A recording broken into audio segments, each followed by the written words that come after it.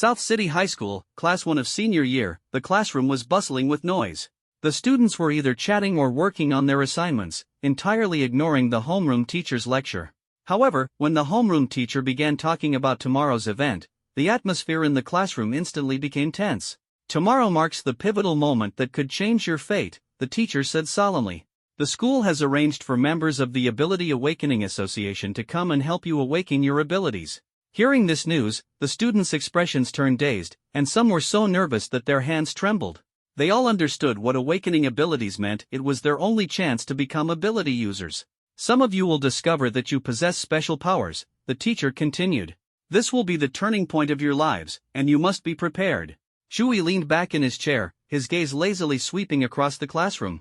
It's been 18 years since I transmigrated here. Time truly is a fascinating thing. He took a deep breath, a determined expression forming on his face. Ability awakening? I wonder what kind of power I'll gain. Shui's deskmate, Zhang Xin, raised an eyebrow and grinned. Hey, Shui, with your current strength, you should awaken some insanely powerful ability tomorrow, right? His tone was light and full of anticipation, as if waiting for an exciting show. Shui responded calmly, we'll see. Awakening abilities isn't just about being strong. To awaken an S-level ability or higher, that's like finding a needle in a haystack. Shui, I believe in you. When the time comes, show those who underestimated you just how amazing you are. Zhang Xin said with a smile. Shui glanced at Zhang Xin, his eyes reflecting a mix of determination and confidence. He knew that awakening an S-level or higher ability was no easy feat. Zhang Xin, I'm not doing this to prove myself to others. It's for my dream, Shui said firmly. Zhang Xin asked curiously, dream? What dream? Shui replied calmly, world peace, free from war. Zhang Xin sighed, shaking his head helplessly. World peace is a beautiful wish, but it's so hard to achieve.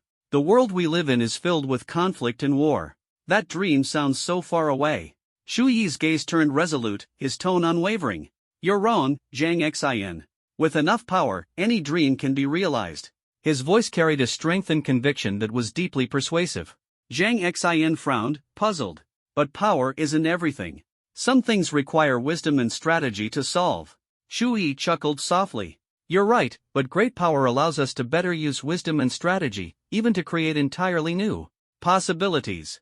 Imagine, with immense power, you could easily open doors that were once closed, or even carve out entirely new paths. He paused for a moment before continuing, so, don't fear the pursuit of power.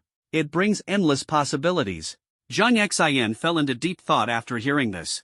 After school, Shui walked through a narrow street and arrived at an old residential complex. The building bore the marks of countless years, its walls weathered, windows broken, exposing rusted steel and cement. The scene silently narrated the passage of time. As he entered the complex, children played in the streets, their laughter echoing, while elderly residents sat outside chatting. The entire area exuded a serene and peaceful atmosphere. Shui gently pushed open the door to his home. Inside, the space was so clean it seemed freshly tidied, with a faint fragrance wafting from every corner, putting one at ease. Even in this rundown district of South City, this old apartment was a unique gem.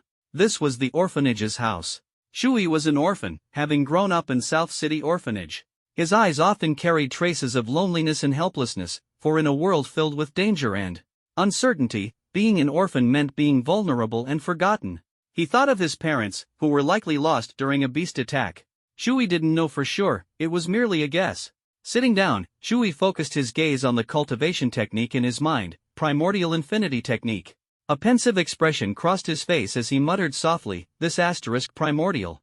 Infinity technique asterisk was given to me by a blind old man in my previous life.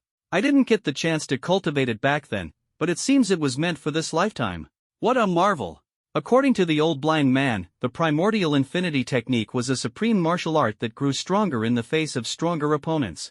Once mastered, its power could increase infinitely, with no upper limit. Yet, despite cultivating it for 10 years, Shui had never managed to break through the first stage. Every time he tried to breach the barrier, it felt as though an invisible force blocked him, leaving him in utter frustration. However, ever since he started cultivating, his body had steadily grown stronger. It was as if every session infused him with new energy, providing an unending source of strength. Shui sat cross-legged, closed his eyes, took a deep breath, and began his practice. Time passed, and he could feel the surrounding spiritual energy seeping into his body, as if he were merging with the heavens and earth. His body trembled slightly, and his mental strength continued to grow. The next morning, sunlight broke through the clouds and illuminated the sports field of South City High School. At the center of the field stood a tall platform, atop which lay a massive circular formation. The formation exuded an aura of mystery and antiquity, as though it held the key to unlocking latent abilities. Its intricate patterns and runes intertwined, resembling a masterpiece of art. Below the platform, a group of students stared in astonishment at the formation. One couldn't help but shout, "Is this the legendary Awakening Spirit Array?" His voice was filled with excitement and awe. Another student exclaimed enthusiastically, "This formation is incredible. I've never seen anything so breathtaking." On the platform, several seasoned members of the Ability Awakening Association stood, gazing down at the excited students. The students' emotions surged, their eyes brimming with reverence for the ability users. To them, becoming an ability user meant ascending to the top of society, becoming true elites. Wow, if I can awaken an ability, that'd be the pinnacle of life. Mansions, luxury cars, beautiful girls, everything would be mine. One student became lost in his grand fantasies, unable to extricate himself. Suddenly, the principal picked up the microphone, his voice steady and powerful. "Now, all senior year students, please step into the array, one by one, and awaken your latent abilities."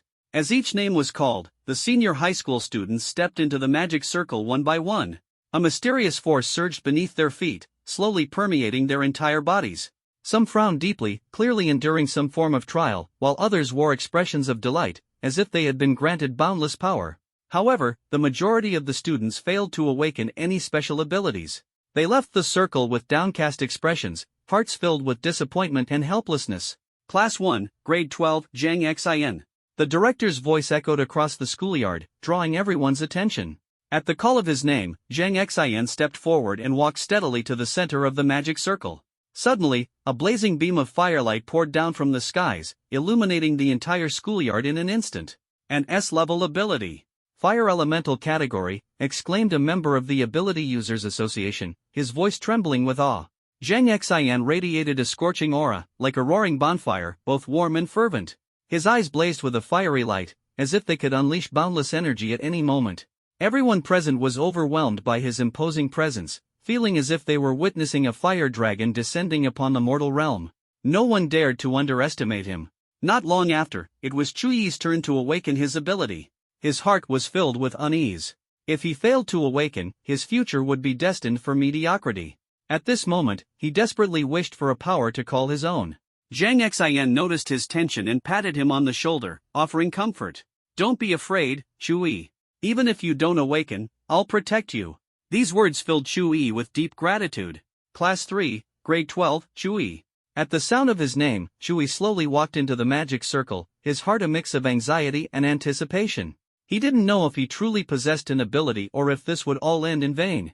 Moments later, a surge of black mist erupted from his body, like a violent black whirlwind swallowing everything around it.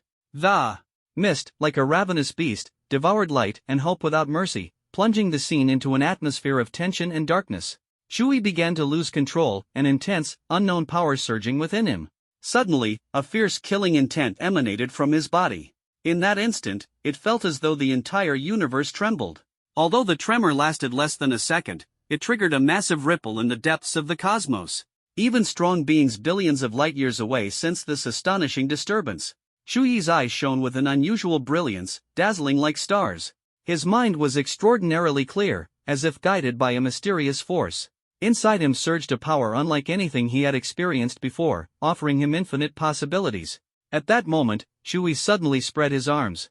A blinding light burst forth from within him, radiant as the sun. This light seemed to come from an enigmatic, otherworldly realm, its power awe-inspiring.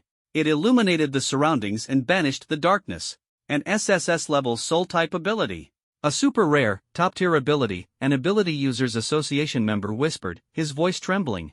SSS-level abilities were the stuff of legends. Meanwhile, in the principal's office at Yanjing Academy in Yanjing City, Longshao clutched the phone tightly, his gaze fixed resolutely out the window, his heart brimming with determination and ambition. "An SSS-level ability user has appeared in Nanchang," Longshao declared firmly. "Send someone to Nanchang immediately. Spare no effort to ensure he joins Yanjing Academy." "Understood, Principal." "Leave it to me," came the decisive reply from the other end of the line. Long Xiao exhaled in relief. Shuyi's awakening set off a chain reaction throughout the ability academies of Longhua.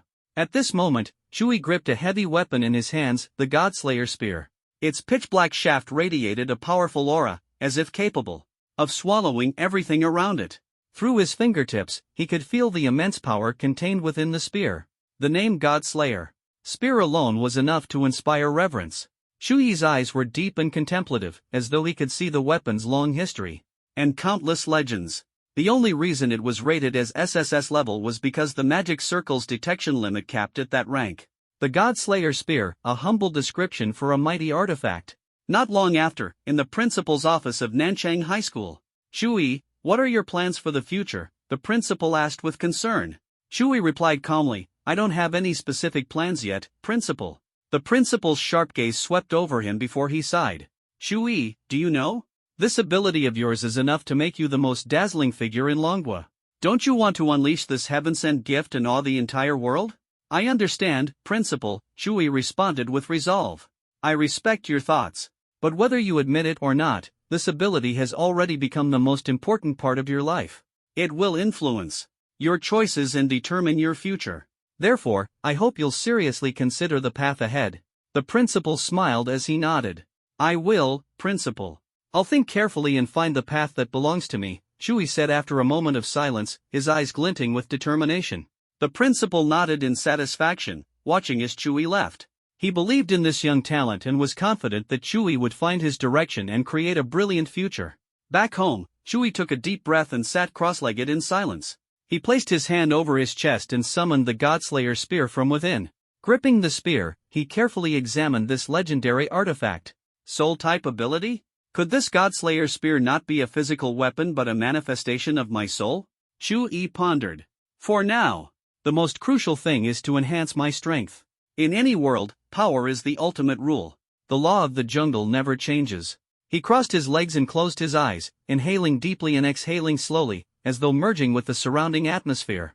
Gradually, he began practicing the primordial infinity technique, sensing a mysterious force flowing through his meridians, steadily clearing previous blockages. An invisible force seemed to push upward from the top of his head. Eventually, a refreshing energy surged through his crown, spreading throughout his body and shattering the barrier at his neck in an instant. It was as though his body had been remolded, every meridian, every cell exuded powerful energy. This mysterious force flowed like a clear stream, cleansing the impurities within Shuyi. Amazing! Shuyi whispered in astonishment. I never expected the bottleneck in my primordial infinity technique, which I couldn't break through before, to vanish after awakening my ability. Now, a surge of powerful energy coursed through his body. His muscles were firm and strong, and he felt as though he could easily lift any heavy object. His mind was clearer, his thoughts sharper, and even problems that once seemed unsolvable now felt effortless to tackle.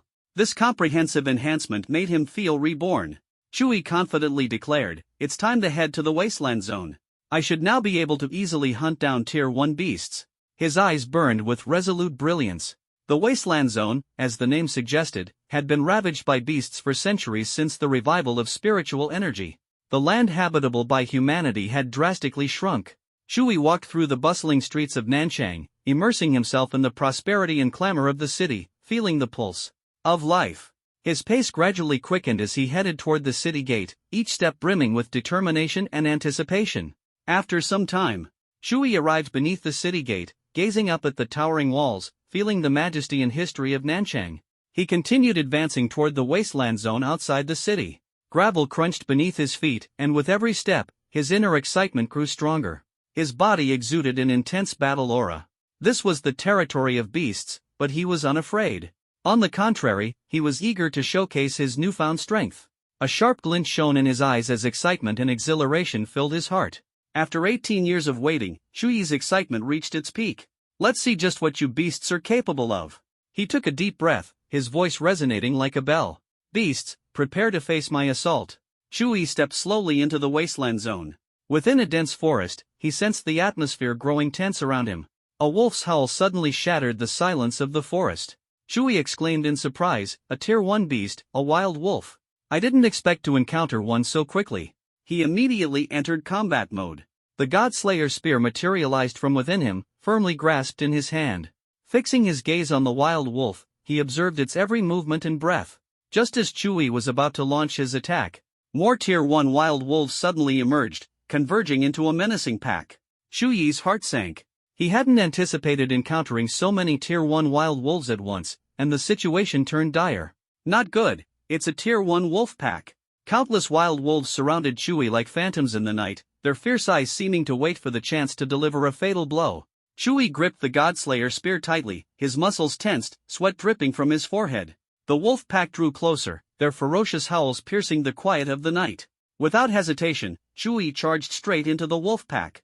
The God-Slayer spear in his hand was like a king of the darkness, radiating an aura that struck fear into the wolves. Many of them retreated under its oppressive presence. Chewie weaved skillfully through the wolf pack, dodging and countering in turn, preventing the wolves from closing in on him. This was the fruit of his years of training in the primordial infinite technique. His speed was astonishing, and those efforts had not been in vain. However, the sheer number of wolves began to take its toll on Chewie. He started to feel the strain, realizing that this was only the beginning.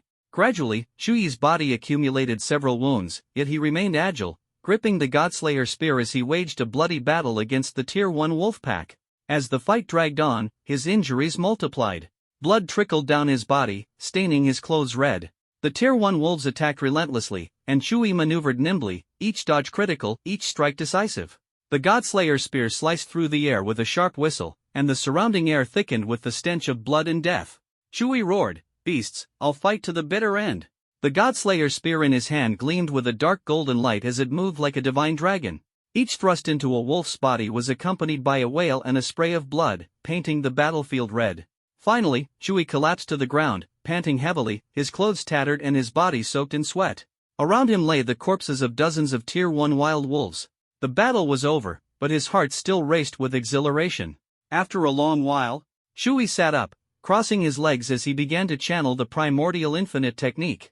The recent battle had provided him with invaluable experience.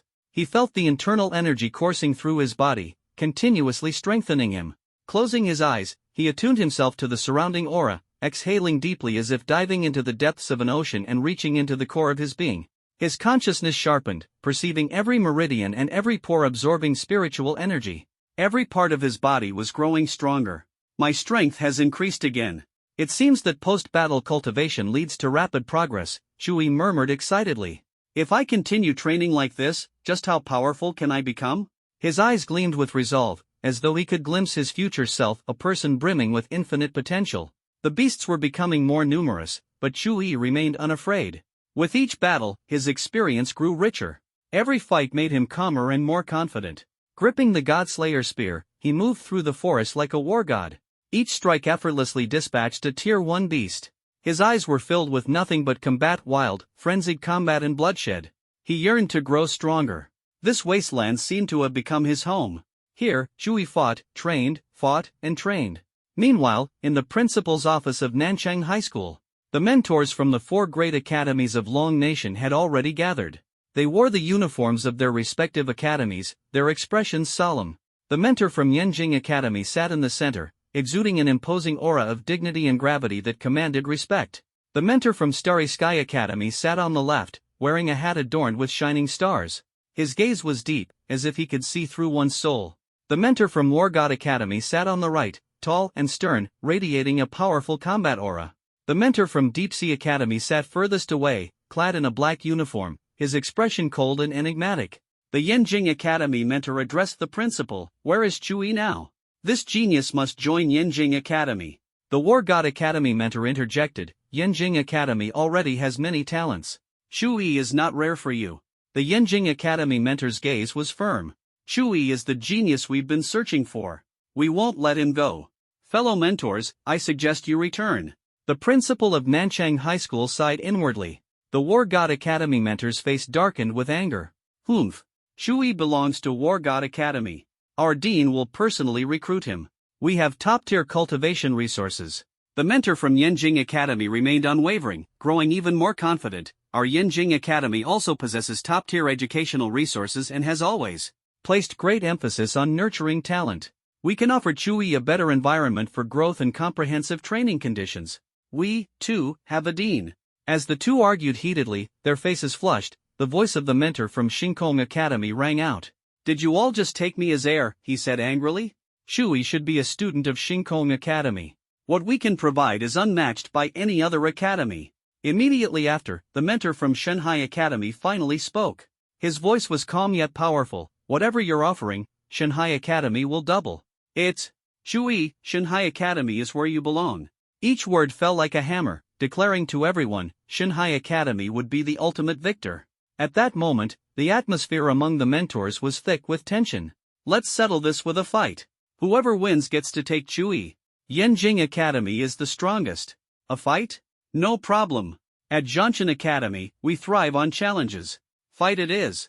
I'll call in the experts from Shinkong Academy immediately. Ha! All you know is fighting in chaos.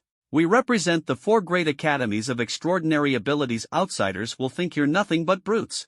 At this point, the principal of Nanchang High School raised his hand, attempting to calm the rising conflict. He cleared his throat and finally said, everyone, stop arguing.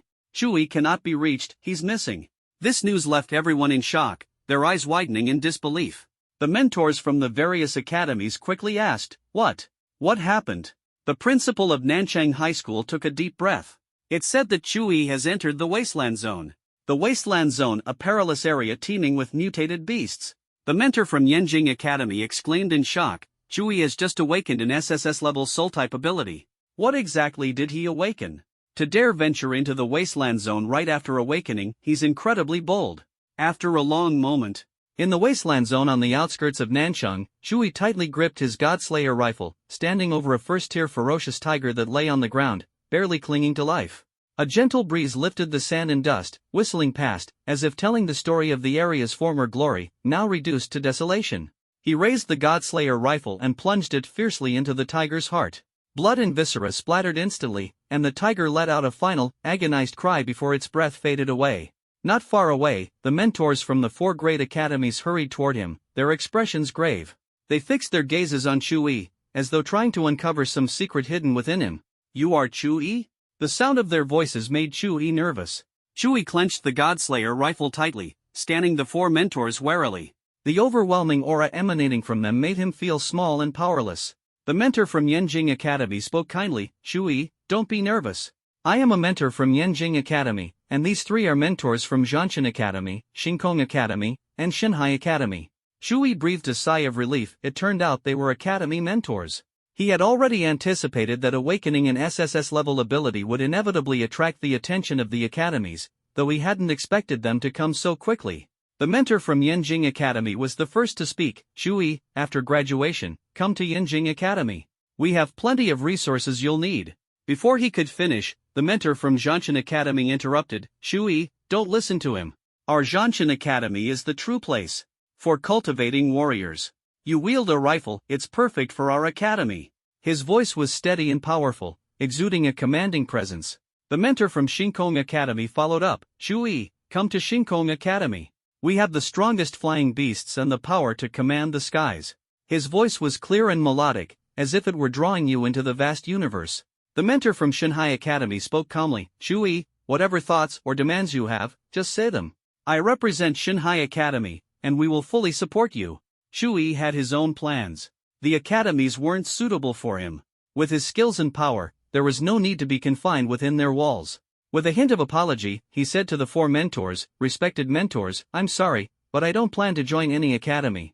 I intend to join the Nightwalker organization. Resolute in his heart, Shui knew that the academies couldn't fulfill his aspirations. He needed to fight, and he longed for freedom. Students in the academies were merely flowers sheltered in a greenhouse. Without hesitation, Shui informed the 4 mentors of his decision and expressed his intention to join the Nightwalker organization. The Nightwalker organization aimed to eliminate mutant beasts and protect civilians. Its loose structure made it ideal for independent individuals, perfectly aligning with Shui's preferences. Shui, you're very thoughtful. We understand your choice, the mentor from Zhanshan Academy said with a smile. But be warned, the path of the Nightwalker is fraught with danger and peril. The mentor from Yanjing Academy looked at Shui seriously, his tone filled with concern and caution. You should reconsider joining Yanjing Academy. The Nightwalker organization is extremely dangerous, and one misstep could cost you your life. Shui frowned, taking a deep breath. His gaze was unwavering. I want to personally eliminate all mutant beasts and restore peace to the world. The Nightwalker organization is my best choice. His words were filled with determination, expressing an unyielding resolve. The other two mentors, seeing his resolute attitude, chose not to persuade him further. They sighed deeply and left silently. The mentor from Yanjing Academy sighed as well and slowly handed Chui a small note. Here's my contact information. Reach out to me anytime if you encounter any issues. The mentor from Zhanshan Academy patted Chuyi's shoulder warmly, exuding an aura of strength. With eyes full of resolve, he said, Chui, Zhanshan Academy will always welcome you. Here's my contact information, make sure to visit us if you ever get the chance. After bidding farewell to the mentors amicably, Chui returned to Nanchang. The Nanchang branch of the Nightwalker organization was a towering building, its walls adorned with various weapons and equipment, exuding a strong battle-ready atmosphere. Chui walked through the corridor into the main hall, carefully observing his surroundings. At the registration desk stood a young girl with a smile on her face. Excuse me, how can I join the Nightwalker organization? Chui asked politely. The girl smiled and replied, the Nightwalker organization values strength highly. To join, you must pass an assessment. Then take me to it. Chui said. The girl led him to the testing room. Here, we simulate combat scenarios against mutant beasts. It's our only assessment criterion. Your combat power must exceed 1000 to pass.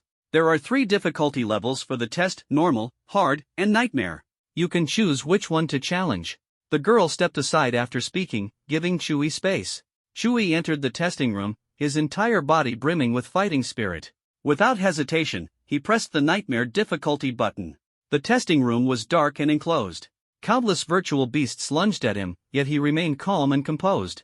In an instant, the god-slaying spear materialized in his hands.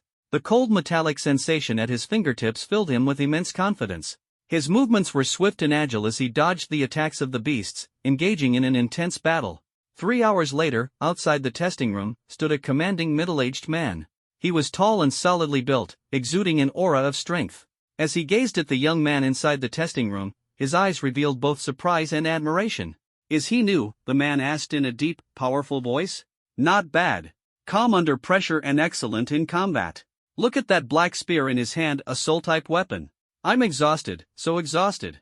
The door to the testing room opened, and Chui emerged, completely drained, as if he had just experienced a life-or-death struggle. He looked up and saw the imposing middle-aged man. Chuyi's heart stirred. He knew this man was no ordinary figure. Who are you? He asked hoarsely. The man smiled, revealing a set of straight, white teeth. I'm a member of the Nightwalker organization. Codename, Black Bear. Chui frowned slightly. Black Bear? He quickly introduced himself. Hello, I'm Chui. Chui, interested in joining my team to hunt beasts together? Black Bear asked. Chui straightened up, giving Black Bear a deep look. With a confident smile, he replied, Sorry, Uncle Black Bear. I'm not planning on joining a team just yet. Black Bear nodded reluctantly, looking regretful, before finally leaving. Chui turned to the young girl and asked, Did I pass? Can I join the Nightwalker organization? The girl smiled and replied, Of course. Follow me. She led Chui to the top floor of the Nightwalker headquarters.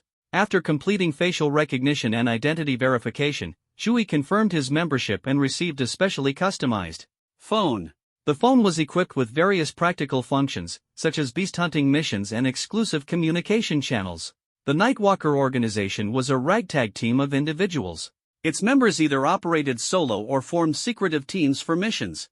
Their goal was to protect the innocent, but their lives were lonely and fraught with danger. As night fell, the city lights sparkled like gems, adorning the night sky with brilliance.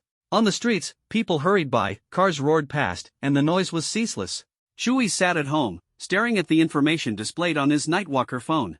In the world of ability users, they were divided into 4 major categories: elemental, summoning, physical, and soul. Elemental, the ability to control natural elements such as wind, fire, water, earth, and electricity. Summoning, the power to summon strange creatures such as spirits, beasts, demons, and other bizarre entities. Physical, control over one's own body, enabling feats like teleportation, enhanced strength, shapeshifting, and extraordinary physical capabilities. Soul, the most mysterious of all abilities. Upon awakening, users gain a unique power, weapon, or skill. With each level up, they unlock new abilities. It is unpredictable, capable of being the strongest or the weakest. These classifications were constantly evolving. After all, the world was vast, and miracles were everywhere. Just like his god-slaying spear, it seemed to harbor immense secrets. Soul-type abilities unlock new powers with each level up.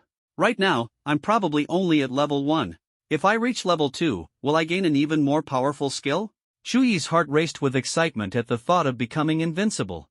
He continued to study the content on his phone, which detailed the cultivation guide for ability users. First, absorb spiritual energy. The speed depends on one's ability level. When cultivating, users must learn to absorb the spiritual energy present in their surroundings. This energy is everywhere. The higher the level, the faster the absorption. To do this, one needs a quiet environment, focusing their attention on the air, sensing the location of the spiritual energy, and then drawing it into their body. Note, spiritual energy is a unique form of energy. To this day, no one has figured out exactly what it is. Second, absorb beast cores to enhance cultivation efficiency.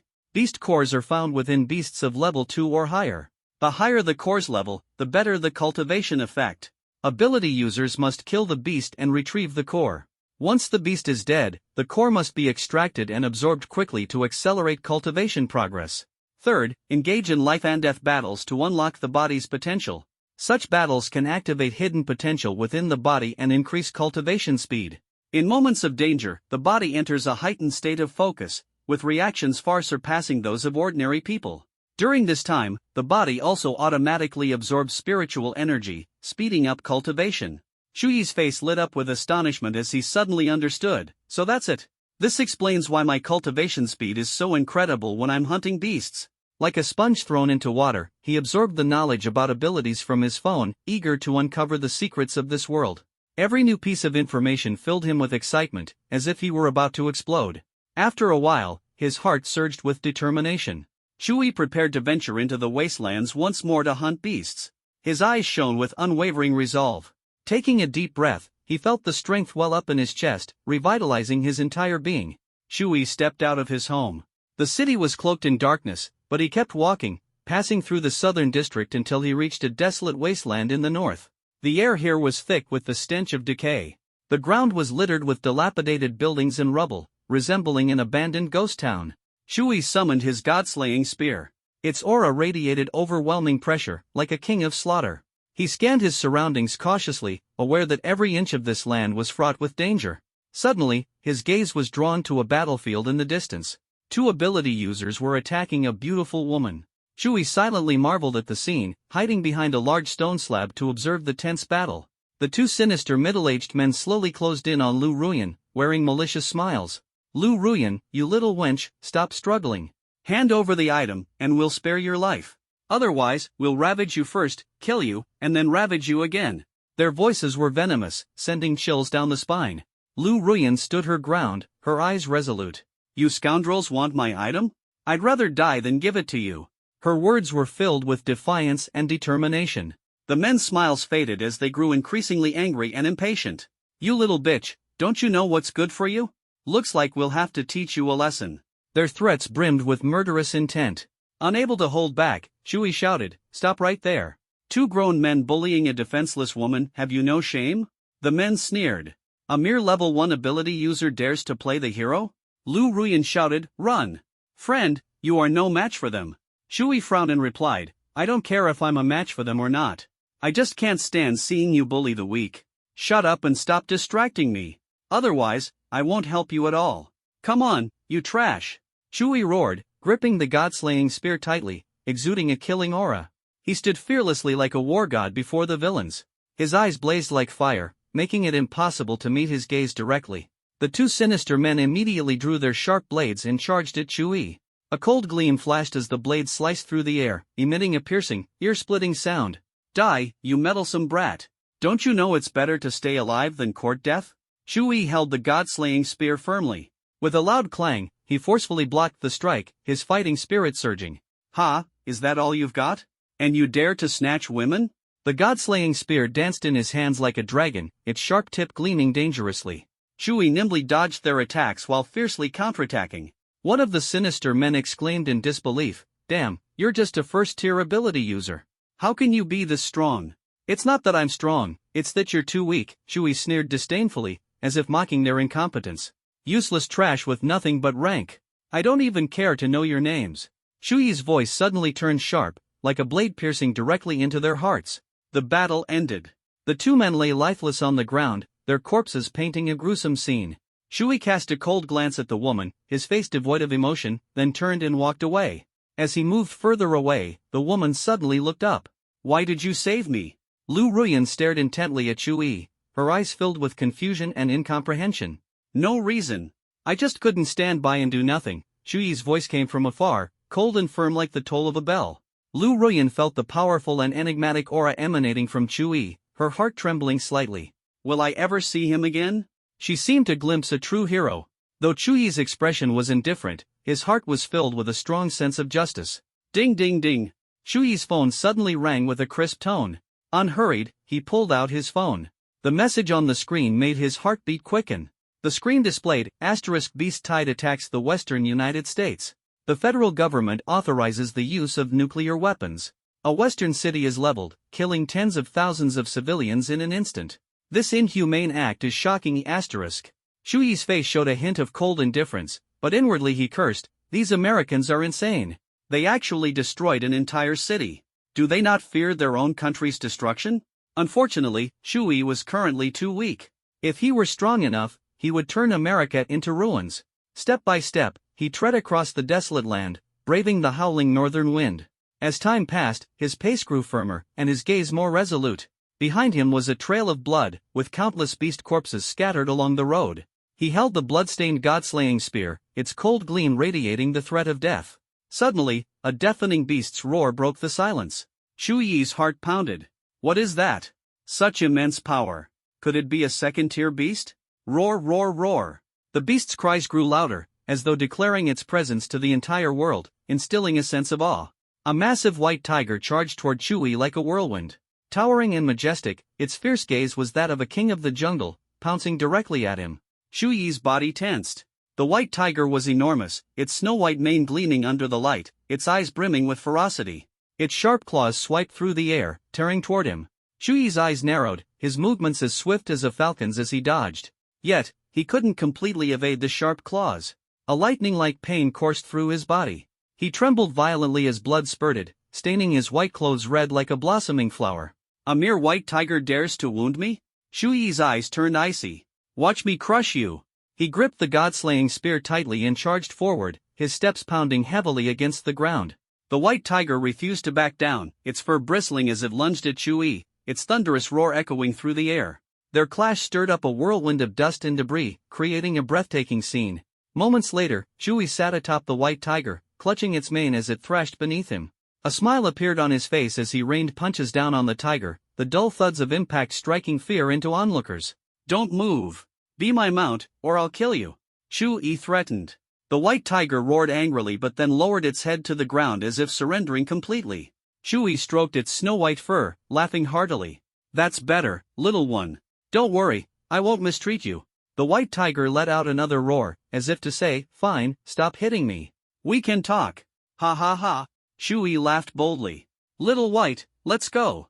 We'll sweep across the wasteland to the north. The white tiger roared as it strode northward, Chewie riding on its back, holding the god-slaying spear tightly. His posture was upright, his gaze sharp, exuding an invisible aura of power.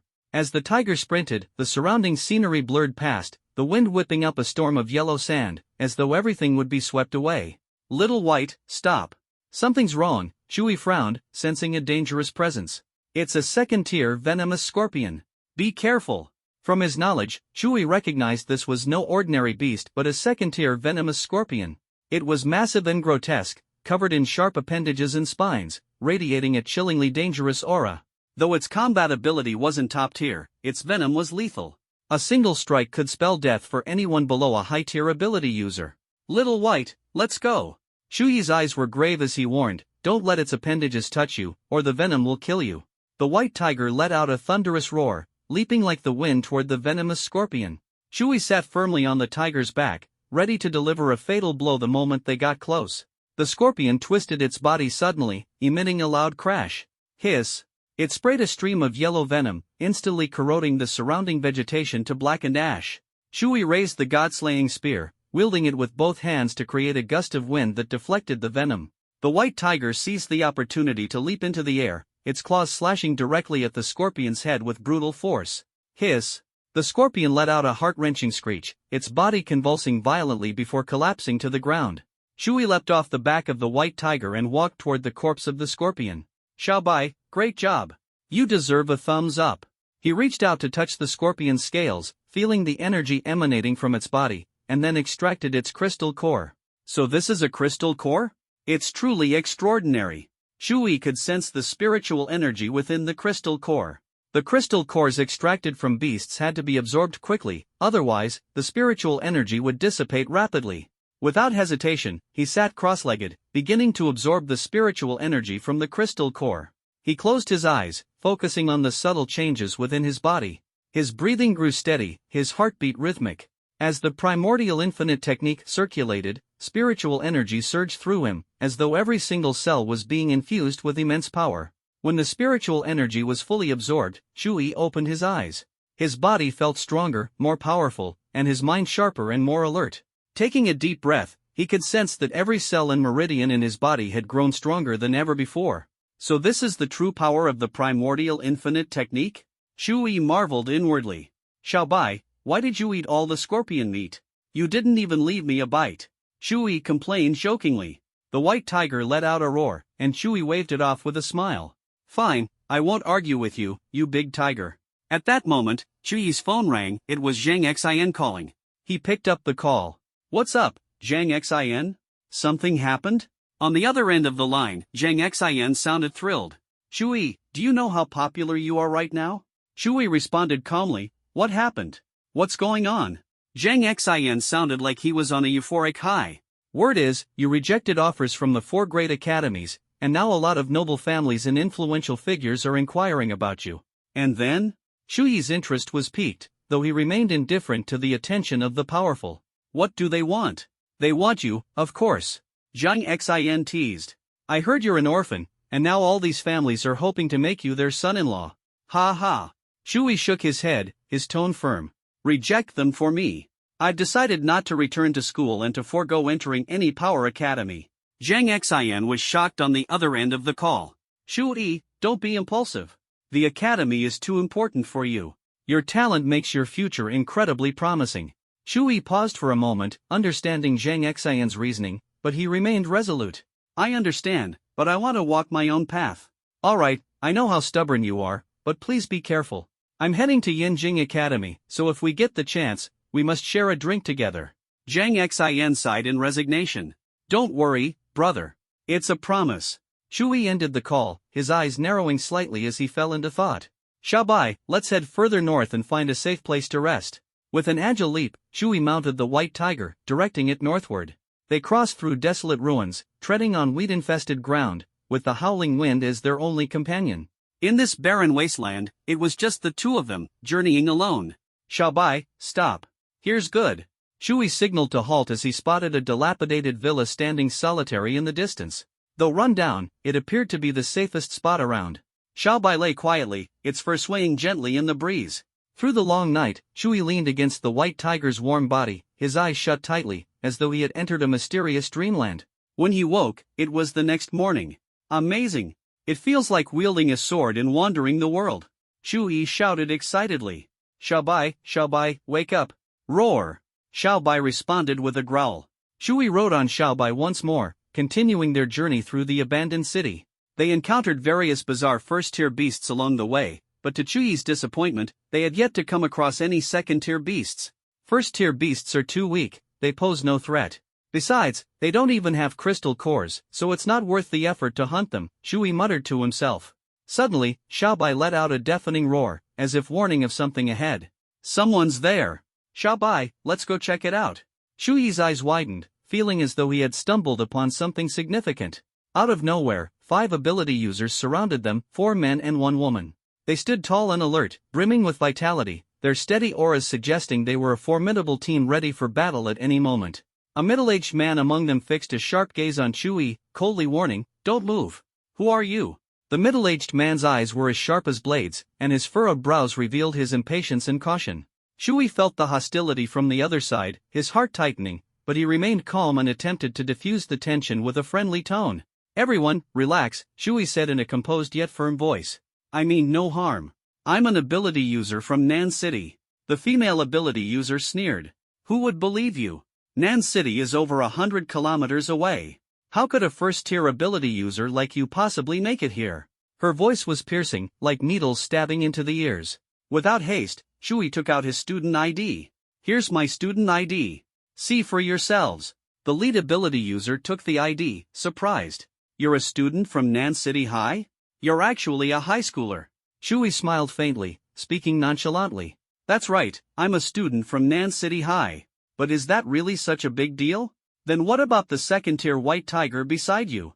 The lead ability user was visibly startled, a flicker of astonishment in his eyes. Oh, you mean Xiaobai? It's my companion. Thanks to it, I've managed to make it here safely. Shui explained with a smile. I see. Then come with us, the man in charge nodded.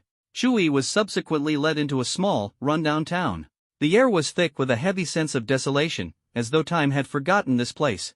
Despite the poor conditions, the town was populated by numerous ability users. Perhaps for certain reasons, they had chosen this place, or maybe the environment suited their abilities better. However, the ordinary people here were gaunt and frail, their lives clearly exceptionally harsh. Why don't you all go to Nan City? It's safe there, free from the troubles of beasts, and ordinary people live much better lives, Shui couldn't help but ask. The middle-aged man replied calmly, it's not that we don't want to go. It's that Nan City no longer accepts outsiders. Why? These people are homeless and struggling to survive. Why wouldn't Nan City take them in? Shui was stunned, his eyes full of disbelief. Isn't that the most basic principle of humanity? Sigh. The middle-aged man let out a heavy breath, looking at Shui with a somber tone. You're still a student. You don't understand the true situation of Southern City. 100 years ago, spiritual energy awakened, and ferocious beasts rampaged. Global resources became scarce. Now, the Dragon Nation has only 4 cities left, Yanjing, Donli, Shisha, and Nansheng, he continued, his voice filled with helplessness. Resources are limited, and we can't sustain too many people. That's why these cities rarely accept outsiders. Shui fell silent, taking a deep breath as he gazed at the ordinary people before him, his heart filled with complex emotions.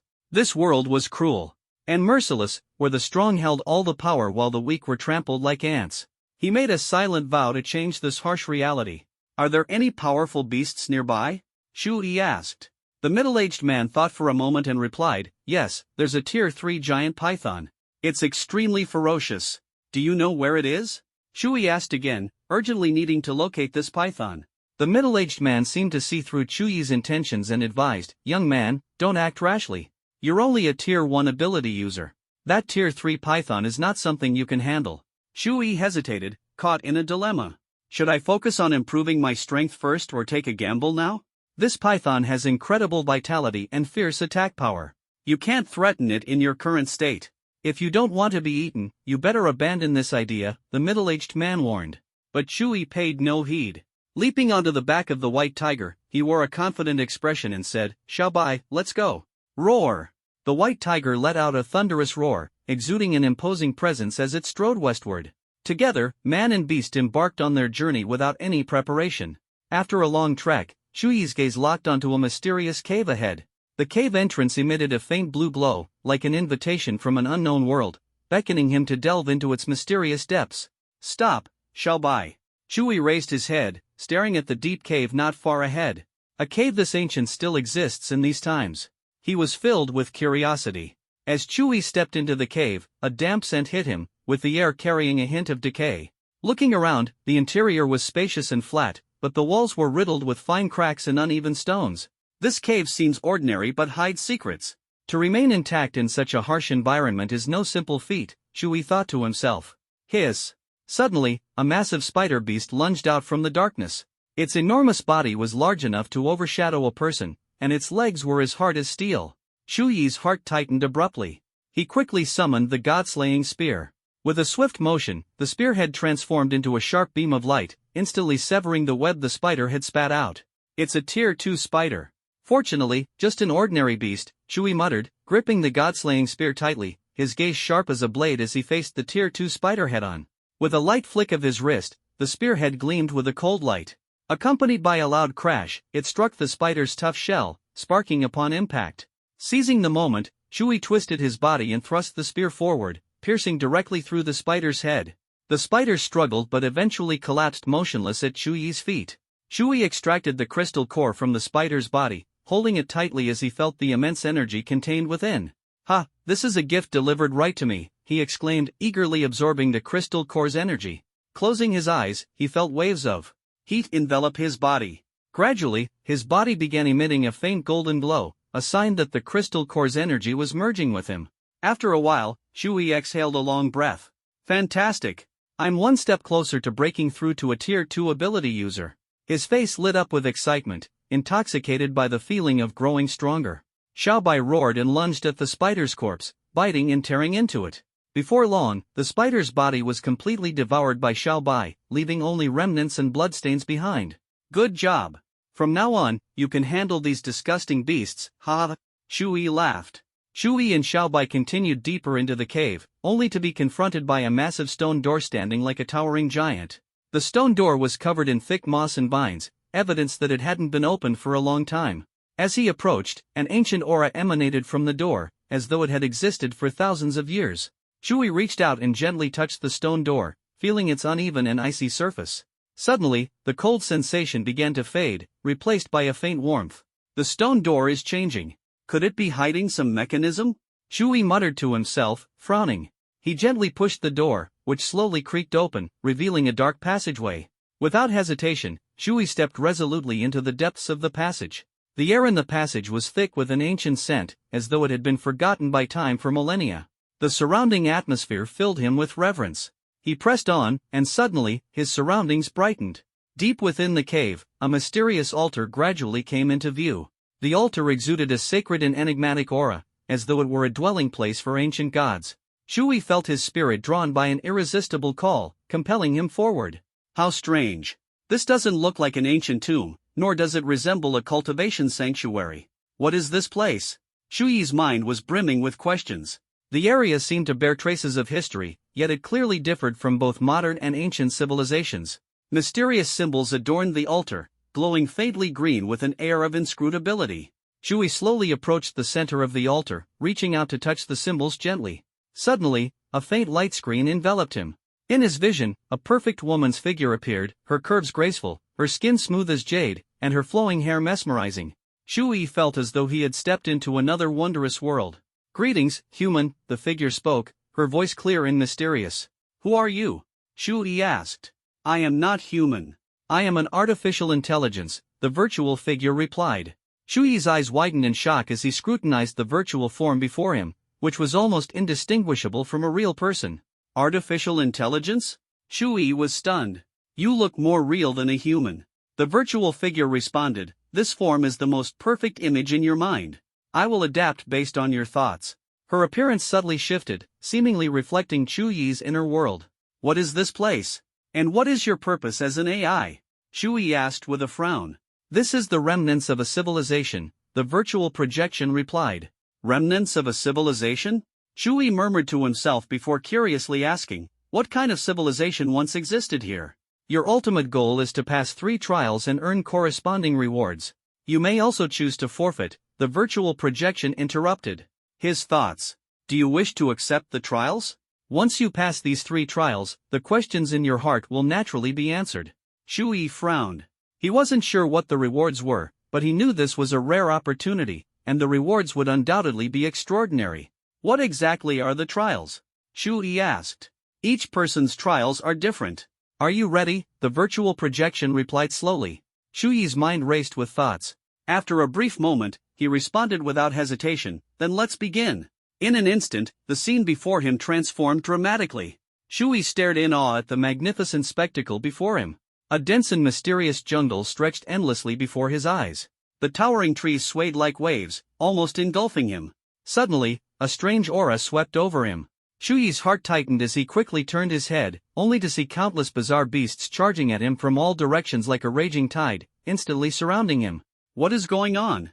This is insane. Shui panicked inwardly, frantically swinging his Godslayer spear in an attempt to fend off the beasts. But with each strike, he could only kill one beast, while the others surged forward ceaselessly like an endless swarm of ants. There was no stopping them.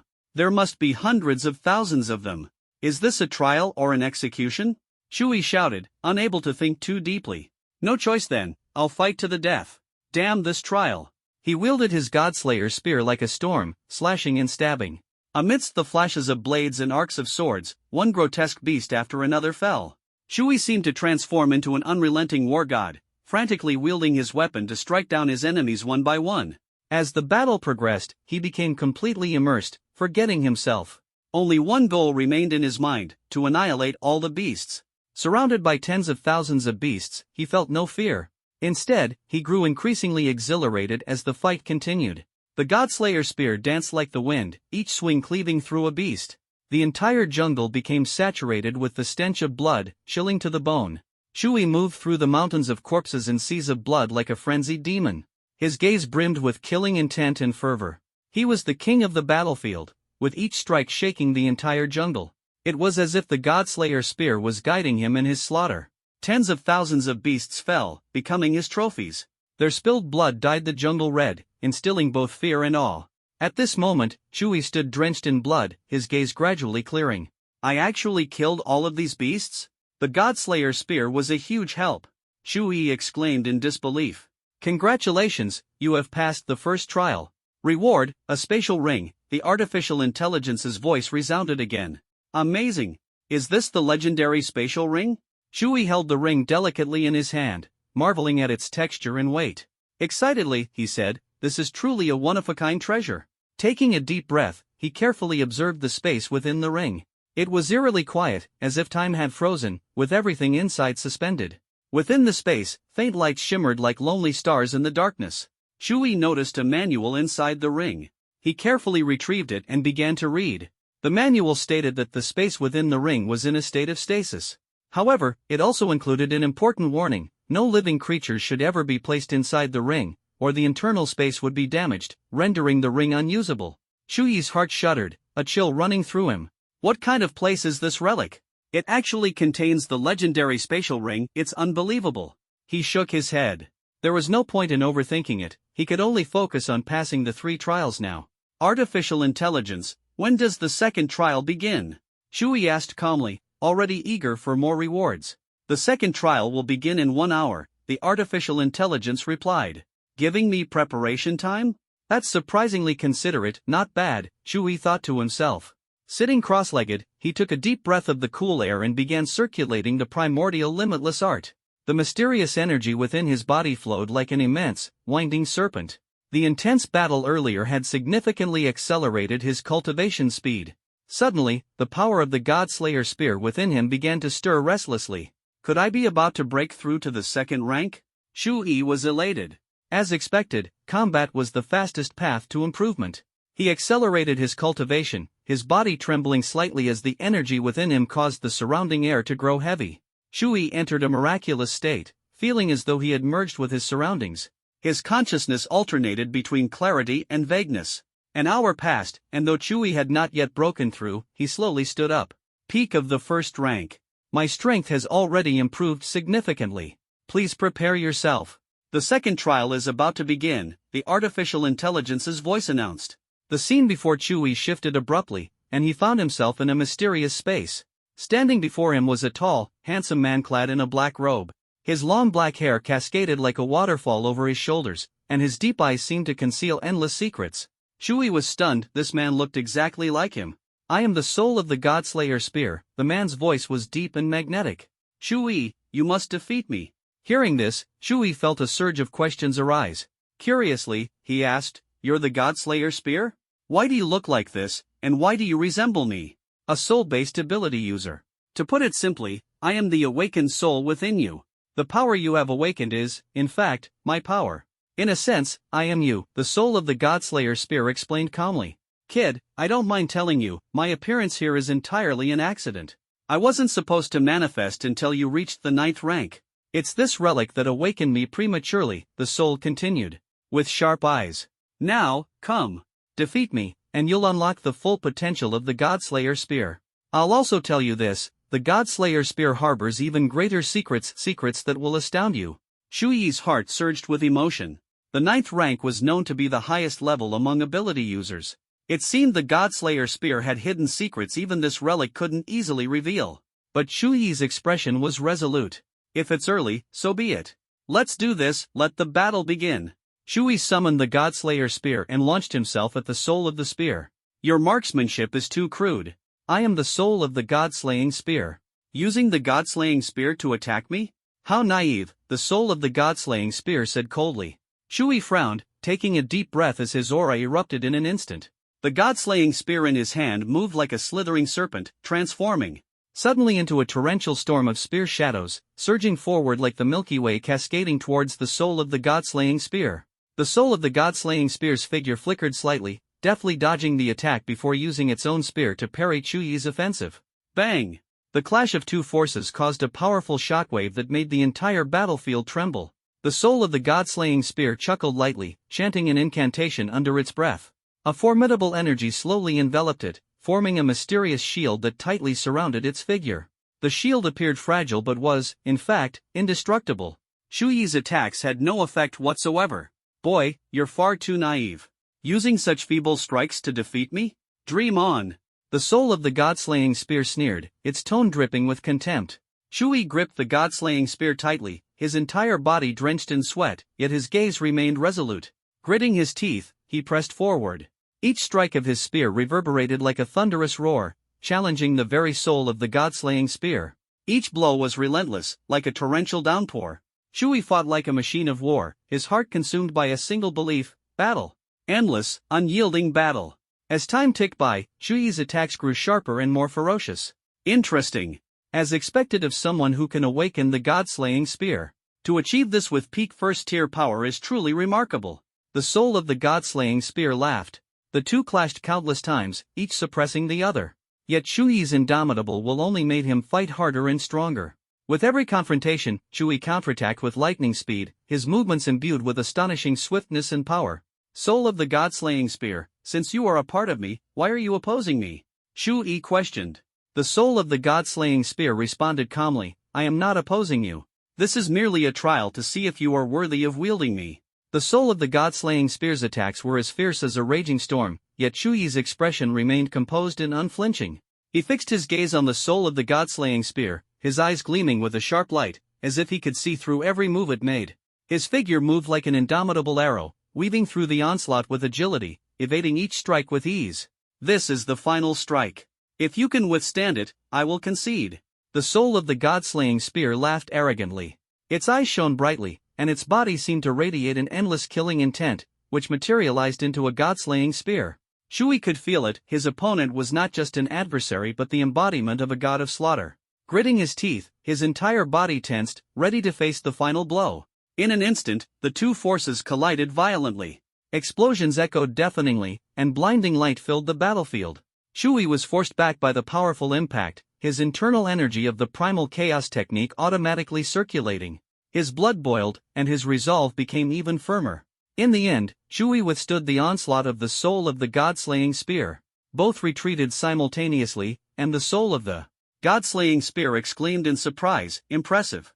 You actually managed to block my strike. Your technique is indeed extraordinary. As it finished speaking, a beam of light flashed. The soul of the God-slaying spear transformed into a ray of light and fused into Shu Yi's body. An artificial intelligence voice rang out again. Congratulations on passing the second trial. Reward, second source elixir. In an instant, a vial of elixir appeared in Shu Yi's hand, accompanied by a detailed instruction manual.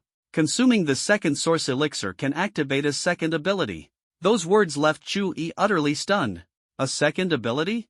Everyone in the world knew that a person could only awaken one ability. Those capable of awakening even one ability were already rare, let alone dual ability users, which were practically the stuff of legends. And now, this second source elixir could activate a second ability. It was like a chicken suddenly learning to fly into the sky, utterly mind-blowing. Incredible! The level of technology of this civilization is simply astonishing. Countless thoughts exploded in Shu Yi's mind, making him both excited and anxious. Artificial intelligence, when does the third trial begin? Shu Yi shouted eagerly, his voice brimming with excitement and anticipation, unable to wait for an answer. The artificial intelligence replied coldly, "The mortality rate for the third trial is 99.9999999%. Are you certain you wish to proceed? You can still back out now." Hearing this, Chuyi's entire body tensed. Life and death are but parts of the cycle. Without death, how could life be cherished? His expression suddenly became solemn, but his tone was unnervingly calm. "I've already died once. Afraid of death? Do you think I, Chuyi, am a coward? Bring it on. Show me how you can make me die." This time, the artificial intelligence remained silent. The scene shifted instantly. A beam of 7-colored light suddenly flashed out of the void, like a searing bolt of lightning, striking directly at Chuyi. He felt as though his entire body was being torn apart, as if he were submerged in molten lava. The excruciating pain made it nearly impossible to breathe. Every inch of his skin twisted, every nerve trembled, as if this wild force would completely devour him. Chuyi felt an unprecedented pressure, his body and mind as if being cut apart by invisible blades. A series of blurred images flashed before his eyes, too fast for him to discern. "Is this all you've got? Didn't you say it was certain death?" Chuyi roared, enduring wave after wave of 7-colored beams. His fighting spirit was completely ignited. "I, Chuyi, refuse to lose. Come on. Want me dead? No way. My life cannot even be taken by the heavens themselves. Again. Bring it on," he bellowed, his voice filled with defiance. Though his body was torn beyond recognition, drenched in blood, and exposing white bone, he showed no fear. The 7-colored beams rained down continuously. His body was no longer distinguishable, a gruesome mess of blood and exposed bones, creating a scene of utter devastation. Chuyi lay on the ground, his life hanging by a thread. A wave of emotion surged in his heart, as if all the exhaustion and pain had finally crushed him. But he felt no fear. Instead, he experienced an odd sense of tranquility, as though death was the ultimate destination and liberation. He closed his eyes slightly, feeling every cell in his body gradually fall into slumber, as though awaiting some kind of miracle.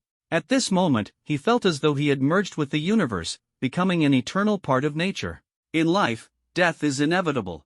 Sigh, I haven't even gotten married yet. Oh well, so be it. He took a deep breath, emotions swirling in his heart. At the very moment Chuyi let go of his worries, an invisible force surged within his body, and the Hunyuan Wuji technique unexpectedly activated on its own. This force, like a warm stream, gently seeped into Chuyi's nearly lifeless body. As time passed, his body gradually stabilized, and his vitality slowly increased. However, the recovery process was slow. It would take approximately 3 days for him to fully heal. The Hunyuan Wuji technique operates on its own. Could this be the legendary rebirth from the brink of death? Chuyi was overjoyed in his heart.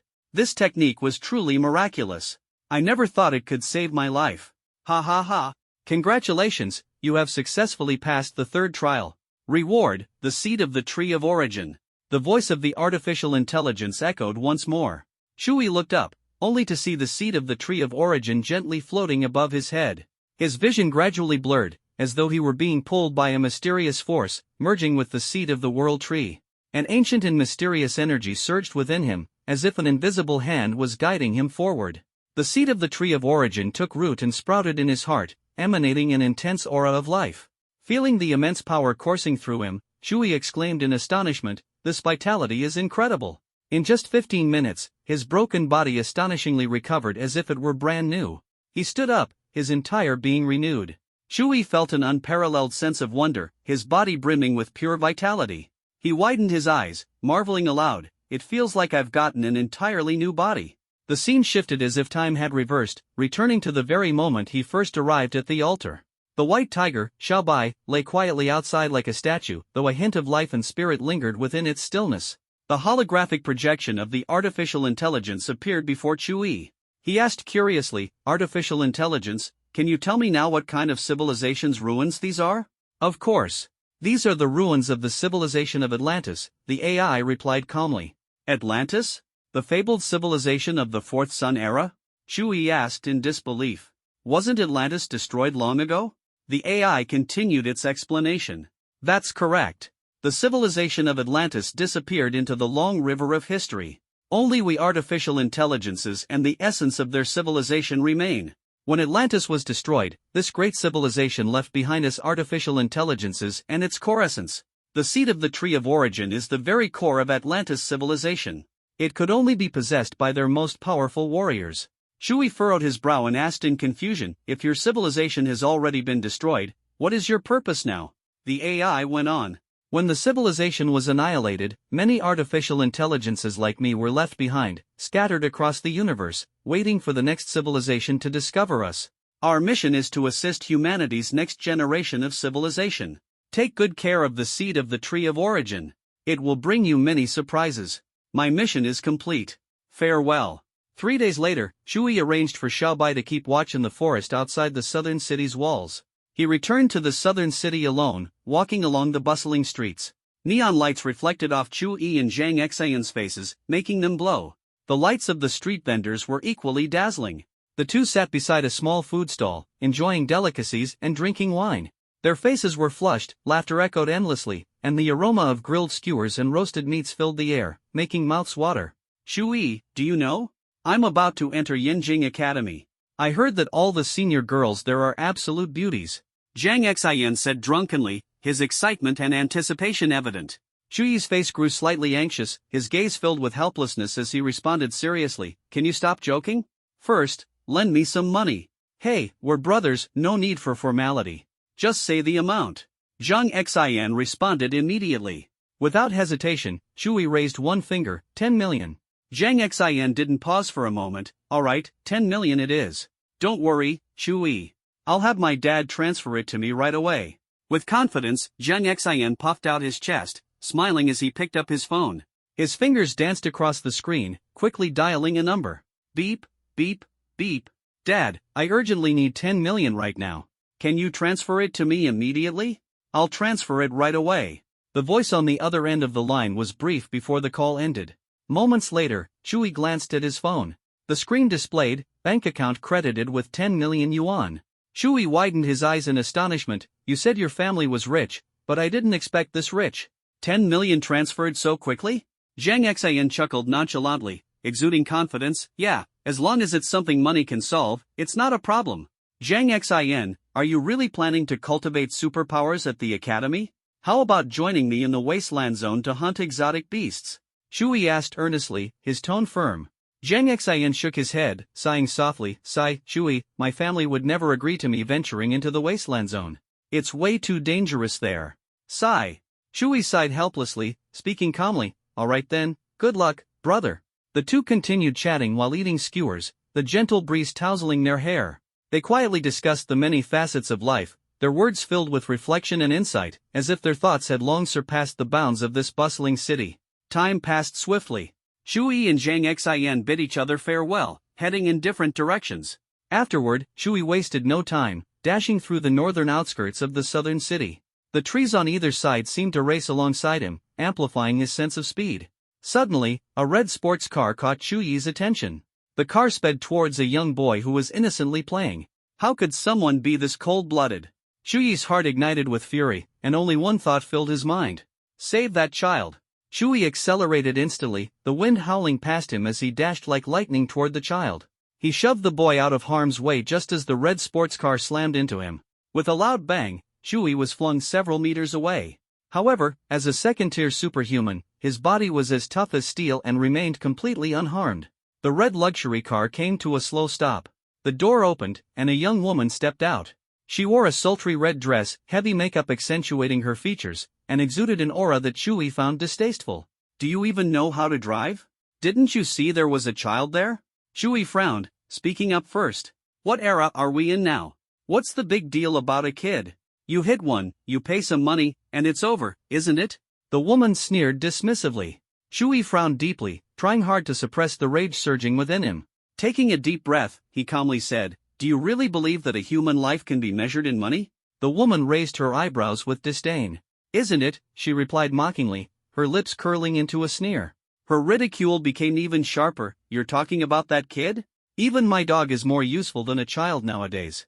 Her tone was full of contempt. Listening to her words, Shui felt a mixture of confusion and fury swelling in his chest. His gaze fixed on the distant horizon, as if contemplating the cruelty and coldness of this world. My dog is more useful than a child. That sentence echoed repeatedly in Shuyi's mind. In an instant, the Godslayer spear began to spin violently, and a fierce, turbulent aura surged around him, enveloping the area. Shu Yi's voice turned hoarse, like a low growl from a demon in the depths of hell. He locked his gaze on the woman in front of him, his eyes burning with rage and menace. "Dare to say that again," he snarled. The woman, full of arrogance, taunted him back. "You, a superpowered individual, dare to lay a hand on me? I'm just an ordinary person. Go ahead, touch me, see what happens. I'll report you to the Superpower Association." Her eyes gleamed with contempt and provocation, as if mocking Shu Yi's inability to act. Shu Yi's anger flared instantly. "Humph." A cold snort escaped his lips as his fury erupted in a flash. "Ah! It hurts!" The woman screamed in agony. Her left hand had been severed by the sharp blade of the Godslayer spear, blood splattering everywhere. Shu Yi's movement had been so quick that the woman couldn't even react. She wailed hysterically, "Ah, my hand! My hand! You damned superpowered freak! I'll report you to the Superpower Association, no matter what. My friend works there, don't think for a second you'll get away with this." Her shrill voice pierced the air, grating on anyone's ears like needles.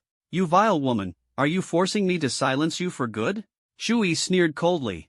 "A word of advice, if you don't stop the bleeding soon, you'll bleed out and die." Panicked, the woman stumbled away, but not before shooting him a venomous glare, her face twisted in fury. "You cursed superpowered freak. Just you wait, the Superpower Association won't let you off so easily." "Ha!" Shu Yi chuckled coldly. "You treat life so carelessly, I doubt anyone would bother helping you." He took a deep breath, muttering softly to himself. That evening, Shu Yi sat quietly on a luxurious sofa, his pet white tiger, Xiaobai, lying obediently in the corner of the living room. The villa was located in the northern suburbs of Nan City, surrounded by an eerie silence. Shu Yi had borrowed money from Zhang Xian to buy this villa because Xiaobai's large size made their previous apartment unsuitable. "This desolate suburban area cost me over 9 million. Shu Yi muttered dramatically. "But I have to admit, the location is perfect, just minutes away from the city outskirts." The villa was situated near the northern city wall of Nan City, only a few hundred meters away. Shu Yi could scale the wall and leave the city within minutes. Sitting cross-legged, Shu Yi held the Godslayer spear, which emanated a chilling glow. He felt the weapon's immense, murderous aura coursing through it. "This murderous aura truly lives up to the name Godslayer spear," Shu Yi murmured, excitement flickering in his eyes. Since advancing to the second tier, the Godslayer spear's aura had become more refined and concentrated, no longer chaotic. With each level he ascended, the spear's murderous aura evolved. During his second trial, the spear's spirit had told him that if he could defeat it, he would unlock the weapon's full potential. Could the full potential of the Godslayer spear go beyond just its murderous aura? Shu Yi sensed that the spear harbored a mysterious power, something far stronger than its aura. This aura is terrifying, it not only injures the body but also corrodes the soul. "It's truly fearsome," Shu Yi exclaimed with excitement. This must be what people mean by one touch to wound, one grace to kill. But now wasn't the time for distractions. Shu Yi retrieved a second source serum from his spatial ring and swallowed it without hesitation. Let's see what kind of power awakens this time. Gradually, Shu Yi felt his body temperature rise, and a gentle energy enveloped him entirely. He sensed every cell in his body operating at high speed, releasing an endless stream of energy. Suddenly, countless crystal-clear water droplets materialized around him, swirling rapidly as if alive. These droplets seemed conscious, moving gracefully and exuding a refreshing aura that seemed to cleanse the air itself. Xiaobai let out an earth-shaking roar, as if celebrating a tremendous victory. "This is an elemental ability, water attribute," Shu Yi exclaimed with excitement. Finally, he had awakened a second ability, a privilege of legend. Laughing heartily, he said, "Xiaobai, are you happy for me?" "Ha ha ha. Time to train hard. We're still too weak," Shu Yi declared. He sat cross-legged, quickly channeling spiritual energy into his body.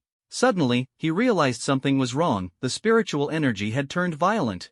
"What's going on?" he muttered, noticing how the energy in the air was being drawn toward the origin tree seed, which was absorbing it voraciously. "The origin tree seed is stealing most of the energy I'm gathering," he exclaimed in surprise. "Nearly 90% of the energy I absorb during training is taken by the seed. Doesn't that mean my cultivation speed will be 10 times slower?" Shu Yi pondered calmly. "But there must be a way to satiate the seed. Never mind, I'll endure it for now. The path will reveal itself eventually." Back to training. Time flew by as Shu Yi immersed himself in intense cultivation.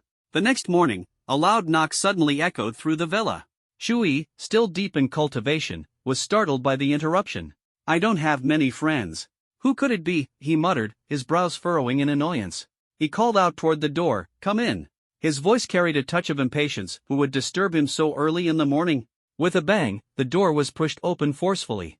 3 individuals dressed in matching uniforms strode in, 2 men and 1 woman, all with stern expressions and sharp, scrutinizing gazes.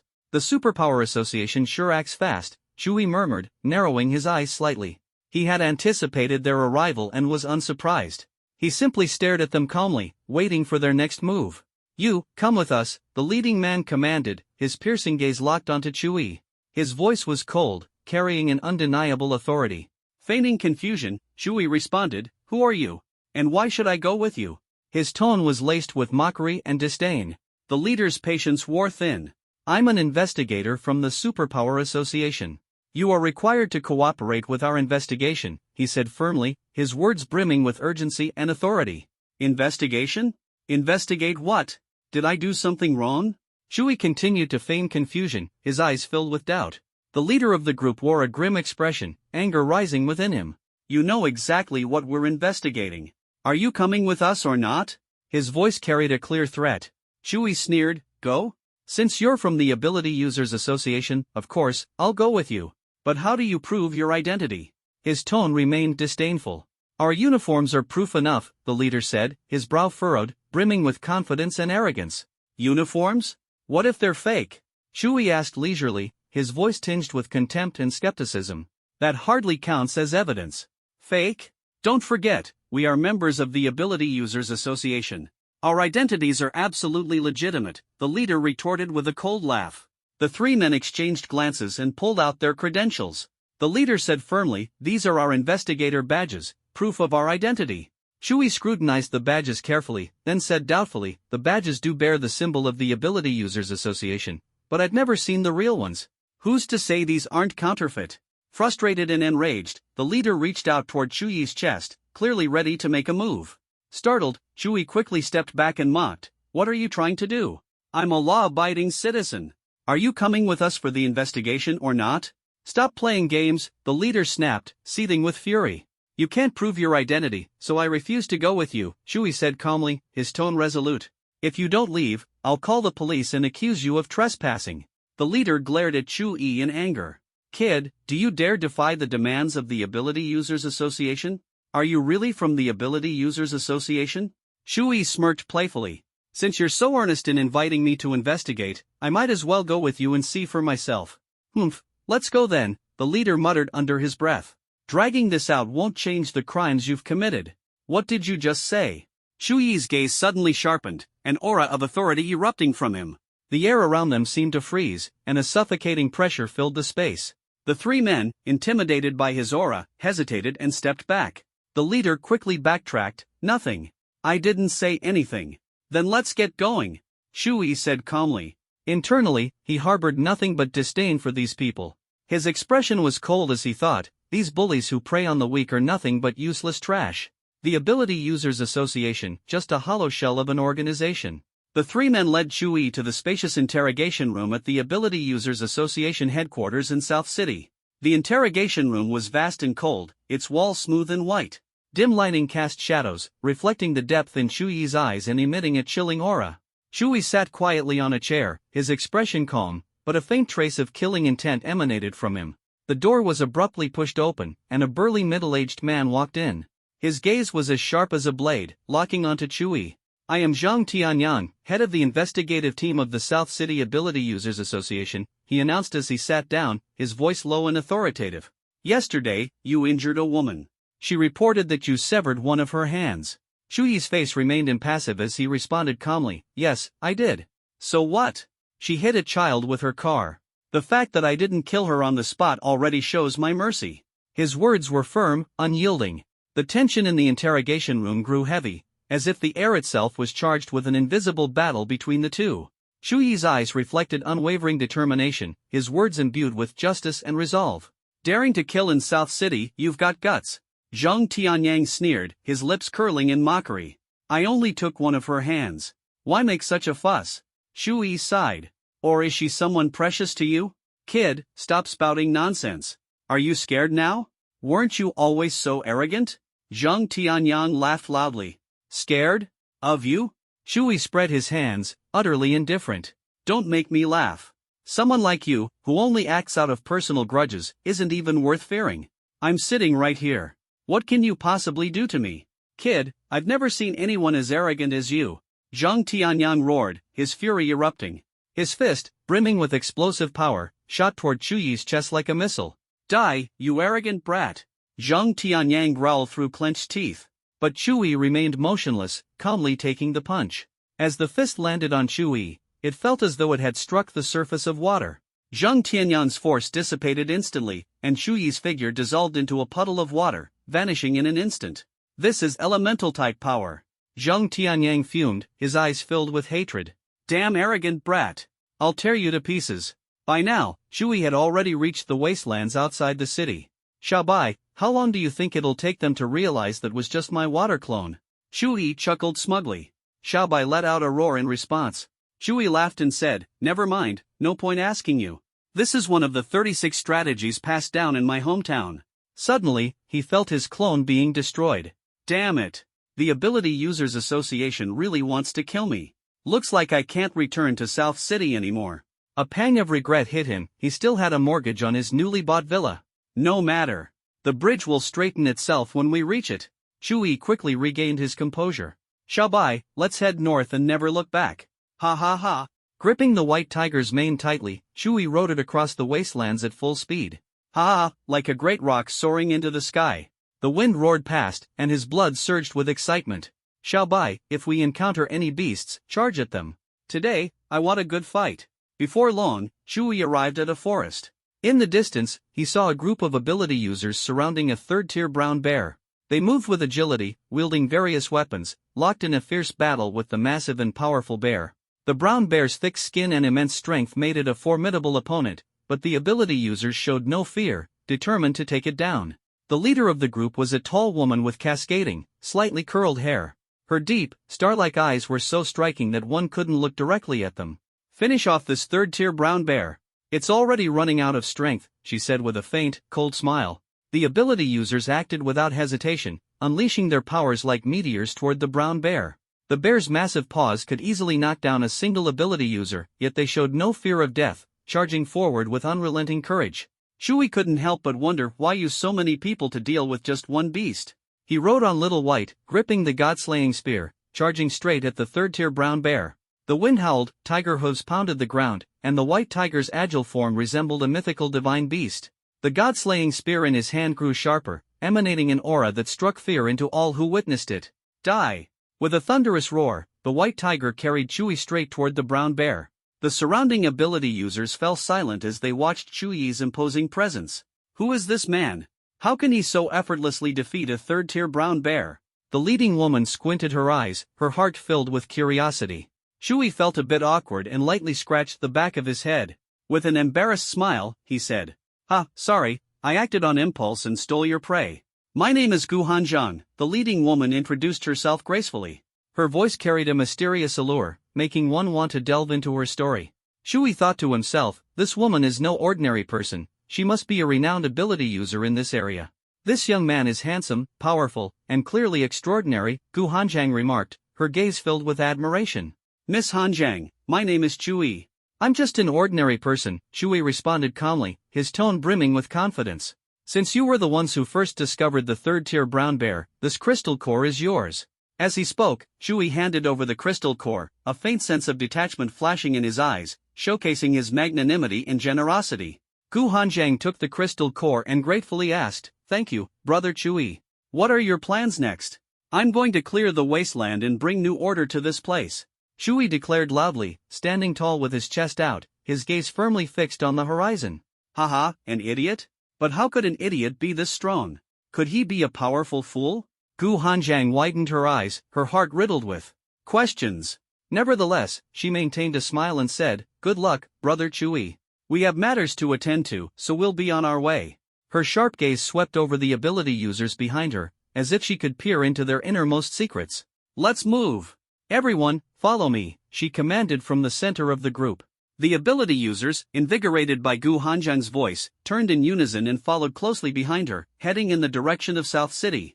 Their postures were upright and resolute, each step exuding confidence and determination. Shui watched Gu Hanzhang's retreating figure, a sense of admiration swelling within him. For a woman to achieve such stature in the wastelands was truly remarkable. He effortlessly leapt onto Little White's back, feeling the wind howl past him, as if he were soaring in a boundless sky of freedom. Little White raced like a gale, its hooves thundering against the ground. Shui sat silently, the wind brushing his face until it turned slightly red. Little White, let those damn beasts see what we're capable of. He closed his eyes, savoring the rush of the wind. The exhilaration lifted his spirits, as though he had cast off the shackles of the mundane and was flying toward endless freedom. Meanwhile, in the South City Ability User Association office, Zheng Tianyang sat at his desk. The walls were adorned with rare artifacts from ability users, fiery red scales, a shimmering crystal orb, and a mysterious herb glowing green. The door creaked open, and a young woman stepped inside.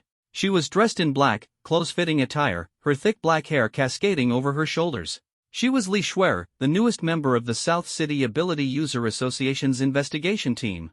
Zheng Tianyang looked up, his eyes brimming with admiration and anticipation. Smiling, he addressed Li Shuer, "You're here. I happen to have a mission for you. This man is called Chui. I want you to kill him." Zheng Tianyang handed her a photo of Chui, tossing it into her hands. "My first mission is to kill someone?" Li Shuer stared at the photo, hesitating as she processed Zheng Tianyang's words. She looked up and asked, "Why do you want him dead?" "That's your mission." "You don't need to ask why," Zheng Tianyang replied, frowning with a resolute tone. "Some things are better left unknown. Now, go complete your task." Li Shuer clenched her fists tightly, her nails digging into her palms. Sweat trickled from her hands, dripping onto the floor like manifestations of her inner turmoil and fear, beyond her control.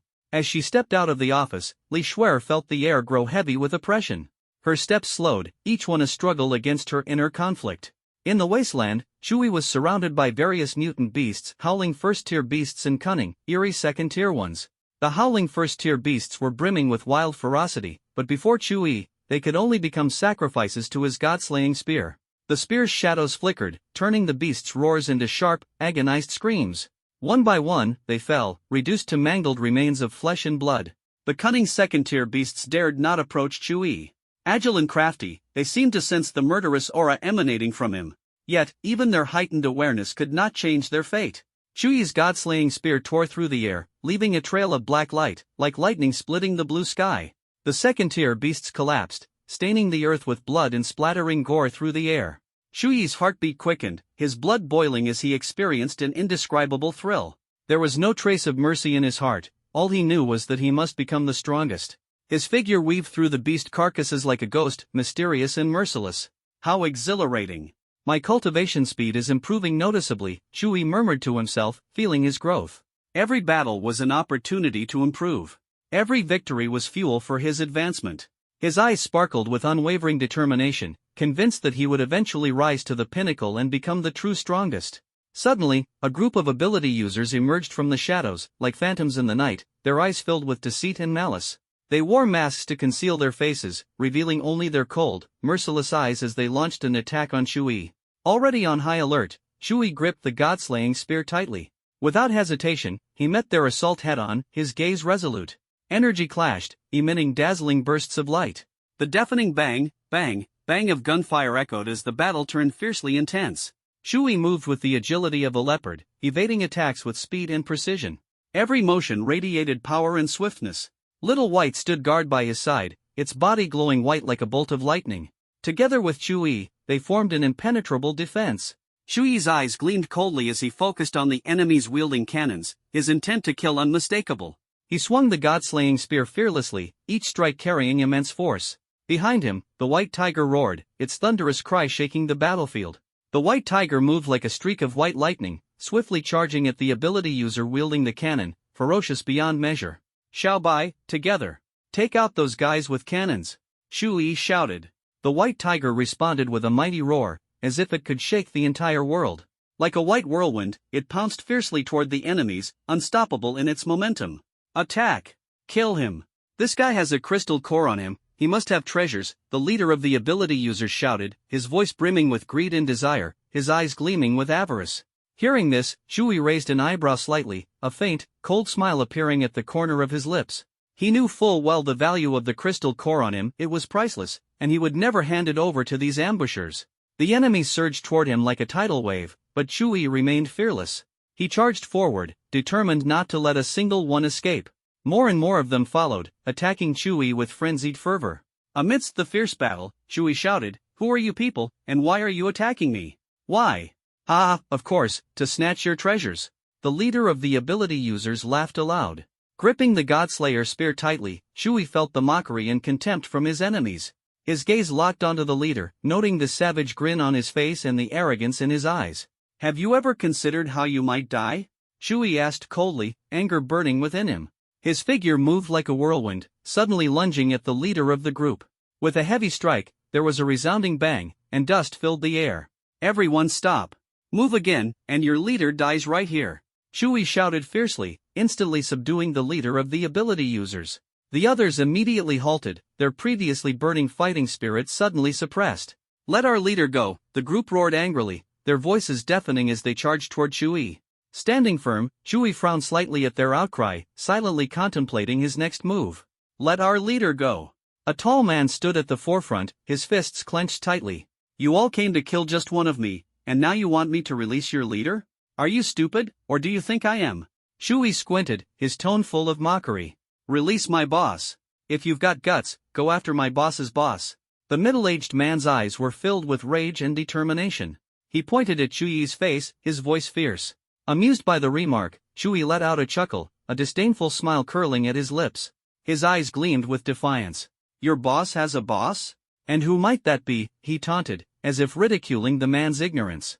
The middle-aged man furrowed his brow, speaking harshly. "I don't know who my boss's boss is, but I know he's powerful." His tone carried reverence and loyalty, as if he were warning Chewie of the formidable existence behind their leader. This roundabout response was going nowhere. "Ask yourself next time." Chewie's sharp gaze fixed on the middle-aged man, his eyes like a predator sizing up its prey. "Who is your boss, exactly?" Chewie asked, unyielding. You'd better let me go."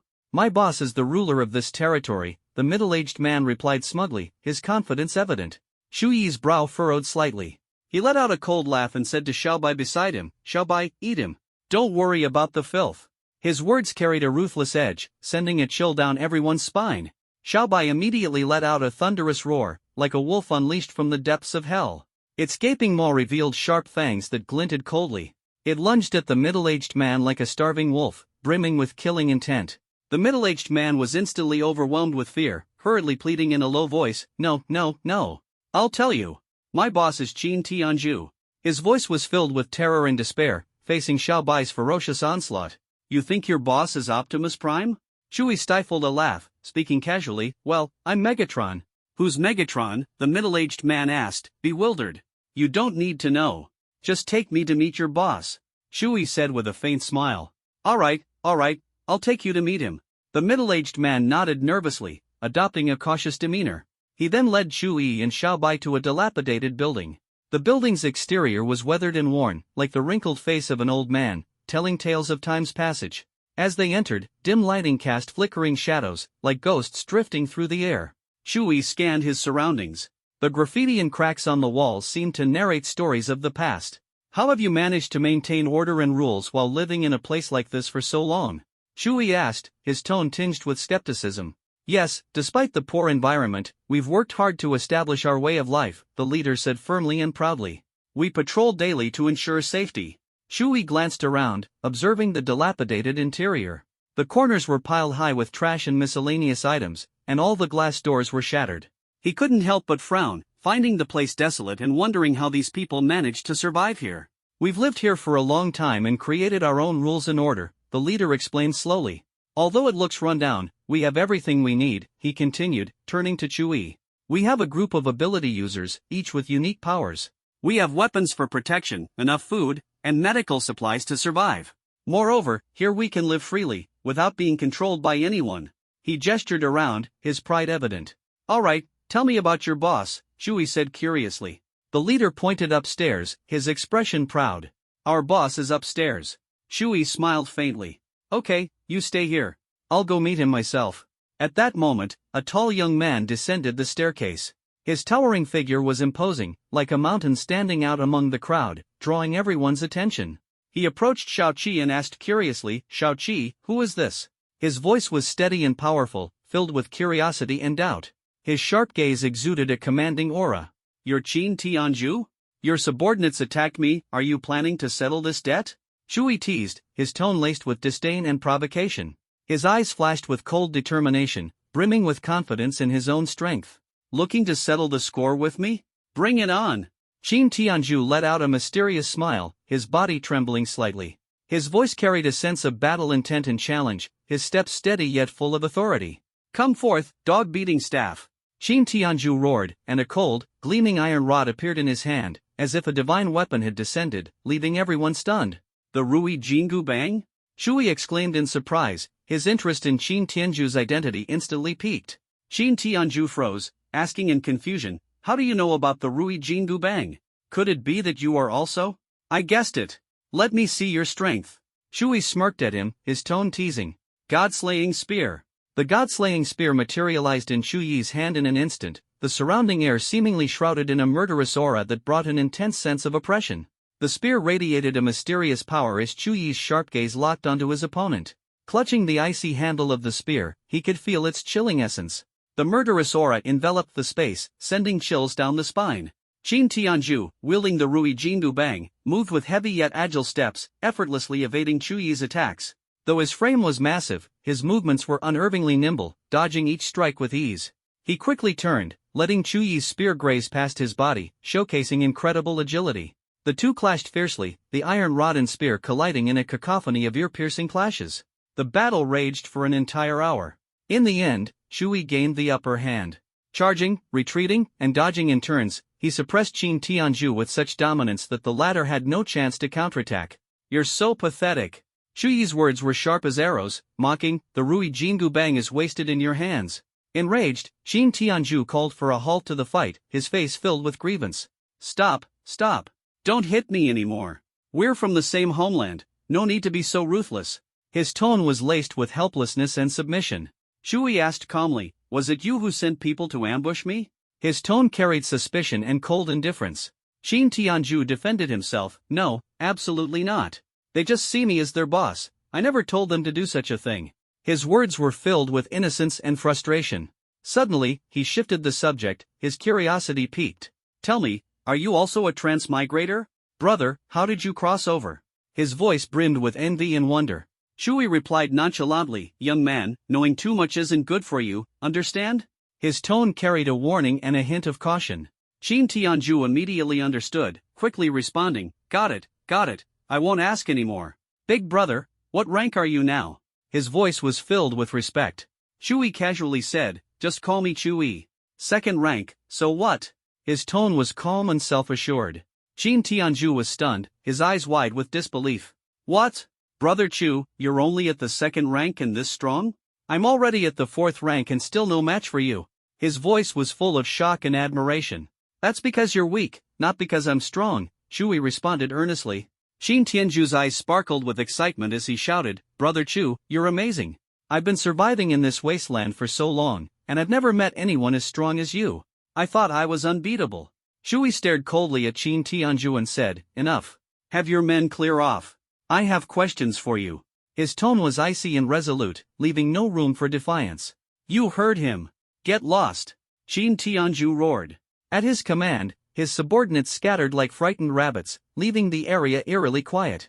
Shui smirked slightly, looking at Qin Tianzhu. "All right, your men are gone. Now, it's your turn to answer my questions." His voice was low and commanding, exuding an undeniable authority that inspired awe. "Ask away, Brother Chu. From now on, you're my big brother," Qin Tianzhu exclaimed, his body trembling with excitement as he pounded his chest with vigor. Shui frowned, his eyes filled with suspicion as he stared at Qin Tianzhu's face. Curiously, he asked, "Have you always stayed in the wasteland? A transmigrator who awakened the Rui Jingu Bang, are you really content with being a king of such a small place?" "This matter is far more complicated, Brother Chu," Qin Tianzhu sighed, as if recalling a heartbreaking past. "I was originally from Yanjing City. Then my parents were killed. A mysterious organization tried to recruit me as a spy for the Dragon Nation. I adamantly refused," he said, his voice low and hoarse, laden with pain. "Since then, they've been hunting me, sending numerous ability users after me. I suspect they're from Hua Nation. I think they're the ones who killed my parents." Shui fell into deep thought, his eyes dark and contemplative, as if weighing a critical decision. He stared into the distance, as though conversing with himself, the surrounding sounds fading into obscurity. He turned to Qin Tianzhu and asked, "What do you plan to do? For example, destroy Hua Nation? Brother Chu, you really dare to say that? Were you some kind of enraged youth in your past life?" Qin Tianzhu exclaimed in shock. Shui's gaze grew firm, flames of determination blazing in his eyes, a calm yet resolute smile gracing his face. "In the past life, Hua Nation invaded our lands, slaughtered our people, and became a sworn enemy," Shui said, his words cutting like a sharp sword, striking deep into Qin Tianzhu's heart and moving him profoundly. "This world's history is eerily similar," Shui said, his tone brimming with anger and passion. Qin Tianzhu listened, filled with respect. He looked at Shui, his gaze gradually solidifying with determination. After a moment of silence, he slowly said, "Brother Chu, I understand how you feel. But Hua Nation is, after all, a powerful country. It would be nearly impossible for one person to defeat them." Shui frowned in thought, his face brimming with confidence, his eyes glimmering with an indomitable will. "No, you're wrong. This world is different. Here, we have spiritual energy, we can cultivate," Shui declared. "As long as we're strong enough, destroying a country is not impossible." "That's right. After all, this isn't the same world as before," Qin Tianzhu nodded, pondering for a moment. "A true man should be fearless and ruthlessly defeat Hua Nation. Establish immortal achievements of our own." Shui's gaze sharpened, his words resolute, revealing his unwavering determination to annihilate Hua Nation. Shui emanated a powerful killing intent, his presence overwhelming, like a demon from the depths of hell. His eyes glowed blood-red, radiating murderous intent and disdain, making it impossible for anyone to meet his gaze. "Qin Tianzhu, you've stagnated here for too long. Come with me to the depths of the wasteland, and I promise your strength will increase drastically." His gaze was like an abyss, swallowing all courage and hope. "At that time, I will help you completely destroy Hua Nation." Qin Tianzhu took a deep breath, determination flashing in his eyes.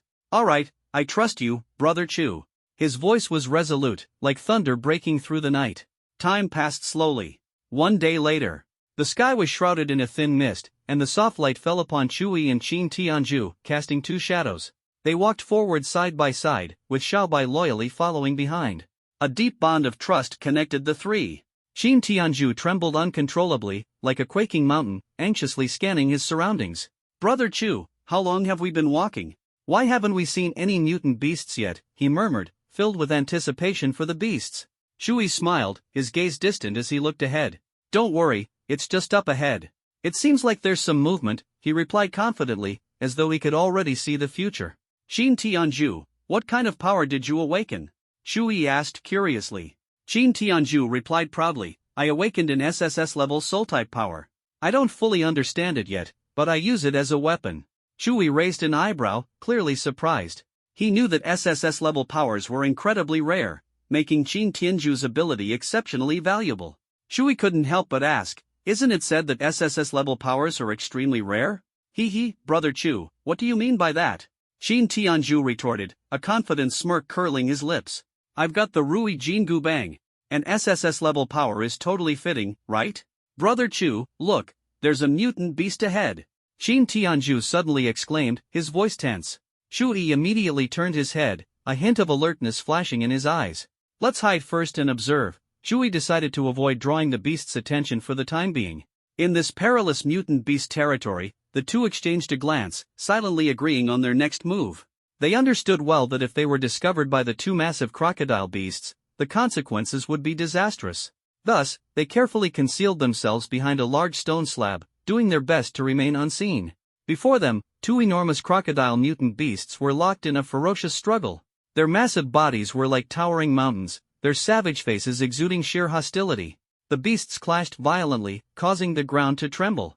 Scales and claws collided, blood spraying everywhere, accompanied by piercing roars of anguish. The two crocodiles were covered in thick, gleaming scales that radiated an intimidating light. Their eyes were filled with rage and ferocity, as if locked in a life-or-death battle. "Brother Chu, these are fourth-tier mutant beasts, each with a fourth-tier energy core," Qin Tianzhu whispered to Shui, both nervous and excited. "Shu, don't rush. Haven't you noticed there are others around?" Shui frowned, responding in a hushed tone. Qin Tianzhu immediately understood and fell silent, focusing on observing their surroundings, waiting for the right moment. The two fourth-tier crocodiles, battered and bloodied from their intense fight, were now covered in wounds. At this moment, a graceful female mutant power user appeared, seeming to float onto the scene. In her hand, she gathered a blinding light, so bright it was hard to look directly at.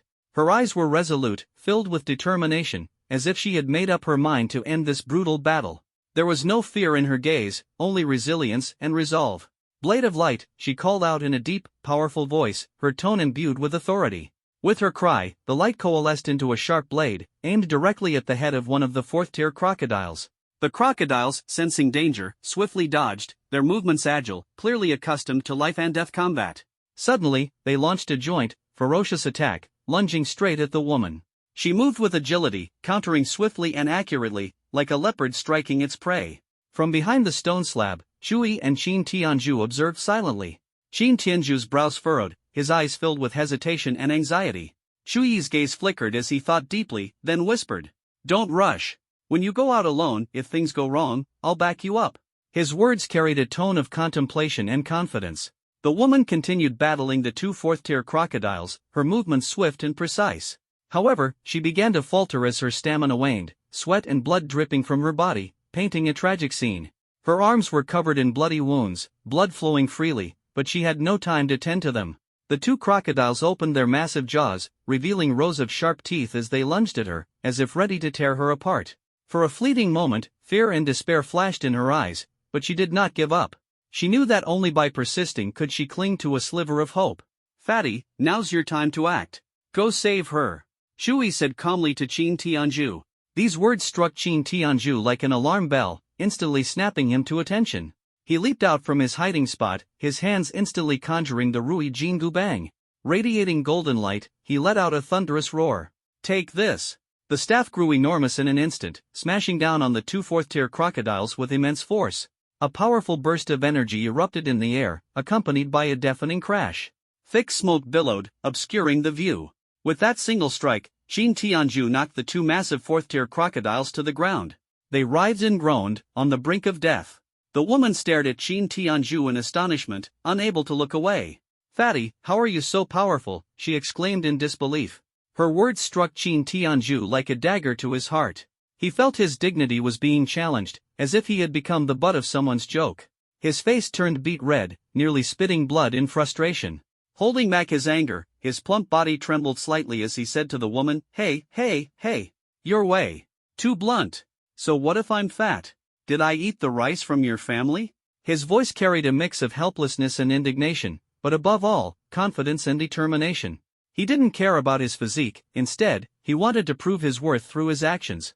The woman's face twisted into an awkward smile, trying to mask her inner uncertainty. She furrowed her brows slightly, revealing a trace of doubt and concern, and said softly, "I'm Chaolishuan. May I ask, what's your name, fat brother?" Qin Tianzhu walked toward Chaolishuan with heavy steps, his body swaying as if it might fall apart at any moment. Yet, he spoke with unwavering confidence. "I'm Qin Tianzhu, known as the Pillar of Heaven."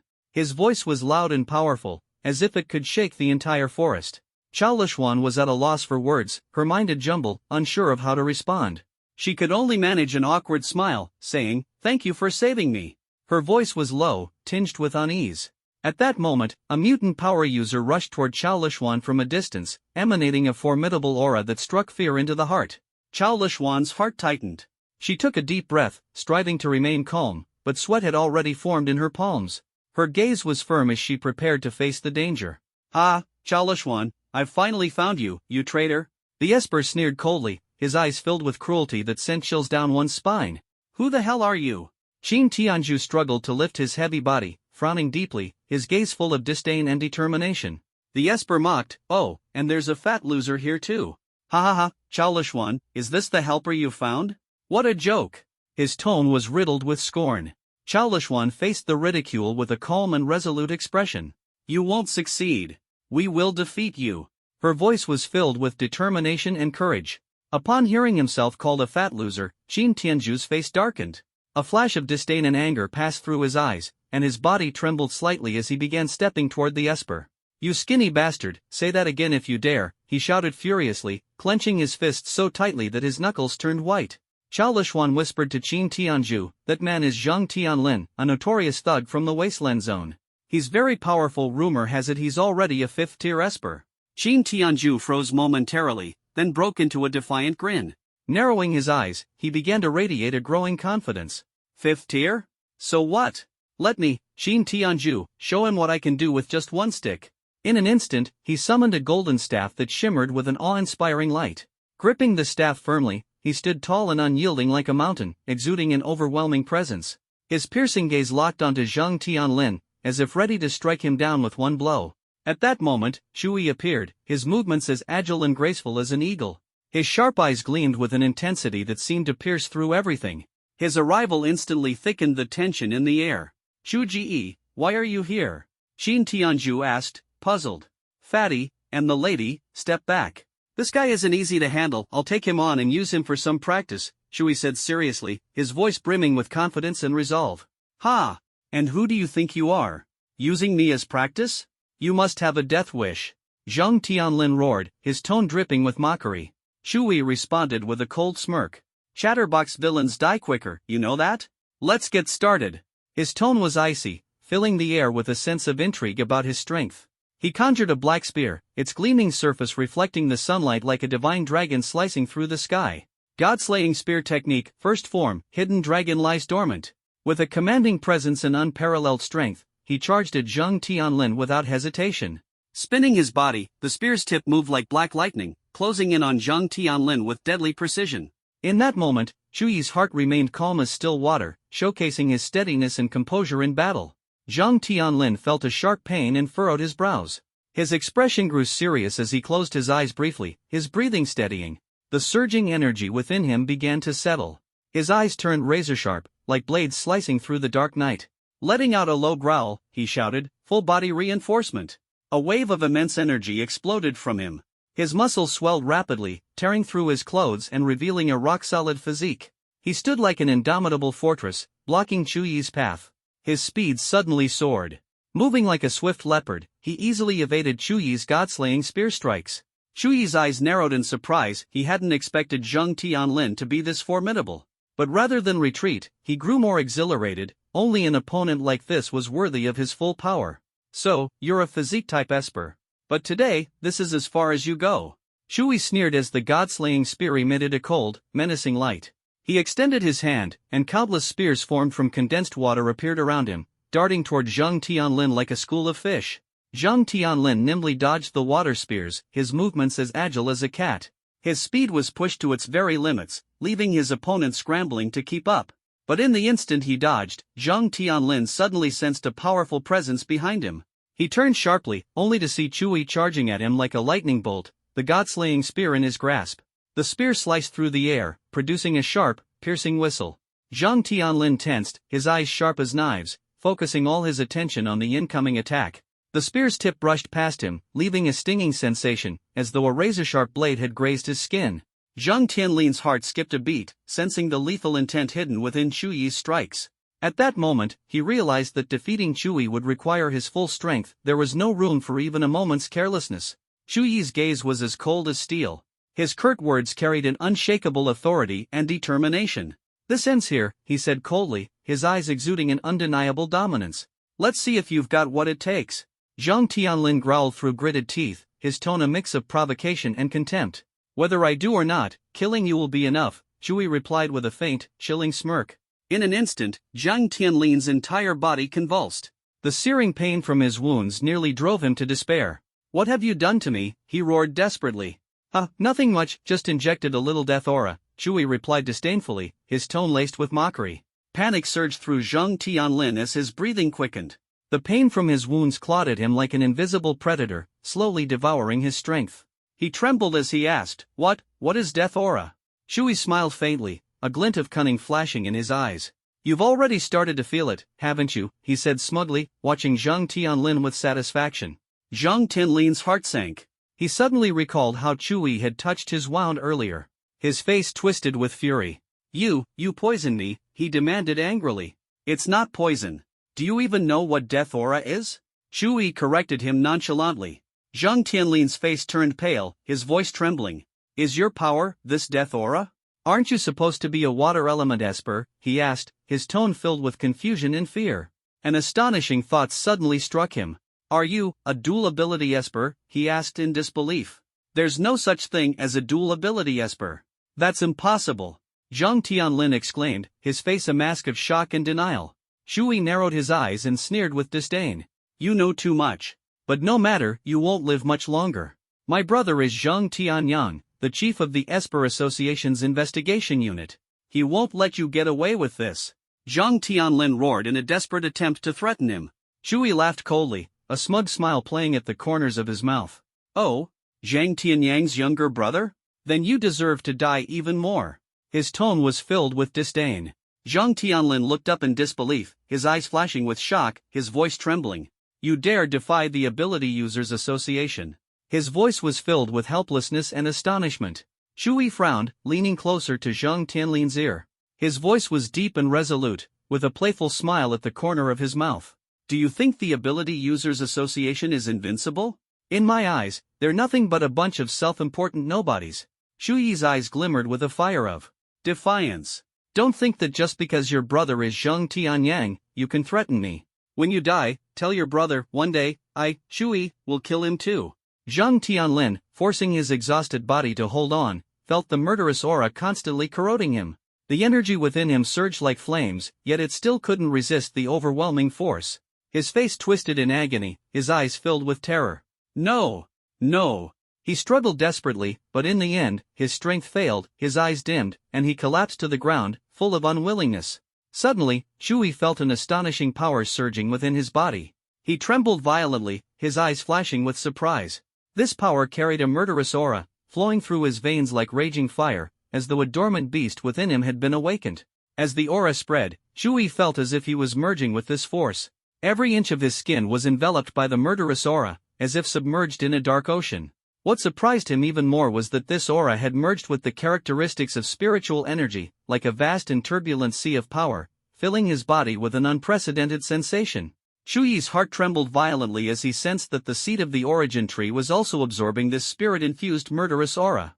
His heart filled with curiosity and anticipation, for this meant the origin tree was slowly growing stronger. He could feel the vast, ocean-like life force from the seed of the origin tree flowing into every vein in his body. Shui was utterly astonished. He hadn't expected the murderous aura to devour the energy within an ability user. This fused power made him feel as though his body was merging with a strange energy ocean. This meant he could kill other ability users and absorb their power. Could this be the new ability of the Godslayer Spear, the power of devouring? Shu Ji, you're amazing. You actually managed to defeat a 5th-tier ability user. Truly impressive. Xin Tianzhu said with a laugh, admiration in his tone. Hello, my name is Chao Lishuan. Chao Lishuan introduced herself with a smile. Hello, I'm Chui. Shui's voice was calm, yet it carried an air of confidence and composure. The chubby Qin Tianzhu shook his body enthusiastically and said, let's grab this 4th-tier energy crystal first. This thing's a treasure. Shui chuckled, nodding at Qin Tianzhu. A 4th-tier crystal was indeed a valuable item. Suddenly, a thought flashed through his mind. He felt it necessary to learn more from Chao Lishuan. He knew that this woman's identity was far from simple. Why would a 5th-tier ability user be hunting her? His vigilance heightened as he fixed his sharp gaze on Chao Lishuan, as if trying to see through to her secrets. Who exactly are you? How could an ordinary woman possess such extraordinary strength? He was both puzzled and curious, astonished by Chao Lishuan's power. Chao Lishuan smiled faintly, her voice crisp and melodious, tinged with mystery. Sigh, they're from the Ability Users Association. I offended them, so they're hunting me down. Shui's curiosity was piqued, and he couldn't help but ask eagerly, the Ability Users Association? How did you offend them? His eyes widened, eager for an explanation. Chao Lishuan sighed helplessly, her gaze carrying pain and helplessness. All right, I'll tell you. I discovered a massive secret about the Ability Users Association. Shui's heart raced as he stared intently at Chao Lishuan, pressing her for details. A massive secret? What kind of secret would make the association send a 5th-tier ability user to kill you? His voice was filled with both confusion and curiosity. Shui, you're smart. I'm sure you'll grasp the complexity of this issue. Chao Lishuan nodded with a faint smile, her expression resolute. It all started a year ago. At the time, I stumbled upon a secret laboratory where unspeakable experiments were being conducted. These experiments involved human genetic modification and ability development. They were a collaboration between the Ability Users Association and the Emperor's Society of Japan. Her eyes reddened slightly, filled with deep hatred. They conducted cruel experiments on our people in Long Country, horrific and appalling. Shui frowned, his gaze fixed ahead, his tone laced with urgency. The Ability Users Association has joined forces with the Emperor's Society of Japan? His fingers tightened unconsciously, clearly shaken by the weight of this revelation. Doesn't that news shock you? This is an unprecedented collaboration. Chao Lishuan's eyes were resolute, her voice tinged with astonishment. Why should I be shocked? Things like this happening in the Ability Users Association are hardly surprising. Shui let out a cold laugh, his face full of disdain. His mistrust of the association was palpable. Shuji, I've collected 2 4th-tier energy crystals. Ha ha. The chubby Qin Tianju strode over, holding a delicate small box in his hands, his face brimming with joy. Good, let's keep moving. Xiaobai, come out. Shui nodded, his face lighting up with excitement as he called forward his beast companion. Come out, Xiaobai. Xiaobai roared toward the sky, leaping out from behind a stone slab. Its powerful frame exuded majesty. Its white fur gleamed like snow, reflecting the sunlight as if infused with countless rays of light, evoking awe in those who gazed upon it. Is that a 2nd-tier white tiger beast? Chao Lishuan was stunned, her eyes wide with disbelief. She couldn't fathom that someone had managed to tame a beast. Shui leapt onto Xiaobai's back and said to Chao Lishuan, "You're free to do as you wish. We've got to go. The Emperor's Society of Japan, I will destroy them." Chao Lishuan's heart skipped a beat. She had never encountered someone so audacious. The sheer audacity left her trembling. She recalled Chu Yi's words, how they were determined to annihilate the Emperor's Society of Japan. Such courage and resolve filled her with admiration. She began to reflect on her own life. The ordinary and comfortable existence she had once led now seemed insignificant. She longed to pursue an unattainable dream, just like Chui. Are you really going to destroy the Emperor's Society? As Chui and Qin Tianju gradually moved away, Chao Lishuan suddenly called out to them, her voice trembling. Do you even know how powerful they are? Do you know where they are? Do you understand how difficult it is to wipe them out? Ha ha ha, there's nothing easy in this world. If I'm Chui, I must take on the hardest challenges. Chui's voice echoed from afar, reverberating deeply like the toll of a bell resounding through the air. His voice was filled with unwavering determination and power, a force that seemed to infuse itself into Chao Lishuan's very soul. Chao Lishuan froze upon hearing his words, her face full of confusion and shock. Her heart felt as if it had been struck by a heavy hammer, leaving her thoughts in chaos. Yet, under Chui's encouragement, her gaze gradually steadied and firmed. The chubby man, upon hearing Chui's words, felt his blood boil and shouted excitedly, "Wow, Brother Chu! How did you master the art of speaking with an echo? That's just way too cool to the point of explosion. Our destination is Yinjing City." Chui's eyes sparkled with excitement, and his tone was firm. "I heard it's the strongest city in Long Country, filled with masters. I want to see it for myself. Haven't you been there before? Tell us about it." The chubby man fell into thought, speaking slowly, "I haven't been back for years. Yinjing City is just like that, a bunch of people looking down on others. But yeah, there are indeed many strong individuals, and beast tides erupt frequently. There are even 8th level ability users there, and they belong to the summoning class." 8th level ability users? Have you seen one? Shui asked in astonishment. "Of course, I've seen one on the news. She's a celebrity in Yinjing City," the chubby man said, nearly salivating in his excitement. "Shangguan Lingwei, only 30 years old, has already reached the level of an 8th level ability user." The chubby man swallowed hard and continued, "And she's a rich, beautiful, and elegant woman, the eldest daughter of the Shangguan family." Shui frowned slightly, curiosity flashing in his eyes. "Do you have any special feelings about Shangguan Lingwei? Brother Chu, what do you think? What man in Yinjing City could resist the charm of Shangguan Lingwei?" The chubby man's eyes shone with longing, and a mischievous smile touched his lips. Chui pondered for a moment, frowned, and asked further, "Are there any other masters in Yinjing City who can rival Shangguan Lingwei?" The chubby man's expression flickered with unease. "Of course there are, but compared to Shangguan Lingwei, they all pale in comparison." As expected, it's a place teeming with experts, Shui said with a look of reverence in his eyes. "Shangguan Lingwei is so formidable, her strength must be extraordinary. What's with that expression, chubby? Are you scared to go back to Yinjing?" Shui glanced at the chubby man, whose face was drenched in sweat, and raised an eyebrow. The chubby man looked fatigued and panted heavily. "Brother Chu, why do we have to walk? Can't we just fly directly from South City?" Crossing the wasteland zone is to strengthen ourselves and improve our levels, Chewie said, patting the chubby man on the shoulder with a solemn tone. Chubby, stop relying on external forces.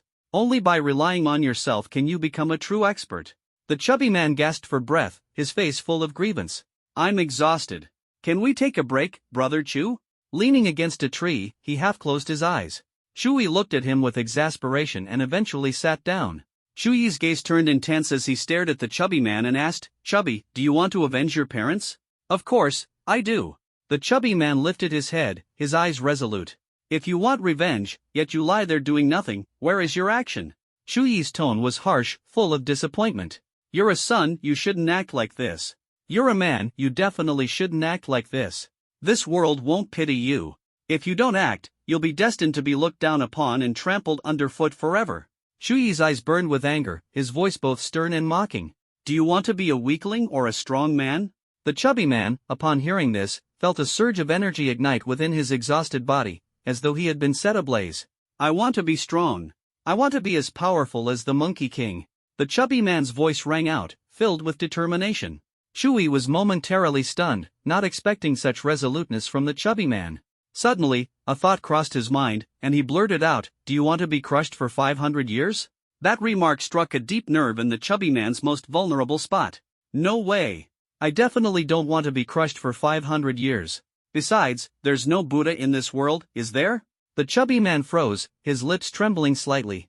The next day, Chewie and the chubby man walked side by side under the sunset, their figures resolute. Although the chubby man was round and struggled to walk, his eyes were filled with determination. Chewie gracefully leaped over a large rock, his eyes brimming with confidence. Suddenly, from the south came a deafening roar, the earth trembling as if heralding the arrival of an imminent battle. The roars of mutant beasts sounded like a chorus of demons, filled with terror and ferocity. A beast tide has erupted, Brother Chew. We need to run. The chubby man grabbed Chewie's arm, his eyes full of fear. Chewie, however, stood his ground and resolutely said, Run? Run where? We're charging straight through and fighting the beast tide to the death. The roars of the mutant beasts, mixed with the thunderous noise, sounded like an eerie choir. Chewie's eyes gleamed sharply as he unhesitatingly conjured the god-slaying spear, preparing to face the beast tide head-on. The chubby man looked at him in astonishment and asked, Brother Chew, are you really going to take the risk? Chewie took a deep breath and said firmly, Chubby, this is the best opportunity to enhance our strength. Together, we'll hunt these mutant beasts and make our names known across Blue Star. His voice was filled with determination and heroic spirit. Chewie gripped the god-slaying spear tightly, its shaft emanating a menacing black aura, like a dark lance piercing into the oncoming beast tide. His gaze was steadfast and fearless, like a warrior destined to defy fate itself. The chubby man followed closely, his golden staff transforming into a whirlwind of gold as he quickly caught up to Chewie, moving like a perfectly synchronized companion. Chewie's speed in slaughtering the mutant beasts grew increasingly rapid. With every swing of the god-slaying spear, it seemed to unleash a primal, beastly fervor. Each time a mutant beast fell, its spiritual energy and malice were absorbed by Chewie, continuously amplifying his strength.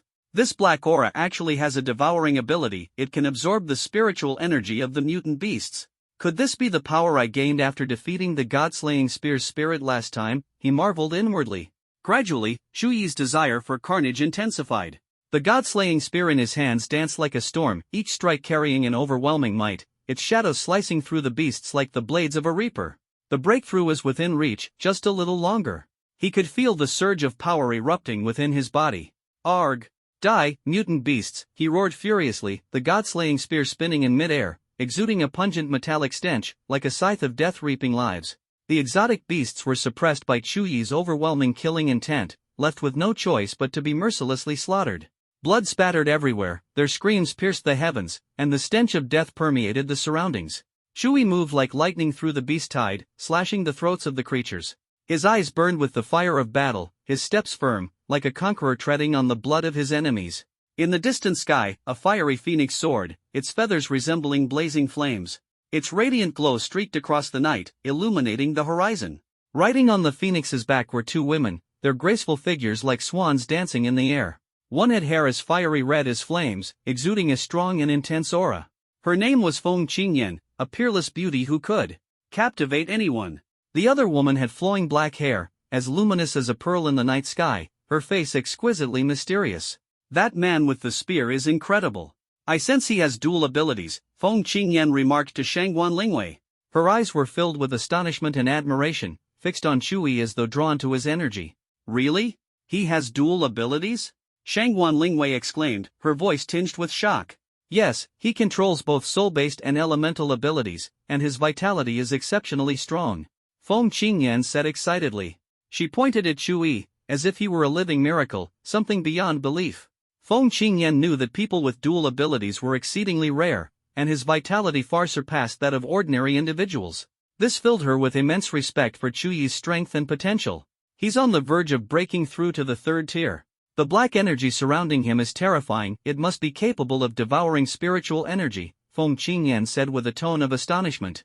Her brows furrowed slightly, understanding that the black energy symbolized a primal instinct for slaughter. She worried that Chui might lose control of this power, endangering himself and those around him. With his immense vitality, he could likely save your grandfather and even extend his life by a century, Feng Qingyan said with hope. Shangguan Lingwei's face lit up with excitement and urgency. She exclaimed, "That's wonderful. We must capture him immediately, and bring that chubby guy along too."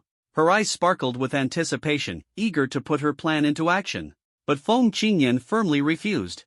"Absolutely not, Shangguan Lingwei. We must let him join us willingly." Her gaze was resolute, unyielding. Shangguan Lingwei sneered dismissively, mocking her. "Why? Do you really think he's that amazing? He's just a mere third-tier ability user, insignificant and not worth mentioning." Her tone was full of disdain, belittling Chuyi's power. Feng Qingyan never agreed with Shangguan Lingwei's habit of underestimating others. She believed everyone had value, and no matter their strength, they deserved respect. She felt displeased with Shangguan Lingwei's contemptuous attitude. "Humph, then go find someone else to help you. I won't speak on your behalf anymore." Feng Qingyan snorted coldly, her tone filled with anger and determination. Time passed. By now, the beast tide had been scattered by Chuyi's relentless slaughter. He stood amidst the shattered battlefield, his body drenched in the blood of the exotic beasts. The blood had dyed his robes crimson, yet his expression remained calm, exuding an undeniable aura of authority. The vivid beast blood on his body formed a unique scarlet pattern, and he smiled faintly. This marked his breakthrough to the third tier. The power of his abilities had reached an entirely new height, filling him with a sense of overwhelming strength. "I've broken through to the third tier? So this is the power of a third-tier ability user. It's amazing," he muttered to himself excitedly, realizing that he had ascended to a new level. Chuyi's gaze fell on the chubby man, who looked utterly exhausted. He walked over to help him up. "For such a small beast tide, you're already this tired?" "I'm surprised," Chui said, concerned. The chubby man, looking weak, glanced at Chui helplessly and said, "Brother Chu, stop teasing me. You call this a small beast tide? Do you even understand how dangerous a beast tide can be?" Suddenly, Chui wrapped an arm around the chubby man's shoulders and said in a low voice, "Chubby, take Xiaobai and head north. We'll meet up in Yanjing City." The chubby man immediately perked up, his eyes filled with trust in Chui. "Go quickly, don't ask why, just trust me." Chuyi's expression turned serious as he urged again, "Brother Chu, take care of yourself too." The chubby man understood Chuyi's determination. He could only nod in agreement and turned to head north toward Yanjing City. Chui watched him closely, his eyes full of concern. Moments later, Chuyi's voice rang out, calm yet firm, carrying an irresistible authority. "Come out. I've been waiting for you for a long time." His voice echoed through the air, as if summoning some mysterious force. Suddenly, two figures appeared in the sky, descending gracefully like angels. One was a woman with fiery red hair, her beauty as dazzling as flames. Her elegant posture made her resemble a goddess of fire. The other was a woman with flowing black hair, her figure light and ethereal, as though she had stepped out of a celestial realm. Chui could sense the strong spiritual energy emanating from the two women. It surged like waves, powerful and intimidating. This energy felt as though it came from another world, impossible to underestimate. Chuyi's heart tightened, cold sweat running down his forehead as he felt an inexplicable pressure. His face remained calm and composed, but inwardly, he was shaken by the appearance of these two. Fixing his gaze on them, he asked, "Who are you?" His voice was steady, yet carried a hint of inquiry and caution. The two women exchanged glances. The red-haired woman spoke slowly, "Hello, my name is Feng Qingyan." Her voice was gentle and melodic, like a soft whisper from another realm. "I'm Shangguan Lingwei," the black-haired woman said with a smile. "So, this is Shangguan Lingwei? An 8th-tier ability user, truly extraordinary." Chuyi's pupils constricted, his heart filled with shock. My name is Chu-yi, he responded decisively, his brows slightly furrowed. May I ask why you're looking for me? Come with me. Help me with something, and you can name your price, Shangwan Lingwei said, raising her eyebrows with confidence. Her tone carried an air of invincibility, as though no demand from Chu-yi would be too high.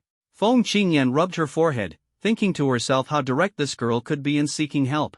Chu-yi was displeased with Shangwan Lingwei's attitude, thinking, starting with come with me? That's far too abrupt.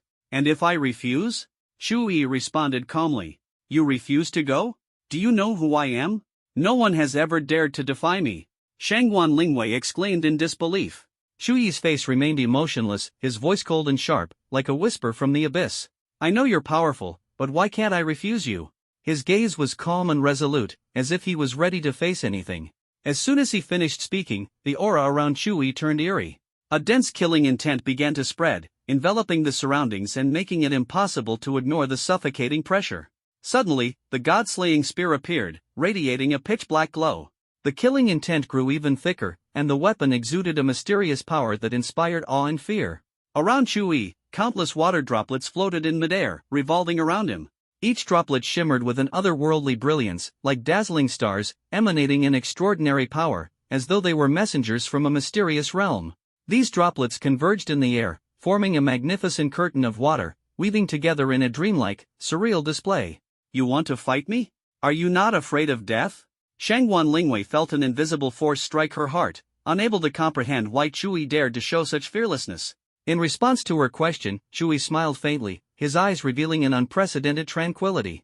I am not afraid of death. Living is my greatest fear. His voice was cold and detached, sending a chill through those who heard it. Living means endless pain and torment. Death is the only release. Chu-yi's words echoed in her mind, causing her to fall into deep contemplation, questioning her own understanding of life and death. What is the meaning of living? If it is only to endure suffering and endless agony, then what is the point of life? I do not fear death because death is liberation. Chu-yi glanced deeply at Shangwan Lingwei, his eyes cold with a hint of mockery that sent another shiver down her spine. His voice was low, tinged with faint sorrow. Death is not frightening. What is truly terrifying is living. If you fear death, why bother living? Shangwan Lingwei let out a cold laugh, her icy gaze piercing into Chu-yi's soul like sharp blades. She gritted her teeth and said, Fine, then I'll just take you by force. It was the first time Shangwan Lingwei had encountered someone who would fight at the drop of a hat, and anger surged within her. She glared at Chu-yi with unrelenting intensity. Beside her, Feng Qingyan watched with admiration, seemingly impressed by Chu-yi's stance. Chu-yi tightened his grip on the god-slaying spear, his imposing aura so overwhelming it felt as if the air itself had frozen. Then let me see just how powerful an 8th-tier ability user really is. His gaze was unwavering as he charged toward Shangwan Lingwei without hesitation. In an instant, Shangwan Lingwei unleashed a surge of immense spiritual energy, sweeping across the area like an earthquake. The overwhelming force of the spiritual energy left Chu-yi defenseless. He was flung backward violently, like a fragile leaf caught in a fierce wind. He landed on the ground in a disheveled state, his face smeared with dirt and blood. The wounds on his body caused him to clench his teeth in pain. How can she be this strong? Chu-yi struggled to stand, his eyes filled with determination and unwillingness. Shangwan Lingwei sneered, her tone dripping with disdain and arrogance. Now do you see how vast the gap between us is? What makes you think I'll go with you? Someone like you, who bullies the weak, I will never help you. Chu-yi retorted angrily. Ha! Naive child. In this world, the strong make the rules. Shangwan Lingwei suddenly burst into laughter, her lips curling into a mocking smile. Her body moved with lightning speed as terrifying energy erupted from her hands, like two blazing flames. A powerful aura surged from within her, as if heralding the arrival of a storm. Chu-yi tried to resist, but in the face of such overwhelming power, he was like a withered leaf swept away by a tempest, powerless to fight back. In the end, he could only watch as Shangwan Lingwei's palm struck him hard, rendering him unconscious. Feng Qingyan placed a hand on her forehead, her brows furrowed in concern. Lingwei, isn't this a bit much? Forcing him like this will only provoke resentment. He's just stubborn. Knocking him out and taking him back is simple and efficient. Lingwei laughed dismissively, a hint of defiance flashing in her eyes. The two stood atop the fiery phoenix, soaring toward Yanjing City. Flames burned behind them, painting the surroundings a deep crimson. High in the sky, the phoenix cut through the blue expanse, the wind tousling their hair as the firelight illuminated the distant horizon. A day passed in the blink of an eye, and Shui finally woke up, his eyes gradually opening as his vision cleared. He found himself in a luxurious and spacious room. The walls were gilded and adorned with exquisite oil paintings. A soft carpet covered the floor, and the air was filled with a rich floral fragrance. Everything felt like a dream, unreal. That woman knocked me out and brought me here? Shui sat up abruptly, his heart surging with anger and humiliation. Recalling the scene of the ambush, rage and frustration filled his chest. Strength. It's all because I'm not strong enough. Shui berated himself internally. Being controlled and trapped in an unfamiliar place only made his anxiety grow. He collapsed back onto the bed, consumed by self-blame, fully aware of how far he was from being powerful enough to even resist. At that moment, the door opened, and Feng Qingyan walked in. You're awake? How are you feeling? Her eyes carried a look of concern. Seeing Feng Qingyan, Shui was taken aback, staring at her in surprise. Aren't you on Shangguan Lingwei's side? Are you here to mock my incompetence? He had assumed they were aligned, but now he felt puzzled. She's like that because she was spoiled growing up. She doesn't actually mean you any harm. Feng Qingyan smiled, her voice carrying a hint of mystery. I want to propose a deal. Shui's curiosity was piqued, his eyes lighting up with excitement and anticipation. He asked eagerly, what kind of deal? Shangguan Lingwei's grandfather, Shangguan Shaotiang, the war god of the Shangguan family, was a hero during the early days of the spiritual awakening. Feng Qingyan chuckled. Lightly, her gaze intelligent and her tone gentle. He fought tirelessly to protect the nation, paying a heavy price. Now, his body is extremely frail, his life slowly fading away. Feng Qingyan's words carried a sense of helplessness and sorrow, her eyes filled with concern for Shangguan Shaotian's deteriorating condition. So, he needs your help to prolong his life. She sighed softly, her tone laced with a quiet resolve. Within her words was a deep respect and admiration for the Shangguan family and Shangguan Lingwei's grandfather. Shui paused, realizing the situation, he was being asked to save a life. His eyes flickered, showing a hint of hesitation, as he pondered the pros and cons of the request. Calmly, he said, you should seek help from a doctor. Unfortunately, I am not a doctor. The old man's condition can't be solved by a doctor, Shui. I discovered a powerful vitality within you, that's the reason we sought you out. Feng Qingyan smiled and shook her head, then explained, this vitality might be able to restore the old man's health. It was the vitality of the origin tree's seed. Unexpectedly, she had discovered it, things were getting a bit complicated. Shui struggled internally. He knew the power and resources of the Shangguan family were incredibly important to him, but he also understood that if he truly possessed the power to save lives, standing by as a mere observer would be wrong. Feng Qingyan, how did you know the vitality in me is this unique? Shui asked, probing. Through my senses. Don't rush to agree yet, listen to my terms first, then decide. Feng Qingyan smiled and threw out a condition. That shocked Shui. As long as you treat the old man, the Shangguan family is willing to help you with one matter, any matter. Shui was startled. The Shangguan family was one of the top families in Yanjing, practically controlling everything. He asked in surprise, is this true? Of course it's true. Shangguan Lingwei said so herself. Feng Qingyan smiled mysteriously. What if they change their minds? Shui asked, still uneasy. Change their minds? Impossible. Shangguan Lingwei personally promised me. Feng Qingyan said firmly, I'll stake her reputation on it, they won't go back on their word. Shui still felt a bit concerned and said, what if they do? This is such an important matter, yet even Shangguan Lingwei didn't come here in person. Feng Qingyan thought for a moment and answered seriously, if they go back on their word, I will always stand by your side and help you fight for justice. Shui found Feng Qingyan relatively trustworthy and nodded, feeling a little more assured. All right, I agree. However, the outcome of the treatment will depend on the actual results, Shui said with a smile. Also, my friends, you must help me find them too. You mean that chubby guy in the second-tier white tiger? Feng Qingyan frowned slightly. Exactly, them. Shui took a deep breath and nodded. He was also deeply worried about Qin Tianzhu, feeling tense inside.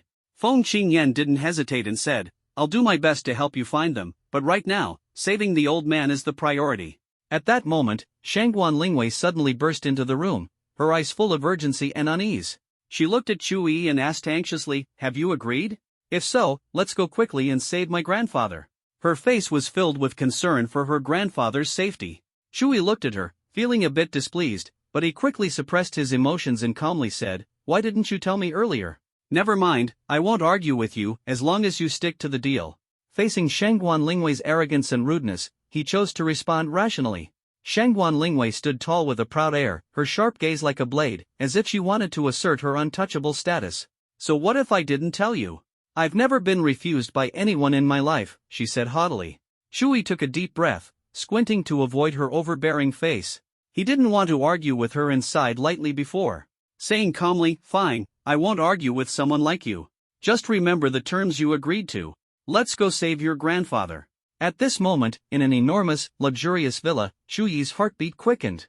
The villa before him far exceeded his expectations, exuding extraordinary grandeur.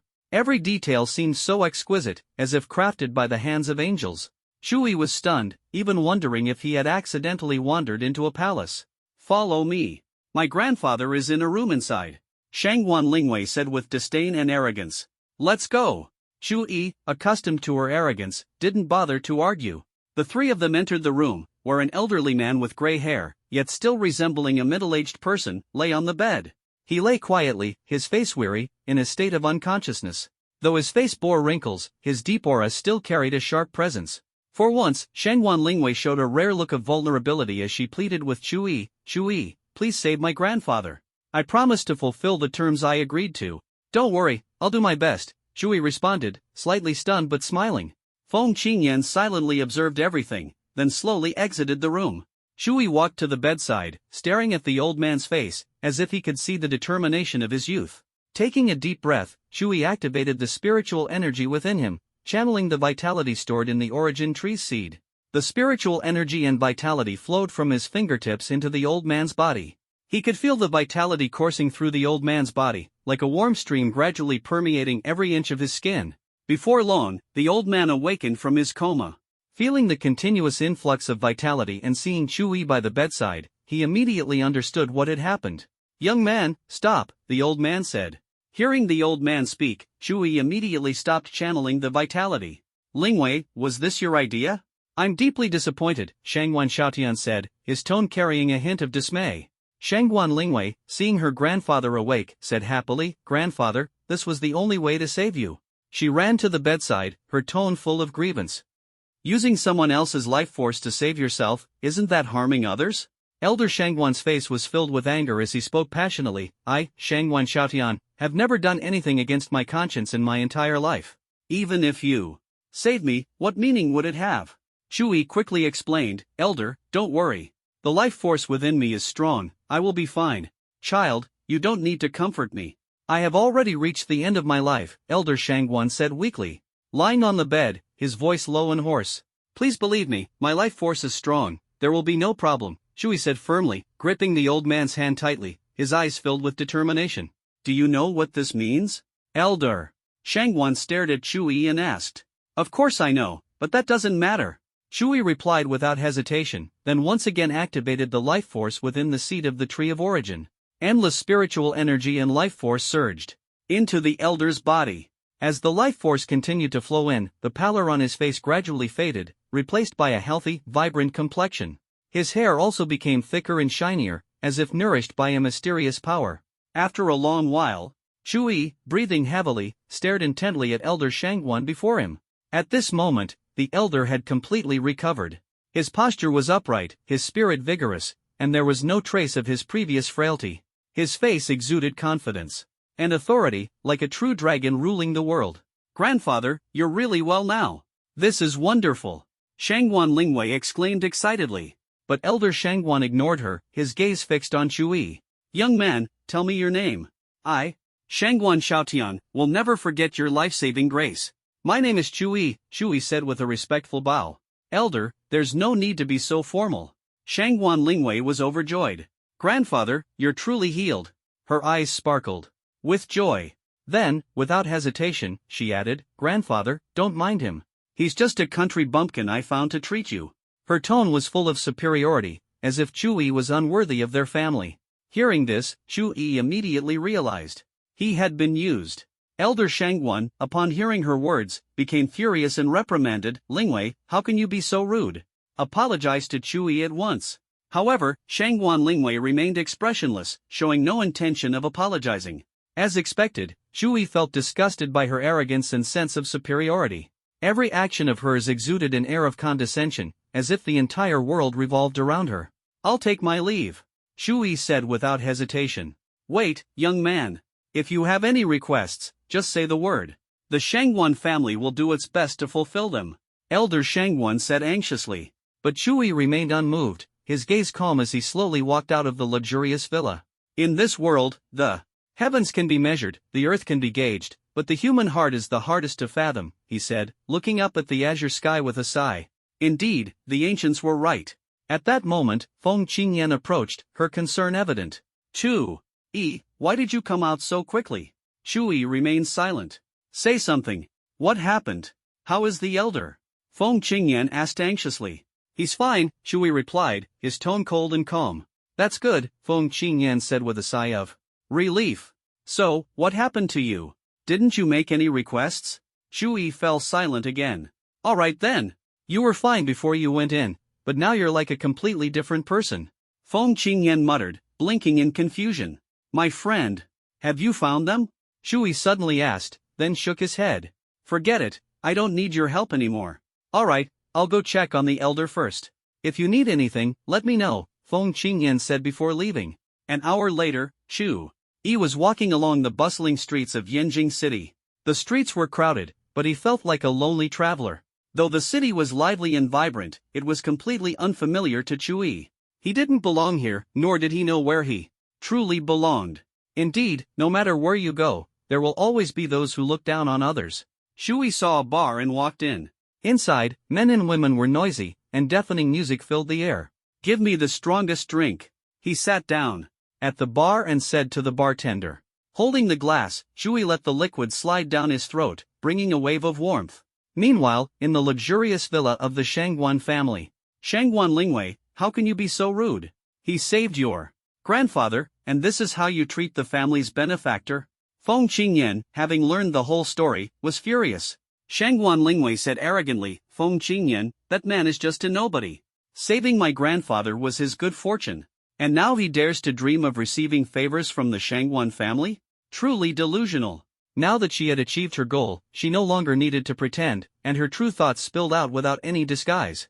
"Even though he is just a nobody now, who knows if he might become a world-renowned figure in the future?" Feng Qingyan's expression turned serious. Impossible. Since the revival of spiritual energy, how many gifted individuals have truly become famous worldwide? Shangguan Lingwei sneered with disdain. Back at the bar, Shui was drinking alone. "You, server, don't be shameless." Suddenly, an angry shout rang out. A man slapped a female server hard across the face. Shui looked up and saw the atmosphere in the bar instantly tense. He walked toward the female server. "Are you okay?" Shui asked with concern. The female server looked up, her eyes full of tears, and the red mark on her face clearly showed she had just been hit. "I'm fine, I'm fine," she replied weakly. Shui looked at the man, his face filled with anger and contempt. He stepped forward and stood in front of the female server. "Apologize to this lady," Shui said coldly. "Kid, you dare meddle in my business? Are you tired of living?" The man sneered, provoking Shui. "Are you forcing me to act?" Shui's voice was icy. "I'm a student from Hua country studying in Long country. Try laying a hand on me." The man said disdainfully, "You people from Long country are trash." Before he could finish speaking, his chest was pierced deeply by a divine spear gleaming with cold light. Blood spurted out, staining his clothes bright red. "Too much nonsense, Hua country dog." Shui's voice was as cold as ice. The man was already lifeless, completely dead. The bar instantly descended into chaos. Murder! Run! A lunatic is here, run! The people at that moment, a group of superhumans stormed into the bar, led by a man dressed in an investigator's uniform. He glanced at the scene, then fixed his gaze on Shui, quickly deducing the general situation. "We received a report that someone committed murder here," the investigator said to Shui. "That's right, I killed them," Shui admitted calmly. The investigator's eyes sharpened as he commanded, "Very well, come with me. Don't resist." "Why should I go with you? Do you want to die too?" Shui tilted his head disdainfully. "Kid, had enough of living?" "Everyone, get him," the investigator shouted. In an instant, over a dozen superhumans lunged at Shui. "Good timing, you worthless trash." Shui roared, exuding a murderous aura. He gripped the god-slaying spear tightly, its shadow resembling a dragon, radiating a chilling presence. As if it could devour everything. Without mercy, the spear penetrated the bodies of the superhumans, frantically absorbing their spiritual energy. The superhumans' faces contorted with fear and pain, but they couldn't break free. The devouring force rampaged within them, making them feel as though their bodies were gradually disappearing, swallowed by darkness. At this moment, Shui felt his spiritual energy surging again. The devouring power was truly formidable. "What the hell have you done?" the investigator roared in fury. "I haven't done anything. You're just too weak. I didn't even use my full strength, and they fell first." He activated the Hunyuan Wuji technique, causing the surrounding water elements to churn and form whirlpools that continuously flowed into his body. His body seemed like a bottomless pit, endlessly absorbing energy from the water. As the energy increased, a faint blue glow gradually emanated from him. Shui immersed himself in cultivation, and 3 days passed in the blink of an eye. When he opened his eyes, a calm aura radiated from within him. "My cultivation has improved significantly. If it weren't for the origin tree seed, I might have already broken through," Shui murmured to himself. With a splash, he burst out of the water, shook his hair, and unleashed his powers, instantly evaporating the moisture from his body. The appointed time had arrived, and he headed to the wasteland area south of Yanjing to wait for Fatty. Seeing Fatty's dirty appearance, he teased, "Hey, did you go coal mining?" Fatty shook his plump body, ignored the comment, and said with a bitter expression, "Brother Chu, I'm sorry, Little White is missing." "What? Little White is missing? What happened?" Shuyi's face turned tense. Little White was his mount. "Speak quickly. Brother Chu, Little White seems to have disappeared into thin air." "I really don't know how it happened," Fatty said painfully. He also liked Little White, and its disappearance made him feel terrible. "Explain in detail, what exactly happened?" Shui calmly pressed for answers. "Sigh, it just vanished suddenly. I can't explain it." Fatty sighed deeply. Shui felt distressed but quickly regained his composure. "Little White is gone, we can't change the facts. Talking more won't help. I believe we'll meet again if fate allows. For now, we must head to Dongli City immediately, the situation is urgent." "Huh? Dongli City? Why do we need to go to Dongli City?" Fatty asked in surprise. Was the situation so critical that even Little White couldn't be prioritized? Shui took out the Nightwalker organization's phone, which displayed in large red letters, "Dongli City is under large-scale attack by sea monsters. Dongli City has entered a state of war. War has broken out?" Fatty was so shocked by the news that he was speechless. "Yes, as humans, we can't stand by and do nothing. We must go and help, there are innocent civilians there," Shui said solemnly. "Brother Chu, how are we going to get there? Dongli City is far from here. Can we make it in time?" Fatty asked doubtfully. "I've calculated it. With our speed as ability users, if we travel overnight, we can definitely reach there within 2 days, Shui said with determination, his plans altered by the war. "We'll put the matter of the Wa Kingdom aside for now." Fatty trembled all over, unable to believe it. "Brother Chu, are you sure about running all the way there? Even ability users can't endure such intense running." "We have no choice. I killed someone from the Ability Users Association, so we can only take the wild route," Shui said with a bitter smile. "Brother Chu, you're amazing. I admire you for this. You dared to take on anyone," Fatty said with a face full of admiration. "Stop dawdling and get moving. Don't waste time," Shui said as he leaped forward, speeding toward Dongli City. "Hey, Brother Chu, wait for me," Fatty shouted, quickly following behind. They sped like the wind, their pace astonishing, traversing the desolate roads. Meanwhile, in the luxurious villa of the Shangguan family, the elder Shangguan sat in the spacious living room, his gaze fixed on Shangguan Lingtian and Shangguan Lingwei across from him. The two wore expressions of anticipation and reverence, waiting for the elder's instructions. "Shangguan Lingtian, you've disappointed me greatly. Look at your daughter, Shangguan Lingwei, what kind of person have you raised her to be?" Shangguan Xiaotian's face was grim, his anger uncontrollable as he pointed at Shangguan Lingwei. "So arrogant and conceited. Brother Chui saved my life, yet look at what she's done." Shangguan Lingtian lowered his head, remaining silent, not daring to provoke the elder's wrath. He already knew the situation, his daughter was indeed in the wrong. However, it was extremely rare for the elder to lose his temper like this. "Grandfather, Chui is merely a third-tier ability user. Even if his talent is exceptional, There's no need for you to be so angry, Shangguan Lingwei said with some confusion, speaking confidently. He saved your life, but he's still just a third-tier ability user, that's a fact. Why should you be so upset over a third-tier ability user? Shangguan Xiaotian suddenly erupted with a powerful aura, like a ferocious beast unleashed, his majesty intimidating the entire scene. Shangguan Lingtian and Lingwei stared at him in astonishment, their hearts shaken. This is the aura of a 9th-tier ability user. Lingwei exclaimed. Father, have you broken through to the 9th tier? Lingtian asked in disbelief. Shangguan Lingwei, you have disappointed me, Shangguan. Xiaotian shook his head, his expression filled with deep disappointment. You don't understand Shui, our young friend. Not only is he extraordinarily gifted, but he is also a genius in the world of abilities. His existence helped me break through. From the peak of the 8th tier to the 9th tier. That is the best proof. Lingwei was incredulous. Shui could actually enable an 8th tier peak ability user to break through to the 9th tier. Lingtian was equally shocked. Shui was far more powerful than he had imagined. A 9th tier ability user stood at the pinnacle of the ability world. Even among 100 8th tier ability users, at most, only one might break through to the 9th tier. This breakthrough was like an insurmountable chasm. But now, this chasm had been shattered with Chuyi's help.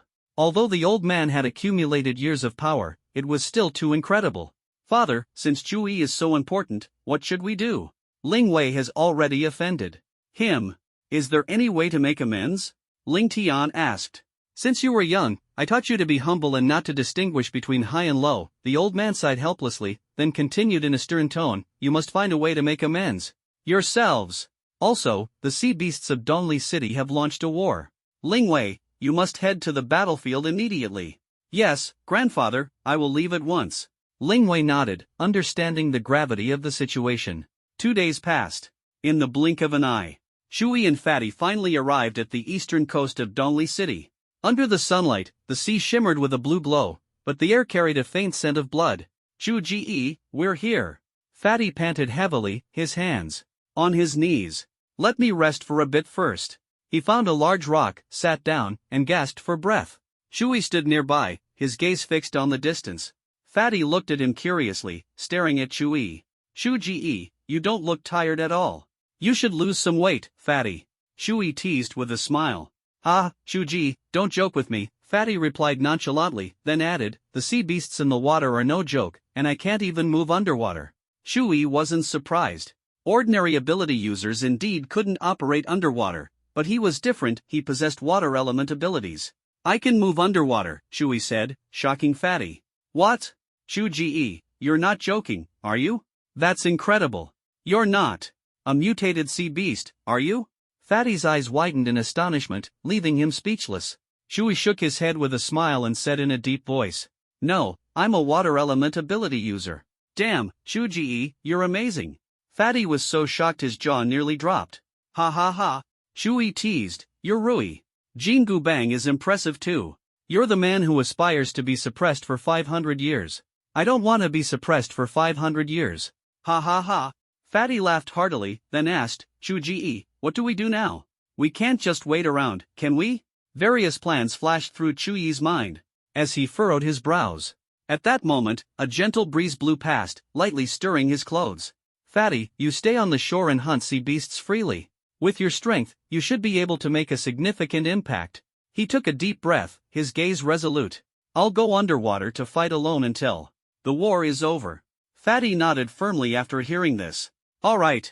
As soon as the words left his mouth, Shui leaped into the air and, with a splash, dove into the sea. He felt his body merge with the ocean. This was the advantage of water element abilities. The energy of the sea continuously flowed into Chuyi's body, even slightly accelerating his cultivation speed.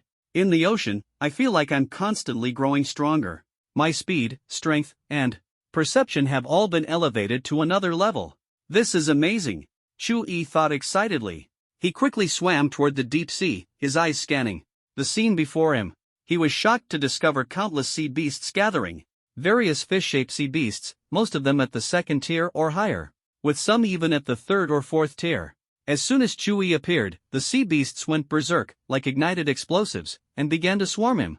Have these beasts gone mad? Well, that's fine. I can devour more, Chuyi frowned. The seawater was a deep blue as he instantly summoned the god-slaying spear, and a surge of killing intent erupted. Shadows of the spear intertwined, weaving through the chaos, and the feast of slaughter began. Shu Yi's spear technique was like a torrential storm, each strike hitting its mark with precision, turning the deep-sea crimson in an instant. In his hands, the god-slaying spear became an indomitable weapon, piercing through the depths and slaying one beast after another. The devouring power gnawed at the energy within the beasts like a ravenous predator, and Shu Yi felt his strength growing continuously. Roar, roar!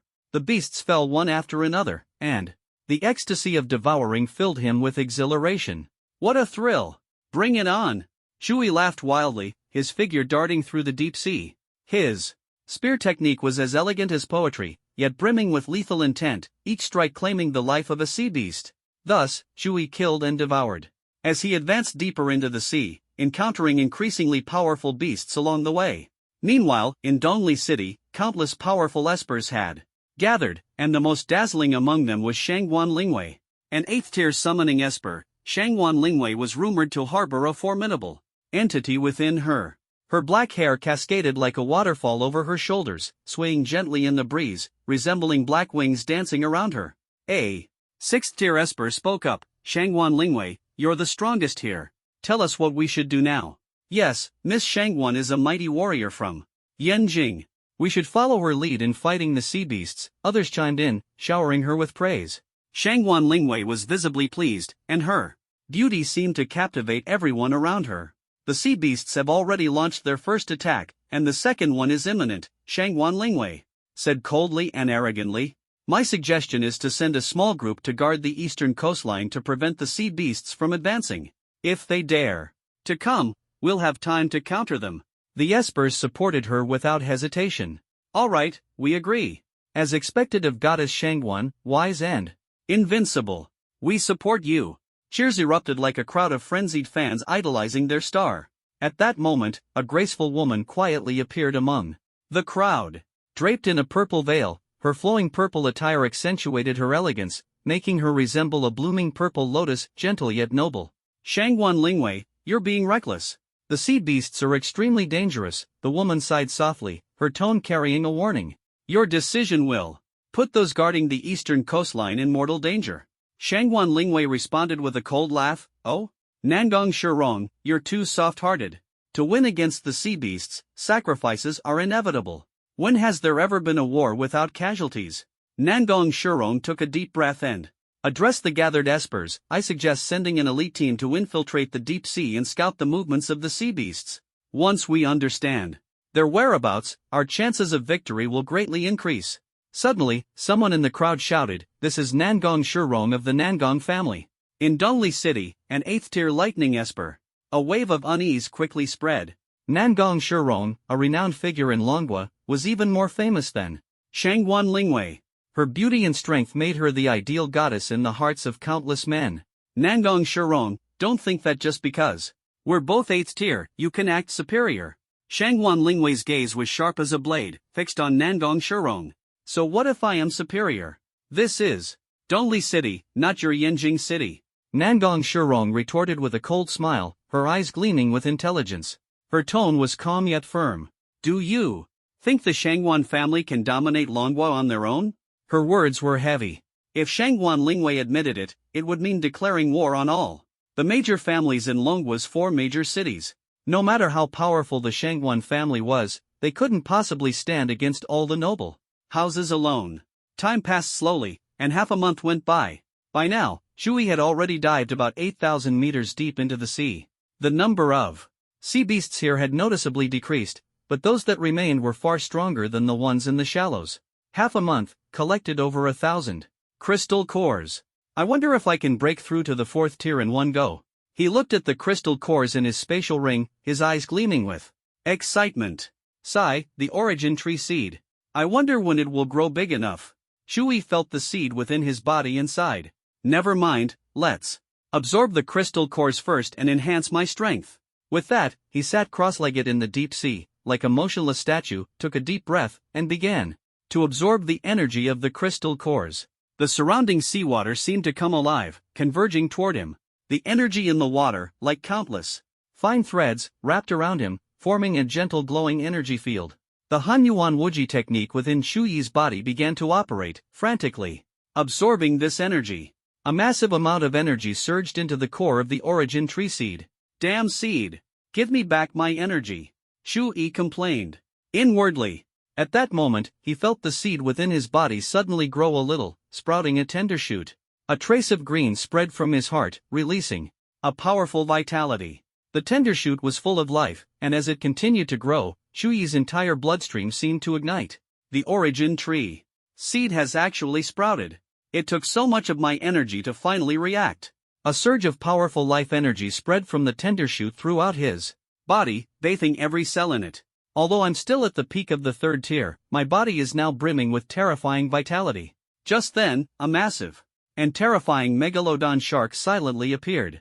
Its enormous body was like a black mountain, overshadowing everything around it. Its fin rose high, resembling the wings of a demon in the darkness. Its deep, sharp eyes were like two black diamonds glinting with cold light, exuding endless ferocity. The megalodon moved swiftly, like a black whirlwind, charging toward Shu Yi. This aura, so strong. Shu Yi's eyes widened in shock. It's a deep-sea megalodon. Run! He instantly realized that this was the strongest creature in the deep sea. He exerted all his strength to swim deeper into the ocean, but the megalodon pursued relentlessly. Human, don't run! The megalodon emitted a terrifying voice that reached Shu Yi's ears. You can talk? Shu Yi was astonished. Human, why have you come to the deep sea? This is not a place for you. The megalodon roared angrily. Brother Megalodon, I mean no harm. Stop chasing me. I'll leave right away. Shu Yi shouted as he fled. I'm leaving now, so please stop chasing me, okay? Leave?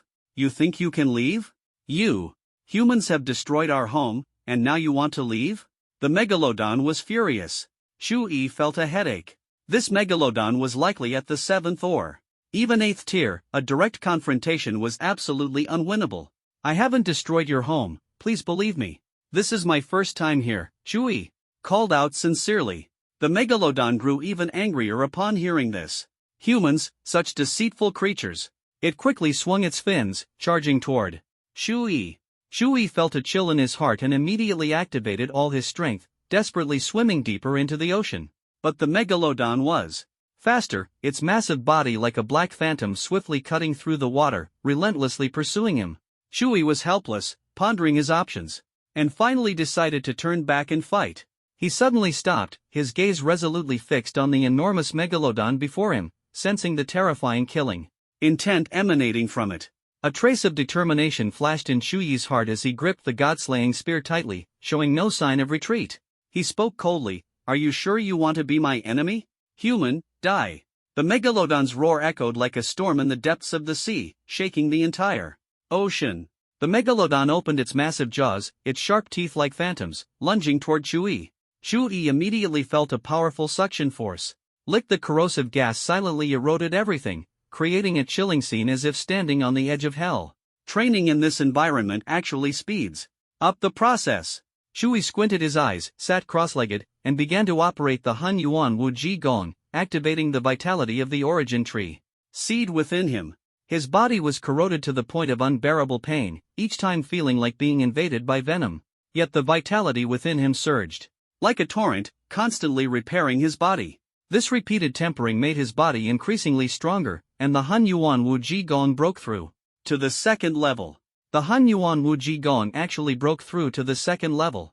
A look of excitement appeared on Shu Yi's face, and he was shocked in his heart. My strength has at least doubled, my body is sturdier, and my power has increased significantly. This technique is incredible. Theoretically, the Han Yuan Wu Ji Gong could be infinitely improved. With continuous practice, it could even reach 100 levels, 1,000 levels, or even 10,000 levels. This is amazing. Shu Yi sat cross-legged on the ground, excitedly continuing to practice the Han Yuan Wu Ji Gong. His body was constantly corroded and then restructured. This process repeated over and over. Each corrosion made his body tougher, and each restructuring made his physical form stronger. After a long time, Shu Yi was no longer afraid of the acidic liquid in this place. Ha ha, Megalodon, what else can you do? Shu Yi laughed loudly. The The Megalodon heard Chuyi's voice coming from its stomach and was instantly furious. Human, you're still alive. How is this possible? A mere acidic liquid, and you think it can kill me? Dream on. Chuyi sneered arrogantly. Tell me, how do you want to die? If you have the ability, kill me, you detestable human, the Megalodon roared. Chuyi showed no mercy, conjuring the god-slaying spear. With a light swing, a shadow of the spear swept across the Megalodon's stomach wall, instantly leaving a wound that exuded a faint killing intent. The pain made the Megalodon realize the danger, and its voice carried a hint of fear. Human, what have you done? Megalodon? I haven't done anything bad, Chuyi chuckled mischievously. I just secretly placed a little something inside you. I can kill you any time now. Evil human, if you want to kill me, just do it. Our deep sea clan will never let you go. Chuyi was filled with questions. Logically, ability users wouldn't deliberately venture into the deep sea to hunt exotic beasts, but the Megalodon's hatred for humans clearly had a story behind it. Megalodon, tell me, why do you hate humans so much? Chuyi asked, puzzled. Humph, you humans destroyed our home and killed our kin, the Megalodon said angrily. And now you pretend to know nothing. How hypocritical. Chuyi was taken aback and decided to get to the bottom of it. I won't kill you, but you have to tell me the truth. The Megalodon was silent for a long time, seemingly sensing Chuyi's sincerity and unwilling to die. Half a year ago, a group of human ability users launched a brutal massacre against our deep sea clan. They even released a powerful virus, driving us to the brink of extinction, it said in a low, sorrowful voice. We had no choice but to flee here. Do you know who they were? Chuyi was shocked, unable to believe that humans would target the ocean. I don't know, but they look like you Easterners, the Megalodon said excitedly. Impossible. As far as I know, the Dragon Nation is currently busy dealing with land-based exotic beasts and has no resources to spare for the deep sea, Chuyi immediately refuted. Suddenly, a possibility occurred to him, and he quickly asked, were they in the east, not far from here? How? Do you know? The Megalodon asked in surprise. Megalodon, would you like to make a deal? Chuyi proposed. Human, do you know what you're saying?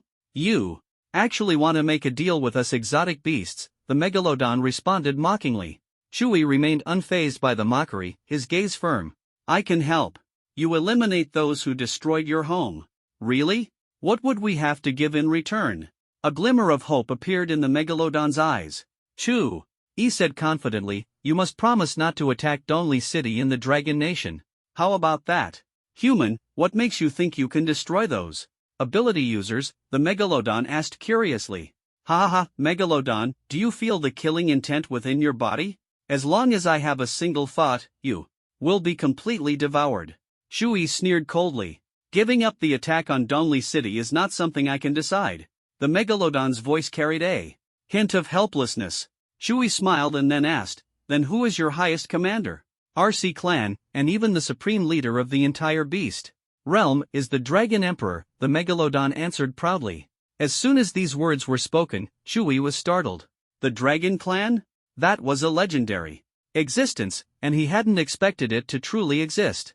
Chuyi pondered for a moment and asked, what is the Dragon Emperor's strength like? The Megalodon replied smugly, the Dragon Emperor is the strongest being in this world, unmatched and absolutely invincible. I asked about the Dragon Emperor's strength, not for you to flatter him. Chuyi said helplessly, feeling that this creature's brain seemed a bit slow. Of course, the Dragon Emperor is the strongest.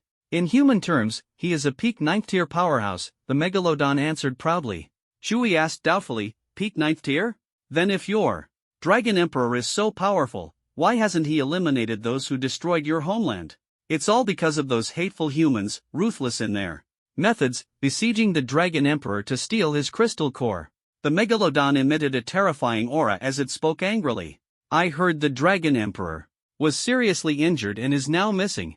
Although the truth is uncertain, those humans truly deserve to die. Then who is commanding this attack? Chuyi felt this creature's words were unreliable. No commander, just some ordinary forces organizing themselves to attack, relying on sheer numbers. The Megalodon answered without hesitation. Chuyi breathed a sigh of relief. Open your mouth, I'm coming out of your body. The Megalodon was overjoyed and opened its massive jaws. Chuyi shot out like a beam of light, returning to the deep sea. Phew, the outside really is much more comfortable. Shui withdrew the killing intent within his body and casually infused a surge of vitality to heal its wounds. Alright, Megalodon, what are your plans now? I promise you, I will help you destroy those guys. Shui's tone was firm and sincere. The Megalodon seemed to sense Shui's determination and naively said, I didn't expect humans to have someone like you. It's a pity I'm only at the 7th tier now and can't transform into human form, otherwise, I would definitely visit your world. Standing on its head, Shui curiously asked, you beasts can transform? Of course, as long as we reach the 9th tier, we can transform into human form. But very few beasts ever reach the 9th tier, the Megalodon said proudly. Shui fell silent. Beasts could transform, which meant they could potentially hide in the human world. Just thinking about it was terrifying. Megalodon, I'm going back to the human world, Shui said calmly. You're going back? The Megalodon was surprised, a bold idea forming in its mind. Human, do you want to gain my power? What do you mean? Shui asked, puzzled. The Megalodon explained, among you humans, summoning type ability users have special creatures within their bodies that they can summon to fight at any time. But there's another way to become a summoning type ability user. There's such a thing? What method? Shui asked. Excitedly. We beasts can voluntarily become a human's guardian beast, allowing the human to gain our power. It's like raising a beast within the human body. This method is only known to beasts, and as far as I know, no other beast has tried it yet. Shui thought for a moment and asked solemnly, are you saying, you want to do this? Have you really thought it through? As long as you help me avenge my homeland and destroy those who ruined it, I'm willing to do anything. Besides, this way, I can personally witness those hateful humans die. The Megalodon's voice carried a hint of melancholy. As soon as the words fell, the body of the deep-sea Megalodon transformed into a surge of black energy, rushing into Shui's body. A terrifying power roared through his blood in an instant, a mysterious space appeared within him, and the deep-sea Megalodon quietly awakened inside. Shui's body underwent a tremendous transformation, with powerful energy coursing through him. So strong. My body has been greatly enhanced in every aspect, especially in water. Shui exclaimed excitedly. Although my realm hasn't changed, my strength has increased several times over. As he moved through the water, whirlpools formed around him, swirling with his thoughts. This is the power of the deep-sea Megalodon, it's terrifying. At that moment, the mysterious space within Shui revealed a vast deep sea. A massive and fearsome deep-sea Megalodon was coiled within it. Shui communicated with it, from now on, I'll call you Little Shark. Ha ha ha. Little Shark nodded silently, its voice echoing in Shui's mind. Shui, how does it feel? I'm in the guardian space within you. It's incredible, several times stronger than before. So this is the guardian space you mentioned. Shui replied excitedly. Little Shark responded with enthusiasm, this method is truly unique, it feels like no other beast has tried it. I now exist in a pure energy state, and my cultivation speed is much faster than before. Shui, you should try using the power of the guardian space too. Shui focused his mind and activated the energy of the guardian space. Instantly, a powerful force gathered around him. This energy transformed into a grayish-white energy cloak that enveloped his entire body like a cape. His black hair turned into a radiant grayish-white. Is this the beast form? My strength, perception, and speed have all improved significantly. And, most importantly, I look amazing. Shui muttered to himself. He then asked Little Shark in the guardian space, Little Shark, how's your energy consumption? Almost negligible, and my recovery rate is keeping up.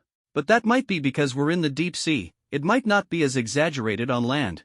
Little Shark replied in surprise. After hearing this, Shui immediately shot toward the surface of the deep sea like a bolt of lightning. His figure darted through the water at an astonishing speed, showcasing the power of his transformed state. Before long, with a loud splash, he broke through the water's surface and emerged above the sea. Shui asked Little Shark in the guardian space, how's the energy consumption now? It's much higher now, probably. Enough to last about 10 days, Little Shark's voice echoed. Shui nodded in satisfaction. As expected of the deep-sea Megalodon, its energy was truly terrifying. Little Shark, this guardian space allows me to cultivate anytime, anywhere. That's great. With your help, just give me some time, and we can definitely take down those guys from Wa Nation. Shui's eyes were resolute, his voice filled with dominance. He quickly dashed toward the shore, leaving a bright trail on the water's surface. The wind brushed against his face, bringing a hint of coolness that seemed to resonate with his speed. Before long, he reached the shore and instantly reverted to his normal form. On the shore, a group of ability users was engaged in a fierce battle with exotic beasts. Flames roared, lightning flashed, and frost crystallized as various powerful abilities were displayed. The battle has already started?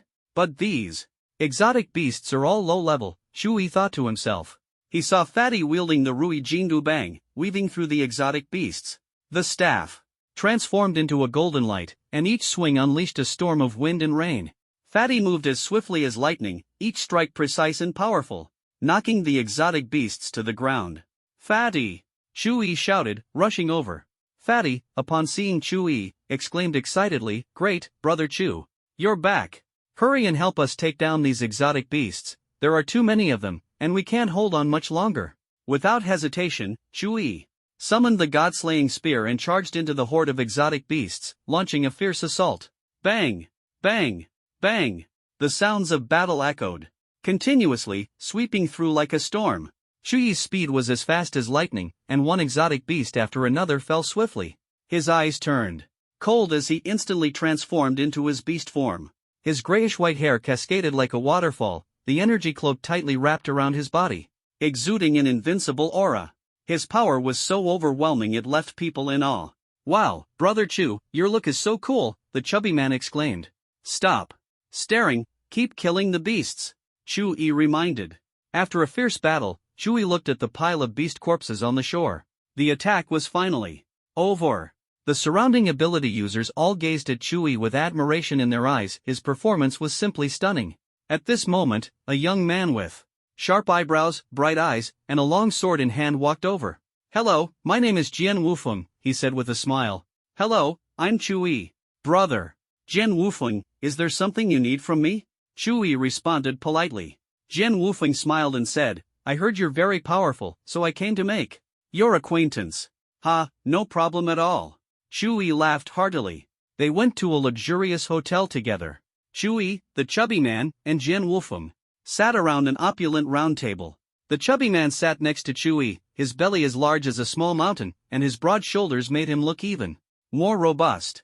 Jian Wufeng sat on the other side, his posture upright, resembling a sharp sword. "Why did you invite us here? Is there something you want?" Shui was the first to speak. Jian Wufeng said, "I just wanted to make friends with you."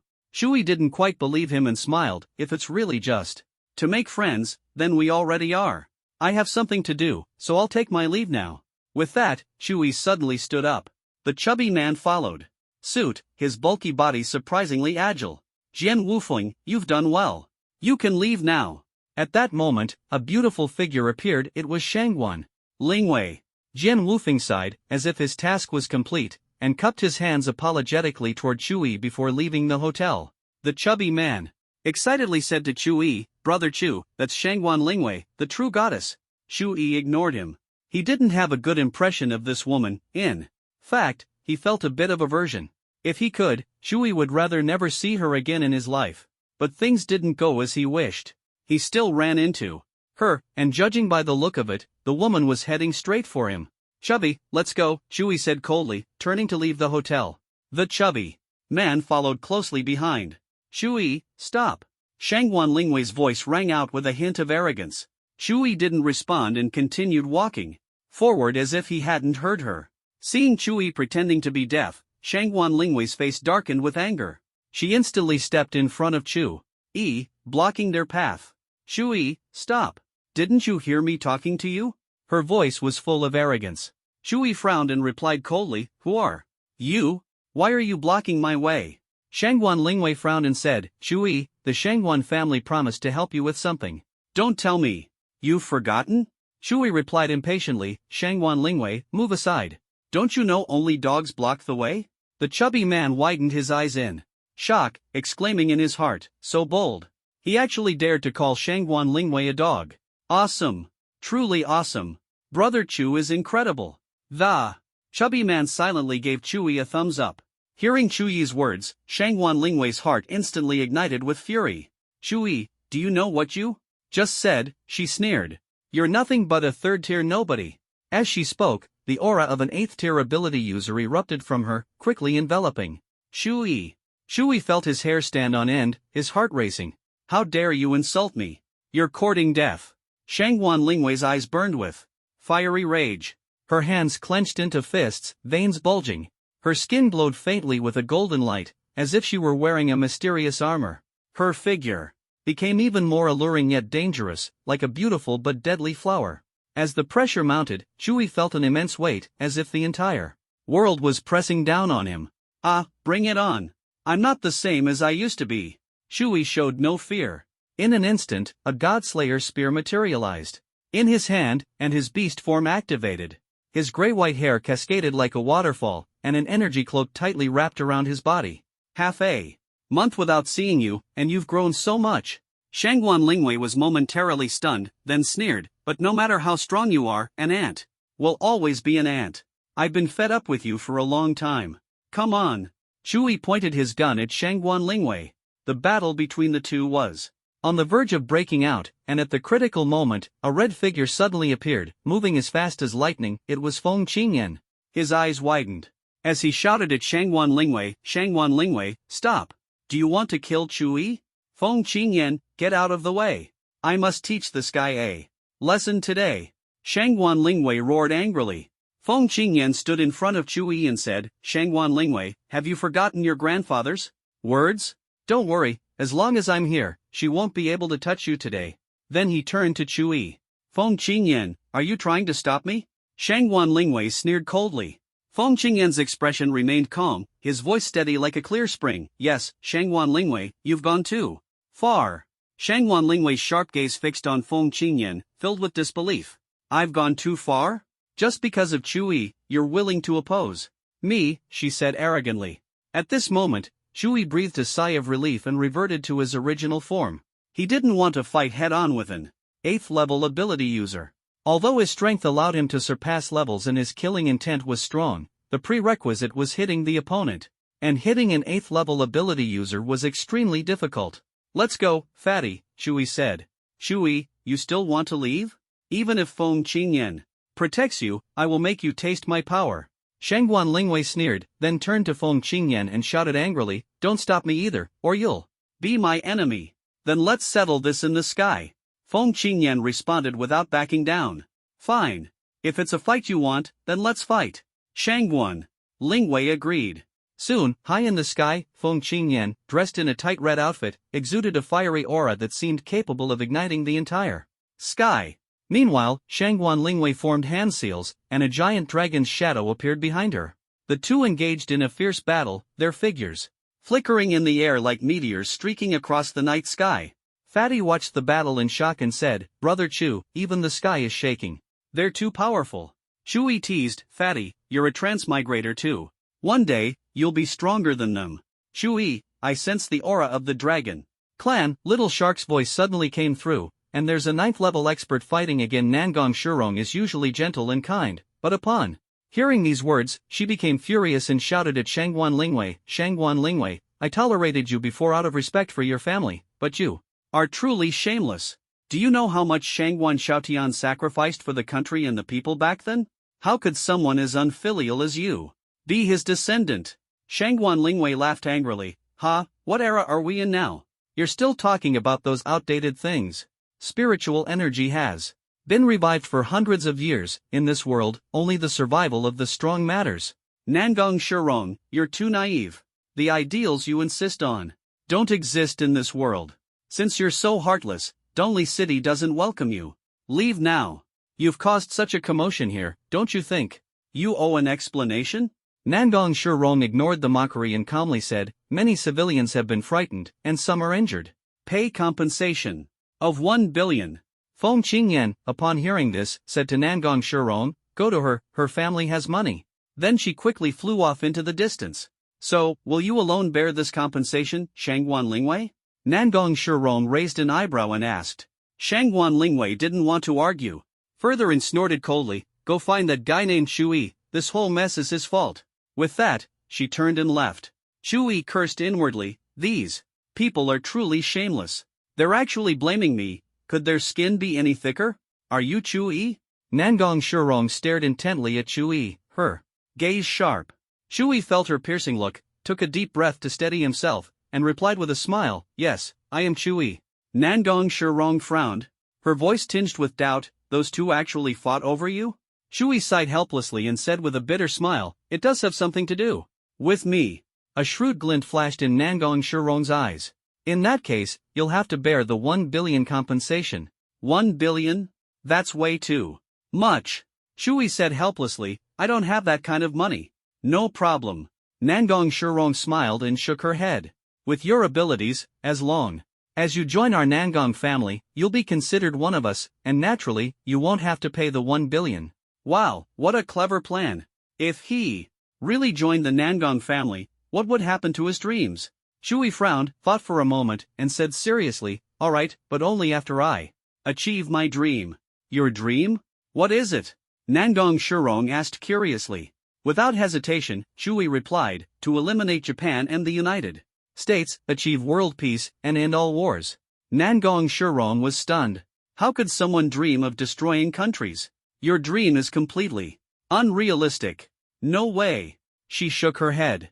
Chui spread his hands helplessly, looking righteous. "Well, there's nothing I can do. It's not that I'm unwilling. It's that you don't believe in me."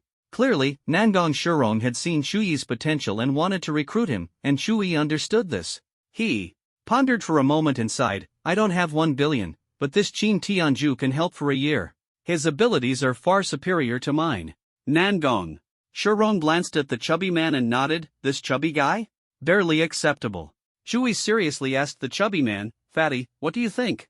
"Not considering the chubby man's feelings at all, you still ask me what to do.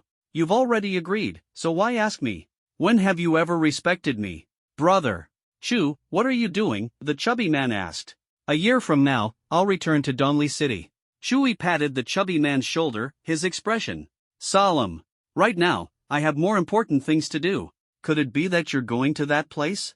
The chubby man froze, seemingly guessing Chui's destination. Chui nodded, his gaze speaking volumes. Tears welled up in the chubby man's eyes as he reluctantly said, "Brother Chu, you must come back. Alive. I'll be waiting for your good news." "Yes, I will." Chui's resolute voice echoed. After the two bid farewell, the chubby man reluctantly followed Nangong Shurong's lead. Nangong Shurong's figure was slender, her legs long and graceful. She walked elegantly in the breeze, her long hair bathed in sunlight, cascading like a waterfall gently over her shoulders. Although the fat man had a rounded figure, his steps were steady and powerful, as resolute as thunder. "Nangong Shurong, huh? Fatty, you're really lucky. Let's see if you can seize the opportunity." Chui muttered to himself. As soon as he finished speaking, he sprinted toward the eastern coastline.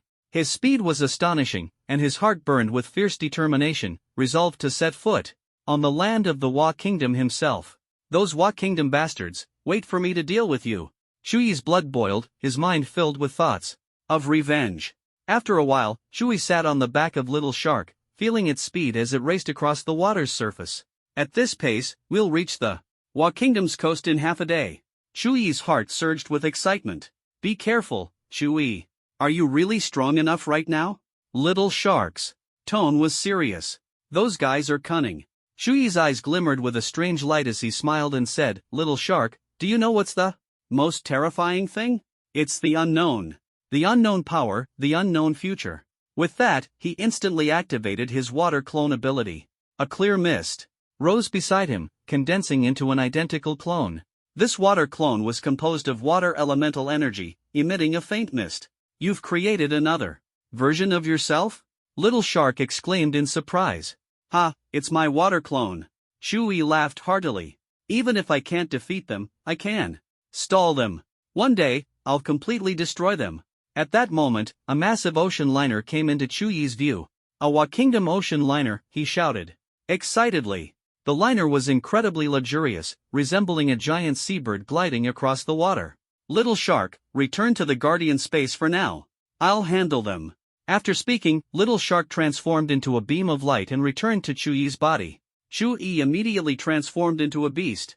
Conjuring the Go, his voice was filled with fear and resentment. "No, please don't kill me."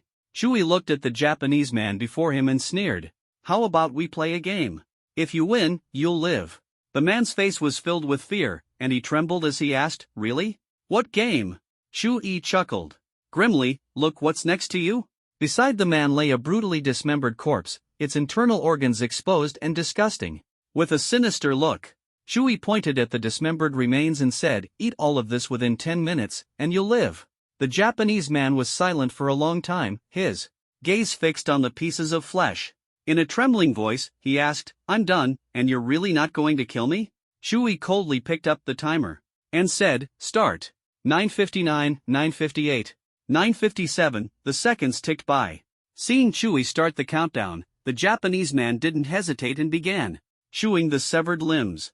He fought back his nausea, his face pale and sweating. Shu-yi felt sick just looking at it. The Japanese man retched painfully, each vomit nauseating, but he gritted his teeth and persevered, consuming the remains with only a minute remaining to save his life. He trembled as he spoke, I'm done. Now let me go. Shu-yi glared at him with a smile, his eyes gleaming with ruthlessness. What do you think? Before he could finish his words, the god-slaying spear pierced the man's chest, sending him crashing to the ground, dead. The Japanese man cried out in horror, you're not keeping your word, you still believe that nonsense? How naive. Shu-yi sneered. Keeping your word with the enemy? Don't be ridiculous. Then, Shu-yi entered the cruise ship's interior. It housed a restaurant, a swimming pool, and various recreational facilities. The lights shone brightly, making it seem like a place designed to satisfy every desire, making it tempting to approach. Shu-yi flashed, appearing among the Japanese, the god-slaying spear in hand. Like a messenger of death, he unleashed his weapons with unwavering determination. His movements were impossibly swift, each shot piercing the Japanese chest with pinpoint accuracy, sending blood splattering. Who are you? Why are you killing us? A Japanese man demanded angrily. Shu-yi wielded the god-slaying spear frantically, sneering, it doesn't matter who I am. What matters is that you're all going to die soon. Have you thought of any last words? He even felt he was being too merciful, letting his enemies leave behind a final message. Just then, a Japanese man arrogantly stepped forward and shouted, I'm Shabi Taisha. Try to kill me. The Shabi family will not let you go. Shu-yi looked at the short, fat, middle-aged man and sneered, Shabi? Are you really that powerful? As soon as he finished speaking, the god-slaying spear pierced his chest, and he fell to the ground, dead. Line up and die one by one. Otherwise, Shu-yi's deep voice echoed through every corner of the cruise ship. A Japanese man desperately begged for mercy, don't kill me. I didn't provoke you, why are you killing me? As soon as he finished speaking, the god-slaying spear pierced his chest. Ah, I don't want to die. Before he could finish his words, he was already dead. Shu-yi's voice rang out coldly, like the whisper of death, why?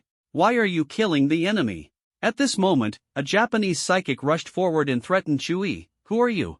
How dare you massacre us? Aren't you afraid of the punishment from the Emperor's Society? Shu-yi ignored him and coldly said, the Emperor's Society? Trash. You Japanese psychics are all trash. Before he could finish his words, the god-slaying spear pierced his chest, blood splattering, and his life was instantly gone. Ah! Don't kill me. Please, I'll be your dog. The Emperor won't let you go. Don't kill me. I have several women, please let me go. The entire cruise ship echoed with the screams and pleas of the Japanese, and the smell of blood filled the air. Shu-yi, holding the god-slaying spear in hand, mercilessly killed the Japanese one by one. Their eyes were filled with despair and fear, and their faces were filled with pain. The bloody scene was like hell descending. In the end, Shu-yi confirmed that all the Wa Nation people on the cruise ship had been killed, about 7,000 in total. Only 7,000? Too few. Let's collect some interest first. 3 hours later, he arrived at a depth of 10,000 meters under the sea and decided to begin his cultivation. What is this? Poison gas? Such a dense concentration of poison gas, no wonder there aren't many exotic creatures in the deep sea. Shu-yi was surprised to discover that the poison gas was slowly seeping into his body. Little Shark's angry voice echoed in Shu-yi's mind, Shu-yi, it's the sea area. Those guys released the poison gas here. So that's how it is. Shu-yi immediately understood. This poison gas is extremely harmful to the human body, but I didn't expect my Hun Yuan Wuji Gon to actually use the poison gas for cultivation. It's truly incredible. Shui closed his eyes and began to operate Hun Yuan Wu Ji Gong. The surrounding poison gas surged toward him like venomous snakes. Accompanied by the slow flow of spiritual energy in the water, a powerful aura began to form. Time flew by, and 3 days passed in the blink of an eye. 3 days later, One Nation issued a global announcement: a luxury cruise ship in its own territorial waters was attacked by a mysterious individual. All 7,568 people aboard were killed, and the perpetrator was suspected to be a firearms expert. One Nation's official statement included a bounty notice, vowing to capture the culprit. The reward was as high as 1 trillion yen. Meanwhile, in the wasteland area outside Dongli City in Long Nation, Fatty looked at the news content and shouted excitedly, "It must be Brother Chu. It must be him, he uses guns." His face was full of pride. "Brother Chu is amazing." Nangong Shurong also saw the news, sighed, and said softly, "Sigh, such a troublemaker. Luckily, he didn't come to my Nangong family." At the same time, in Yanjing City, I seem to have broken through to the 8th tier, and something has changed, Little Shark said excitedly. "I think I can even fly now." Shui was shocked and quickly summoned Little Shark. Its massive form appeared in the deep sea. "Tell me, what's going on, Little Shark?" Shui felt a sense of disbelief. An hour later, under the azure sky, a giant rock spread its wings, with Chewie standing on its back, overlooking the surroundings. "Little Shark, how did you become like this?" Chewie asked excitedly. Little Shark's voice carried excitement. "When you broke through, a mysterious energy surged into my body, not only allowing me to advance but also transforming me into this form." "I see. So can you now unleash the power of the 8th tier?" Chewie asked. "No, I feel there's a limitation. My power can't exceed yours." "Right. Now, I can only use the strength of the 4th tier," Little Shark explained. Chewie gazed at the blue sky and calmly said, "So, I must break through to the 8th tier for you to unleash your full power?" Little Shark nodded silently. "Alright, Little Shark, remember, you're no longer a megalodon. You are now a Kuanpeng," Chewie said excitedly. Then, he returned to the sea's surface, his gaze locked on the nearby One Nation, filled with excitement. "Kuanpeng. Form, reveal yourself," Chewie silently chanted in his heart. Suddenly, a powerful spiritual energy erupted from Chewie's body. The blue-black energy transformed into a Kuanpeng battle armor, radiating dazzling light, instantly enveloping him. His blue-black hair grew rapidly, cascading down his back, making him look exceptionally striking.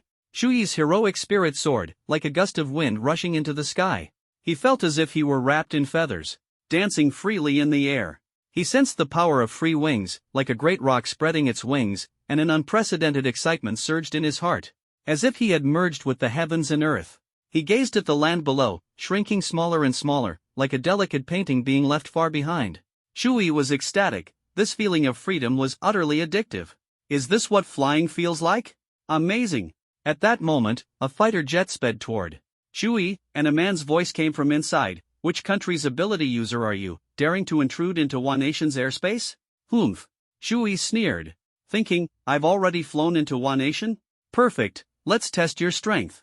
In the sky, Chewie's god-slaying spear appeared in his hand, and he charged toward the fighter jet like lightning. God-slaying spear technique, first form, hidden dragon and used. He spun in the air, the spear tipped like a black lightning bolt tearing through the sky. The spear's shadow rampaged like a dragon, instantly splitting the One Nation's fighter jet in two. The man shouted in terror, "Why are you killing me? Who are you?" Chewie gripped the god-slaying spear tightly, his long hair flying in the wind, the Kuanping battle armor radiating blue-black light, exuding dominance. "Why kill you? I didn't expect you to ask such a foolish question." Chewie's eyes were deep, his voice tinged with confusion and incomprehension, then turning arrogant and mocking, "Because I want to kill you, ha ha, die, One Nation dog." Meanwhile, in the One Nation Military Command Center, a short middle-aged man roared angrily, "Who dares to destroy our invincible One Nation fighter jet?" His brows furrowed, veins bulging on his forehead, his fury uncontainable. "Quickly dispatch ability users to investigate. Make sure to capture this culprit." A soldier saluted and responded, "Yes, General Shabi." After a long time, Chewie arrived in One Nation's Nagaki City. The city was filled with towering buildings and bustling activity. He walked along the crowded streets, surrounded by constant noise. "As long as I plant the baleful energy into the bodies of ordinary People, with just a single thought, these Wa Nation citizens will die instantly, and I can absorb their life force to enhance myself. Truly killing. Two birds with one stone, Chewie calculated secretly. He tightly controlled the dense baleful energy within his body, quietly transmitting it to the surrounding Wa Nation civilians, unnoticed by anyone. Each strand of baleful energy was like an invisible thread, silently and imperceptibly infiltrating their bodies. Chewie smiled faintly, his eyes tinged with indifference and mockery. Changchi City has a population of approximately 400,000. At this rate, we'll be finished in about 10 days. He walked to a deserted corner and cast his water avatar, officially launching the Changchi massacre plan. The plan slowly progressed, day after day. At the Japanese military headquarters, a female officer reported to Lieutenant General Shabi. Lieutenant General Shabi, we've found the murderer. A portrait of Chewie appeared on the screen, showing him in Koanpung form, clutching the god-slaying spear. This is a photo of the fighter jet taken before it crashed. Who is this person? Lieutenant General Shabi asked. The female officer replied solemnly, after extensive investigation, we learned from our spies in Longwa that this man's name is Chewie, just turned 18, born in Longwa's Nanching City, an orphan, who has awakened an SSS-Level soul-related ability, suspected to be a black gun-related one. He was also responsible for the cruise ship incident. The female officer took a deep breath, her brow furrowed. Furthermore, he's a third-level psychic, having just awakened. Lieutenant General Shabi shouted. Angrily, he's only 18 years old, and he's so powerful just after awakening. Quickly notify the Emperor's Association and have them send a psychic to kill Chewie. 3 days passed quickly. At this moment, Chewie sat cross-legged above Changchi City with his eyes closed, concentrating on his cultivation. Suddenly, he slowly opened his eyes, a sharp gaze flashing in his pupils. He stared at the middle-aged Japanese psychic before him, his expression serious and his voice filled with caution. Who are you? I am Junichiro Yamamoto, you must be Chewie. The middle-aged psychic was full of confidence. You killed our Japanese civilians, you must give me an explanation today. There is nothing to explain, I killed you, what can you do about it? Chewie said contemptuously. Junichiro Yamamoto roared, then die, you monkey from Dragon Country. A strong wind suddenly blew around him, and he wielded a cold and gleaming Japanese sword in his hand. Like a flash of lightning, he struck Chewie with unbelievable speed. Chewie reacted quickly, instantly, conjuring up the god-killing spear and charging at Junichiro Yamamoto. God-killing spear technique, first style, hidden dragon, do not use. The tip of the spear, like black lightning, pierced straight at Junichiro Yamamoto. Chewie held the god-killing spear in his hand, and the spear's shadow was as swift and sharp as a fierce dragon. With each attack, Junichiro Yamamoto retreated step by step. Yamamoto Junichiro's eyes widened in shock, and he cried out in disbelief, how could you be so strong? You're just a 4th-level esper. Chewie sneered, it's not that I'm too strong, it's that you're too weak. Japanese. Are you ready for your final words? Yamamoto Junichiro roared with a wild laugh, Chewie, no matter how powerful you are, what's the use? Come out. Kill this kid. Suddenly, 3 figures appeared before Chewie like ghosts. Only 3 of you? Chewie chuckled scornfully, his tone thick with disdain. Dragon, you're so conceited. We're all 6th-level esper, the other party said arrogantly. You're just a 4th-level nobody. Before he could finish his words, the 3 attacked Chewie simultaneously. Chewie, gripping the god-slaying spear, engaged in a fierce exchange with the 4 esper. The spear's shadows flashed like a storm, a cold light flashing. These Japanese esper were like fighting machines, their movements ferocious and cunning, trying to force Chewie into a corner. But Chewie's skills were far beyond their expectations. He dodged the attacks flexibly and used the god-killing spear to accurately cut off the opponent's offensive. You Japanese trash, is this all you can do? Ha! Don't be so complacent, you kid from Dragon Country. The 4 of them counterattacked frantically, their strength seemed endless, and they suffocated Chewie. Chewie did not flinch, tightly gripping the god-killing spear to meet their frenzied attack. At this moment, a sly smile appeared on Chewie's face, his eyes deep and unfathomable. Suddenly, a huge shadow of Koanpung emerged from behind him. What kind of monster is this? The Japanese psychics were panicked and had no time to react. The huge Koanpung opened its bloody mouth and swallowed them in one gulp. Not bad, little shark. This trick is really powerful, Chewie laughed heartily, then sighed. With some regret, too bad I didn't ask them who they were. Ha ha. The night was deep, and Shui stood at the street corner, his gaze fixed on the luxurious clubhouse. The night in Changchi City was brightly lit, and the streets were bustling with activity. Yet this clubhouse resembled a dark fortress, hiding the filthy secrets of the upper echelons of Japanese society. "Let's start with you," Shui muttered coldly to himself. Pushing open the clubhouse door, he was immediately hit by the strong stench of alcohol and drugs. Under the dim lights, smoke swirled around the gambling tables, and gamblers were rowdy and noisy. These Japanese people were addicted to gambling, completely indifferent to the lives of others.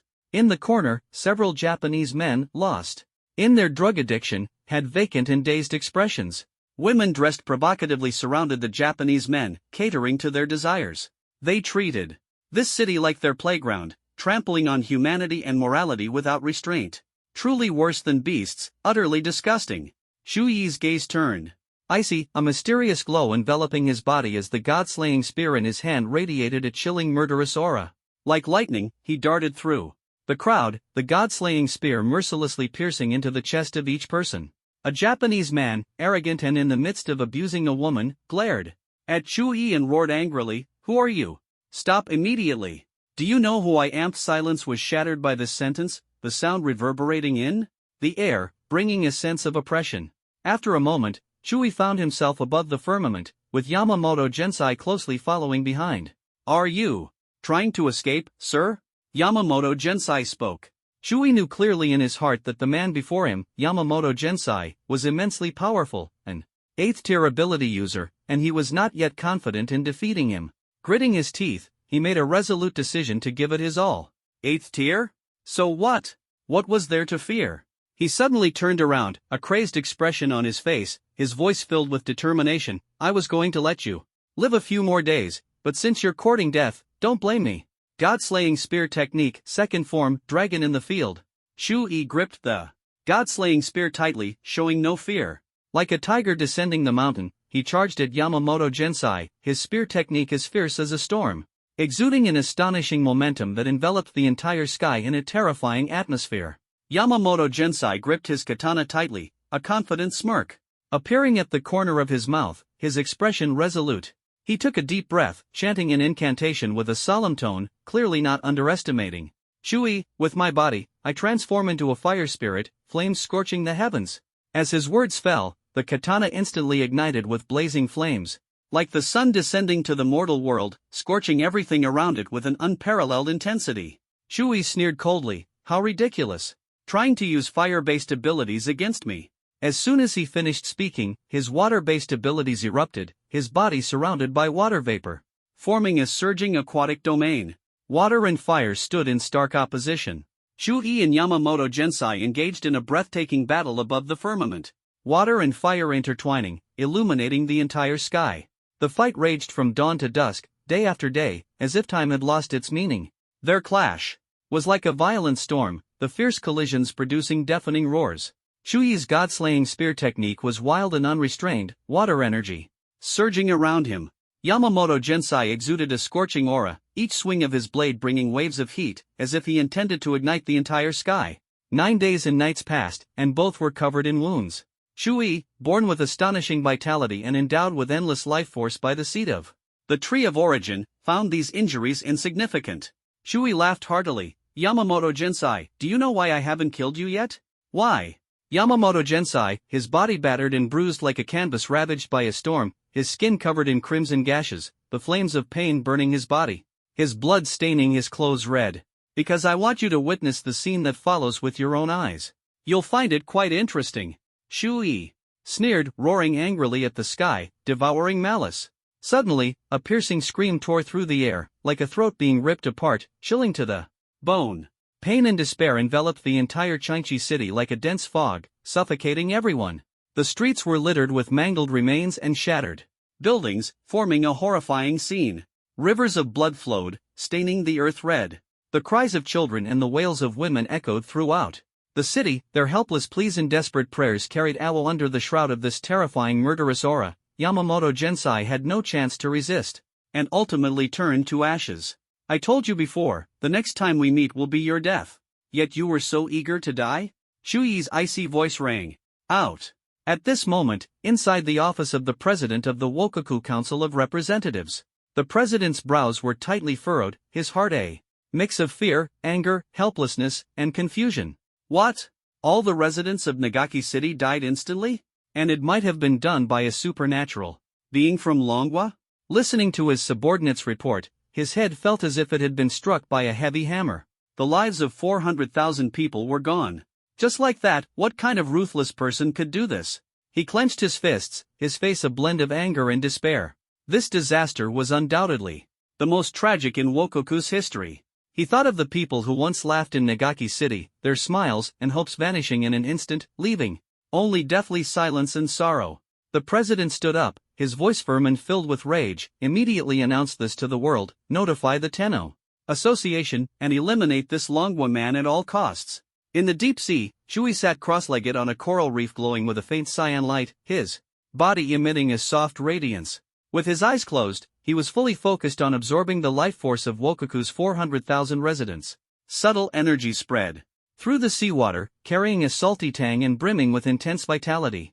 Every meridian in Shuyi's body pulsed joyfully, absorbing this powerful life force. He felt the seed of the tree of origin within him frantically drawing in this energy, a surge of immense power churning inside him. He opened his eyes wide in surprise, seeing that the seed had sprouted a tiny trunk. A trunk has grown? Let's see what other surprises you have in store for me, Shui said excitedly, feeling a surge of intense vitality, though this energy was different from ordinary life force. His heart skipped a beat as he realized it was a pure wood element ability. His eyes widened further, and he murmured in disbelief, a wood element ability? This is the fourth ability. A quad ability user? Impossible. Absolutely impossible. Meanwhile, in Tokyo City, within the Tenno Association of Wokoku, the luxurious decorations around the room gleamed brilliantly. Seated in the main position was a middle-aged Wokoku man with sharp, penetrating eyes that seemed to see through people's hearts. He was the president of the Tenno Association. Chui, a Longwa man, an SSS-Level 4th-tier soul-type ability user. He killed Yamamoto Gensai, he announced in a deep, authoritative voice to the others. The 400,000 civilians of Nagaki City were massacred by him alone. A female ability user asked in shock, what? Even Yamamoto Gensai was killed? Chui is that powerful? The president replied solemnly, Matsumoto Hatsuing, this news just arrived. He is very peculiar. Although he is only at the 4th tier, his strength is astonishing. We must find a way to eliminate him. Who is willing to kill him? The ability users of the Tenno Association remained silent, a trace of fear and unease flashing in their eyes. No one wanted to face such a formidable enemy. One member said helplessly, President, if Chui could even kill Yamamoto Gensai, we might be powerless against him. Matsumoto Hatsuing's eyes lit up, and she asked confidently, President, do you think Chui has a fatal weakness? You mean? The president fell into deep thought. His expression grave. Matsumoto Hatsuing revealed a sinister smile and said viciously, everyone has a weakness, such as family, friends, or a spouse. Chui is an orphan, with no family and few friends. Since awakening his abilities, he has been on a killing spree, a complete killing maniac. The president sighed helplessly, his strength grows stronger by the day, at an astonishing rate. Matsumoto Hatsuing said firmly, President, leave this to me. I will find his weakness and kill him. The president's gaze was heavy as he stared at Matsumoto Hatsuing and ordered, very well, Matsumoto Hatsuing. This task is yours. Do not disappoint me. On the other side, Chui remained seated in the deep sea, focused on practicing the wood element ability he had gained through the evolution of the tree of origin. Countless wooden vines suddenly emerged around, emitting a faint poisonous gas. They tightly entangled a 4th-tier mutant beast, draining its vitality and transferring the energy to Chui, making him stronger. This control is amazing. It can continuously drain the enemy's life force, Chui said in astonishment. The combination of poison and wood attributes gave him new inspiration, mixing different abilities could exponentially increase their power. An hour later, a small wooden boat appeared on the sea. Chui had created the boat using his wood-based ability. Though it was shabby and entwined with vines, it floated freely on the water. He lay leisurely on the small boat, enjoying the warmth of the sunlight on his body. No storm can stop me. I'll set sail and conquer the seas. His laughter echoed through the air like a gust of wind. Whom is that? A cruise ship from Bangzi country? Shui noticed a small cruise ship in the distance. Squinting his eyes, he judged that the ship was likely from Bangzi country. He muttered to himself, why would a Bangzi country cruise ship appear in the waters of Wa country? Strange. Shrugging it off, he leaned back on his rickety boat, closed his eyes, and continued to enjoy the sunlight. Meanwhile, on the Bangzi country cruise ship, a group of young students was gathered, raising their glasses and reveling in the party atmosphere. The booming music on the ship had everyone hyped, the lively rhythm igniting passion in each person. Flashing lights, like a sky full of stars, illuminated the entire cabin, creating a dazzling stage.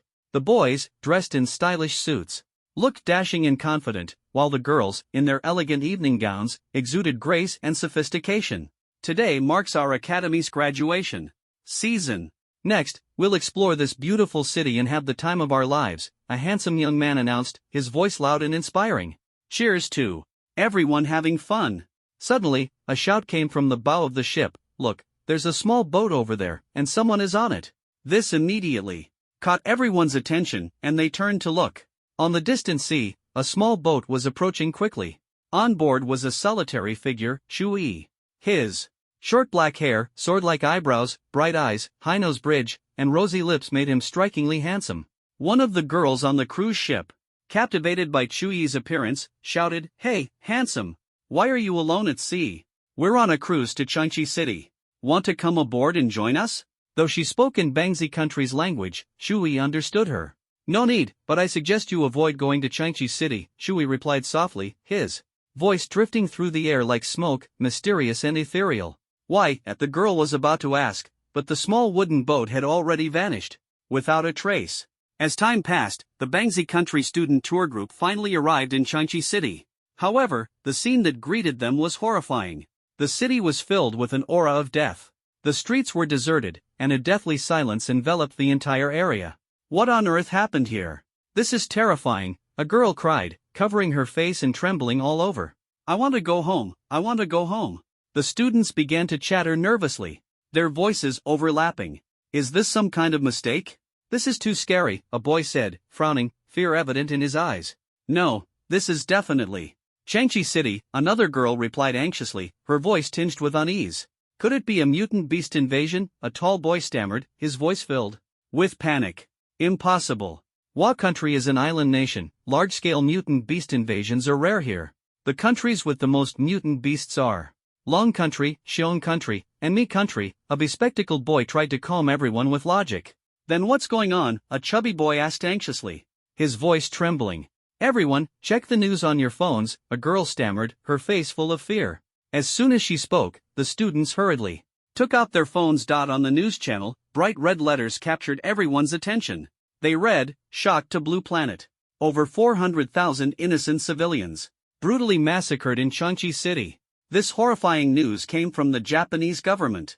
They identified the perpetrator as a demon from Dragon country. The Japanese government released detailed case files, listing the killer's personal information, a photo of Chui in Kuanping form, majestically wielding the god-slaying spear. Also included were photos of Chui in his usual state. Name, Chui. Age, 18.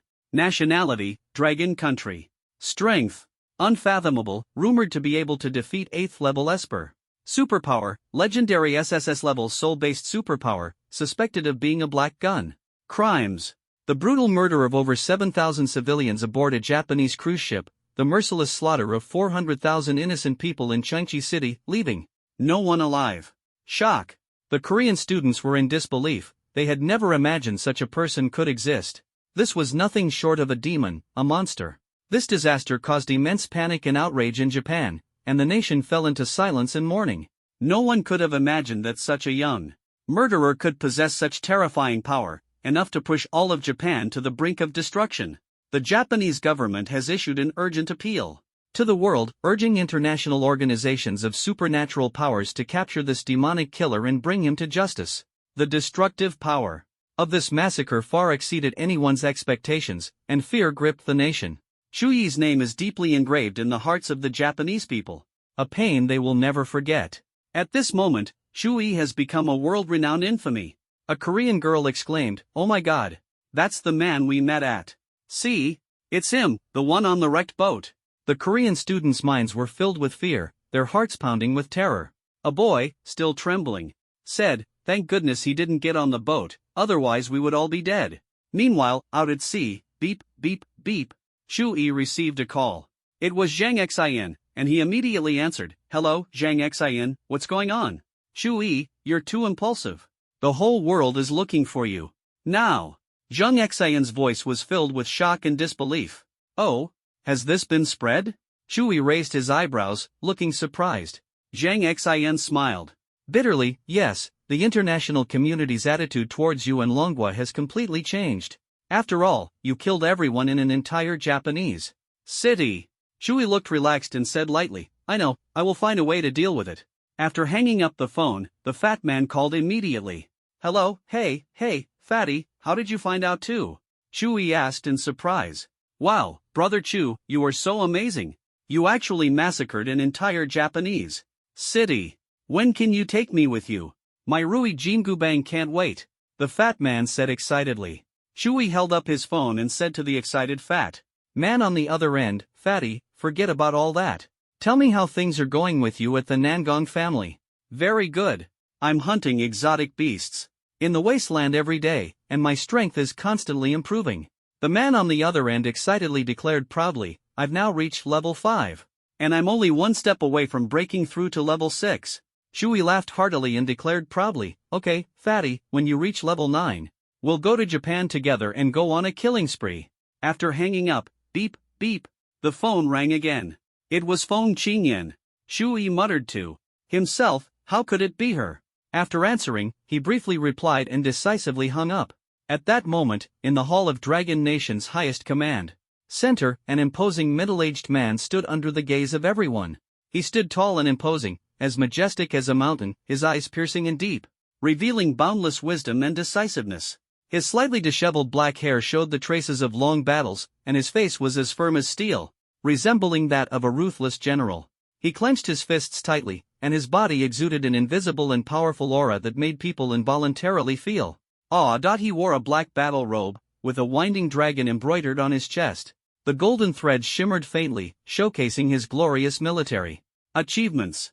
This man was named Xiao Tianjue, the commander of the Dragon Nation's special forces for supernatural beings.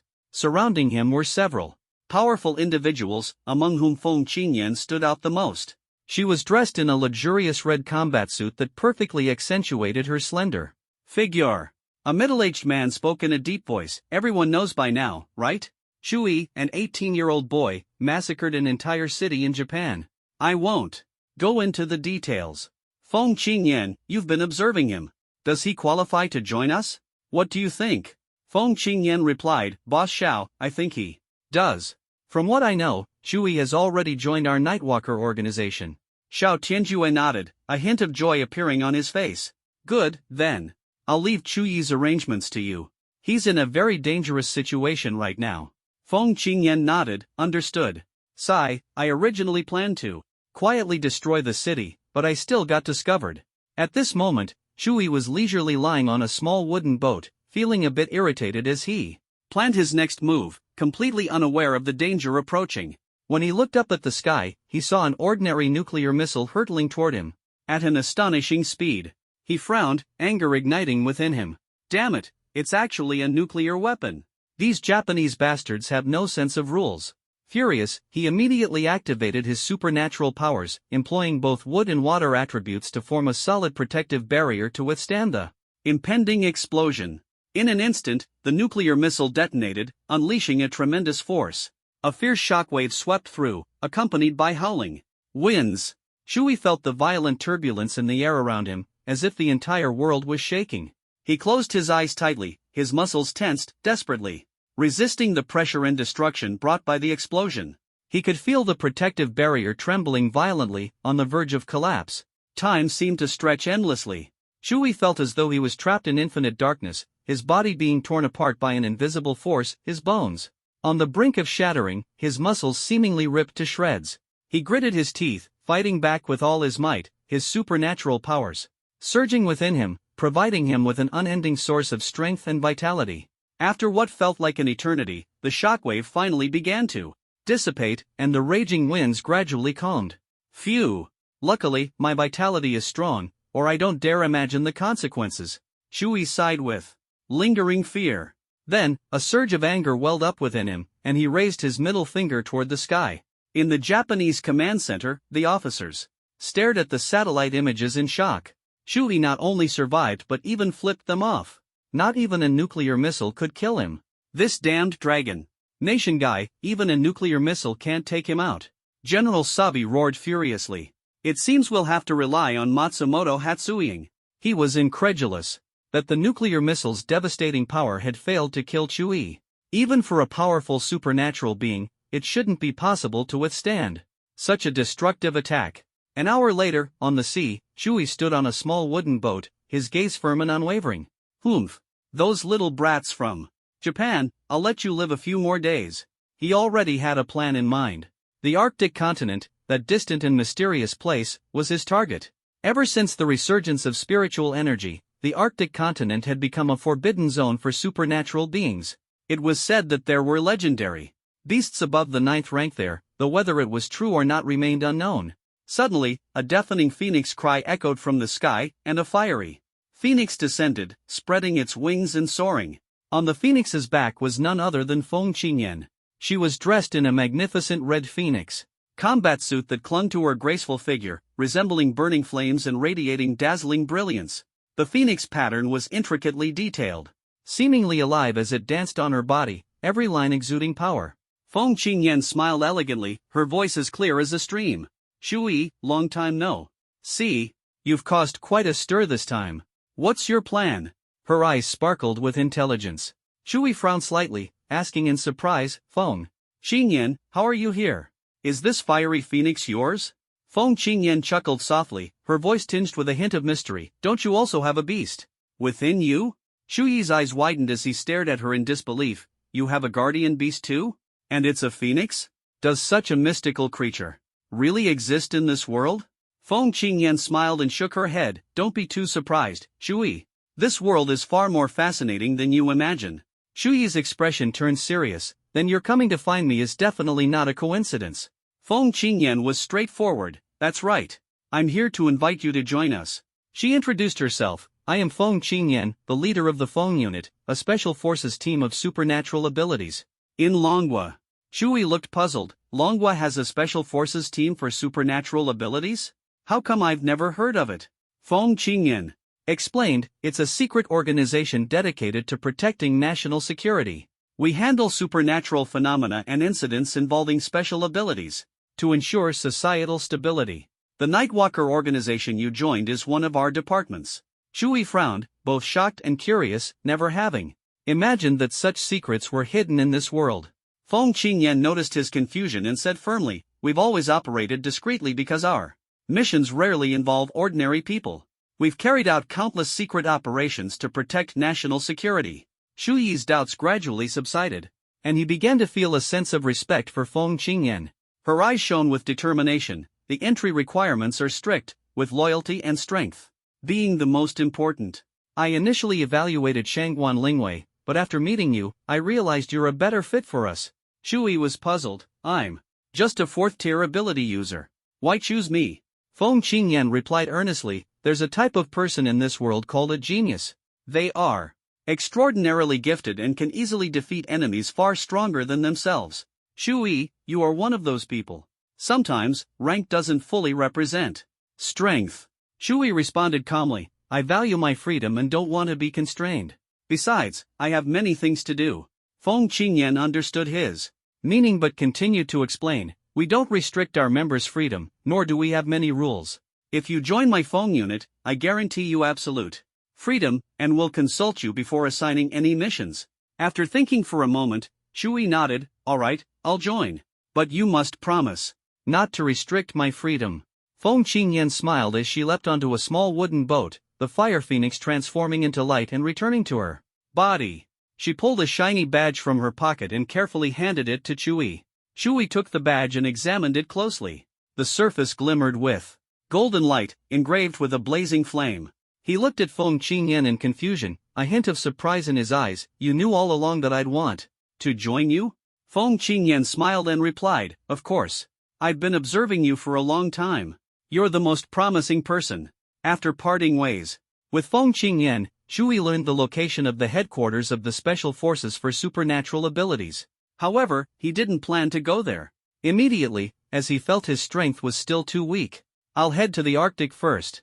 If I can cultivate ice-based abilities, that would be even better." Shui planned silently. Indeed, his purpose in going to the Arctic was to cultivate ice-based abilities. He had discovered that he currently possessed multiple abilities: Soul-type, Godslayer Spear, Elemental-type, Water, Wood, and Poison.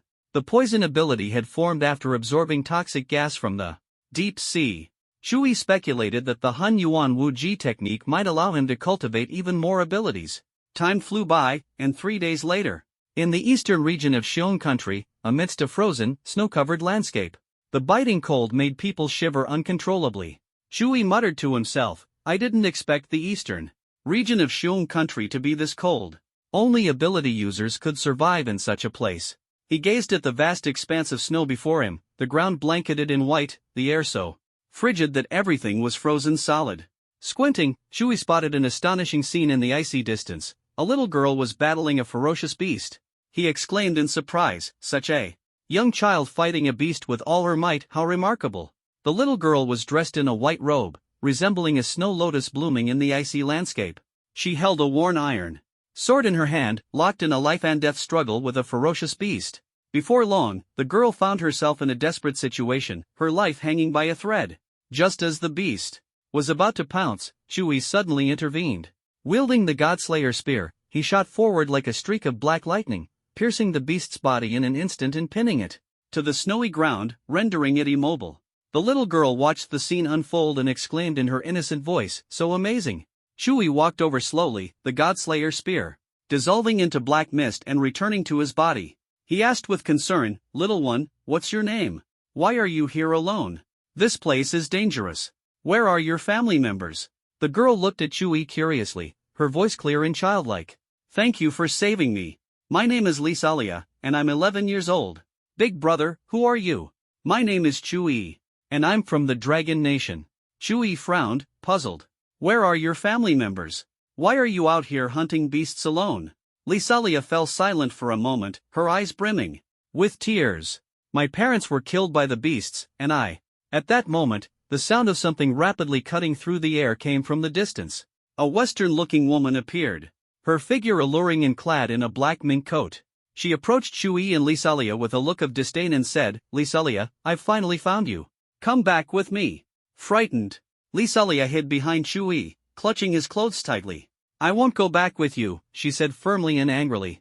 The woman looked down at Shui arrogantly and said, "Friend, don't interfere, or you'll face the consequences." "Oh? Face the consequences? Just you, a fourth-tier ability user?" Shui's expression was relaxed, completely unbothered. The woman stared at Shui, her gaze filled with hesitation and unease. The more she looked, the more she felt that the man before her was identical to the infamous Chui from the rumors, the god of death notorious for slaughtering 400,000 people from the Wa nation, a figure deeply etched in her memory. Suddenly, the woman let out a terrified scream, her voice trembling with panic. "Ah! You're Chui, the god of death who killed 400,000 people from the Wa nation." Before the woman could finish her sentence, Chui's Godslayer Spear was already pressed against her neck, moving so fast that she couldn't react. Shui said coldly, "Speak. Who are you, and why are you after this little girl?" The woman trembled all over, her voice shaking. "Don't kill me. I'm Camille, an ability user from the Eagle Nation Federation. I was assigned a mission to capture Lisalia." Shui's expression remained calm. "Go on. Why are you targeting this innocent little girl?" Cold sweat streamed down the woman's face as she stammered, I really don't know. I only know I accepted the mission, I don't know anything else." Shui let out a cold laugh, his voice as icy as a blade. "You don't know? Very well, then you're as good as dead." Suddenly, countless vines shot up from the ground, tightly wrapping around the woman's body. "No! Don't! Spare me!" The woman screamed as the vines coiled tighter and tighter, as if they were about to devour her. Ah! Please, no!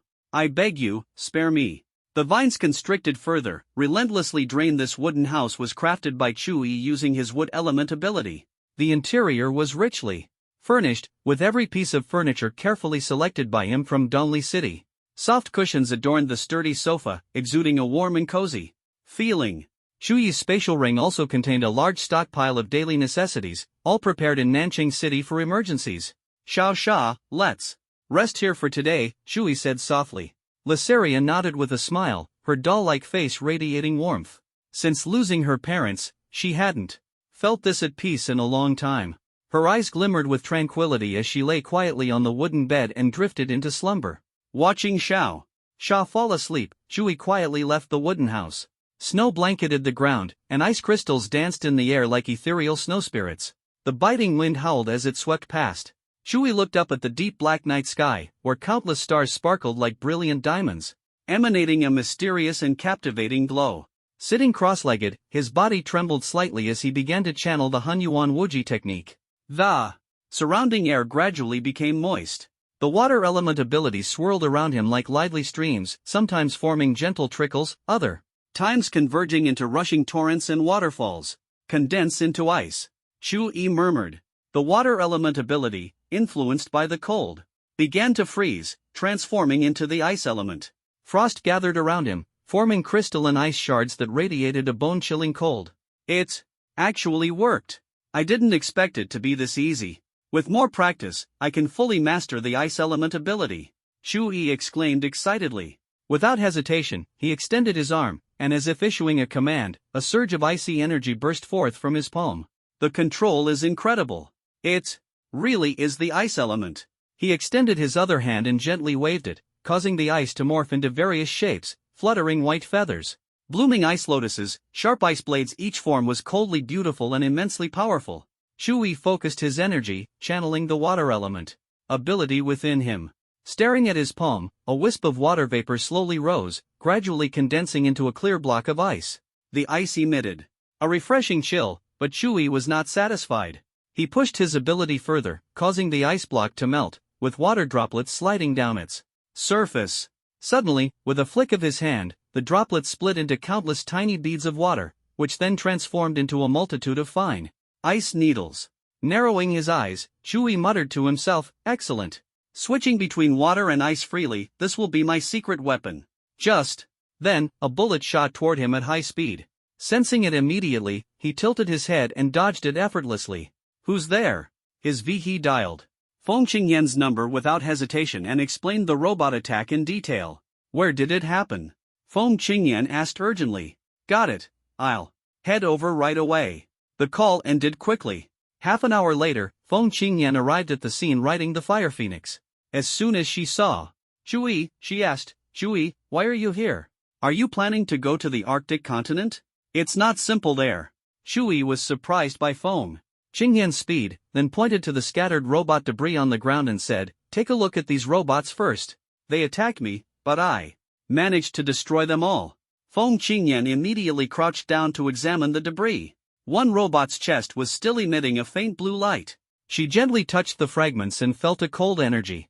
"Shuyi, these robots don't seem ordinary, they appear to carry special energy," Feng Qingyan analyzed. "Why did these robots attack me? Who sent them?" Shuyi asked, puzzled. Feng Qingyan stared at Shuyi as if he were a fool.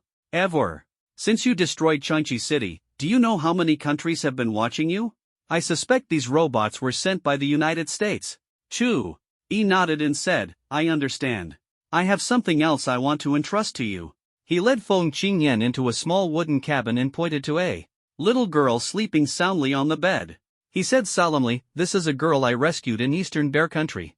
Her name is Lysalia. I hope you can take care of her and help her grow up healthy."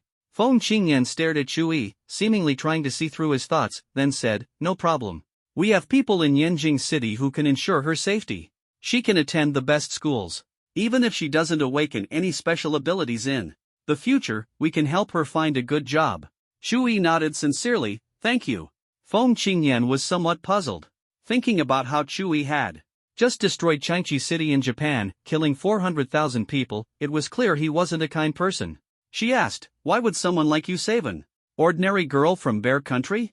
Shuyi stared at Feng Qingyan for a long time, creating a tense atmosphere. Suddenly, his voice softened yet remained firm. "People are born kind. If even kindness is doubted, how can this world ever be saved? Standing by the window, he turned his head to look at the sleeping Lysalia, his gaze warm and resolute. Besides, I see myself in her. Feng Qingyan was stunned. Shu Yi's words made her re-evaluate this man. The next day, Shu Yi quietly watched Lysalia open her eyes. Her eyelashes trembled slightly. Sitting by the wooden bed, Shu Yi said gently, "You're finally awake, little Sha." Lysalia slowly opened her eyes, saw Shu Yi, and said emotionally, "Brother Shu Yi, why are you here? Come with me, I'll take you to meet someone," Shu Yi said with a smile. A while later, Shu Yi and Lysalia walked out of the wooden cabin together. Feng Qingyan stood outside the door, like a beautiful flower in the snow, radiating charm. Shu Yi smiled warmly as he held Lysalia's hand and walked toward Feng Qingyan. "This is Feng Qingyan. From now on, little Sha, you'll follow her. She'll take you to live in Dragon Country, protect you, and ensure no one bullies you." Feng Qingyan looked at Lysalia gently, her eyes full of care. Her smile was like a spring breeze, making people feel at ease. "You must be Lysalia. From now on, follow me." Lysalia nodded happily, her eyes shining with gratitude and anticipation. "Okay, sister." Feng Qingyan. After sending off Feng Qingyan and Lysalia, watching the fire phoenix gracefully soar through the sky, Shu Yi felt a surge of complex emotions. He shook his head to clear his thoughts, then immediately transformed into a Kuanping, shooting north like a bolt of lightning. The closer he got to the Arctic center, the stronger the icy power became, surging like thunder. The piercing cold made Shu Yi's eyes widen as he exclaimed, in shock, "The cold here is so intense, and this is just the outskirts. The core area must be even more terrifying." Ice swam through the air, condensing into shimmering crystals that covered everything around. Shu Yi saw a few figures of people from the Dragon Kingdom ahead, his eyes narrowing slightly as he fell into thought. This is the Arctic continent. Who are these people? What is their purpose? He decided to observe them in secret. On the ice, a team of 2 men and 1 woman was fiercely battling a massive beast. The enormous creature, like a small mountain, was covered in white fur that glistened with a cold light, exuding an imposing aura. It was an Arctic beast, a Tier 5 polar bear. A thin man, his face full of tension, shouted anxiously, "A Tier 5 polar bear. Run!" But the woman beside him stood firmly, her gaze fixed resolutely on the bear. She took a deep breath, unleashing a powerful energy from within her body, confronting the bear head-on as she declared firmly, "We cannot retreat. We've come this far, we can't give up. We've been exploring the Arctic continent for years, we can't abandon it so easily." Another man responded passionately, "That's right. After all these years of fruitless exploration in the Arctic, this is our only chance." With that, the 3 of them launched into an intense battle with the Tier 5 polar bear. The bear, massive and majestic, was covered in thick, resilient white fur, like an impenetrable fortress. The woman gripped a long sword, channeling her powers as she shouted, "Dance of the Gale, activate." Her speed instantly reached its peak, and her sword slashed through the air like a storm.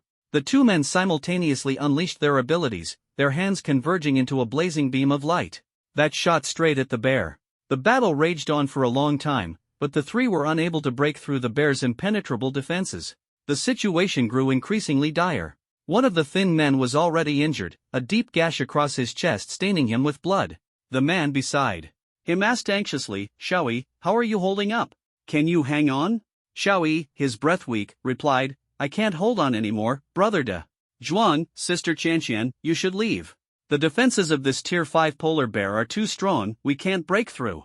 Shu Yi watched the scene before him, his brows furrowed in confusion. With such weak abilities, they dare to come to the Arctic continent? How strange, he muttered to himself, shaking his head. Shu Yi decided not to stand idly by. After all, they were fellow citizens of the Dragon Kingdom, and as someone with a sense of duty, he resolved to help them. "For the sake of my compatriots, I'll lend them a hand," he murmured softly. In the sky, Shu Yi conjured the god-slaying spear, gripping its handle tightly as his body spun rapidly before swinging it with force. The spear shot out like a black lightning bolt, piercing through the ice. Boom! With a loud crash, ice and snow scattered as the polar bear was pinned to the ice, unable to move. From now on, I'll call this move the 100-step god-slaying strike."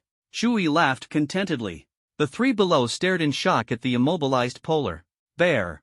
Ling Qianqian exclaimed in disbelief, "Impossible. This is a Tier 5 polar bear, with defenses equivalent to a Tier 6 beast. To subdue it. In one strike, who could it be? Chewie descended from the sky, standing before the three. His long, dark green hair hung loosely over his shoulders. His gaze unfathomable, revealing nothing of his thoughts. The Kuanping battle armor he wore seemed forged from the heavens and earth, emanating a faint green-black glow, mysterious and enigmatic. The woman snapped out of her daze and quickly cupped her hands in gratitude. Thank you, Senior, for saving us. My name is Ling Qianqian, and these are Niu Dazhuan and Chen Xiui. We are third-year students from Deep Sea Academy. Chu Yi waved his hand dismissively and said, You're students from Deep Sea Academy, but I can see that Chen Xiui won't last much longer. Ling Qianqian's face filled with sorrow. It's all my fault. I shouldn't have acted recklessly and put him in danger. Chewie walked over to Chen Xiui, extending his hand as a surge of powerful life energy flowed into his body. The wound healed instantly, as if it had never existed. Ling Qianqian, witnessing this astonishing scene, exclaimed in shock, Could this be the power of life? Chewie remained calm, his voice steady as he asked, All right, let's get to the point. Why are you here in the Arctic continent? The three hesitated for a moment before Ling Qianqian finally mustered the courage to say, I heard that the northern continent holds secrets that can make people stronger, as well as rare treasures of heaven and earth. We've been exploring for 3 years but haven't found any clues. I see. You should leave. The northern continent is too dangerous and not suitable for you, Chewie said. He spread his wings and flew deeper into the northern continent, his figure gradually disappearing into the vast snow and ice, paying them no further attention. Ling Qianqian gazed at Chu Yi's retreating figure in the sky and couldn't help but shout, May I ask, benefactor, what is your name? Chu Yi. The deep voice echoed in the air, carried away by the wind. By this time, Chu Yi had already entered the inner circle of the northern continent. The biting cold wind turned his breath into white frost. He looked around, the snow blanketed the earth, pure and flawless. The intertwining of ice and cold created a mysterious and vast scene. Chewie sighed, training ice element abilities in such a world of snow and ice would surely double the effect. He took a deep breath of the cold air, activating the energy within him. Ice element power gathered around him, forming a powerful aura. The frigid northern continent became his training ground. The purity of the snow and the fusion of ice element energy made him feel incredibly comfortable and relaxed. The power of ice permeated his entire body, making it more resilient. The cold energy flowed through his meridians, bringing an unprecedented sense of exhilaration. Chu Yi's ice element abilities gradually grew stronger and more stable. He muttered to himself, the northern continent is truly a great place. For some reason, Chu Yi's thoughts began to churn. He recalled the homeless people in the wastelands of the Dragon Nation, facing despair and suffering every day. Those helpless eyes made him realize that he couldn't stand idly by, he had to step up and do something. A storm of feasible plans surged through his mind. Just then, a deafening roar shattered the tranquility. Immediately after, an enormous white bear lunged at him like lightning. Chu Yi's eyes widened in disbelief at the colossal creature before him. 8th tier polar bear. I actually encountered an 8th tier polar bear. The 8th tier polar bear roared and, to his astonishment, spoke, Human. Get out of the Arctic. This is not a place for you. Chewie instantly summoned the god-slaying spear, showing no trace of panic. He possessed killing intent, and it had never let him down. As long as the killing intent entered the enemy's body, the enemy was doomed. He raised an eyebrow, a playful smile on his face. Perfect, I came here looking for trouble. If you have the guts, come and bite me.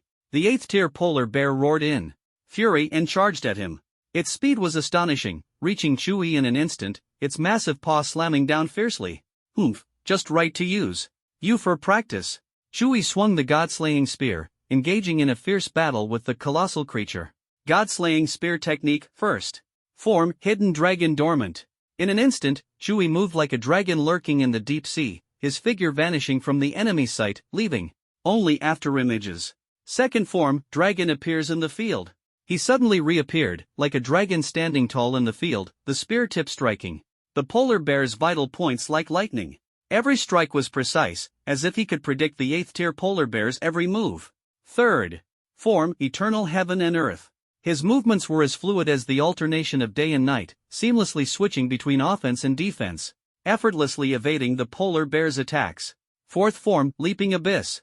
Shui suddenly leaped, like a fish jumping out of the water, diving down in an instant, the spear tip piercing the 8th tier polar bear like an arrow. In just 10 minutes, the 8th tier polar bear was covered in deep wounds, its blood mingling with the strong scent of iron. Yet it remained imposing and powerful. Despite its injuries, the 8th tier polar bear showed no sign of weakness, still bursting with immense vitality. It sneered with a low, mocking tone, "Humph, human, is this all you've got?" Shui's lips curled into a mocking smile as he coldly replied, "Foolish bear, today I'll show you what I'm truly capable of." In an instant, a terrifying dark energy erupted within the 8th tier polar bear, like black lightning coursing through its entire body. The polar bear let out a heart-wrenching scream, overwhelmed by unbearable pain, its voice echoing in the air, "Human, what have you done to me?" Shui smiled and said, "Don't panic, silly bear. I just put a little something inside you. Tell me where the treasure of the Arctic is, and I won't kill you." "You want the Arctic treasure?" the bear roared angrily. "Ha ha ha, then let me tell you, the most core area holds that unparalleled power, but no one has ever survived to claim it." Shui asked in confusion, "What do you mean by not surviving to claim it?" The bear roared again, its voice full of mockery. "All the Arctic beasts know that the world's strongest power lies there, but no one dares to touch it." Shui pondered for a moment and said, "Got it, silly bear. You can go now." Roar, roar, roar. The 8th tier polar bear roared furiously and fled the scene at lightning speed. Shui calculated in his mind, what exactly is hidden in the core area that even 8th tier beasts dare not touch? He decided to personally venture into the Arctic's core to uncover the truth about this so-called unparalleled power. Shui continued advancing deeper into the Arctic. Time passed unknowingly, and he confirmed that the temperature here was unimaginably cold. He was shocked. "This place is terrifying. If not for my strong vitality, I would have frozen to death long ago. If this is the core area, how horrifying must it be? Ordinary ability users would have turned into ice blocks by now." Shui slowly moved toward the core, his internal Hanyuan Woji technique automatically activating, continuously enhancing his ice element abilities. The Tree of Origin kept injecting vitality into him. His eyes flashed with surprise. The Hanyuan Woji technique has automatically activated. Again, last time was at the Atlantis civilization ruins. Thus, Shui pressed on with difficulty. After a while, the cold began to invade his body, making every step excruciatingly painful. The howling wind tore at his clothes, exposing his skin. His breathing became rapid and heavy, each inhalation of cold air feeling like 1,000-pound weight pressing on his chest. Yet Shui did not retreat. He gritted his teeth, enduring the bone-chilling cold, and resolutely said, "I can do this. I must become stronger, much stronger." After a long time, Shui saw a massive diamond-shaped crystal standing at the Arctic's center, emanating a terrifying icy aura. He stepped through the snow, slowly approaching the giant crystal. Each step felt like carrying the weight of the entire world.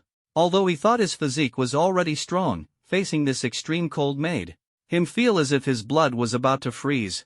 At this point, Shui could no longer speak, his mouth was frozen stiff. The distance to the diamond-shaped crystal grew closer, about 100 meters. Suddenly, the cold wrapped around him like a demonic claw, gradually freezing his body, turning him into a statue carved by eternal ice, his limbs stiff and immobile. "Impossible, even the air can freeze." Shui's heart tightened, and he muttered, in disbelief, "What kind of power is this?" He struggled desperately, but the icy restraints rendered him powerless, leaving him to watch helplessly as he was enveloped by snow and ice, gradually merging into this frozen world. It was as if he had never existed, with only the endless ice swallowing him whole. His consciousness remained exceptionally clear, but his body felt as though it no longer belonged to him. He sighed inwardly, "Ah, what terrible luck." Yet, even so, the Hanyuan Woji technique within Shui continued to operate automatically, and the power of the Tree of Origin sustained his faint life force. The cold was bone-chilling, and a powerful icy aura flowed through his body. As the Hanyuan Woji technique ran on its own, his strength began to slowly increase. On the first day, his body started to tremble slightly, and the icy power seeped into his bones. My body is actually starting to actively absorb the icy power. Unbelievable." On the second day, the ice felt like sharp blades, piercing every inch of his skin. On the fifth day, breathing became difficult. The ice slithered like a snake inside his body, tightly coiling around his internal organs. His blood was nearly frozen, its flow slowing, and his body gradually losing warmth. By the 10th day, Chewie was completely encased in ice, his muscles stiff like a frozen sculpture. His heartbeat was slow yet rhythmic, as if merging with the icy world around him. Great! Just a little longer, and I'll break through the ice. A month passed, and Chewie's body was entirely controlled by the ice. His skin turned pale, emitting a cold glow, like the embodiment of Arctic snow and ice, with an icy aura enveloping him. Suddenly, Chewie opened his eyes, and an immense power of ice erupted, shattering the surrounding ice layers with a loud crack. Ha ha ha! The Han Yuan Wu Ji Gong has broken through to the 4th level. It seems the heavens haven't abandoned me yet. He laughed wildly, then his expression turned serious as he said in a deep voice, let's see. What exactly lies at the core of the Arctic? He walked slowly toward the massive diamond-shaped crystal, which radiated an endless chill. Standing before the crystal, he gazed at the colossal object and murmured, it's just a crystal that releases terrifying icy power, nothing special. Is this the strongest power in the world? That dumb bear better not have lied to me. He gently placed his hand on the crystal. Suddenly, the crystal emitted a dazzling light, and an icy aura surged into his forehead like a waterfall. The cold pierced to the bone, like needles stabbing his nerves, almost making it impossible for him to breathe. So painful. What the hell is this thing? Chewie cursed inwardly, enduring the pain with difficulty as time seemed to stretch endlessly. Gradually, the pain subsided, and he let out a breath of relief. Phew, that scared me. The Arctic is truly dangerous. But this is the fastest way to gain power. As the saying goes, fortune favors the bold. At this moment, a powerful icy aura emanated from Chewie's body. He was startled to discover a brilliant ice pattern appearing on his forehead, resembling an ice dragon in motion. The pattern was crystalline and transparent, yet exuded a chilling presence that sent shivers down one's spine. The intricate lines intertwined, forming an ancient and mysterious design that seemed to connect to the ice power of heaven and earth. In an instant, Chewie withdrew the icy power, and the ice pattern on his forehead vanished as if it had never been there, leaving no trace behind. He muttered to himself, this power is too strong. It truly is the most formidable ice power in the world. I'll call it the extreme ice power. Then, feeling a bit frustrated, he thought, but my ability level is still stuck at the 4th tier. If it weren't for the interference of the Tree of Origin, I'd have reached the 5th or even 6th tier by now. Never mind, I'll deal with that later. For now, I'll focus on studying this new power. Chewie began to explore the extreme ice power, and time passed. Slowly. An hour later, his eyes sparkled with determination. It's time to see what's happening outside. Those guys from Wa Country, just wait for me. With that, he quickly headed toward the outside world. As he approached the edge of the Arctic core zone, a group of Arctic beasts suddenly appeared before him. Each of these beasts was an 8th tier master, numbering around 100. An 8th tier Arctic bear let out a thunderous roar and said to Chewie, human, have you obtained the power of the Arctic core? Chewie calmly replied, yes, and what of it?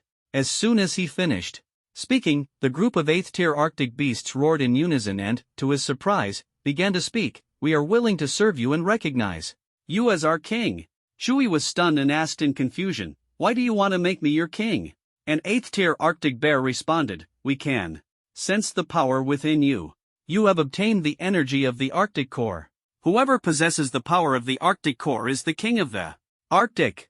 Chewie nodded, astonished, and said, but I'm human. Can I really be your king? Are you all out of your minds? Whether human or beast, anyone who possesses the power of the Arctic core is our king. The 8th tier Arctic bear bowed respectfully and said, from now on, you are the king of the Arctic. Chewie waved his hand and said, alright, since I'm your king, you can all go back now. Everything remains as usual. Yes.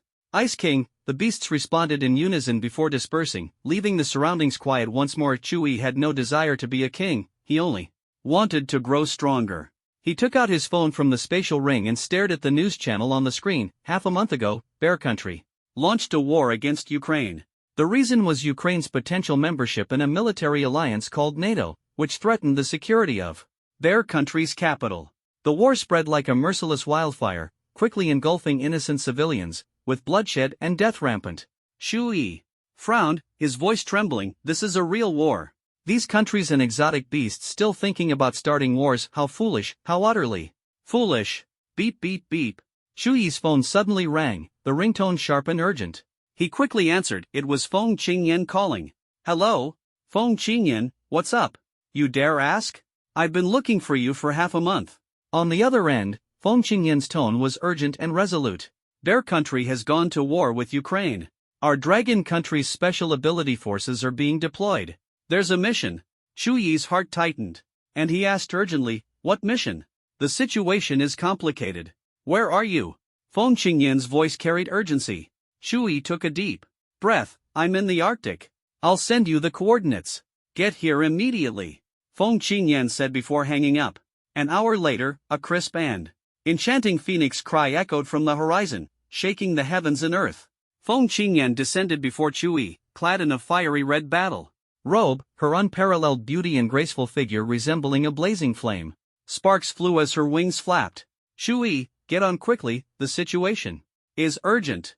Chu Yi swiftly jumped onto the fire phoenix she was riding, staring at her with questions in his eyes. What happened to make you so anxious? In the sky, Feng Qingyan spoke resolutely. Our mission is to uncover the mastermind behind the war between Bear Country and Ukraine. America. NATO is nothing more than America's accomplice, not worth mentioning. Her eyes glinted coldly, as if she could see through the entire situation. We need to find the Speaker of the U.S. Congress and stop her. Chu Yi's eyes widened, and he exclaimed excitedly, America? Perfect. This is my chance to show what I'm capable of.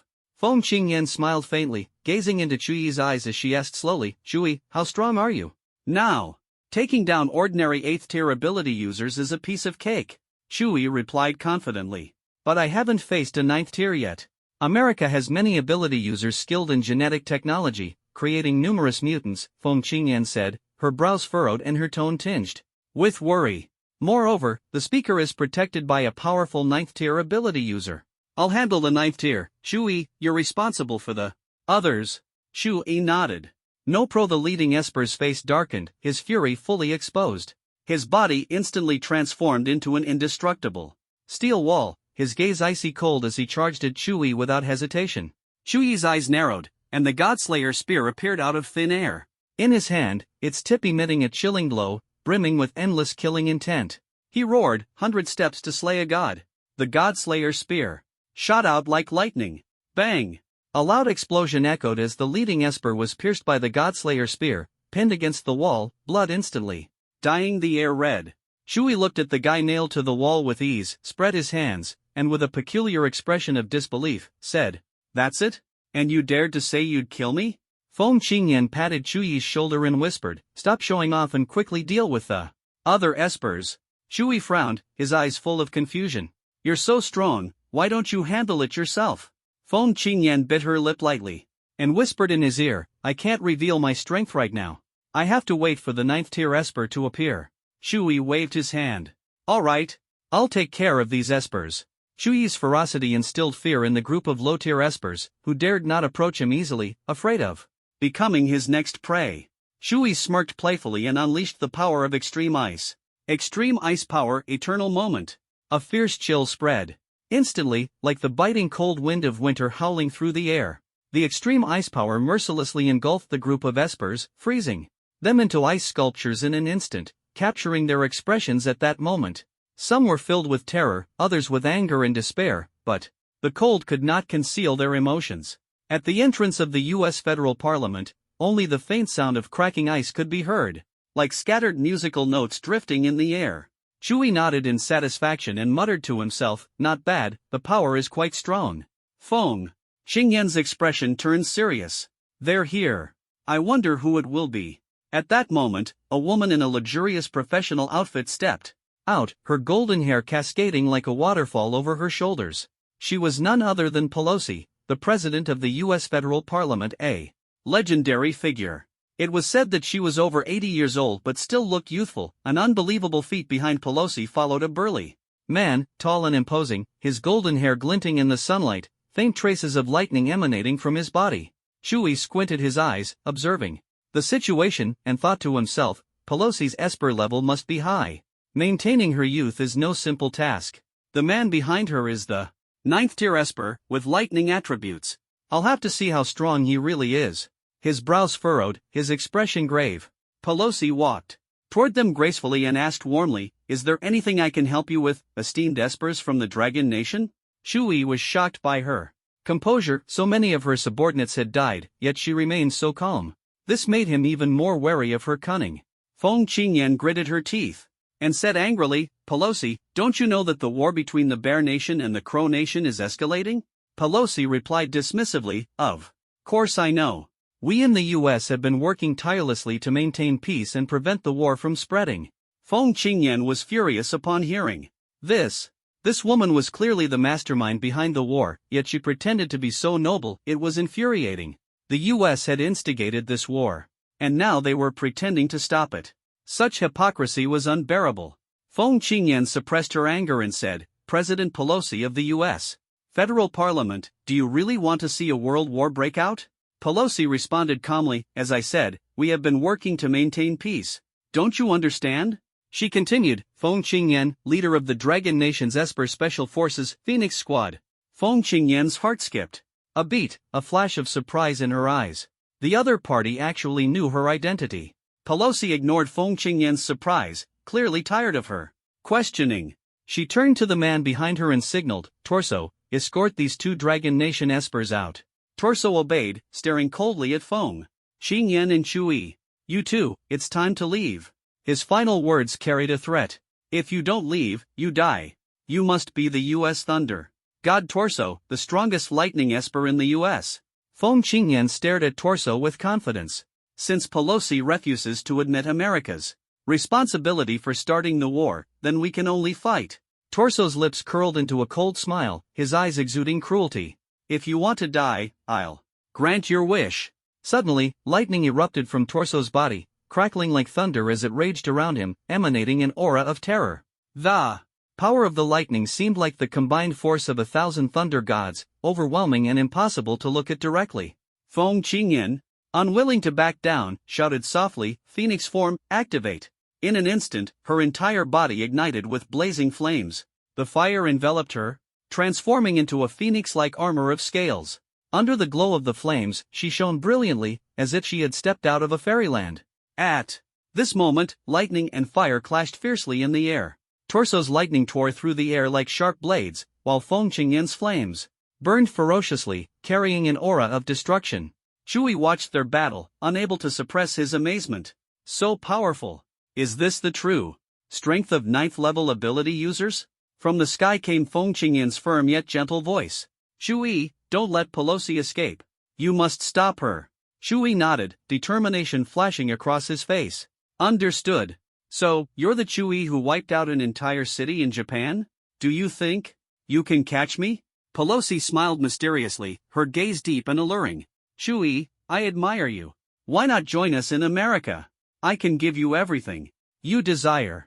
With your strength and talent, power, status, women, and wealth would all come easily in our country. Pelosi's voice seeped into Shui's ears like a fragrant breeze, attempting to seduce his heart. Shui, clear-minded and unwavering, responded calmly, I have 3 dreams. If you can help me achieve them, why not join you? Pelosi smiled confidently, certain that there was nothing in the world she couldn't accomplish. No matter how strong a man is, he can't resist the allure of power, status, women, and money. Tell me your dreams. Ahem.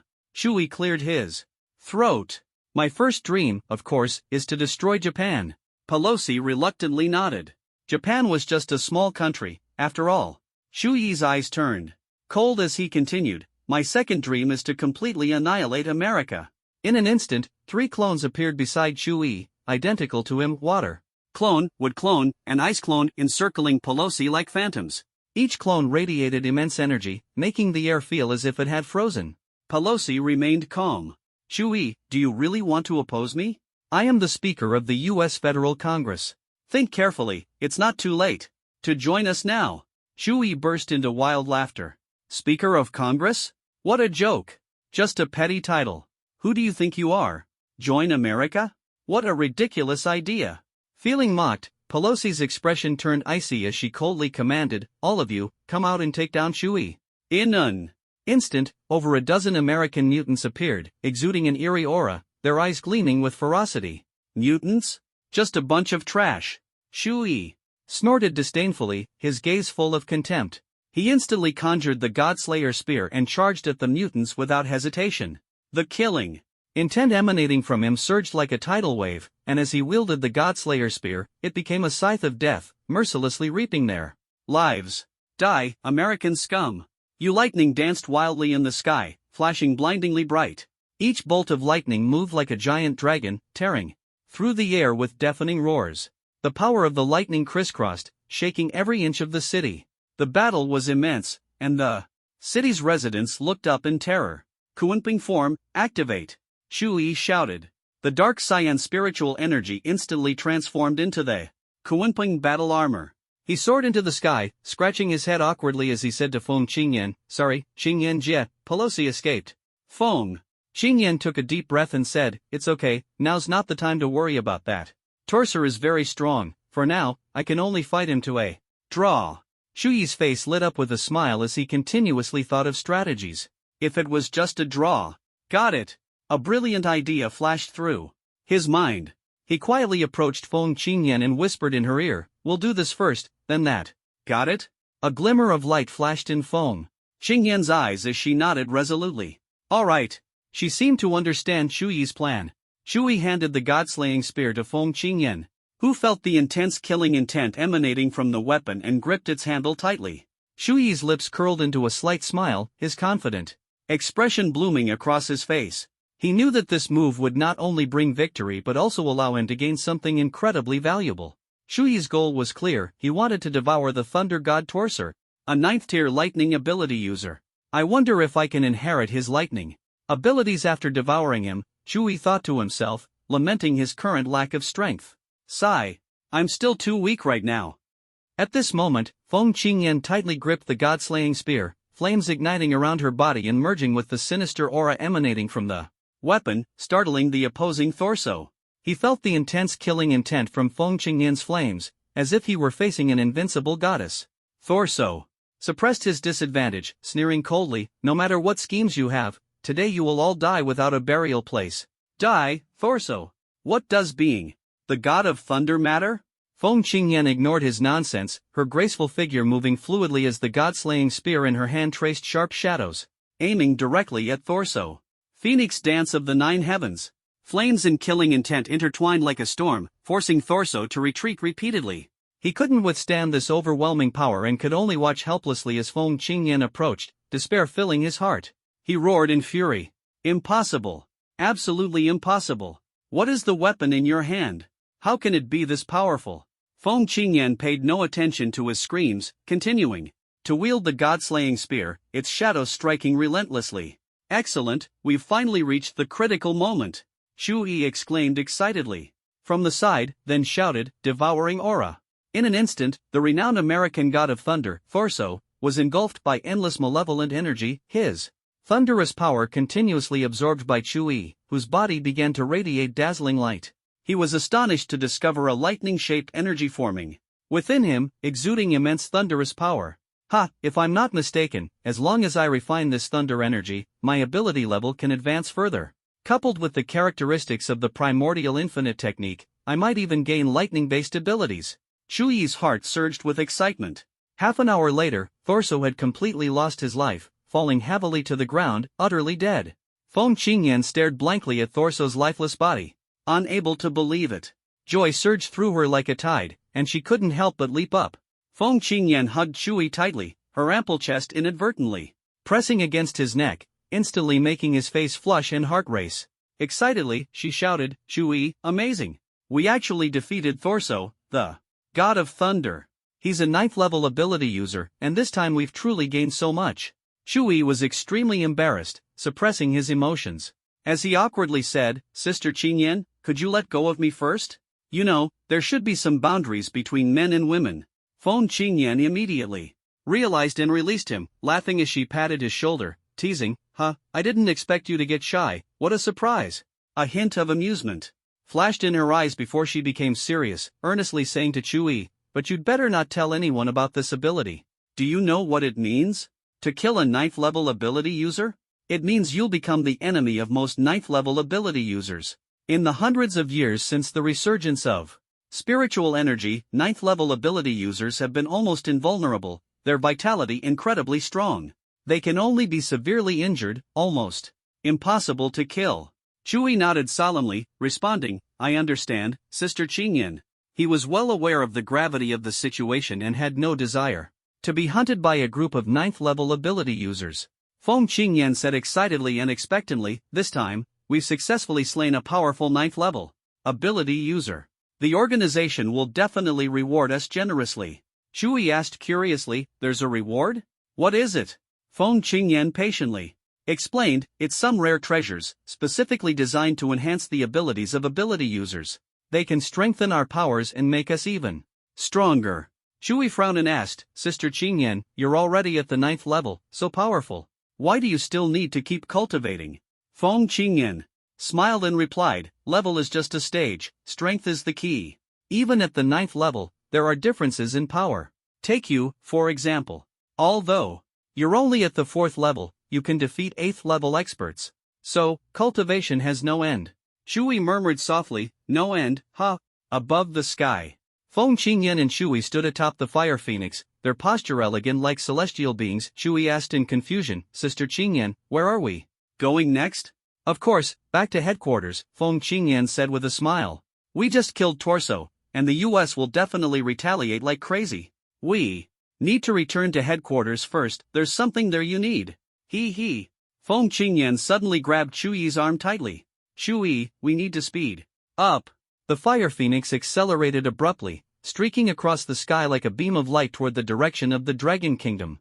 As expected of a phoenix, the speed is incredible. Way faster than Little Shark. Shui exclaimed in amazement. As Shui marveled, they had already arrived at the headquarters. In the Kunlun Mountains.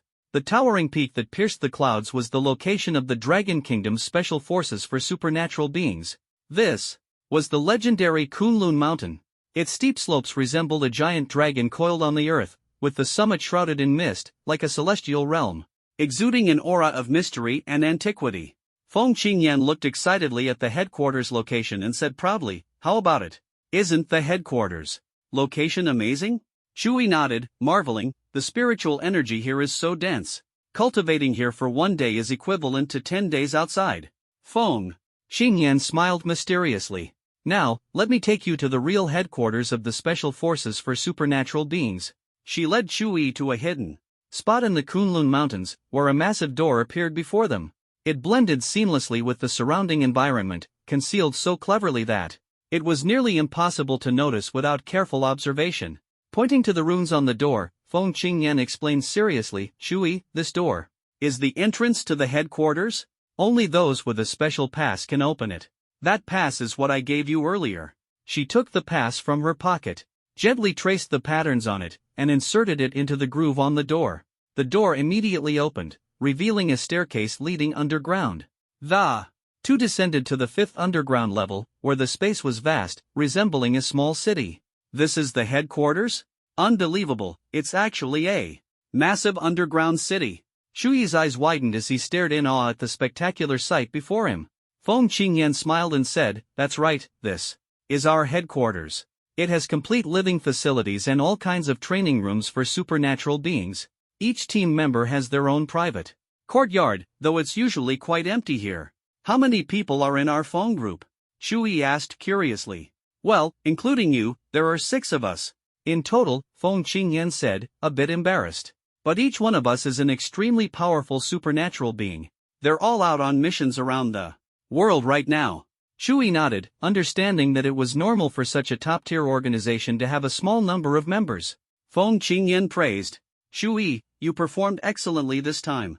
Boss Xiao has decided to reward you with an opportunity to train in the Kunlun Spirit Spring. Shui's heart stirred, and he asked curiously, what is the Kunlun Spirit Spring?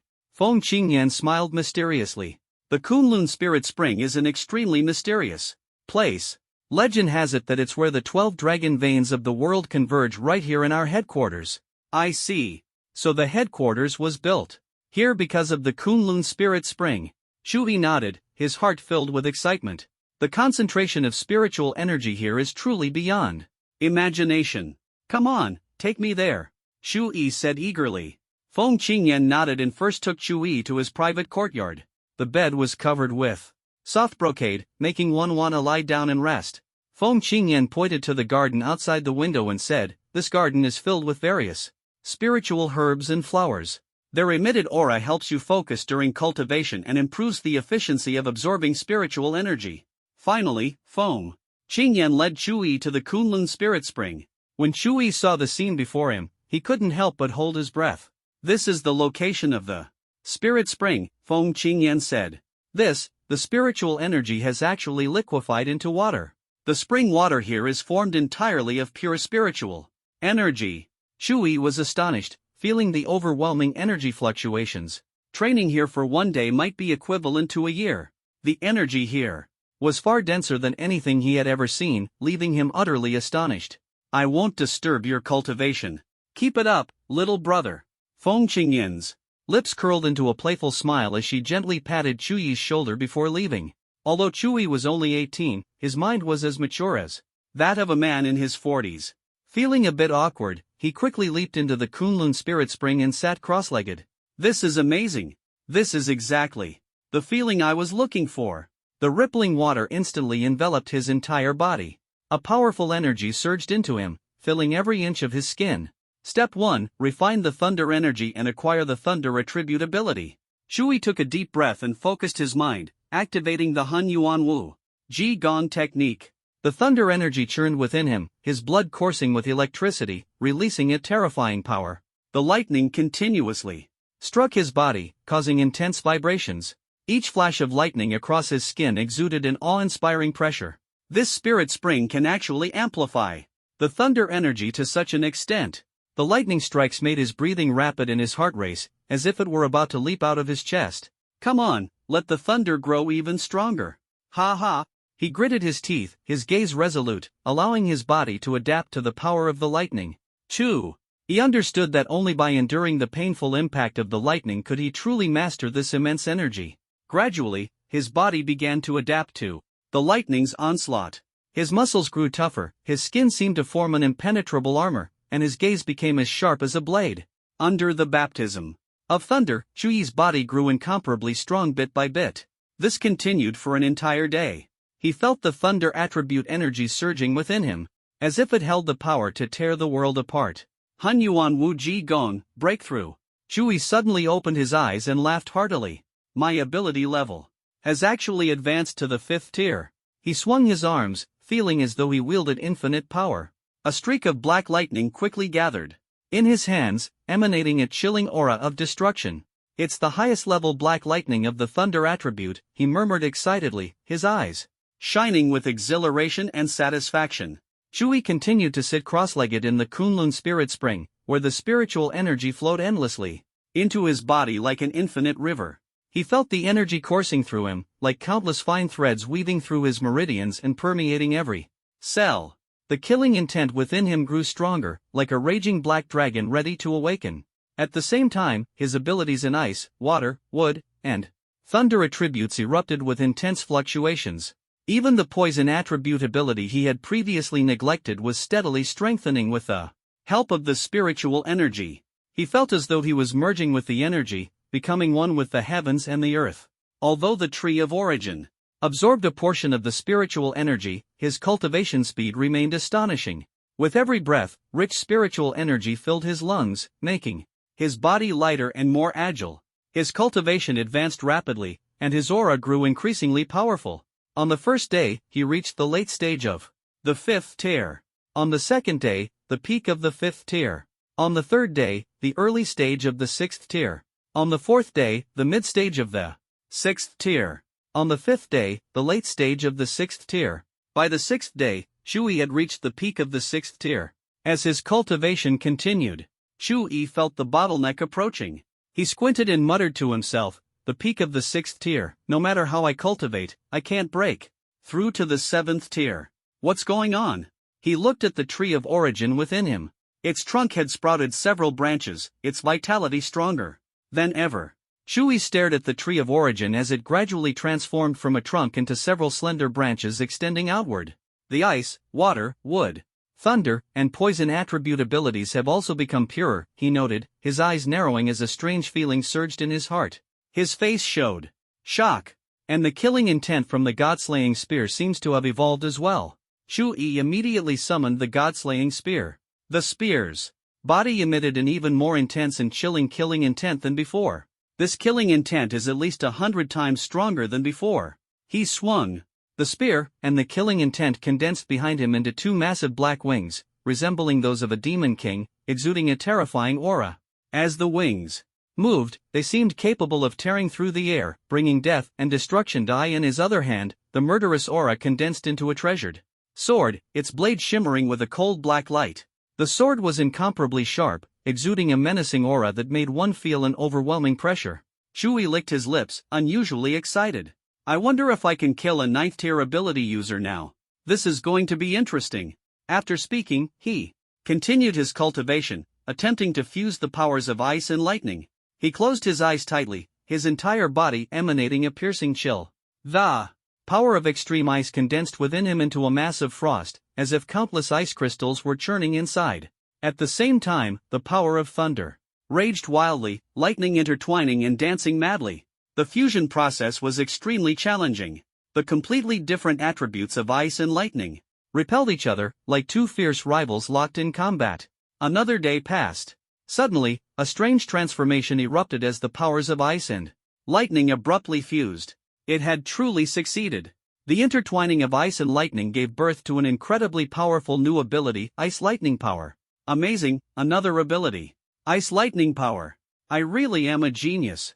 Shu-yi felt the surge of Ice Lightning Power within him, excitement welling up in his heart. He quickly calmed himself, saying, "Continue cultivating." Sitting cross-legged, spiritual energy surged into him like a tidal wave, his entire body radiating a brilliant glow. Without hesitation, Shu-yi directed the spiritual energy into the Tree of Origin, which devoured it like a ravenous beast. As the spiritual energy poured in, the branches of the Tree of Origin rapidly extended, coiling within him like a giant dragon. A terrifying vitality erupted from the Tree of Origin, filling the air with a dense life force. As this energy infused him, his body became enveloped in an invisible power, gradually growing tougher and stronger.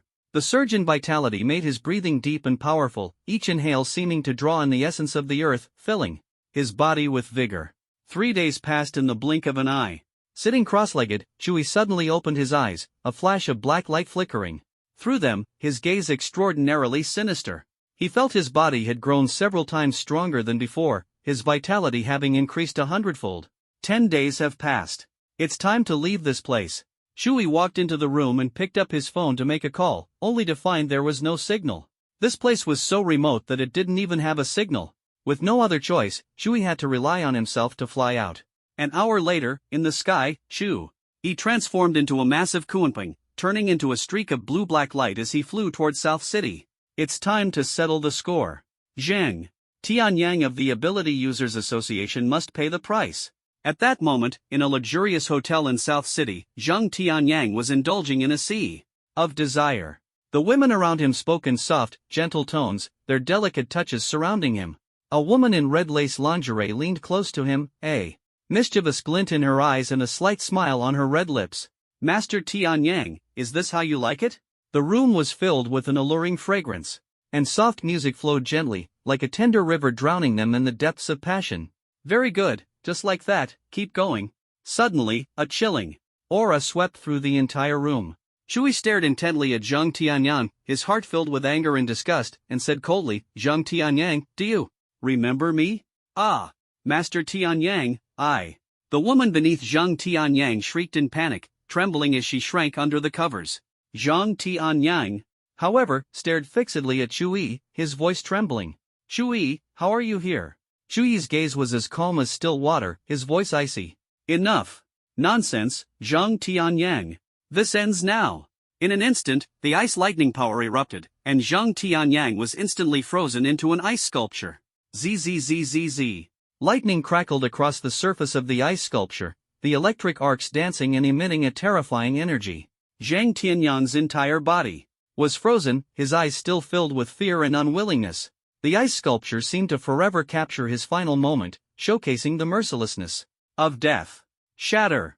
Shu-yi waved his hand lightly, and the ice sculpture instantly shattered, ice shards scattering in all directions as thunderous booms. Chui stepped into his luxurious mansion in Nanjing City, recalling the version of himself from a few months ago, a lowly, unnoticed first-tier ability. User. A wave of emotion surged in his heart, and he sighed softly. Fate truly toys with people. He retrieved his phone from his spatial ring, his gaze fixed on the news headline: the Wa Nation recklessly releases toxic gas into the ocean, enraging the sea's mutated beasts. The beasts launch a tidal wave of attacks on the coastal regions of the Dragon Nation. Civilian casualties exceed 10,000. Damn it. Absolutely damn it. Chui's pupils contracted sharply, and a dazzling light burst from his body. The Kuanping battle armor materialized as a phantom, transforming into a majestic dark green robe on his figure, exuding an overwhelming aura. His entire being radiated a dark green glow, his long hair shimmering with a dim luster, each strand emanating an ominous charm that inspired awe and dread. These Wa Nation beasts are courting death. Chui's brows furrowed tightly as he swiftly flew toward the Wa Nation. His figure streaked across the night sky like a black lightning bolt, reaching the Wa Nation within half an hour and hovering above Kagoshima.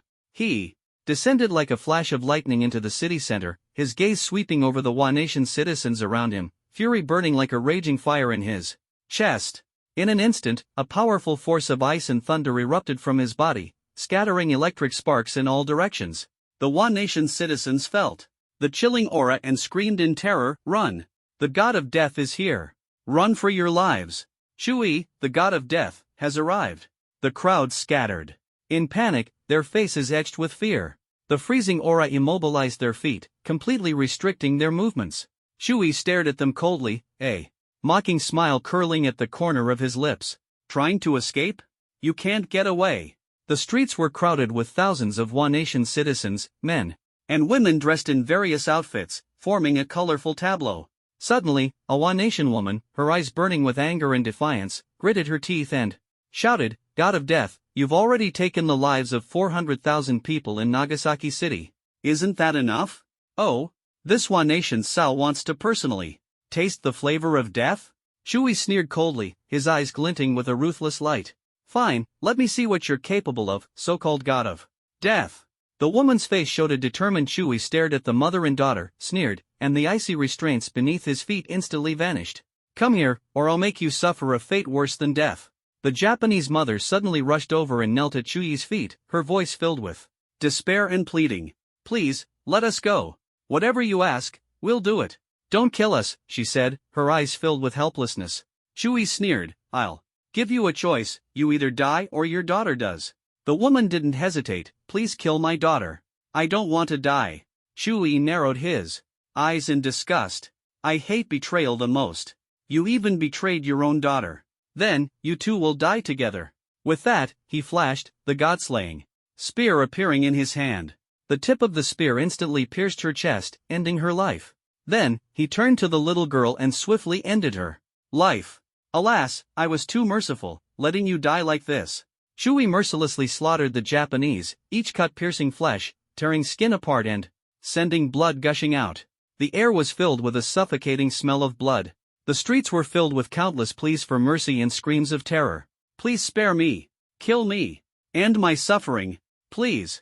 Please. End me now." Feeling exhausted, Chui unleashed his clone technique.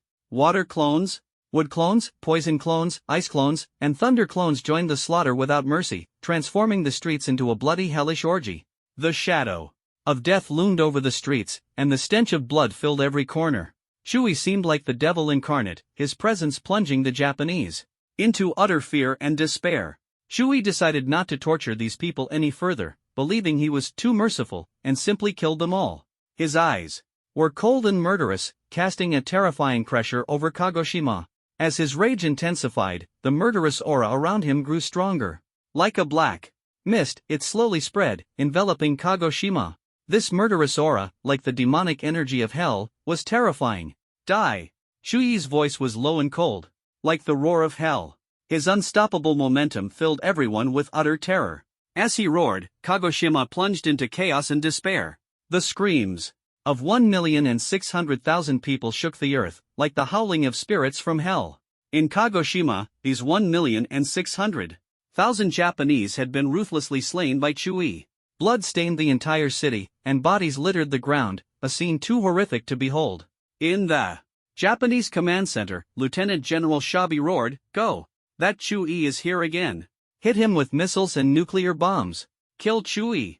10 minutes later, Chui looked up at the sky, a mocking smile playing on his face. Missiles? That's ridiculous. He saw countless missiles pouring down like a galaxy. He frowned, his gaze firm and cold. He took a deep breath, unleashing the icy power within him. Chilling air emanated, and an icy mist filled the air. Under his control, the missiles in the air froze, suspended in midair like still flames. A scornful smile curled Chuyi's lips. Is that all you're capable of? Trash. Meanwhile, inside the Japanese command center, Lieutenant General Shabi frowned, glaring coldly at his subordinates. He asked, bewildered, "What on earth did he say?" A subordinate fluent in the dragon language nervously replied, He said you're trash." Lieutenant General Shabi's eyes blazed with rage. "Immediately mobilize all troops. Move out. Chui must be eliminated, no matter what." Suddenly, a Japanese psychic, seemingly a 9th tier expert, appeared before Chui. Chui coldly said, "Are you here to die?" The Japanese psychic sneered, "My name is Miyamoto Daikuma. Are you Chui? You dare to massacre Japanese civilians? You're courting death." Chui chuckled disdainfully, 9th tier trash from Japan. Go to hell." With those words, he instantly conjured the god-slaying spear and charged at Miyamoto Daikuma. God-slaying spear technique, 5th form, dragon soaring in the sky. At this moment, the power of the god-slaying spear technique erupted to its peak. Chuyi's movements resembled a dragon soaring through the heavens, and the god-slaying spear transformed into a streak of black lightning, sweeping forward like a violent tornado, moving so fast it was impossible to see clearly. Miyamoto Daibear swiftly drew the long blade at his waist, its light flashing as he engaged Chui in a breathtaking battle. The figures of the two intertwined in the air like a storm, with flashes of sword and spear colliding, sparks flying everywhere. Chui sneered, his taunts piercing Miyamoto Daibear's heart. "Miyamoto Daibear, is this all you've got? A 9th tier expert, yet so useless? You can't even defeat me, a mere 6th tier fighter. What a joke!" Miyamoto Daibear roared in fury, "Shut up, Chui. You murderous demon, slaughtering 2 million innocents, you deserve your fate." Chui mocked, "Ha! When your Wa Nation massacred my Dragon Nation back then, why didn't you say anything? You are the true savages who deserve to die. That was hundreds of years ago. Who even cares about that now?" Miyamoto Daibear retorted angrily, as if trying to burn away the shame of the past with his rage. The hatred between the two ran deep, their words cutting into each other like blades. Their eyes burned with flames, as if they wanted to devour one another. "Come on, only one of us will leave alive today," Chui roared, his voice shaking the heavens. "Fight!" Miyamoto Daibear shouted in response. Chui gripped the god-slaying spear tightly, while Miyamoto Daibear swung his long blade, and the two began a frenzied clash. God-slaying spear technique, 5th form, dragon soaring in the sky. Chui roared, as a dragon-shaped energy burst forth from the spearhead, charging at Miyamoto Daibear like a giant dragon descending from the sky. Endless blade slash. Miyamoto Daibear roared, his long blade slicing out a sharp arc of light, heading straight for Chui. Ice thunder power endless. Ice thunder. Chuyi's eyes turned icy cold, a mocking smile on his lips. His entire body was quickly enveloped in icy mist, and ice thunder erupted from within him, condensing into countless beams of icy lightning. These beams collided fiercely with Miyamoto Daibear's blade energy, creating a world-shaking storm of energy. The icy lightning beams stood tall like ice pillars, glinting with a chilling light and exuding astonishing power. Each beam resembled a bolt of lightning striking from the sky, brimming with boundless strength. When they clashed with Miyamoto Daibear's blade energy, the explosions were deafening, and sparks flew everywhere. Chui laughed wildly, "Die. Today, I will personally kill a 9th tier ability user." He gripped the god-slaying spear tightly, wielding it like a storm, each move filled with destructive killing intent. Despite his body being covered in wounds, they healed instantly. And he paid no attention, continuing his frenzied assault. Miyamoto Daibear roared like thunder, "You madman, stop." Chui showed no signs of retreat, as if possessed by a demon, wielding the god-slaying spear with every attack aimed at Miyamoto Daibear's vital points, tearing through the air with astonishing power. "Haha, are you scared now, you 9th tier trash?" Chui laughed arrogantly and mockingly. "Stop. There's no need for us to fight to the death. Whatever you want, I can give it to you." Miyamoto Daibear shouted urgently, panicking. Chui was simply too strong. But Chui remained indifferent, his god-slaying spear continuing to strike, the killing intent growing ever stronger, as if a dark power within him was awakening, making him stronger with every battle. Die, you ninth-tier trash. His eyes were filled with madness, consumed by a desire for victory, completely overtaken by the frenzy of battle. Miyamoto Daibear felt an overwhelming pressure. He knew he was facing a true madman. You lunatic, I'll fight you to the death. The battle between the two grew even more intense, the flashes of blade and spear intertwining into a chaotic and dangerous battlefield. The air was thick with tension, like an invisible blade pressing down, making it hard to breathe. Chui felt his power continuously rising, each attack becoming more ferocious and merciless. Kill! Kill! Kill! Die, you ninth-tier beast! Chui shouted with wild laughter. Miyamoto Daibear desperately defended against Chui's attacks, his body already corroded by the dark aura, yet he gritted his teeth and refused to give up easily. Ha! The dark power will devour you. Die, you poor ninth order beast! Chui's laughter shook the sky. As his voice fell, a terrifying black gas spread rapidly like thick smoke, instantly enveloping Miyamoto Daikuma's whole body. This black gas was fierce and brutal, like the claws of a monster, tearing Miyamoto Daikuma's soul fiercely and completely devouring him. What is this? Impossible! Ah! Miyamoto Daikuma's eyes were full of despair and pain, and he finally fell to the ground with a scream, no longer having any life. The vitality of 1.6 million people, plus the power of a ninth-order psychic, was devoured, pouring into Chui's body like a storm. In an instant, he felt an unparalleled power rolling in his body, making him stronger. His blood boiled, his heartbeat accelerated, his muscles seemed to be injected with infinite energy, and every breath was filled with the explosive power of life. Chui excitedly said to himself, great! My strength has improved a lot. Huh, a ninth-order psychic is nothing. It's too dangerous here, we have to leave quickly. Chui knew it was unsafe here, and quickly turned into a flash of lightning, flying towards the southern city of Longwa. His figure was as fast as lightning, and he disappeared into the sky in an instant. An hour later, Japan released shocking news. Kagoshima, Japan was massacred by Chui, and a full 1.6 million people were killed. Attached is the latest photo of Chui, photos showing him in various forms. Name, Chui. Age, 18. Nationality, Longwei. Strength, a top-tier expert on Blue Star, able to easily kill 9th-level psychics. Superpowers, legendary SSS-Level soul-related superpower Black Gun, and a second superpower elemental ice attribute ability. Crime. Brutally murdered 7 people on a Japanese cruise ship. Over 1,000 people massacred 400,000 innocent people in Chinchi City, leaving no one alive. They also massacred 1.6 million innocent people in Kagoshima, leaving no one alive in Kagoshima. The world was shocked. Killing over 2 million people? How could a human do this?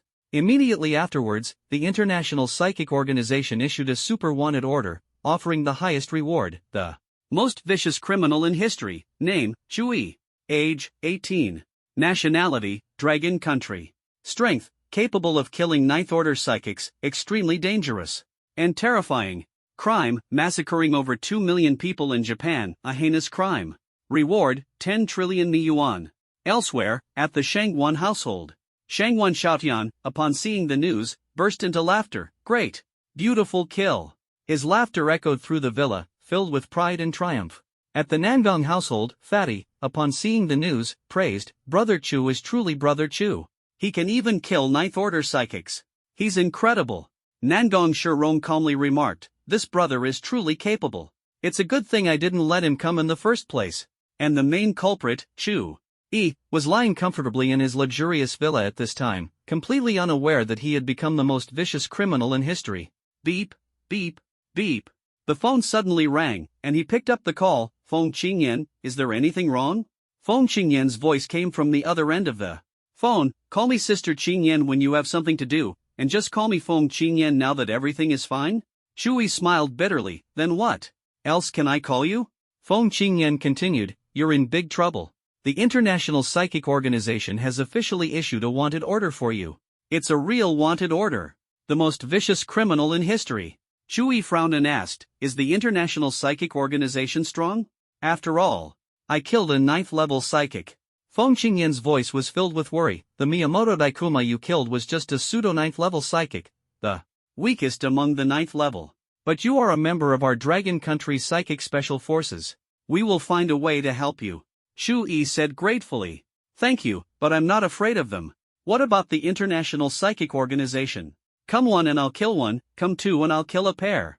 Feng Qingyan anxiously reminded. You must be careful, the strong men in our organization are busy, you have to be more careful, don't get killed by the International Superpower Organization. After a brief exchange of pleasantries with Feng Qingyan, Shu Yi hung up the phone.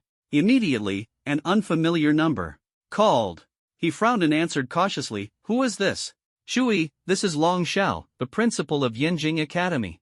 A confident male voice came from the other end. It was indeed Long Xiao, the principal of Yanjing Academy. Principal Long, may I ask why you're calling me? Long Xiao's steady voice came through the phone. Shu Yi, the Ability Department of Yanjing Academy sincerely invites you to become a mentor. Shu Yi gripped his phone tightly, his voice filled with surprise and doubt. Principal Long, are you serious? I'm currently wanted by the International Ability Organization. How can someone like me become a mentor at the academy? On the other end, Long Xiao's tone was firm. Shu Yi, Yanjing Academy needs your strength. Your achievement of killing a 9th tier ability user has earned our utmost respect. Your wanted status is not an issue for the academy. Shu Yi narrowed his eyes and replied casually. Sorry, Principal Long, but I'm not very interested in teaching students. Long Xiao's voice was sincere, with a hint of helplessness. To be honest, our country has been lacking promising newcomers in recent years. We truly need powerful ability users like you to lead them. Shu Yi, please believe that Yanjing Academy is genuinely inviting you to be a mentor. Shu Yi was silent for a long time. Taking a deep breath, he finally replied, All right, I can come, but I have one condition. I must have absolute freedom. No problem. As long as you're willing to come, we'll meet all your requirements. Long Xiao promised. On the other end, the call ended. Shu Yi ultimately agreed to become a mentor at Yanjing Academy. A faint smile appeared on his lips as he muttered to himself, Perfect, I can check on Zhang Xian while I'm there. Being a teacher might actually be interesting, as long as it didn't hinder his pursuit of greater strength. Deep down, he was eager to break through his current bottleneck.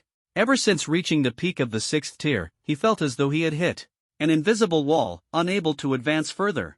Feeling restless, Shu Yi dialed Feng Qingyan's number and spoke softly, Hey, Qingyan Jie.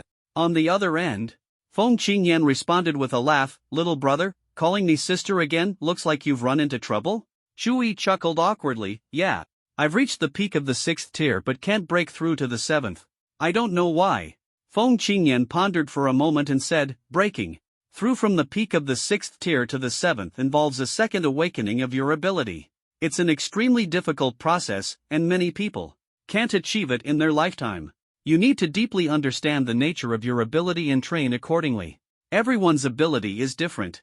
For example, when I was cultivating my fire attribute, I broke through in the Antarctic inferno. Shu Yi expressed his gratitude. Thank you, Qingyan Jie. I'll definitely repay you in the future. Feng Qingyan laughed heartily on the other end. Little brother, no need to be so polite. Keep up the hard work. After chatting casually for a bit, they ended the call. Shu Yi sat in his room, frowning, his thoughts in disarray. The characteristic of the Godslayer spear, could it really be slaughter? The question weighed heavily on his mind as he tried to sort through his thoughts. According to Feng Qingyan, only by training in alignment with the nature of his ability could he break through to the 7th tier. But what exactly did the Godslayer spear, one of his abilities, signify?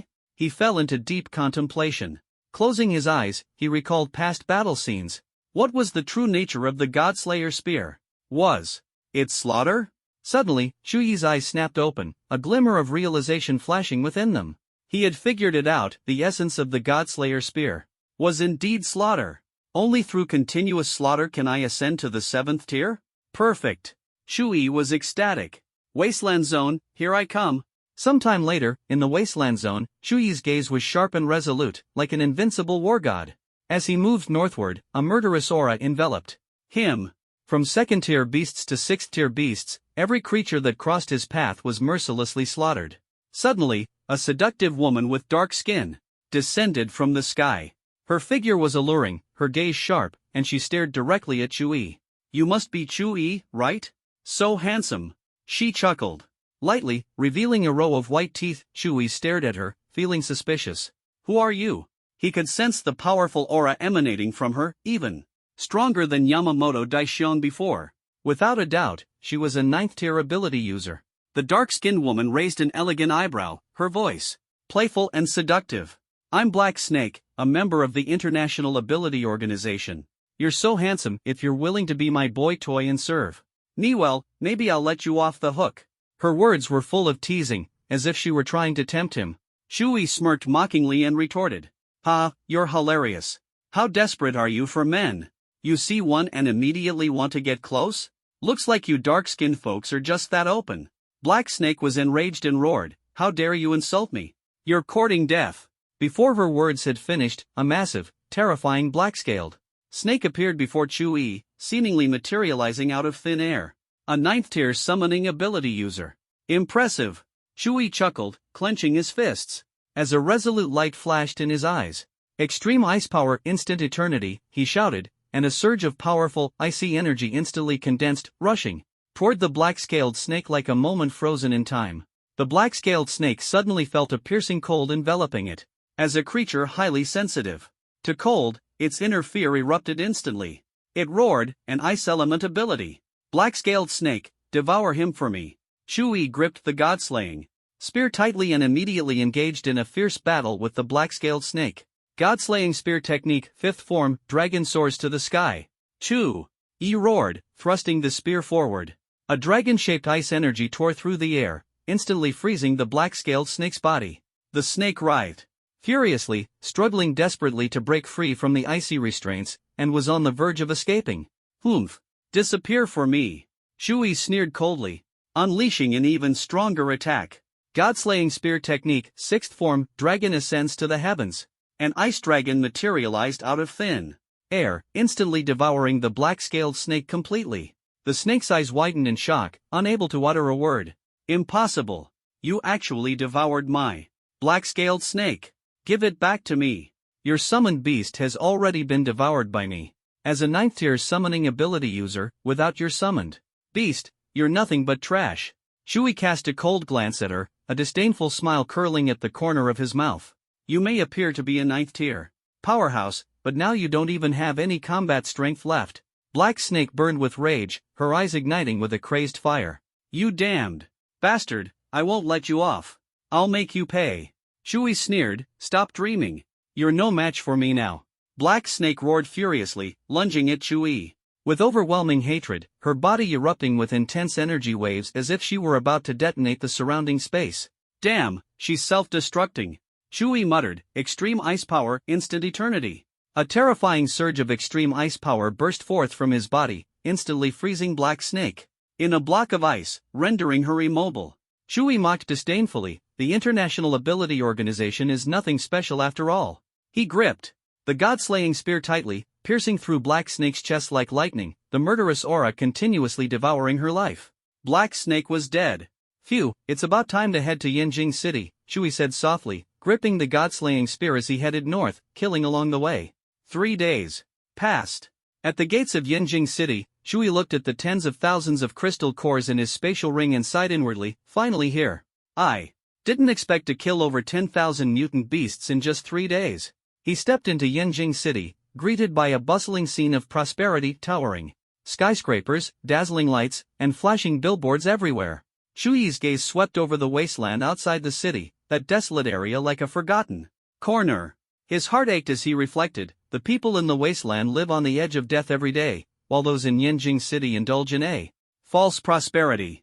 Its truly chilling reality is just that cruel. He looked at the city's splendor, filled with helplessness and disappointment, the people on the street hurried along, seemingly using luxury to mask their inner emptiness and confusion. He thought of the people in the wasteland, where every day was a struggle for survival. They had no grand buildings, no extravagant pleasures, yet they possessed a pure vitality and strong will. In that wasteland, every drop of water was precious, every morsel of food hard-earned.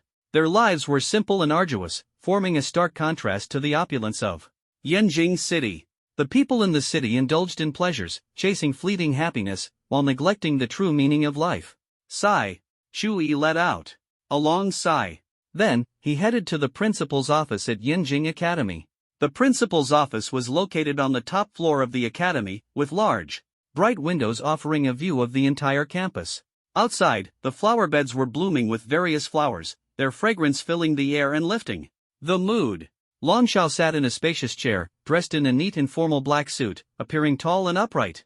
Sunlight illuminated his face, revealing a thoughtful expression, as if he were contemplating the future of Yinjing Academy. Seeing Shui, a hint of joy flashed in Long Zhao's eyes. He immediately stood up to greet him. Shui, welcome. From today onward, you will be the instructor for the Academy's ability department. Long Xiao also arranged a spacious and comfortable residence for Shui. The residence was located in the center of the campus, surrounded by a tranquil environment and fresh air. As Shui stepped inside, he felt a sense of peace and stability. This is really nice, he remarked. Long Xiao carefully introduced the various departments and related details of Yinjing Academy, giving Shui a clearer understanding of the institution. Shui listened attentively, sensing Long Zhao's passion and respect for the academy. Under Long Zhao's guidance, Shui toured the academy's magnificent library and advanced laboratories. The laboratories were filled with a technological atmosphere, with an array of cutting-edge equipment dazzling the eyes, though Shui showed little interest in them. After bidding farewell to Long Xiao, Shui arrived at the Nangong family estate. Although the Nangong family was a prestigious clan in Dongli City, they also owned numerous businesses in Yinjing City.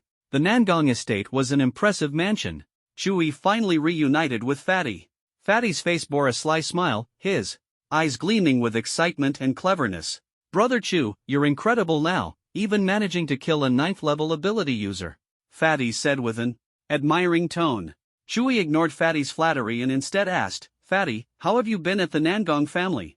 Fatty replied smugly, of course, it's been great. Eating well, living comfortably, and even going out to hunt exotic beasts for training. His words were full of satisfaction. Good, as long as you're doing well, Shui nodded with a smile, feeling relieved. He knew Fatty was living securely at the Nangong family, confirming he had made the right choice. Then he asked, Fatty, what are your plans next? Fatty answered excitedly, of course, to continue hunting exotic beasts and improving my strength. Shui gave a mysterious smile, I have something good here. He took out a bag of crystal cores from his spatial ring, tens of thousands of them shining brightly, piled up like a small mountain. Wow, Brother Chu, so many crystal cores, did you rob some big family? Fatty gasped in shock. Shui smiled smugly and waved his hand, you're overthinking it. These were all hunted by me personally. Fatty was dumbfounded, his admiration for Shui growing even deeper. At that moment, the courtyard door gently opened, and an elegant and charming figure walked in. It was Nangong Shirong. Shui, you actually came.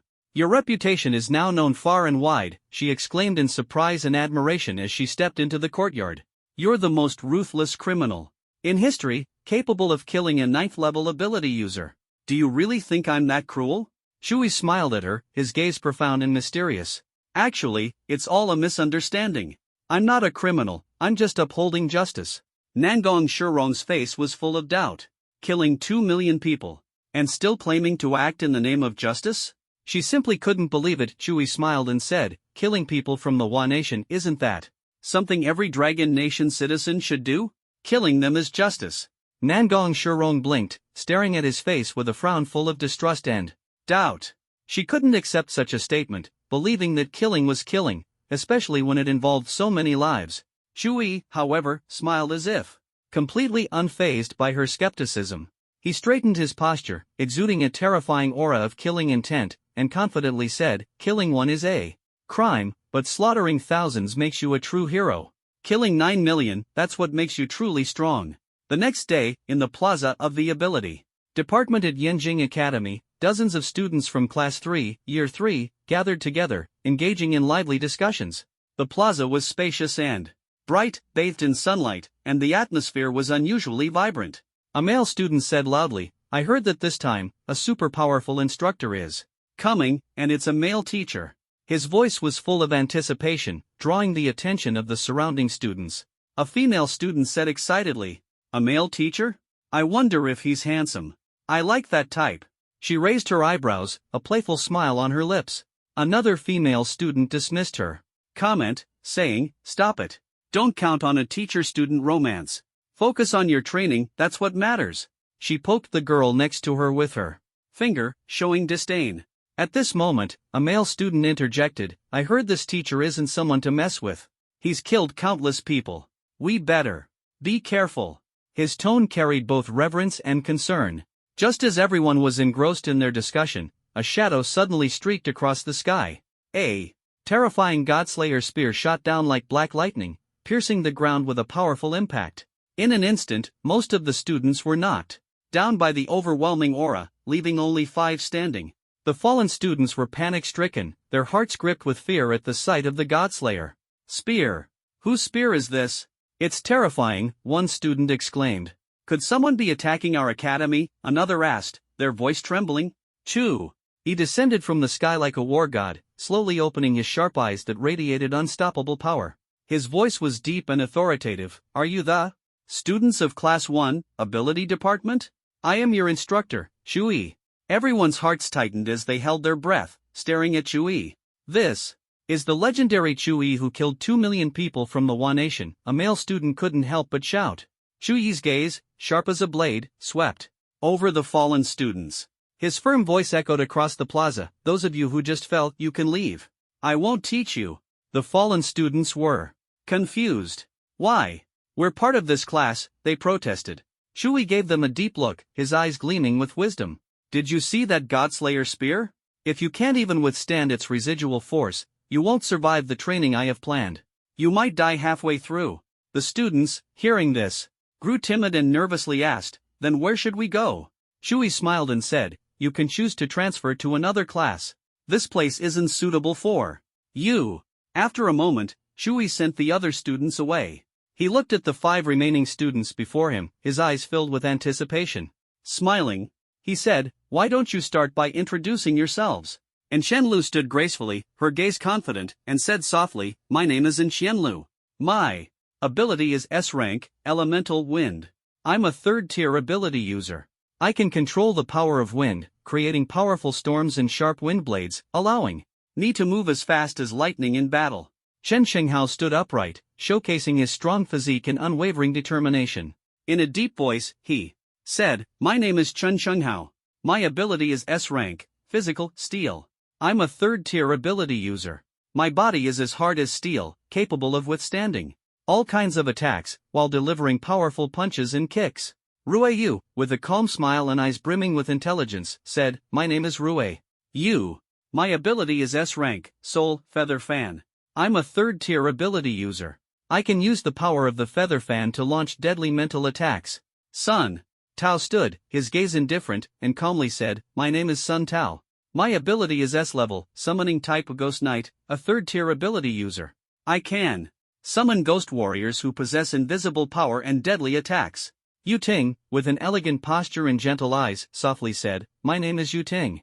My ability is SS-level, Elemental type Water, a 4th-tier ability user.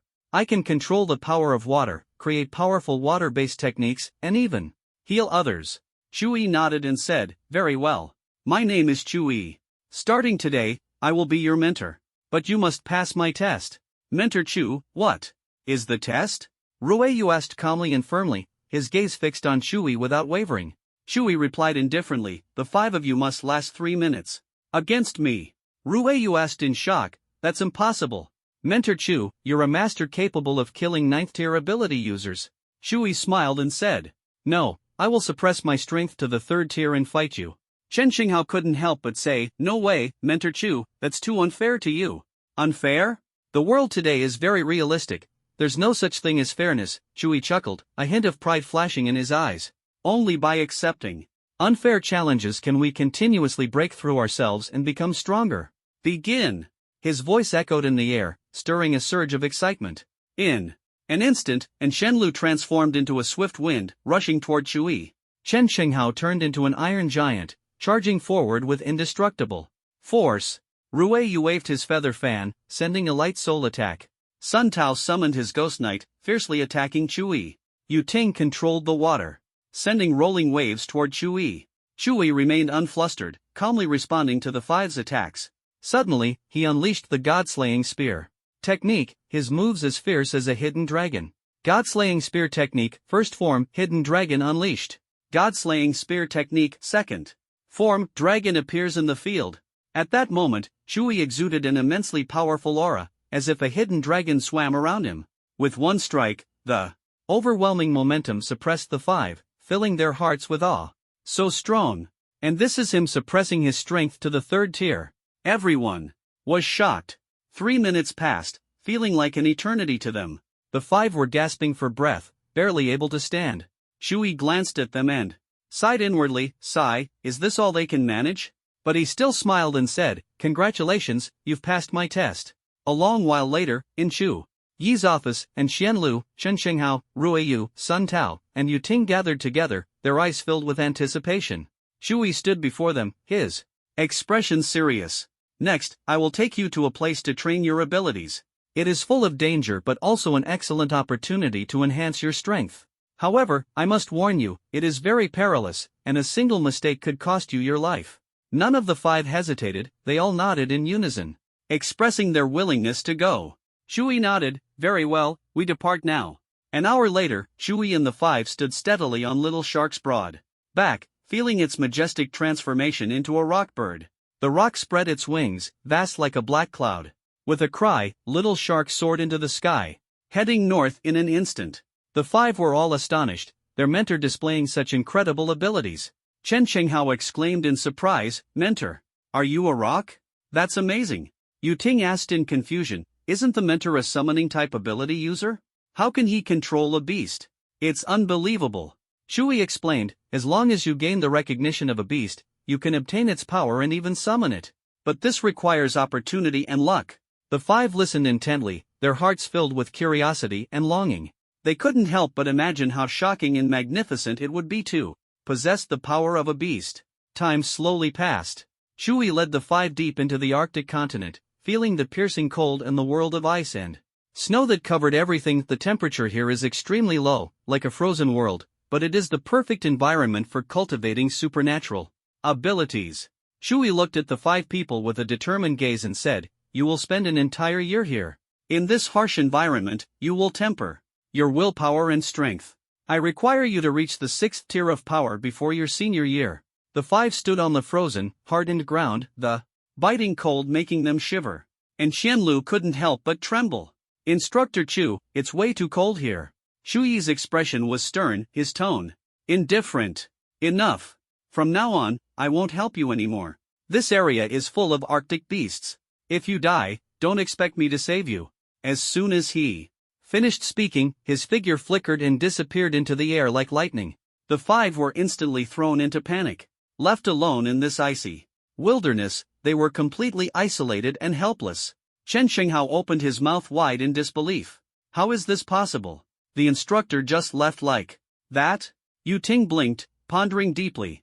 Maybe we can only rely on ourselves to find a way to survive.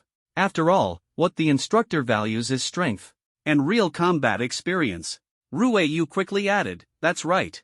The most urgent thing now is resources.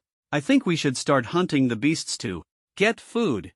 Meanwhile, Shui had already arrived at the core region of the Arctic. Standing before him was a white-haired man, handsome and upright in posture. The white-haired man bowed respectfully to Shui. Welcome back, Ice King. Shui frowned slightly, not recognizing the man. Who are you? He asked. The white-haired man maintained a solemn expression. Ice King, I am a 9th-tier Arctic demon wolf, in my human form. You can call me Little Wolf. Chu Yi nodded. I see. In the depths of the Arctic, there are 5 people, my students. I've sent some beasts to test them. As long as they don't die, that's enough. Little Wolf replied respectfully, understood, Ice King. After nodding, Shui continued deeper into the Arctic core. He gathered the power of extreme ice and constructed an ice palace on this frigid land, creating a sanctuary in the heart of the Arctic. Ha ha ha. Once I destroy the Wa Kingdom, I'll hide here, and no one will be able to find me. Shui laughed.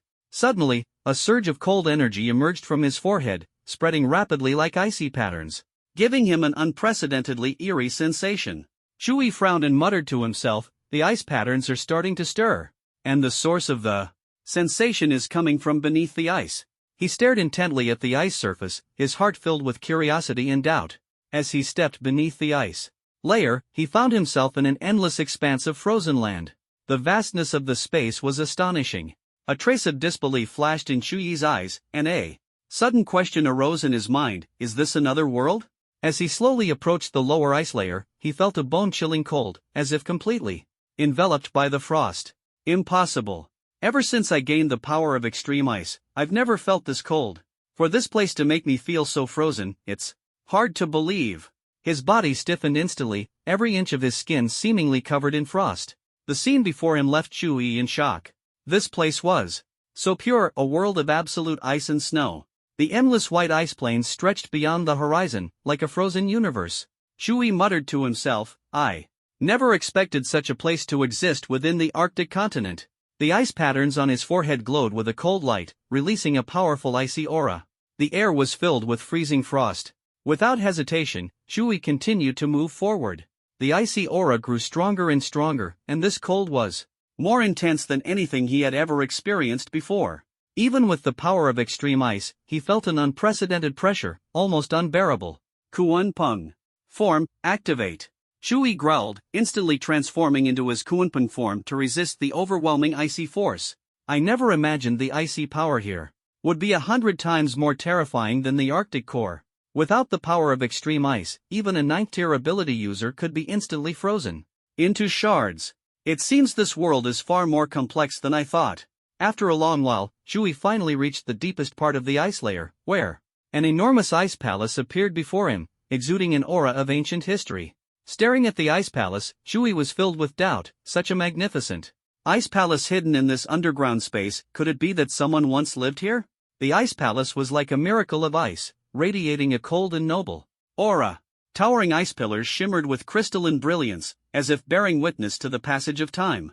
A faint frost lingered in the surrounding air, inspiring awe in anyone who beheld it. He frowned, the ice patterns on his forehead becoming more pronounced, like an ice dragon winding and slithering across his skin. The grand doors of the palace slowly opened, revealing a scene of breathtaking magnificence, as if carved from ice itself. This is incredible. Shuyi stood frozen, holding his breath as he gazed at the stunning beauty before him. The interior of the ice palace was entirely crafted from ice. Every pillar, every floor tile, even the windows emitted a mesmerizing icy blue glow. Soft light filtered through the intricate patterns of the ice sculptures, casting enchanting shadows, making the entire place resemble a fairy tale wonderland. Shuyi tread carefully forward, his footsteps producing crisp sounds on the icy floor. Suddenly, an intense, freezing force struck him, instantly encasing him in ice. He was immobilized, the icy power far surpassing the extreme ice energy already within him. How is this possible? I've been completely frozen in an instant, he thought in shock. Could this be the legendary Absolute Zero? Immediately after, a sharp pain erupted in his head, as if countless claws were tearing through his mind. His head throbbed violently, his eyes filled with agony. He heard a sinister, malevolent voice growing clearer, as though it emanated from the depths of an abyss. Ha ha ha, I've finally found the perfect vessel. The voice carried a cruel, mocking tone. Shuyi's eyes widened in disbelief at what was happening. Trembling, he asked, "Who are you? How did you get into my mind?" The voice sneered in response, "Ha, I am the demon. The ice demon, the most powerful being in the world. I've coveted this body for a long time." A chill crept down Shuyi's spine as his eyes flashed with determination. He would never allow himself to be controlled by this ice demon. Ice demon? What kind of monster are you? Why do you want to take over my body? Shuyi's voice was firm, showing no sign of retreat. The ice demon let out a cold, sinister laugh, full of malice and scheming. Ha ha ha, you fool, haven't you realized yet? Everything in the Arctic continent was orchestrated by me, waiting for someone with extraordinary talent to appear so I could seize their body. The icy cold surrounded Shuyi, and his consciousness was gradually being devoured by the ice demon, as if being pulled into a dark vortex. His gaze became increasingly vacant.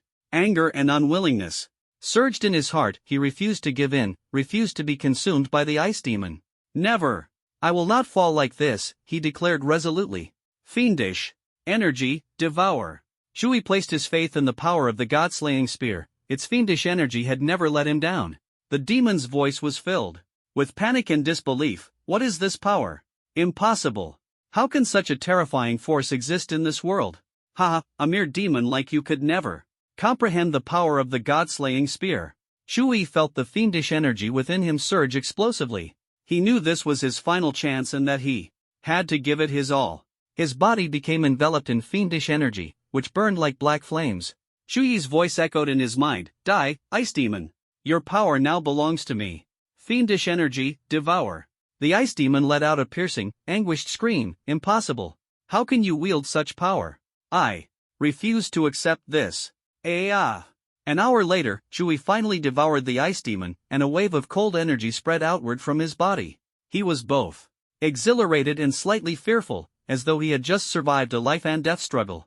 Muttering to himself, he said, "Phew, that was close. So this is the power of the ice demon?" Shui lightly waved his right hand, and a terrifying force materialized out of thin air, brimming with cold and destructive energy. This power had fused with his previous extreme ice force and even surpassed its former limits. The extreme ice force has grown stronger and merged with the baleful energy in my body. Shui fell into deep thought, his mind filled with questions. Ice demon. I never expected such creatures to exist in this world. His doubts grew deeper. What exactly did the word demon signify? Could there be more demons hidden on Earth? What kind of disasters might they bring? These thoughts surged like an undercurrent, impossible to quell. He began to wonder if there might be hidden demons within human society. Could those seemingly ordinary people be possessed by demons? The truth of this world was so deeply concealed that it sent a chill down Shui's spine. After all, the word demon had never been associated with good news. If not for the powerful baleful energy within him, he would have long been devoured by this ice demon. Forget it, I'll just go with the flow. Shui sighed deeply. Then, with determination, he continued deeper into the ice palace. Before him appeared a massive door, which he pushed open without hesitation, stepping into the depths of the palace. The sight before him left Shui utterly stunned. A mysterious secret chamber unfolded before his eyes. He scanned the surroundings and found the chamber filled with various materials. Thick scrolls and ancient books were stacked together, exuding a rich sense of history. Each book was a testament to the past, and each scroll seemed to hold precious secrets. He stepped into the chamber, gently touching the ancient books. They're all ice attribute cultivation techniques. Shui flipped through them with curiosity. However, compared to the Han Yuan Wu Ji technique, they're far inferior. I wonder if it's possible to cultivate multiple techniques simultaneously. If my guess is correct, this should be the secret space left behind after the ice demon seized a body. At the center of the chamber was a delicate small box, emitting a faint chill. As he approached, the ice mark on his forehead reacted strongly. Shui stared at the box with excitement, his eyes gleaming with anticipation. The ice mark is reacting. Ice demon, you've truly given me a great gift. He speculated that since this was the place left behind by the ice demon after seizing a body, the contents of the box must be extraordinary. Shui gently opened the box, and the sight before him made his pupils contract sharply. Inside the box was a piece of ice crystal, radiating a chilling power so intense it seemed capable of freezing everything. His hand began to tremble, irresistibly drawn to the crystal. What is this? Shui's voice trembled, almost in disbelief. It's hundreds of times stronger than the extreme ice force within me. A surge of uncontrollable desire rose within him. Shui sat cross-legged, his body trembling slightly, and reached out to touch the ice crystal. A wave of cold instantly spread from his fingertips throughout his body. The powerful and terrifying ice energy surged into him like a storm. He felt enveloped by an invisible force, the icy power raging within him. Shui closed his eyes, his entire consciousness merging with this ice energy. The ice mark on his forehead began to dissolve, and an endless cold energy spread through his body, carving into his flesh like a blade. His body gradually became pure and flawless, as white and transparent as ice and snow, making one irresistibly want to touch it. The ice energy quickly filled Shui's meridians, each one hardened like an ice pillar, flowing with frigid frost and exuding a refreshing aura. This ice energy made Shui feel an unprecedented surge of power coursing through him. As time passed, he felt the extreme ice force within him continuously ascending to new heights. Half a month flew by. Shui slowly opened his eyes, his ice blue gaze as clear and bright as frozen crystals. His entire body radiated a chilling aura. Speaking to himself, he said, "Not bad. Although my realm hasn't advanced, my strength has increased tremendously. Now it's time for a battle. Those guys from the Wa Kingdom. His figure flickered, transforming into a streak of light that broke through the icy restraints and shot straight into the sky. He streaked across the sky like a meteor, flying towards Japan without hesitation. Meanwhile, at the Japanese command center, Lieutenant General Shabi stared intently at the satellite imagery, which clearly showed Chui approaching rapidly. General Shabi's brow furrowed, his teeth gnashing as he roared, "Quick! That Chui is here again! Dispatch all troops immediately, snipe him! Also, contact the International Psychic Organization immediately and ask them for support." His subordinates responded in unison, "Yes." The order spread through the command center like an electric current, and a tense atmosphere permeated the air. Meanwhile, Chui was flying at high speed towards Japan. He was filled with excitement. "Where shall we massacre this time? Tokyo?" "Yes, Tokyo, with its large population."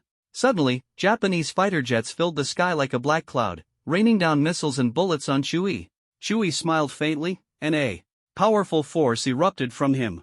A breath of icy cold, at absolute zero, instantly froze all the missiles and bullets. He scoffed scornfully, "Have these Japanese gone mad? Using these firearms against me? Do they look down on me, Chui?" Just then, a group of black-clad Japanese psychics appeared, blocking Chui's path. Their movements were agile, their gazes sharp, and their eyes brimming with murderous intent. Chui paused, a mocking smile on his face. "Chui, you still dare to come? Are you planning to massacre us Japanese?" A tall psychic stood before him, his voice filled with anger and authority. "Of course. Would I befriend you?" Chui threw his head back and laughed wildly, his laughter filled with arrogance and sarcasm, his eyes filled with contempt. "No matter who comes today, it will be useless. I will destroy your Tokyo and reduce it to ruins." The Japanese psychic roared, "Chui, you are so arrogant. Go to hell.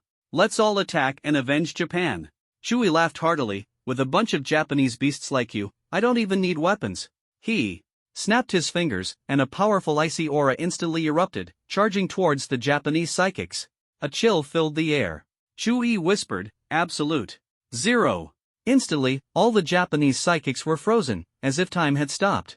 They instantly transformed into ice sculptures, slowly falling from the sky. The scene was awe-inspiring.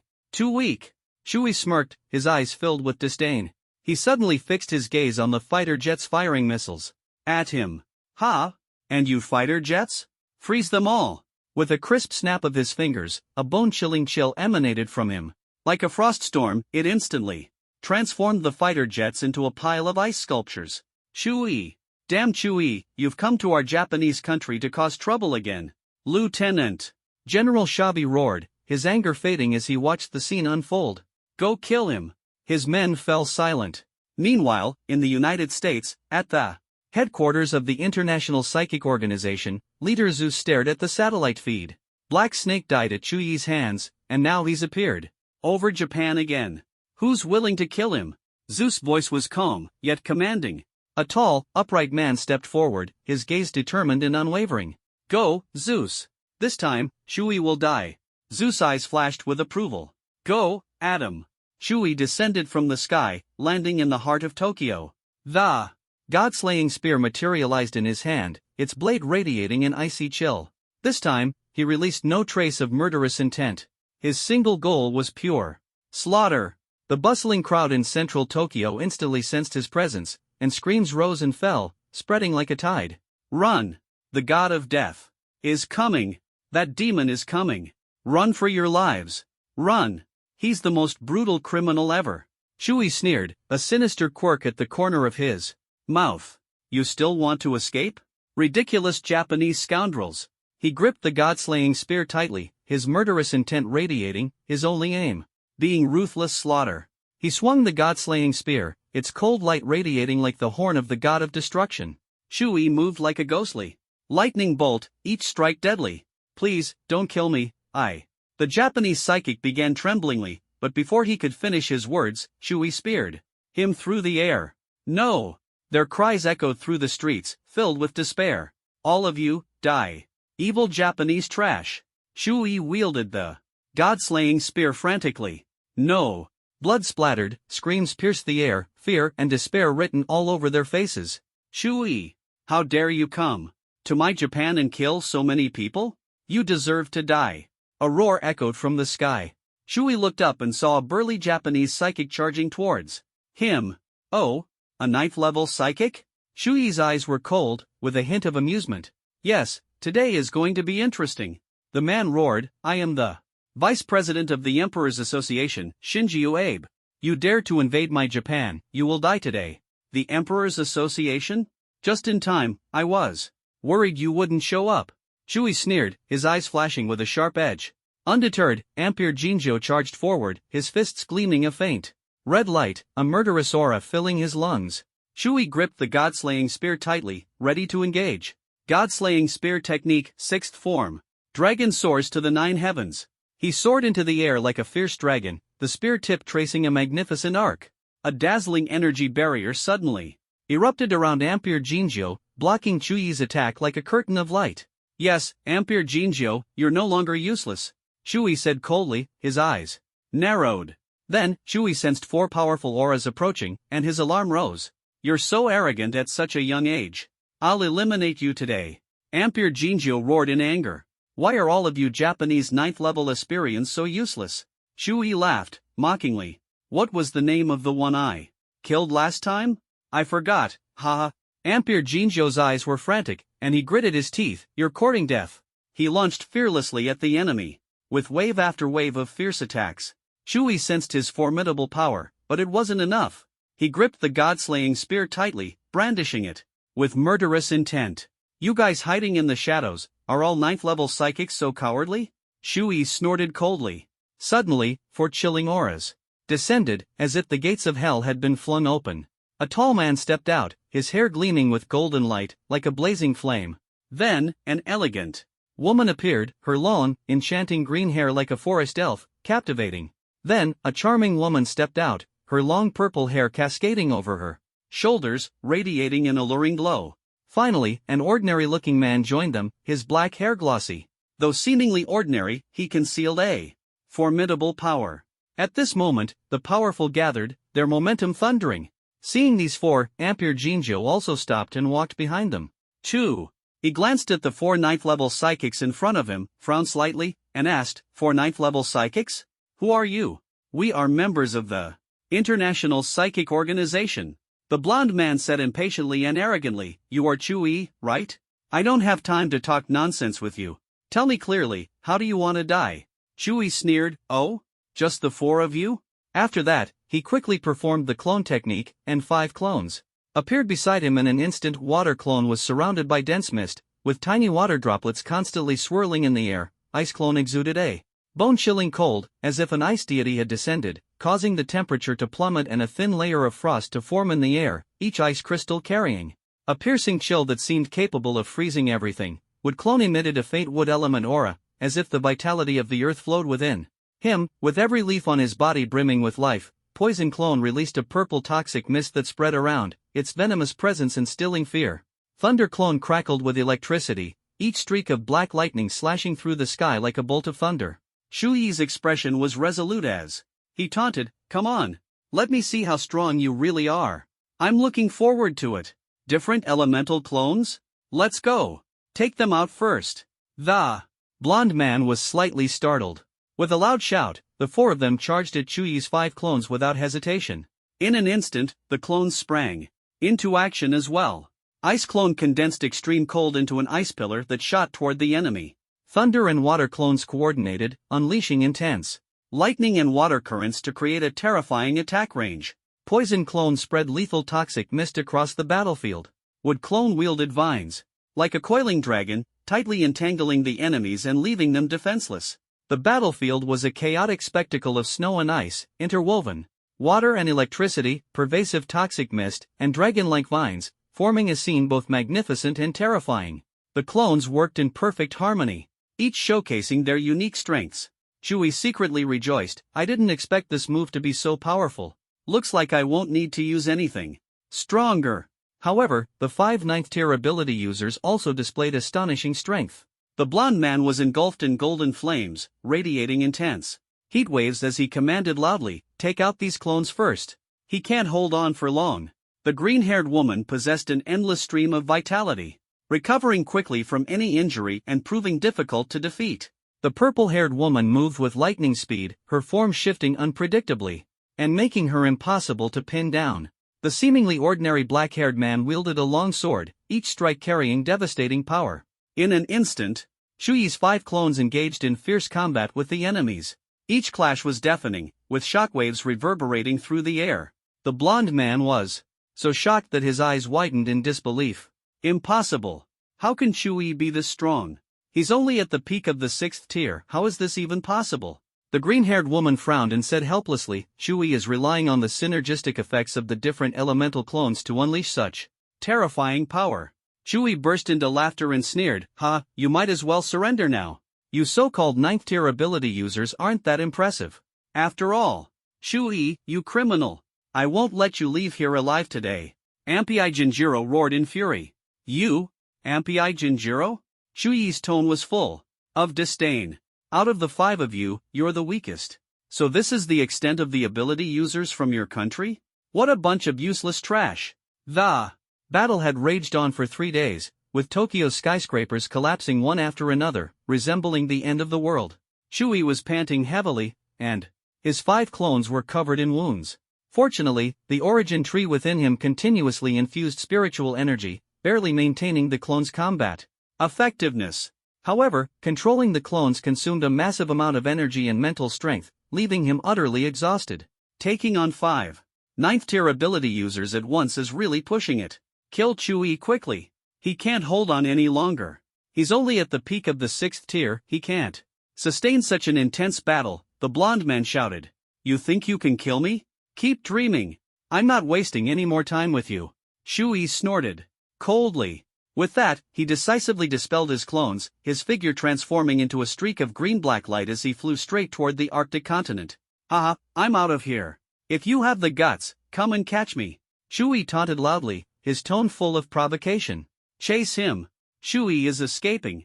This time, we must kill him, the blonde man roared. The 5 figures turned into streaks of lightning, swiftly pursuing Shuyi. Half an hour later, Arctic ice field. Shuyi's eyes carried a playful glint as he faced 5 9th tier ability users. The biting cold wind tousled his black hair, making him seem as though he had merged with the ice and snow. Heh, Shuyi sneered coldly. Daring to chase me here? It seems you still don't realize how dangerous you are. The blonde man stepped forward cautiously, his gaze wary. Shuyi, the Arctic core suppresses all ability users. Coming here is practically suicide. Ha, Shuyi, do you think escaping to the Arctic will save you? Prepare to be eliminated. Ampi Jinjiro roared furiously. I'd like to see how you plan to kill me here in the Arctic. Shuyi raised an eyebrow, revealing a sinister smile, and muttered softly, Power of Ice Fiend. In an instant, a powerful aura of icy fiend energy erupted around him. This force, a combination of extreme cold and malevolent energy, was greatly amplified in the Arctic core environment. The blonde man shouted in shock, Impossible. I'm a fire attribute ability user, how can I be frozen? Ampi Jinjiro gritted his teeth and roared. Shuyi, you deliberately lured us here. Despicable and shameless. The green-haired woman was incredulous. He's only at the peak of the 6th tier, how can he possess such strength in the Arctic? The purple-haired woman turned pale. Shuyi is clearly leveraging the power of the Arctic. We need to retreat. Immediately. The inconspicuous man didn't hesitate to turn and leave, showing no reluctance. Trying to run? Die. Shuyi sneered coldly, his voice as piercing as the icy wind, and shouted, Absolute Zero. Freeze them to death. Terrifying cold enveloped the 5, the icy wind cutting to the bone. 5 9th tier ability users, nothing more than this. Shuyi laughed disdainfully. From the moment I saw you, I had already set a trap. You are merely nourishment for my growth. He sat cross-legged and began absorbing their power. 5 streams of immense energy surged into his body like torrents. Golden flames, burning fiercely. Green vitality, brimming with life. Purple speed, swift and unstoppable. Gray physical strength, indestructible. Black soul energy, deep and mysterious. Who would have thought that inconspicuous guy actually possessed soul attributes? The 5 forces continuously merged into Shuyi's body, like 5 waterfalls converging into 5 radiant energy cores. Excellent. As long as I can refine them, my strength will increase significantly.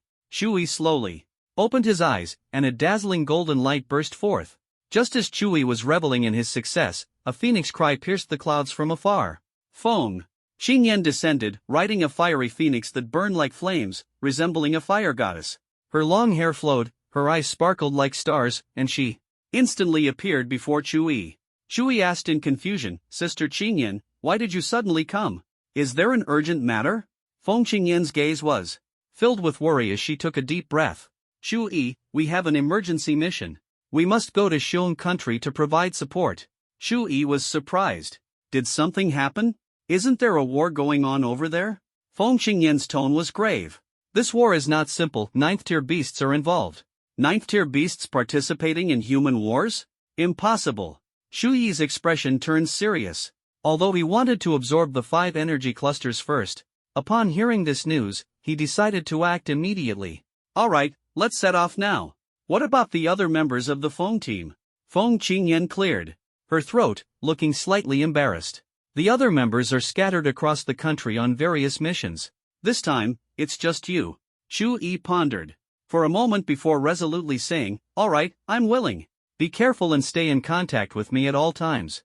Feng Qingyan's brows relaxed as she nodded in approval of Chu Yi's determination. Shui transformed into a Kunping, turning into a streak of black lightning as he headed straight for the battlefield between Xiong country and Wu country. Feng Qingyan watched him disappear into the clouds, nodding in satisfaction. She mounted her fiery phoenix and soared into the sky, her figure gradually blending into the endless blue. At this moment, on the western border of Xiong country and Wu country, ferocious beasts rampaged like mad dogs. Countless soldiers fought valiantly to resist, blood splattering across the battlefield like gushing springs, staining the land red.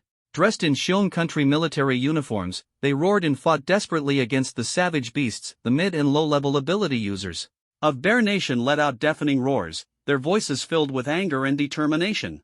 They knew that only by eliminating these threats could they safeguard the security of Bear Nation. "Kill all these beasts. We must not let them break through the defenses.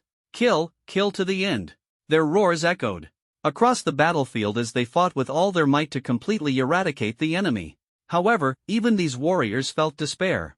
The number of beasts was overwhelming, like wave after wave of a black tide, surging endlessly. The soldiers resisted desperately, but the path ahead seemed endless, devoid of hope, and the battle left them disheartened.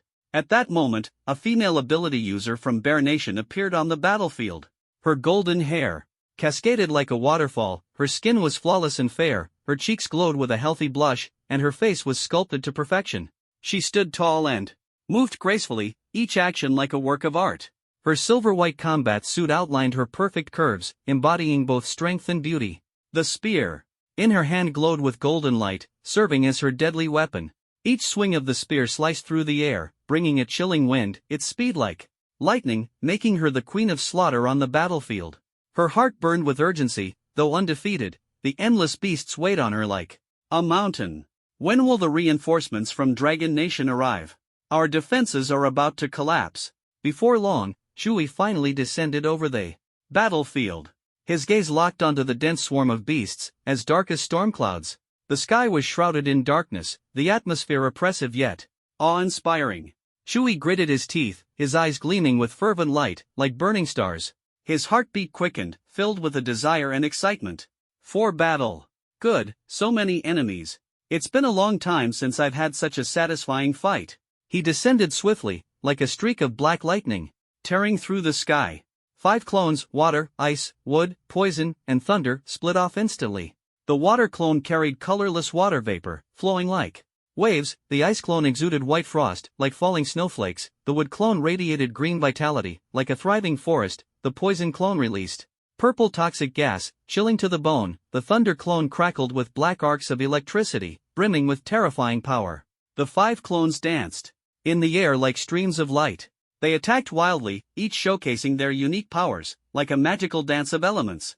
Shu Yi's true form wielded the Godslayer spear, swinging it violently. The spear's tip gleamed with a murderous aura. His figure moved like black lightning, as fast as thunder, ferocious beyond compare. Both his true form and the 5 clones mercilessly slaughtered the beasts. The golden-haired female warrior's eyes widened like two bright gems as she watched Shu Yi's imposing presence, astonished and awestruck. So strong. Is this the reinforcement from Dragon Nation? Wonderful, we have hope now. Shu Yi's gaze swept across the battlefield and finally locked onto her, the tall and elegant golden-haired woman. He was drawn to her aura but quickly regained his composure and shouted, "Are you the commander here?" "That's right, I'm Anna, commanding the battle here." She smiled confidently and asked in return, "Are you the ability user sent by Dragon Nation to assist us?" Chu Yi nodded firmly. "Yes, I'm Chu Yi from Dragon Nation. The situation is urgent. Order everyone to retreat immediately. Leave these beasts to me." Determination flashed in Anna's eyes as she nodded and ordered the troops to retreat swiftly. Her movements were graceful yet decisive. Knowing this was the best moment to withdraw, she quickly rushed toward Chu Yi, her gaze unwavering. "Chu Yi, I'll help you." Chu Yi was momentarily stunned, his face showing surprise. This woman was actually volunteering to help? But he quickly calmed down.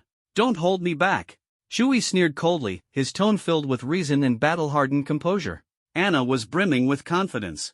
"Don't underestimate me. I'm very strong." By this time, Chu Yi's 5 clones were already wreaking havoc among the beasts, like merciless reapers. The battlefield was filled with death and blood. Endless killing intent, devour. Chu Yi roared, his voice thundering across the battlefield. His entire body radiated an intense dark aura, like a ruin devouring everything in its path. The magnificent Kunping battle armor shimmered with brilliance as Chu Yi gripped the god-slaying spear, every detail of his form exuding immense power. The moment he charged into the horde of beasts, the icy aura from the spear froze the surrounding air like snow and ice. With each swing, the spear's tip emitted a dazzling cold light, slicing through the beasts like a venomous serpent. The beasts let out their final wails under Chu Yi's relentless assault. They tried to counterattack but found Chu Yi as unyielding as a towering mountain, impervious and flawless. Each kill intensified the murderous aura around him, his gaze growing ever more resolute, as if he had fully immersed himself in the rhythm of battle. On the battlefield, Chu Yi's voice roared like a howling storm. Each shout carried an inspiring force, rallying his clones to fight to the end. They darted across the battlefield like agile leopards, each attack unleashing a storm of blood and carnage, tearing the beast's formation to shreds. Kill! Kill! Kill! Kill! Kill! Kill! Chu Yi's roar echoed across the battlefield, his murderous aura accumulating relentlessly. Meanwhile, Anna was equally unyielding. She moved like a blooming lotus, graceful and stunning. Wielding a golden spear, her strikes flashed like lightning across the sky, weaving through the beast horde. Each swing emitted a brilliant golden light, illuminating the dark battlefield. Her movements were incredibly swift, like shadows formed of light. Chu Yi watched. Chu Yi frowned, staring at Anna, and pressed, "Do you know who attacked the headquarters?" Anna shrugged helplessly. It was a 9th tier ability user from Yu country, calling himself the Clown. The situation at headquarters is relatively stable for now. It hasn't reached the worst case scenario. Chu Yi nodded in understanding, his gaze sharpening again as he calculated inwardly. The attacker is clearly not a 9th tier beast, so where is the real 9th tier beast hiding? With that thought, Chu Yi and his 5 clones continued slaughtering the endless tide of beasts surging toward them. Yet, the number of beasts seemed as inexhaustible as the tide itself. The battlefield fell into a stalemate. Just as Chu Yi was locked in fierce combat with the beast tide, an unsettling feeling enveloped his heart, forewarning an ominous event about to unfold. What is this? I've never experienced such a strange sensation before. Chu Yi furrowed his brows tightly, filled with confusion. Suddenly, a powerful aura surged toward him, as fierce as a raging wave. Chu Yi watched in shock as a man appeared before him, with 2 pairs of massive black dragon wings extending from his back. This was a 9th tier beast in human form. In an instant, time seemed to freeze. Boom! A muffled sound echoed as Chu Yi was sent flying by a single punch from the middle-aged man, the 9th tier beast in human form. The force of the punch was astonishing, nearly shattering Chu Yi's internal organs. Blood spurted from his mouth. Ah! The pain! Chu Yi's face twisted in agony, his entire body racked with such intense pain that he could barely breathe. Impossible! Even for a 9th tier beast, it shouldn't be this strong. The power of that punch could easily kill an ordinary 9th tier ability user. Fortunately, Chu Yi managed to cling to life, thanks to the life force granted by the Tree of Origin and his own formidable vitality. Otherwise, that punch would have been fatal. A 9th tier Beast in human form, truly terrifying. Enduring the excruciating pain, Shui gritted his teeth and asked, "You're a 9th-tier beast in human form? Why are you doing this?" The middle-aged man replied confidently, "That's right, I am a 9th-tier beast in human form. You can call me the Black Dragon King." Chu. He sneered disdainfully. A mere Western dragon dares to call itself a Dragon King? What a joke! At that moment, Anna also witnessed the scene and quickly flew to Chuyi's side, asking anxiously, "Are you okay, Chuyi?" Chuyi spoke in a serious tone, "Go stop the beast tide. Leave this to me." Anna nodded, knowing full well she was no match for the 9th-tier beast. "Alright, be careful." She transformed into a streak of light and swiftly returned to the battlefield. The Black Dragon King sneered. "Chuyi, are you ready to say your last words?" Chuyi responded, "Black Dragon King? Tell me, why do you want to kill me? At least let me die knowing why." He was stalling for time, hoping to recover and plan his next move. But before he could finish speaking, the Black Dragon King had already charged at him with such speed that Chuyi couldn't react in time. In the blink of an eye, another muffled sound rang out as Chuyi was struck again. The Black Dragon King mocked, trying to stall for time? Don't be naive. You can say your last words, but don't bother asking questions. Boom! Boom! Boom! The Black Dragon King's fists rained down on Chuyi. His injuries was save our brother. They brandished their weapons, roaring as they charged forward. The Black Dragon King sneered coldly and instantly transformed into a massive, terrifying black western dragon. It spread its enormous black wings, blotting out the sky and casting a heavy shadow. Roar! The black dragon opened its jaws wide and unleashed a horrifying black dragon breath. The black whirlwind swept forward, enveloping all the mid and low-level ability users. Anna seized the opportunity, swiftly closing in on Chuyi and holding him tightly. Without hesitation, she transformed into a streak of light and sped away. Her light-based ability was astonishingly fast. Seeing Chuyi rescued, the Black Dragon King immediately spread its black wings and pursued them at high speed. "Anna, put me down. This Black Dragon King is too strong. It's the most powerful beast I've ever encountered." Chuyi leaned weakly against Anna, coughing up blood continuously.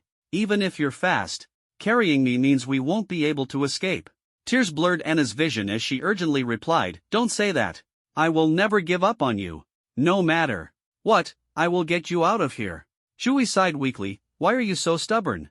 We've only known each other for a day. Put me down, you can escape easily. On your own." Anna's eyes glistened with tears, but her voice was resolute, "I will never abandon you. Even though we've only known each other for a day. During this time we've faced danger together, and you've become my closest comrade."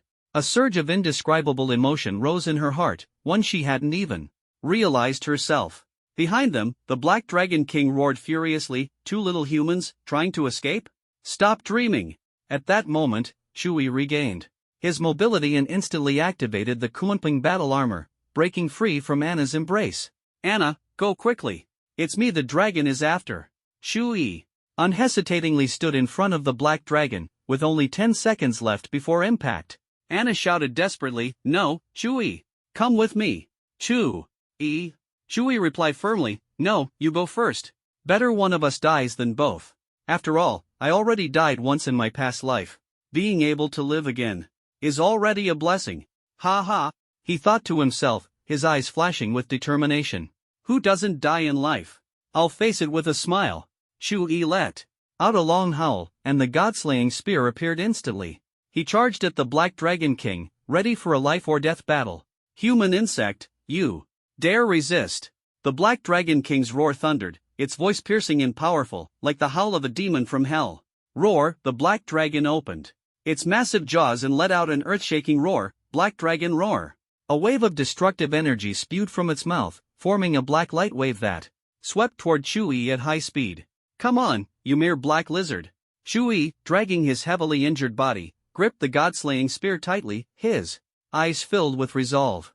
Ice and Thunder Essence, God-slaying arrow. In an instant, the ice and thunder energy in Chuyi's hand transformed into a magnificent ice thunder bow. He gently placed the god-slaying spear onto it. The ice and thunder energy fused with the spear, forming a chilling god-slaying arrow. Whoosh! The ice thunder arrow shot out swiftly, like a streak of black-blue lightning, colliding fiercely with the destructive light wave in mid-air. Violent forces intertwined, but the god-slaying arrow lasted only 5 seconds before being mercilessly swallowed by the black light wave, which surged toward Chui at high speed.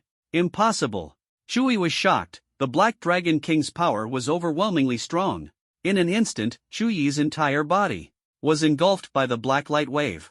The destructive energy relentlessly eroded his body, while the Kunping battle armor burned its spiritual energy, struggling to resist. Inside the protective space, Little Shark's voice echoed in his mind, "Chui, this destructive force is too strong, the Kunping form won't hold much longer." Chui clenched his fists tightly and asked resolutely, "Little Shark, how much longer can you hold out?" Little Shark replied solemnly, "At most, 2 minutes." At that moment, Anna suddenly appeared beside Chui, gripping his hand tightly and transforming into a streak of light to escape. "Chui, let's go quickly," she shouted urgently, her voice filled with urgency. "Trying to escape? You foolish humans!" The Black Dragon King roared. Again, Black Dragon roar.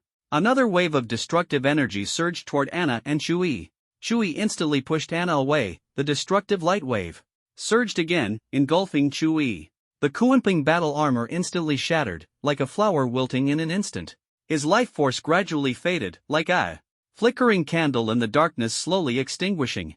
Everything happened too quickly. By the time Anna saw it, it was already too late. She cried out in despair, "Chui, no!" Her voice was filled with helplessness. She rushed to Chuyi's side, gazing into his lifeless eyes, a pain beyond words surging in her heart. Without hesitation, she held Chui tightly and flew toward the capital of Bear Nation. "Chui, hold on.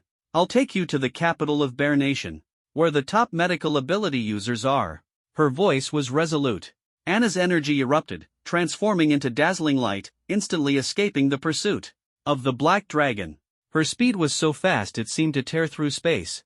"Oomph, lucky this time, light attribute human." The Black Dragon snorted coldly, halting its pursuit. After all, Chui was already dead, and its mission was complete. Not long after, in the capital of Bear Nation. In the office of the Bear Nation Emperor, the atmosphere was tense and oppressive.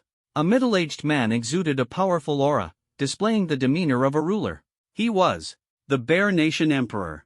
Anna stood anxiously before him, her voice filled with worry. "Father, you must save Chui." The Bear Nation Emperor sighed. "Daughter, you brought a dead man to me. Do you still hope he can come back to life?" Anna's gaze was resolute. "And Leah is the best medical ability user in Bear Nation. She can save Chui. Father, I beg you." "Sigh, go find her then, but you must prepare yourself mentally. Chui is already dead." The Emperor sighed again. "You don't need to worry about the beast tide anymore. I'll send people to guard it." An hour later, Chui was sent into a high-tech medical ward. He lay on the bed, his body connected to various medical tubes, a scene that was shocking to behold. A blonde-haired female doctor stood there, dressed in a pristine white coat, her figure graceful and exuding an enchanting aura. She was Anlia, a medical ability user with extraordinary skills. Anna anxiously looked at Anlia, her eyes full of worry, and asked urgently, "Anlia, do you know Chuyi's condition? How is he?" Anlia looked at her, sensing her anxiety, and gently nodded, then slightly shook her head. "Speak quickly. What's wrong with Chui? Why hasn't he woken up yet?" Anna's heart raced, her anxiety nearly spiraling out of control. Anlia was silent for a moment, took a deep breath, and slowly said, "His condition is very complicated, truly hard to explain clearly. But I think there are some things better left unsaid. What are you hiding? Speak." Anna was as anxious as an ant on a hot pan, her voice filled with worry and impatience. Anlia looked at Anna, knowing that delaying further was pointless, and sighed. "All right, since you're so insistent, I'll tell you. Chui is both dead and not dead." Anna was utterly confused, her mind ablaze with frustration. Who could understand such words? "Anlia, speak plainly." Her voice immediately turned icy. "Miss Anna, Chuyi's condition is very unique. His bodily functions have stopped, but his soul remains. He's in a state between life and death, a kind of limbo."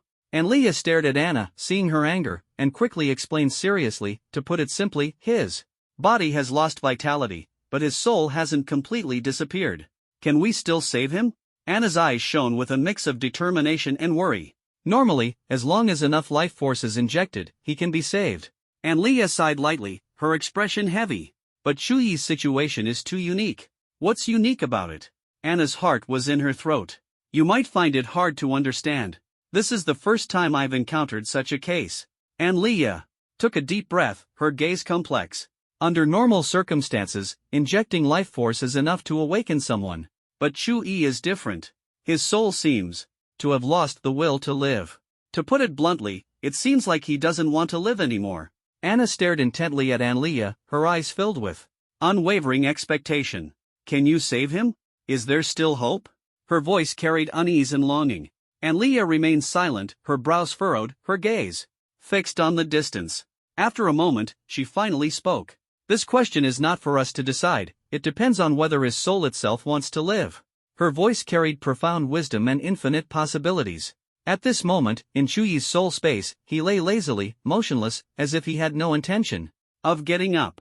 Looking at the Godslayer Spear Soul before him, Chu-yi asked in surprise, Senior Spear Soul, why are you here? The Godslayer Spear Soul, dressed in a black robe with long black hair draped over his shoulders, his deep eyes flickering, replied calmly, Chu-yi, are you really not planning to get up? Chu-yi sighed helplessly, just let me rest for a while. The Spear Soul's tone turned serious, do you know? If you keep lying here motionless, you'll truly die sooner or later. Chu-yi smiled bitterly, then let me die. Living is even scarier. The Spear Soul frowned, are you running away from reality? Chu-yi nodded weakly, yes, I admit I'm too weak. This failure nearly cost me my life. The Spear Soul said gravely, but you're not dead yet. You are the wielder of the Godslayer Spear. Chu-yi's face was full of bitterness, so what? Even with the Godslayer Spear, I can't stop such a powerful enemy. The Spear Soul looked at him deeply, what about your dream? You want world peace, don't you? The war is still ongoing. Are you really going to give up? Chu-yi couldn't answer, I can't even defeat a small black dragon. How can I talk about peace? I'm just a weakling. The Spear Soul said calmly, do you know why humans are the strongest race? Chu-yi was puzzled, why? The Spear Soul smiled, because humans have infinite potential, and you, Chu-yi, are especially so. He continued to guide him, think about your dream, your students and friends at Yinjing Academy. Do you really want to give up? Chu-yi hesitated, then what should I do? The Spear Soul spoke slowly, right now, you're only thinking about death. Although your body still has a trace of vitality, it can't recover. Everything depends on you, on whether your heart still desires to live. Every time you face a life and death trial, you grow stronger. This is an opportunity you must go through. Chu-yi seemed to understand. He thought of the people struggling to survive in the wasteland zone, brushing shoulders with death every day. They shouldn't be treated this way, and the world shouldn't be this dark. Everyone should have the right to pursue happiness. At this moment, Chu-yi's fighting spirit was reignited. He decided to change, to completely change this world. In the hospital room, Anna and Leah's voices were filled with anger and anxiety. Anna gritted her teeth, and Leah, as the top medical ability user in Xiong country, how can you not save Chu-yi? And Leah replied bitterly, I've really done my best. He himself has given up the will to live. How can I save him? Anna retorted angrily, no matter what, you're a doctor. You have a responsibility to save him. And Leah answered helplessly, even if you kill me, I can't help. I've already used all my strength. Where am I? Why am I lying on a hospital bed? Chu-yi slowly opened his eyes and found himself lying on an unfamiliar hospital bed. What is this? He saw various medical tubes attached to his body, felt a wave of panic, and hurriedly pulled them out one by one. Seeing Anna and an unfamiliar woman arguing intensely, Chu-yi couldn't help but ask, what on earth happened? And Leah froze, exclaiming in surprise, you actually woke up? This is incredible. That's great, Chu-yi, you're finally awake. And Leah, you quack, see? He's awake. Anna shouted excitedly. And Leah's face turned red with anger, Anna, don't go too far.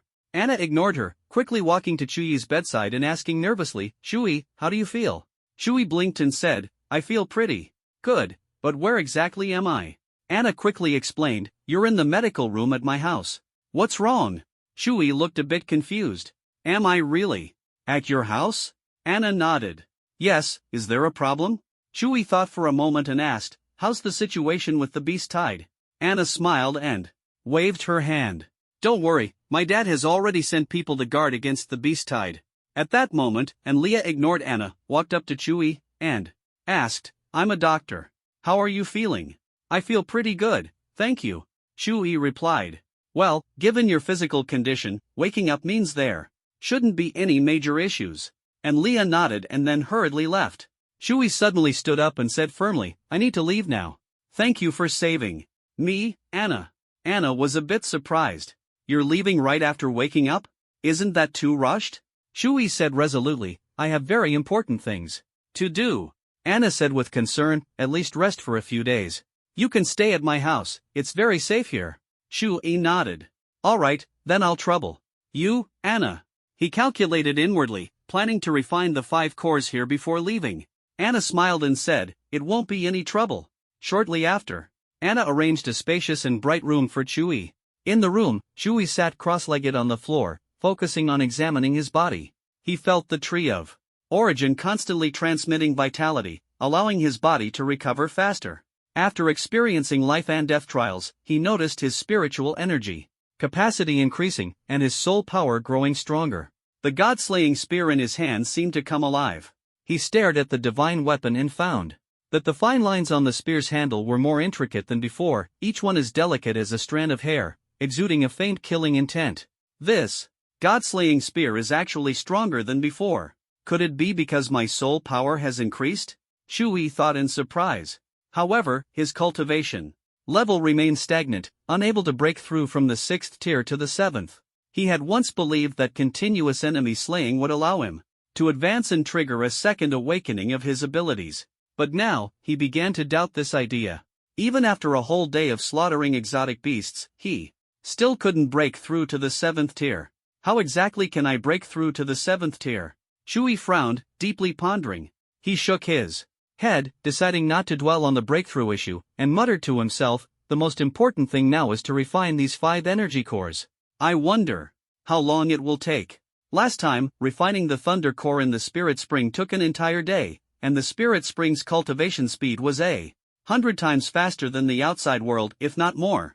Shui closed his eyes, took a deep breath, and activated the primordial infinite technique, sensing the first soul-type energy core. This was his first time refining a soul-type core. Gradually, the soul energy within the core quietly seeped into his body, like a gentle stream flowing into the depths of his soul. Time passed quietly, and a day flew by. Shui remained focused on absorbing the power of the soul core. The process was slow, almost imperceptible, and he had only absorbed 1% of the energy. Suddenly, something strange happened. Beside the god-slaying spear within Shui's body, a black, ancient long sword appeared. The sword emitted a deep black light, like stars twinkling in the night sky, both dazzling and mysterious. Upon closer inspection, the patterns on the sword were strikingly similar to the textures on the god-slaying spear, like twin brothers in the universe. Could this be? Shui was shocked, his eyes filled with amazement. It can actually directly devour soul-type weapons. And the god-slaying spear even enhanced it. He exclaimed excitedly to himself. Fantastic! From now on, you'll be called the god-slaying sword. The pitch-black long sword instantly manifested, radiating the same fierce aura as the god-slaying spear, as if death itself lingered on the blade. If I'm not mistaken, as I absorb more soul cores, the power of the god-slaying spear and the god-slaying sword will grow together. His eyes sparkled with excitement, as if he saw endless possibilities. Black Dragon King, just wait and see. One day, I'll have you under my feet. Shui's gaze was as sharp as a blade. Knock, knock, knock. At that moment, the gentle sound of knocking broke the tranquility of cultivation. Shui looked up, glanced toward the door, and asked, in confusion, who is it? It's me, Shui, open the door quickly. Anna's voice came from outside. Shui quickly walked to the door, opened it, and saw Anna standing there with a smile. He asked curiously, what's the matter, Anna? Anna shook her head, her voice carrying a mix of emotions. I'm fine, but my father wants to see you. Shui's heart skipped a beat upon hearing this. He hadn't expected Anna's father to seek him out. He asked, when does he want to meet? Anna replied helplessly, he said to go to the capital to find him whenever you're free. Shui's expression remained calm as he responded. Indifferently, all right, I'll go now. Without hesitation, he left immediately. Not long after, in the emperor's office in the capital of the Bear Kingdom, Shui stood face to face with the man before him. He hadn't expected Anna's father to be the emperor of the Bear Kingdom, which surprised him greatly. 2. He could feel the emperor's powerful aura. He was clearly a 9th tier ability user as well. Shui, I know of your deeds, the Bear Kingdom Emperor began. His tone serious. You slaughtered 2 million soldiers and civilians of the Wa Kingdom. The Wa people call you the god of death, and the entire world knows you as the most ruthless criminal. He continued, you are also a member of the Phoenix Unit, the special forces of Dragon Kingdom's ability users. Yun and promising, I admire you. The Emperor's gaze turned sharp as he spoke sternly, but I hope you stay away from my daughter. Being with you puts her in great danger. Shui understood immediately. The Emperor was worried that his closeness to Anna would bring trouble, especially since Shui was now surrounded by enemies on all sides. Shui nodded calmly. I understand, Your Majesty. The Emperor nodded, his tone carrying a hint of apology. I truly admire you, but I cannot let my daughter get hurt. I understand. I will leave, Shui replied. Without hesitation, he turned and left. He had more important matters to attend to and did not plan to linger. Before long, a massive rock appeared beneath Shui's feet, spreading its wings and soaring into the sky. Accompanied by a loud, resonant cry, the rock carried Shui into the distance. At that moment, it felt as if heaven and earth had merged into one, stirring a sense of passion and excitement. The rock flew southward, leaving behind a magnificent silhouette. Ha ha ha! The wind will carry me forward, and I will ride the waves, hoisting my sails high. Shui raised his arms, his gaze resolute. Little shark, let's chase our dreams together. Antarctic Inferno, here I come. Indeed, Shui had decided to head to the Antarctic Inferno to train. On this planet, the Arctic was a cold wasteland, but the Antarctic was even more terrifying. It was known as the Antarctic Inferno, a name that evoked a sense of danger. The threats of the Antarctic Inferno far surpassed those of the Arctic ice fields. Meanwhile, in the Emperor's office in the Bear Kingdom's capital, the atmosphere was tense. Anna questioned her father angrily, Father, you've gone too far. You drove Shui away, why? The Bear Kingdom Emperor's expression was cold and stern. Daughter, don't ask about this anymore. It's best if you stay away from him. No, I'm going to find Shui. Anna's gaze was resolute. Bang! The Emperor slammed the table and roared, Do you know who Shui is? You absolutely cannot get too close to him. Anna retorted, So what if he killed 2 million Wa people? They're dead, and that's that. I'm going to find him. Shui killed Adam from the International Ability Users Organization, Lucia from the Eagle Federation, Abe Jinzhou, the Vice President of the Wa Kingdom's Heavenly Emperor Society, Yasnaya from the U.S. Congress, and Grams from the U.S. Presidential Office. The Emperor's gaze was severe. They were all 9th-tier ability users. While not the strongest, they were key figures in their respective factions. Forget the Wa Kingdom for now. The International Ability Users Organization, the U.S. Congress, the Presidential Office, and the Eagle Federation will undoubtedly seek revenge against Shui. Daughter, being with him will cost you your life. Anna replied firmly, So what? That only proves how strong Shui is. I believe in him. The Emperor shook his head and, without hesitation, activated his ability. A black aura chain shot out like lightning, piercing directly into Anna's body and sealing her powers. Anna's eyes widened in shock as she stared at her father. Father, what are you planning to do? Her voice carried a hint of worry. The Emperor of Xiong Kingdom said in a deep voice, Daughter, I know you too well. For your safety, I have no choice but to do this. During this time, you must not go near Shui. Standing on the back of the rock, Shui flew toward the Antarctic Inferno. An hour later, he reached the edge of the Inferno. Waves of heat rolled in, and even at the outskirts, the temperature was unbearable. In the distance, volcanoes erupted one after another, spewing molten lava, their red glow illuminating the sky.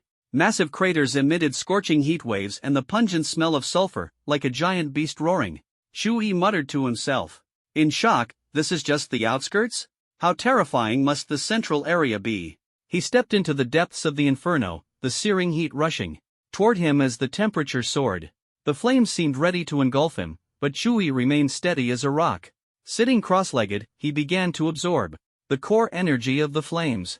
The Han Yuan Wuji technique circulated within him, and a faint golden flame slowly merged into his body. With the inferno's high temperature, the absorption speed was astonishing. Just then, a humanoid flame creature suddenly appeared before him. Danger!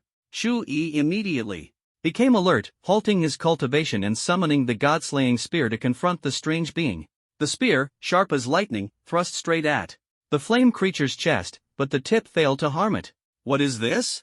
A being of pure energy? Shui frowned. The flame creature was entirely composed of condensed fire elements, leaving him puzzled. The flame creature charged at Shui with reckless abandon. Sensing the threat, Shui quickly activated his water element powers. Water elements coalesced into a long spear, imbued with pure energy, and shot toward the flame creature. As water met fire, steam billowed, and the flame creature was visibly restrained. Water countered fire. The flames on the creature's body were suppressed by the water spear, though. A few stubborn embers continued to burn. I've found its weakness. Shui gripped the water spear tightly and launched a relentless assault, finally extinguishing the flames completely. This is a flame crystal core. It's incredibly beneficial for fire element users. A burning crystal core dropped, and Chu Yi's eyes lit up. No wonder Feng Qingyan came here to cultivate. Without hesitation, he sat cross-legged again, fully immersing himself in the Han Yuan Wu Ji technique. Golden flames surged into his body like a flood, countless sparks igniting within his veins as the technique operated at full speed. The flames burned fiercely, their temperature extreme, yet Shui felt no discomfort. Gradually, the golden flames enveloped him, as if trying to melt him. The heat continuously poured into his body, like thousands of tiny tongues of fire dancing on his skin, scorching every inch. Under the guidance of the Han Yuan Wu Ji technique, Shui's body grew stronger. This was the golden flame body refinement. 5 days passed quietly as Shui continued to temper himself. Within the golden flames, the fire gradually penetrated his body. Suddenly, with a loud boom, the golden flames shot skyward, and Shui's entire body erupted. With awe-inspiring fire element power, success. Shui kept his eyes closed, his lips trembling slightly. With a low shout, the surrounding air seemed to tremble. Han Yuan Wu Ji technique, breakthrough. His voice was firm and powerful, as if declaring his leap forward. Shui stood up, and with a wave of his hand, blazing golden flames burst forth. This was his fire element power, but it was unique golden flames. Excellent, my strength has increased significantly. Most importantly, my physique has greatly improved. His heart was filled with joy. But the smile on his face quickly turned to contemplation. However, this is still not enough to deal with the Black Dragon King. He continued deeper into the Antarctic inferno, encountering countless flame beasts along the way, their bodies ablaze. Wielding a long spear glowing with water element light, Shui launched fierce attacks on these fiery beasts without hesitation. The long spear darted through the sea of flames, steam billowing, extinguishing one flaming beast after another. With each beast defeated, fiery crystal cores fell, emitting an alluring glow. Amazing! So many fiery crystal cores, I'm rich! Shui was ecstatic and quickly sat cross-legged, rapidly absorbing the spiritual energy and flame power within the cores. He focused entirely on controlling the golden flames within his body, which slowly enveloped him. The golden flames danced like phantoms across his skin, gently touching every inch. Using the power of the fiery crystal cores and the golden flames, Shui began tempering his body, growing stronger. Ever since being brutally defeated by the Black Dragon King, Shui had gained an unprecedented understanding of the importance of physical training. He persisted in cultivating for about 2 hours, excitedly muttering to himself, "Amazing! This body tempering method really works. Golden flames alone can't train the body, but when combined with fiery crystal cores, the effects are immediate, truly. Heaven sent! I am the Infernal Lion King, human. Get out of here!" At that moment, a massive flaming lion suddenly appeared, lunging at Shui, its blazing flames roaring like an angry howl. Shui's gaze sharpened as he swiftly dodged the lion's fierce attack, sneering, "You foolish fire lion, attacking without reason, how rude." The Infernal Lion King glared furiously and roared, "Human, leave the Antarctic Inferno prison. No one is allowed to set foot here." Shui chuckled, puzzled. "Oh? Was the first one Feng Qingyan? You damned human, you're actually in league with that woman, you're doomed." The Infernal Lion King's expression turned ferocious, roaring incessantly. Like a fiery beast, it launched a sudden attack on Shui, its body ablaze with scorching flames, the heat waves suffocating. But Shui remained calm, ready to unveil his secret weapon, Thunderflame mode. In an instant, his body was enveloped in golden flames, followed by black lightning coiling around him. The golden flames and black lightning merged into a new Thunderflame power, exuding a destructive aura. Thunderflame mode, complete. Thunderflame sky-shattering fist. Chewie shouted, his fists pounding the infernal Lion King like a storm, each punch carrying immense thunderflame power. Bang! Bang! Bang! His fists struck the lion repeatedly. Do you yield, Fire Lion? The infernal Lion King roared, human. Stop. You, it hurts. Chewie smirked disdainfully, little Fire Lion, watch me beat you to death. The infernal Lion King arrogantly retorted. Humph. You think you can kill me? I am the infernal Lion King. Time ticked by. The flames on the infernal Lion King's body were nearly extinguished, and it lay weakly on the ground, looking helpless. It pleaded, Master, spare me, spare me. Chewie coldly replied, give me one reason not to kill you. The lion hurriedly said, I know a monumental secret. If you promise not to kill me, I'll tell you. Chewie's eyes flashed with interest. Speak. If I'm satisfied, I'll let you go. The lion nervously said, only if you guarantee not to kill me will I reveal it. Without hesitation, Chewie unleashed another round of thunderflame punches. Bang! Bang!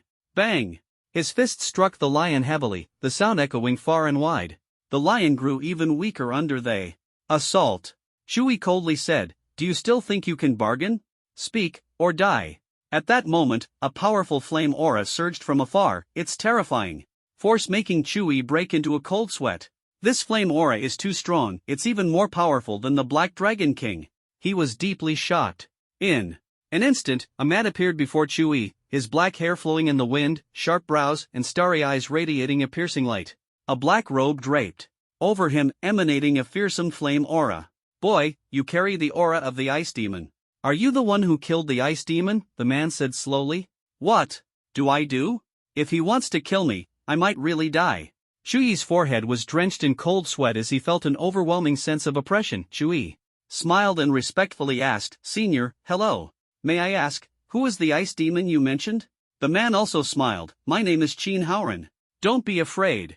I won't harm you. I can sense the aura of a demon on you, but you're human, not a demon.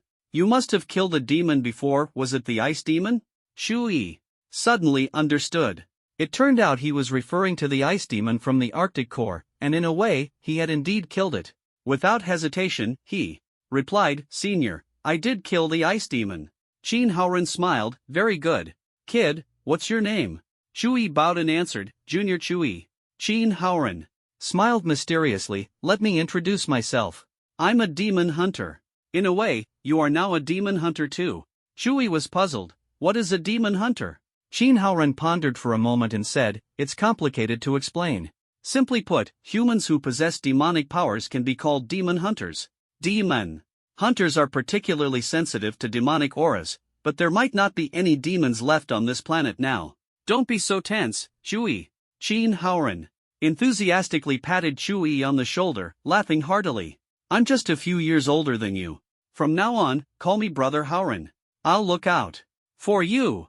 In this world, it might just be the two of us demon hunters left.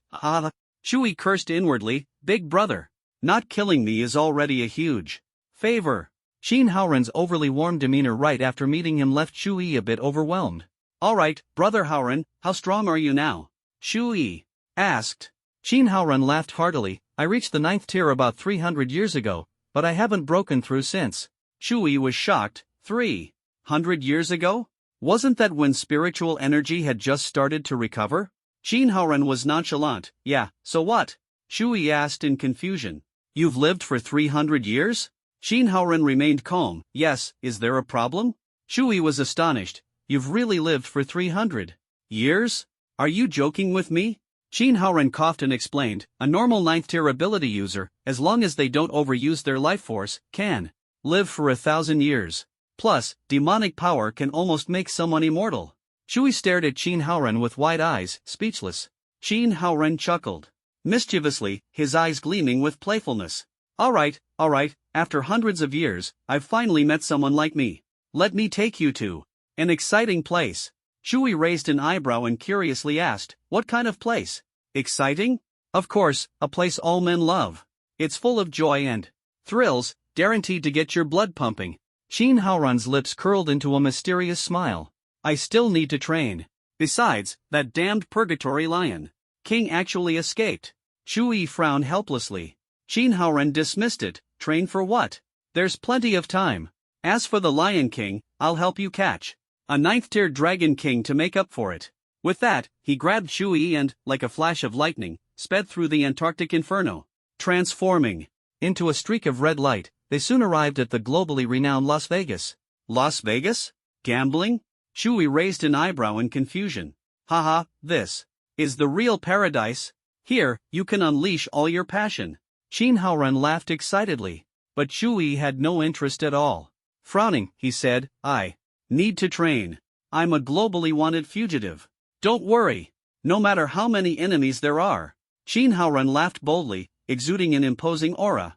If they dare come, I'll take them down one by one. Even if the Dragon Emperor shows up, I won't be afraid. At that moment, in a luxurious casino in Las Vegas, the crowd surged like waves. Flashing lights sparkled like a sky full of stars, dazzling the eyes. Shin Haoran gripped his chips tightly, his eyes filled with fervor. Bet big. Bet big again. This time, bet small. Without hesitation, he kept pushing chips onto the table. To him, money was as insignificant as air. But no matter how much he bet, it seemed as if his money was destined to leave him. As he lost again and again, Chewie stood silently to the side, his gaze deep and profound. Sigh, this guy is so powerful, yet he's actually a gambling addict? Chewie sighed inwardly. Suddenly, the casino lights flickered, and a seductive blonde woman appeared on stage, elegantly announcing, "Today's performance is about to begin." Witness the shock of this grotesque show. The crowd stared in astonishment at the human swine being carried onto the stage. Human swine, people whose limbs had been severed, eyes gouged out, ears filled with copper tubes to render them deaf, throats filled with drugs to block speech, tongues cut out, and vocal cords destroyed to ensure silence. Some had their noses cut off, their hair and eyebrows shaved. These deformed individuals were placed into vases, appearing extremely bizarre. Even worse, some women had been cruelly tortured, their limbs severed, crawling like pigs. Among them, a woman from the Dragon Kingdom. What is going on here? There are children and people from the Dragon Kingdom. Chewie was utterly shocked, his anger ignited, clenching his fists so tightly that he unknowingly cut his own fingers. Shin Haoran patted Chewie's shoulder and calmly said, "Chewie, don't act impulsively." Chewie angrily asked, "Did you know there are people from the Dragon Kingdom among them?" Shin Haoran replied calmly, "I know. I'm also from the Dragon Kingdom. Keep watching." Chewie couldn't contain his rage. What kind of Dragon Kingdom citizen are you? Aren't you angry? How can you remain so calm? Shin Haoran said indifferently, "I've lived for hundreds of years and have seen things far more brutal than this. Keep watching."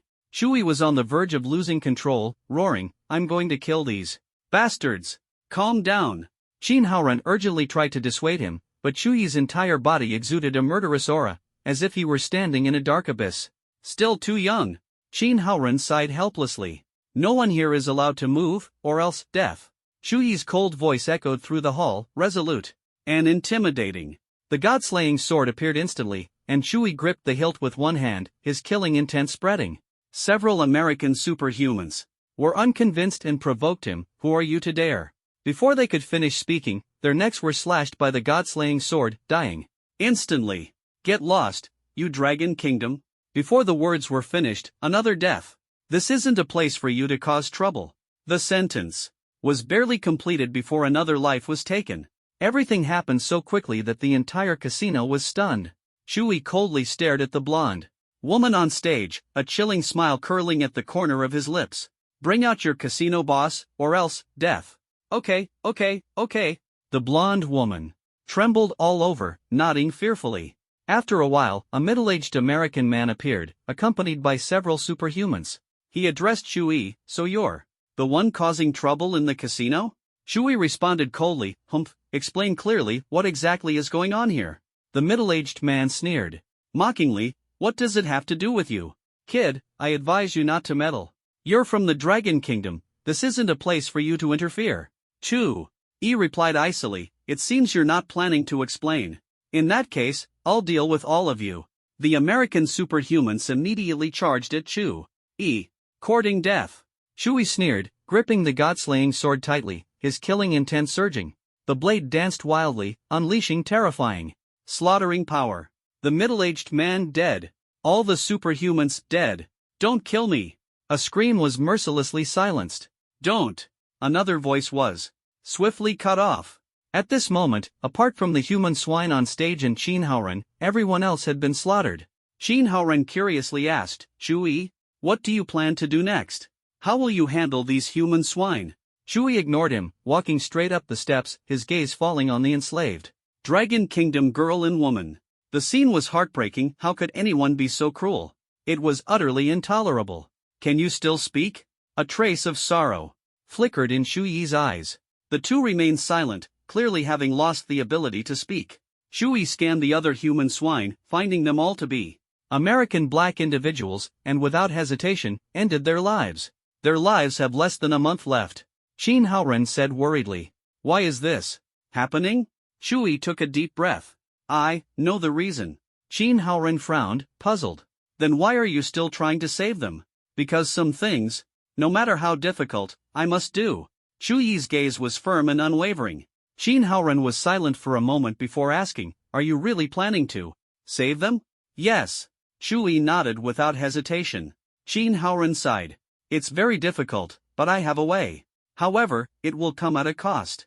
Thank you, Brother Haoren. Shui nodded slightly. A long time later, at the center of the Antarctic inferno, a massive core of flames burned fiercely, radiating a terrifyingly intense heat. Within the core of the flames, two figures, a little girl and a woman, were enveloped by spiritual energy shields. Their distorted forms filled Shui with deep sorrow. Qin Haoren spoke calmly, to save them, their bodies must be reconstructed and transformed into semi-flame spiritual forms. I can't help you with this process, you must face it yourself. Shui nodded and asked, what should I do? The missing parts of a semi-flame spiritual body must be filled with a special flame. This flame must continuously absorb life force to remain active. Qin Haoren's expression was serious. Moreover, they are so weak right now that they can't endure the pain of body reconstruction. This also requires a constant infusion of life force to sustain them. So, I have to keep injecting life force into them? Shui pondered, a thought flashing through his mind. Exactly, you can think of it that way. Qin Haoren nodded. But if you stop the infusion, they will die immediately. Qin Haoren sighed. Shui, I can sense the immense life force within you. But this process is extremely risky. I suggest you think it through carefully. Saving them might not be that meaningful. Shui's gaze was resolute. There's no need to think about it. I must save them. Qin Haoren took a deep breath. All right, I'll activate the flame core now, and you can begin infusing them with life energy. Shui nodded silently. Then, Qin Haoren activated the flame core. Intense energy surged, and flames swirled around the two figures, beginning the process of reconstructing their bodies. Shui took deep breaths, continuously channeling life force into the two of them. Despite the slight trembling of his hands, he remained steadfast and unwavering. It must succeed. His eyes shone with determination, like an indomitable flame. He then infused powerful life force into the flames. The fire slowly merged with the two figures, starting to rebuild their bodies. Time seemed to stand still. For a long while, Shui was drenched in sweat, but within him, the tree of life remained vibrant and full of energy. This is the transformation of soul power. Shui felt his soul power ignite like a blazing flame, burning ever brighter and more intense. No time to think about that now, saving them is the priority. Shui radiated pure, powerful life energy, like an endless spring, continuously flowing into the two figures. On the first day, the flames burned on their shattered bodies, like scalding torrents coursing through their skin. On the second day, the flames gradually absorbed life force, beginning to merge with the two figures, bringing boundless vitality and light. On the third day, the flames miraculously formed complete limbs and bones, integrating with their previously broken bodies, as if undergoing a miraculous rebirth. Now, their bodies were fully reconstructed, exuding a strong fiery aura. Wonderful, it worked. Shui looked at everything before him, overwhelmed with excitement. The little girl and the woman had finally regained complete bodies, radiating new life, which filled Shui with immense relief. However, just as he was immersed in joy, Qin Haoren calmly reminded him, Shui, don't celebrate too soon. Although their bodies have been restored, the damage to their spirits is severe and won't heal in a short time. Simply put, they are now suffering from severe mental illness. Shui asked in confusion, why didn't you tell me earlier? You didn't ask, Qin Haoren shrugged, trying to defend himself. This is such an important matter, and you didn't say anything. Do you even have a sense of responsibility? Shui was so angry that his face turned red. Actually, this kind of mental issue can be treated, but it takes time, Shin Haoren replied with an awkward smile. At that moment, the little girl and the woman appeared in front of Chui. They opened their mouths but couldn't make a sound. Even though their bodies had recovered, they still couldn't speak. Shui, they were originally ordinary people, but they suffered inhuman torment and have now even forgotten how to express themselves, Shin Haoren said in a low, helpless voice. Shui asked in shock, this? Sigh. Shin Haoren sighed.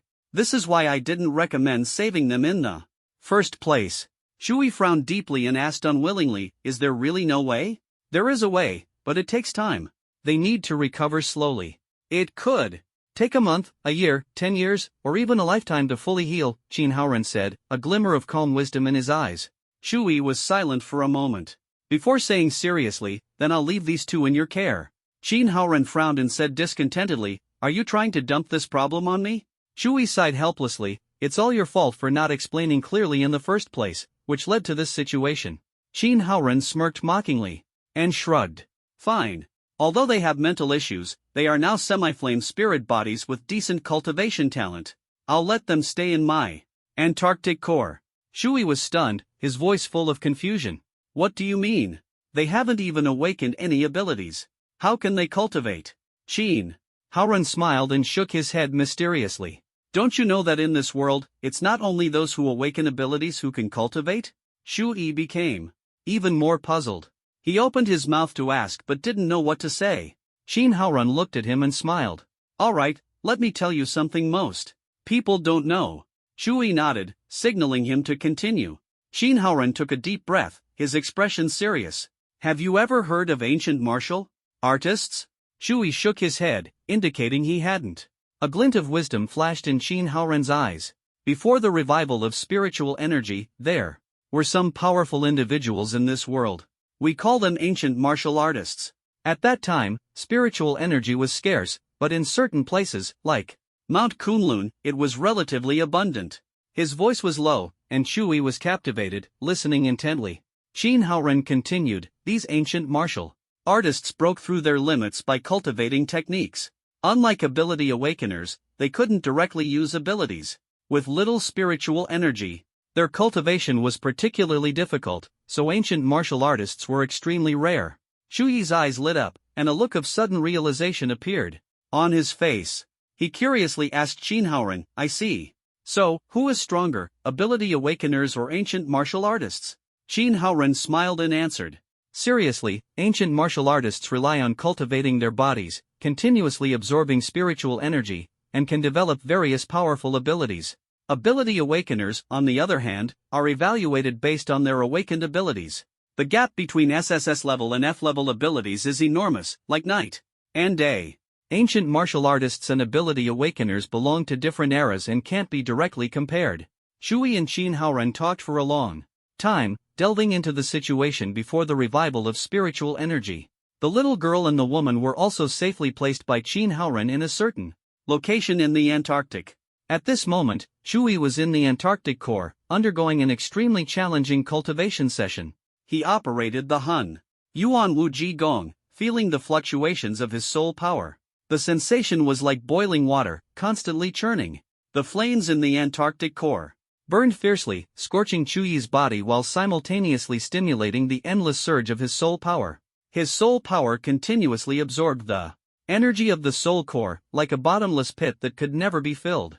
Time passed second by second, day after day. On the first day, Shui's soul core was slowly absorbed, and his soul power continued to boil intensely. On the second day, the soul power became even stronger. Though somewhat confused, he clearly felt himself growing more powerful. The third day, the fifth day, the sixth day, until an entire month had passed. At this point, Shui's soul space was shrouded in a layer of mist, with soul power filling the entire space like fog, silently merging into his body and strangely fusing with his killing aura. Shui felt his body becoming extraordinarily strong, with terrifying power surging within. His soul power and killing aura intertwined like flames, forming an incomparably powerful force inside him. The aura of the god-slaying spear and god-slaying sword grew increasingly intense, unstoppable like a torrent. Under the impact of this force, Chuyi's body continuously transformed, becoming indestructible. Suddenly, a terrifying aura erupted from Chuyi, sweeping through like a storm, shaking the core of the Antarctic Inferno prison. At this moment, Chuyi officially broke through to the 7th tier, and the primordial infinite technique advanced to the 7th level. Excellent, second awakening, god-slaying demon body. Chuyi slowly opened his eyes, his gaze burning with endless battle intent. Black Lizard, just wait. At this moment, Chuyi had an illusion that he could destroy a planet with a single punch. His physical strength had reached an unimaginable level. Suddenly, Shin Haoran quietly appeared beside him, smiling as he said, Chuyi, you've finally broken through. Yes, it's about time to set off. Chuyi smiled faintly. Where are you going? Shin Haoran asked with a frown. Chuyi replied firmly. Of course, to kill the damned Black Dragon King. Shin Haoran was shocked. What did you say? The Black Dragon King? That's right, the one who almost killed me. I want to personally take revenge. Chuyi's eyes flashed with killing intent. Shin Haoran reminded him, the Black Dragon King is no ordinary opponent. Chuyi asked, do you know where he's hiding? By the way, tell me. I do, but are you really going? The Black Dragon King is not easy to deal with. Shin Haoran thought for a moment, took a deep breath, and said with a frown, actually, if you ask, I can help you kill him. No need, I must personally take down the Black Dragon King. Chuyi looked up, his gaze resolute. Chuyi, I advise you not to act impulsively. You've indeed grown much stronger. But killing the Black Dragon King is almost impossible, Shin Haoran sighed. Brother Haoran, I have a secret weapon. This time, the Black Dragon King is doomed.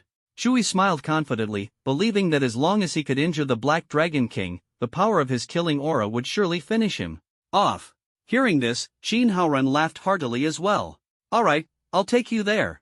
I fought the Black Dragon King before, he is indeed formidable. Half an hour later, Chuyi and Shin Haoran arrived at a bottomless cave located somewhere in the United States. Shin Haoran said excitedly, I remember the Black Dragon King is hiding beneath this cave. Chuyi took a deep breath and fearlessly shouted into the cave, Black Lizard, come out and face your death. Deep within the cave, the slumbering Black Dragon King was enraged by this provocation, his eyes widening with fury. Who dares disturb this dragon? King's slumber, the Black Dragon King roared, his gaze locking onto Chuyi and Shin Haoran. Seeing Chuyi still alive, he was utterly shocked, he had clearly killed him last time. Chuyi, how are you still alive? Chuyi mocked, you want me dead? You, a mere black lizard, are unworthy. Not even the king of hell could manage that. When the Black Dragon King turned to look at Shin Haoran, his expression instantly changed to one of fear. Shin Haoran, it's you. How are you here? The Black Dragon King's voice trembled, filled with terror. Shin Haoran smirked mockingly and teased, oh, isn't this the black dog? Shin Haoran, what exactly do you want? I haven't offended you this time. The Black Dragon King felt a surge of panic, recalling the terrifying experience of being controlled by Shin Haoran before. Shin Haoran responded coldly, I'm not here to kill you, my brother wants to duel you. The Black Dragon King widened his eyes in shock. Your brother is Chuyi? Shin Haoran said without hesitation, of course, Chuyi is my brother. The Black Dragon King fell silent, his heart filled with shock and helplessness. Black Lizard, are you starting to feel afraid? Chuyi mocked. Afraid? I am the Black Dragon King, how could I be afraid? If it's a fight you want, then come on, the Black Dragon King roared. Chuyi sneered coldly, instantly summoning the god-slaying spear and activating his Kunping form. His battle armor gleamed with dazzling light. A powerful killing intent erupted from Chuyi, as if a demon god had descended, launching a fierce attack on the Black Dragon King. Black Dragon roar, the Black Dragon King howled furiously toward the sky. Humph, the same old trick.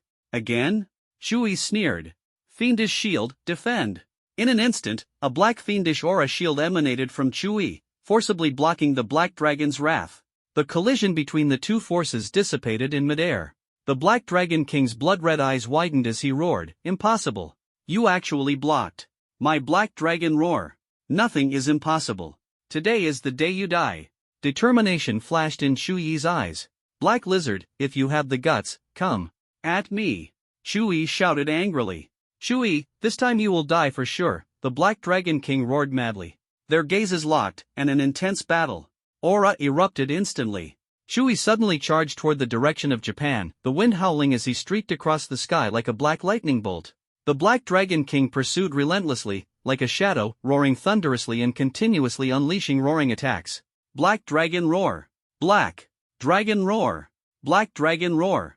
Each roar carried destructive power, as if it could tear the heavens and earth apart. Shui stood his ground, his fiendish aura shield repeatedly withstanding the Black Dragon King's attacks like an impenetrable fortress.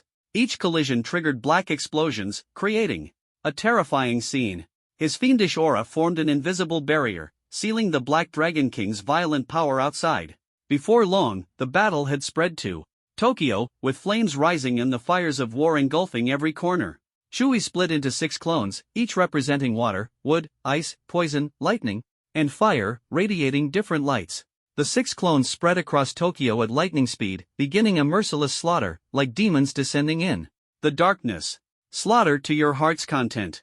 Let these die. At that moment, countless missiles suddenly appeared in the sky, descending toward Shui. Like a dark rainstorm. It seems the high-ranking officials of this one nation really aren't too bright. Shui sneered, a trace of contempt flashing in his eyes. The missiles roared past him, narrowly missing their target. Boom! Boom! Boom! Explosions erupted everywhere, striking Tokyo. The already devastated city suffered even greater destruction, with countless buildings collapsing and tens of thousands of Wa Nation citizens perishing in an instant. Wonderful, absolutely wonderful. They're killing each other. Shui was ecstatic. I really can't fathom what those Wa Nation leaders are thinking. Did water get into their brains? Black Dragon King's roar. The Black Dragon King unleashed a series of powerful roars as Shui nimbly dodged. Shui, stop hiding, the Black Dragon King bellowed in fury. Ha ha, you useless black lizard, last time you ambushed me when I wasn't prepared. Shui sneered. This time, I'll teach you a proper lesson.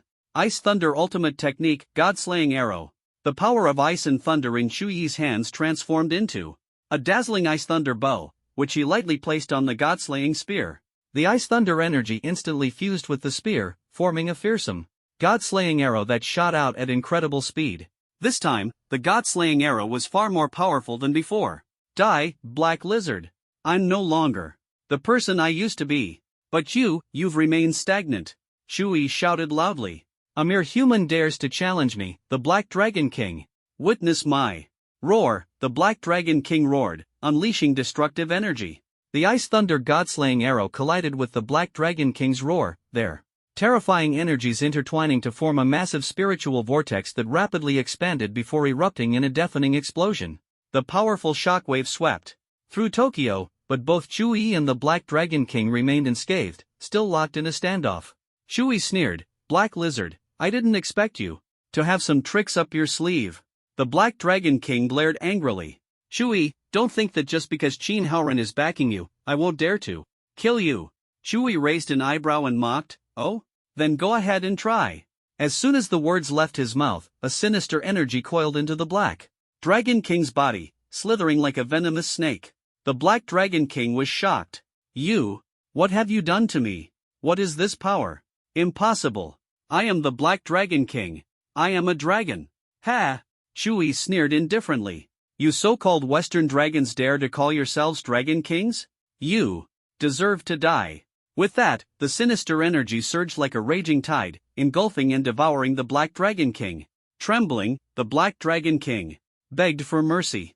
Master Shui, please don't kill me. I am willing to be your mount, I beg you. A mount? Do I look that old to you? Oomph, die. Shui sneered. Ah, human, you will die a horrible death. The Black Dragon King struggled desperately, but in the end, he was consumed by the sinister energy, his last hope extinguished. As the Black Dragon King's power was completely devoured by Shui's sinister energy, a destructive force erupted within Shui, burning his skin like searing flames. His eyes gleamed with madness, like a frenzied star tearing through the heavens. Ha ha ha! This is amazing! He shouted, his voice filled with crazed excitement. Those Wa Nation beasts! Let's see who can stop me now! A murderous smile spread across Shui's face. At this moment, Shui's 6 elemental clones, water, wood, ice, poison, thunder, and fire, rampaged through Tokyo like bloodthirsty beasts, slaughtering mercilessly. Shui himself joined the bloody carnage, wielding the God-Slaying spear. Each swing carried terrifying sinister energy, reaping lives with abandon. With every strike, 4 or 5 lives were taken. The scene was even in death, one must have dignity. Before the words were finished, he collapsed and died. Someone cursed angrily, "You are a devil. Demon blood flows in your veins." Before the sentence was completed, they too fell. Another threatened, "His Majesty the Emperor will not spare you. You are a mon." Before the words were fully spoken, they also perished. "Ha ha ha. Die, all of you. You Yamato people. You all deserve to die." Shui laughed maniacally, his laughter echoing through Tokyo like a demon from hell. At this moment, Shui had completely lost his sanity, plunging into a frenzy of slaughter, mercilessly massacring the residents of Tokyo, ruthlessly killing these Yamato people. His heart was consumed by an endless desire to kill and a deep hatred for the Yamato people. At this moment, in the sky, Shin Haoren stood facing 2 individuals. He squinted slightly, his eyes gleaming with intelligence, as if he could see through everything. Shin Haoren's voice was calm yet commanding. "Zeus. Sabi Jinji, why are you here?" Zeus sneered, "Of course, to kill Chui. His power is growing too fast and has already become a threat to us." Sabi Jinji roared, "Chui is slaughtering innocent civilians in Tokyo. Do I need to explain why I'm here? Ha! He's my brother." Shin Haoren suddenly erupted with a blazing aura of flames, instantly exerting immense pressure on the two. "From now on, neither of you is allowed to move. Otherwise, you die." Shin Haoren's voice was icy and filled with menace. "Shin Haoren, do you dare to oppose our International Espers organization?"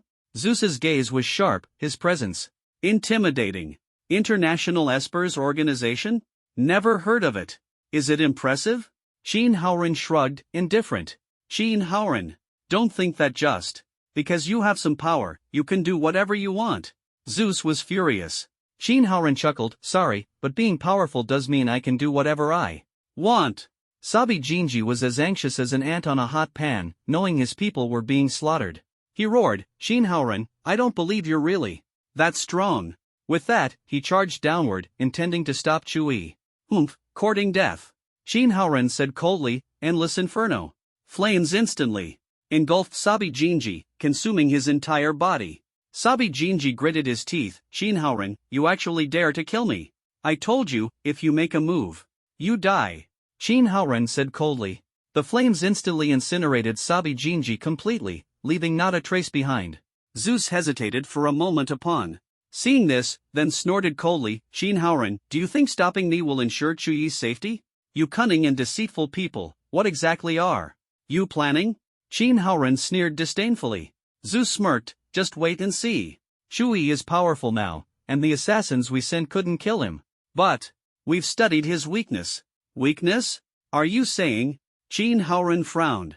Zeus whispered, "I promise I won't kill him myself, but I can't speak for others. I trust Chui, he's my brother." Determination flashed in Shin Haoren's eyes. Zeus revealed a sinister smile. "The show is about to begin." Meanwhile, in Tokyo, Chui was still on a killing spree, the ground stained red with blood. The air was thick with tension and unease. Suddenly, a giant eagle flew through the sky, its presence overwhelming. On the eagle's back stood an Esper from the Eagle Federation. Even more shocking, he had 6 people tied up: Qin Tianzhu, Zheng Exayan, Li Celia, Lu Ruyan, Ku Hanjiang, and Chalashuan. Except for Qin Tianzhu, the other 5 were unconscious, seemingly under the control of some mysterious force. "Chui, stop. Look at these people. If you don't stop, I'll kill them." The Eagle Federation Esper roared, his voice thunderous. Chui, startled by the deafening shout, widened his eyes and roared back, "Let them go, or you're dead. Chui, stop the slaughter, or these 6 will all die." The Eagle Federation Esper sneered. The chubby man shouted loudly, "Brother Chu, don't listen to him. He's weak, I was caught by him." Chui said to the fat man, "Don't worry, this guy must die." The Eagle Nation psychic gloated, "Chui, cut off one of your arms right now, and maybe I'll let one of them go." Chui's rage burned, his voice icy and harsh. "Ha, you dare threaten me? Do you know what happens when you threaten me?" His eyes gleamed with irresistible authority. "I, Chu, swear, if any of them get hurt, I will personally go to your Eagle Nation and see how long it takes me to kill 70 million of you." He emanated a terrifying murderous aura. Undisguised. The Eagle Nation psychic gritted his teeth and roared, "Chui, now it's my turn to threaten you. Shui smiled contemptuously and replied indifferently, "Humph. You think you can scare me? The secret of extreme ice absolute zero." He instantly unleashed the icy power within his body, chilling him to the bone. The Eagle Nation psychic felt his movements slow, as if bound by invisible chains. This, impossible. This is. In an instant, his entire body froze into an ice sculpture, fragments scattering in all directions, completely dead. Ridiculous. You really think you can scare me with that little trick? Shui sneered. Simultaneously, Shui's 6 clones transformed into flashes of light, instantly rescuing the 6 people. The fat man smirked and said, "Oh, my brother Chu is truly amazing." Shui sighed and said sternly, "Fatty, stop laughing. You shouldn't have been captured. You need to know your identity." The fat man lowered his head and blamed himself. "Oh, it's all my fault. I've brought shame upon us time travelers. You dare to run, Fatty? Do you think I don't know you were captured on purpose?" At that moment, a streak of purple lightning descended from the sky, illuminating the entire scene. Accompanied by a roar of thunder, Nangong Shirong appeared. Her gaze was sharp, as if she was about to strike the fat man down. "Shirong, I was captured because I couldn't defeat them. Let me explain." The fat man was sweating profusely, his eyes fluttering with panic. Nangong Shirong frowned, her eyes determined. "I don't want to hear excuses. How could you, with your strength, be captured by these losers?" Her disappointment felt like betrayal. Shui's eyes widened in shock. "Fatty, what's going on? Nangong Shirong, why are you here so suddenly? Did you do something to her?" The fat man chuckled smugly, "Hee, of course, Brother Chu, you know. Besides, those psychics can't catch me. I'm already level 7. I've even awakened my powers a second time." Shui was stunned. "Fatty, did you let yourself be caught on purpose?" The fat man chuckled. Innocently, I just wanted to see what they were up to." Shui looked at Nangong Shirong and apologized. "Shirong, please forgive me for what happened to my brother. The most important thing right now is to save these 5 people." Nangong Shirong smiled and nodded. "Shui, I didn't expect you to make such rapid progress in such a short time." Shui nodded gently, his gaze fixed on the 5 unconscious people lying on the ground. His brow furrowed, a look of hesitation on his face. His eyes flashed, and he began to inject vitality into them. Amazingly, not long after, the 5 people woke up. "Shui, I didn't expect I'm still alive." Zhang Xin shouted excitedly. Lu Ruyan said gratefully, "Shui, it's you who saved me again." Gu Hanjiang was surprised. "It was you who saved me." Chao Lishuan asked in confusion, "Where am I?" Her eyes were full of confusion. "Brother Chu, I miss you so much." Lisa Leah jumped up happily and rushed towards Shui excitedly. Just when the two were about to hug, Shui suddenly felt a chill in his chest, as if pierced by an icy blade, and a chill quickly surged into his heart. His heart was ruthlessly pierced by a black dagger, and the dagger exuded a breath of destruction, which made him tremble. "Xiao Sha. You actually want to kill me?" Shui's eyes widened, full of shock. Lisa Leah said coldly, "Brother Chu, I really miss you so much. I miss you so much." There was a coldness and cunning in her words. Everyone at the scene was stunned, and the fat man reacted the fastest. He roared angrily, "Damn it! How dare you ambush my brother Chu?" Lisa Lilia's body instantly reverted to its original form. That was Matsumoto Chuing. "You little fatty, Shui is already dead." His heart was pierced, and no one can escape fate, Matsumoto Chuing sneered coldly. The fatty immediately summoned the Rui Jingu Bang and roared, "You bastard! Prepare to die. Take this." The fatty swung the Rui Jingu Bang, attacking Matsumoto Chuing with a ferocity like a storm. "Humph!" Matsumoto Chuing sneered, his figure transforming into a beam of light and flying away. "Mission accomplished. I can't be bothered to fight you. Do you think I'm stupid?" The fatty prepared to pursue but was stopped by Nangong Shirong. "You idiot! The most important thing now is to save Chui." The fatty shouted frantically, "Brother Chu! Brother Chu! You mustn't die." His voice was filled with urgency and despair. At this moment, Shui's condition was extremely critical. His heart had been pierced by a strange dagger, and by all accounts, he should have already perished. However, the origin tree in his chest miraculously sustained his faint life. Just then, Qin Haoren, high above the sky, witnessed everything. His face darkened. "You are truly ruthless. Dare to stab my brother and think you can escape?" He fixed his gaze on Matsumoto Chuing's retreating figure, a murderous intent flashing in his eyes. Qin Haoran erupted with fiery energy, a surge of scorching flames emanating from him, instantly engulfing Matsumoto Chuing and reducing him to ashes, disappearing without a trace. Zeus, seeing this scene, immediately sneered, "Don't be so angry. It was just a stab. Who knows, he might survive." "Ha ha ha." Qin Haoran impatiently interrupted him, his body igniting with terrifying flames. With a loud explosion, Zeus was instantly sent flying. "Your life is reserved for Chui. This is just a small lesson for you," Qin Haoran said sternly. Zeus, shaken by the intense flames, staggered backward rapidly. "Impossible. You weren't this strong 100 years ago." Cough, cough. Zeus suddenly coughed up a mouthful of blood, clearly severely injured by Qin Haoran's casual strike. At this moment, Qin Haoran stood before the crowd, his gaze like a torch fixed on the faintly breathing Chui. Nangong Shirong squinted her eyes, staring at him intently, then gradually widened them. "Could you be the legendary First Awakener, Qin Haoran?" Qin Haoran waved his hand, his tone serious. "The situation is urgent. The dagger in Chuyi's chest is a soul devourer weapon specifically designed to kill soul-type ability users. Arrange these people first, I will take Chuyi away for treatment. We're leaving." With that, he took the weakened Chuyi and transformed into a red beam of light, swiftly heading toward the Antarctic Inferno prison. An hour passed. Chui was now at the core of the Antarctic Inferno prison, surrounded by flames. Qin Haoran stood nearby, controlling the fire as it danced around the Soul Devourer dagger. This dagger was specifically designed to target soul-type ability users and was incredibly powerful.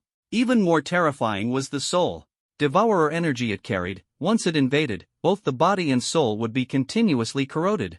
Moreover, this energy was like a malignant tumor, nearly impossible to remove. Once it took hold, anyone struck by it was almost certainly doomed. If not for Chuyi's extraordinary physique and exceptional soul power, he would have died the moment the dagger pierced his heart. Qin Haoran muttered, "The soul devourer energy has been expelled. The rest depends on your fate, Chui."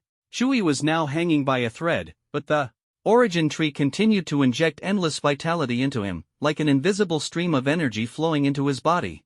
The origin tree began to slowly disintegrate, its leaves and branches merging into Chuyi's flesh. The vibrant red leaves and branches fused into his body like blood, continuously enhancing his life force. Meanwhile, the branches moved through Chuyi's body like vines, weaving through his blood and muscles like the lifeblood of existence, injecting endless vitality. Every drop of blood was filled with immense energy, seemingly containing infinite power. And so, half a year passed. Finally, the origin tree completely disintegrated, its power fully integrated into Chuyi's body. He could clearly feel the endless vitality flowing through his blood and body. The origin body, success. Such powerful vitality, endless and unceasing.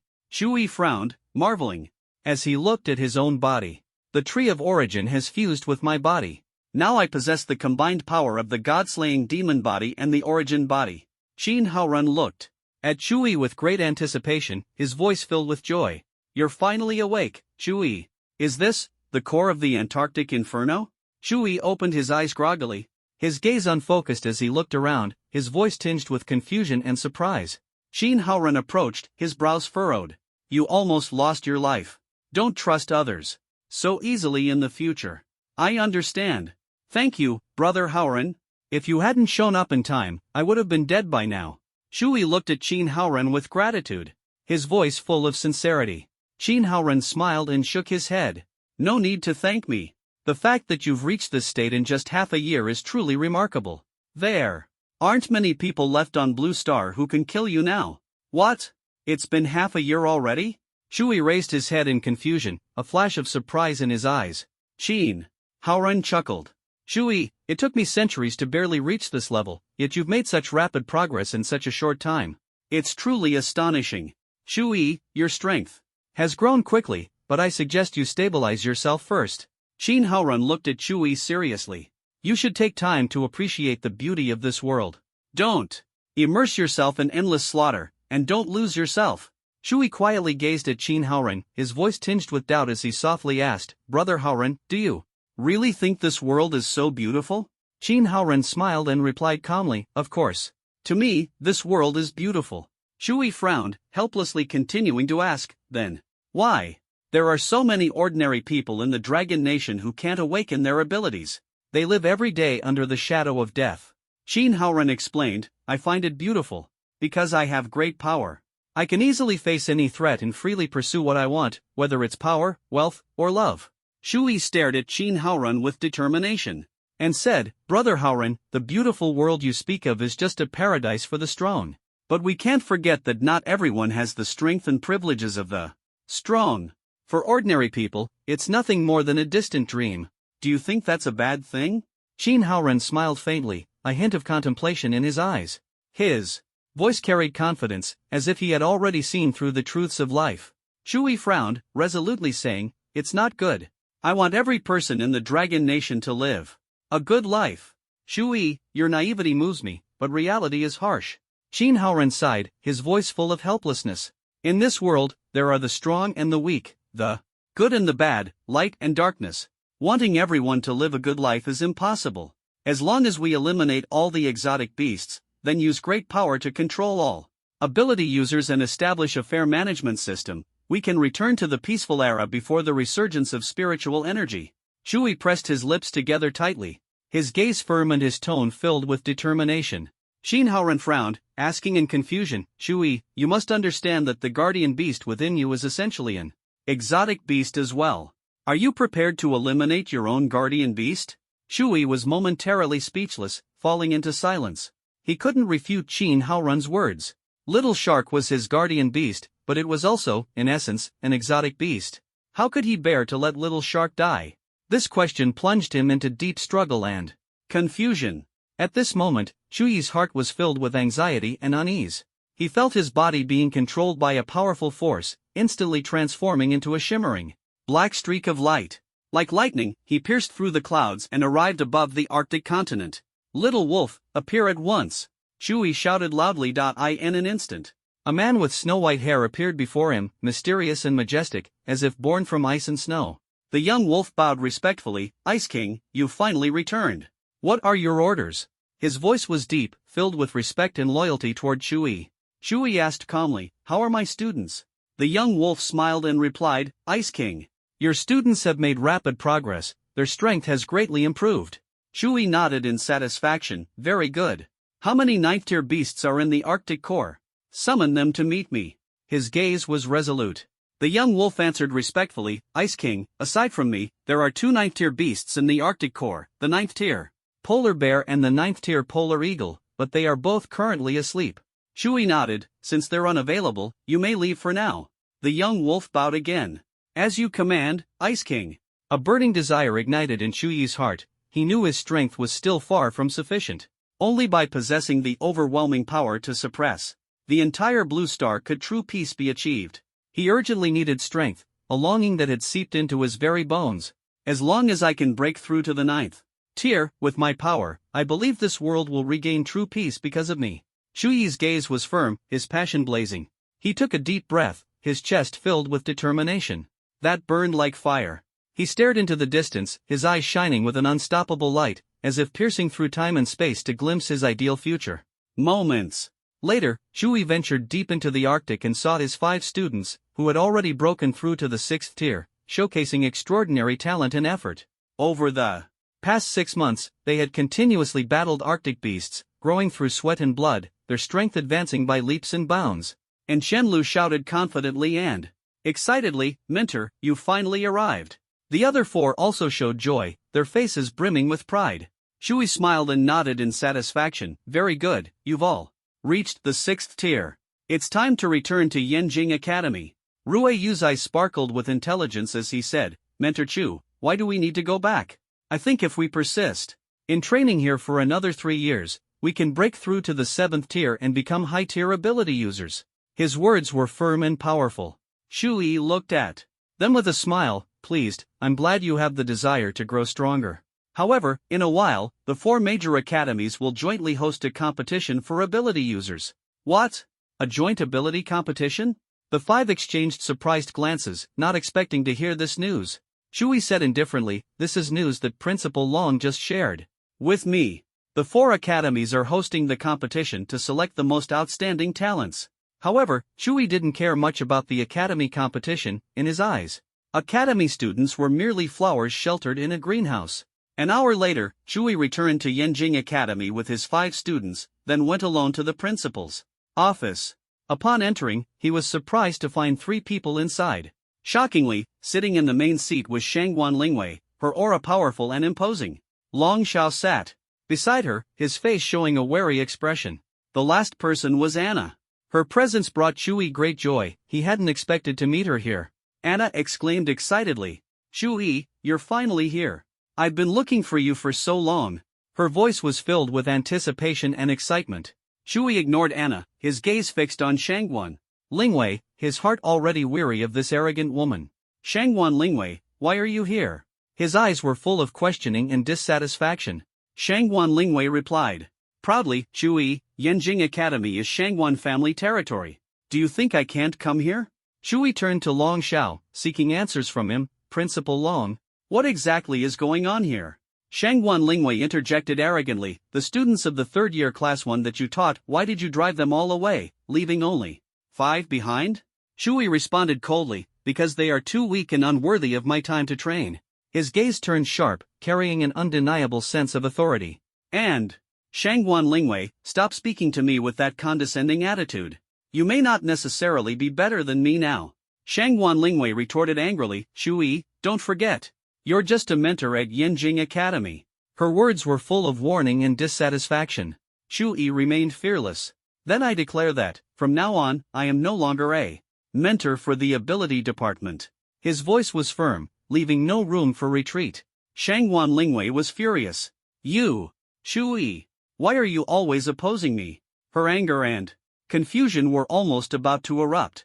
Chui smiled faintly, a cold glint flashing in his eyes, and said calmly, "In your eyes, people without background or strength are like ants. I can't stand such a world." Shangguan Lingwei anxiously refuted, "The world is just like this." "That's not a reason," and Chui interrupted her coldly, "Enough. Our conversation ends here. Don't see me again." With that, he strode out of the principal's office, Anna closely following behind. "Anna, why are you following me?"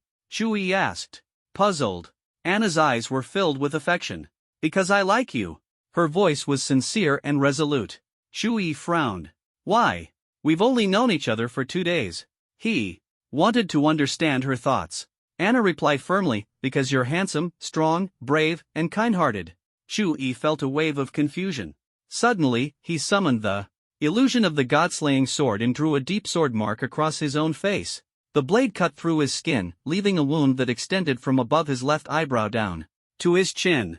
Blood gushed out like flames, carving a fierce and wild scar. Chui asked calmly, "Do you still like me now?" Anna stared at Chui in surprise and said, "Chui, you look even more handsome now." Chui took a deep breath, and the scar on his face instantly disappeared. He said in a low voice, "Anna, you should leave. Go back to Xiong country." His tone was resolute. Anna was puzzled. "Why? I don't want to leave." She frowned, confused by his intentions. Chui sighed helplessly. "Don't you know? Your father, the emperor of Xiong country, doesn't want you near me. I'm in a dangerous situation now, and being with me will put you in danger too." Anna's gaze was unwavering. "So, what? I'm a light attribute ability user. I can protect you." Chui's brows furrowed tightly, his voice cold. "You're just a burden. You have no idea what I'm trying to do." With that, he transformed into a streak of black light and flew toward the western region of Long Country, with Anna following closely behind. Soon, Chui arrived at the vast desert in the western region of Long Country, an expanse that stretched endlessly. He spoke to himself excitedly, "This place is big enough, just perfect." Anna asked in confusion, "Chui, what are you doing here? There's nothing but a barren desert." Chui ignored her and instantly activated his water and wood attribute abilities. Countless towering trees rapidly grew from the sandy ground, like the hands of the earth, solid and majestic. These trees quickly transformed into sturdy houses, resembling fortresses in the desert. Streams of water flowed from Chui's palms, nourishing the trees, making them more stable and bringing a sense of life. Chui frowned as he looked at the boundless desert, feeling concerned. With such a large desert, the water resources might not be sufficient. There are no naturally occurring deserts in the world. Deserts form due to uneven distribution of water resources. As long as there is enough water, deserts can turn into fertile land.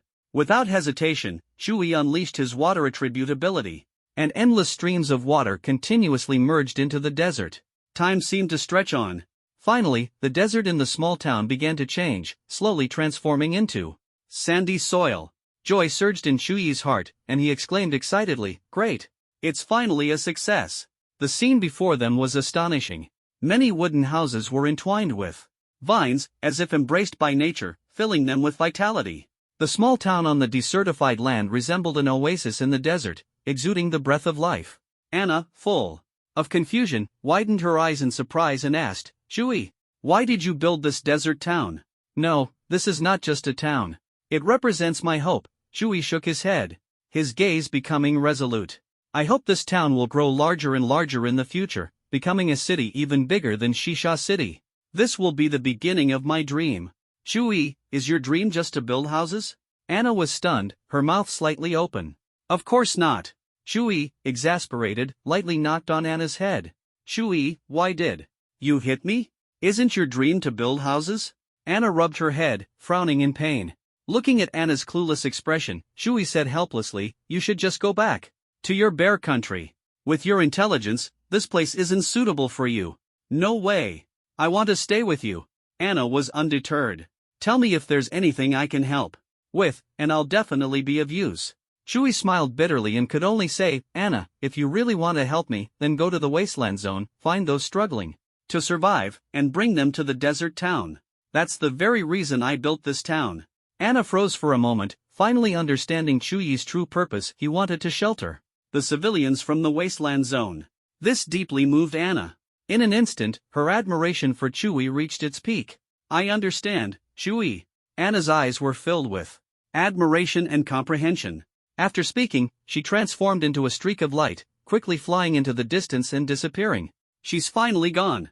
That girl is really persistent." Shui breathed a sigh of relief, thinking to himself that although Anna had a good figure and looks, she was a bit dim-witted.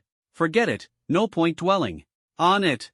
Shui cast aside his worries and focused on continuing the transformation of the desert town, which was steadily expanding in scale.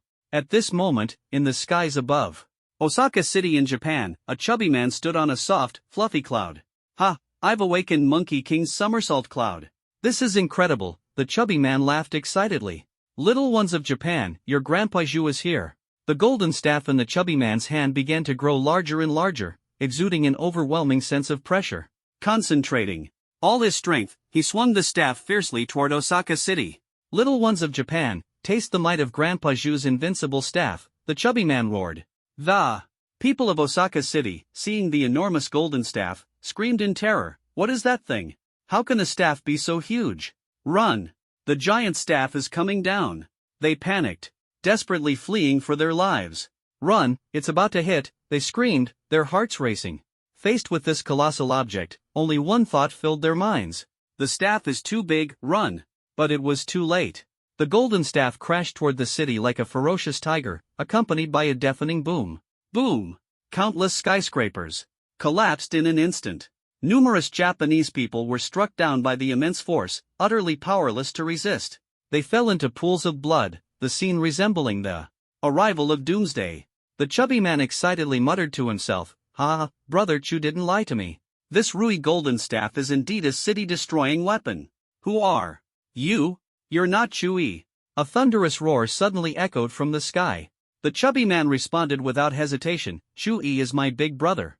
I am Qin Tianju, also known as the pillar that holds up the sky." His voice was deafening. He glared sharply at the figure before him and said fiercely, "You little Japanese brat, how dare you try to stop Grandpa Zhu?"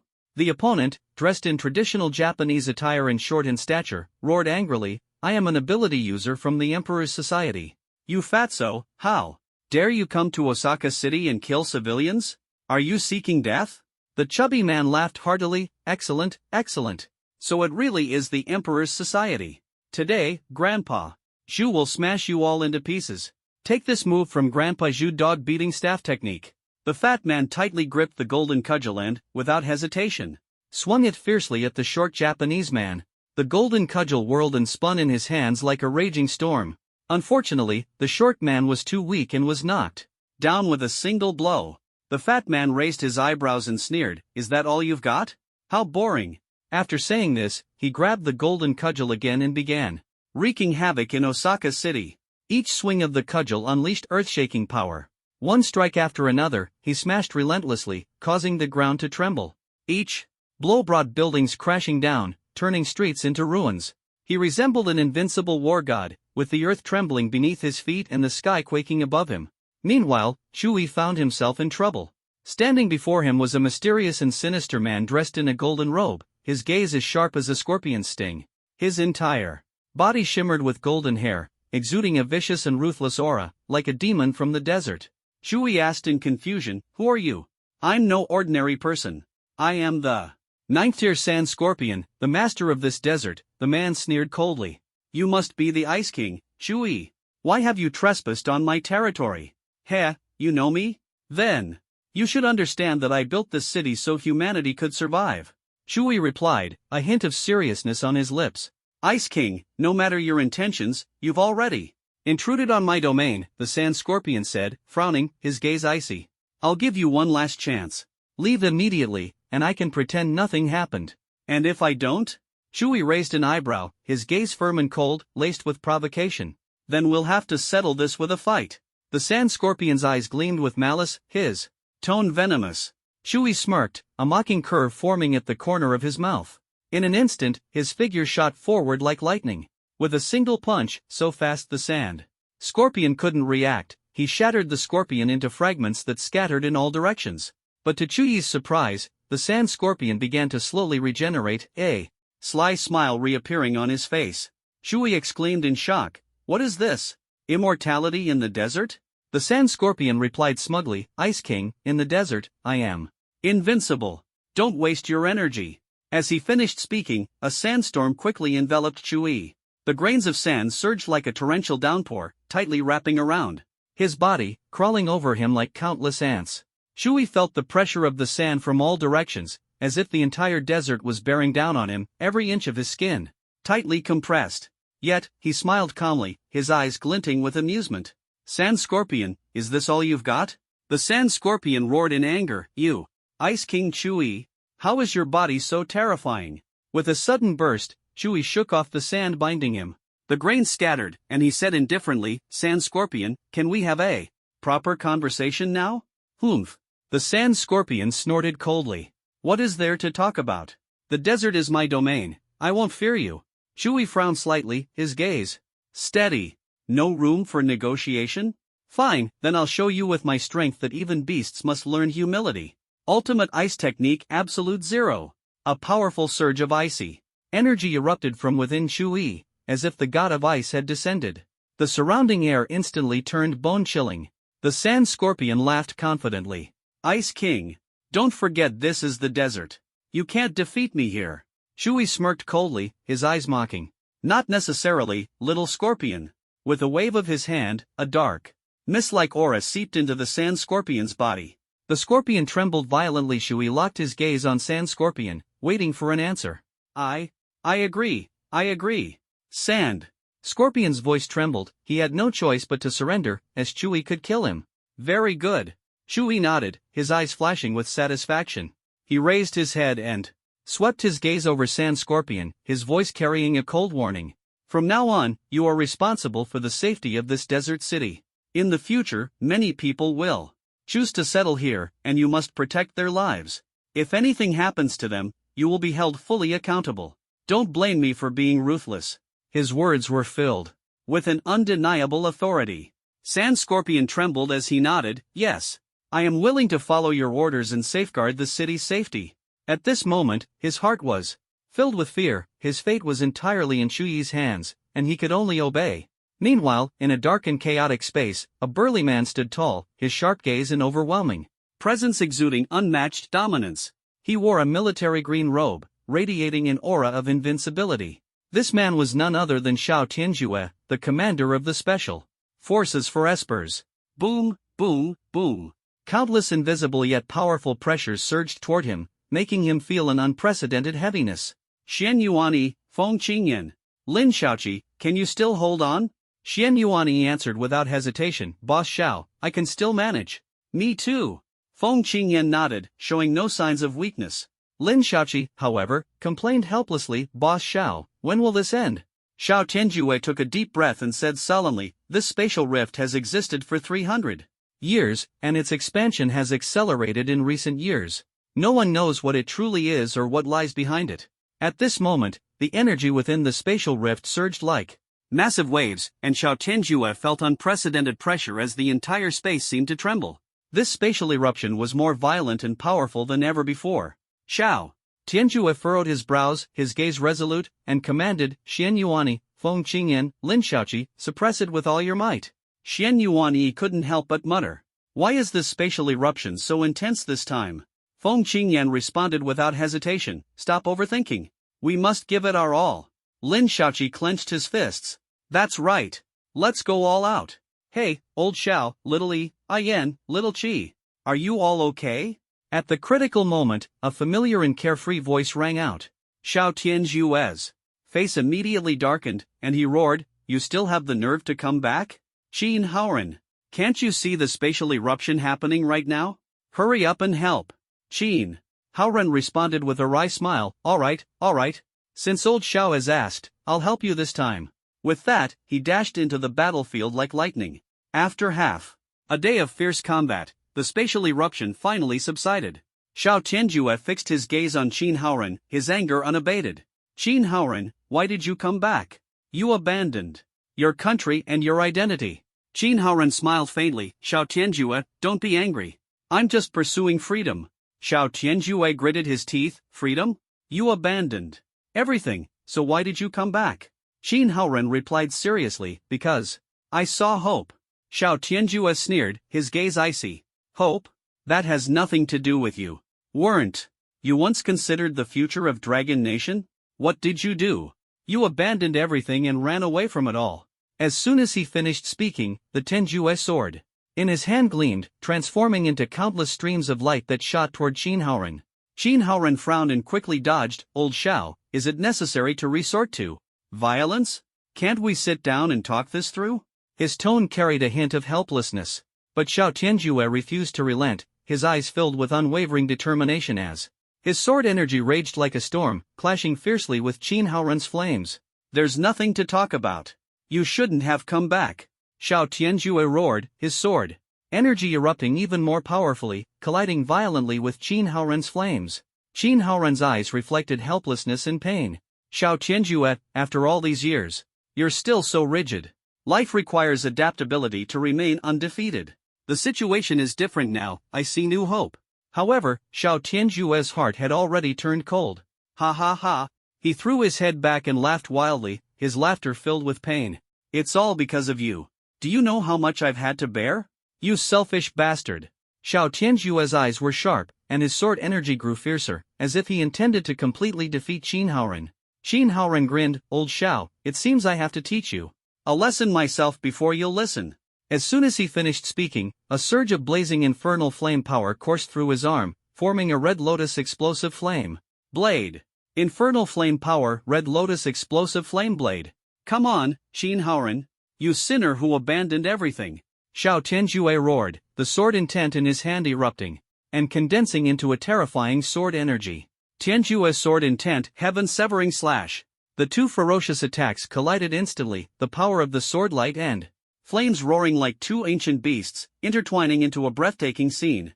The clash of sword light and flames unleashed a powerful shockwave, sweeping outward like a tidal wave, stirring up a storm. The space was filled with the aura of sword light and flames, as if one were in the midst of a fierce and fiery battle. Xian Yuanyi exclaimed in astonishment, they're both so strong. Even though they're both 9th level ability users, the gap in their strength is immense. Feng Qingyan smiled faintly, of course. Xiao Tianjue and Qin Haoran were the earliest awakened ability users, their strength has long surpassed that of ordinary 9th levels. Lin Shaoqi licked his lips, his eyes gleaming with envy. Ah, when will we ever be as strong as them? The intertwining of sword light and flames created a magnificent scene, opposing each other like two irreconcilable forces of nature. Qin Haoran took a deep breath, trying to stay calm. Xiao Tianjue, let's stop and talk this out. After all, we were once good brothers. Xiao Tianjue sneered. Coldly, his eyes full of disdain. Talk? Impossible. Xin Haoren, do you think I would forgive you? What you've done is unforgivable. Xiao Tianjue, don't push me to go all out. Xin Haoren frowned deeply, anger burning in his heart. Xiao Tianjue's face was icy, and he said mercilessly, I'm not pushing you. But considering you helped us suppress the spatial upheaval, I'll let you leave this time. His tone was cold and unfeeling. From now on, I don't want to see you again. With that, Xiao Tianjue turned away, no longer looking at Xin Haoren, his eyes filled with disappointment and despair. 3 days passed quickly, and the desert city gradually took shape. Shui was filled with excitement. His peace plan was finally beginning. He decided to take in every civilian from the wastelands of the Dragon Nation, ensuring they would no longer live under the constant threat of mutant beasts. To achieve this, Shui utilized his wood and water clones to continuously expand the city's boundaries, making it even larger. Standing at the center of the desert city, Shui felt a sense of solemnity. The towering sky-reaching tree before him exuded an aura of life. Its thick trunk was covered with lush branches and leaves, resembling a green sky that brought peace and hope. Sunlight filtered through the gaps in the leaves, casting dappled shadows, and the entire city was brimming with vitality. He felt that the houses he had previously built were too fragile, so he remodeled them, giving the city a completely new look. The other trees surrounding the sky-reaching tree also became part of the city, with each subtree possessing unique spaces designed specifically for the residents. Shui's design connected these trees with the sky-reaching tree, forming a powerful defensive network. The benefits were clear. As long as the mother tree remained safe, the other subtrees could not be destroyed. Their lives were closely linked, growing together. Simply put, as long as the residents stayed here, no one could harm them unless the enemy first eliminated Shui. In terms of both vitality and structural integrity, this city had unparalleled defensive capabilities. As Shui was deep in thought, excited shouts came from the distance. It was Anna, and she had returned. Shui, I brought so many people. Her voice was filled with joy. Shui looked at the crowd of over 1,000 people following Anna.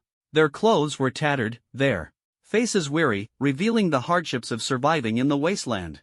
Shui took a deep breath and said steadily, Anna, well done. His eyes were full of admiration and encouragement, proud of their perseverance. Surveying the crowd, a wave of sorrow surged in Shui's heart, and he slowly began to speak. Hello, everyone, I am Shui. His voice was firm and powerful, echoing in the air. Today, I have brought you here to give you a new home, a place free from the threats of monstrous beasts, a world without fear and death. Shui's words were like a warm breeze, touching everyone's hearts. The previously dispirited people gradually showed glimmers of hope on their faces, like flames being ignited, starting to respond to his voice. Suddenly, a middle-aged man in ragged clothes stepped forward, his eyes shining, and said tremblingly, This is real. Miss Anna didn't deceive us. Instantly, cheers erupted like thunder. This is wonderful. We can finally escape the suffering of the past. But so many people died at the hands of those beasts. If only we had this chance earlier. Some even shed tears. Shui took a deep breath, feeling the anticipation and confidence of the crowd. He knew he couldn't betray this trust. Shui, promise to do everything in my power to protect you and build a brand new home. His voice was resolute and full of strength, like an invisible force supporting him. Starfire City is officially established today, Shui announced passionately. He stood tall, his voice loud and powerful, filled with unwavering conviction. A single spark can start a prairie fire. I firmly believe that as long as we keep striving, those trapped in the wasteland will eventually find happiness. They will no longer live in fear, no longer face the threat of death. Shui smiled at Anna, his tone full of trust and expectation. Anna, I'll leave the resettlement of these people to you. Anna's face immediately flushed slightly, her heart filled with joy. Shui needed her help. I'll arrange it right away. Anna responded excitedly. The resettlement work progressed steadily, with every detail carefully attended to by Anna, everything proceeding smoothly. Time passed, and Shui returned to his room at the center of Starfire City. He sat cross-legged, focusing on practicing the primordial infinite technique, continuously refining the core of his physical body. As time went by, Shui, who already possessed the powerful physique of the god-slaying demon body and the extraordinary vitality of the origin body, began to grow even stronger, albeit slowly. My body can still become stronger. The primordial infinite technique is truly incredible. Chewie was filled with amazement, his eyes shining with excitement. He could feel his body continuously strengthening, breaking past previous limits. This transformation brought him an unprecedented sensation. After a long time, Chewie's meditative state was interrupted. He suddenly opened his eyes, which sparkled with surprise, and exclaimed, "It's actually a derivative technique of the primordial infinite technique." Tempered thousandfold was a body refining technique that involved repeatedly hammering one's body to forge an indestructible physique. Each strike was a baptism and test for the body, making it stronger and more powerful. Simply put, this technique used pain to strengthen the body, gradually reaching the limits of strength. Chewie frowned, puzzled. With my current state, how can I practice this tempered thousandfold? Does it mean I have to get beaten? But who can truly hurt me? Suddenly, he thought of someone: Fatty and his Rudy Golden cudgel. Fatty's strength was now extraordinary. "Alright, it's you, Fatty." Chewie's eyes flashed with excitement as he made the decision without hesitation. He immediately contacted Fatty, and after a brief wait, he finally heard Fatty's voice. Fatty stood effortlessly in the air, stepping on a white cloud, and shouted excitedly, "Brother Chew, did you build a forest city all by yourself?" Chewie looked in surprise at the cloud beneath Fatty's feet. "Fatty, is that the somersault cloud?" "Ah, of course. This is Brother Monkey's somersault cloud." Fatty laughed proudly. Chewie didn't want to waste time and said directly, "Enough talk, follow me." Half an hour later, in a sparsely populated desert, Chewie stared intently at Fatty and said, "Take out your golden cudgel and hit me." Fatty was puzzled. "Brother Chew, are you out of your mind? You want me to hit you with the golden cudgel?" Chewie smiled faintly. "Stop talking nonsense. I've been practicing a new technique. Getting hit makes me stronger." Fatty suddenly understood. "Ah, I see. Brother Chew, just don't cry out in pain." Fatty's figure flickered, and the golden cudgel appeared in his hand, radiating an awe-inspiring golden light. Without hesitation, he raised the cudgel and struck Chewie with all his might. Bang! Chewie braced himself and took the hit head-on. A smile appeared at the corner of his mouth. "Fatty, didn't you eat? Use more strength." Seeing Chewie's nonchalant expression, Fatty decided to go all out. The golden cudgel struck like lightning. "Ugh!" Chewie grunted, finally feeling the pain. "Good. Keep going, keep going." Excitement sparkled in Chewie's eyes.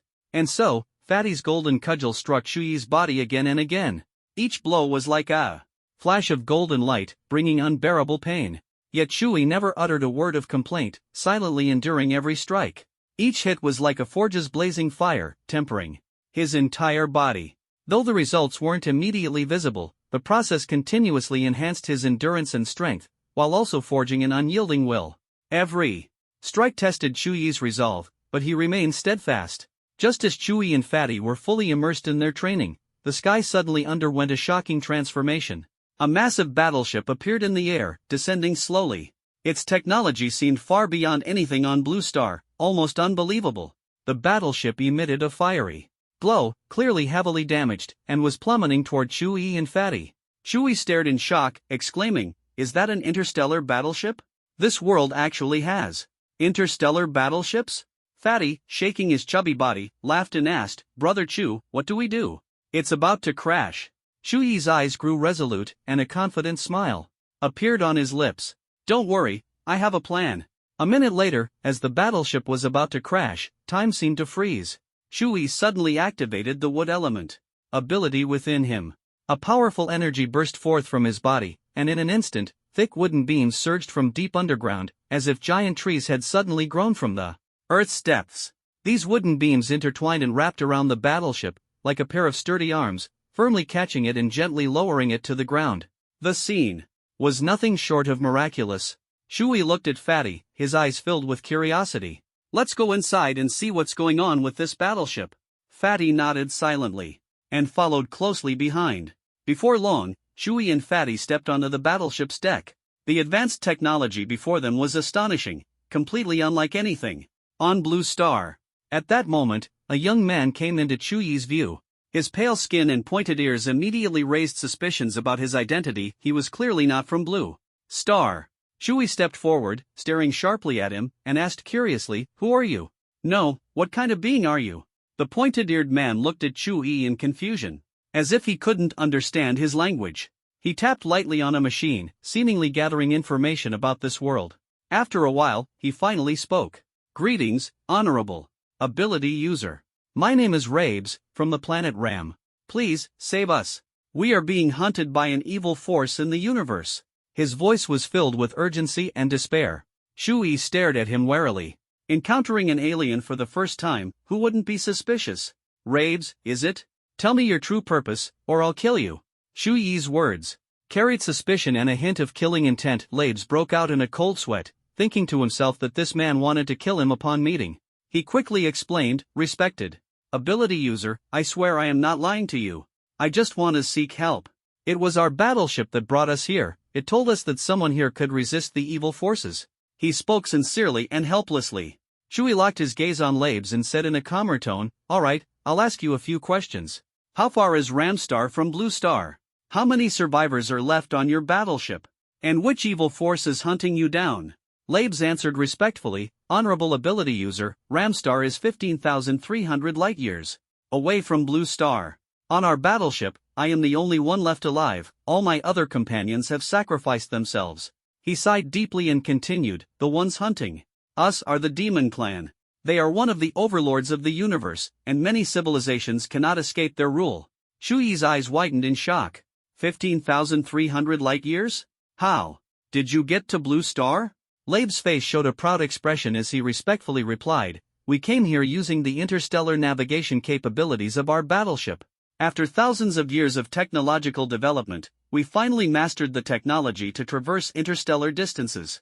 Shui frowned. If your technology is so advanced, why are you still being hunted by the Demon Clan? His voice was filled with doubt. Labes sighed and said helplessly, Although we have powerful technology, we lack ability. Users. The Demon Clan is naturally strong, and almost every demon is an ability user. His words carried a sense of helplessness. He added, Some powerful demons can traverse the universe with their physical bodies, moving faster than the speed of light to hunt us down. His voice was filled with awe and pressure from the Demon Clan's immense power. Demons? Could it be the ice demon I killed? Although not the strongest, it wasn't easy to deal with either. Shui frowned, calculating in his mind. He turned to Labes and asked, So, what do you plan to do? Labes urgently pleaded, Respected Ability User, please save me. Shui smiled faintly. Save you? Why should I? How about you give me your interstellar battleship? Ability User, you must be joking. Labes quickly waved his hand. If I give you the battleship, how will we return to Ramstar? Alright, then. There's another way. Shui raised an eyebrow, looking lazy. As long as you agree to one condition, I'll help you. Labes' eyes lit up upon hearing this. Respected Ability User, please tell me, what is your condition? Shui took a deep breath and said seriously, Have you heard of the Wa Nation? Labes pointed to the instrument beside him, and the screen immediately displayed information about the Wa Nation. It was just a small country on Blue Star, mocked as the Shabi Nation because it was ruled by the Shabi family. Labes calmly asked, Ability User, is there a problem with the Wa Nation? Shui revealed a cold smile. Since you know about the Wa Nation, things are simple. As long as you use your interstellar battleship to completely destroy the Wa Nation, I'll help you. What does this mean? Labes froze, staring at Shui in disbelief. Destroy a country? In the center of Starfire City, in a spacious and bright room, sunlight poured through the massive windows, casting dazzling rays of light. Shui, Fatty, the alien, Labes, and Anna were all gathered here. Shui asked expectantly, Labes, when will your interstellar battleship be repaired? Labes smiled and replied, Mr. Shui, rest assured. Our battleship has a powerful liquid metal self-repair system. The system will automatically initiate the repair program, and I estimate it will take about a month. His eyes sparkled with a peculiar light, and his tone was full of confidence. Shui looked at Labes with determination and said, Labes, find a place to stay in Starfire City for now. Come back in a month to fulfill your promise.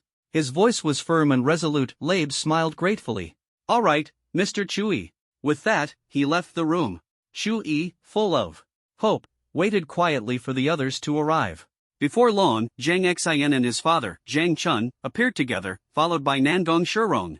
However, Shui frowned as he saw someone he didn't want to see, Shangwan Lingwei. His mood instantly became complicated. Shangwan Lingwei, what are you doing here? Shui asked with a hint of anger, his brows tightly furrowed. Shui, your abilities and actions have already spread far and wide, Shangwan Lingwei replied with a faint smile, her eyes gleaming sharply. It's unbelievable that you've built such a unique city in this desolate place. I've come to invest in your city and make it even more prosperous, she declared confidently. Shui snorted coldly, his eyes filled with disdain. This is my territory. I don't need your investment. You'd better leave immediately. His tone was firm and left no room for argument. At this moment, Nangong Shurong stepped forward to mediate, her tone resolute. Shui, don't argue with Lingwei. She's been like this since she was a child. Shangwan Lingwei sneered. Shui, I don't understand why you're always targeting me. Can't handle the truth? This world has always been about the strong prevailing and the weak losing. Don't you get it yet? Are you trying to teach me? Shui retorted with a cold laugh, mocking her. Are you sure you can beat me now? The argument between the two grew increasingly heated, and it seemed a duel could break out at any moment. Suddenly, a dark, murderous aura surged from Shui, and the god-slaying spear materialized, exuding an overwhelming presence. At the same time, a phantom of a giant dragon appeared in the sky behind Shangwan Lingwei, majestic and imposing, like the ruler of the heavens and earth. The tension between them was as taut as a drawn bowstring, ready to snap at any moment. Stop it. Enough arguing. Anna stepped forward resolutely, and their intense auras immediately diminished. Shui was momentarily stunned, not expecting Anna to intervene at this moment. However, even if a fight broke out, Shui was now fully confident. He could easily defeat Shangwan Lingwei. Anna fixed her gaze on Shangwan Lingwei and said, Shangwan Lingwei, you should leave. Shui doesn't like you, and neither do I. Shangwan Lingwei was taken aback.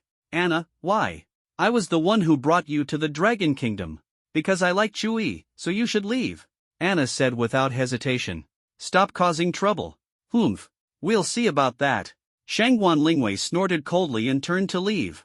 Shui, this world has always been about the strong stepping on the weak to rise. That's an unchanging rule. Her words lingered in the air. Utter nonsense. Shui remained unwavering, his gaze firm. After a moment of silence, everyone sat down to discuss matters concerning Spark City. Zhang Xian's family was wealthy, and the Nangong family was even more powerful and influential. The two families were more than capable of handling the city's supply needs. However, Shui didn't want them to work for nothing. He asked earnestly, Uncle Zhang, Miss Nangong, what kind of compensation would you like? Zheng Chun squinted and smiled. Shui, I know you're a good friend of my son. What you're doing now benefits the country and the people. I won't take a single penny from you. Nangong Shurong also smiled. I've already decided to settle in Spark City. Compensation doesn't matter to me. The chubby man was stunned and widened his eyes in surprise. What? You're going to settle in Spark City? What about Dongli City? Nangong Shurong looked at the chubby man with a smile at the corner of her lips and said softly, What? Are you unhappy that I'm settling here? The chubby man broke out in a cold sweat and stammered, happy. Of course, I'm happy. Seeing the chubby man's awkward expression, Shui chuckled and interrupted, Uncle Zhang, Miss Nangong, you may not want compensation, but I insist on giving it. It's my principle. With that, he took out a pile of exotic beast crystal cores from his spatial ring. The sheer number of crystal cores formed a small mountain, towering over a person. Although Zhang Chun and Nangong Shurong were initially reluctant, they were eventually persuaded by Chu Yi and reluctantly accepted the exotic beast crystal cores. After the group left, the supply issues in Starfire City were finally resolved. Chu Yi stayed alone in his room, shouting excitedly, This is great! Starfire City has finally stabilized. Just then, Anna suddenly pushed the door open, her eyes filled with warmth and concern. She said, Shui, I can actually help you. The resources in Xiong Nation are abundant, there's no need to ask for help. Her tone carried a hint of heartache. Shui looked up, his gaze firm as he stared at Anna. Anna, this matter concerns the future of Long Nation. We must solve it ourselves, he said resolutely. You are from Xiong Nation, the daughter of the Xiong Emperor. You really shouldn't stay here with me. I will remember your help. Thank you, Anna. His tone was filled with determination and finality. Anna's voice trembled slightly. Shui, are you asking me to leave? Without hesitation, Shui replied, Yes. You should leave now. Honestly, I don't like you at all. His voice was so cold it sent chills down one's spine. Although Chewie wanted to drive Anna away, she was too persistent and refused to leave. Chewie frowned deeply, a sense of unease welling up in his heart. He vaguely felt a strong and sinister aura spreading in the sky. It was the aura of a demon. He murmured to himself, "This is the aura of a demon. Could it be that the demons are really coming?" This dark force, like unfurling black wings, was something only Chewie could sense most clearly. He immediately transformed into a Kuanping, soaring into the sky. As he ascended, the demonic aura grew stronger. Suddenly, a mysterious young man appeared in Chewie's line of sight. His messy black hair hung over his forehead, and his entire being exuded an intense demonic aura. Beside him stood a blonde woman, who also carried the same demonic presence. Chewie's eyes widened as he calmly said, "You must be demons. Leave Blue Star immediately, or there will only be one outcome for you: death." The black-haired male demon sneered, "Huh, a puny human dares to speak to the Black Demon royal clan like this. You've got guts." The blonde female demon curled her lips into a sly smile and said coldly, "Human insect, you do have courage. I wonder how strong you are." Suddenly, a burst of pitch-black light erupted from the blonde female demon, carrying an unusual sensation. This black light seemed to come from another world, instantly surging toward Chewie like a storm. Chewie was shocked. "What is this? How can there be black light?" Fortunately, Chewie's body was strong, otherwise, he would have been consumed long ago. At the critical moment, something strange happened. Chewie's body began to absorb the black light, and the dormant demonic power within him quietly awakened. Chewie was completely unaware of this. The black-haired demon sneered, "Human insect, I can sense the aura of our kind within you. You killed one of our kin. You deserve to know my name. I am Mo Outyen." Chewie responded coldly, "Mo Outyen? I don't like that name." He gripped the god-slaying spear tightly and charged at the two demons like lightning, his speed dazzlingly fast. Boom! Boom!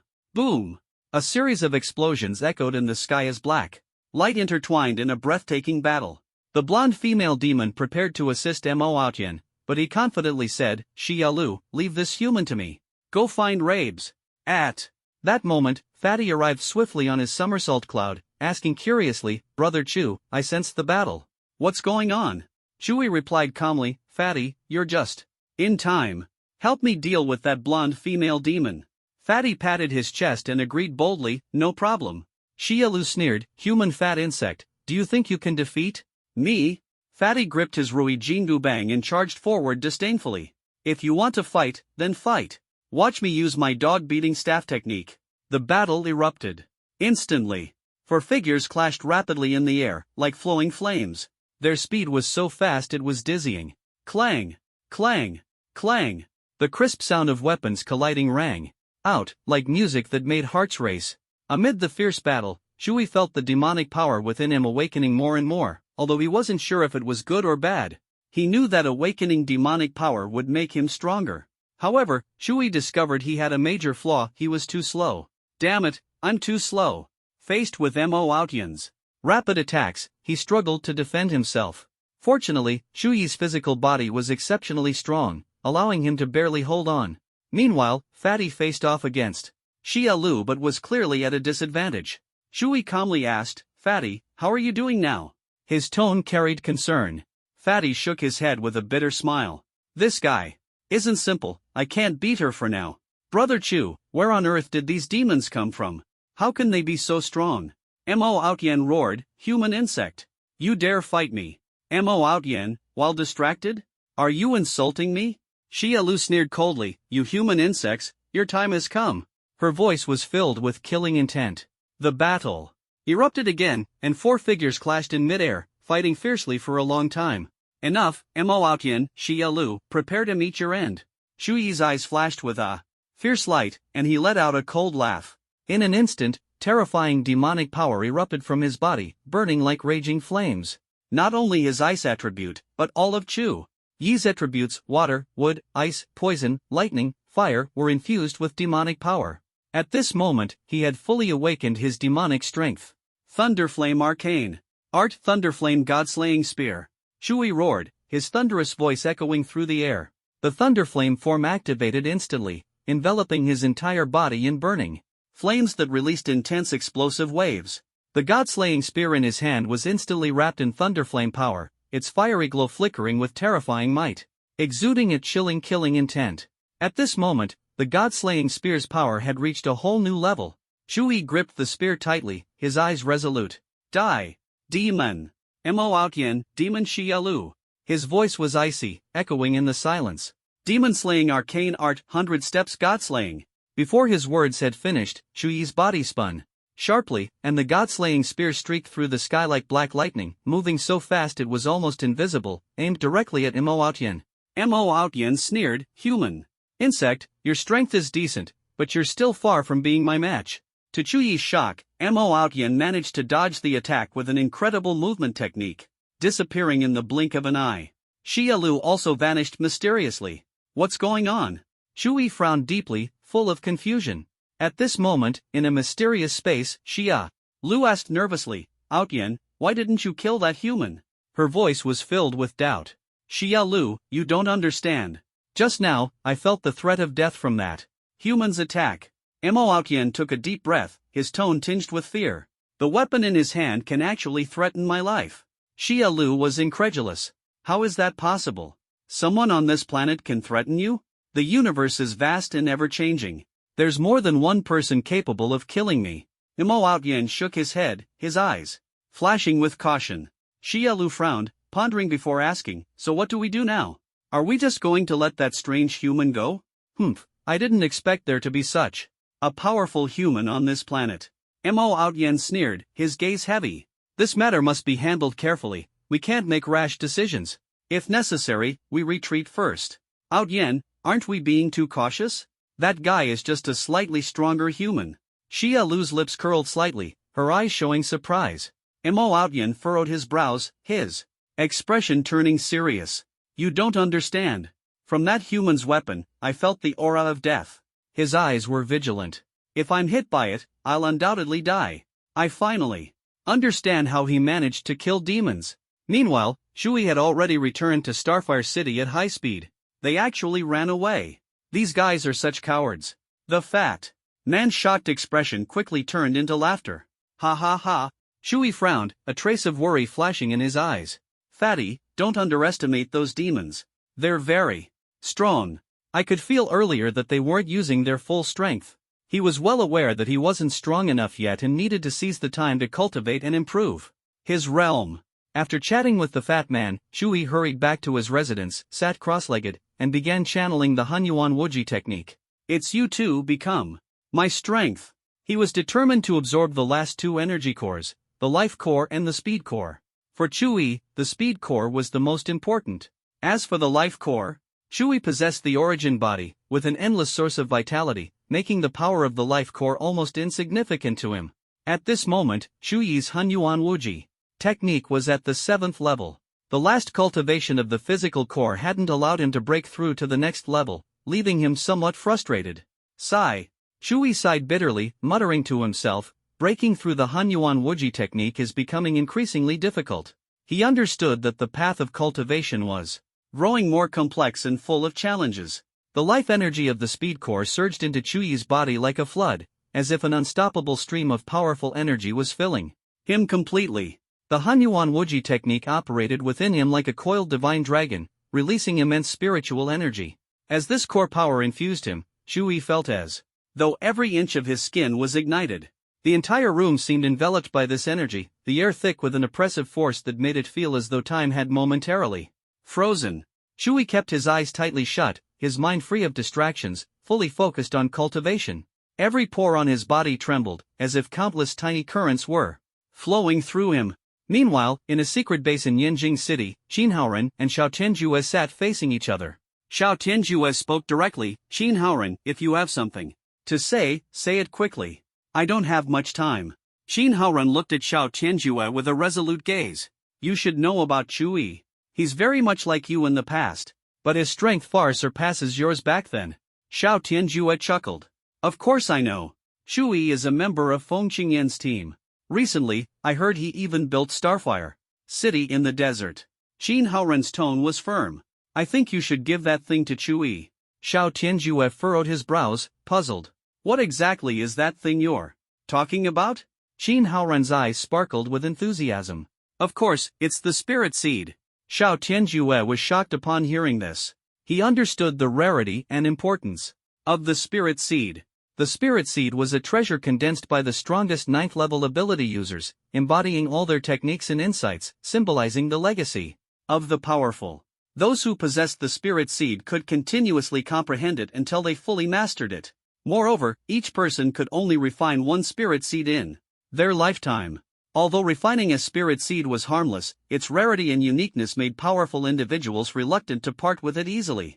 Xiao Tianjue's brows knitted tightly, his gaze sharp. Qin Haoran, do you understand the implications of what you just said? Qin Haoran's lips curled into a faint smile. Of course. If you give your spirit seed to Chui, his growth will be rapid. With his talent and comprehension, he will undoubtedly surpass you within 10 years. Xiao Tianjue fell into deep thought for a long time before finally speaking resolutely. I am willing to offer my spirit seed, but you must agree to one condition. Qin Haoran immediately responded, go ahead, as long as it's reasonable, I will agree. Xiao Tianjue squinted, a hint of cunning in his eyes. Regarding the chaos caused by the spatial rift, I want you to resolve it within 10 years. I know you have the strength to do so.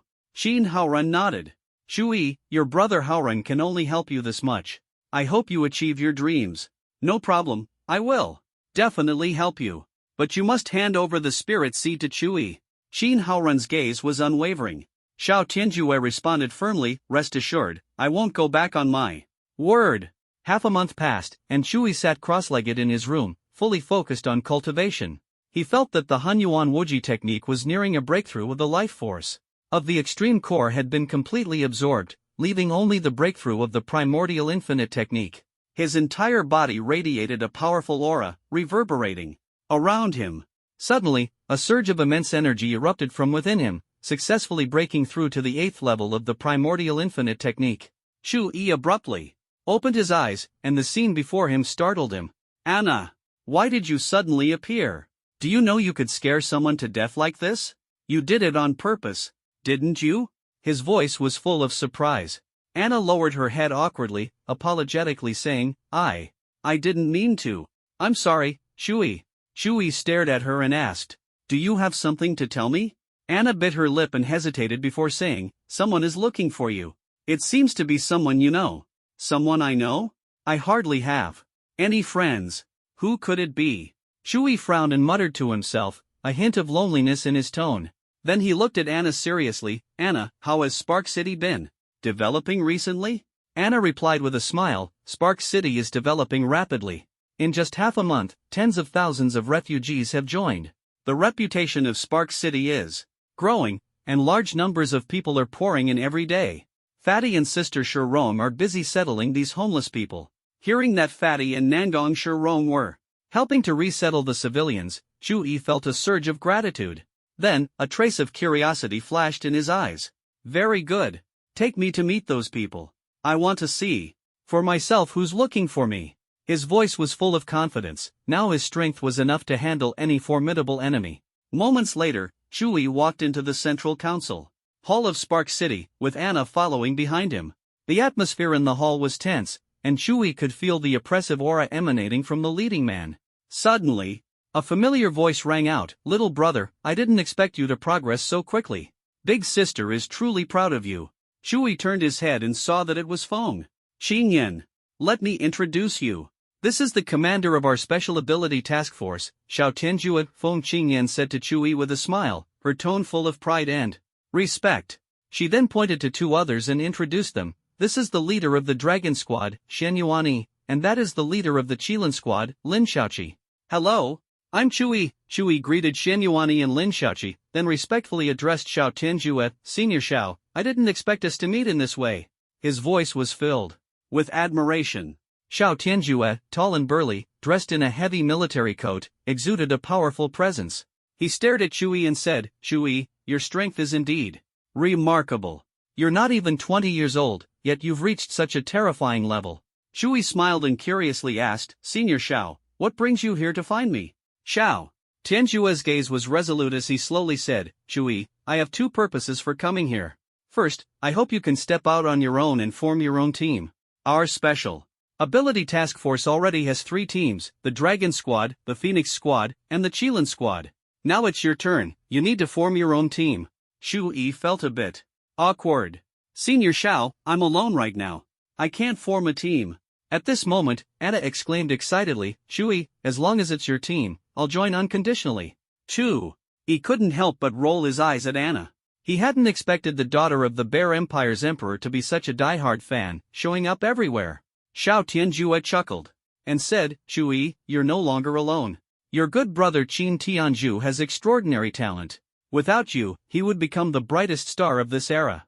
Qin Tianzhu is closely connected to Nangong Shirong, and you can leverage the resources of the Nangong family. His gaze swept over Shu-Yi as he continued, and then there's Miss Anna. She likes you very much. Her father is the emperor of the Bear Empire. With just one word from her, most of the Bear Empire's resources could support you. Xiao Tianjue paused and continued, your friend Zheng Xian, though not the most talented, has also reached S-level. Although the Zheng family is not a family of supernatural abilities, their wealth is second to none. Then, Xiao Tianjue's voice grew passionate. More importantly, your Xingho city has gained great fame in the wasteland zone, and the common people will fully support you. Shu-Yi, do you still feel alone? Shu-Yi was momentarily speechless. He nodded silently, his expression complex. Senior Xiao, what is the second purpose of your visit this time? Xiao Tianjue did not answer directly. Instead, he exchanged a glance with Xin Yuani, Feng Qingyan, and Lin Xiaoqi. The 3 of them understood and resolutely left the council hall. Sensing the heavy atmosphere, Shu-Yi softly said to Anna, please step out for a moment.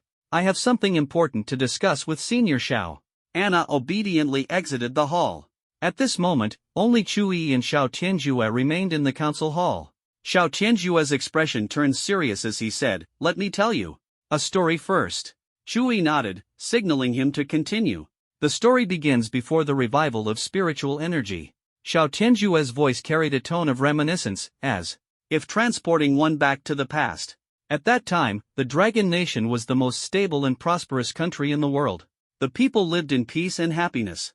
The Dragon Nation was like a paradise back then, full of harmony and prosperity. But after the revival of spiritual energy, many people underwent mutations and became supernatural beings. We called them the First Awakened. They possessed powers beyond ordinary people, but this also attracted ambitious individuals. Social order fell into chaos, and many supernatural beings began to fight among themselves. I, Xiao Tianjue, was one of the First Awakened at that time. The good times didn't last long. Endless waves of monstrous beasts attacked the Dragon Nation. These beasts were incredibly powerful and posed a great threat to the Dragon Nation. In fact, the entire world was under attack by these beasts, but the ones in the Dragon Nation were the strongest on the blue planet. They were like demons, killing anyone they saw, striking fear into people's hearts, and becoming the Dragon Nation's greatest nightmare. Fortunately, we were not defeated. Among us was a man named Qin Haoran, the most gifted of all, while I, Xiao Tianjue, was the least gifted. Hearing this, Shu-Yi was deeply shocked. It was Brother Haoran. I never imagined he had such an experience. No wonder he's always been so strong. Xiao Tianjue ignored Shu-Yi's astonishment and continued, at that time, under Qin Haoran's leadership and with his immense strength, we fiercely fought against the beasts, holding our ground. But every battle was a matter of life and death. No one knew if they would survive the next moment. Then, one day, Qin Haoran mysteriously disappeared as if he had vanished into thin air. Overnight, he was completely gone. As Xiao Tianjue spoke, his emotions grew intense, though it was unclear whether it was anger or regret. We lost our leader, our strongest pillar of support. His disappearance lasted for a full 100 years. During that time, the entire Dragon Nation was nearly overrun, leaving only 4 cities: Yanjing City, Donli City, Shisha City, and Nanqing City. These 4 cities became our last line of defense, where we clung to the final shred of hope. Xiao Tianjue spoke in detail for a long time, finally allowing Shu-Yi to understand the secrets of the revival of spiritual energy and the reasons behind the Dragon Nation's decline. Regarding Qin Haoran's sudden disappearance back then, Shu-Yi was filled with questions and complex emotions. He wanted to hate him, but he couldn't bring himself to, as 100 years had already passed. Enough talk, let's get to the point. Xiao Tianjue continued, his tone firm and his eyes revealing an unprecedented determination. Shui, I am willing to pass my spirit seed to you. What is a spirit seed? Shui looked puzzled, not understanding what it was. Xiao Tianjue patiently explained, every strong individual who reaches the 9th rank can condense a spirit seed. You can think of the spirit seed as the culmination of a person's lifetime of knowledge and abilities. Moreover, each person only has one chance in their lifetime to condense a spirit seed. Shui was utterly astonished, his eyes filled with reverence. Senior Xiao, are you saying? Xiao Tianjue interrupted him, that's right, I want to give my spirit seed to you. Why choose me? Shui was still somewhat confused. Xiao Tianjue smiled and said, because we believe in your future, your talent, and your character. Shui humbly replied, Senior Xiao, I only did what I could. As soon as he finished speaking, a spiritual seed suddenly appeared in Xiao Tianjue's palm. This seed was as white as snow, exuding a faint sword aura, representing Xiao Tianjue's lifetime of comprehension, a treasure coveted by any supernatural being. Xiao Tianjue solemnly said to Shui, make good use of this spiritual seed. I believe the glory of the Dragon Nation will be restored. We can make it happen. With that, he handed the spiritual seed to Shui. Shui was deeply moved, sensing the immense power contained within the seed. He respectfully cupped his hands and said, thank you, Senior Xiao. I will not let you down. His eyes were filled with anticipation and determination for the future. All right, it's time for us to leave. Xiao Tianjue smiled, though his expression was somewhat grave. When the time is right, you can take your team to Kunlun Mountain to train. Everyone will have the opportunity to cultivate at the spiritual spring. I feel like we don't have much time left. His tone carried a sense of unease and urgency. Just as Xiao Tianjue was about to leave, Shui suddenly asked, Senior Xiao, what realm lies beyond the 9th tier? His voice was filled with curiosity and a thirst for knowledge. I reached the peak of the 9th tier hundreds of years ago. As for what lies beyond, I don't know. Xiao Tianjue stopped in his tracks, turned around, and looked deeply contemplative. But what's strange is that even though I've remained at the peak of the 9th tier, my strength continues to grow. After Xiao Tianjue left, Shui fell into deep thought. He recalled how Qin Haoran had once said he had been striving to break through but had never surpassed the 9th tier. Forget it, no point in dwelling on these headaches. Shui muttered to himself, trying to cast aside his worries and focus on the present. At that moment, Anna's crisp voice rang out, Shui, I want to join your team. Shui was puzzled. Anna, why are you here? Anna smiled and said, Senior Xiao left a while ago. Shui frowned and said seriously, so you want to join my team? Do you think that's possible? You're the daughter of the Emperor of Xiong Nation. Shui, as long as you agree, I can persuade my father to fully support the development of Spark City. Anna squinted her eyes, a sly smile playing on her lips. I believe that within 3 years, the civilians in the wastelands of the Dragon Nation will be able to live peacefully in Spark City. Hearing this, Shui couldn't help but swallow hard. If what Anna said was true, it would be incredible. Peace had always been his dream. All right, I agree. Shui nodded without hesitation, saying firmly, from now on, you're a member of my Kunpun group. A glint of cunning flashed in Anna's eyes, and her smile grew even brighter. That's not enough. You have to agree to one more condition. After all, my father won't help an outsider for nothing. Tell me, what's the condition? Shui nodded, indicating his understanding. Anna's smile became even more radiant as she said, as long as you marry me, we'll become family, and my father will definitely give his full support to your cause. Anna, who taught you to say that? I never expected you to say something like this. Shui's expression instantly darkened, his brows furrowed, and his tone turned cold. Are you threatening me? Sensing Shui's anger, Anna immediately became submissive. I'm sorry, it was Sister Feng Qingyan who taught me. She said if I said this, you'd definitely agree. Shui suddenly understood it was Feng Qingyan pulling the strings behind the scenes. These people were truly clever, knowing exactly how to exploit his weaknesses. Gaining the full support of a nation was an enormous temptation for Shui. It was hard for him to refuse. With Xiong Nation's backing, his plans could be realized much faster. But Anna's condition put Shui in a difficult position. He stared at her and said, how about you change the condition? I'll agree to anything except marrying you. Hearing this, Anna felt as if her heart had turned to ice. Her voice trembled as she asked, why did you reject me so decisively? Am I really that unworthy? Shu-yi, you rejected me without even considering it. These words pierced her heart like a knife. Shu-yi silently looked at her but couldn't say a word. Anna's eyes brimmed with tears, full of disappointment and pain. She turned and left quietly, her figure gradually fading into the distance. Tears slid down her cheeks like glistening pearls.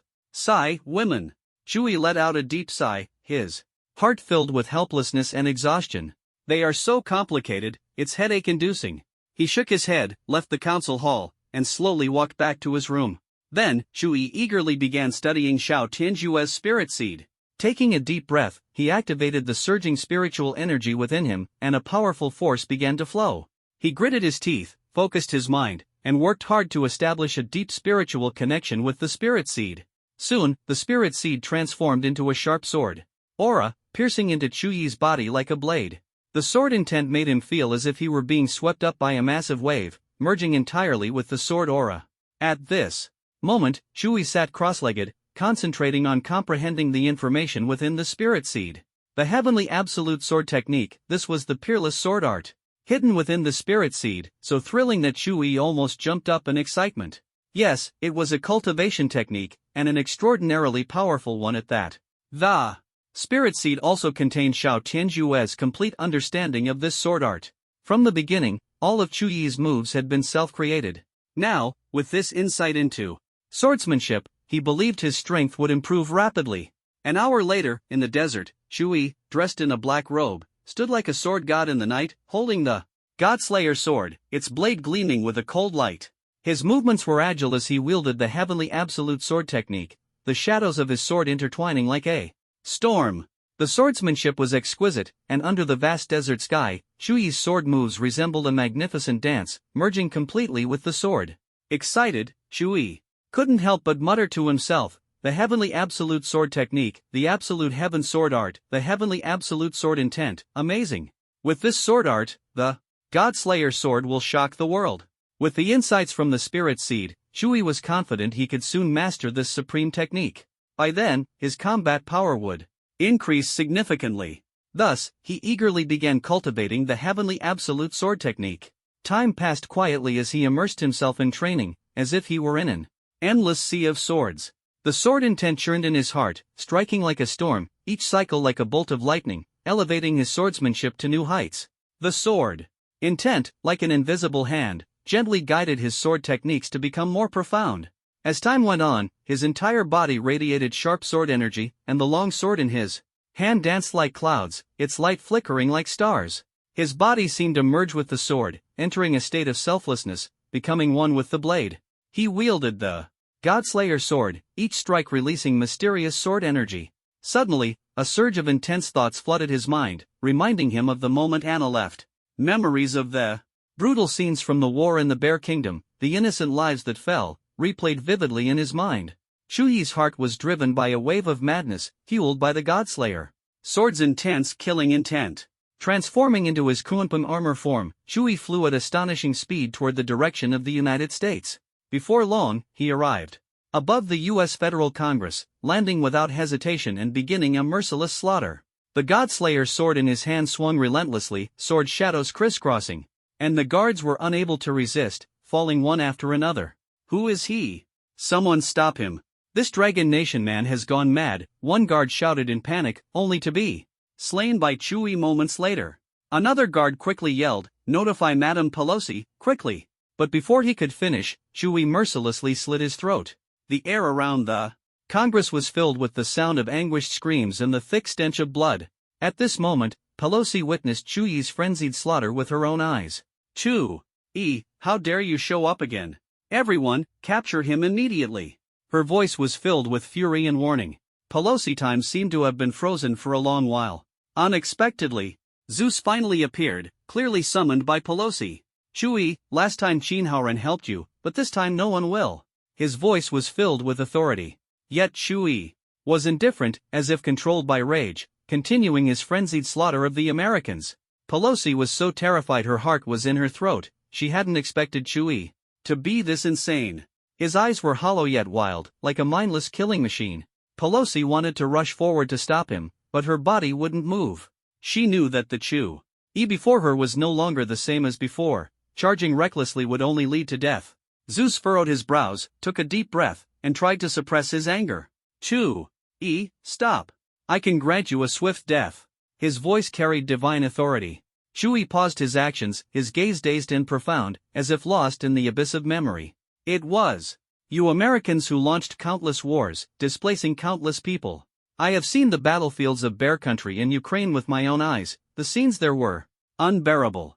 Now, it's your turn to taste the pain. His voice was filled with deep resentment, like whispers from hell. Zeus was furious, his eyes burning with rage. Then let's fight. Today, I will rid the world of the scourge that is you. His voice roared like thunder, shaking the heavens and earth. Shuyi's face revealed a fanatical, bloodthirsty smile. As he gripped the god-slaying sword tightly, as if holding the end of life itself. Without hesitation, he charged at Zeus, the sword's light carving a sharp and magnificent arc through the air.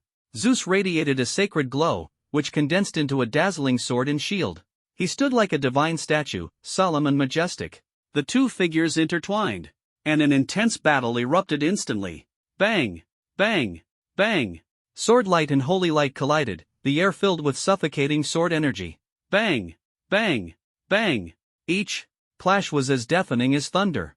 Every swing of the sword shook the space. Shui seemed to merge into a sea of swords, moving with the wind like a sword god of heaven and earth. This is the heavenly absolute sword intent.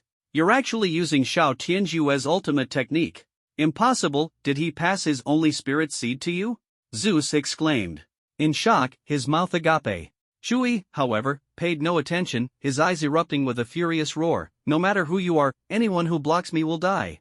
America must pay the price for waging war. From afar, Pelosi keenly noticed Shuyi's abnormal state. He had fallen into a kind of demonic transformation, commonly referred to as chi deviation. Pelosi shouted urgently, Shui, stop, or I will send people to massacre your citizens in Starfire City. No matter the cost, I won't hold back.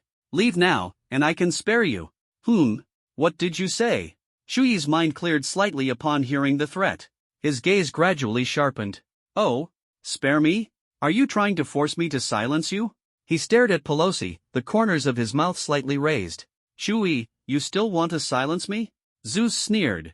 Now let me show you true power. Holy light sword gods. Judgment. Instantly, a massive holy light sword appeared above Shuyi's head, radiating dazzling brilliance. Perfect, let's test my ultimate move. Shui laughed, quickly, channeling his inner strength to unleash Heavenly Absolute Sword Intent. Heavenly Absolute Sword Intent, Sky-Severing Slash. Invisible sword intent condensed into a blade as Chu.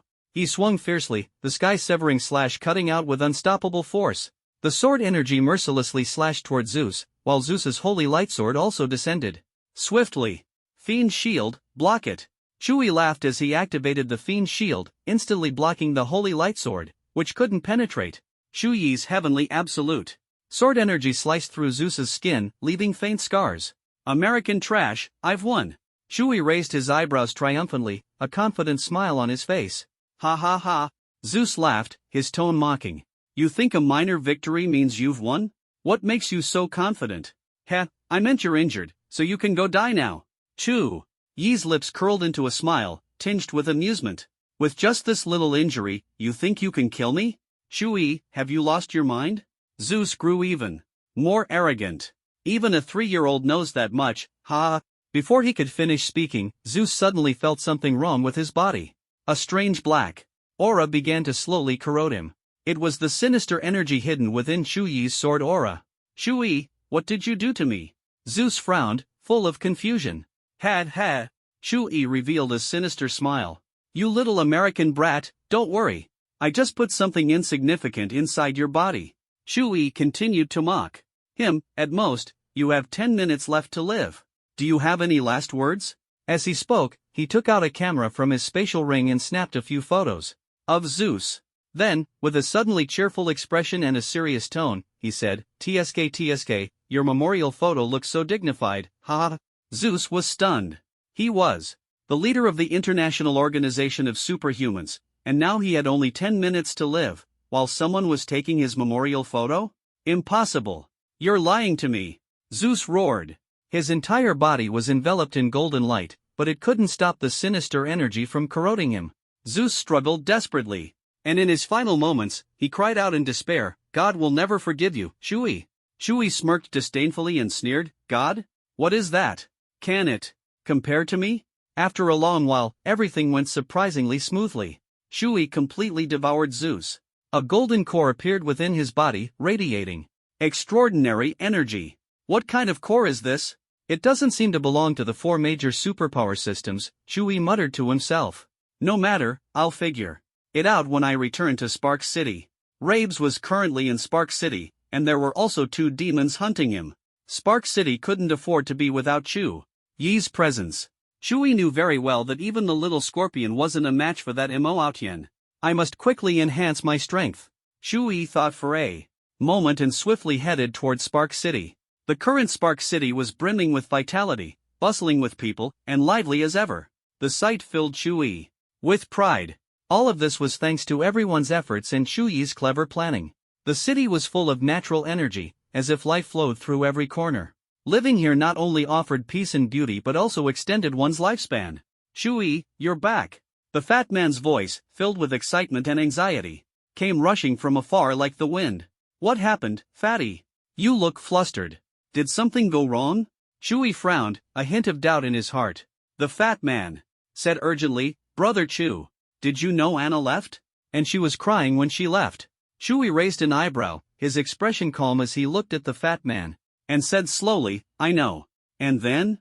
The fat man hesitated for a moment and said softly, Brother Chu, you know that Anna is responsible for many important affairs in Spark City.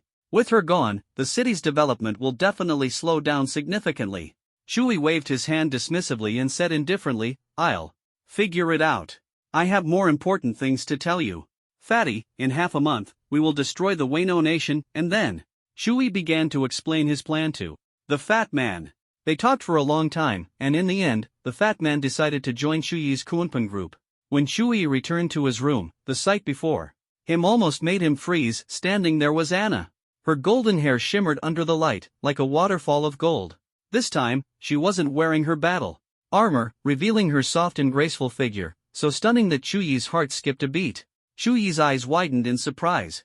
Anna, didn't you leave? Who said I left? I've already joined your Kunpeng group. From now on, we're comrades. Anna turned to look at Shui, her eyes shining with determination. But you can't just barge into my room. If you have something to say, just say it. Shui nodded in agreement. Shui, can't I come see you even if there's nothing to discuss? Have you grown to dislike me that much? Anna's voice was crisp, tinged with a trace of grievance and confusion. Anna, I don't dislike you, but you need to work hard on your training now. You're too weak, and you'll definitely hold me back in the future. There are still many things waiting for us ahead, Shui said, frowning, his tone filled with reproach and concern. Humph. Shui, you blockhead, stay single for 10,000 years. Anna's face turned red as she shouted angrily. Shui, however, remained indifferent, waving his hand dismissively. All right, there's an important mission in half a month. Your task now is to focus on your training. This is the team leader's order. In his previous life, Shui had a girlfriend and deeply understood how troublesome women could be. As Anna was sent away, she pouted angrily. Humph, Shui, you won't escape from the palm of my hand, she vowed silently in her heart. Sister Qingyan taught me a secret technique. Shui, on the other hand, returned to his spacious and bright room, sitting cross-legged in meditation, focusing on the golden core. This core emitted a strange energy, resembling light yet not quite light. It clearly did not belong to the 4 major supernatural systems, and the unique energy it released was astonishing. Indeed, this world is far more complex than I imagined. Shui thought, both curious and excited. He took a deep breath and concentrated on absorbing the surging energy within the golden core. As the energy continuously poured in, Shui felt a powerful and mysterious force rushing into his body, like a majestic river flowing through his veins. His body trembled slightly, as if establishing a special connection with the golden core. Shui focused intently on his training, and 10 days passed like flowing water. The energy from the golden core surged into his body like a tide. He could clearly feel every strand of power merging with him, countless tiny lights rapidly coursing through his meridians. His supernatural abilities, whether strength, speed, or perception, were all significantly enhanced by this energy. Although his physical strength showed no obvious change, The power of his abilities was growing at an astonishing rate. Fantastic! If I were to visit the spirit spring again now, I can't even imagine how strong I could become. Just as Chewie was reveling in his progress, a sudden knock on the door echoed through the room, startling him. "Come in." The door slowly opened, revealing a face filled with urgency and exhaustion. It was Fatty, covered in injuries and looking utterly disheveled. Chewie stared at him in shock. Fatty was injured, which ignited a surge of anger in his heart. He quickly stepped forward and asked with concern, "What happened? What's going on?" Fatty, panting heavily, said, "Brother Chew, it's serious. There's big trouble." His tone was full of anxiety and tension. "Tell me quickly, what exactly happened?"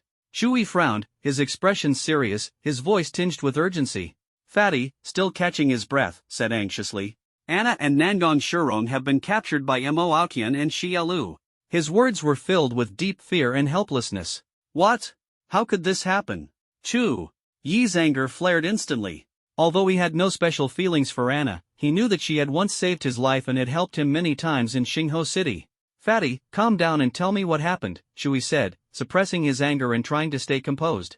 Fatty took a deep breath, calmed himself, and continued. "Yesterday, Mo Aotian and Xia Lu suddenly appeared in Xingho City and directly captured Anna and Nangong Shurong, who were helping the civilians." His tone was filled with helplessness and anger. He added nervously, "I fought with them, but those two demons are incredibly strong. I feel like they didn't even use their full strength last time. I barely escaped with my life, thanks to my somersault cloud speed." His voice carried the fear and relief of narrowly escaping death. "Did they say anything?" Chewie narrowed his eyes, contemplating the next step, his tone icy. Fatty replied urgently, "They said that if we hand over Rabes, they'll release Anna and Nangong Shurong. What should we do now?" His voice was filled with unease. Chewie remained silent for a moment, his gaze sharpening as he asked, "Did Mo Aotian say where he's waiting for me?" "He said he's waiting for you at the Federal Congress in the United States," the chubby man replied urgently, his voice filled with worry. "Where exactly is Rabes now?" Chewy's voice carried a sense of urgency. The chubby man responded angrily, "Rabes is missing. I bet he ran away. That alien must have slipped away." Chewie frowned, not expecting these aliens to be so untrustworthy. However, the most important thing now was to rescue Anna and Nangong Shurong. Although they had already reached the 8th tier realm and were quite powerful, they were still in danger when facing demons. Shu Yi, despite being only at the 7th tier level, was stronger than most 9th tier ability users, a genius among geniuses. Without hesitation, he said, "Chubby, we're heading to the Federal Congress in the United States immediately. I want to see for myself what these two demons are plotting. I want to see what kind of scheme they're up to as well." Shuyi's brows furrowed tightly, anger burning in his eyes, his voice filled with suppressed fury. "Damn Mo Aotian, damn Xia Lu, I want to see how you plan to escape this time. Brother Chu, let's go." The chubby man nodded, his gaze resolute. He understood Chu Yi's determination and knew he wouldn't let the demons succeed. The two figures flashed swiftly, moving at full speed. 10 minutes later, they arrived above the Federal Congress in the United States. "Mo Aotian, you shameless demon, come out and face your death." Chu Yi's voice was icy cold, filled with killing intent, echoing above the Congress. "Mo Aotian, how dare someone like you provoke me, Chu Yi? I'm here now, and you still won't show yourself?" The chubby man's voice also resounded across the Congress. "Humph, Chu Yi, you finally arrived. Where is Rabes, whom I asked for?" Mo Aotian's voice suddenly rang out, as if coming from the void, sending chills down their spines. Chu Yi's heart tightened as he scanned the surroundings but saw no sign of Mo Aotian. He took a deep breath, gritted his teeth, and responded without showing weakness. "Mo Aotian, Rabes has already gone missing. Release our people first." "Missing? What does that have to do with me? If you don't bring Rabes here, I'll enjoy these two beauties first." Mo Aotian's voice rang out again, carrying a chilling mockery. "You damned demon, refusing to release them, huh? Stop hiding, if you've got the guts, come out and fight." Chewie was burning with rage, gritting his teeth and clenching his fists tightly. At this moment, Chewie couldn't pinpoint Mo Aotian's exact location. He could hear the voice but couldn't see the figure. This situation was too strange. Mo Aotian must have some trick to conceal himself. This Mo Aotian was truly giving Chewie a headache, too difficult to deal with. Worse still, he was not only powerful but also exceptionally skilled at self-preservation. Far too cunning. Even now, he didn't dare to show himself. Shui, do you think your taunts will work on a demon like me? Mo Aotian's voice echoed in the void. As long as you bring rabes to me, I'll naturally release them. Otherwise, he. I've never tasted humans before. In an instant, Shui was enveloped in a dense aura of killing intent, as if an endless dark force was erupting within him. Various abilities intertwined on his body, like dazzling beams of light radiating in all directions, exuding an awe-inspiring presence. Mo Aotian, if you dare harm them, I swear I'll wipe out your entire demon clan in this lifetime. Shui roared, his voice thundering like a storm. Chubby, go find Rabes immediately. Once you find him, bring him here at once. I'll hold off Mo Aotian. Shui's gaze was resolute. This matter had to be dealt with. Don't worry, Brother Chu, I'll definitely find that damned Rabes. The chubby man nodded, his face showing determination, and rode his somersault cloud, speeding away like lightning. Shui watched as the chubby man disappeared into the horizon, his heart filled with both anticipation and anxiety, a mix of hope and worry. He shouted into the void, still not coming out? Mo Aotian, are you afraid of me? His voice thundered, echoing across the entire Congress. Afraid of you? I just don't want to waste my time. Mo Aotian's voice suddenly came from all directions, cold and ruthless, like a piercing winter wind, yet Shui still couldn't sense his shadow, as if he had vanished from this world. His brows furrowed, his heart filled with doubt. Only the voice could be heard, but no figure was seen. Extremely strange. How can I trust you? If I bring Rabes here, can you guarantee you'll release them? Shui's voice was calm and resolute, full of confidence. Relax, we're here for Rabes. These two human bugs mean nothing to me. Mo Aotian's voice rang out again, full of mockery and disdain. Ha! Shui sneered coldly, his tone icy. As you can see, I've already sent someone to find Rabes. Release them now, or I'll kill Rabes, and no one will have a good ending. Shui, do you think I don't know you? In half a month, I've learned quite a bit. For instance, you, someone with strength but wasting it to protect a group of insignificant ants, what a joke. Mo Aotian sneered with contempt. So what? I'm not like you cold-blooded demons.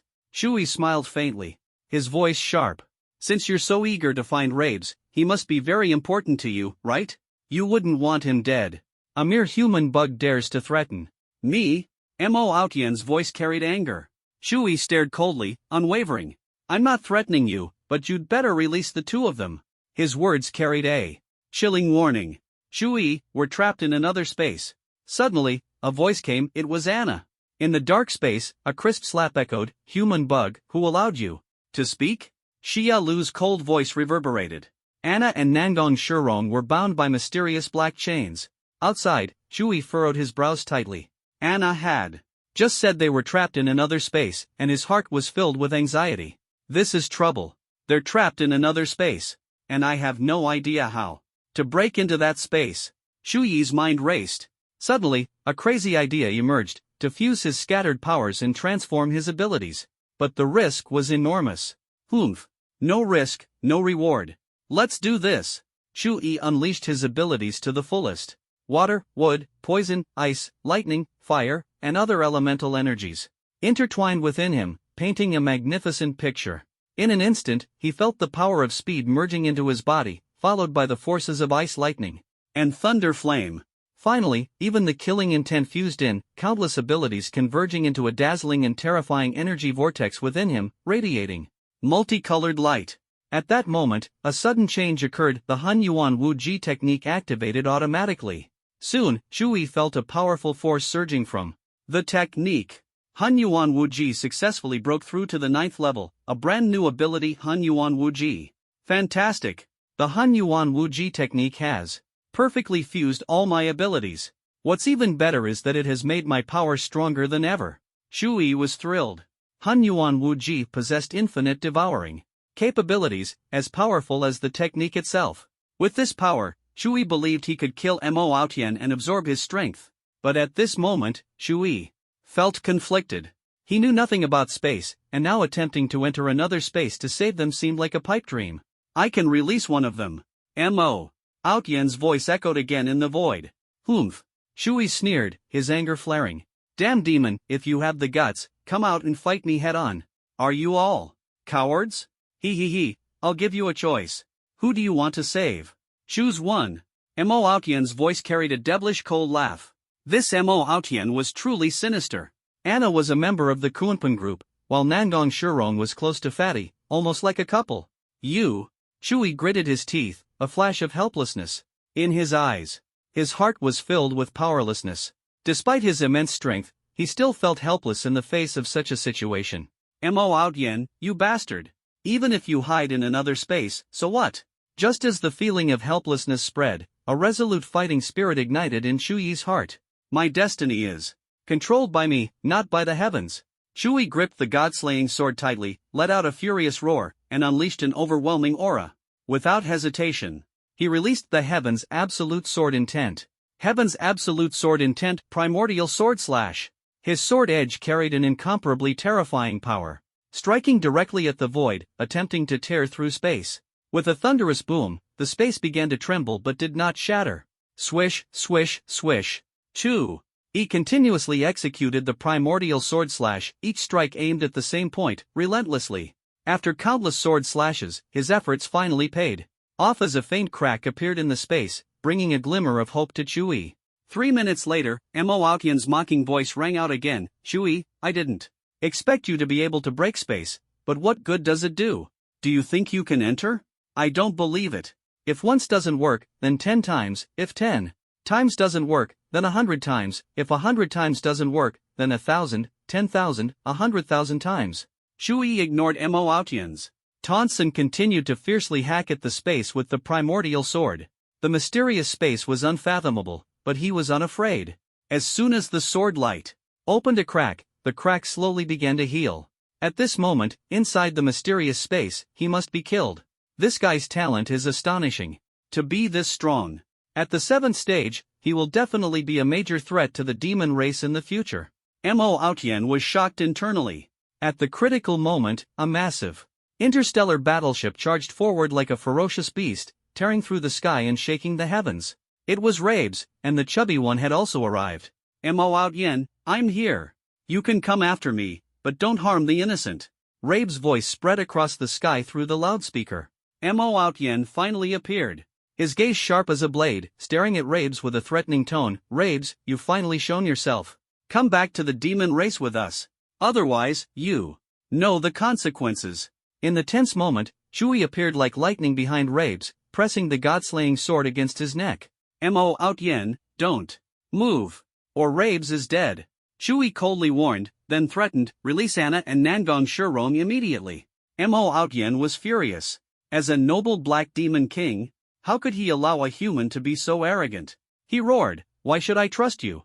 Human insect, daring to threaten me twice in one day. Sooner or later, I'll make you wish for death, your soul eternally tormented. Chuyi's lips curled into a sinister and cunning smile as he responded without hesitation, how wonderful. Foolish demon, you still dare to be so arrogant. He gripped his sword and stabbed it into Rabes' chest. Lord Chui, you. But Rabes felt no pain and instantly understood Chuyi's plan, silently cooperating. You foolish demon, you really irritate me. Then he must die. Chui smirked evilly, his lips carrying a mocking curve, his tone provocative. Mo Aotian was momentarily stunned. How could this man dare? He still had a hostage in his hands. But Rabes was too important to the demon race, so he immediately compromised. Don't kill him. I'll release those two right now. I'll count to 3. If I don't see them, Rabes gets it. Chui coldly threatened. 3, 2. Just as he counted to 2, Anna and Nangong Shurong suddenly appeared on the interstellar battleship. Good. Now bring out that female demon too, Chui said with satisfaction. I've released them. Now hand over Rabes. Mo Aotian was burning with rage, feeling he had been played. Ha! Chu! He chuckled, his tone carrying a hint of disdain as he coldly said, don't celebrate too soon. Mo Aotian, Rabes is still fine for now. Now, bring out that female demon named Xiaolu and exchange her for Rabes. Chui remained calm. Mo Aotian's eyes burned with fury as he roared, human insect, don't push your luck. Chuyi's face was full of a provocative smile. What if I push my luck? Bite me if you dare. Lucia, come out. Exchange yourself for Rabes. Mo Aotian suppressed his anger and commanded. From the void, the demon Lucia slowly emerged and walked up to Chui. Chui instantly conjured the god-slaying spear and unhesitatingly thrust it toward Lucia's chest. "Was it you? The one who slapped Anna, right?" Chui's voice was icy, carrying a bone-chilling coldness. At this moment, Anna's eyes brimmed with tears as she watched Chui take action for her heart filled with sweet fantasies. "He must like me. What should we name our future children?" Lucia, pierced through the chest by Chui, roared in fury, "Human insect! How dare you kill me? The demon race won't spare you, nor will they spare Blue Star." Her voice was full of anger and fear. Mo Outyen stared intently at Chui, his rage burning, wishing he could tear him to pieces. "Hand over Rabes." "Now," he growled through clenched teeth, his voice grating. Chui remained indifferent, pulling the god-slaying sword from Rabe's chest and injecting a trace of life force. No, not yet," he said mockingly. "I'm in a bad mood right now. When my mood improves, it'll be time to return Rabes to you." His tone was cold and contemptuous. Mo Outyen instantly realized he had been played. Rabes was too important to the demon race, he had to be captured alive. "Chui, how dare you toy with me? I'll kill you, you human insect." Mo Outyen suddenly spread his demon wings and swiftly lunged at Chui. "Ha! Just what I wanted." Chui chuckled lightly, gripping the god-slaying spear without retreating. God-slaying spear technique, primordial infinity style. Demonic energy ignition, Black Demon King Sword. Mo Outyen's eyes burned with demonic fire as the demon sword slashed downward. Boom! A loud explosion erupted, and the battle unleashed dazzling brilliance above. The Federation Congress in the United States. Chui's primordial infinity style emphasized defeating moves with no moves, unpredictable and ever-changing. Boom! Boom! Boom! Mo Outyen's Black Demon King Sword clashed repeatedly with Chui's god-slaying spear, creating waves of energy. Their battle resembled lightning. In the darkness, crisscrossing the sky at speeds too fast for the eye to follow.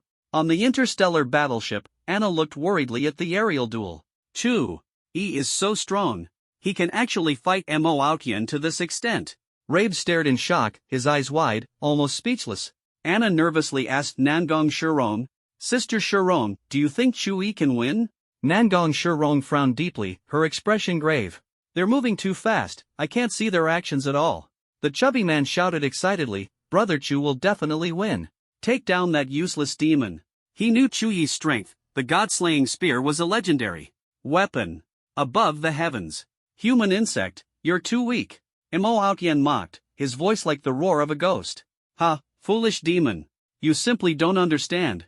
Chui sneered coldly. Chui's body was covered in wounds, with demonic energy exuding a sinister and evil aura, chilling to behold. Yet these injuries hadn't truly harmed him. He possessed the god-slaying demon physique, which continuously absorbed the demonic energy from his wounds. In contrast, Mo Outyen remained completely unscathed. Chui finally understood Mo Outyen was a spatial demon, moving so fast that he couldn't land a hit. Every time Chui's god-slaying spear was about to strike, Mo Outyen's figure would suddenly vanish and reappear in an unexpected location, eerily unpredictable. The battle continued. Chui's wounds multiplied, but he remained full of energy, showing no signs of fatigue.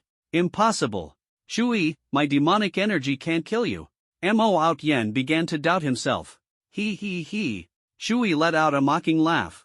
"Mere demonic energy, and you think it can kill me?" Mo Outyen's gaze sharpened. "Chui, I've remembered you. Don't think about leaving Blue Star. The next time we meet will be the day you die. Mo Outyen, don't think about escaping." Chui's eyes turned cold. As soon as he finished speaking, Mo Outyen vanished like a ghost. Sigh, he still managed to escape? Chui frowned. Mo Outyen's spatial power was too bizarre. Chui now only wanted to devour that power. Chui's steps were heavy as he trudged back to the interstellar battleship's cabin. His face was covered in scars, pale as an old, worn canvas. His bloodshot eyes were filled with indescribable pain and exhaustion. His body was covered in blood, the bright red stains soaking through his clothes, forming a stark contrast with his pale skin. Seeing him like this, anyone would feel a pang of sympathy. "I didn't expect that Mo Outyen would be so powerful, even I got injured. Brother Chui, are you okay?" The chubby man hurried over, his brows furrowed, his voice full of concern. Anna also rushed to Chui's side, tightly grabbing his arm. "Chui, does it hurt?" I'll go call in Leah to treat you right away. Her voice was filled with worry. I'm fine, don't worry. Shu-yi listened to everyone's concern, feeling a bit of warmth in his heart. He waved his hand, signaling that these injuries were nothing. He had more important matters to attend to. Eliminating Wa Nation. Labes, since your interstellar battleship is repaired, don't forget your promise. Shui stared at Labes, his tone as cold as a blade. Yes, Lord Shui. Labes felt a chill run down his spine as he met Shui's icy gaze, breaking out in a cold sweat. Don't be nervous. Shui chuckled lightly. Let's go, set off. Labes immediately walked to the control panel, his fingers tapping on the virtual screen. In less than a second, the interstellar battleship shot into the sky like lightning, heading straight for Wa Nation's airspace. Shui was astonished. The speed of the battleship was absurdly fast, a true testament to the power of technology. His eyes suddenly lit up as a brilliant plan flashed through his mind. Is there a way to make everyone in Wa Nation suffer to death? At least let them endure torment for a month. Shui's eyes gleamed with cruelty, his voice filled with hatred. Labes felt a chill in his heart upon hearing this. Shui's ruthlessness was beyond imagination. Not only did he want to destroy Wa Nation, but he also wanted to torture them first. He was simply a merciless killing demon. Still, Labes patiently explained, yes, my lord, there are various methods of torture, such as cutting, burning. Use them all. Shui interrupted impatiently. Labes nodded stiffly, understood, Lord Shui. His heart was bitter, there was no choice but to bow his head here. He added, however, such large-scale weapons only work on ordinary people. They might be ineffective against those with special abilities. Got it. Shui nodded. Hurting ordinary people was enough. As for those with special abilities, he had his own methods. At this moment, Wa Nation's highest prime minister, Shabi Shiwo, stood in his office. His tall and imposing figure exuded the authority of a family patriarch, his aura chilling and commanding respect. Yet, it also made people worry for him. The situation was tense. Labes' interstellar battleship was already hovering over Wa Nation's airspace, brimming with menace. Shabi Shiwo looked at the documents handed to him by his subordinates, his brows furrowed as he asked in confusion, an alien battleship? Could aliens really exist? His subordinate answered nervously, yes, Prime Minister. Intelligence indicates they might be preparing to attack us. Shabi Shiwo calmly said, inform General Shabi, this time, there's no need for Lieutenant Shabi to step in. He's too unreliable. The subordinate respectfully replied, understood, Prime Minister. Wa Nation's War Command Center. This time, it wasn't Lieutenant Shabi in charge but the legendary General Shabi, the deputy patriarch of the family. He asked his subordinate sternly, can we establish communication with that alien battleship? The subordinate immediately replied, sir, we've tried our best, but they completely ignore us. They only responded with one sentence. What did they say? General Shabi frowned. The subordinate cautiously said, they said, Shabi, trash. Upon hearing this, General Shabi slammed the table in anger, shattering it into pieces. In that case, we must destroy that alien battleship. Notify the Mi Nation Federation immediately and ask for their assistance. Meanwhile, Shui could no longer contain his excitement. Fire, he shouted. A massive black cannon emerged from the bottom of the interstellar battleship. In the blink of an eye, a black energy beam shot toward the center of Wa Nation, striking the ground. The black energy quickly spread. Before long, the entire Wa Nation was enveloped in this black energy. What's happening? No reaction at all? Shui was stunned. The Japanese showed no reaction at all, as if nothing had happened. Puzzled, he asked Labes, Labes, explain. What's going on? Labes' expression was serious, his tone cautious. Master Shui, this is normal. Ram rays don't attack the human body directly, but rather act at the genetic, neural, and cellular levels. Therefore, it's normal for there to be no noticeable reaction on the first day. Labes then went on to explain in detail. Ram rays initially attack the human genome, depriving it of its protective abilities. They also greatly enhance nerve pain perception and damage cellular structures. As a result, the human body experiences excruciating pain. Nerve pain is amplified several times, a torture enough to drive anyone to death. Labes concluded. Shui nodded, half comprehending. Although he didn't fully understand, it certainly sounded terrifying. Is this a bioweapon? Nangong Shurong exclaimed. Anna asked curiously, what is a bioweapon? The fat man boldly interrupted, "It's a biohazard." "Haven't you seen it?" There was a hint of pride in his words, as if he was showing off his knowledge. Nangong Shirong glared at the fat man, feeling helpless about his inexplicable behavior. The fat man always liked to say things that made people confused. Labes went on to explain, "In fact, this is not a real biological weapon. Real biological weapons are much more terrifying and can cause catastrophic consequences. On our Ramstar, this kind of weapon is considered ordinary and will only harm ordinary people. Anyone who has been injected with genetic drugs will be immune to this weapon. For us, this weapon is already outdated." When he said this, there was pride in his tone, which was the pride of his hometown. Shui was shocked and confused after hearing this. Genetic drugs? Biological weapons? Isn't this something in the movies? He turned to ask Labes, his face full of confusion, "Don't you practice superpowers?"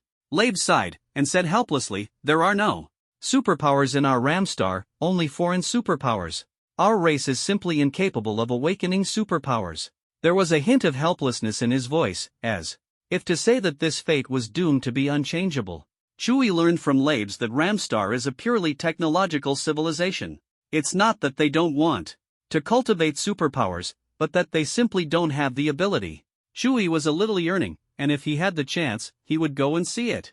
After all, the universe is so big, and he wanted to see it too.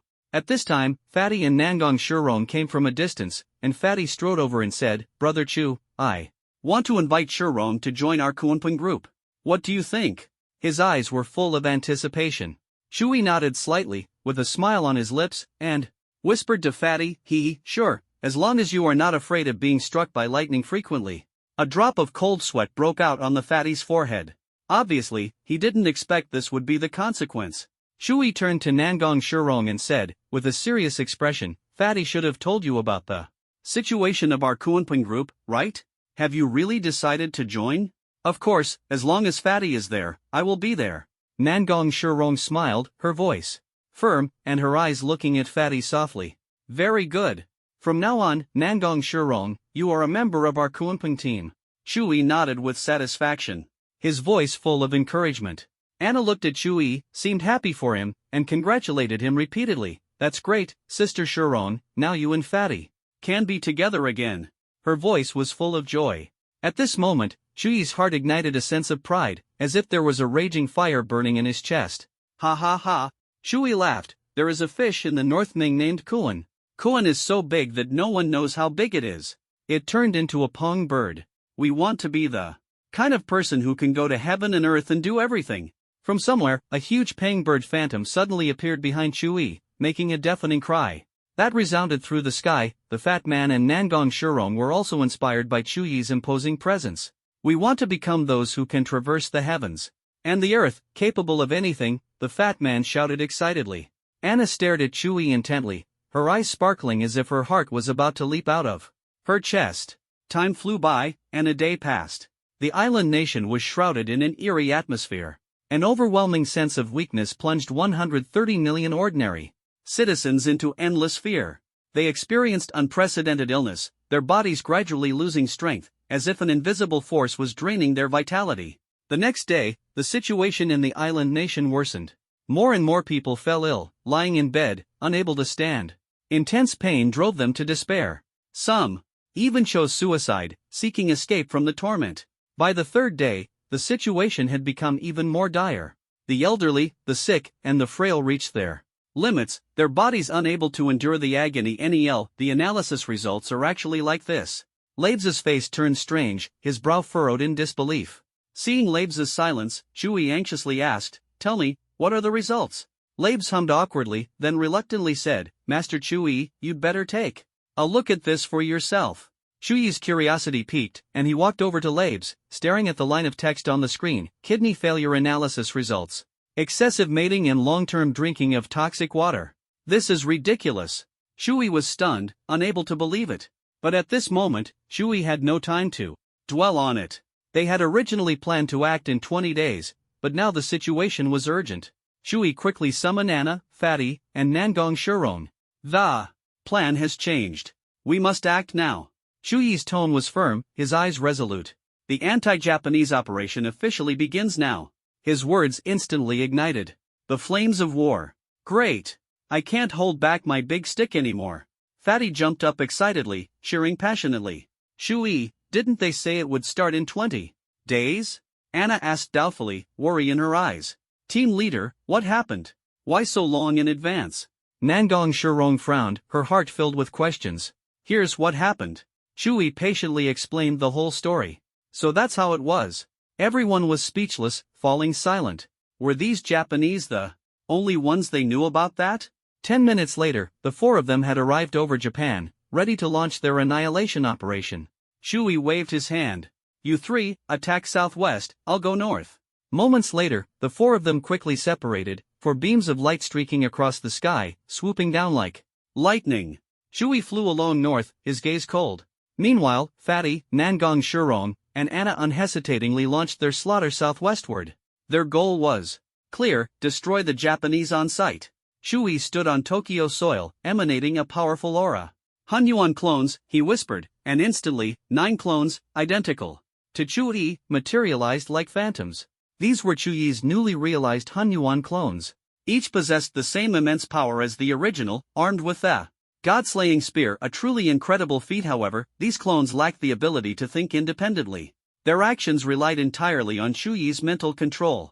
In other words, Chuyi's mental energy had to be divided into 9 parts, each controlling each of these 9 clones. This made the energy consumption of this move immense. Shui stared at the devastated streets. Corpses lay strewn on the ground, and cries of grief echoed from all around. You deserve it. Chu-yi felt no mercy.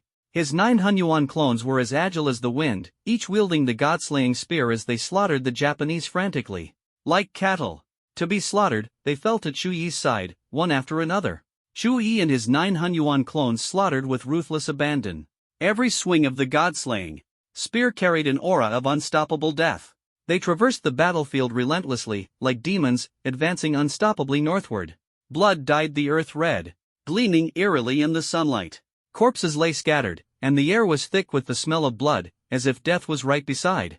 The killing was in full swing. Meanwhile, in the dark universe far away from the blue planet, a huge and gorgeous starship was quietly suspended. In the starship command room, a woman in a mecha appeared. She was Ramnia, one of the war officers of the Ram Star War Department. Ramnia asked her subordinates in a crisp and stern voice, "Have you detected the location of the Labes starship?" "Captain, we have locked on to Labes' location. He is now on a planet 10 light-years away from here. The strangest thing is that there is no cosmic psionic energy on that planet." The subordinates were full of surprise. Ramnia paused for a moment before hastily saying, "Cosmic psionics are everywhere, that's common knowledge." Her subordinate patiently explained, "On that blue planet, there is an unknown force that only a few can harness. Humans call it spiritual energy." Beep, beep, beep. The virtual screen of the starship suddenly flickered, and a figure appeared. Ramnia immediately realized they had made contact with Rabes. Her tone was urgent. "Rabes, I finally found you." "I didn't expect it to be you, Ramnia, one of the war officers of the Ram War Department," Rabes said with surprise. "Rabes, how are you now?" "I'm responsible for bringing you safely back to Ramstar," Ramnia said, her brows furrowed and her gaze resolute. "The situation is a bit complicated. The demons have left, and I'm temporarily safe," Rabes said, taking a deep breath, his face showing exhaustion and helplessness. "But I estimate it will take another month before I can reach you." Ramnia breathed a sigh of relief and said, "Understood." The call ended. 3 days passed quickly. At this point, the Wa nation was almost completely destroyed. Of its 130 million people, nearly all had perished, leaving less than 1% of survivors, who were barely clinging to life. In Starfire City, within the council hall, only Chu-yi and Rabes were present. The others were busy handling the affairs of Starfire City. Chu-yi looked at Rabes and spoke calmly, "You fulfilled your promise. The demons are no longer hunting you. You can leave now." Rabes quickly stopped Chu-yi, looking slightly embarrassed. "Lord Chu-yi, may I stay in Starfire City for a while?" Chu-yi frowned, "Suit yourself. But what are your plans?" Rabes immediately replied, "Lord Chu-yi, to be honest, I want to form an alliance with you." "You, an alien, want to form an alliance with me?" Chu-yi frowned deeply, asking in confusion, "What status do you have to form an alliance with me?" Rabes straightened his posture and said proudly, "I am the chief Technology Officer of Ramstar's Technology Department. Shui raised an eyebrow. What can you offer me? And what can I offer you? Rabe smiled mysteriously and said firmly, Lord Shui, I know exactly what you need right now. Shui's eyes lit up, and he asked curiously, oh, you know what I need? Starfire City needs genetic medicine and standard weapons for the people to defend themselves, as well as some technological products to aid in the city's development. More importantly, I will also give you my interstellar warship, Rabe said with unwavering determination. What do you want me to do? Shui became alert. An alien offering so much must have a purpose. Rabe sighed and said helplessly, Lord Shui, Ramstar is currently engaged in an interstellar war with Pusstar. We need your help. So that's it, another war. Shui sighed helplessly. It seems that no matter where you are, war never stops. In my previous life, Earth was constantly engulfed in flames of war. Now Blue Star can't escape it, and even aliens are fighting interstellar wars. However, when it came to war, Shui would never agree easily. Although he disliked fighting, he would never let his people die in vain. What makes you think I can help you? This isn't a game, it's an interstellar war. Shui said. Rabes listened and replied with a determined expression, Lord Shui, you are the most brilliant genius I've ever met. With your help, our chances of winning will be much greater. Shui remained silent for a long time, carefully weighing the pros and cons, before finally saying, I can temporarily form an alliance with you, but only temporarily. He had many concerns in his heart. If Ramstar had initiated the war, he could turn against them at any time, refusing to be anyone's pawn. No problem. Rabes nodded with a smile. Thus, a brief alliance was formed. Meanwhile, in the Federal Congress Hall of the United States, a group of people sat together, the atmosphere tense. The Wa Nation has been annihilated, leaving only a few struggling superhumans. What do you think? Pelosi suddenly broke the silence. Her subordinates were stunned, their faces filled with shock. What?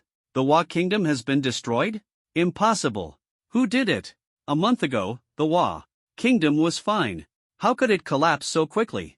Was it the Bear Kingdom? Pelosi sighed and explained, on the surface, it looks like aliens did it, but in reality, it was Chewie. The subordinates were so shocked they couldn't speak. It was like an international joke. That 19-year-old kid Chewie? He's actually so powerful and even colluded with aliens? Aliens have invaded. We're actually facing the threat of aliens. Pelosi ignored their astonishment and continued. Chewie has grown stronger and stronger. The war in the Crow Kingdom should be paused for now. We simply can't deal with Chewie at the moment. As long as we don't provoke him, Chewie shouldn't target us in America. At this moment, in the Council Hall of Starfire City, Chewie and Anna were sitting face to face. Chewie stared at Anna, took out a blacklight core, and said firmly, this blacklight core is for you. Absorb it, and your talent will improve significantly. Anna looked at the blacklight core, feeling the immense power within it, and hesitated, asking, Chewie, are you sure this is for me? I can sense its extraordinary power. Maybe you should use it instead?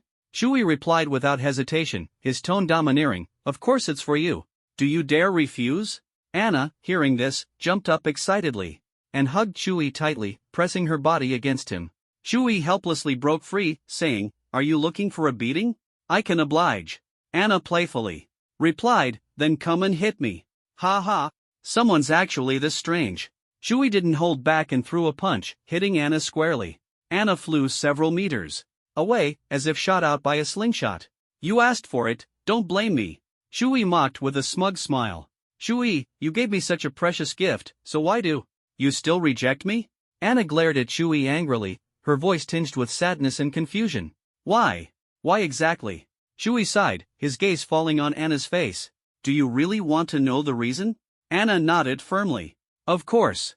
Tell me, why don't you like me? Chewie hesitated in his tone. It's not that I don't like you, but you're too big. He pointed at Anna's chest, his meaning clear. Too big?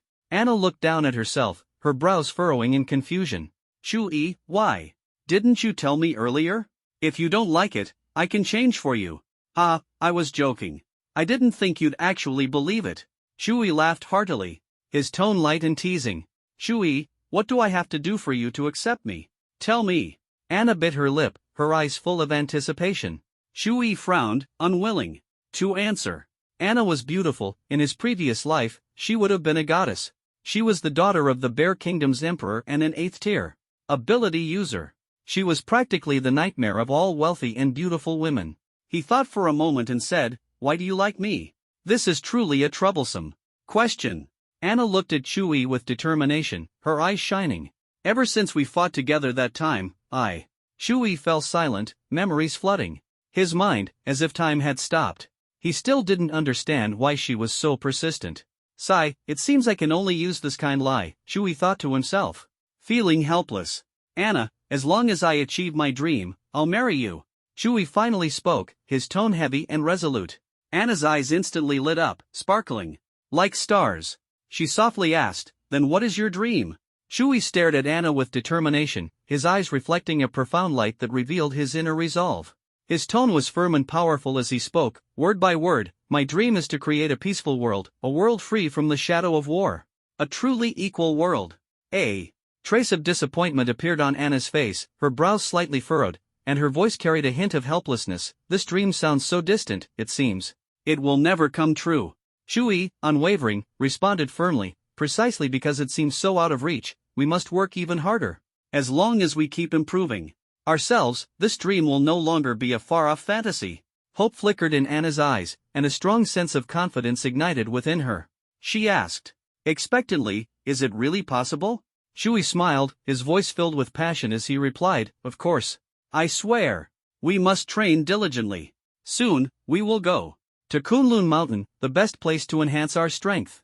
Anna nodded excitedly, her heart brimming with confidence and anticipation. She was determined to follow this man. A day passed in the blink of an eye.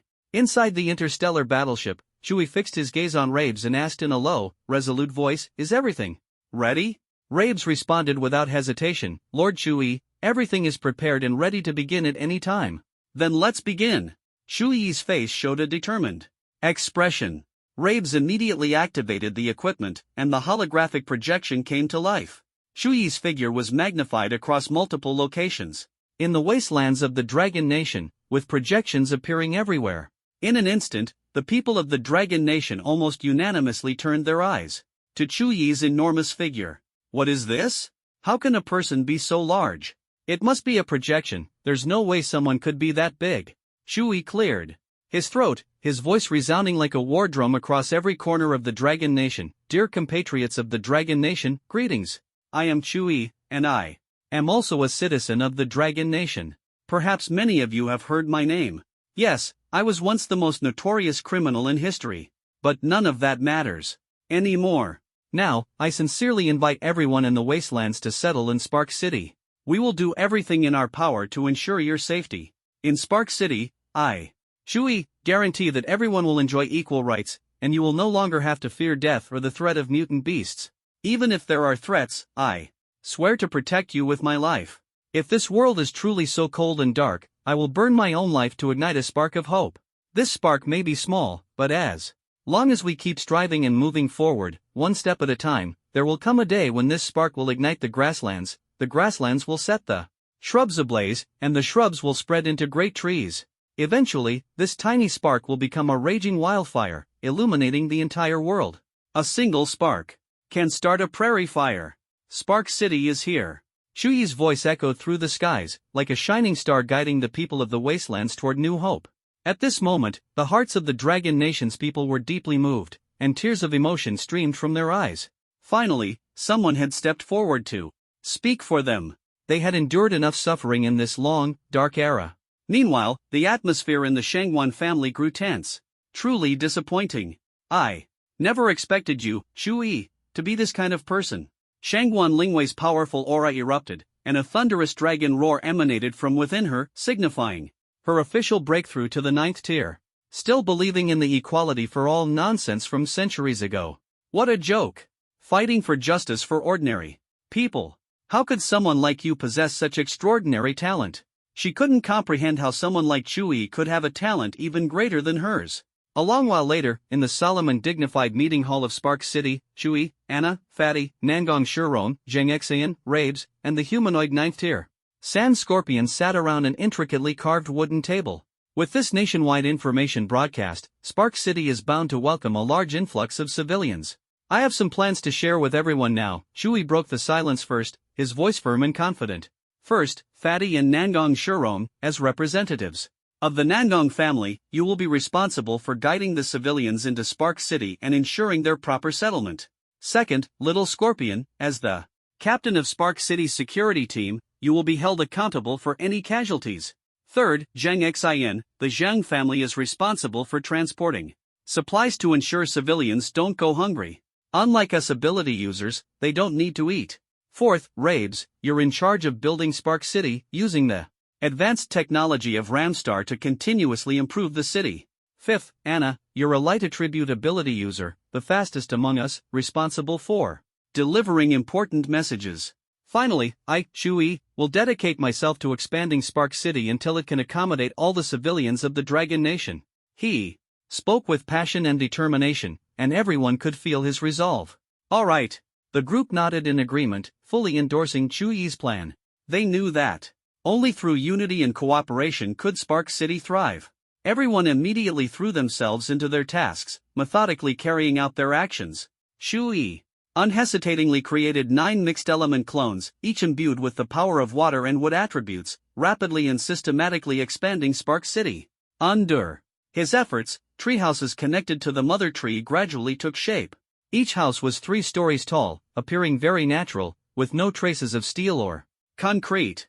The 9 mixed-element clones worked efficiently, each tirelessly focused on expansion, but this took a significant toll on Chewie's mental energy. He felt as though countless tiny forces were pulling at him, with each clone representing a portion of his mental strength. He had to maintain constant connection with them to ensure they could complete their tasks smoothly. Each expansion required him to pour in a great deal of mental energy, his thoughts darting rapidly between the clones, operating with machine-like precision. Despite this, Chewie firmly believed the effort was worth it. Only through such dedication could he complete large-scale expansion in a short time. Half a month passed in the blink of an eye, and the scale of Spark City was astonishing. The city's area now exceeded 20,000 square kilometers, even larger than Yanjing City, a truly breathtaking sight. Chewie, in high spirits, returned to the core area of Spark City. The scene before him left him amazed. Spark City now seamlessly blended technology and nature, appearing unique and modern. The roads were smooth as mirrors, and various high-tech facilities were dazzling, perfectly combining natural elements with a sense of technological advancement. At that moment, a young and beautiful woman suddenly called out to him, "Mr. Chewie, you must be Mr. Chewie, right?" Her voice was crisp and pleasant, full of energy. "I am Chewie. What do you need from me?" He frowned, feeling he didn't recognize her. She appeared to be a 6th-tier ability user, quite impressive for someone so young to reach this level. Li Shuer said helplessly, "Please help me." Mr. Cli Shuer took a deep breath and resolutely said, "I hope you can protect my safety." Chewie smiled, "You can stay in Starfire City. As long as you're here, no one will dare to harm you." Li Shuer nodded, looking at him gratefully. Starfire City was only open to ordinary people, those with special abilities had to apply to join. She knew that with the protection of Starfire City, she could finally escape the dark forces of the Association of Abilities. After a while, Chewie returned to his special office, which had been custom-built for him by Rabes. The office was filled with a futuristic technological vibe, equipped with advanced devices that exuded a mysterious aura.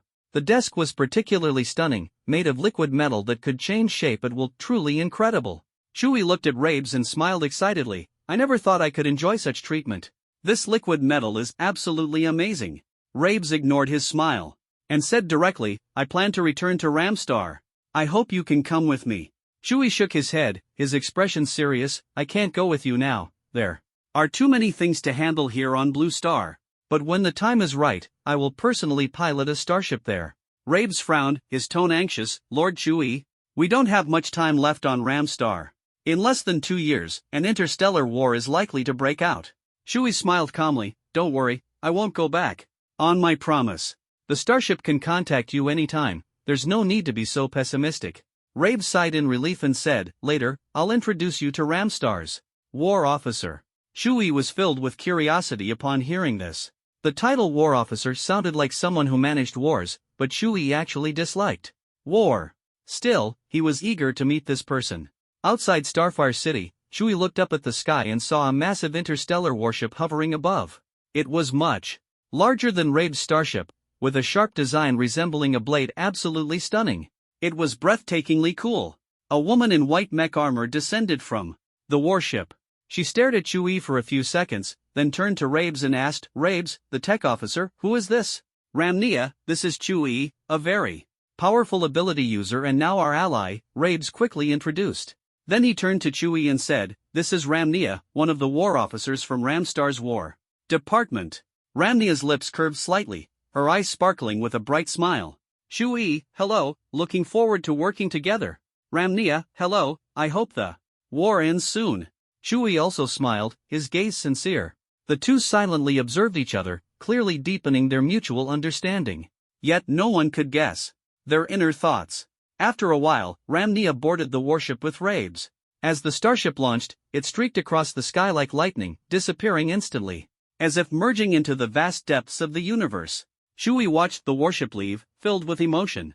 He had never imagined he would meet aliens one day. He shook his head lightly, adjusted his mood, and resolutely walked back to the council hall. He gathered all the members of the Kunpeng group, Fatty, Nangong Shurong, and Anna. Shui looked at them with determination and said, "Is everything in Starfire City arranged? Next, we need to go to the Kunlun Mountain headquarters to train because our strength is still far from enough." Nangong Shurong replied calmly, "The arrangements for Starfire City are already very thorough. Half of the ability users from the Nangong family have already moved into Starfire City. I estimate that in less than 3 years, Starfire City's prosperity will surpass the capital, Yanjing." Anna couldn't help but ask, "Shui, can we let the ordinary people of Bear Country move to Starfire City too? Give them a safe place?" Chu E nodded affirmatively, "Of course. We want more people to benefit from Starfire City. Of course, some countries are excluded. Starfire City's development is already stable, now we must set off for Kunlun Mountain to train. This time, everyone must break through to the 9th tier before leaving." Everyone nodded, understanding Chu Yi's demand. They were indeed not strong enough yet. Although Chui and Fatty were very powerful in combat, especially Chui, who could easily defeat 9th tier ability users, there was still room for improvement. An hour later, Chui led the 3 of them to the 5th underground level of the Kunlun Mountain headquarters. Fatty's eyes widened in astonishment. "My goodness!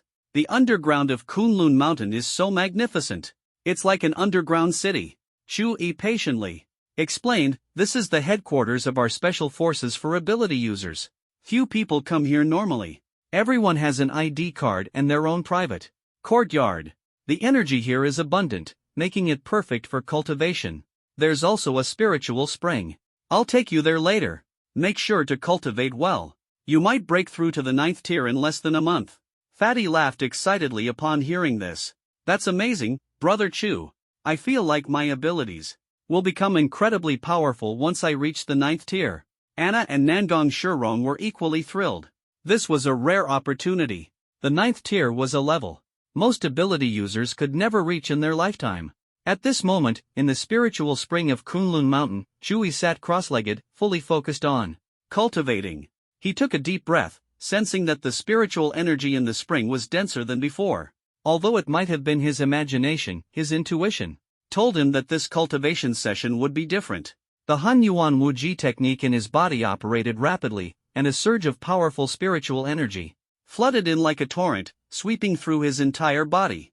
A faint aura of malevolence spread around him, dispersing like black smoke. 9 Han Yuan energy rings circled around him, creating a mysterious atmosphere.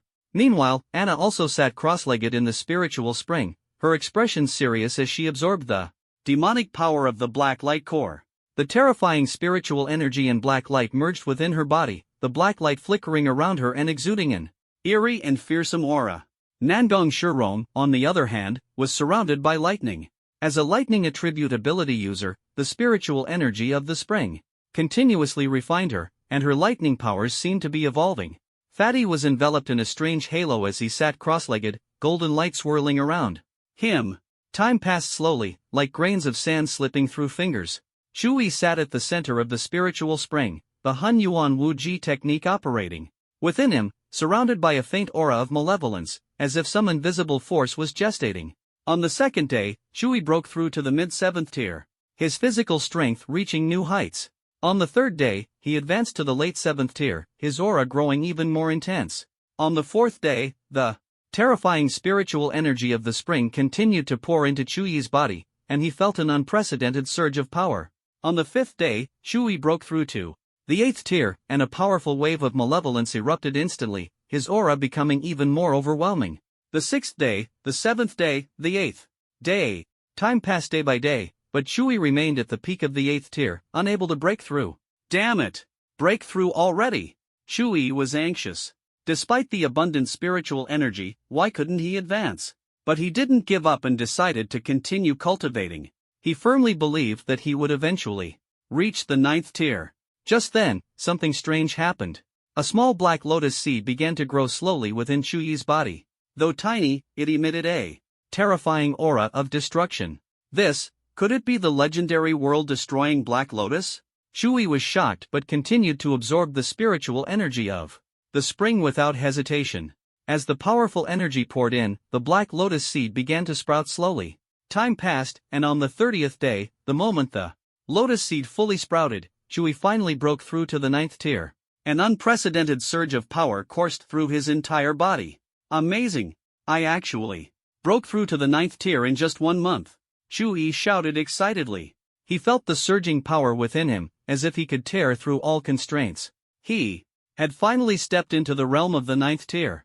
The power of malevolence had been completely upgraded, but more importantly, there was the world-destroying Black Lotus seed. Although it was still in its budding stage, Chewie firmly believed that it would eventually grow into the true world-destroying Black Lotus. America Federation, Eagle Federation, it's time to deal with you. A raging battle ignited in Chewie's heart. And the association of supernatural abilities. Just then, an unexpected change occurred. Mount Kunlun suddenly erupted with violent spiritual energy, sweeping out like a storm and rapidly spreading across the entire blue star. As the spiritual energy burst forth, a gray streak of light shot out from the depths of Mount Kunlun, slicing through the sky like lightning. In an instant, it pierced Chewie's skin and entered his body. The speed was so fast that Chewie could only watch helplessly as the gray light flashed past. He had no time to react and quickly checked his body, finding nothing unusual. He was puzzled, unable to understand what the gray streak of light was or why it had chosen him. Forget it, Mount Kunlun is too mysterious. I should go find Fatty first. Chewie shook his head and stepped out of the spiritual spring. The scene before him left him stunned. Fatty and Nangong Shurong were anxiously discussing something, while Anna stood to the side, looking despondent. However, all of them had already broken through to the 9th tier, which made Chewie very happy. The moment Fatty saw Chewie, he urgently shouted, "Brother Chew, you're finally out. Things are bad. Really bad." Chewie was confused and asked, "What happened?" Nangong Shurong said gravely, "It seems Anna has awakened demonic powers and turned into a demon. But, fortunately, she can revert to her normal state at any time." Her tone carried both concern and a hint of reassurance. Anna turned into a demon? Could it be that she has fully absorbed the demonic power? Chewie was shocked, his gaze fixed on Anna, filled with confusion and concern. At this moment, Anna was in tears, overwhelmed by sorrow. Trembling, she said, "Chewie, I'm no longer an ordinary person." Her voice was filled with despair. Chewie walked over and gently comforted her. "You're still human. Don't be sad." His voice was soft, trying to bring her some solace. But Anna's sorrow loomed over her heart like dark clouds. She unleashed the demonic power deep within her, sprouting a pair of demon horns on her head. Her entire body was clad in black iron armor, transforming into a pure demon form. In her hand, she held a glowing green sword, exuding an imposing aura. This scene left Chewie utterly stunned. Gritting her teeth, Anna said, "Chewie, do you still think I count as human now?" Chewie stared at her, his eyes wide open. "So cool. Absolutely amazing," he exclaimed excitedly. Hearing Chewie's words, Anna became even more dejected, looking lost and helpless as if her soul had left her. Chewie shook his head helplessly, unable to understand why she was upset about her transformation. This was clearly a good thing. He gently approached her, softly pulling her into his arms and whispering a few comforting words. Anna's cheeks flushed slightly, and her mood gradually calmed. She asked excitedly, "Really?" "Of course. When I, Chewie, say something, I mean it." Shui nodded with a smile, his gaze firm. Shui and the others left Mount Kunlun and returned to Spark City. After breaking through to the 9th tier, Shui's supernatural abilities had increased by more than 1,000-fold, and his physical body had become incredibly powerful, with his strength skyrocketing. Fatty, Nangong Shurong, and Anna had also broken through to the 9th tier. Now, the Kuanpum group was nearly invincible on Blue Star. More importantly, Shui also possessed an interstellar battleship, their ultimate trump card. Before leaving, Rabes had even taught Shui how to operate the starship. In Shui's eyes, this interstellar battleship was the ultimate weapon of destruction. Immediately, Spark City issued a global warning. First, all countries of Wogwa and the North Atlantic Treaty Organization must immediately cease their invasion of Xiongwa. Otherwise, don't blame us for being ruthless. Second, the United States Federation, as the mastermind behind the war, has disrupted global security. You have 1 day to pay a fine of 10 quadrillion US dollars. Refuse to pay? Prepare for annihilation. Third, the British Federation has also disrupted world order and secretly fueled the war. You have 1 day to pay a fine of 10 quadrillion British pounds. Refuse? Destruction awaits. Shui squinted his eyes and muttered under his breath, "This feels amazing. So this is what it feels like to be powerful. These countries are at my mercy, defy me, and I'll destroy them." At this moment, the atmosphere in the President of the United States, an elderly man mockingly nicknamed Biden Dementia, with a head full of white hair and slurred speech, shouted, "We absolutely cannot agree to the unreasonable demands of Spark City. A small city just starting out dares to be so arrogant, dares to fine us, dares to convict us, and completely disregards us. This is a declaration of war against us. Since Spark City wants to fight, we'll show them what we're made of." Representatives from other countries nodded in agreement. "That's right, no concessions. If they want war, so be it. We've fought countless wars before. We support war. Support war. Support war. Support war. Support war." Meanwhile, in the office of the Lord of Spark City, Shui calmly looked at Anna and asked, "What is the reaction of the countries led by the United States?" Anna was silent for a moment and then said helplessly, "Sai, Shui, do you know? They actually want to wage war against Spark City." Shui couldn't help but laugh, exclaiming excitedly, "Excellent. Just what I wanted. Get ready, tomorrow. We'll make them disappear completely. I don't have time to waste on these small countries, but these countries have an astonishingly large population. Even if we eliminate them one by one, it will take a long time," Anna said, her face full of doubt and her brows furrowed. Shui smiled smugly and pointed to the interstellar battleship in the sky. "Don't worry, we have this. All it takes is the press of a button." "Ha!" Anna suddenly understood and exclaimed in surprise, "So that's it. Why didn't I think of that?" A day quickly passed, and countries around the world entered a state of war readiness, preparing to launch an attack on Spark City. Meanwhile, Shui sat in the control room of the interstellar battleship, staring at a virtual screen displaying various deadly weapons, standard nuclear bombs, massive nuclear bombs, antimatter missile. Koankianlia firmly said, "Mentor Chu, whether you're at Yenjing Academy or not, we will always consider you our mentor." The others nodded in agreement. Faced with their persistence, Shui sighed helplessly and said, "All right, since you're so determined, then join." In the end, he still let them go to Anna to handle these matters. He didn't want to interfere too much, nor did he have the energy to worry about it.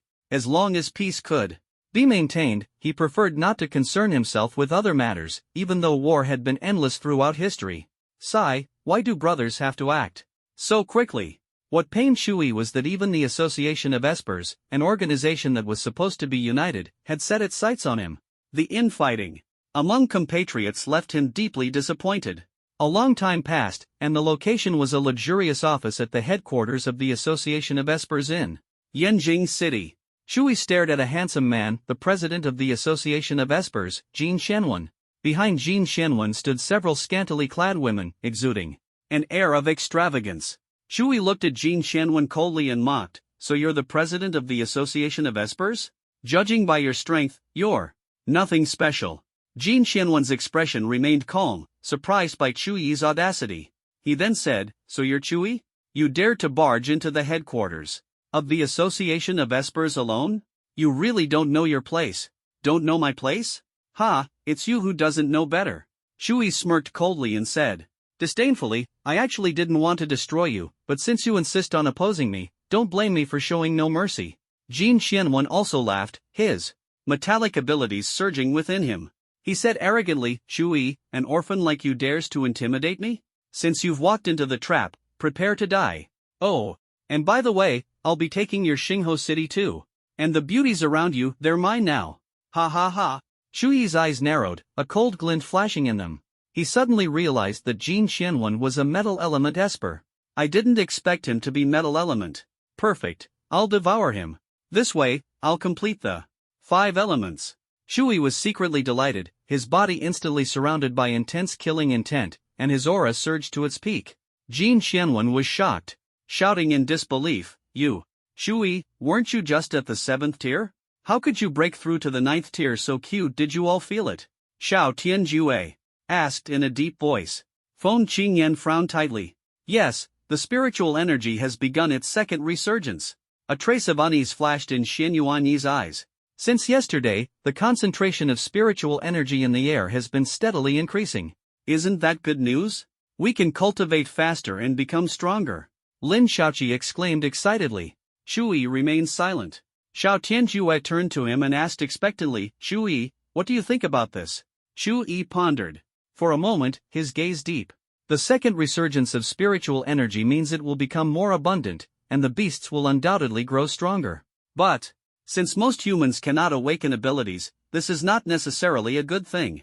Shui is right, Xiao Tianjue nodded, his tone serious. More importantly, the gap in society will widen. Those with abilities will grow stronger, while ordinary people will remain weak. These words plunged everyone into silence as they contemplated the challenges the future would bring. Feng Qingyan glanced at Shui, giving him a meaningful look, then said passionately, I think Shui's Starfire City is the perfect solution.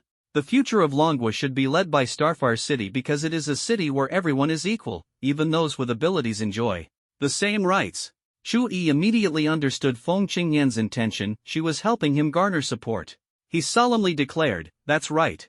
In Starfire City, everyone has equal rights, including those with abilities. I am willing to dedicate my life to upholding this promise. Shen Yuanyi said to Chu, Brother Chu, I didn't expect you to have such foresight. Truly admirable. I have great respect for you now. Lin Shaoqi also chimed in with praise, Brother Chu, you're incredible. You've achieved something no one has managed in hundreds of years. Xiao Tianjue nodded in agreement. This is an excellent plan. Let's decide now, Starfire City will become the core city to address the second resurgence of spiritual energy. Xiao Tianjue spoke excitedly. When the spiritual energy first resurged, Longwa fell into chaos, and the government nearly collapsed. Now, the Starfire plan officially begins. This is our moment to rise. He recalled those difficult years, his gaze profound, and began recounting the tragic events of that time. Back then, the Longwa government, in an effort to protect its people, assembled a powerful army to engage in bloody battles with the ferocious beasts. However, the beasts' strength far exceeded expectations, and ordinary soldiers were no match for them. Even with awakened fighters joining the fray, nearly the entire force was wiped out in the wastelands while defending civilians. As Chui listened, a chill ran through his heart. He could hardly imagine the brutality of those scenes, a dance of blood and death, where countless warriors fell, their lives flickering like candles in the wind, brief and untraceable. But this time, Chui vowed not to let history repeat itself. No, I will never let that happen again. He clenched his fists tightly, his eyes shining with determination. With deep respect for the fallen warriors and a profound love for his homeland, he swore to shield his nation and its people from all disasters. Deep within, a powerful force surged. He believed that with his current strength, he could protect the peace of Longwa. Before long, the group arrived at Starfire City. Xiao Tianjue gazed at the bustling metropolis before him and marveled, this is incredible. At this rate, Starfire City will surpass Yinjing within a year. Shui smiled and said, Starfire City is the result of my blood, sweat, and tears. Xiao Tianjue nodded approvingly. Shui, you've done an excellent job. My spiritual seed was not wasted. Shen Yuanyi spoke up, should we first try to gain the support of a few major families? Shui shrugged and replied softly, the Nangong family has already settled in Starfire City. Shen Yuanyi frowned and said gravely, currently, the strongest Families in Longwei are the Shangwan, Nangon, Dongfang, and Ouyang families. Chui squinted and thought for a moment before saying, Shangwan Lingwei came by earlier, but I turned her down. I haven't heard from the other families yet. Time flew by, and 10 days later, Chui sat cross-legged in his room, entering a state of cultivation. All affairs of Starfire City were entrusted to Anna. During his cultivation, Chui felt that the energy in the air was denser than before, a result of the second resurgence of spiritual energy, which was still intensifying. I didn't expect spiritual energy to revive again. I wonder when it will stop. Chui thought with some doubt, then shook his head and murmured softly, forget it, focusing on cultivation is the priority. Chui had already reached the realm of a 9th tier ability user. He had once asked Xiao Tianjue about realms beyond the 9th tier, but even Xiao Tianjue himself was unsure. This made Chui begin to suspect that perhaps no higher realm existed at all. At that moment, a mysterious gray aura enveloped him like a mist. He was drawn into a boundless void. Floating within it, as an inexplicable unease surged in his heart. Chui, you finally arrived. A faint, ethereal voice suddenly echoed. Chui's heart trembled. But there was no figure in sight, only the voice reverberating in the air. He looked around warily, his sharp gaze scanning the surroundings. Who are you? Chui swallowed nervously and asked cautiously. As soon as he spoke, a phantom figure appeared before him.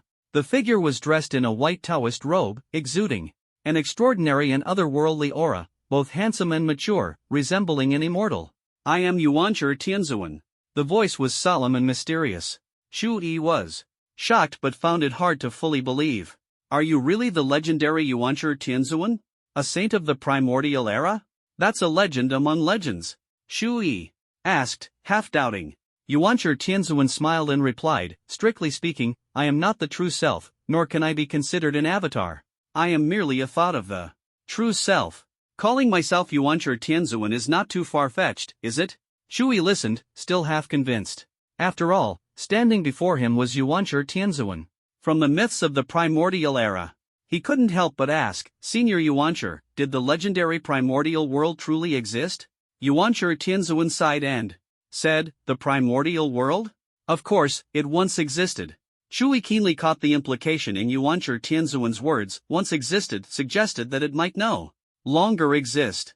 However, he didn't dwell on it and continued to ask, may I ask, Senior Yuancher, what is your purpose in seeking me?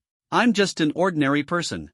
Yuancher Tianzuan smiled faintly and said, you are far from ordinary. If you want to know my purpose, listen to what I have to say first. With that, he waved his hand lightly, and Chui's vision blurred as he was instantly transported to another world. Various scenes began to unfold before his eyes. In the images, Pangu split the heavens and the earth, separating them and establishing the 4 fundamental elements of earth, water, fire, and wind, thus giving birth to the primordial world.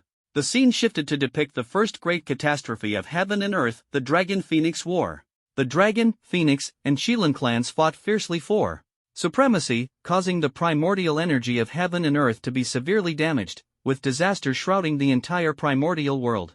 In the end, all 3 clans paid a heavy price and fell into decline.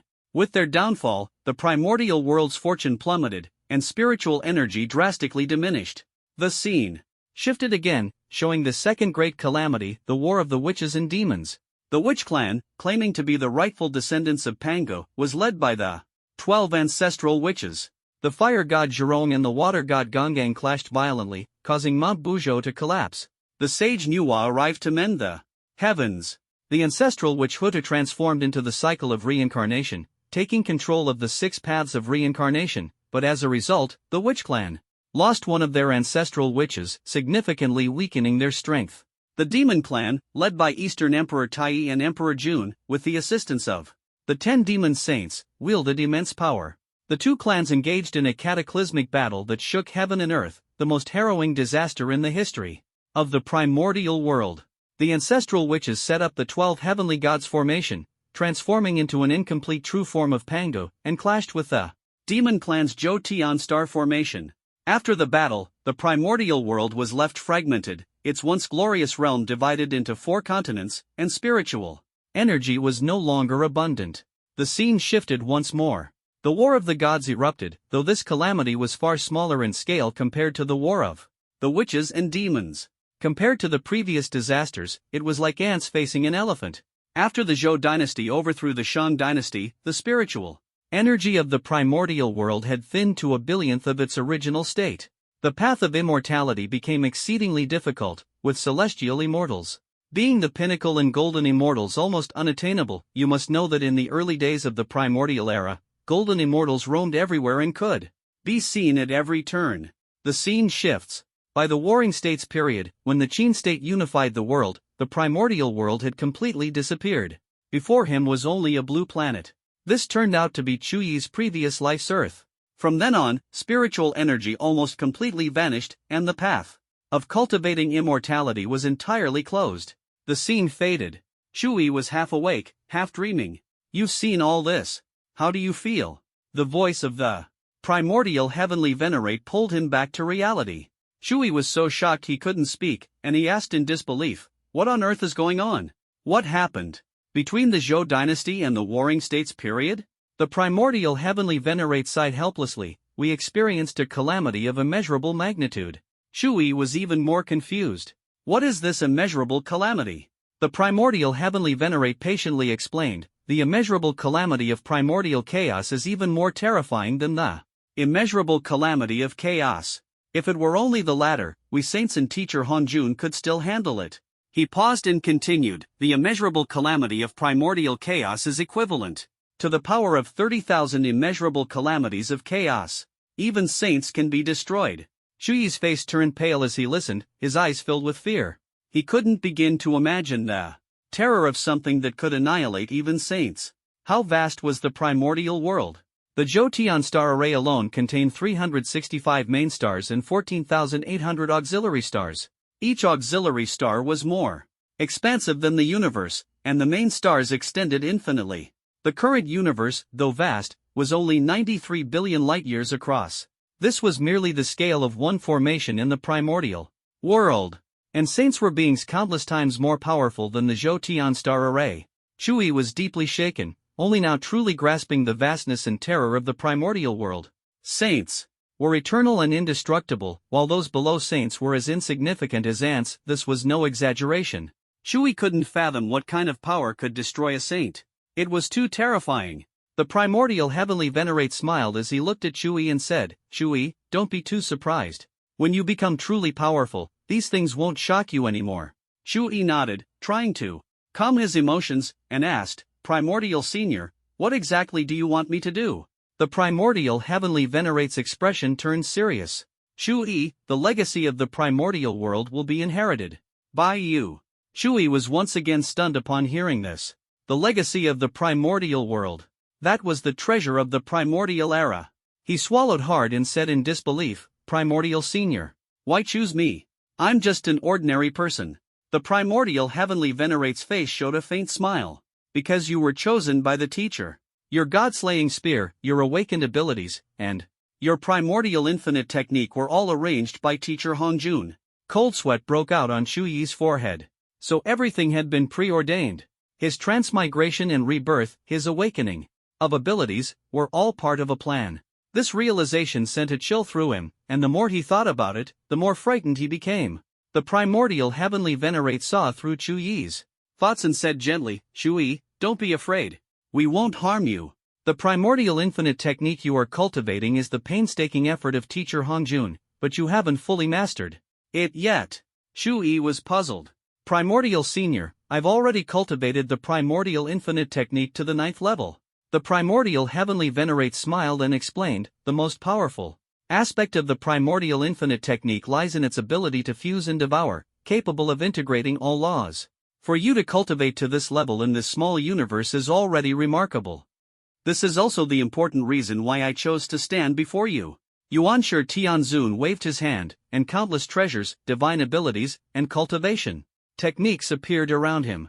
This was the legacy of the Great Desolation, 9 revolutions mysterious art, 8-9 mysterious art, 3 pure mystical methods, innate 5 elements escape technique, 1 chi transforms into 3 pure ones, and so on.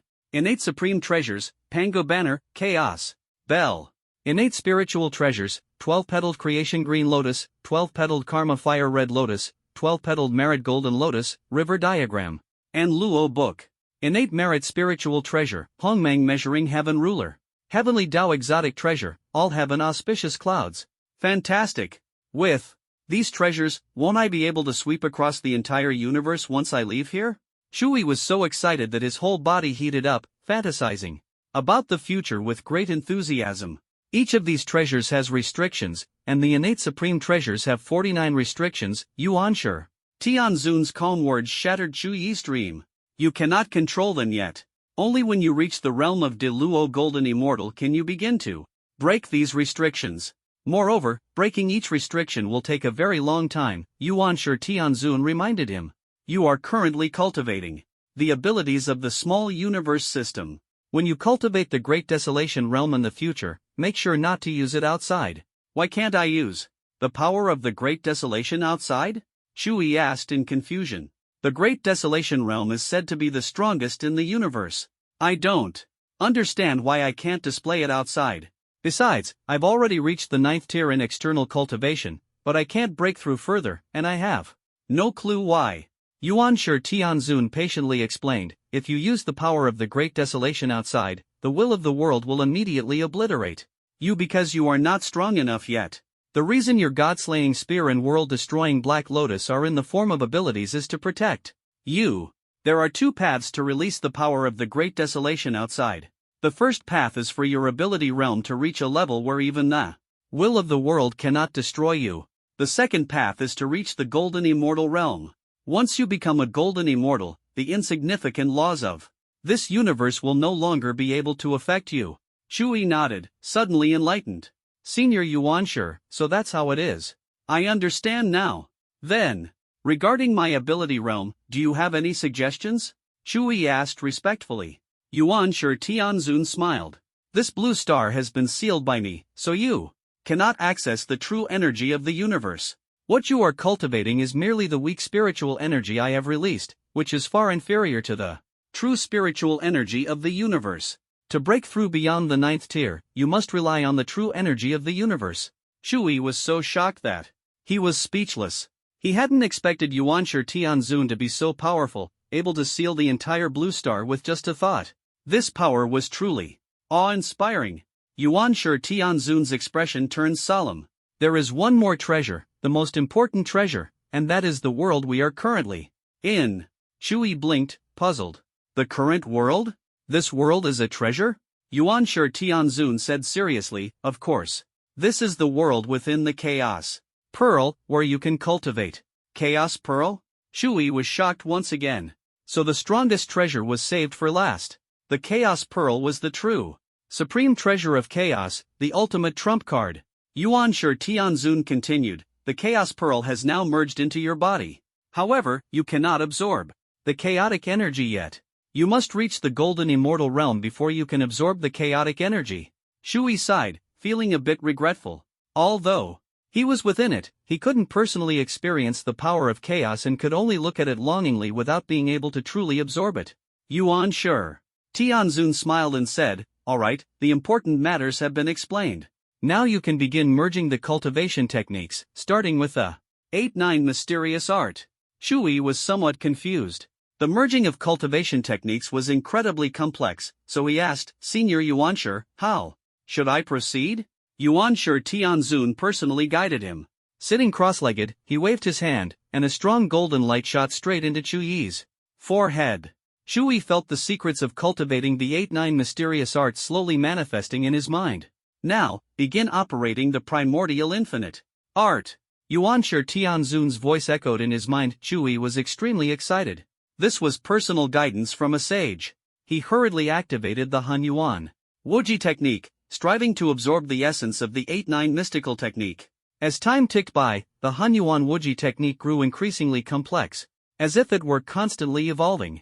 It integrated all the secret methods of the 8-9 mystical technique, but these secrets still required Shui to cultivate on his own. At this moment, his body became stronger, and his mental power increased significantly. So powerful, unbelievably powerful. I never thought a technique could evolve. Shui was utterly shocked. If the Han Yuan Wuji technique continued to integrate, how terrifying would his strength become? At this moment, Shui sat cross-legged in the chaotic world, fully focused on cultivation. The primordial heavenly venerate personally imparted the path of cultivation, offering guidance from a legendary sage. Chui concentrated on absorbing the teachings of the primordial heavenly venerate. The realms of the prehistoric mortal world were divided as follows: refining essence into chi, illumination stage, enlightenment stage, fusion stage, refining chi into spirit, heart movement stage, spiritual silence stage, golden core stage, refining spirit to return to void, nascent soul stage, out-of-body stage, divided spirit stage, refining void to merge with Tao, integration stage, tribulation stage, great ascension stage, and finally ascension. Immortal realms. Eternal life, human immortal, earth immortal, true immortal, heavenly immortal, profound immortal, golden immortal, Tai true immortal, Tai heavenly immortal, Tai profound immortal, Tai golden immortal, great Luo golden immortal. Sage realms, Hunyuan golden immortal, Hunyuan great Luo golden immortal. Hunyuan Taiji golden immortal, Hunyuan Taiji great Luo golden immortal, Hunyuan Wuji great Luo golden immortal, above the great Tao. The road is still long. Chui sighed, taking a deep breath of the dense spiritual energy of heaven and earth, feeling it flow through his body as he continuously adjusted his state. His cultivation reached a significant breakthrough, the illumination stage. Waves of spiritual power surged like a torrential flood, propelling him forward. Before long, Chui broke through to the 14th level, entering the enlightenment stage. He didn't stop, knowing this was just the beginning. He continued to work hard, officially commencing cultivation in the enlightenment stage. 1 level, 2 levels, 5 levels. He kept breaking through, climbing step by step, eventually reaching the fusion stage.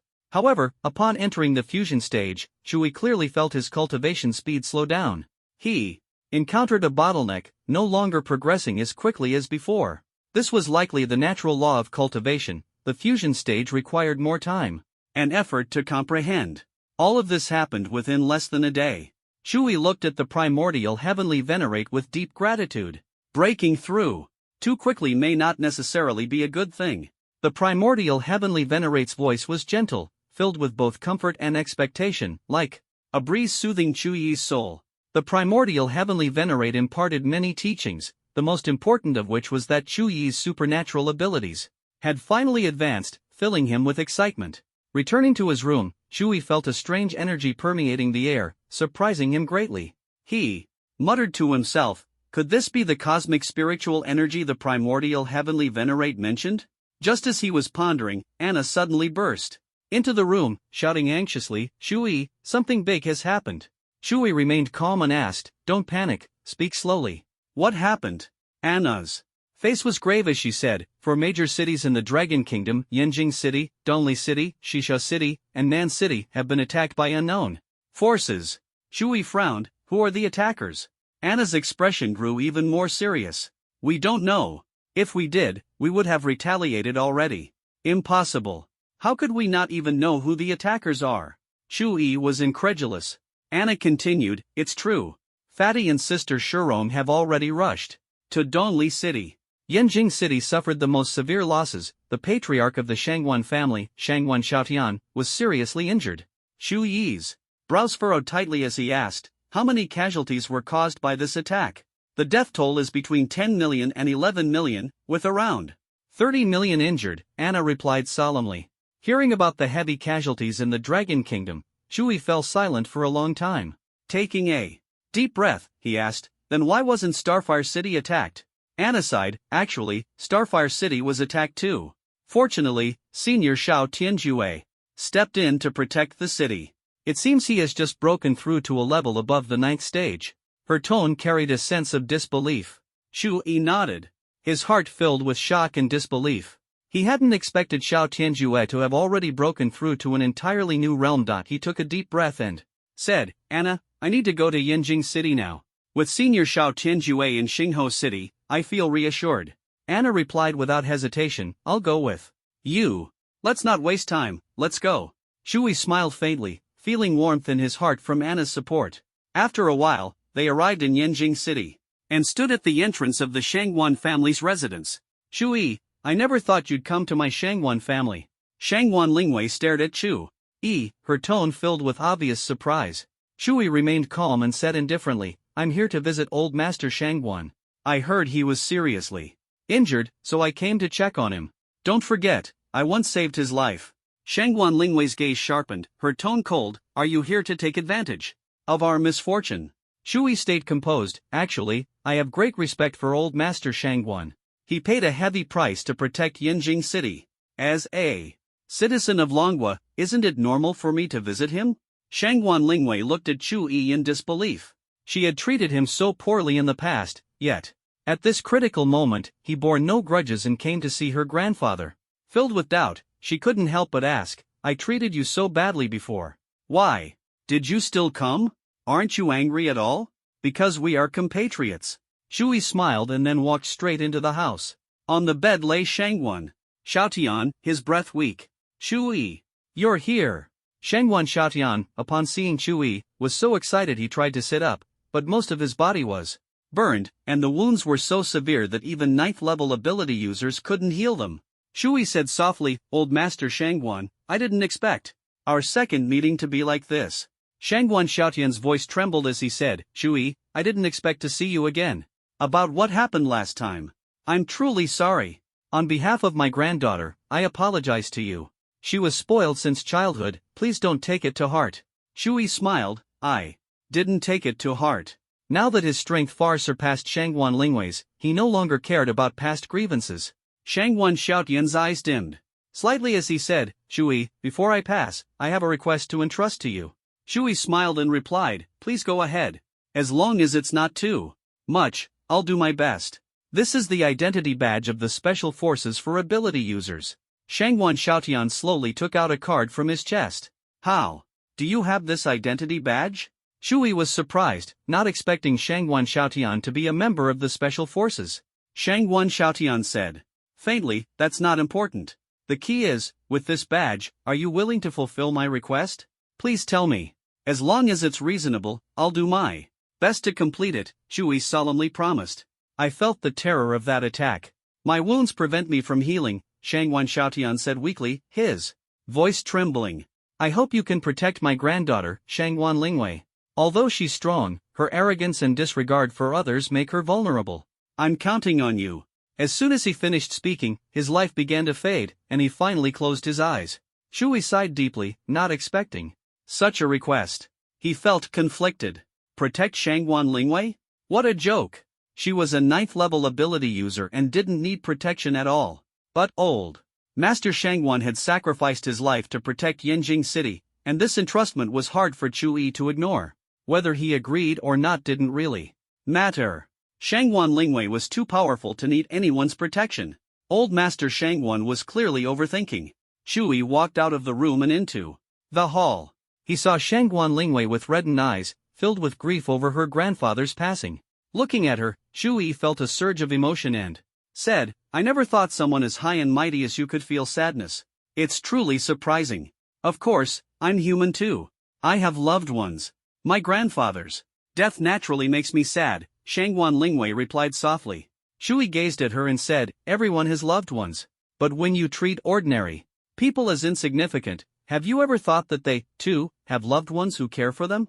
Shangguan Lingwei was speechless, her heart stirred and thrown into chaos. At that moment, Anna burst into the room like a bolt of lightning, her eyes filled with urgency. She stood in front of Chu Yi, her voice trembling. Chu Yi, something has happened. Yinjing City has been attacked again, they're killing innocent civilians. Let's go. I need to see for myself. Who dares to act so recklessly? Chu Yi's anger flared upon hearing the news, his eyes blazing with determination, his voice thundering like a storm. An hour later, the scene before them was horrifying. On the streets of Yinjing City, hundreds and thousands of humanoid robots surged madly. Armed with various weapons, they rampaged mercilessly, treating innocent civilians as prey. Ordinary people were powerless to resist, and blood stained the streets, the air thick with the stench of death. These robots are despicable. How could they be so cruel?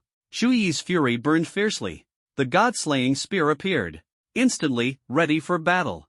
Primordial clone. Chu Yi activated the primordial clone technique, and 9 clones materialized around him. God-slaying spear. Technique primordial infinity style. The 9 clones simultaneously wielded the god-slaying spear, unleashing the ultimate move of the spear technique, the primordial infinity style. Above Yinjing City, the shadows of the spears intertwined into a net, mercilessly cutting down the invading humanoid robots. These robots were far too weak. With Chuyi's 9 clones joining forces, the enemies were completely eradicated in less than 10 minutes. Just as Chuyi thought victory was within reach, the situation suddenly took a drastic turn. A powerful energy fluctuation appeared in the sky, one that felt eerily familiar to him. It was the energy released by interstellar warship weapons. In an instant, a terrifying white energy wave surged toward Yinjing City. Chuyi transformed into a streak of lightning, positioning himself in front of the energy wave. Devour. Devour it for me. Chuyi gritted his teeth, his internal energy surging wildly as he desperately absorbed the light wave. The process was excruciatingly slow, but Chuyi refused to back down. An hour later, the light wave was finally fully absorbed. At this moment, Chuyi's entire body was enveloped in pure, cloud-like energy, interwoven with mysterious cosmic spiritual power. Even more astonishing, his strength had significantly increased, breaking through to the mid-stage of the 9th tier. I never expected that simply devouring this spiritual energy wave would allow me to break through. It's truly incredible. Chuyi was overwhelmed with excitement. He felt that once he reached the peak of the 9th tier, he would undergo a transformation. This seemed to be the secret revealed after Blue Star's unsealing, the turning point beyond the 9th tier. As for what the transformation would entail, Chuyi was still completely in the dark. Meanwhile, in the space near Blue Star, a massive interstellar warship stood proudly. It appeared majestic in the darkness, surrounded by twinkling stars like embedded jewels, painting a magnificent cosmic tableau. How is this possible? This planet actually has so many 9th tier ability users. A frantic voice echoed in the warship's command room. Captain Punius, please calm down. If we fire one more time, we can definitely kill that ability user, a soldier quickly reassured. What did you say? Do you know how much spiritual energy this gamma ray will consume? Have you even thought about it? Punius roared in fury, questioning him. At the same time, in a corner of Yinjing City, Chuyi stared intently at a certain spot in the sky, his brows furrowed, clearly deep in thought. He turned to Anna beside him and asked, "Is your speed fast enough?" Anna blinked, her face full of confusion. "What do you mean?" Chuyi explained, "I already know who attacked Yinjing City. They're in space. We need to catch up to them." Anna was shocked. In space? Are you saying aliens? Chuyi nodded, his tone resolute. Exactly. So I need to know if your speed is fast enough. Anna replied confidently, "Of course. Ever since I fused with the Blacklight core, my speed has surpassed the speed of light." Without hesitation, Chuyi pointed in the direction where the energy wave had descended earlier and said, "Good, that's the direction, take me there." Anna nodded slightly and gently wrapped her arms tightly around Chuyi, her warm, soft body pressed against his neck. Their breaths intertwined, gradually merging. Chuyi froze for a moment and asked in confusion, "Why are you hugging me? Didn't I ask you to take me over there? If I don't hold you, how can I take you there? Besides, the tighter the hug, the better the effect," Anna said with a mischievous smile at the corner of her mouth. Chuyi sighed helplessly. Fine, let's do it this way. Hurry up, we need to move quickly."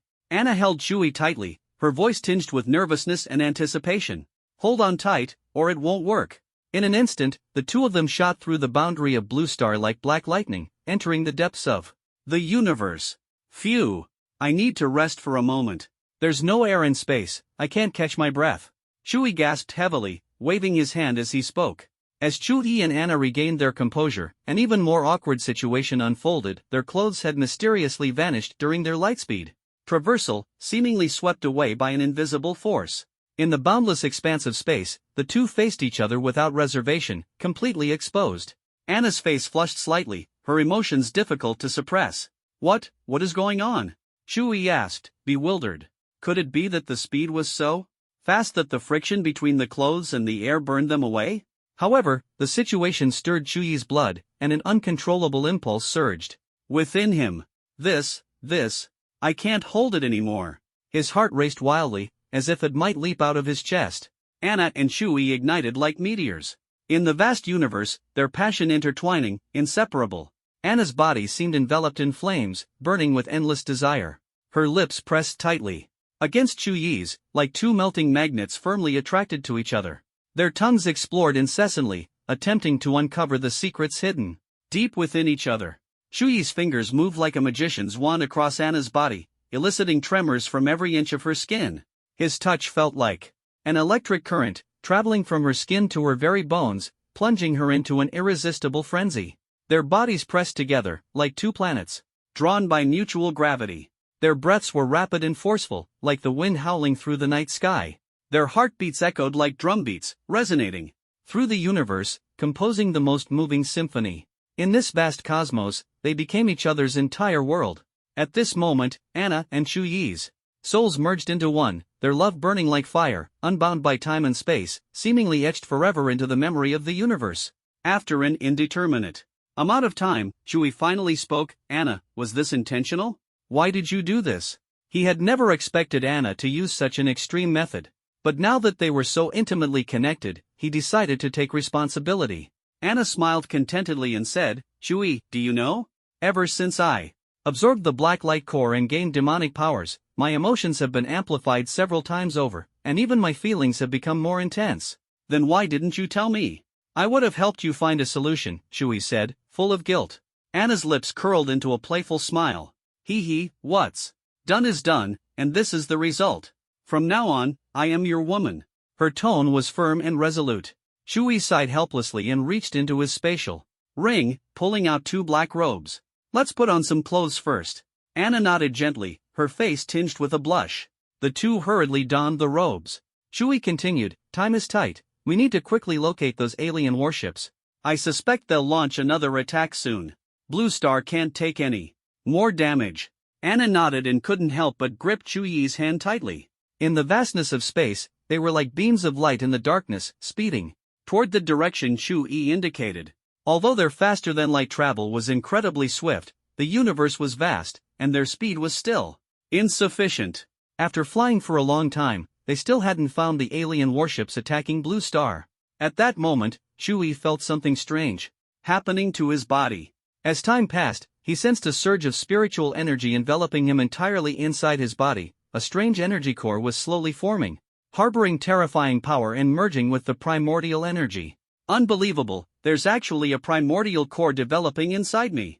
What on earth is happening? Shuyi's heart surged with waves of shock. What surprised him even more was that his ability level had broken through to the peak of the 9th tier, leaving him puzzled. The primordial core allowed him to clearly sense the power of all abilities, except for the god-slaying spear. Excitedly, Shuyi asked, Anna, have you felt any changes? He hoped she had experienced the same phenomenon. Anna was equally astonished. Shuyi, could it be that you also? Her voice was filled with disbelief. Shuyi nodded and said excitedly, an energy core has formed inside you too? Anna nodded affirmatively, yes, though I don't understand why. Ever since entering space, my body has been continuously absorbing the surrounding energy, forming a dark light core within me. It's so strange. Shuyi fell into deep thought, trying to comprehend the significance of it all. At that moment, the voice of the primordial celestial sovereign echoed in his mind, this is the true cosmic energy. What you cultivated before was merely the spiritual energy I released, and that spiritual energy was too sparse, which is why cultivation on Blue Star was so slow. Now that you've encountered the real energy, such changes are inevitable. So that's it? This is the realm beyond the 9th tier? Shuyi suddenly understood. After an unknown amount of time, Shuyi and Anna finally discovered an interstellar battleship. Its design was unique and exquisite, radiating a suffocating technological brilliance. At this moment, inside the battleship's command room, Punius wore a crazed expression. Finally, the people of Blue Star have arrived. Prepare to launch the gamma rays and attack them immediately. His subordinate responded nervously, understood. Gamma rays are ready. His voice carried a hint of trembling. Fire. Punius's voice thundered like a war drum. Subsequently, the massive interstellar battleship fired a dazzling gamma ray straight at Shuyi and Anna. Shuyi smiled, his eyes gleaming with desire. This is practically a gift delivered to my doorstep. This thing could greatly enhance his power. Without hesitation, he stepped in front of Anna, resolutely taking on the responsibility of protecting her. Shuyi, get out of the way. Anna shouted anxiously, her face full of worry. Shuyi remained unwavering. It's fine. This is an incredible treasure. His voice was filled with determination and confidence. As soon as Shuyi finished speaking, the gamma ray struck his body directly like a wave of light. Boom! A loud explosion echoed. Although the intense energy brought a moment of pain, Shui burst into excited laughter. He felt the power surging within him, his laughter reverberating through the air. Devour. Keep devouring. Ahaha, bring me more. A powerful energy spread throughout his body, his skin seemingly absorbing the ultra-strong gamma rays, every inch of it enveloped in dazzling light. His body felt as though it had been infused with new life, and the primordial core emitted even stronger energy waves. Inside the interstellar battleship, Punius shouted in shock, "This blue star human is a monster. He can actually absorb gamma rays. Quick! Quick! Quick! We need to escape immediately." Shui watched as the interstellar battleship sped away, instantly manifesting the god-slaying spear. Gritting his teeth, he roared, "Dare to slaughter my Dragon Nation people? Die!" 100-step god-slaying. The god-slaying spear shot toward the interstellar battleship like an arrow, but the enemy escaped too quickly. Damn it! They actually ran away. "Don't let me find out who you are, or I'll wipe out your entire clan." Shui roared in fury. At that moment, an unexpected figure appeared in space. Mo Aotian laughed triumphantly. "Ha ha ha! Shui, you actually dared to come to space. You've truly walked into your own death." 2. He glared at Mo Aotian in anger, exclaiming, "Mo Aotian, you were lying in ambush here." Mo Aotian said smugly, "I told you long ago, as long as you dare to appear on Blue Star, I will kill you." Shui sneered coldly, "Then come on, let me see just how powerful you really are, you trash of the Demon Clan." "Step back, I'll handle Mo Aotian." Shui turned to Anna beside him and said seriously. Mo Aotian was no easy opponent, this demon possessed spatial abilities. Anna responded without hesitation, "Shui, I'll help you. Trust me, I'm very strong now." Her figure flashed like a streak of lightning toward Mo Aotian, showcasing her unique dark light attribute. Her speed was astonishing, the black light slicing through the cosmos. Mo Aotian mocked, "Ha ha ha, a mere human. Dares to challenge me repeatedly? Die." His voice was filled with arrogance and scorn. "Space. Shatter." Mo Aotian roared, unleashing a powerful energy that instantly shattered the space around Anna into countless fragments. But Anna was too fast, easily evading the spatial collapse with agile and nimble movements. Shui gripped the god-slaying spear tightly, activating the Kunpeng form, transforming into a celestial war god, majestic and mysterious. Without fear, he charged toward Mo Aotian with determination. Primal energy ability, primal form, activate. Shui shouted, his body immediately radiating immense energy. He wielded the god-slaying spear, producing a piercing metallic clash, the spear's shadow like a dragon, unstoppable. God-slaying spear. Technique, primal infinity style. Boom! Boom! Boom! Amid countless explosions, Shui and Mo Aotian clashed fiercely. But collision of two IMM, Shui said excitedly, sitting cross-legged with his hands resting on his knees, focusing on sensing the spiritual energy. His thoughts gradually deepened, and his mind immersed itself in perception. After a while, he captured a faint and almost imperceptible trace of spiritual energy. That aura came from a specific direction, as if beckoning to him. "Anna, it's that direction. That's the direction of Blue Star. Let's set off." Shui excitedly pointed toward the 6 o'clock direction, his eyes filled with determination and hope. Anna exclaimed with excitement, "That's great, we can finally go home. Shui, you're my hero. I love you." She gripped his hand tightly, her heart brimming with love for him. Thus, they dashed toward that direction, their figures quickly disappearing into the boundless space. Shui and Anna transformed into a streak of black light, swiftly heading toward Blue Star. 2 days later, they finally returned to Spark City. At this moment, Spark City was vibrant and thriving, its prosperity breathtaking. This city not only gathered many people but was also a place where everyone was equal. There were no rules prioritizing wealth, everyone enjoyed equal rights. Walking through the streets, Shui and Anna felt the peace and tranquility of the place. The buildings on both sides of the street were flourishing, colorful flags fluttered in the wind, adding bright hues to the city. People wore vibrant clothing, smiles on their faces, and greeted each other warmly. "I have to leave within a year," Shui said softly. Anna asked in surprise, "Leave? Where to? Aren't you staying in Spark City?" Shui sighed and said helplessly, "Do you remember Rabes? Their planet is currently experiencing an interstellar war, and I promised to help him." Anna's gaze became resolute, and she said without hesitation, I'll go with you. I'll Protect you. Don't take the risk. Interstellar wars are too dangerous, and even I am not confident, Chewie frowned, looking helpless. Anna replied. Firmly, I must go with you. I can't let you go alone. Alright, I'll take you with me. Chewie reluctantly touched his forehead, knowing it was useless to argue further. With Xiao Tianjue guarding Spark City now, Chewie had no concerns about its safety. Although he was the founder of Spark City, he was not one to manage affairs, leaving many matters to Anna. Just then, a familiar figure appeared before Chewie. Xiao Tianjue. Senior Xiao Tianjue, why are you here? Chewie and Anna quickly stepped forward to greet him. Xiao Tianjue smiled and said, Chewie, I happen to have something to discuss with you. The three of them went together to the council hall. Xiao Tianjue looked at Chewie and said seriously, Chewie, starting 3 days ago, many ordinary people have inexplicably awakened abilities, becoming natural awakeners. His tone carried a hint of concern. Chewie was puzzled. Isn't it a good thing that these people now have the ability to protect themselves? He couldn't understand why Xiao Tianjue was worried.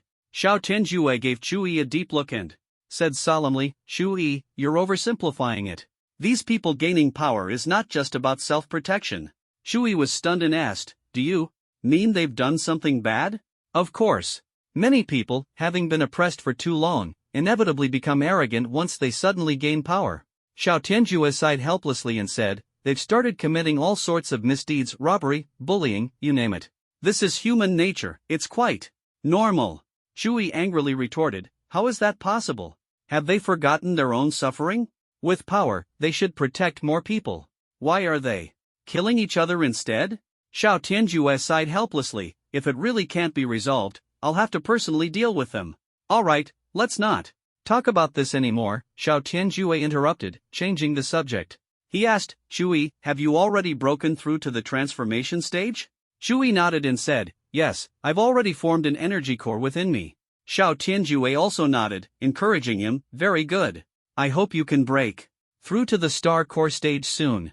That is the mark of a true powerhouse. Chewie curiously asked, the star core stage, is that the stage after the transformation stage? That's right.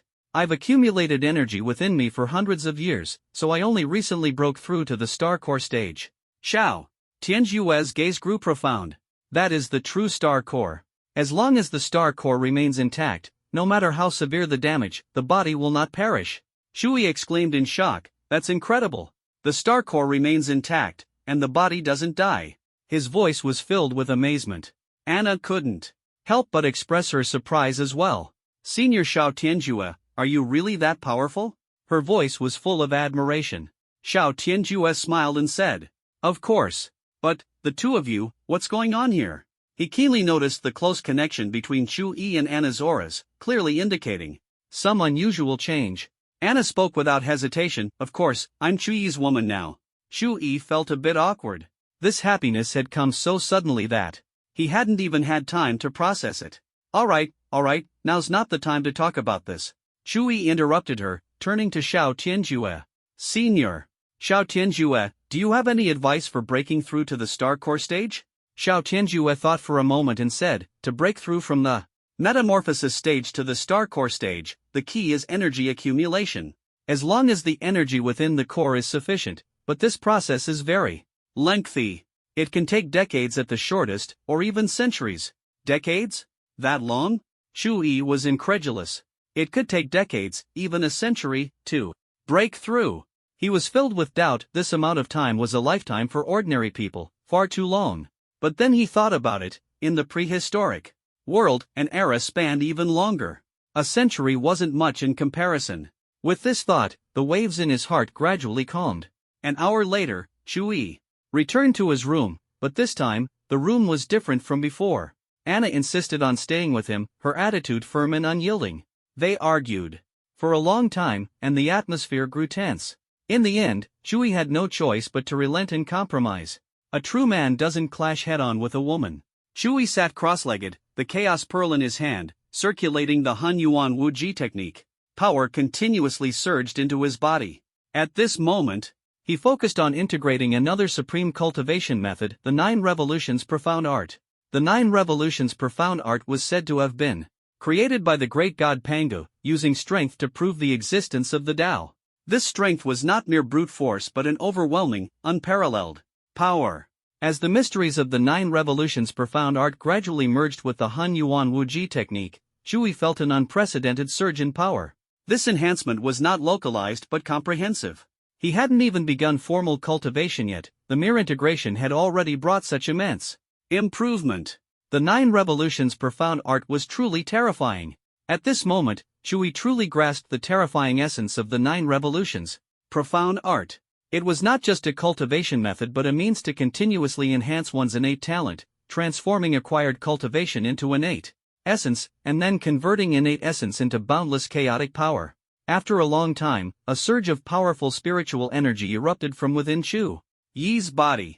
This was the sign of successfully integrating the 9 revolutions profound art. This is practically the power of the Tao itself, so strong. Chu Yi was overwhelmed with excitement. At this moment, the Han Yuan Wuji technique, compared to the 9 revolutions profound art, became even more formidable. Just the thought of it thrilled him. Shui resolutely continued his cross-legged cultivation, his realm advancing like a rocket. Before long, he broke through from the fusion stage to the heart movement stage. But he was not satisfied and continued striving for higher realms. Heart movement stage, 1st level, 3rd level, 14th level. Each breakthrough made him stronger. As time passed, Shui entered a new realm, the spirit silence stage. His realm climbed once again, spirit silence stage, 1st level, 3rd level, 9th level. Each breakthrough sharpened his focus and deepened his soul. Not long after, Shui stepped into the golden core stage. His cultivation advanced by leaps and bounds, reaching an entirely new height. The golden core stage was the pinnacle of the chi refining and spirit transformation phase. At this moment, Shui could already sense the power of divine consciousness, a strength that was astonishing. But what surprised him the most was the golden core within his body. The golden core and the energy core slowly fused, like 2 rivers, converging, merging completely into one. It actually succeeded in merging. This is the Han Yuan golden core. Shui was dumbfounded. 2 completely different cultivation systems had actually merged, filling his heart with doubt as he wondered what the outcome would be. As the suspense unraveled, the Han Yuan golden core began to split, transforming into 2 Han Yuan golden cores. Are these 2 golden cores, or 2 Han Yuan cores?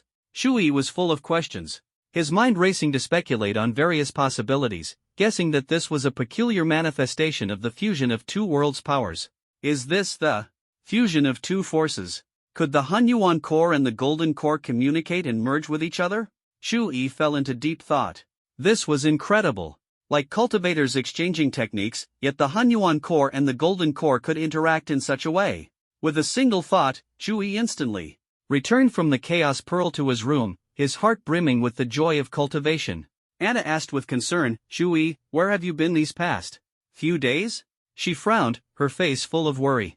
I've been cultivating all along. Shui smiled lightly. You don't even rest while sleeping? Anna's voice carried anxiety, unable to understand why Shui was pushing himself so hard. Shui confidently replied, do ability users need rest? It seems like we don't need to sleep. Anna patted her forehead, don't forget, even if your body can endure it, your mind still needs rest. Her tone carried a hint of reproach. Got it, I'll be careful. Shui nodded in agreement. Fatty's back, he's looking for you, Anna reminded him with a smile. I know, I'll go find him now, Shui said, feeling the powerful energy surging from the Han Yuan core within him, even more vigorous than before. However, he still dared not use his magical power lightly, as he had not yet reached the golden immortal realm. Using magical power recklessly could result in being instantly obliterated by forces like the will of the universe. This was something the primordial celestial venerable had personally warned him about, and Shui believed it. Without a doubt. The road is still long. Shui sighed inwardly. 3 hours later, in the council hall of Starfire City, Shui, Anna, Fatty, and Nangong Shurong gathered together. Shui was the first to speak. Within a year, Anna and I will set off for Ramstar. Fatty asked curiously, why must you go to Ramstar? And why the rush? Shui took a deep breath and said firmly, Ramstar is about to be drawn into an interstellar war, and I have formed an alliance with Rabes. Otherwise, why do you think Rabes gave me an interstellar battleship? Ha ha ha. Great, there's going to be a fight. My golden cudgel. Can't wait. Fatty interrupted excitedly. Chewie waved his hand helplessly. Fatty, calm down, I'm not going there to fight. Anna clung tightly to Chewie's arm and asked gently, if it's not for war, then why are we going to Ramstar? Chewie's gaze became firm and profound. Our goal is peace. Unless absolutely necessary, I hope to avoid war. Nangong Shirong added, peace without war is hard to achieve. War is about winning and losing, the victor becomes king, and the defeated perish. Fatty said excitedly, then I'm going too.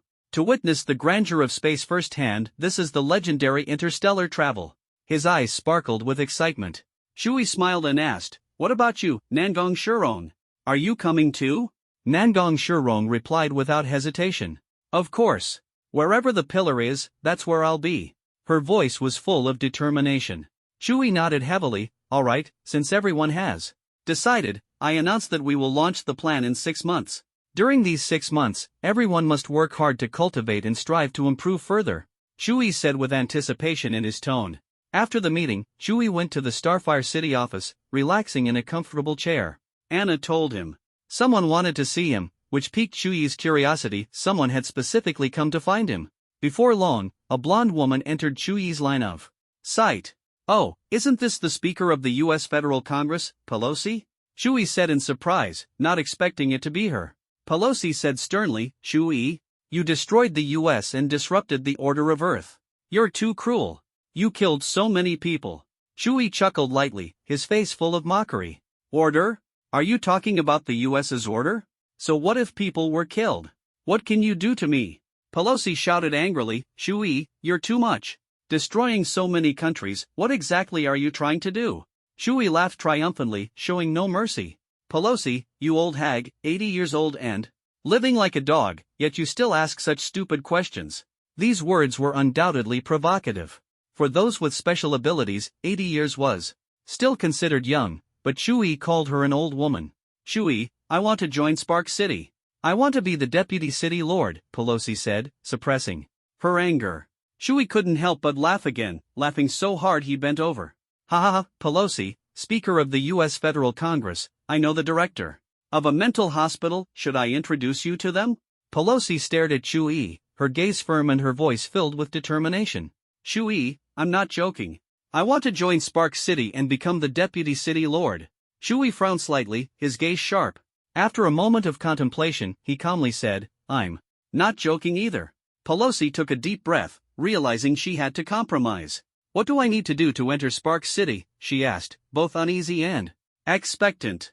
Chewie stared at her, a faint smile appearing on his face. Do you really want to join Spark City? Pelosi nodded resolutely. Yes, Chewie, please. Give me this chance. Chewie was silent for a moment, then sighed lightly and said, you have no chance. Spark City will never accept you.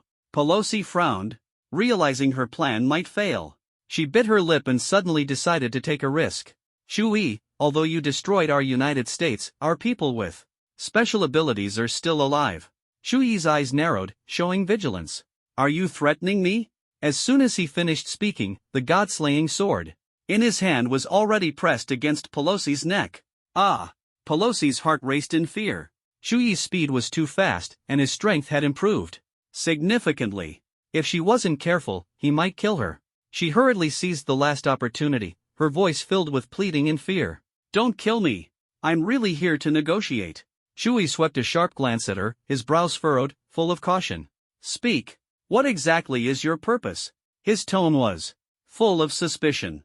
Pelosi felt helpless, her heart heavy with unspoken sorrow. She simply wanted to join Spark City, but Chewie didn't believe her sincerity at all. She said softly, I truly have no other purpose, I just want to join Spark City. Her voice carried genuine intent, but Chewie still didn't believe. Horror. Ha!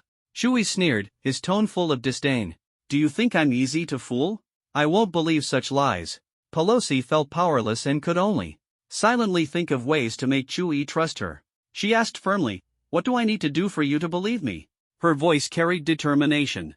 Chewie fell into thought and suddenly spoke. I heard your U.S. president is a senile old man named Biden.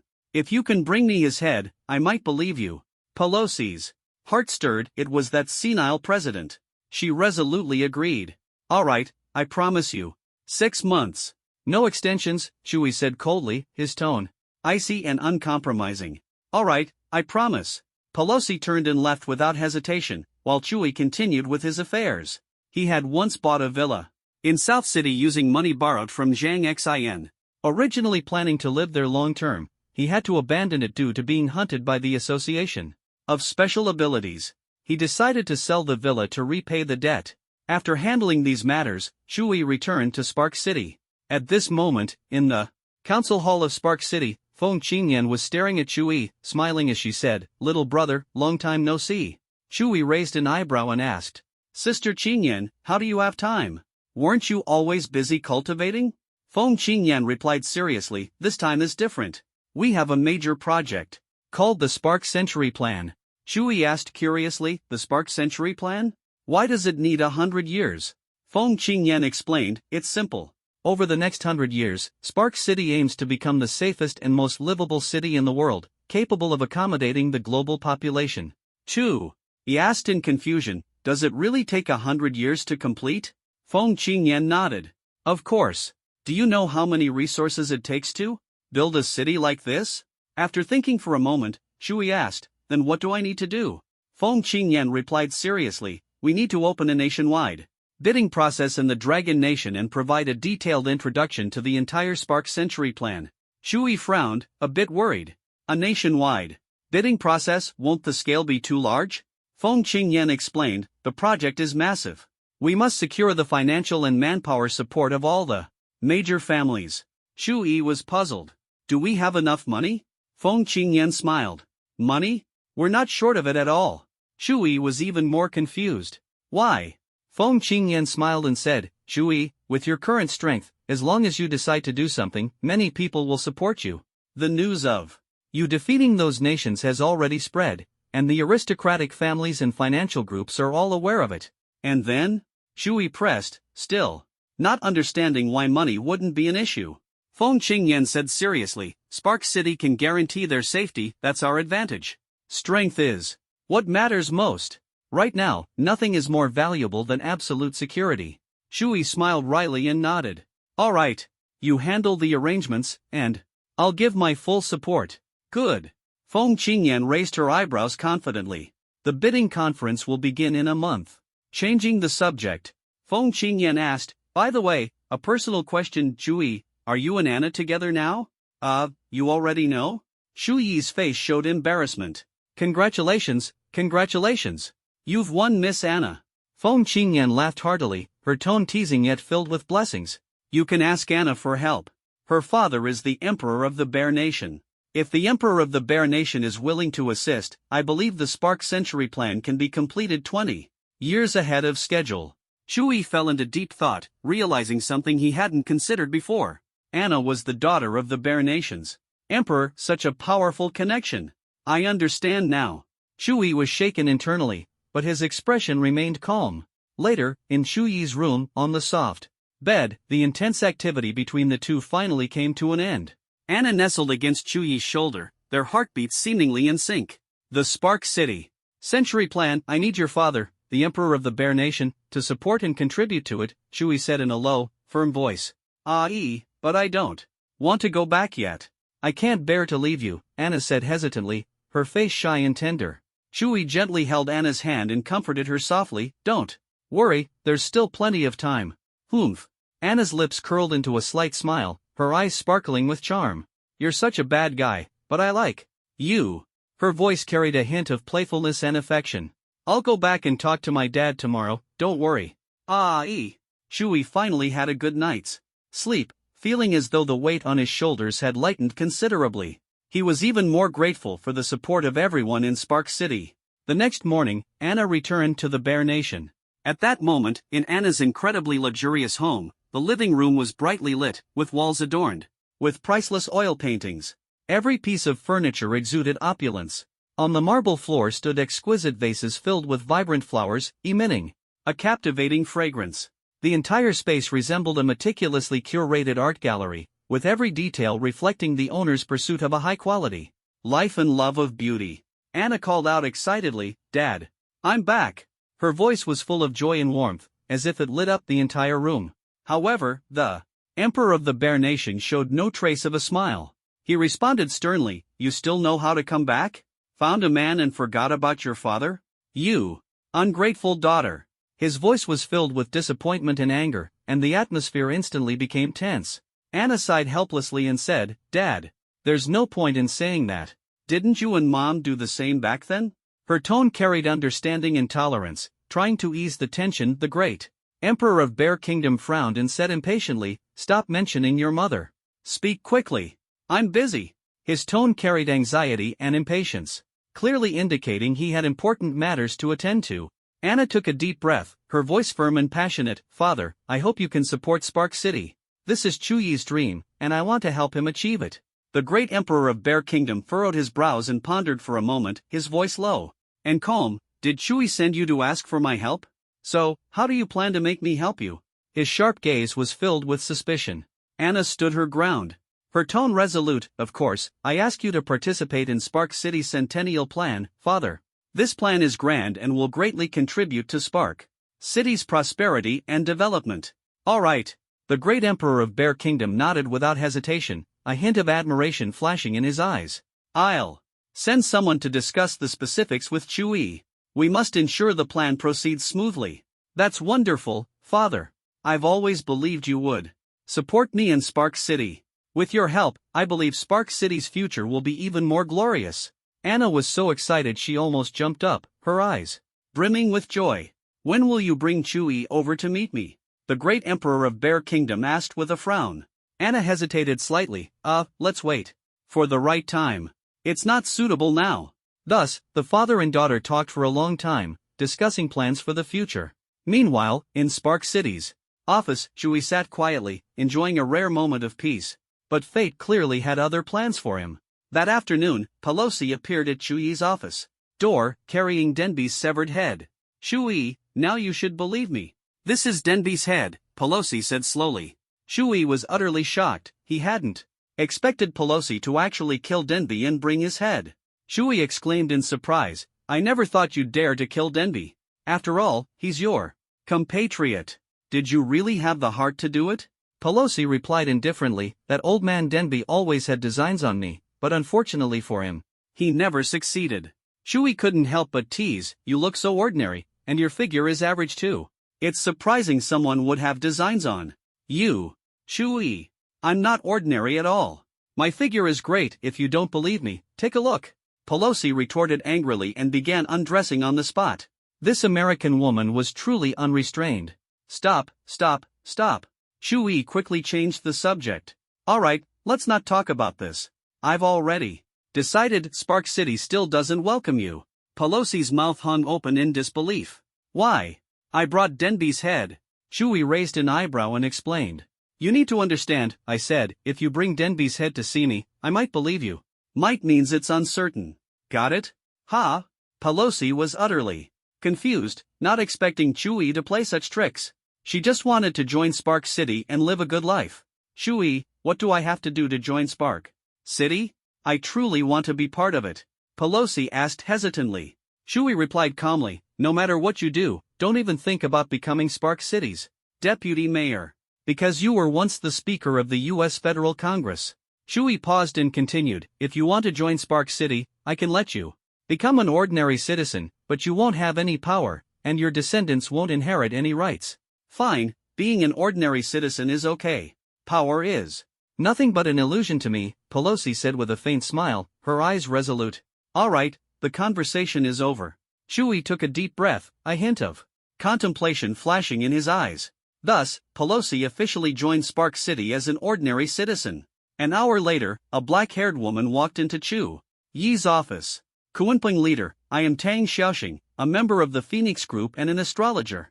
She walked in gracefully, her voice crisp and melodious, introducing herself with confidence. "Oh, Tang Xiaoxing, Qingyan's subordinate. What do you need from me?" Chuyi curiously stared at her, raising his eyebrows slightly, his tone full of interest. Tang Xiaoxing straightened her posture and replied with a smile, "I'm here to report on work. Recently, I've discovered unidentified alien creatures near Blue Star, and they've brought a massive interstellar fleet." "What? Aliens again?" Chuyi was so shocked he could hardly believe it. Tang Xiaoxing firmly said, "Yes, team leader Qing Yan asked me to inform you that we must be ready to fight at any moment." Her voice was filled with determination. "I understand. Is there anything else?" Shui nodded, his eyes showing concern. "No, that's all. I'll take my leave now." Tang Xiaoxing gently shook her head, turned gracefully, and left, leaving Chui alone in deep thought. Another alien fleet, these guys just never stop. Chu Yi frowned, his heart filled with helplessness. He already owned an interstellar warship, a gift from Rabes. He was well aware of the ship's power, but he also understood that ordinary people, without superpowers, would be utterly terrified in the face of an alien invasion. Driven by inner anxiety, Chui immediately summoned the Kunpeng team members for an emergency meeting. 10 minutes later, in the council hall of Starfire City, Chui, Fatty, and Nangong Shirong gathered, the atmosphere tense. Chui spoke earnestly, "I have bad news. We might be surrounded by aliens." Fatty raised his eyebrows in surprise. "What? Surrounded by aliens? Is this the beginning of an interstellar war?" Nangong Shirong was shocked. "This feels like science fiction and interstellar. Invasion becoming reality is just unbelievable." Chui pondered for a moment before continuing, "For now, we've only received an early warning. Anna has already returned to Xiong country. It'll be a while before she comes back." Fatty anxiously asked, "What exactly happened?" Chui frowned deeply, his expression serious. "I'm not entirely sure of the specifics, but the appearance of an interstellar fleet around Earth means these aliens have definitely set their sights on us." Chui's voice was resolute as he declared, "We must strike first. We can't wait for the aliens to make the first move." Fatty seemed uneasy and hesitated. "What should we do? I've never even been to space." Chui confidently replied, "Don't worry, Fatty. We superhumans can move freely in space without suffocating. Then let's charge straight in and take out these aliens." Fatty's eyes sparkled with determination, ready to fight to the death. "Fatty, don't rush." Nangong Shirong interrupted him, curiously asking, "How large is the alien fleet?" "It's the fleet scale. We must prepare for the worst." Chuyi's tone was heavy, full of vigilance.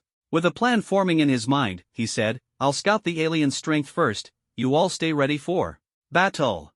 "All right. Brother Chu, be careful."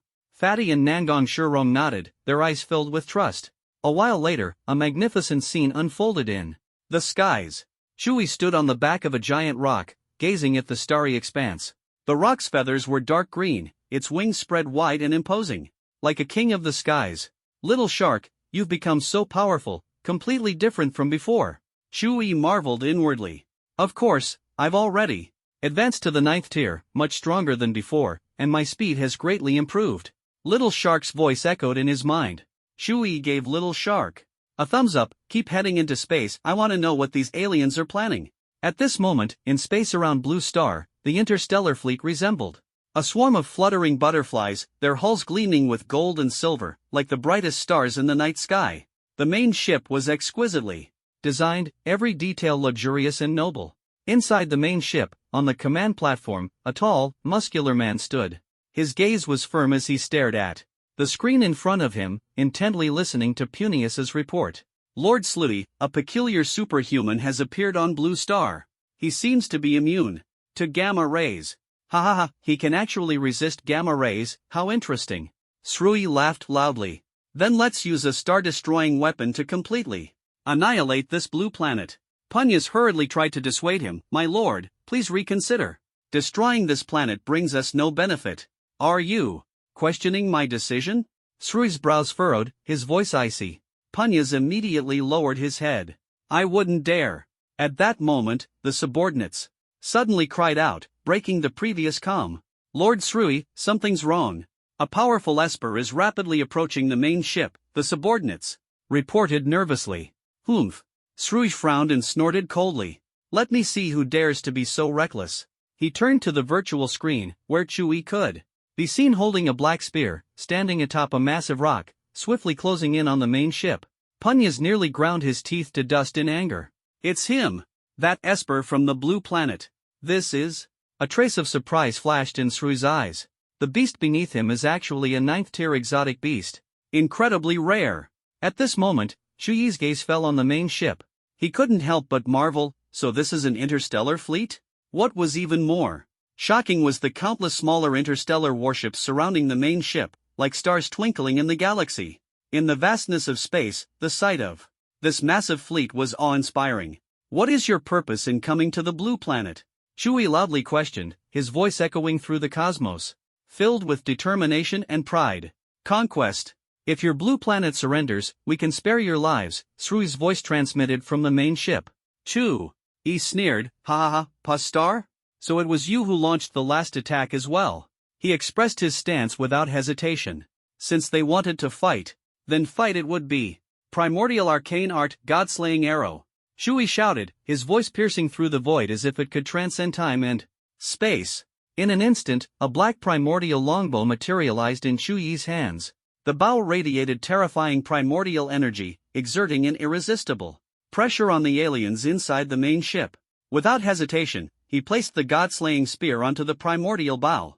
Immediately, primordial energy fused into the spear, exuding a fearsome aura. The spear seemed to come alive, brimming with killing intent, aimed directly at the main ship. "You alien scum, die!" Shui roared, his voice filled with fury and dominance. Inside the main ship, Srui was furious. "This is a planetary-level Esper attack. Evade quickly!" But the god-slaying spear, like an arrow, had already reached the front of the main ship, leaving no time to react. Boom! A loud explosion erupted, flames scattering everywhere as the main ship was blasted with a massive hole. Shui smirked disdainfully. "You're this weak? I didn't even use my full strength. Is this all you've got?" At this moment, Srui's voice came through, "Spare us, we surrender." "Surrender? I don't take prisoners." Shui's lips curled into a mocking smile. He looked down on these aliens, thinking they were far too weak. But inside the main ship, Srui's expression turned sinister. His eyes filled with malice. "Activate the antimatter star-destroying weapon immediately. Target the capital of Long Nation, Yinjing City. Execute a saturation strike, now," Sruj ordered coldly. The subordinates responded immediately, "Understood. Activating the antimatter star-destroying weapon. Target, Blue Planet, Long Nation, Yinjing City." "Yes." The subordinates quickly operated the virtual screen. Before long, a cold mechanical voice sounded. "Antimatter star-destroying weapon ready. Target locked, Blue Planet, Long Nation's capital, Yinjing City. Commencing saturation strike." In an instant, 2 red glowing missiles were launched from the cannons surrounding the main ship, heading straight for the Blue Planet. Shui sneered, "Foolish aliens, daring to use weapons to court death." However, just as he finished speaking, the missiles brushed past him, heading toward the Blue Planet at incredible speed. "These missiles aren't aimed at me? Did they miss?" Shui looked puzzled. "Not good. It's a trap." A flash of realization struck Shui's mind. They're targeting the Blue Planet. But it was already too late. The missiles were speeding toward the direction of Long Nation. These aliens are truly insidious. Shui felt a chill run down his spine. He had guessed correctly, they were indeed preparing to attack Blue Star, and he had been played. Sigh. Shui sighed, unsure of how many innocent civilians would lose their lives because of this. But at this moment, Shui couldn't afford to think about that. The antimatter missiles were hurtling toward Blue Star at an incredible speed. "Little shark, faster, faster. Accelerate!" Shui shouted anxiously. Standing on the massive back of the rock, he charged toward the antimatter missiles with all his might, trying to intercept them. Unfortunately, Shui's speed still couldn't keep up. A sudden wave of longing for Anna surged in his heart. If she were here, with her dark light speed, she would surely be able to stop these 2 missiles. Half an hour passed, and the 2 antimatter missiles had already reached the skies above Yinjing City. The citizens of Yinjing had also sensed the danger. What is that? Could it be the legendary meteor about to crash into Blue Star? "Should I make a wish?" a passerby exclaimed. Another person shouted in fear, "You're so naive, thinking about making a wish. That's a superweapon. Run, everyone, run for your lives." Meanwhile, Shui was desperately accelerating, trying to intercept the missiles. Even though he was giving it his all, his speed still couldn't match the antimatter missiles. "I'm still too weak. My speed isn't fast enough." Shui was filled with despair, unable to imagine the consequences of the missiles exploding in Yinjing. Yinjing had over 100 million people. It was the entire population of the Dragon Nation. At this critical moment, an impossible figure appeared in front of the 2 missiles. Shui was shocked to discover that it was none other than Shangguan Lingwei. Beside her was a massive true dragon. Just like that, one person and one dragon blocked the attack of the antimatter missiles. I never expected it to be Shangguan Lingwei. She's actually here to protect the civilians. This is too surprising. Shu Yi's eyes widened, completely unable to believe the scene before him. Boom! The two missiles exploded violently, and the powerful shockwave swept through the area, yet it couldn't shake Shangguan Lingwei's figure. She stood like a war goddess, clad in battle armor, with the eastern dragons soaring and circling behind her, a sight that was utterly awe-inspiring. Could this be her true summoning type ability? Is it really a true dragon? Shu Yi was astonished. This was his first time seeing a true dragon with his own eyes. Shangguan Lingwei's voice was firm and powerful. She met Shu Yi's gaze, her eyes filled with determination and a sense of responsibility. Shu Yi, don't be so surprised. This was my grandfather's dying wish. He asked me to protect these civilians. Shu Yi smiled faintly and said to her, Shangguan Lingwei, you've protected the civilians of an entire city. Whether or not it's your grandfather's wish, this is your act of kindness. You are, in fact, a kind person.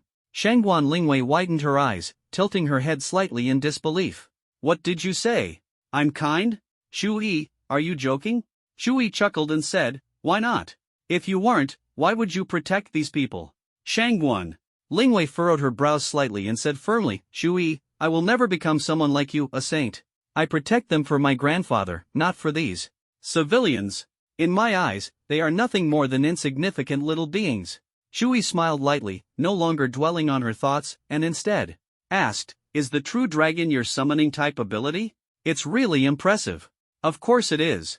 Haven't seen one before, have you?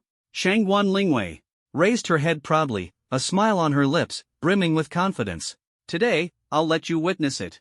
You should be grateful to me. Shu Yi smiled faintly and teased, it's just a true dragon. It looks powerful, but what if it's just for show, huh? Shangguan Lingwei froze for a moment, seemingly pondering something, and then said somewhat unusually, its strength has nothing to do with you. Just go back to your Spark City. Ha ha. Shu Yi was a bit surprised. She clearly didn't want to compete with him. He had originally wanted to test how powerful Shangguan Lingwei's true dragon was, but her attitude left him feeling a bit regretful. He said firmly, Shangguan Lingwei, I hope you continue to protect the civilians here and become a kind person. Our Starfire City welcomes you anytime. Shu Yi, stop brainwashing me and get lost. You're not welcome here. Shangguan Lingwei said bluntly, unmoved by Shu Yi's words. I'm leaving now. Shangguan Lingwei, I hope you'll join us. Shu Yi smiled, his gaze turning toward Starfire City as he transformed into a beam of light and sped away. Soon, Shu Yi returned to his room in Starfire City and was pleasantly surprised to find Anna already back. You're back. Let's go. Shu Yi said excitedly, his eyes shining with anticipation. Anna stepped forward, tightly holding onto Shu Yi's arm, and asked curiously, I just got back. Where are we going? Why the rush? Shu Yi replied helplessly, the alien interstellar fleet has surrounded Blue Star. They even launched 2 antimatter missiles just now. These aliens are despicable. Since they can't defeat me, they want to destroy Blue Star directly. We need to eliminate them now. Without hesitation, Anna said, alright, let's go together. Shu Yi resolutely added, call Fatty and the others too. A moment later, Shu Yi, Anna, Fatty, and Nangong Shirong were flying together in space. Shu Yi, with his jet-black hair, wore a flowing robe, his handsome face adorned with a charming smile. He exuded a powerful mixed-element energy, surrounded by ice, fire, lightning, and water, each radiating immense power. Anna, with her golden hair cascading like a waterfall, wore a tight combat suit that perfectly showcased her curves, exuding feminine allure. A mysterious black aura emanated from her, as if a demon had descended. Fatty rode on a somersault cloud, wielding a golden Rui Jingu bang that sparkled brilliantly. His plump figure, dressed in luxurious attire, appeared both comical and imposing, a paradoxical presence. Nangong Shirong wore an elegant blue robe adorned with intricate patterns that dazzled the eye. Her entire body was enveloped in black-purple lightning, as if she were the embodiment of thunder itself. The lightning was pure and flawless, showcasing her formidable lightning energy, sharp and intimidating. Up ahead is the alien interstellar fleet, Shu Yi said excitedly, his voice suddenly rising. From now on, unleash your full power and fight to your heart's content. In an instant, the 4 launched a fierce assault, charging toward the interstellar fleet. Shu Yi's figure flickered as he transformed into the God-slaying spear, activated the Kunping battle armor, and entered his mixed element form, heading straight for the main ship. Meanwhile, Anna, Fatty, and Nangong Shurong attacked the surrounding starships like a raging storm.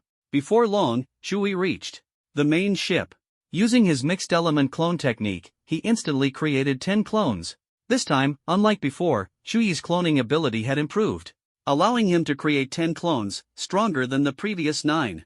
Mixed Element's secret art, God-slaying arrow. Shu Yi's voice echoed through the air, as if piercing through time and space. The 10 clones conjured black mixed element longbows, imbued with various energies.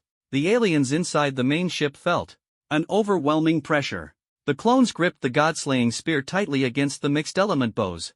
The mixed element energy fused into the God-slaying spear, radiating a chilling killing intent. The spear seemed to come alive, filled with the will to kill. Whoosh, whoosh, whoosh.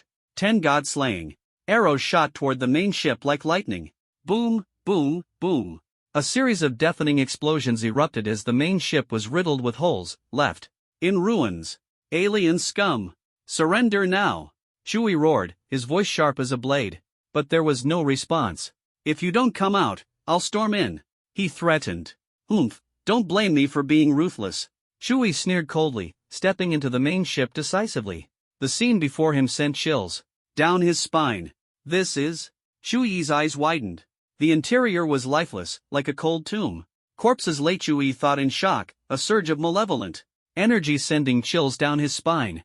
On the other side, Anna and her teammates had successfully dealt with the enemies aboard the smaller starships. Half an hour later, everyone gathered in front of the interstellar fleet. Anna sighed and said to Shu Yi, all the aliens on those starships are dead, their bodies unrecognizable. The chubby man frowned and asked, Brother Chu, what exactly happened? Nangong Shurong looked puzzled. It's so strange. These aliens were clearly attacked by some kind of malevolent creature. Shu Yi shrugged and smiled helplessly. I don't know either. Anyway, the alien threat has been resolved. Let's head back and discuss it in detail later. With that, they flew toward Blue Star. Meanwhile, in Starfire City, the special forces of the superhumans had established a branch in the city center. The design was simple, exuding a military style. The walls were white, devoid of unnecessary decorations, with only a large map marking important locations and missions. The room was neatly arranged with desks, chairs, and computers, creating a serious and efficient atmosphere that showcased their professionalism and strength. Xiaoxing, what exactly happened? Feng Qingyan stared at Tang Xiaoxing, her eyes filled with questions. Tang Xiaoxing spoke in a heavy tone, the alien interstellar fleet has been completely destroyed. Feng Qingyan frowned deeply, her voice resolute. It must be Chu Yi. He's just that kind of person. No, there's something else. Tang Xiaoxing shook his head, his tone helpless. The fleet was destroyed by the Kunping team, but the aliens were killed by a mysterious creature. Feng Qingyan asked in surprise, even your starry sky I can't see through it? Tang Xiaoxing smiled bitterly and said, yes, the situation is strange, like a creature we've never encountered before. Sigh. Feng Qingyan sighed, her face full of worry. Trouble never ends. We must track this mysterious creature with all our might. We can't let it affect our Starfire Centennial plan. Tang Xiaoxing's eyes were firm, and he replied without hesitation, understood, team leader. I will give it my all and not let you down. Elsewhere, Chu Yi and his team encountered trouble. A bizarre creature blocked their path. The thing resembled a giant mantis, its body so black it seemed to merge with the universe. The most terrifying features were its pair of sharp black sides and wings emitting dark energy. If one didn't look closely, one would notice it hidden in the vastness of space. Shu Yi stared at it and asked, what exactly are you? The mantis ignored him and suddenly launched an attack. Going straight for it? Shu Yi reacted quickly, gripping the God-slaying spear tightly to fend off the sharp side's fierce assault. God-slaying spear technique, primordial infinity style. But Shu Yi didn't intend to just defend. He swung his spear and engaged the mantis in a fierce battle. Strangely, every time Chu Yi was about to hit it, the creature would suddenly vanish, like Mo Outyan's invisibility technique. This is actually spatial power. Chu Yi was shocked, gripping the God-slaying spear tightly, sweat dripping as determination flashed in his eyes. Shao Na! Stop standing there, come help! He shouted urgently. Coming. Anna nodded and immediately rushed to Chu Yi's side. Shui knew that only Anna's speed could hit this monster. He turned and shouted to the chubby man and Nangong Shuron, "Chubby, Nangong Shuron, you two focus on blocking it. Don't let it escape." Understood. The two immediately split up, charging toward the mantis from both sides, trying to trap it. They were seasoned warriors, fully familiar with such tasks. Shui activated the primordial clone technique, instantly creating 10 clones, each carrying his immense power and skill, rapidly closing in on the mantis and launching relentless attacks. The mantis's sides clashed with Chuyi's god-slaying spear, producing ear-piercing metallic sounds and sparks flying everywhere, as if they were in a life-and-death duel. Shui felt Anna tightly holding his back, their speed suddenly accelerating. "This thing dodges too well. Anna, use your maximum speed," Shui urged loudly. "Got it," Anna responded, unleashing her full power, her speed instantly surpassing the speed of light. He tightly gripped the god-slaying spear, feeling Anna's unwavering support. With a sudden swing, the spear tip tore through the void, emitting a sharp whistle. "Die, monster!" Shui roared, his attacks fierce, each move precise and powerful. Suddenly, he felt the spear tip hit its target, a surge of victorious joy rising in his heart as he continued his assault without hesitation. Success! Speed truly was the key to victory. Anna, clinging to Chuyi's back, asked softly, "Shui, did it work?" Shui gritted his teeth and answered firmly, "Keep accelerating. Leave the rest to me. This mantis is too strange." Although the spear tip had struck it, the malevolent energy failed to penetrate its body. Impossible, the god-slaying spear's malevolent energy has never failed before, Shui thought uneasily. "I don't believe it.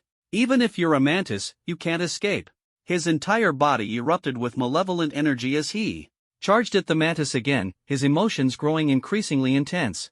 Shui realized that this mantis possessed spatial powers and invisibility. The thought of devouring it and significantly enhancing his own abilities excited him. After all, this was spatial power. "Let me try a new move," Shui murmured to himself, then shouted, "Primordial Thunderflame form." Instantly, lightning power erupted across his body, forming an energy storm. The primordial thunderflame burned fiercely but did not harm Anna on his back. Chuyi's entire body was enveloped in lightning, flashing rapidly and exuding a powerful aura, as if he could easily defeat all enemies. The primordial thunderflame form was Chuyi's latest ultimate move, capable of pushing thunderflame power to its limits, far stronger than before. Sometimes, focusing on a single ability yielded even more devastating results. He attacked the mantis frantically, continuing to unleash the god-slaying spear technique, primordial infinite style. Boom, boom, boom. Countless thunderclaps echoed, each move infused with the immense power of primordial thunderflame. Indeed, the primordial thunderflame is effective against it, Shui thought with secret delight. He watched as the mantis's movements gradually slowed, a direct result of the high temperature and paralysis effects of the thunderflame. Shui's attacks struck the mantis with precision, each blow landing squarely. Screech, screech, screech. The mantis roared continuously, growing weaker under Chuyi's relentless thunderflame assault. "Its blood isn't red." Shui suddenly noticed that the mantis was emitting black gas instead of blood, an eerie anomaly.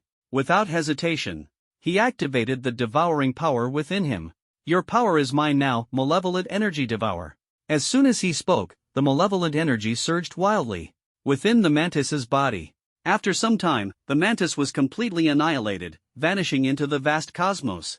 "Ha ha ha. Now, let's return to Starfire City and plan carefully," Shui said excitedly, his voice brimming with enthusiasm. The group quickly headed back to Starfire City. Shui hurried to his comfortable room, preparing to focus on cultivation. He and Anna sat down, closed their eyes, and immersed themselves entirely in their training. Their minds were fully absorbed in the process. Shui was thrilled to have devoured the strange mantis, feeling the power it brought. This mantis possessed the spatial power Chui had long dreamed of. He hadn't expected it to fall into his hands so easily, making him feel as though fate was favoring him. Sitting cross-legged on the ground, Chui continuously absorbed the power he had devoured from the mantis. He took a deep breath, sensing the spatial power flowing into his body. The surrounding space began to distort, seemingly under his control. Spatial distortion, it's definitely spatial power. Shui was overjoyed, realizing he was beginning to master this force. The spatial distortion lasted for a long time, then the spatial power within him suddenly shattered, making him feel as though he was being torn apart. This was a sign of spatial fragmentation. If his physical body wasn't strong enough, it could be fatal. Not good, the space is fracturing. The crisis made him tense, but his determination to gain power kept him going. Shuyi's body trembled, his blood boiling, radiating intense energy. His gaze was resolute, unwavering, like a burning flame. Come on. Mere spatial power, I refuse to believe you're beyond my control. Shuyi was fearless, knowing that only by enduring pain could he truly master the power of space. The spatial tearing lasted a long time, and finally, the pain subsided. Shuyi felt his body reassemble. I did it! Amazing! He slowly opened his eyes, which sparkled with dazzling light, knowing he had gained control over the power of space. This power allowed Shuyi to instantly vanish into a mysterious space, disappearing from his enemy's sight. He could also create his own space, just like Mo Outyan did in the past, showcasing immense strength. More importantly, through continuous practice, he could master teleportation, a rare and extraordinary skill. Imagine Shuyi being able to leap from one place to another in the blink of an eye. Whether it was escaping pursuit or quickly reaching a critical location, he could do it effortlessly. With persistent effort, he was certain he would become the true master of spatial power. Shuyi raised an eyebrow, a sly smile appearing on his lips as he muttered to himself, "This is incredible. The power of space is simply too strong." He glanced at Anna, who was focused on her cultivation, and without disturbing her, he quietly activated his spatial power. A miraculous scene unfolded. In an instant, Shuyi appeared in the office of Starfire City, as if traversing through time and space. This was his teleportation ability, though for now, it could only transport him to nearby locations. But Shuyi believed that in the future, he would be able to traverse the entire universe with a single thought. That would be an unimaginably powerful ability. In the office at Starfire City, Shuyi once again concentrated his spatial power, striving to open a small space and experience the wonder of the energy. Gradually, a tiny spatial rift appeared before him. This space resembled a miniature cube, only 1 cubic meter in size. Yet, within this small space lay boundless mysterious power. Shuyi took a deep breath, filled with excitement. He knew that only through diligent practice and elevating his realm could this space grow stronger. Even more astonishing was that the spatial power was continuously merging with his primordial core, like invisible threads tightly binding them together. The primordial core underwent a transformation, becoming even more unfathomable as the spatial power integrated into it. However, amidst all this, the Doomsday Black Lotus seed remained completely unresponsive, as if it existed in another world. No matter how enticing the external forces were, it remained utterly indifferent and unmoved. At that moment, Tang Xiaoxing suddenly appeared at the door of Chuyi's office. She entered the room, her gaze filled with disbelief, and stared at Shuyi as she asked, "Group leader Kuanping, did you really kill that unknown creature?" Shuyi's heart tightened. He hadn't expected Tang Xiaoxing to be so well informed. "Yes, it was just a slightly peculiar mantis," Shuyi replied with a faint smile, showing no concern. Tang Xiaoxing nodded and said gratefully, "Since the second spiritual energy revival, Blue Star has faced endless problems. Thank you for resolving such a major issue." Shuyi waved his hand modestly. "Not at all. We're all compatriots. We should help each other." Afterward, Shuyi and Tang Xiaoxing talked for a long time, during which he learned a lot about the critical details of the Starfire Century plan. Returning to his room, Shuyi saw Anna still immersed in her cultivation. He sat cross-legged and began practicing the primordial infinite technique, focusing deeply on his training.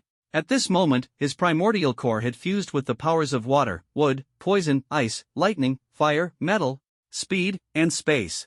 The core, like a radiant star, spun within his dantian. His soul abilities included the God-slaying spear and the God-slaying sword, both immensely powerful weapons that could shake the heavens and earth, though they had yet to reach their peak.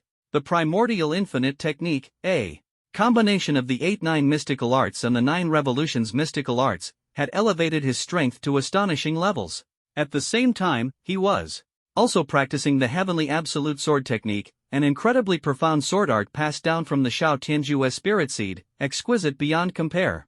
Faced with the arrogant and unyielding Doomsday Black Lotus seed, Shuyi racked his brain but still couldn't sense any movement from it. What conditions does this Doomsday Black Lotus seed require to grow? Shui anxiously pondered, unable to help but exclaim, the world-destroying Black Lotus, a primordial, innate treasure of the Great Desolation. Its seed alone is already so terrifying. A trace of determination flashed in Shuyi's eyes, and he no longer hesitated. Taking a deep breath, he focused his mind and began to carefully observe the Black Lotus seed. He noticed that the seed emitted a dense aura of darkness, like a mass of bound black smoke condensed into form. Closing his eyes, he listened to the seed's voice, immersing himself completely. Gradually, a thought stirred in Shuyi's heart, and he decided to nourish the world-destroying Black Lotus seed with his own energy. Concentrating all his strength, he infused energy into it. Days passed, and Shuyi became absorbed in his cultivation. A month slipped by quietly. Suddenly, Shuyi's eyes snapped open, and a powerful aura erupted like a volcanic explosion, shaking the surroundings. Although my strength has improved, I still can't break through to the star core stage. It's so frustrating. Shui sighed helplessly. I've poured so much energy into the world-destroying Black Lotus, yet it still won't activate on its own. It's as if there's an insurmountable chasm between us. Why is that? Since awakening his abilities, Shuyi's breakthrough speed had been incredibly fast, which made this setback all the more disheartening. For most people, breaking through to the star core stage required decades or even centuries of energy accumulation. Looking around the room, he noticed that Anna was no longer there. Shui muttered to himself, "Oh right, the bidding conference for the Spark Century plan should have started." He immediately left the room and headed toward the Spark Tower. Located at the heart of Spark City, the Spark Tower was a landmark of the city. Constructed from liquid metal, it had self-repairing capabilities, thanks to the technology and materials provided by Rabes. Theoretically, this building would never collapse and could automatically repair itself if damaged, a masterpiece of enduring perfection. Before long, in the grand hall at the top of the Spark Tower, Feng Qingyan, Anna, Fatty, Nangong Shiron, Tang Xiaoxing, and others were gathered, discussing urgent matters. Suddenly, Shui appeared. The moment Anna saw him, her eyes lit up, and she rushed forward without hesitation, hugging him tightly. "Shui, I missed you so much. Kiss, kiss." Anna whispered softly, her shy demeanor evoking tenderness. "Ahem." Shui coughed awkwardly, reminding her, "Anna, mind the occasion. Don't forget there are others here." "Shui, you're finally here," Feng Qingyan interrupted their sweet moment, her tone firm. "Tomorrow is the bidding conference for the Spark Century plan?" Shui asked curiously. "Oh? Who's participating?" Feng Qingyan explained in detail. Several major families, such as the Shangwan family, the Ouyang family, and the Dongfang family, representing the Shangwan group, Ouyang group, and Dongfang group, respectively. Besides these superfamilies, there are other influential family groups, like the Li group. Shui asked in surprise, "The Shangwan family is coming too?" Feng Qingyan nodded. "Of course. Spark City is now the focus of the entire world." Shui continued, "What about the situation in Xiong country?" Feng Qingyan replied confidently, "No need to worry. With your and Anna's connections, Xiong country will agree soon enough." Shui asked, "How are the design plans coming along?" Feng Qingyan smiled. "Of course, the Spark Century plan is no ordinary project." Her tone was filled with confidence, putting everyone at ease. As soon as she finished speaking, Tang Xiaoxing suddenly took out the design plans for the future Spark City. Shuyi's gaze swept over the plans. Unable to ignore the massive scale of Spark City, the city's boundaries extended all the way to the edge of the desert, as if it intended to encompass the entire region. He carefully examined the intricate network of roads and buildings on the plans, almost feeling the immense potential contained within the city. But what shocked him the most was that all the buildings were to be constructed using liquid metal, a level of luxury that was hard to believe. Noticing Shuyi's astonishment, Feng Qingyan smiled and explained, "The goal of the Spark Century plan is to create a modern, prosperous city that provides better living and development opportunities for the people of Long Country. We will build a bustling and vibrant metropolis in this desolate desert." Shui was inspired by Feng Qingyan's confidence, and a sense of anticipation for the plan ignited in his heart. As he looked at the detailed annotations on the blueprint, he could feel the designer's meticulous attention to every detail. Xingho City would feature residential areas, commercial centers, and technology parks, providing residents with a comfortable living environment and convenient commercial services. Tang Xiaoxing continued, "Xingho City will be equipped with advanced infrastructure and eco-friendly concepts. We plan to build a large solar power station to meet the city's electricity needs with renewable energy. At the same time, we will improve the transportation network to promote urban development and population mobility. Xu Yi felt a surge of excitement. He realized that Xingho City was not just a city but a symbol of hope and dreams for the future, which filled him with confidence in the plan. Feng Qingyan noticed the expression on Xu Yi's face and knew he was already captivated by the plan. She encouraged him, "Xu Yi, we are going to create a city full of vitality and hope, bringing a better future to the people of Longwei. Your efforts and contributions will be the key to the plan's success." Xu Yi took a deep breath and decided to give his all to contribute to the construction of Xingho City. He believed this plan would change the future of Longwei, making people's lives happier and more prosperous.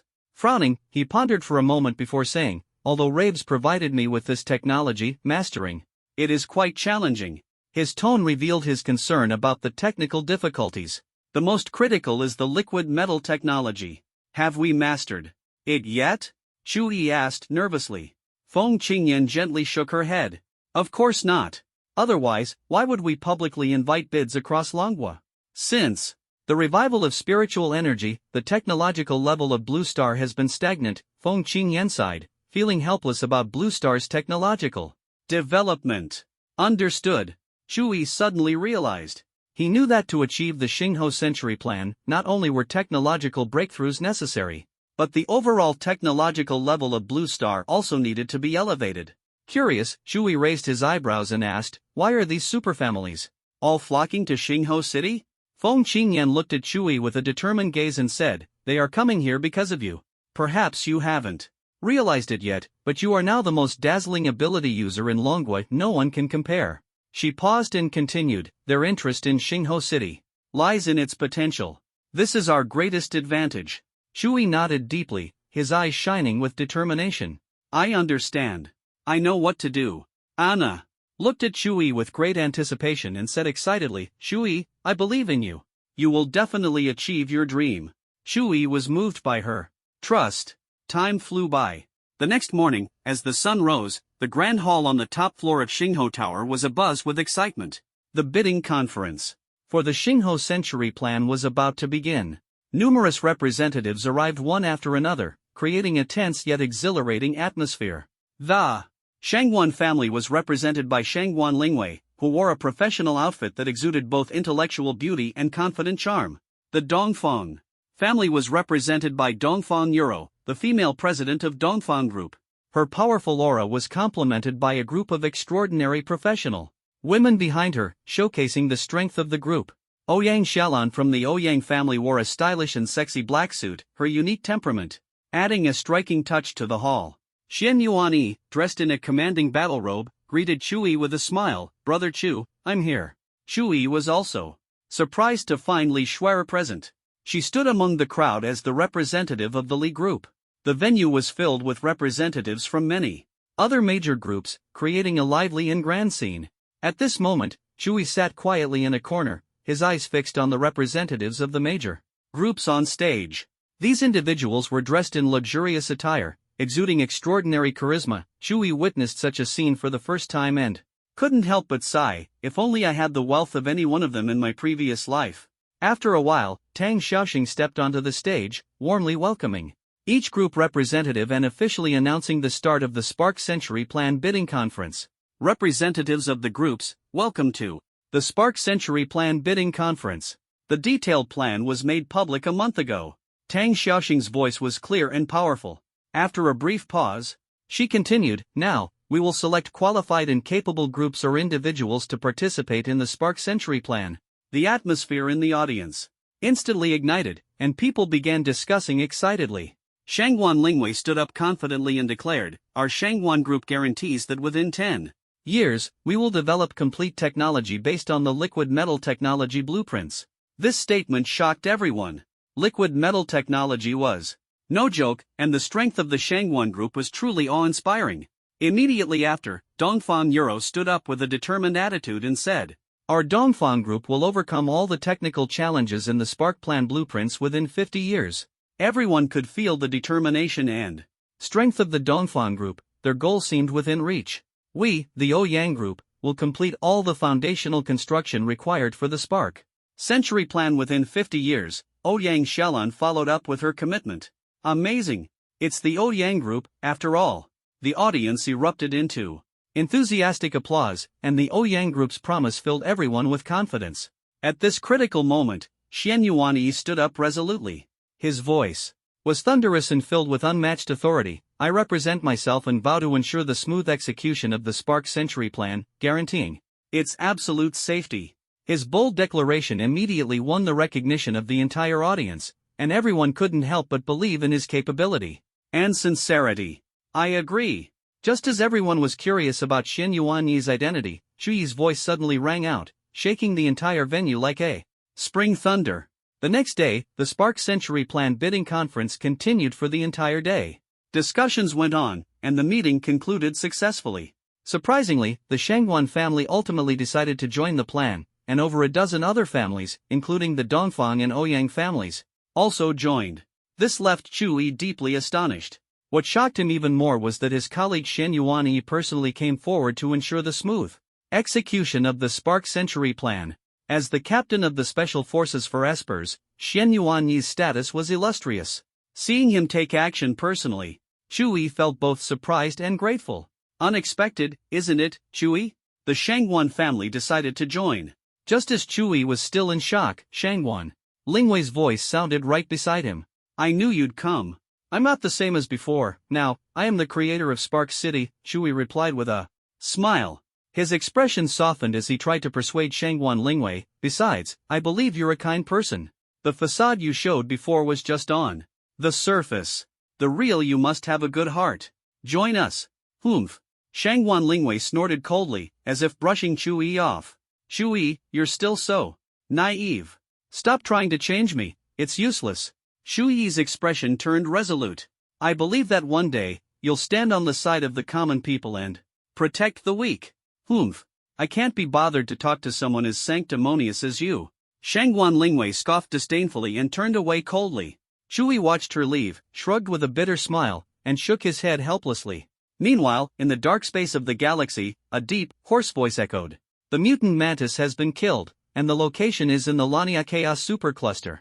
The voice seemed to come from the abyss, filled with hatred and determination. Another icy voice mocked, born reckless, it deserved to die.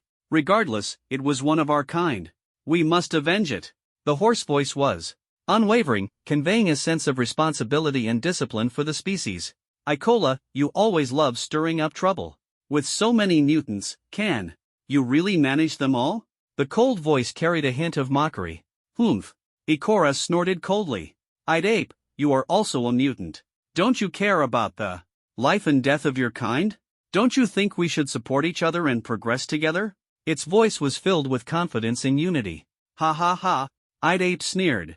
That mantis is dead, so what? You want us to avenge it? What a joke, such a waste of talent. I will send someone to avenge it, and you must send someone too, Ikora said coldly, its tone firm. Ha ha ha, I'd ape laughed disdainfully. Impossible. Revenge is your business. It has nothing to do with me. Its voice was full of sarcasm and indifference. As soon as I'd ape finished speaking, its figure disappeared without a trace. At this moment, in Spark City, Zhu Yi felt a chill sweep over him, and his body trembled involuntarily. Anna noticed his unusual behavior and asked with concern, Zhu Yi, what's wrong? Are you feeling unwell? Zhu Yi tried to hide his unease and said lightly, it's nothing, just a bit cold. Anna clearly didn't believe him. At this point, how could it just be the cold? But she didn't press further. When are we going to Ram Star? Blue Star is too small and boring. Zhu Yi pondered for a moment before replying, probably in about 5 months. Anna, have you felt like something bad is about to happen? I have a bad feeling. Anna shook her head in confusion. No, Zhu Yi. What's wrong? You seem so uneasy. Did something happen? Zhu Yi held Anna's hand tightly, his gaze filled with determination. If one day I'm no longer here, don't be afraid, and don't worry, because sooner or later, I will come back. He took a deep breath, his tone warm and resolute, as if promising an incredible miracle. However, the alarm in Zhu Yi's heart grew louder and louder, as if some invisible force was warning him that danger was approaching. His brows furrowed, and his eyes were filled with anxiety and worry. Anna moved closer, her gaze firm. Shui, nothing will happen. We'll always be together. Her voice was full of strength and conviction, as if she was making a decision for their future. Their eyes met, their hearts tightly connected, becoming each other's strongest support. Shui smiled at Anna and said, "All right, it's time to meet your father now." Anna asked in surprise, "So soon?" Shui grinned mischievously. "Of course, important matters can't be delayed, hee hee." His laughter carried a playful tone. "Aren't you looking forward to me meeting your father?" His gaze held a hint of teasing, his eyes carrying a certain charm that made Anna's cheeks flush. Anna blushed and said softly, "Let's go already. You're so annoying." She avoided Chuyi's gaze but couldn't hide the joy in her heart. "Ha ha ha." Chu-yi laughed heartily. "Just wait for the good news." His laughter was full of confidence. An hour later, Chuyi stood in the office of the great emperor of Bear Nation, feeling the powerful aura emanating from him. As the ruler of the nation, his presence exuded authority and dignity. This wasn't just simple strength but the aura of a true leader. The great emperor of Bear Nation asked with concern, "Shui, I only have one daughter. How do you plan to treat her?" Shui replied somewhat awkwardly, "It seems like she pursued me, and I just passively accepted?" His words carried a mix of helplessness and humor. The great emperor coughed a few times, laughing awkwardly. This troublesome daughter had actually chased after a man. But the situation was already a fact and couldn't be changed. "No matter what, you two are already together," the great emperor said with a tone of approval. Shui solemnly promised, "I will protect her well, I assure you." His words were firm and powerful. The great emperor looked at Shui and said in a deep voice, "Although you are strong now, you still need to prove yourself further. Come out, all of you." With his command, 10 powerful auras appeared, and 10 metamorphosis stage ability users emerged in the office. Shui was shocked as he thought, above the 9th tier, they become this strong? The heritage of the Bear Kingdom is truly unfathomable. "This is my strongest guard team. If you can defeat them, I will marry Anna to you." The words of the Bear Emperor echoed in the hall, full of dominance. Shui smiled, "No problem. Bring it on." They arrived at a spacious martial arts arena. Shui's gaze sharpened, and he immediately entered the primordial form, his aura erupting like blazing flames. His eyes glimmered with an eerie light, sending chills down one's spine. 10 superhumans charged at him, and 11 beams of light intertwined in the sky, moving at an almost imperceptible speed. Primordial ice thunder form. Shui looked up, perfectly merging the powers of ice and thunder. Speed and control combined flawlessly, and within just 10 minutes, Shui defeated all his opponents like a hot knife through butter. His posture was upright, majestic like a towering mountain, and the brilliance of victory illuminated the entire arena. The Bear Emperor praised, "Excellent, Shui, your strength is indeed formidable. I am reassured to let my daughter be with you." His gaze was filled with satisfaction and relief. Shui expressed his gratitude, "Thank you for your trust, Bear Emperor." Afterward, Shui and the Bear Emperor had a long conversation, discussing topics such as the construction of Spark City, future development, and his marriage to Anna. To Chuyi's delight, the Bear Emperor did not oppose him taking Anna to other planets. The Bear Emperor sighed, "I trust you, Shui of the Dragon Kingdom. Among the young people I have met, your potential is the greatest, and your future is limitless." A while later, Shui returned to Spark City, brimming with excitement. Anna was waiting for him. "I did it!" Shui raised his hands high, joyfully announcing. Anna asked eagerly, "Really?" Her eyes sparkled with anticipation, waiting to hear the answer that would make her heart race. "Ha ha ha." Shui placed his hands on his hips and laughed heartily, like a carefree child. His laughter was crisp and pleasant, as if it could melt all indifference. "Of course, your father has already agreed." His voice was filled with confidence and joy, as if he were announcing the good news to the entire world. "That's wonderful, Shui, I love you." Anna was so excited she could barely speak, her mood as beautiful as blooming flowers. She hugged Shui tightly, a hug full of love and gratitude, as if she wanted to pour all her emotions into this embrace. Shui felt the softness of her chest and the graceful curves of her figure, his heart stirring with warmth. He gently patted Anna's head and said tenderly, all right, our wedding is set for 10 days from now." In his previous life, Shui had never been married, and this was a major event in his life. He never thought he would actually get a wife, and his heart was filled with anticipation. Anna blushed shyly and nodded.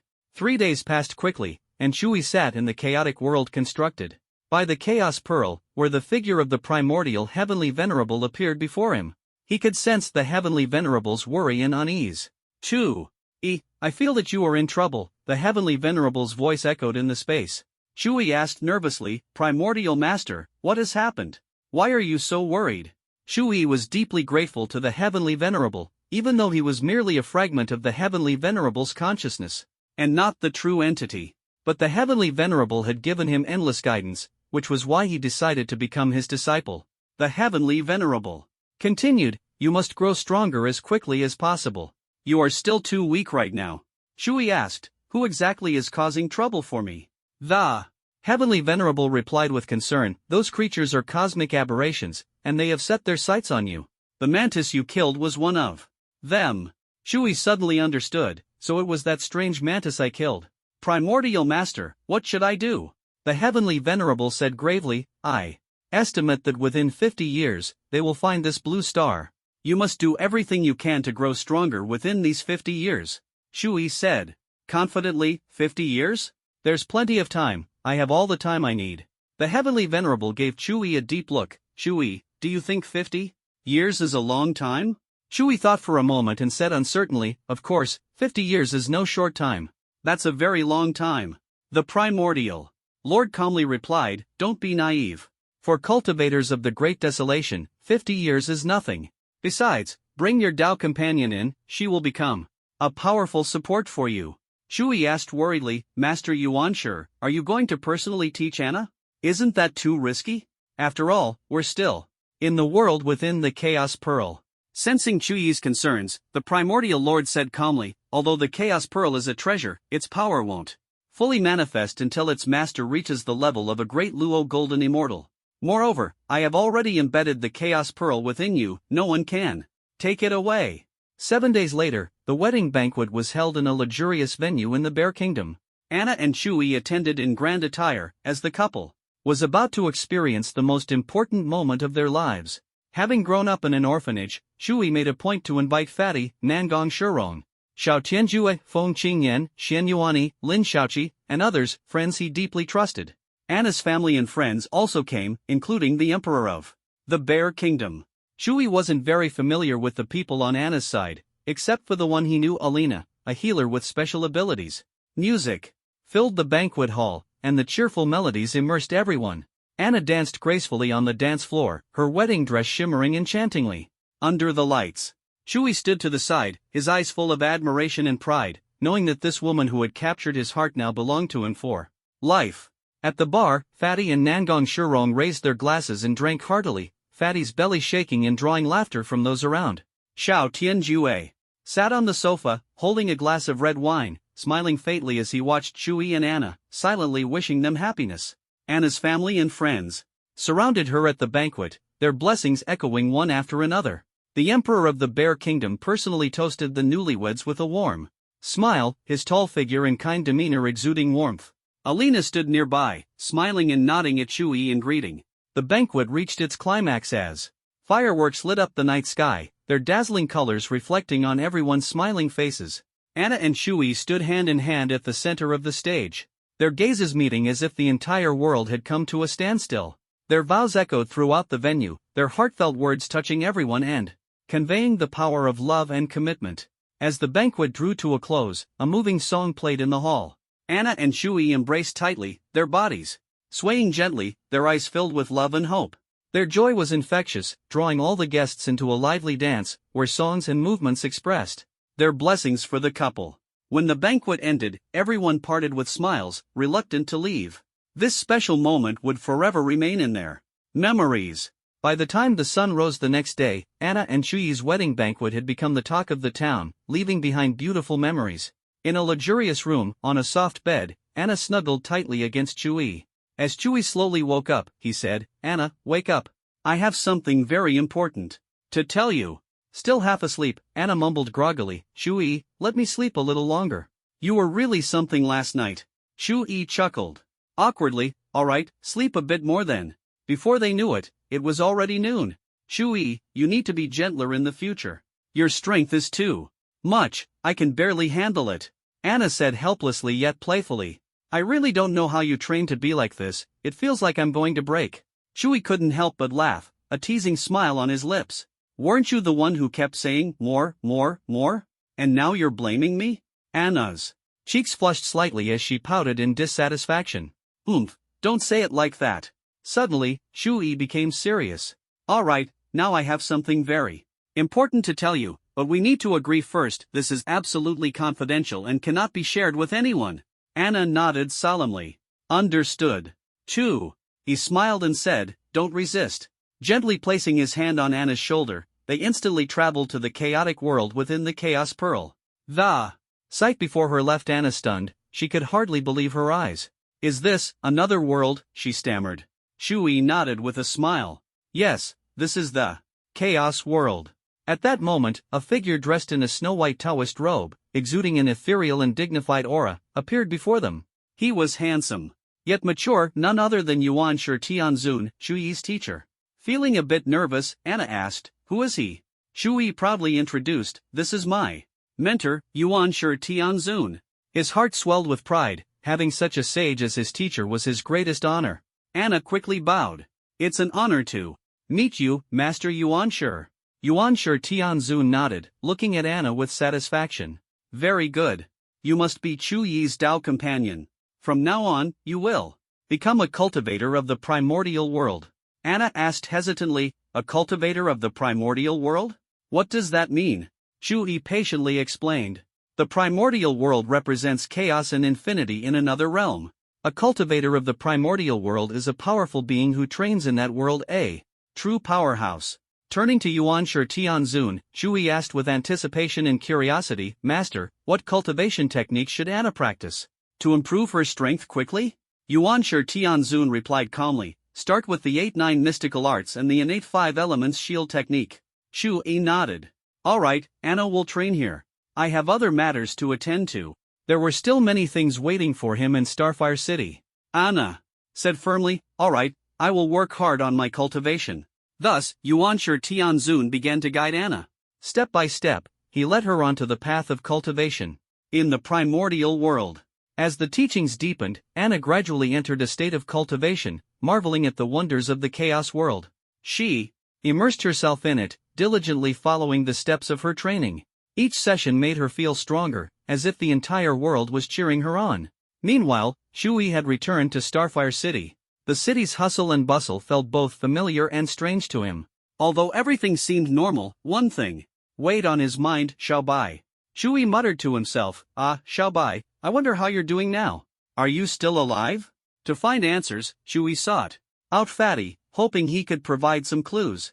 Staring at Fatty, Shui asked, Fatty, do you still remember Xiaobai? That little white tiger. Fatty sighed and gave a wry smile. Of course, I remember, but I have no idea where it is now. Its fur was so soft. It can't be dead, right? I know Xiaobai isn't dead. Don't jinx it with your crow's mouth. Shui scolded with a stern face. Taking a deep breath, he continued, do you remember how Xiaobai went missing? Were there any strange signs? Fatty shook his head, recalling the situation with a helpless expression. Xiaobai disappeared suddenly, as if taken away by some mysterious force. It's really strange. After hearing this, Shui pondered for a moment, and a bold hypothesis emerged in his mind. Xiaobai might have been transported to another dimension. Although there was no concrete evidence, this seemed the most reasonable explanation based on Fatty's description. Eager to find out, Shui went to the location Fatty had mentioned, the wasteland in the central region of the Dragon Nation, where Xiaobai had disappeared. Is this the place? Shui carefully searched, inspecting every corner. Suddenly, he detected a faint spatial fluctuation. As I thought, I was right. This is a spatial rift. Shui immediately activated the spatial power within him, and a distorted spatial rift gradually appeared before his eyes. The rift emitted intense spatial energy, capable of tearing an ordinary person to shreds in an instant. Yet Shui hesitated, weighing the pros and cons of entering to investigate. After all, spatial rifts were extremely dangerous. After much deliberation, Shui finally made up his mind. Since he had already mastered spatial power, entering the rift shouldn't pose too much of a problem. Without hesitation, Shui stepped into the spatial rift. Instantly, intense pain pierced his skin like countless sharp blades. However, possessing the formidable flesh of the god-slaying demon body and the boundless vitality of the origin body, he could endure the pain. Though still painful, it was nothing to him. After a while, Shui slowly opened his eyes, only to be greeted by a dense forest. He tentatively channeled his inner strength and was surprised to find not a single exotic beast in the forest. How could there be no exotic beasts? This is unbelievable, Shui muttered to himself in amazement, a look of confusion on his face. There's a different energy in the air here. Have I arrived in another universe? He continued to sense his surroundings, and was shocked to discover that this world was completely devoid of psychic energy. This world was remarkably similar to the Earth he had come from, almost identical, unbelievable. Shuyi's mind was in turmoil, and he murmured doubtfully, "This is so strange. Could Xiao Bai have also arrived in this world?" He wandered aimlessly through the forest, his vision blank. He noticed some ordinary animals, but no trace of exotic beasts. Gradually, his pace quickened, and after a long walk, he finally arrived at a city. The city was steeped in modernity, with tall buildings lining the streets, supermarkets and shopping malls dotting the streets, and cars whizzing by. It was clearly a city in the Dharma-ending age. Yet, there was no sign of psychic powers here either. Shui watched the people coming and going on the street. Everyone was ordinary, not a single one with superpowers. The most pressing question now was how to return to his own world. I should have known I shouldn't have come here. This is so annoying, Shui fretted. He couldn't help but stop a middle-aged man and politely asked, "Brother, may I know where this is? I seem lost." The middle-aged man calmly replied, "Young man, you're from out of town, right? This is H City's pedestrian street. Just keep going and you'll see the bus stop." "Good luck." Shui gratefully thanked him. "Thank you very much." "You're welcome. We're all Dragon Country people, and it's only natural to help each other," the man said with a smile. After a few words, Shui said goodbye. Through this conversation, he realized that this world was 90% similar to his previous Earth, with virtually no differences. It seems there are no superpowers here. How am I supposed to get back? Shui pondered. He had promised Labes that he would go to Ram Planet to help within 2 years, but his current situation made it impossible to time his return. He pondered for a long time and decided, I must return within a year. Just then, Shuyi's keen ears picked up a faint cry for help. It was as soft as a mosquito's buzz, but to a psychic and prehistoric cultivator like Shui, it was incredibly clear. He glanced around, his gaze darting around like lightning. Finally, he spotted several men in a luxury van holding a woman. Based on Shuyi's experience, this was either kidnapping or human trafficking. This plot is so cliché. Kidnapping a young lady, and then blackmailing her father? Shui followed the vehicle and saw it parked in an abandoned factory. He couldn't help but scoff inwardly. Yes, that's definitely it. A moment later, Shui retreated into the darkness, his eyes fixed on the scene. The woman, suspected to be the young lady, was tied securely to a chair, unable to move. Let me go. If my father finds out, you'll regret it. She struggled desperately, her voice filled with anger and threats. Yirushi, I didn't expect you to end up like this. One of the kidnappers laughed disdainfully. We've already contacted your father. Don't worry, we just want money, we won't kill you. Yirushi angrily cursed, you despicable people, my father will never let you go. The kidnapper laughed, ha, you still dare to threaten us? Do you think we dare not kill you? Just as Yirushi was about to angrily say something else, Shui appeared before them, already annoyed, gripping the god-slaying sword tightly in his hand. Oh, are you guys filming a movie? Shui teased, his face full of mockery as he spoke curiously. Chu. Yi's sudden appearance startled both the kidnappers and Yirushi. The kidnappers stared at Shui warily and asked, Who are you? Ha! Shui chuckled, speaking with a hint of sarcasm, so you're not filming a movie? The kidnappers' faces darkened. Kid, don't meddle in other people's business. Get lost. Shui replied calmly, Is this your house? If you tell me to leave, do you think I will? At the same time, Yirushi shouted loudly, Handsome guy, I'm the eldest daughter of the Yi group. They're kidnapping me, not filming a movie. Please save me, and I'll reward you generously afterward.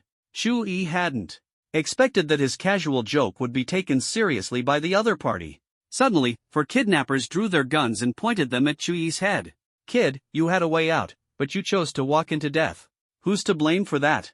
The ruthless kidnappers pulled the triggers, and gunshots rang out as Bullets rained down on Shui.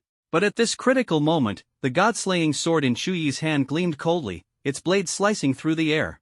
The sound of metal clashing echoed all around as every bullet was deflected. In truth, even without the sword, Shuyi's strong physique could easily withstand clearly. Saved someone, so how did he end up as a suspect? Sigh, I just arrived in this unfamiliar world. I should first figure out the situation, Shui thought. To himself. Thus, he was taken by the police to the interrogation room at the H-City Public Security Bureau. In the interrogation room, Shuyi's hands were locked in cold handcuffs as he stood in front of a hard chair, quietly waiting for the interrogation to begin. Suddenly, a female officer, Lu Yuding, walked in, her sharp gaze fixed on Shui. She asked, "Please tell me your name." Shui paused for a moment before calmly replying, "My name is Shui." Lu Yuding raised an eyebrow and continued, "Your gender?" Shui took a deep breath and answered without hesitation, "I'm a man." Lu Yuding nodded slightly, and asked again, "Have you ever used any other names?" Shui frowned, answering in confusion, "No, I've always been called Shui." Lu Yuding's sharp gaze didn't waver. "Then tell me your date of birth." Shui smiled faintly, hesitating a little. "Sorry, I've forgotten. It's been too long."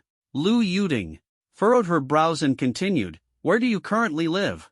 Shuyi's eyes flickered slightly as he answered frankly, "I currently live in Xingho City." Lu Yuding nodded lightly and asked, "What is your occupation?" Shui smiled faintly and said calmly, "I'm currently unemployed." Lu Yuding's expression softened slightly as she asked, "What is your educational background?" Shui cleared his throat and answered honestly, "I only finished high school." Lu Yuding smiled and finally asked, "Can you tell me about your family situation?" Shui paused, a warm smile appearing on his face. "It's just me and my wife. We rely on each other." Then, Lu Yuding continued her barrage of questions, her sharp gaze trying to uncover Shuyi's secrets. "Show me your ID," she demanded coldly, her eyes full of suspicion. Shui shook his head with a bitter smile. "I don't have one." His brief response failed to dispel Lu Yuding's doubts. Lu Yuding frowned and questioned, "Are you saying you're an undocumented person?" Her tone carried a clear challenge. Shui denied it. "I'm not undocumented. Do I look like a foreigner to you?" He tried to explain, but it was clearly ineffective.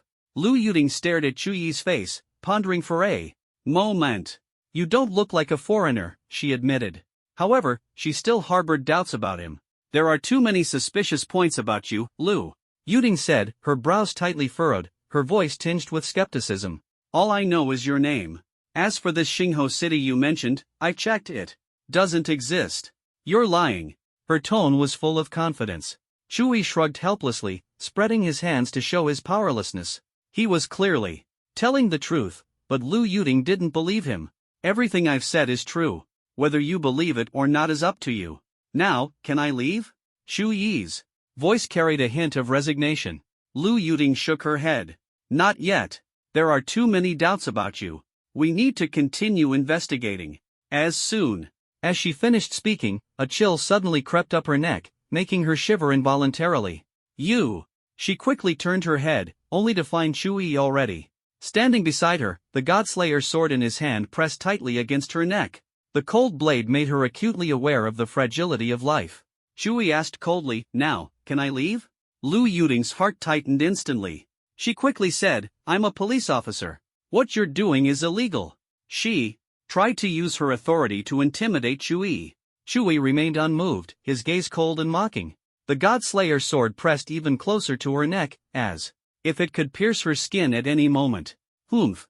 Shui snorted coldly, indifferent to her status as a police officer. "So what?" Despair surged in Lu Yuding's heart. She knew that if she didn't think of something quickly, her life would be in danger. Clenching her teeth, her eyes flashed with determination. As she said firmly, "Shui, who exactly are you to act so recklessly?" Shui responded indifferently, "Who I am doesn't matter. What matters is that I saved someone, yet you interrogate me like this. I'm not happy about it. But I won't kill you. This is just a warning. Not everyone is someone you can mess with." As soon as the words were spoken, Shui vanished instantly. It turned out to be one of his avatars. He disappeared? How is that possible? Lu Yuding's eyes widened in disbelief. She quickly dialed Yi Rushi's number. "Rushi, he actually disappeared into thin air. What happened?" Yi Rushi's voice came from the other end of the line. Lu Yuding recounted everything that had just occurred. Yirushi sighed helplessly. I told you before, he saved me. There's no way he's connected to the kidnappers. Why won't you believe me? Lu Yuding bit her lip and said awkwardly, I was just worried you'd be deceived. Society is complicated nowadays, and as the eldest daughter of the Yi family, you need to be extra cautious. Meanwhile, Chu Yi's true form was quietly lurking in H City, observing his surroundings, but he found nothing unusual. He then decided to return to the forest he had been in earlier. Back there, he searched everywhere but found no spatial fluctuations. Chu Yi's mind became muddled, so he entered the Chaos Pearl. Inside the chaotic world, he saw Anna. She was sitting cross-legged, floating in the air, her body emitting a faint glow, as if she had merged with heaven and earth. Anna's golden hair cascaded like a waterfall down to her waist, shining with a brilliance akin to the sun. Her features were exquisitely beautiful, her figure alluringly curvaceous, and her skin was fair and delicate, like a flawless work of art. Surrounding her was a dense spiritual aura, an invisible stream constantly circulating. Every strand of spiritual energy was absorbed by her, enhancing her cultivation and making her stronger. This scene instantly lightened Chu Yi's previously heavy mood. He eagerly looked around and asked, Primordial teacher, how can I return to my original world? Please guide me. Soon, the figure of the primordial celestial sovereign slowly appeared and said mysteriously, I have long been aware of your situation. Returning is not difficult. Chu Yi's eyes lit up, and he asked excitedly, Teacher, please tell me what to do. The primordial celestial sovereign smiled faintly and said, the universe you are currently in is actually a parallel world to your original universe. Chu Yi's heart trembled. It was indeed a parallel universe, just as he had guessed. A parallel universe? Can I travel back and forth between them? The primordial celestial sovereign nodded and said, yes, as long as you can grasp the laws of space. Chu Yi felt a bit disheartened upon hearing this. Primordial teacher, but the laws of space are incredibly powerful rules. I don't have that much time. Please help me. The primordial celestial sovereign patiently explained, if you want to return now, I can open a spacetime channel and send you back immediately. His words carried a special care for Chu Yi, his disciple. After all, the primordial celestial sovereign was known for his temper in the prehistoric world. But he was fiercely protective of his disciples. Chu Yi was overjoyed and asked excitedly, really? The primordial celestial sovereign smiled and said, however, I suggest you stay in this universe for a while first. Chu Yi was stunned and asked in confusion, primordial teacher, this universe doesn't allow cultivation. What's the point of staying here? The primordial celestial sovereign patiently replied, no, this universe can be cultivated in. It's just that you haven't yet sensed its energy. Over time, you will gradually integrate and truly feel its power. He paused and continued, cultivation is not just about enhancing strength, it's also about tempering the mind. Here, you will face various challenges that will test your willpower. You will learn to confront difficulties and setbacks while maintaining inner peace and determination. These are equally important for your path of cultivation. I understand. Now, primordial teacher, Chu Yi said, suddenly enlightened. The primordial celestial sovereign nodded in satisfaction, and his figure gradually faded away.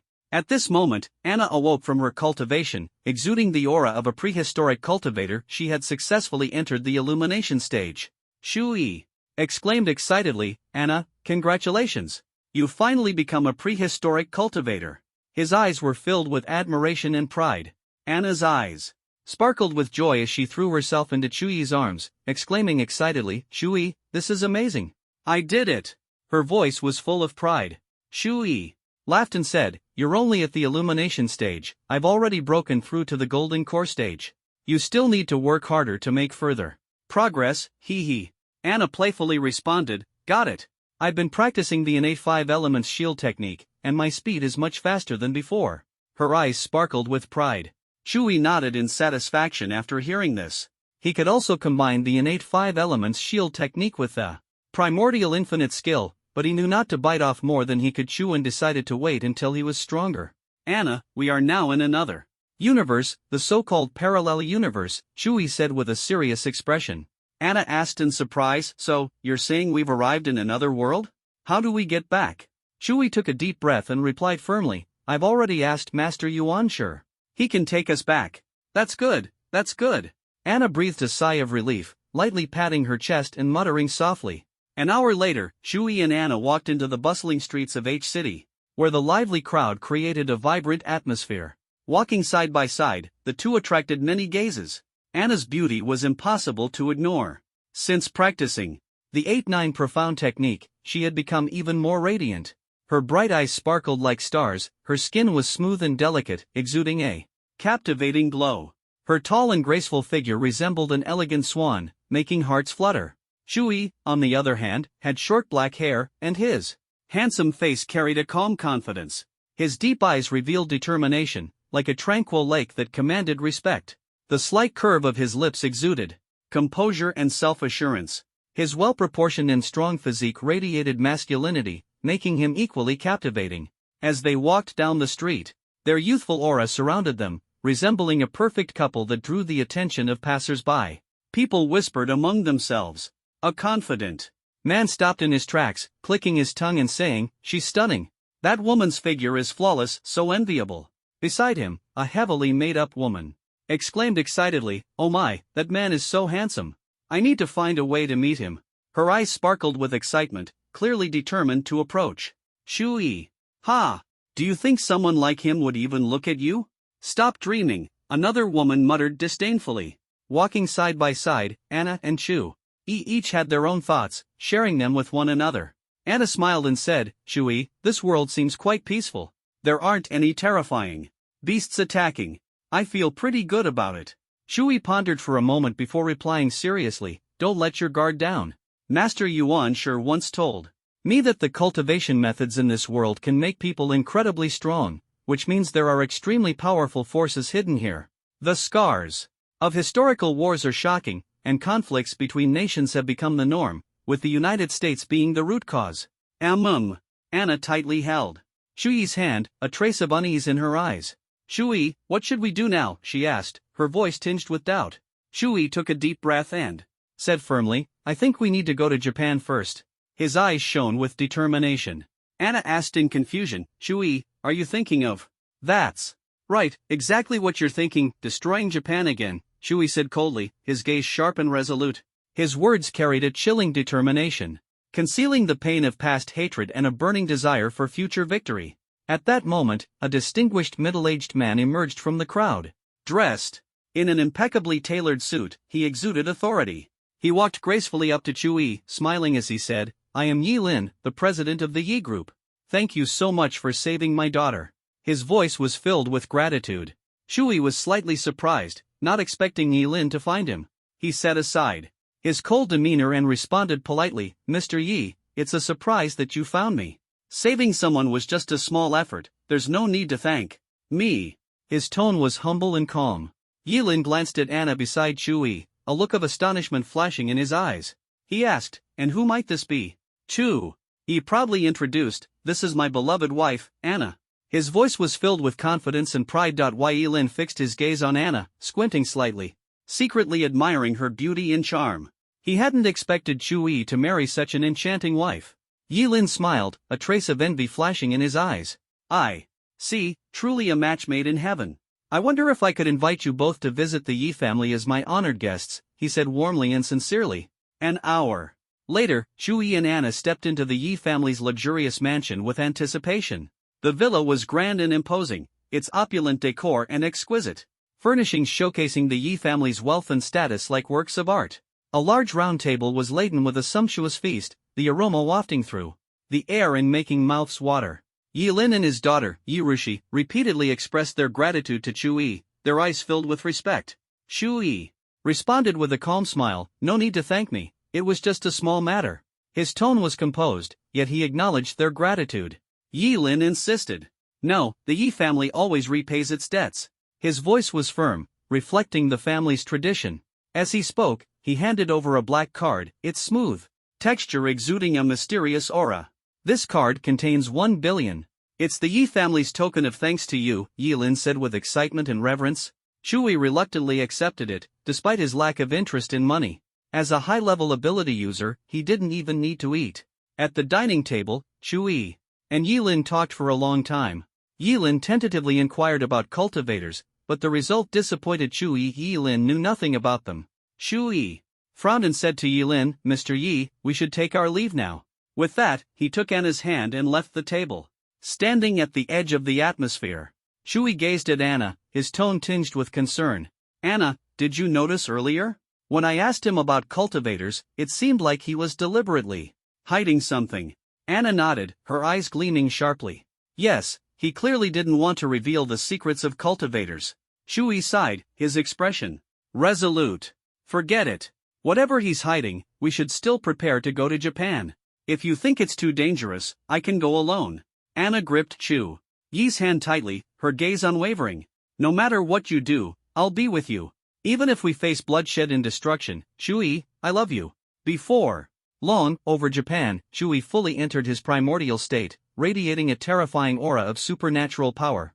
At the same time, Anna transformed into her demon form, wielding a radiant lightsaber. Unlike before, her demon horns had disappeared, replaced by an ethereal aura, her demeanor elegant and majestic. Shui looked at Anna, his tone heavy. Anna, if we encounter danger, retreat immediately. Anna showed no fear. Don't worry, I'm strong now. I won't fall into danger so easily. In an instant, the two shot toward Japan like lightning, their speed astonishing. In the blink of an eye, they arrived in Tokyo, the capital of Japan. With a loud crash, dust filled the air as Chu-Yi and Anna landed steadily.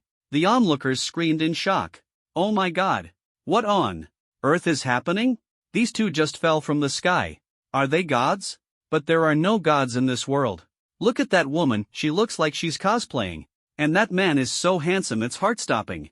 While the Japanese people were still in shock, Shui and Anna swiftly sprang into action. Shui instantly created 10 clones, each wielding a Godslayer sword, and began mercilessly cutting down enemies.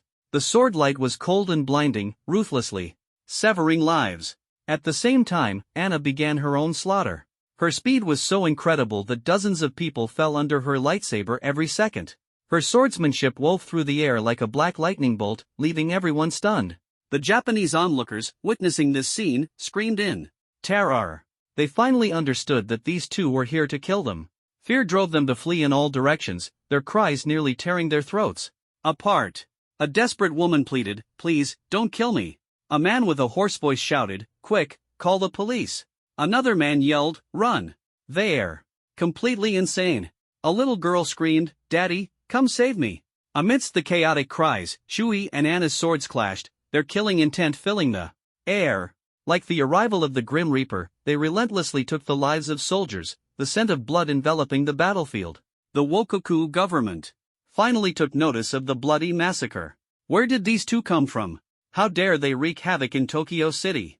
The mayor, furious and anxious, furrowed his brows and said, Send people to stop them immediately. We cannot let this terror continue. 3 hours later, Shuyi's gaze fell on a young man. With a mocking tone, he said, Wokoku man, you want to stop me? The young man had just opened his mouth when Shui coldly interrupted, No need for names. Prepare to die. Heaven extinguishing sword intent, heaven severing slash. Shui unleashed his ultimate move, and a sharp sword aura struck instantly. The young man didn't even have time to react before he was killed in a flash. As he died, his face was filled with confusion and helplessness, completely unable to comprehend his tragic end. Shui and Anna's slaughter continued. The bloody scenes played out repeatedly, and the aura of death pervaded the air. Shui, like a berserk beast, mercilessly slashed with precision, each strike hitting a vital point and bringing terrifying death. Anna, on the other hand, moved like a ghost, vanishing in an instant and leaving only after images. When she reappeared, her enemies were already lying. You have committed unforgivable crimes and must accept sanctions from the United Nations. A middle-aged American woman stood up. She was the leader of this group, and her voice was firm and powerful. Shui snorted coldly and replied fearlessly, If you want to stop me, I can easily kill you all. The middle-aged American woman licked her lips, her eyes full of evil thoughts, and a sinister smile appeared at the corner of her mouth. Man, if you are willing to be my male favorite and serve me well, I can let you go. Shui was stunned when he heard this. He remembered that someone had said similar words to him before, and he could not understand the madness of this kind of person at all. You shameless woman. He is my husband. How dare you say such things in front of me? Anna was furious when she heard this. She had never been so angry before. Someone actually dared to steal her man. She gripped her lightsaber tightly and rushed towards the middle-aged American woman without hesitation. The blade cut through the air, bringing out a powerful demonic force. Anna's anger was like a raging fire, and her voice was full of resentment and anger, like a sharp blade piercing people's hearts. "He only belongs to me, you reckless bitch. Die. Humph. How dare you steal my man?" Anna gritted her teeth, and dark power condensed in her sword. A sword energy instantly cut through the air, sweeping in all directions, showing her full strength. The middle-aged American woman was frightened out of her wits by Anna's momentum. She was extremely terrified and begged, "Please, spare my life. Don't kill me. Don't." Before she could finish her words, Anna killed her with a sword. "Ah!" Her screams stopped abruptly. The practitioners around saw the scene and couldn't help but feel a chill in their hearts. You actually killed her!" someone exclaimed, cold sweat breaking out on their foreheads as they retreated, filled with fear and wariness of Anna. "You all die together." Anna's eyes were fierce, her sneer was fierce, and her voice was filled with madness. "We'll fight." Undaunted, they resolutely embraced this life-or-death battle. Half an hour later, Anna was like a demon, her fallen enemies scattered around her. During this time, Anna had fought alongside Shui, gradually being influenced by his personality. Shui stared into Anna's eyes and spoke slowly, "Your methods are very decisive. You'll kill everyone, but this means we won't be able to obtain intelligence from them. I'm very interested in the cultivators of this world." Anna rolled her eyes in disdain and replied coldly, "That American woman actually wants you to be her male concubine. As your woman, I must eliminate them all." All right. Shui chuckled nonchalantly. "Someone has said that before, and I've always dealt with it myself." He looked around and said calmly, "Let's move on. We've only destroyed Tokyo so far, it will probably take another 2 weeks to completely destroy Japan." His tone betrayed his unwavering resolve to destroy the Japanese. Anna nodded, her eyes gleaming with determination, and without hesitation, she declared, "All right, let's destroy Japan together." The slaughter resumed, the two men nearly unstoppable. Their figures darted through the bloody storm like lightning, the aura of death permeating every corner. Sword energy sliced through the air, each strike laced with the resolve to annihilate everything. Half a month later, the entirety of Japan was a dead city. The once bustling city was reduced to ruins, its streets littered with corpses, a scene reminiscent of hell. Blood stained the earth, debris strewn everywhere, and wailing cries echoed, chilling the heart. At this moment, the parallel universe's Japan was completely annihilated. Shui smiled, "I didn't expect everything to go so smoothly." His eyes gleamed with pride. Anna's lips curled into a confident smile. "Of course, although many cultivators tried to stop us along the way, they were too weak to be worth mentioning." She smiled softly, not hiding her confidence in her abilities. Shui frowned, his heart full of doubt. "But why are these cultivators so weak? And why did Teacher Yuanchar ask me to stay in this world for a while? Forget it, no need to overthink. Since I'm here, I'll just stay peacefully." After a long time, Anna and Shui finally returned to the Dragon Kingdom and bought a spacious villa in H City. After half a month of intense battles, both were somewhat exhausted. That night, they lay in the spacious bedroom, the soft bed providing unparalleled comfort. Anna, with a hint of fatigue, spoke, "Ai, this time we can't be like last time. I can't hold on anymore." "Little Na, I understand. Don't worry," Shui replied with a mischievous smile, immediately picking Anna up. You rascal." Anna chuckled bitterly, pleading, "I already said we can't be like last time. Don't torment me anymore, don't wear me out." An hour later, "I love you," Anna said softly. Shui responded tenderly, "Little Na, I love you too." As soon as Anna finished speaking, she eagerly activated her light attribute ability. Shui was startled by her sudden action, finding it hard to believe it could be used this way. Just as the two were immersed in happiness, the villa door suddenly echoed with knocking, breaking the silence. Shui frowned, feeling annoyed. "Knocking at this time, how irritating," he grumbled unhappily. At that moment, Anna was straddling Shui, her golden hair gently falling onto his face. She angrily said, "I really want to know who has the audacity to disturb us at this time, ruining my moment." Shui and Anna quickly dressed and hurried downstairs to open the door. Standing at the entrance were a man and a woman, dressed neatly. The man was handsome and dashing, the woman beautiful and charming, appearing very formal. Shui keenly sensed the aura of cultivators on them and became alert. Narrowing his eyes, he asked unfriendly, "Who are you?" The two ignored his hostility and smiled as they introduced themselves. "Hello, we are members of the National Security Bureau. My name is Li Zhuanyan, and she is Li Yisin." Anna, full of anger and resentment, seemed to overwhelm the entire room. She furiously said, "What is the National Security Bureau's purpose?" Li Yisin, sensing Anna's anger, replied lightly, "Don't be mad. After all, you two destroyed the entire Wa Kingdom." "Humph. So what? If you don't give a reasonable explanation, don't think about leaving here." Anna sneered disdainfully. Seeing Anna's dissatisfaction, Shui gently advised, "Anna, don't rush. We have plenty of time. In the future, no need to get angry." Anna bit her lip, listened to Chui, and calmed down.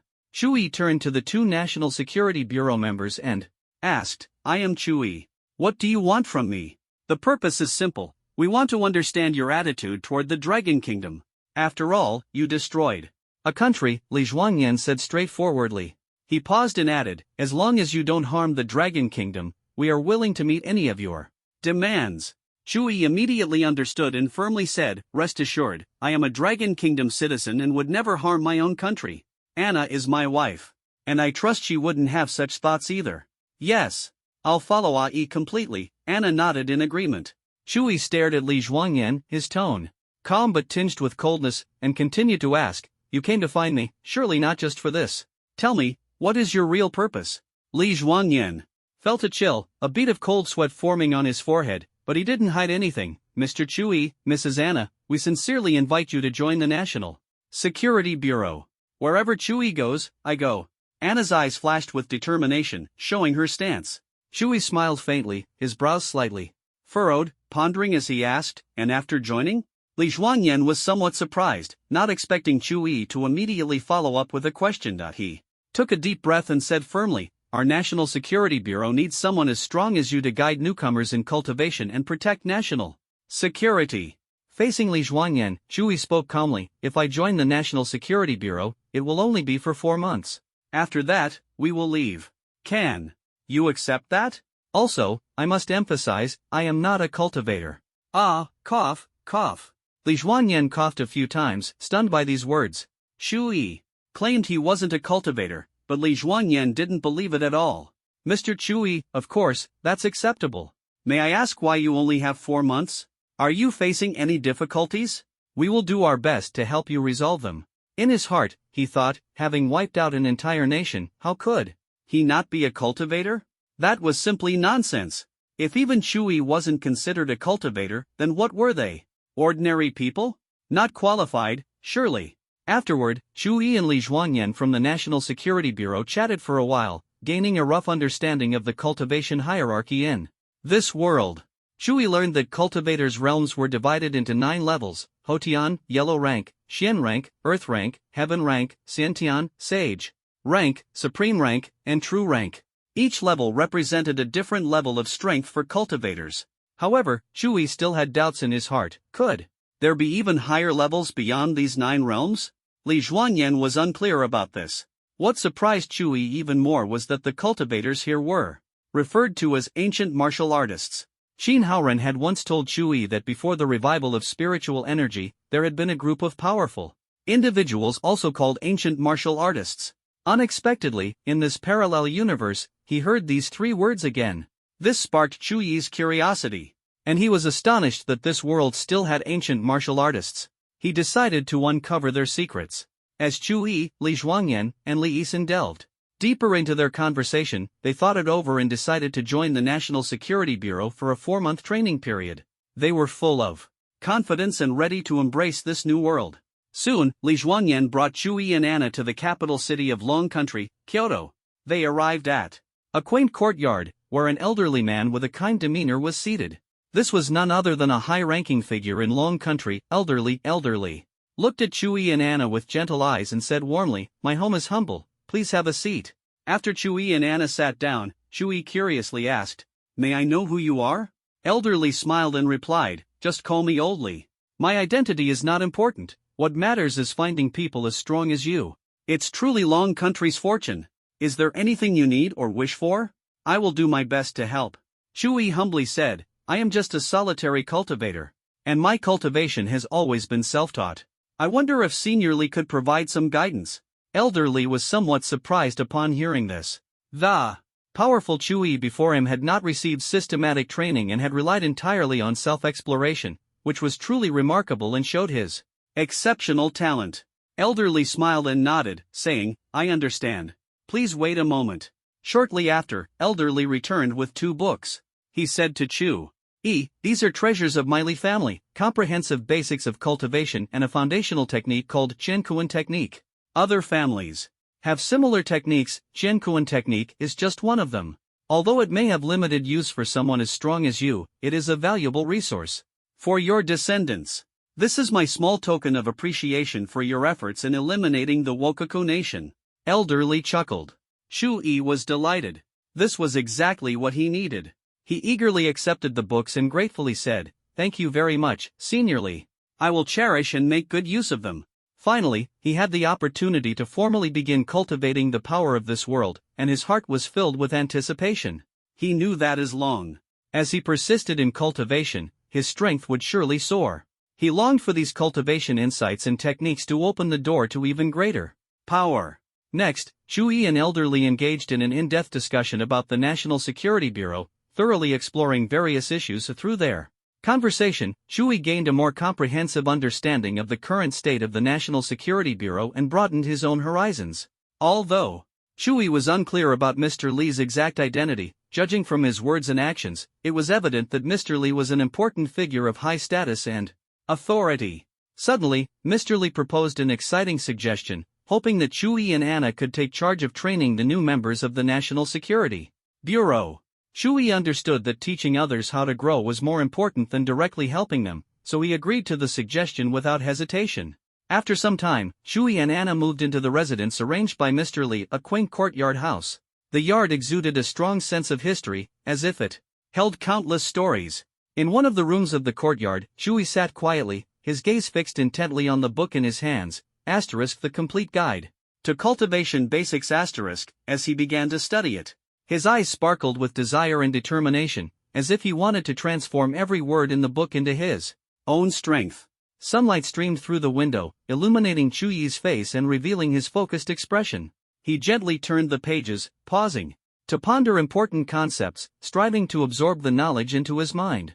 Outside, the sounds of birdsong and a gentle breeze could be heard, and He seemed to feel the forces of nature surrounding him. He knew that only through continuous learning and cultivation could he reach his ideal state.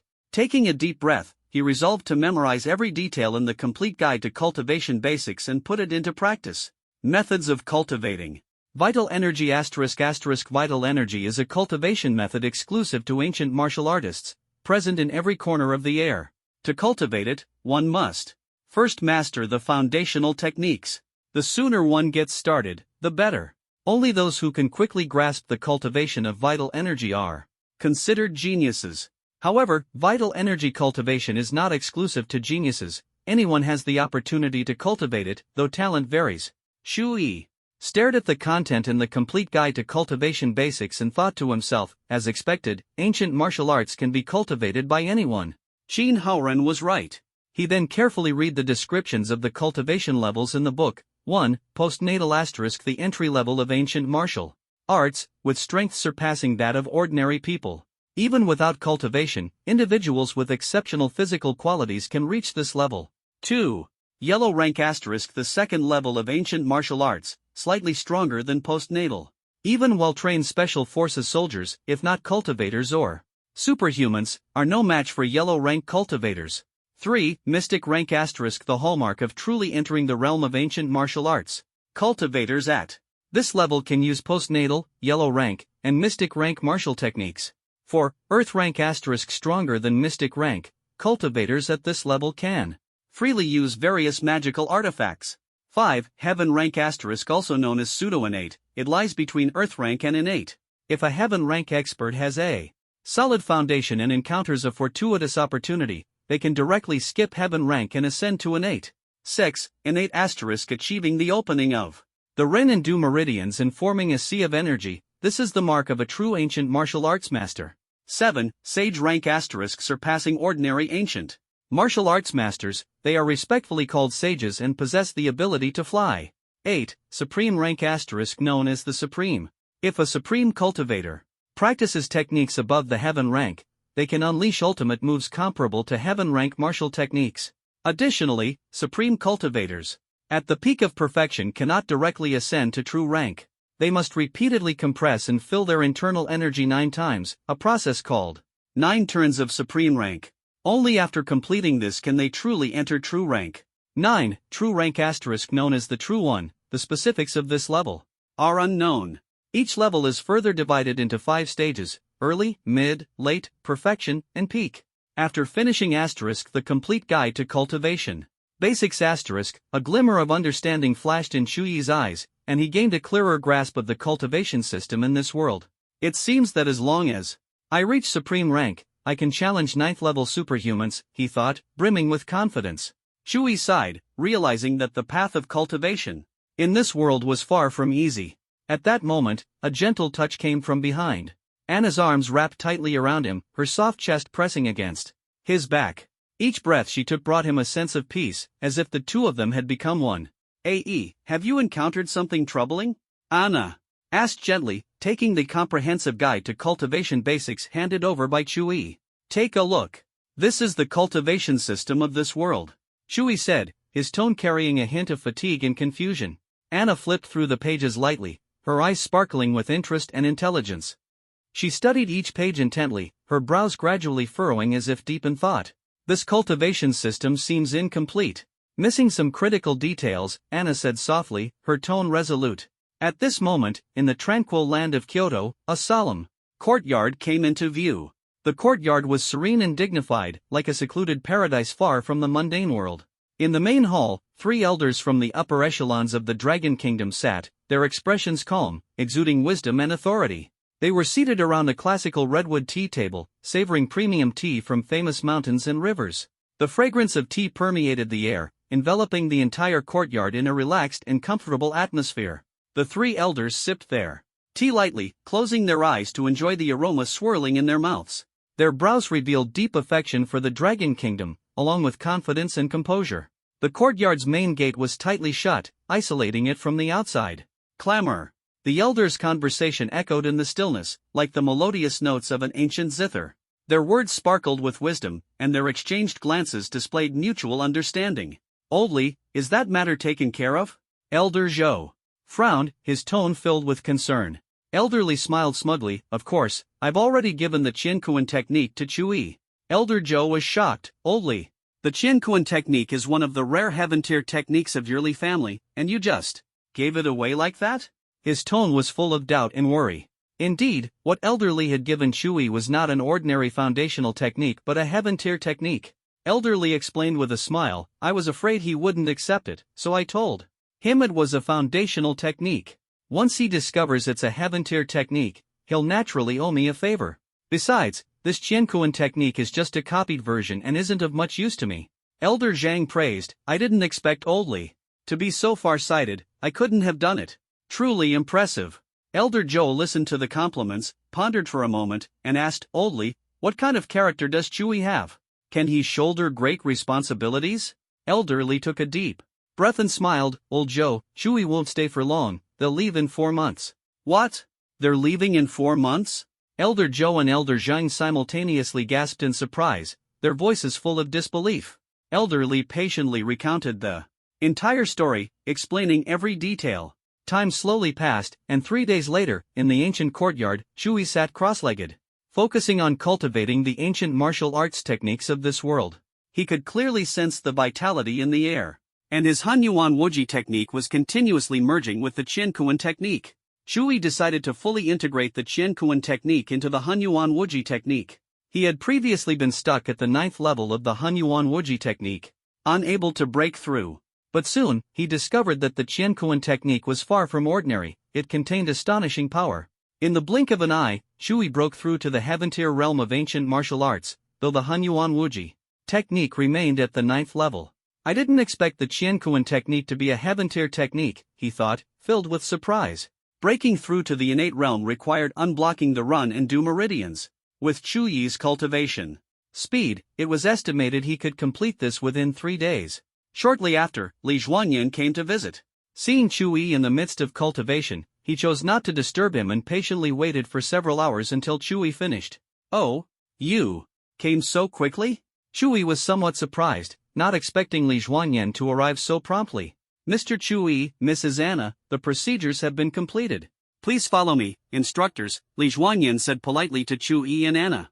"All right, let's head out now." Chu Yi and Anna followed Li Juanyan and stepped forward. Meanwhile, in a remote area on the outskirts of the capital, surrounded by metal fences, a prominent warning sign stood at the entrance, guarded closely by 2 ancient martial artists. The place was vast, resembling a miniature city, complete with all necessary facilities.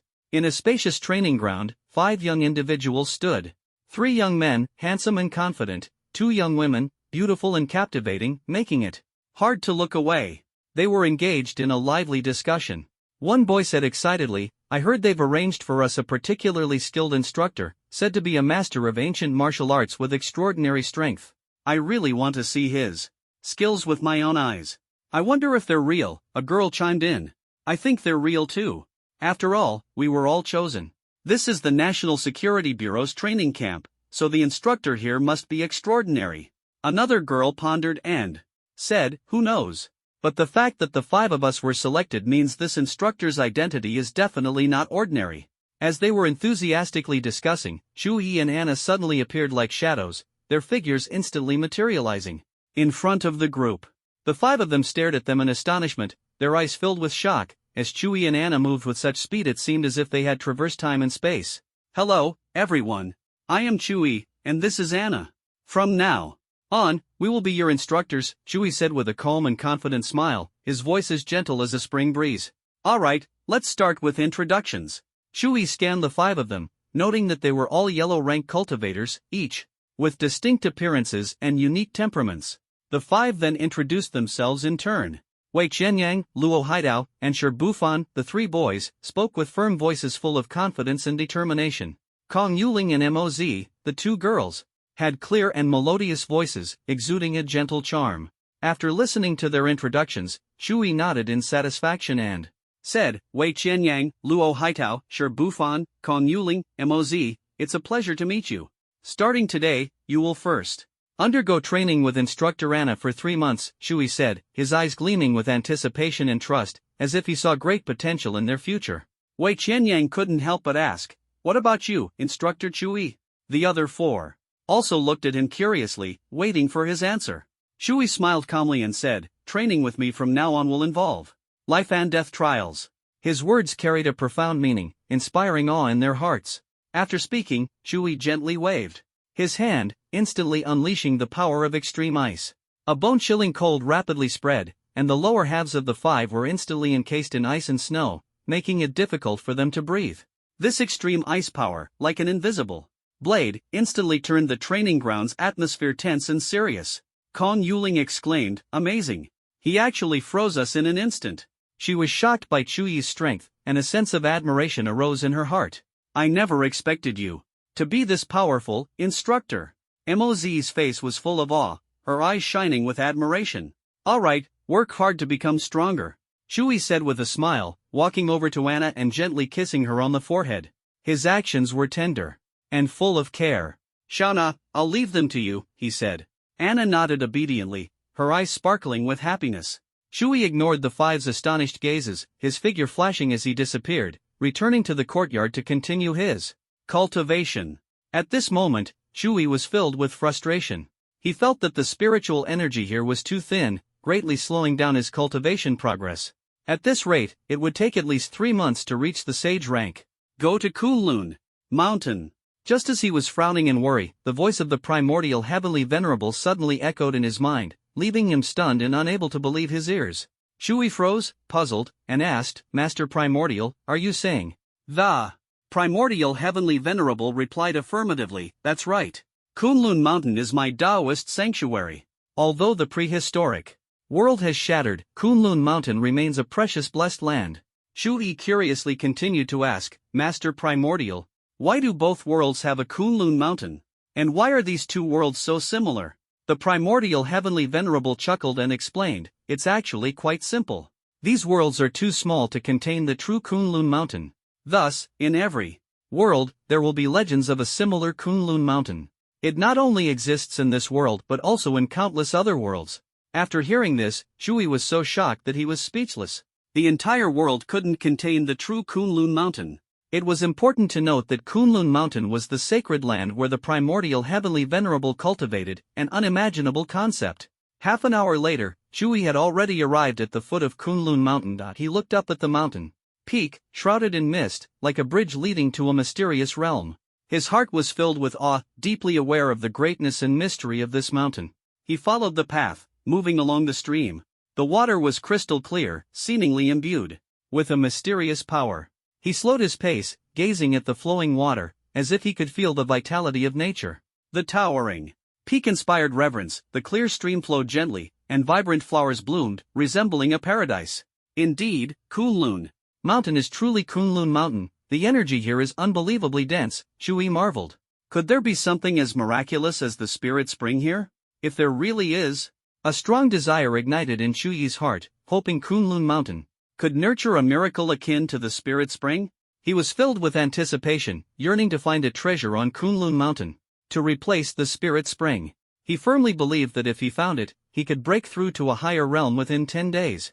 Shui devoted himself tirelessly, searching every corner of Kunlun Mountain. Finally, he discovered the place with the densest energy at the mountain's peak. Although the energy here wasn't as vast as the spirit spring, it was enough to significantly accelerate his cultivation speed. He felt the powerful energy contained here and was thrilled. At that moment, Shui couldn't wait to enhance his strength. He found a suitable spot at the peak and began cultivating. He activated the primordial infinite technique, exuding an imposing aura and fully immersing himself in cultivation. During the day, he cultivated at the mountain peak. At night, he returned to the courtyard to share passionate evenings with Anna. This life brought him immense satisfaction. On the first day, Shui gave his all, his internal energy flowing smoothly, breaking through the innate realm and successfully opening the Ren and Du meridians. He remained in the innate realm for half a month, focusing on sensing the flow of energy within his body, constantly adjusting his breathing to refine his internal energy further. Half a month later, at the mountain peak, Shui felt an immense surge of energy within him, marking his breakthrough to the sage realm. Excitedly, he exclaimed, "Amazing! I've finally succeeded. I've reached the sage level. Next, I must work even harder to strive for higher realms." Shui once again devoted himself wholeheartedly to cultivation. Sitting cross-legged at the mountain peak, sweat-drenched, his forehead as the primordial infinite technique operated rapidly within him, absorbing the dense energy around him. The sound of the wind at the peak seemed to cheer him on. The supreme realm signified mastery of profound mysteries, capable of unleashing earth-shattering power. He felt an unparalleled sense of exhilaration, his heart brimming with pride and confidence. The stronger one's power, the greater the opportunities. Who wouldn't want to be powerful? Thus, half a month quickly passed, and Shui stepped into a new realm. This breakthrough was exceptionally smooth, and he clearly felt the powerful energy surging within him. "I've finally reached the supreme realm. Incredible!" He closed his eyes and took a deep breath, filled with anticipation for the future. Afterward, Shui did not relax but continued his rigorous cultivation. Shockingly, within just 3 days, he had reached the peak of the supreme realm, a speed that was astonishing. He could feel the energy within him continuously growing, like a force on the verge of erupting. Next, he needed to compress and solidify this energy, a process requiring 9 repetitions and posing a significant test of willpower. Shui understood the importance of this step. Another month passed, and suddenly, the mountain peak erupted with intense energy, dazzling like a miracle. Shui's eyes snapped open, sharp light flashing within them like the edge of a blade. He murmured to himself, "I've finally succeeded in advancing to the 5-turn realm." His heart was filled with joy and satisfaction, as if a heavy burden had been lifted. Excitedly, Shui stood up and instantly summoned the god-slaying spear. He focused entirely on practicing spear techniques, demonstrating newfound insights into martial arts. Every move was clean, precise, and flawless. "World-destroying spear!" Shui shouted, the god-slaying spear in his hand moving like lightning, slicing through the air and exuding an incredibly powerful aura. The spear tip pierced the void, seemingly capable of tearing through any obstacle. Then, Shui concentrated even more, channeling his energy and softly chanting, "The mysteries of heaven and earth unity." The aura around him erupted instantly, as if he could control all things in heaven and earth. Powerful energy surged around him, forming a massive field that enveloped him, making him appear mysterious and majestic. Shui wielded the god-slaying spear with agile and wild movements, seamlessly blending his spear techniques with his aura, creating a breathtaking scene. Every move was filled with immense power and unwavering determination. His eyes sparkled with a sharp light, as if he could see through everything. His breathing gradually became steady and strong, infused with the power of the heaven and earth technique, making his spear techniques incredibly precise. On the summit of Mount Kunlun, Shui moved effortlessly, each attack seeming to tear through space, making hearts race. His body and the god-slaying spear seemed to merge into one, transforming him into an invincible war god. During training, his spear techniques became increasingly refined, his moves sharper, and his strength continuously improved, leaving others in awe. The spear techniques have improved significantly, and overall strength has also increased, Shui thought with joy, sitting cross-legged again to continue his cultivation. Time was tight, and he had to accelerate his progress. 5 days passed, and Shui broke through again, reaching the 6th stage of the ultimate tier, further enhancing his strength. On the 10th day, he broke through once more, advancing to the 7th stage of the ultimate tier, steadily growing stronger. By the 15th day, Shui broke through yet again, entering the 8th stage of the ultimate tier, his strength soaring like a raptor spreading its wings. However, by the 30th day, Shui's realm was stuck at the 8th stage of the ultimate tier. Frustrated, he muttered to himself, "Why is it so difficult to advance from the 8th to the 9th stage? The path ahead seemed like a towering mountain, impossible to overcome." At this moment, Shui's strength had integrated the essence of 3 systems: supernatural powers, ancient martial arts, and primordial force. He had reached an astonishing level. The dual cultivation of supernatural powers and ancient martial arts allowed him to display unparalleled deterrence. Although the primordial force couldn't fully manifest in this universe, it was enough for Shui to dominate here without opposition. A sudden question arose in Shui's mind. His figure flickered and disappeared instantly, entering the mysterious chaotic world within the Chaos Pearl. "Master Yuan, sure, you once said that abilities from other universes cannot be used in this one," Shui asked in confusion, "but my supernatural powers can be utilized here. Isn't that contradictory?" "Good question, Shui," Yuan Shi Tianzuan replied with a smile. "The universe you are currently in is one of 2 parallel universes, like a pair of twins. Therefore, you can simultaneously use the powers of both universes." Yuan Shi Tianzuan paused and added, "However, if you enter other multiverses, do not easily use abilities from other universes unless you can surpass the rules of that universe." "I see, I understand now." Shui suddenly realized, his mind connecting the key points. The 2 parallel universes were closely linked like brothers, while the multiverses were separate from each other, like strangers with no interaction. Shui finally unraveled the mystery in his heart, clearing away all his confusion. In the spacious training ground of the National Security Bureau, 5 young individuals, Wei Qianyang, Luo Haitao, Shi Bufan, Kong Yuling, and Moz exuded a strong and steady aura, as if ready to erupt at any moment. Over the past 3 months, Anna had meticulously guided their training, significantly enhancing their strength. "Congratulations, everyone." 3 months have flown by, Anna's crisp voice echoed in the air. "Your strength has improved tremendously. But now, I must leave." Moz couldn't help but say, "Instructor Anna, I really wish you could continue to train us." During this time, Anna had formed a deep bond with her students. She was fond of them and reluctant to part ways. More importantly, this world was free from the threat of alien beasts. Every city was intact, filled with entertainment, shopping, and fashion brands, things every woman loved. This world captivated her, and she wished she could stay forever, enjoying its peace and beauty. However, in another month, she and Shui would return to their original world, as they bore a more important mission.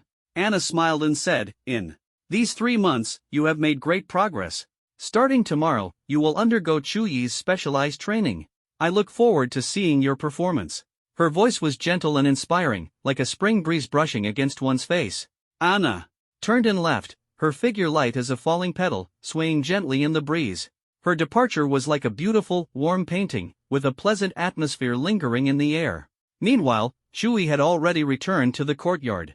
Excited and expectant, he couldn't wait to ask Anna, "Anna, how much have those 5 improved during this time?" His eyes were filled with anticipation, as if waiting for an exhilarating answer. Anna smiled and replied, "They've already broken through to the Earth rank." Shui muttered discontentedly, "Earth rank? That's so weak." Anna patiently explained, "It's already quite impressive. They advanced from the yellow rank to the Earth rank in less than 3 months." Shui continued to ask, "And how about your own cultivation progress?" Anna confidently said, "I've already broken through to the sage rank." Afterward, Shui took Anna to the summit of Mount Kunlun. Shrouded in mist, it resembled a celestial realm, a rare pure land in the world. The dense fog coiled like fine threads, blurring the boundaries of time and space, isolating all worldly troubles. Standing in this ethereal place, Shui and Anna breathed in the fresh, pure air, as if they could feel the soul of nature. Shui's eyes were full of expectation. He knew the spiritual energy at the summit of Mount Kunlun was incredibly dense, making it an ideal place for cultivation. Turning to the resolute Anna beside him, he said confidently, "The spiritual energy here is very strong. I believe that if you cultivate here for a month, you'll definitely break through to an even higher level." His voice was steady and powerful, as if foreseeing the future. Hearing Shuyi's words, a glimmer of determination flashed in Anna's eyes. She took a deep breath, feeling the unique aura of the Mount Kunlun summit, as if each breath allowed her to absorb the power of nature. She said to Shui, "Thank you, I will give it my all." Her voice was firm yet warm, like a gentle spring breeze. The next morning, at the training ground of the National Security Bureau, the necks of Wei Qianyang, Luo Haitao, Shi Bufan, Kong Yuling, and Moz were pressed against by a Godslayer sword, their lives hanging by a thread. These 5 were none other than Shuyi's primordial clones, whose presence sent chills down one's spine. Shui spoke sternly, "Your reactions are too slow." The 5 immediately broke out in cold sweat, their nervous expressions unmistakable. Their bodies were tense, ready to face a life and death trial at any moment. "Coach Shui, this training is no joke. It could really cost us our lives." Wei Qianyang's face was pale, cold sweat dripping continuously from his forehead. His heart pounded wildly, as if each beat was draining his last hope. He stared intently at Shui, hoping to find a trace of leniency, but Shuyi's gaze was like a sharp sword piercing straight into his soul. Luo Haitao felt as if his throat was being strangled by a thin wire, making it hard to breathe. His body seemed locked by an invisible force, unable to move. A chill spread from his spine to his entire body, making him tremble. He knew that his only hope was to give a satisfactory answer, otherwise, his life would end here. Shi Bufan clenched his fists tightly, his nails digging deep into his palms, causing a sharp pain. His heartbeat echoed in his ears, as if mocking his helplessness. A determined light shone in his eyes. He knew that the most important thing now was to stay calm and find a way to turn the situation around. But facing Shuyi's cold gaze, he felt as if he had fallen into a desperate situation. Kong Yuling's forehead was dotted with fine beads of sweat, which slid down her brows and fell slowly. She trembled slightly, like a flower swaying in the cold wind, on the verge of freezing to death.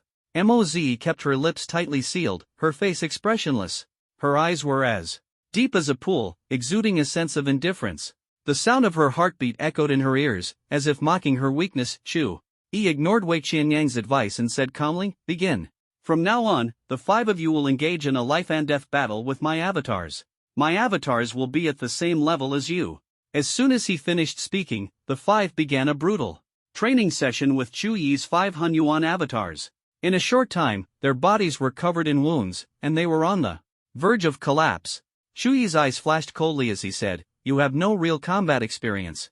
"Continue," Wei Qianyang exclaimed, in shock, "so strong. And this is just Instructor Shuyi's avatar." Luo Haitao frowned in confusion. "We're clearly at the same level, so why can't we win?" Shi Bufan patiently explained, "Experience. The key is real combat experience." Kong Yuling whispered to Moz, "We're too weak. Do you remember what Instructor Anna said? Speed is everything. Fighting is all about who is faster." And so, the 5 were tormented by Shuyi's ruthless training. They were injured countless times and healed again, the torments seemingly endless. Shui used his own life force to continuously heal them, allowing them to persevere. Time flew by, and a month passed in the blink of an eye. Wei Qianyang, Luo Haitao, Shi Bufan, Kong Yuling, and Moz experienced a qualitative leap in their strength. On the final morning, they gathered at the training ground, filled with anticipation. Shui stood before them and said firmly, "Your strength has improved rapidly, and your performance has been excellent. Remember, cultivation has no end. From today, I will leave and no longer be your instructor." After this grueling training, their progress was astonishing. Although their bodies were covered in scars and the training was extremely harsh, they all knew how much Instructor Chui had given, and their hearts were filled with reluctance. Wei Qianyang couldn't help but ask, "Instructor Chui, why are you leaving?" Luo Haitao said anxiously, "I feel like if I persist for another month, I can break through to the innate realm." Shi Bufan sighed, "Instructor Chui, I still have so many questions to ask you." Kong Yuling's voice trembled slightly as she worriedly said, "Instructor Chui, I wonder if we'll ever meet again." Moze said regretfully, "Instructor Chui, I wonder if I'll ever get to see Instructor Anna again." Chui did not respond directly. His heart was full of emotion, but with a smile on his face, he said, "If fate allows, we will meet again." As soon as he finished speaking, Chui disappeared like smoke before their eyes. This was the manifestation of his spatial power, instant teleportation. At this moment, Chui had already arrived at the summit of Kunlun Mountain, his gaze fixed on Anna before him. Anna exuded a powerful aura, clearly having reached the Tier realm. Meanwhile, in the high-level meeting room of the Dragon Nation, Elder Zhou, Elder Zhang, and Elder Li were gathered to discuss important matters. Time flies. 4 months have passed, and those 5 young people from the special training camp have all reached the heavenly tier, just one step away from breaking through to the innate realm. It's truly astonishing. Especially since they're all just 20 years old, Elder Li said with emotion. Elder Zhou nodded in agreement. Indeed, it's impressive. It's just a pity that someone as talented as Chui is leaving. Elder Zhang frowned. The Hua Nation has been thoroughly defeated for some time now, but the Mi Nation has remained silent. It's too strange. Could there be a conspiracy behind the Mi Nation? At this moment, the Chaos Pearl emitted a faint glow in the chaotic world. Chui and Anna held hands tightly, sharing an indescribable emotion. Sigh. Anna sighed softly, her voice filled with reluctance. Time flies so fast. I feel a bit unwilling to leave this place. Chui laughed heartily. "Ha, once we resolve the war on planet Ram, we'll come back here for a vacation." His laughter was as warm as a spring breeze, lifting Anna's spirits. "Wonderful. Once we solve the problem on planet Ram, we'll come here for a vacation," Anna said excitedly, her eyes sparkling with happiness. Chui nodded, then turned to the primordial celestial venerable and said respectfully and resolutely, "Master Yuan Shi, please send us back." The primordial celestial venerable lightly waved his sleeve, and a miraculous scene appeared. Chui and Anna felt as if they had traveled through time and space, instantly arriving in the outside world.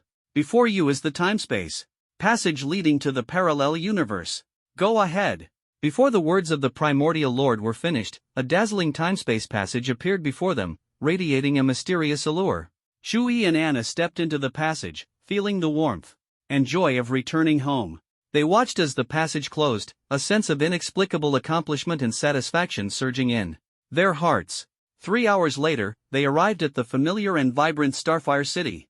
The city had undergone a transformation, now more prosperous than it had been months ago. The Starfire Centennial Plan had been launched, and large-scale construction was in full swing. Chui, Anna, Fatty, and Nangong Shurong gathered in the Starfire City Council Hall, seated around a grand round table. The atmosphere in the hall was solemn yet filled with anticipation, signaling that significant decisions were about to be made. The 4 sat excitedly, sensing they were at a historical turning point. Fatty curiously asked, "Brother Shu, where have you been these past few months?" Shui smiled and lied, "I've been training hard in a remote area to enhance my strength." Fatty complained, "The affairs of Starfire City are killing me. When are we heading to Ram Star? If we don't fight soon, my golden cudgel will start rusting." Chui thought for a moment and replied, "I'll first arrange matters in Starfire City, and we can set off tomorrow. How does that sound?" After a heated discussion, the 4 decided to depart for Ramstar the next day. Chui then quickly contacted Xiao Tianjue, Feng Qingyan, Xian Yuan, and Lin Xiaoqi, explaining the current situation in detail. Filled with anticipation, Chui said, "Senior Xiao, I entrust Starfire City to you. The 4 of us from the Kuanpeng team will head to Ramstar." His eyes were brimming with hope for the future. Xiao Tianjue replied without hesitation, "Rest assured. Leave Starfire City to us." His voice was firm and confident, showcasing his strength and determination. Feng Qingyan gently encouraged, "Little brother, go ahead boldly. We'll take care of Starfire City." Her words were full of care and support, giving Chui more courage. Shui gratefully said, "Thank you, Sister Qingyan." His voice was filled with respect and gratitude. Shen Yuanyi's gaze was resolute. "Don't worry, Shui. As long as I'm here, Starfire City will be absolutely safe." His eyes reflected unwavering determination and a sense of responsibility in the face of challenges. Lin Shaoqi patted his chest, exuding boldness. "Rest assured, nothing will happen to Starfire City. I'll stake my life to protect it." His bold words inspired confidence in everyone. Shui bowed deeply, sincerely expressing his thanks. "Thank you all for your support." "Thank you." His gratitude came from the heart. The day passed quickly, and after bidding farewell to Xiao Tianjue and the others, Shui stepped onto the interstellar battleship's gangway. The interior of the battleship was filled with advanced technology, dazzling to the eye. Shui entered the lounge, immediately drawn to a luxurious bed. Outside the large glass window was a magnificent view of the universe, and the furniture exuded a futuristic vibe. The lounge also featured a large entertainment area offering various activities, making it hard to leave. Food and drinks were readily available, catering to every need. The most astonishing feature was the battleship's curvature engine, a cutting-edge technology that enabled unimaginable speeds. However, traveling the 15,000 light-years to Ramstar would still take 3 months. At this moment, Shui sat in the control room, focused on operating the console. His fingers lightly touched the virtual screen, accompanied by a cold mechanical hum. Curvature engine activated. Destination, Milky Way Galaxy, Rastaya System, Ramstar. Estimated travel time, 3 months, 2 days, 1 hour. Shui's lips curved into a slight smile as he muttered to himself, "I didn't expect it to still take 3 months. Suddenly, Fatty screamed, "Ah! No, no, no, Shurong, I was wrong." Nangong Shurong, furious, shouted, "You dead Fatty, still daring to think about flirting with alien girls? Watch me zap you into ashes." "No, no. I was really wrong." Fatty pleaded in terror. Before the words had fully left his mouth, a bolt of lightning struck him, leaving his hair standing on end and his entire body charred black, like a piece of coal. Shui shook his head helplessly and silently returned to the lounge. Anna was gazing out the window, unaware of his arrival. The breathtaking view of the universe outside the window was mesmerizing. Countless stars adorned the night sky, like a vibrant painting showcasing the grandeur and mystery of the cosmos. Ahem. Shui cleared his throat softly, interrupting Anna's reverie. "Ah!" Anna jumped in surprise. You startled me by appearing out of nowhere."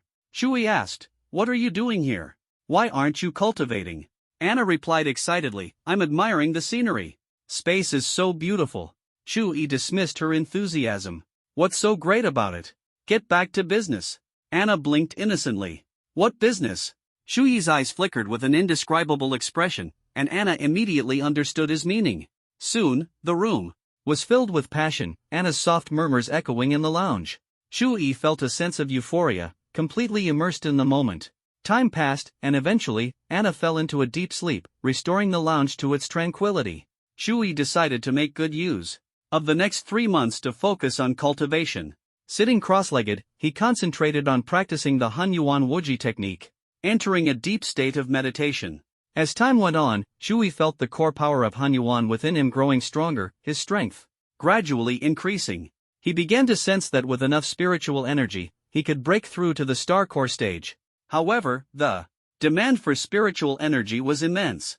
Despite his rapid cultivation progress, he couldn't determine when he would reach the star core stage. This uncertainty led him to new questions, ones that had been troubling him for a long time. Shui furrowed his brows, his mind heavy with worry. Why is it that soul-type ability users always have their powers tied to weapons? Whether it's my Godslayer spear, Fatty's Rui Jingu Bang, or Rueyu's Feather Fan, the soul was supposed to be intangible and formless, so why was it bound to tangible weapons? Shui only knew 2 other soul-type ability users, Fatty and Rueyu. Yet the evidence was clear, both of their abilities were inseparable from their weapons. Maybe I should consult Master Yuanshi. He knows everything. Shui thought to himself, unable to unravel the mystery on his own. With that, he decisively entered the Chaos Pearl. Shui called out respectfully, "Master Yuanshi." Yuanshi Tianzuan responded enigmatically, "I know the doubts in your heart." Shui pleaded, "Please, Master, help me understand." Yuanshi Tianzuan pondered for a moment before replying seriously, "To put it simply, your weapon is no ordinary armament." Shui asked in confusion, "Then what exactly is It? Yuanchi Tianzuan patiently explained, it is a special soul weapon. Shui was even more puzzled. A soul weapon? What does that mean exactly? Yuanchi Tianzuan elaborated, you must have seen the soul you awakened, right?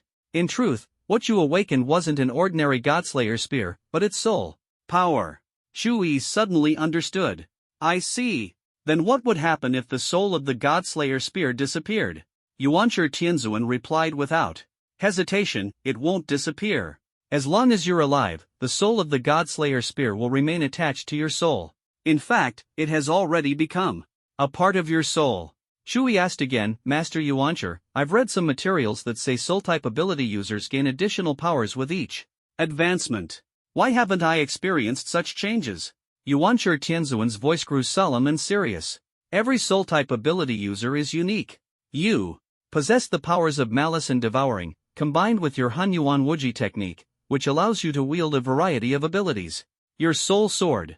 The Godslayer sword contains the powers of poison, lightning, electricity, fire, metal, speed, and space, all of which originate from within you. The path of cultivation is profound, and the myriad worlds each have their own ways, but their ultimate goals are the same. This isn't something a few pieces of information can fully explain. Shui was deeply shaken by these words, finally realizing that he couldn't rely entirely on official explanations. It seemed he would have to explore the answers on his own, rather than solely relying on others' guidance. The interstellar battleship streaked through the boundless space like a shining meteor, heading straight for the planet Ram. At this moment, Shui was fully focused on his cultivation, completely absorbed in improving himself. Suddenly, a powerful aura surged forth, instantly pulling Shui out of his meditation. This aura was unprecedentedly intense, causing Chuyi's heart to tighten. He knew he was absolutely no match for it. This aura is too strong, a master has arrived. Chuyi's heart trembled violently. He hurried to the control room and stared outside. A mysterious woman slowly appeared. She had pure white wings and was as beautiful as an angel. Her face was exquisitely flawless, like a sculpted masterpiece. Her white armor gleamed with dazzling brilliance. With her immense power, she mercilessly halted the battleship's advance. The sight sent a chill down Chuyi's spine, filling him with fear. He furrowed his brows, his eyes full of confusion and vigilance. Suppressing his shock, he calmly asked, May I ask who you are? Why have you appeared here? The angel Ching smiled gracefully and replied, I am a member of the angel clan, named Angel Ching. I can sense a strong demonic aura here. Shui hesitated for a moment before decisively opening the hatch and inviting the beautiful Angel Ching inside. Shui solemnly said, Honorable Angel, I assure you, there are absolutely no demons here. Angel Ching frowned, her eyes filled with doubt.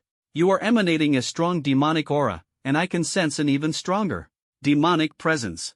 What is going on here? Anna, Fatty, and Nangong Shurong also noticed the anomaly and quickly arrived, nervously listening to the conversation between Shui and Angel Ching. Fatty furrowed his brows in confusion. What exactly is going on? His voice was full of doubt and concern. Angel Ching stared seriously at Anna and said, You also have demonic aura on you. Her tone carried surprise and caution. Shui quickly explained. Please don't misunderstand. We are not demons. We once fought fiercely against demons and absorbed their power. He anxiously looked at the angel, hoping to clear up the misunderstanding. He knew he was no match for Angel Ching and could only rely on explanations to ease the tension. Angel Ching's eyes flashed with shock as she raised her brows and asked, I see. Have you fought other demons as well? Shui pondered for a moment before slowly saying, Indeed, there was one. He wielded the power of space and was named Mo Outyen. Mo Outyen. Angel Ching's expression changed, her tone filled with astonishment. Shui continued, I've fought Mo Outyen several times. He doesn't seem particularly strong. Angel Ching said, Don't underestimate him. Mo Outyen is a somewhat renowned genius of the demon clan. He's not even 100 years old and has already reached the metamorphosis stage. Shui couldn't help but sneer upon hearing this. Not even 100 years old and already in the metamorphosis stage, how laughable. After all, he had reached that stage at just 20 years old. Then, Shui warmly invited Angel Ching to visit his battleship. He knew that Angel Ching possessed immense power, and the energy within her was awe-inspiring. If he could establish a good relationship with her, it would be of great benefit to him. Later, Chu. He learned that the angel clan and demons were mortal enemies. Angels represented kindness and justice, detesting killing, while demons symbolized evil and death, focusing on destruction and slaughter. Shui also sought advice from Angel Ah Ching on cultivation secrets. She patiently explained that cultivation progresses from stages 1 to 9, then enters the metamorphosis stage, followed by the star core stage. As long as one has sufficient spiritual energy, breaking through from the metamorphosis stage to the star core stage is not difficult. However, advancing from the star core stage to the asteroid level is extremely challenging, and the vast majority of ability users cannot achieve it. In contrast, progressing from the asteroid level to the planetary level is smoother, requiring only time accumulation, though this time could span tens of thousands or even hundreds of thousands of years. Beyond the planetary level lies the legendary stellar level. Ah Ching told Chui that stellar-level cultivators possess nearly eternal lifespans, can exist in the universe for extended periods, and wield boundless power. Anna was stunned and exclaimed, "This is unbelievable. I never imagined there could be such a powerful existence in this world." Angel Ah Ching proudly said, "In our angel clan, a stellar-level powerhouse is the strongest existence, which is our clan leader. This is the pinnacle of abilities as far as I know." Chui gratefully said, "I see, Ah Ching. Thank you so much for your explanation." Ah Ching replied calmly, "Helping kind-hearted people is the duty of our angel clan." After a while, as time slowly passed, Angel Ah Ching eventually left, deciding to embark on the dangerous journey of pursuing demons. Not long after, Chui received an urgent communication from Rabes. Rabes' figure appeared on the virtual screen, and Chui frowned curiously, asking, "Rabes, what's the rush? Did something major happen on Ramstar?" Rabes sighed, his face filled with frustration. The war broke out earlier than expected. Pus Star suddenly invaded Ramstar. Chui said calmly, "Can you hold on? We'll get there as soon as we can." Rabes nodded firmly, "We'll do our best. For now, it's just their vanguard forces, we can still manage." After the call ended, Chui felt uneasy, not expecting the war on Ramstar to erupt so suddenly. He immediately gathered Anna, Fatty, and Nangong Shurong on the starship's command bridge. Chui, with a serious expression, said, "I have bad news. The war on Ramstar has already begun." Anna asked nervously, what should we do now?" Fatty shouted excitedly, "Isn't this a good thing? Let's charge straight in. My golden cudgel has been itching for action." Nangong Shurong rolled her eyes at him and said seriously, "Fatty, this isn't some low-level beast tied on Earth, this is interstellar warfare." Chui continued, "We can't move now. We can only focus on training." Everyone nodded silently, understanding that they couldn't act recklessly and had to concentrate on improving their strength. At this moment, Ramstar shone like a brilliant cosmic pearl, several times larger than Blue Star, and incredibly magnificent. Rare metals could be seen everywhere on the planet, sparkling like gemstones and exuding a mysterious allure. Skyscrapers stood tall, like islands in a sea of metal, showcasing human wisdom and power. In the sky, countless small aircraft shuttled back and forth like scattered stars, demonstrating a highly advanced technological civilization. However, on this peaceful planet, the attack from Best Star suddenly descended. A small fleet from Best Star quietly landed, like a dark blade piercing the tranquility. The Best Star fleet launched a frenzied massacre, with innocent residents fleeing in all directions, their cries filling the planet. The shadow of war enveloped Ramstar, completely altering the destiny of this planet. Chui devoted himself entirely to training, striving to enhance his abilities every day. Meanwhile, his married life with Anna was filled with passion and romance, immersing him in bliss. The two expressed their love for each other without reservation, as if they were the only ones in the world, completely isolated from the chaos outside. This sweetness brought them immense happiness. On the interstellar warship, Chui and Anna spent 3 months together. At this moment, they were in the lounge. Anna's figure was enchanting, her curves alluring, and she swayed her hips gently, exuding charm. She walked toward Chui, limping slightly, her legs evidently numb, a pain brought about by Chui. Anna pouted coquettishly, "You bad guy, you're always so rough. Are you trying to kill me with pain?" She pouted, her brows furrowed slightly, a little annoyed. Chui scratched his head awkwardly and said, "Sorry, I'll be gentler next time. But we've finally arrived at Ramstar." His eyes sparkled with joy, and his voice carried an apologetic tone. Anna sighed helplessly, saying, "You say that every time, but you always forget." "Fine, I'll let it slide this time." She sighed, her gaze full of helplessness and tolerance. An hour later, Chui, Anna, Fatty, and Nangong Shurong finally arrived at the Ramstar War Department. They passed through the massive gates and arrived in front of an imposing building. Labes, long time no see.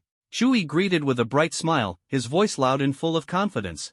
Labes responded, Chui, friends from Blue Star, wonderful, you're finally here. A hint of relief appeared on his face. Ramnia also joined the conversation, standing to the side with a determined and serious expression. Chui, the situation is urgent. We need your help, she said, her voice filled with urgency, commanding respect. Chui immediately asked, what's going on? Tell us. His sharp gaze seemed to pierce through everything.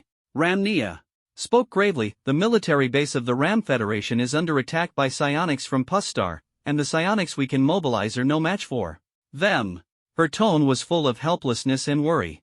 In terms of technology, we're about on par with Pusstar, but they seem to have close ties with some powerful psionics, she added, her voice tinged with speculation and confusion. I see. Chui instantly understood, a clear thought flashing through his mind.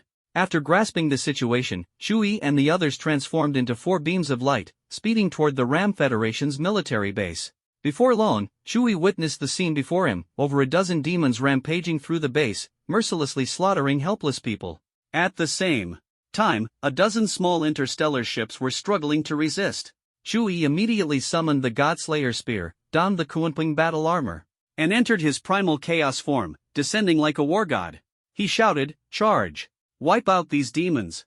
For I will personally take you all down. Anna fiercely transformed into her demon form, gripping her lightsaber tightly as she charged bravely at the enemies.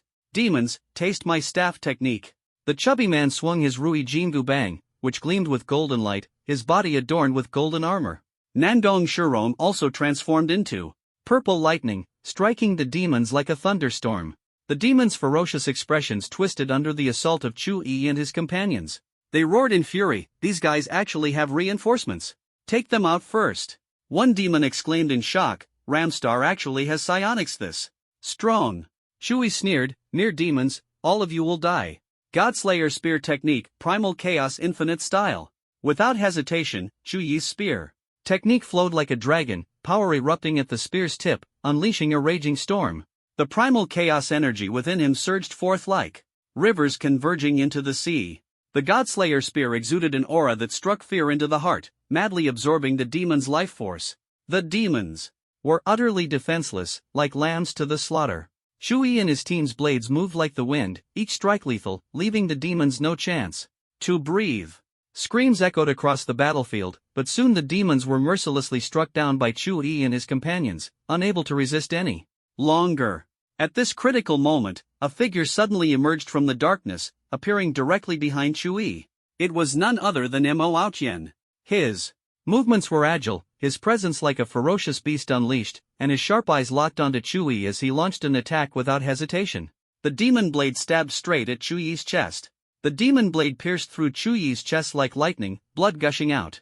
Chuyi's eyes widened in disbelief. Ha ha ha, ha ha ha ha ha. Mo Outyen's wild laughter echoed across the battlefield as his fierce gaze locked onto the 3. Chui is already dead, and you insignificant creatures think you can kill me? And you're the one who absorbed Xia Lu's dark power, aren't you? Mo Outyen fixed his eyes on Anna, his gaze filled with rage and hatred, gritting his teeth as he spat, you worthless humans, all of you, die. The battle was about to erupt. Anna, Fatty, and Nangong Shurong joined forces to confront Mo Outyen. Violet energy enveloped the sky, as if it were about to devour everything. The clash of weapons resounded through the heavens, 4 beams of light constantly colliding in an intense battle, unleashing immense power. Mo Outyen, I never thought you'd be so despicable, resorting to a sneak attack. But your technique for sneak attacks is rather unimpressive. At the critical moment, Chui suddenly mocked, his figure vanishing in an instant. It turned out that Mo Outyen had only attacked one of Chuyi's clones.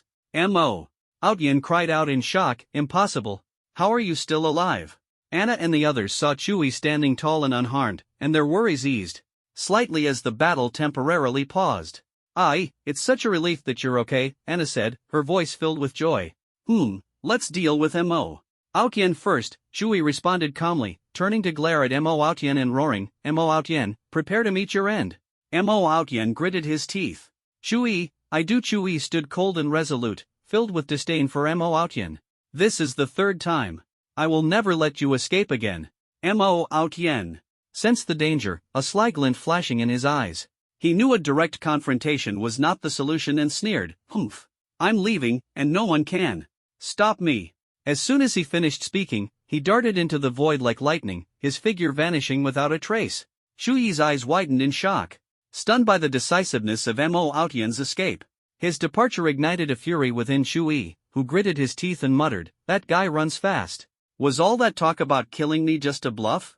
A flicker of unease crossed Chui's eyes as he began to question his judgment of Mo Outyen. This arrogant demon prodigy had managed to escape so cleanly, leaving Chui with lingering doubts. Anna clung to Chui, anxiously inspecting his injuries. Unable to hold back, she asked, "Ai, are you okay? That strike just now pierced through your chest." Chui gave her a reassuring smile and softly replied, "Don't worry. I used the mixed Yuan clone technique and successfully avoided the fatal blow. Even my true body is unharmed." His voice carried an invincible confidence that filled Anna with admiration and relief. Nearby, the chubby man excitedly patted his chest and praised, "Brother Chu, you're amazing. Even Mo Outyen is scared of you now, running faster than anyone." At this critical moment, a dazzling light descended from the sky, the air thick with an electrifying aura. Chui's heart tightened as he instantly recognized the presence of Angel Laching. Her arrival made everything clear. To Chui, Mo Outyen must have sensed her approach and fled. Angel Laching gazed at Chui and his companions, her eyes filled with surprise. "Chui, why are you here?" Chui feigned curiosity and asked, "Your Excellency, why have you come?" Angel Laching smiled and replied, "I sense the presence of demonic energy." Chui nodded, "That's right. I just fought Mo Outyen, but he escaped using spatial powers." Angel Laching nodded as well, "I felt the spatial fluctuations. It seems his spatial abilities have grown stronger." Chui looked at her curiously, "Your Excellency, Mo Outyen's spatial abilities are so difficult to deal with, especially his escape techniques. Do you have a way to kill him?"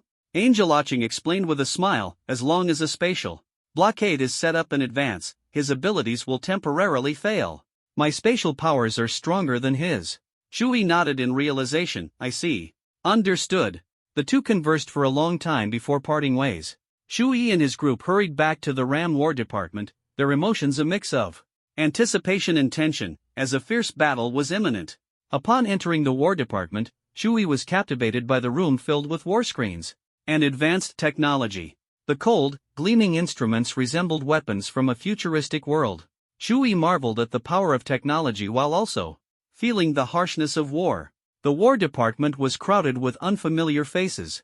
They came from different races and planets, united by a common goal, which made Chui deeply understand that war knows no borders.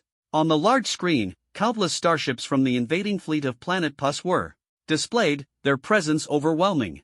Chui furrowed his brows, his eyes filled with concern as he stared at Ramnia, seemingly searching for a glimmer of hope. "What's the situation now?" Ramnia frowned, tapping her fingers on the table as if deliberating how to respond. Her voice carried hesitation. "The warships from Planet Pus have already reached the Rastaya system and are ready to attack at any moment." Her expression turned resolute as she clenched her fists tightly, her gaze unwavering. "We on Planet Ram are fully prepared for defense. No matter how Pus attacks, we will hold our ground." Anna focused intently on the strategic map, her brows furrowed, her eyes filled with worry and contemplation. As the daughter of the Emperor of Bear Nation, she had unique insights into war strategy. The Pus fleet must be waiting for something. They must have uncovered an important secret. Ramnia's eyes flickered with doubt, but she nodded in agreement. "We also think they have a secret weapon, but we have no information at all. We're completely helpless." Chui narrowed his eyes slightly, staring at the large screen. After a moment of contemplation, he suddenly said in a deep voice, "Let me go. I can handle these warships. They're nothing but a bunch of useless clowns." Ramnia firmly opposed, "No way. Even if you're a high-level ability user, facing such a massive interstellar fleet is too dangerous." Chui shrugged and said calmly, "If I go alone and destroy those warships, the war will end. I've seen these guys on Blue Star, their gamma rays don't scare me at all." Ramnia exclaimed, "What? You can actually resist gamma rays?" Chui replied confidently, "Of course. When they attacked Blue Star, I was already prepared. Ramnia sighed, I never thought Pus Star would be so crazy, daring to attack other planets. At that moment, a bold idea flashed through Chuyi's mind. He thought about how spectacular it would be if he could obtain the gamma rays from Pus Star's warships. His devouring ability could absorb these rays, instantly boosting his power significantly. What was a threat to others was a treasure to him. Meanwhile, Anna was filled with worry and nervously said to Chuyi, as your wife, I can't let you take such risks. Chuyi was indifferent. What's the matter? These warships aren't actually strong, I can handle them. Anna responded anxiously, there are too many of them. Even if you're powerful, you'll still face danger. Chuyi pondered for a moment before speaking firmly, then what do we do now? Are we just going to sit and wait for them to attack? Don't forget, the best defense is a good offense.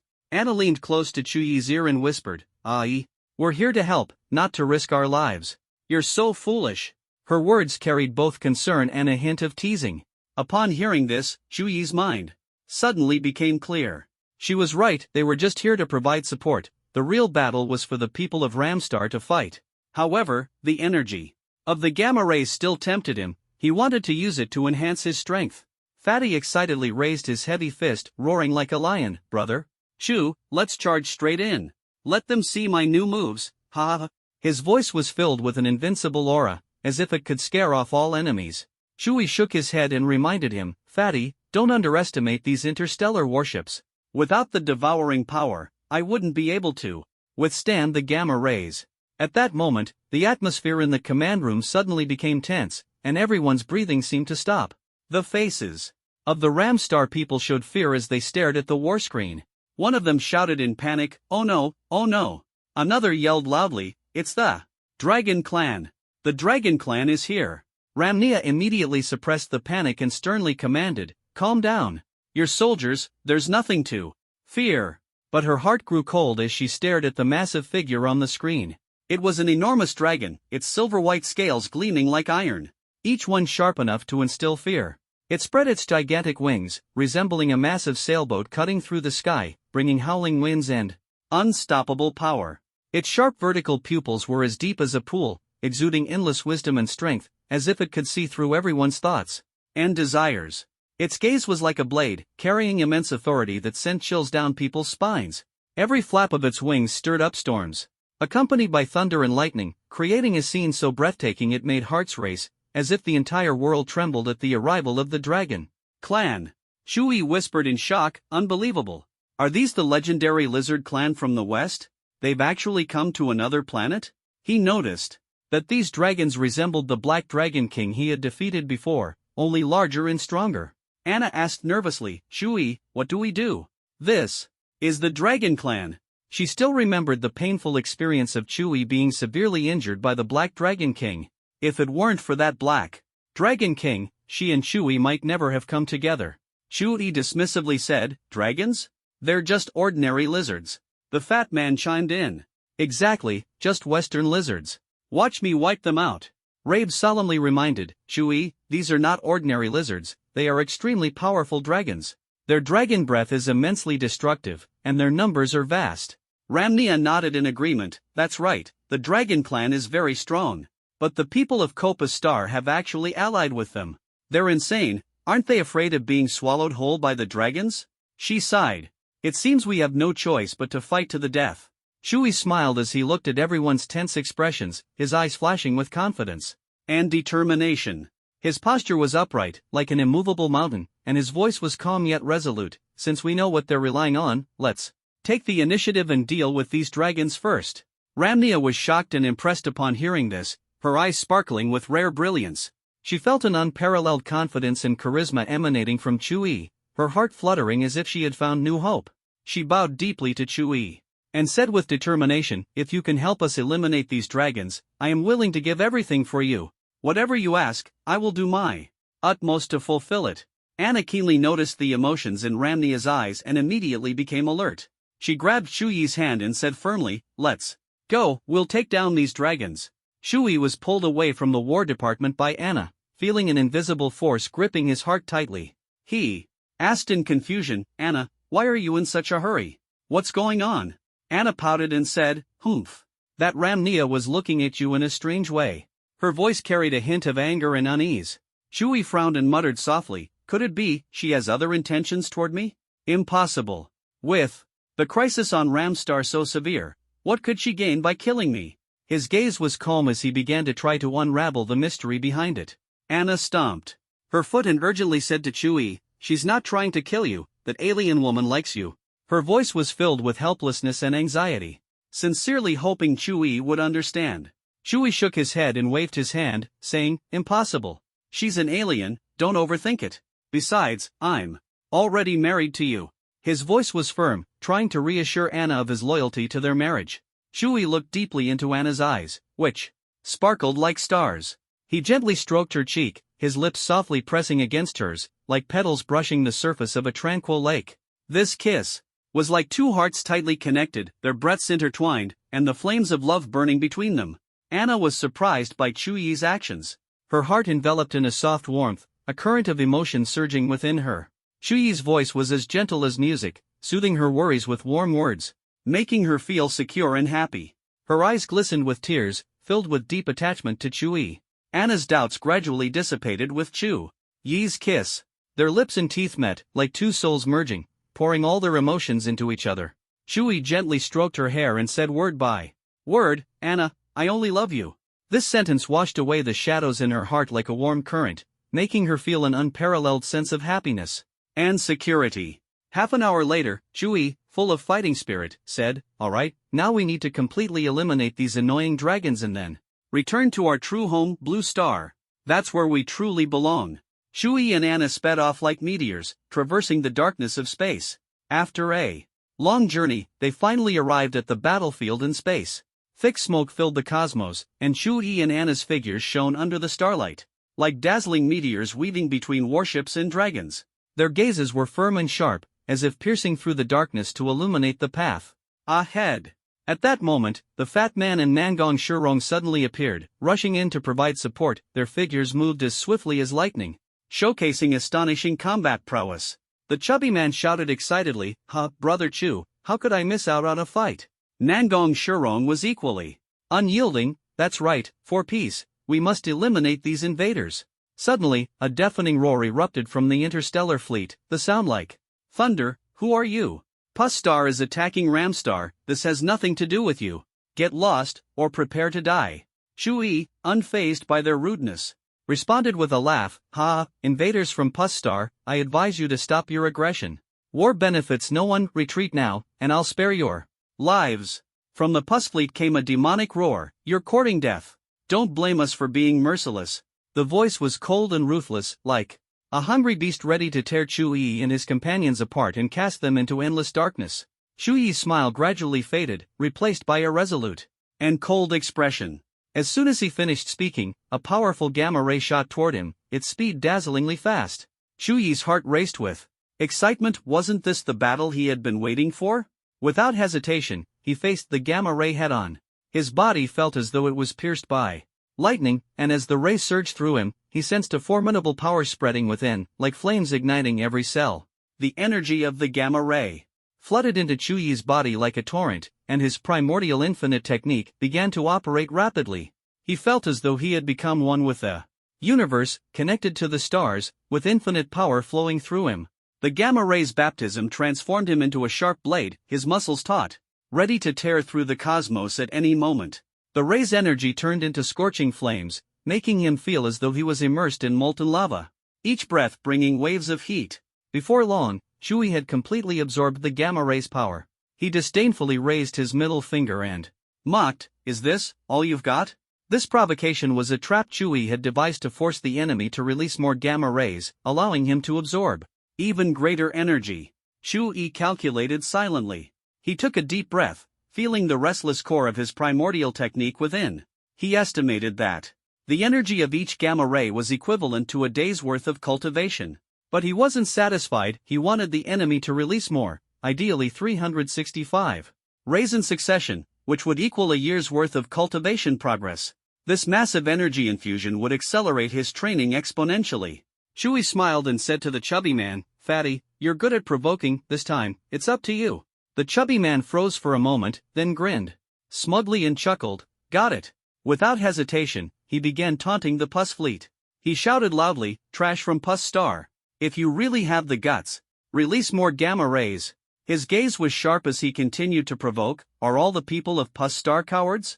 No strength at all?" His voice was filled with mockery and contempt. "Trash from Pus Star." The chubby man sneered, "With your pathetic skills, you dare to start a war? Go home and drink milk, ha ha ha." He laughed heartily, "Ha ha ha. Kids, hurry home and drink your milk." 10 minutes passed, and the chubby man was still cursing relentlessly, "You, stupid, your mother." Then he roared again, "You dog, your." His face bore an annoying grin as he continued to test the enemy's limits, asterisk asterisk asterisk asterisk your whole family, your mother, you. Nangong Shirong clenched her teeth tightly, furious at the chubby man's vulgar language. She glared at him and said sternly, "You fat idiot, shut up. How can you say such disrespectful things?" The chubby man, frightened by her anger, shook his head repeatedly and quickly explained, "Don't get mad. Shirong, this is pre-battle provocation, the nastier, the more effective. This is real provocation." Nangong Shirong frowned and replied without hesitation, "Even so, you can't say such things, there are ladies present here." At this critical moment, the fat man's provocation finally elicited a response. The pussy interstellar fleet suddenly unleashed 10 dazzling gamma rays, streaking through the darkness of the universe like a meteor shower, their power astonishing and their brilliance dazzling. Shu Yi's face revealed a smug smile, his eyes slightly narrowed. He had finally achieved the desired effect, his heart filled with satisfaction and joy. Feeling the immense energy of the gamma rays, Shu Yi was overcome with a sense of pride. He had been waiting for this moment, eager to witness his opponent's terrified reaction. Now, the opportunity had arrived. The gamma rays, like a radiant rain of light, pierced through the cosmic darkness, illuminating the entire interstellar space. Absorb the baleful energy. Shu Yi's voice thundered as he roared. Instantly, the black barrier emitted a dazzling light, shining like a massive black diamond with brilliant colors. It was indestructible, like a solid wall of defense, firmly trapping the gamma rays. The mixed element core within Shu Yi's body brimmed with boundless energy, beginning to erupt with a dazzling radiance, akin to the brightest star. At this moment, aboard the Pussy flagship, an extraordinary woman appeared. She stood tall, exuding authority. Her black cape fluttered in the wind, resembling a fierce eagle soaring in the sky.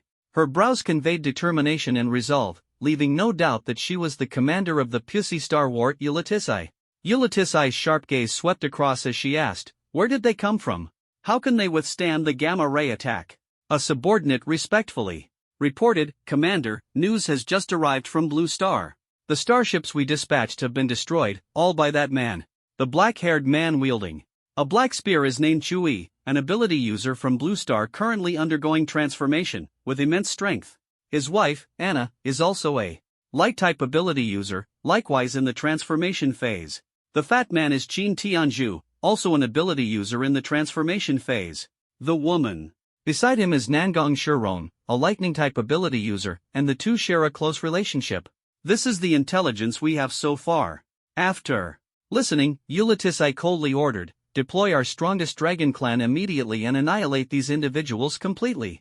We've cooperated with the Alliance for years, and these bastards must pay the price for this." The subordinate immediately bowed and responded, "Yes, Commander." His voice was filled with loyalty and respect for Yulatisai. Chui felt the energy of the gamma rays flowing into his body, like a warm current surging through him. He frowned slightly, his eyes full of doubt and curiosity, and murmured, "This amount of energy is still insufficient. Why did they suddenly stop firing? Gamma rays?" His voice carried confusion. Anna also furrowed her brows, a hint of doubt flashing in her eyes, and softly said, "Is this the legendary gamma ray? It doesn't seem very powerful." Her voice carried disappointment, as if the long-anticipated battle had turned out to be underwhelming. "Ha ha ha." Chui couldn't help but laugh heartily, unhesitatingly wrapping his arm around Anna's waist, feeling her soft and full figure. The two clung tightly together, like two perfectly fitting puzzle pieces. Chuyi's laughter was filled with confidence and pride, as if everything was under his control. "It's not that the gamma rays aren't strong enough, it's that your husband is too amazing, ha." Chui laughed triumphantly, his eyes sparkling with confidence, as though he stood at the pinnacle, looking down on everyone. Anna's cheeks flushed, warmth surging in her heart.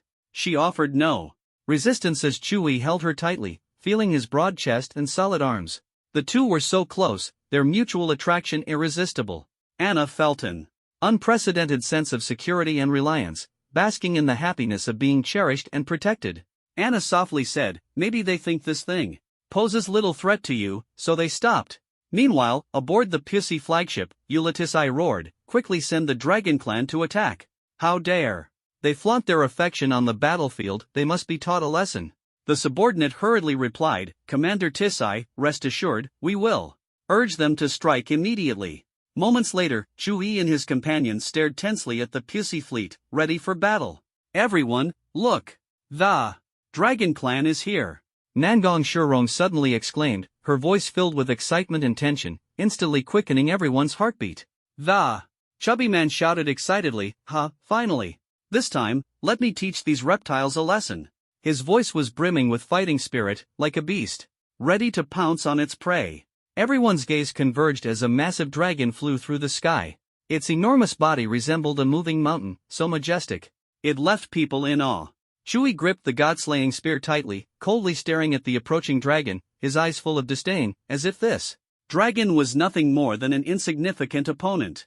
The dragon roared furiously, spewing a destructive black whirlwind from its throat, rushing straight toward Chewie and his group. Facing this terrifying force, Chewie did not retreat. He took a deep breath, his entire body radiating dazzling light, like a death god descending to the mortal realm. He roared, and the god-slaying spear instantly transformed into a streak of light, shooting straight at the dragon. "Heaven and Earth Annihilation Spear!" Chewie shouted, the spear bursting with blinding brilliance, like a meteor streaking across the night sky. This was the first time Chewie had combined ancient martial arts with his supernatural powers in actual combat. He gripped the spear tightly, his gaze locked on the dragon's weak spot, charging forward without hesitation. The tension in space was palpable, as if time had frozen. The Heaven and Earth Annihilation Spear's power was like a storm, striking the dragon repeatedly. Its scales shattered, and its massive body shook violently. Chewie felt a surge of pride, sensing the perfect fusion of his strength with the Heaven and Earth Annihilation Spear. Each attack hit its mark, and each hit was fatal. The dragon let out deafening roars, attempting to counterattack. Chewie dodged nimbly and immediately launched the Heaven and Earth Annihilation Spear again, aiming directly at the dragon's eye. "Die, devouring malice!" Chewie roared, black energy surging from his body, enveloping him in a dense fog.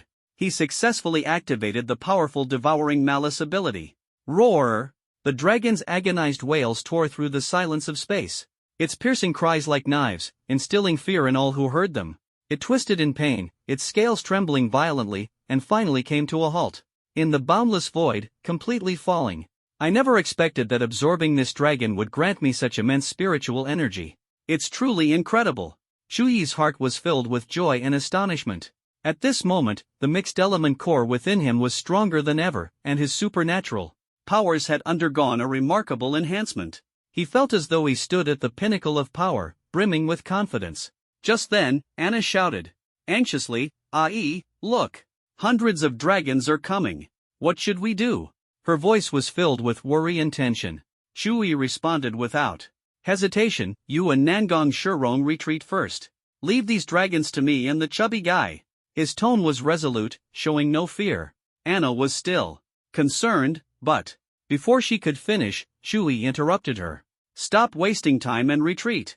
I don't want you to get hurt." His words were full of care and protection. Anna nodded, obediently pulling Nangong Shurong back. She trusted Chewie, knowing he could handle the upcoming battle. At this moment, the chubby man looked determined. "Brother Chew, let's charge." His entire body radiated golden light, like a lightning bolt rushing toward the dragon army. Chewie shouted loudly, "Mixed element fire poison mode, activate." Instantly, his body was surrounded by purple poisonous gas, which coiled around him like a fierce serpent, interwoven with golden flames. The fusion of fire and poison exuded an overwhelming aura. Chewi's voice was filled with determination, roaring like a demon king, announcing the activation of the mixed element fire poison mode. He then shouted, "Little shark, come out." A massive Kuanping appeared beside him, displaying its majestic form. Chewie stood firmly on its broad back, his shark gaze fixed on the dragon horde ahead. "Little shark, charge!" Shui raised his fist and shouted, his voice thundering like a storm, inspiring Little Shark to charge into the dragon horde alongside him. The curtain of slaughter was instantly drawn. Shui launched a frenzied assault on the dragon horde, the fire poison spreading rapidly, creating an eerie spectacle. A fierce battle erupted, and Shui displayed unparalleled ferocity. Clad in a dark golden battle robe, he moved through the dragon horde like a bloodthirsty demon. Flames and poisonous mist filled the air, instilling immense fear. The stout man wielded the Rui Jingu Bang with violent, storm-like movements, each strike landing heavily on the giant dragons, producing deafening booms. Meanwhile, Shui relentlessly devoured the massive dragons. Each dragon was astonishingly large, containing vast spiritual energy within. Without hesitation, he consumed them one by one, integrating their power into himself. With every dragon fully devoured, the spiritual energy within Shui surged like a tidal wave, rapidly enhancing his strength. Whether it was the 2nd, 5th, or 10th dragon, none could withstand Shui's insatiable greed. He mercilessly consumed them, their power continuously flowing into his body. As the devouring continued, Shui's body began to transform, his muscles grew more robust, and a cold, ruthless glint appeared in his eyes. Roar! Roar! Roar! The dragons roared in fury, blood splattering everywhere. Standing in the midst of the dragon sea, Shui resembled a bloodthirsty demon, exuding an overwhelming and irresistible aura. His ferocity and greed made each act of devouring bring immense power, driving him to greater madness and desire. Behind him, the stout man swung the Rui Jingu Bang wildly, smashing it into the dragons with astonishing force. Each strike shattered the dragons' bodies, producing earth-shaking sounds. The dragons roared in anger, attempting to retaliate, but they were no match for the ferocious onslaught of Shui and the stout man. Their combined strength and coordination formed an impenetrable defense. The battle raged on as Shui and the stout man moved through the dragon horde like two ferocious beasts. Their eyes gleamed with primal light, and the will to kill burned fiercely within them. Countless dragons fell, their life force gradually fading. The two were drenched in blood, the marks of battle evident on their bodies. Their eyes shone with excitement and satisfaction. The intense battle unfolded like a magnificent painting. Shui and the giant rock beneath him intertwined with the dragon horde like a dazzling dance. They spun rapidly in the air, their figures crisscrossing like meteors streaking across the night sky, evoking awe and wonder. The Rui Jingu Bang in the stout man's hands glowed with brilliant golden light, slicing through the sky like lightning. Each swing brought immense impact, leaving the dragons scrambling in disarray. The power of the Rui Jingu Bang was astonishing, like a heavy hammer striking the heart, making one marvel at the stout man's strength. The dragon clan faced an unprecedented crisis. Once majestic and imposing, the dragons were now retreating step by step under the fierce assault of Shui and the stout man. Dragon scales were torn apart, claws shattered, and blood gushed forth, a horrifying sight. At this moment, Lamnia stared intently at the large screen, her heart ablaze with admiration for Shui's heroic figure. His resolute face and sharp gaze seemed born to conquer enemies. Activate the interstellar battleship and launch a strike on the Pus Star enemies. Lamnia's voice was firm and powerful, her command resounding like thunder in the soldiers' ears. They immediately prepared for this critical battle. The soldiers stood up one after another, their eyes resolute, ready to give everything for her plan. They knew that only the strong could lead them to conquer. The stars. The defensive battleships of Lamstar switched to attack mode, advancing swiftly toward the Pus fleet like a giant beast taking heavy strides. The ship's hull was covered with radiant energy shields, emitting a dazzling glow. On the bridge, the commander's gaze was calm and determined. His fingers dancing across the control panel, maneuvering the battleship with precision, like a dancer gracefully performing on stage. Meanwhile, on the battlefield among the stars, Shui's body resembled a mysterious altar, his mixed-element core releasing energy more powerful than ever before. His eyes sparkled with ambition and desire, having already devoured 20 massive dragons. Each act of devouring brought a qualitative leap. Countless forces fused within him, forming a blazing flame of immense energy. Kill. Kill to your heart's content. Devour. Devour everything. Shui's shout shook the heavens, his voice echoing across the starry sky like waves crashing violently into the hearts of his enemies. His body trembled incessantly, as if on the verge of tearing apart, yet he did not retreat. Instead, he grew wilder with every breath. Madness burned in his eyes, his sense of self completely lost, leaving only an insatiable thirst for power and an unrelenting desire to annihilate his enemies. Before Chui stood hundreds of colossal dragons, towering like mountains, their massive bodies exuding a terrifying aura. But to Chui, they were nothing more than a feast. The devouring power within him surged violently, and with every attack, he grew stronger. Fearless, he lunged at his enemies like a ferocious beast, knowing that as long as he consumed these dragons, he could break through to the Star Core stage. Meanwhile, aboard the Pus mothership, Eulatasai's eyes were filled with disbelief. She stood frozen, as if witnessing an impossible scene. The Dragon Clan, once invincible and proud, was now suffering defeat after defeat. She could not accept this reality. Unbelievable. The Dragon Clan is actually losing repeatedly. What a bunch of useless fools. Commander Tissy, these two espers are too powerful. We should retreat, a subordinate reported nervously, their voice trembling with fear and helplessness. The enemies they faced were beyond imagination, and retreat seemed the only option. They hoped Eulatasai would heed their advice and preserve their lives. Eulatasai gritted her teeth, her eyes filled with rage and unwillingness. Impossible. Absolutely impossible. We've worked so hard to get this chance to destroy Ramstar, we can't just give up like this. Commander Tissy, if this continues, they'll reach the mothership, the subordinate reminded her anxiously, as the enemy's assault drew closer.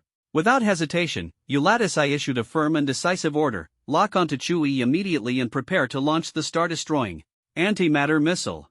The subordinates felt a chill run down their spines, cold sweat pouring as they exclaimed in panic, "Commander, that's a star-destroying antimatter missile. Our current energy reserves can only support one launch. We can't afford such a loss." Eulatasai remained unwavering, her voice icy as she commanded, "Execute immediately, or face military punishment." At that moment, on Chuyi's battlefield, the fight raged on. The toxic fire he unleashed spread in all directions, and the dragons clearly felt its corrosive effects, the poison seeping deep into them. As Chuyi continued to devour his enemies, his power grew rapidly, and his dragon-slaying speed increased. Suddenly, a massive energy fluctuation emanated from the Pus mothership's main cannon. Countless antimatter missiles were launched like a torrential downpour, surging toward Chui relentlessly. So many antimatter missiles? Chuyi's heart tightened, his brows furrowing deeply.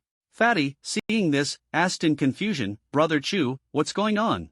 Chui replied tensely, "These are antimatter missiles, and they're coming straight for me." "Fatty, retreat now." Fatty dismissed the warning, saying, "What's a little missile?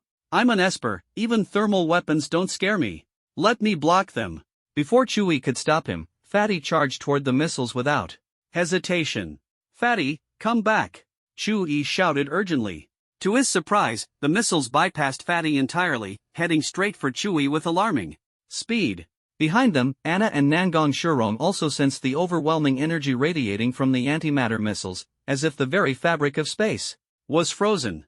Though a single missile might not be much, the sheer number was staggering, an endless barrage. A worried Anna shouted, "This is bad. Might be in danger." Nangong Shurong's face turned pale as she said, "The energy is too strong. Even espers in the mutation stage can't withstand it. I can't just stand by. I have to save him." Anna transformed into a streak of black light, accelerating toward Chui at superluminal speed. At the same time, in the War Department of Ramstar, Ramnia stared at the screen showing Chui about to be struck, her heart filled with despair and helplessness. She gritted her teeth and cursed angrily, "Damn Pus Star. They've gone mad, launching star-destroying antimatter missiles. And they're all locked onto Chui. This is a catastrophic weapon. We're too far away now, it's too late to activate the planet-destroying missile defense system to intercept them."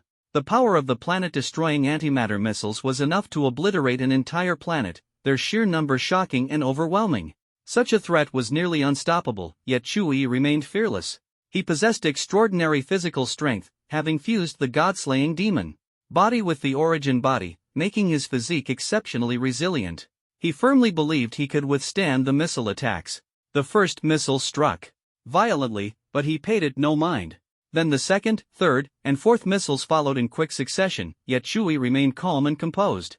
At that moment, Chui caught sight of Anna's figure and immediately shouted, "Shauna, retreat quickly, now." "No.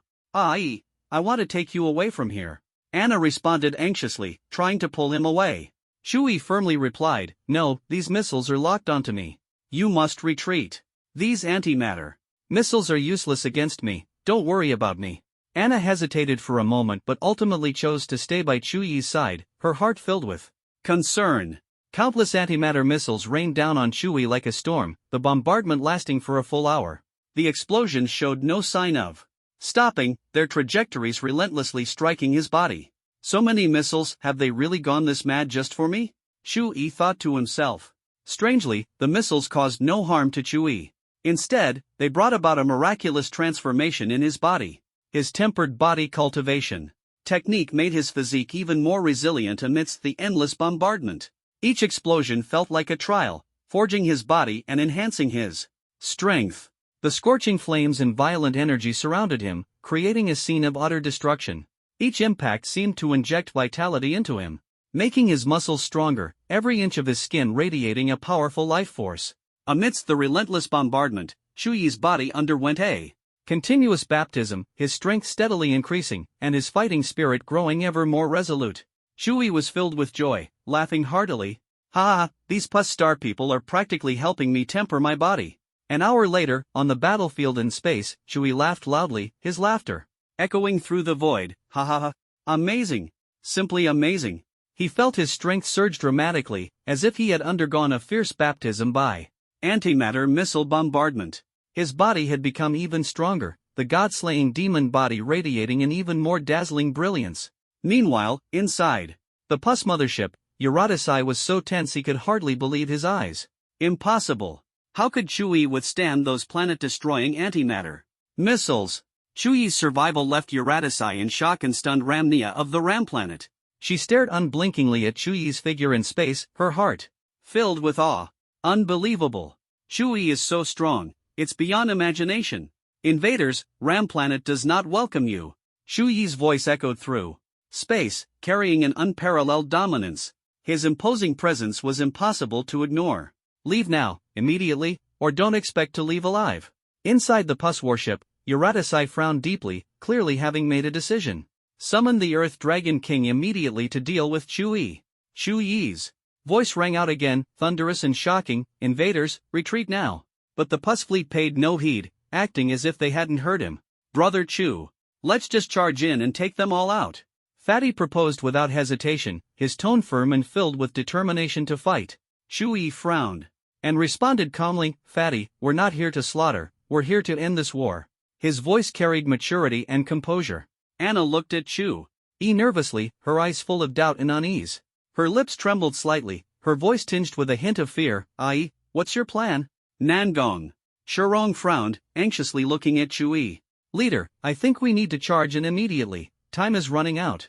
Chuyi stood silently, his gaze deep and composed. After a moment of contemplation, his face showed determination. "Wait a little longer." Anna immediately asked, "What about those dragons?"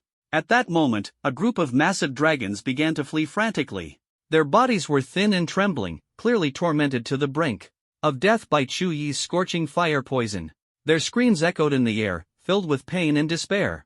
A cold glint flashed in Chuyi's eyes, and a sly smile appeared at the corner of his mouth. "These dragons are excellent prey. Kill them, leave the corpses, and make soup." "All right."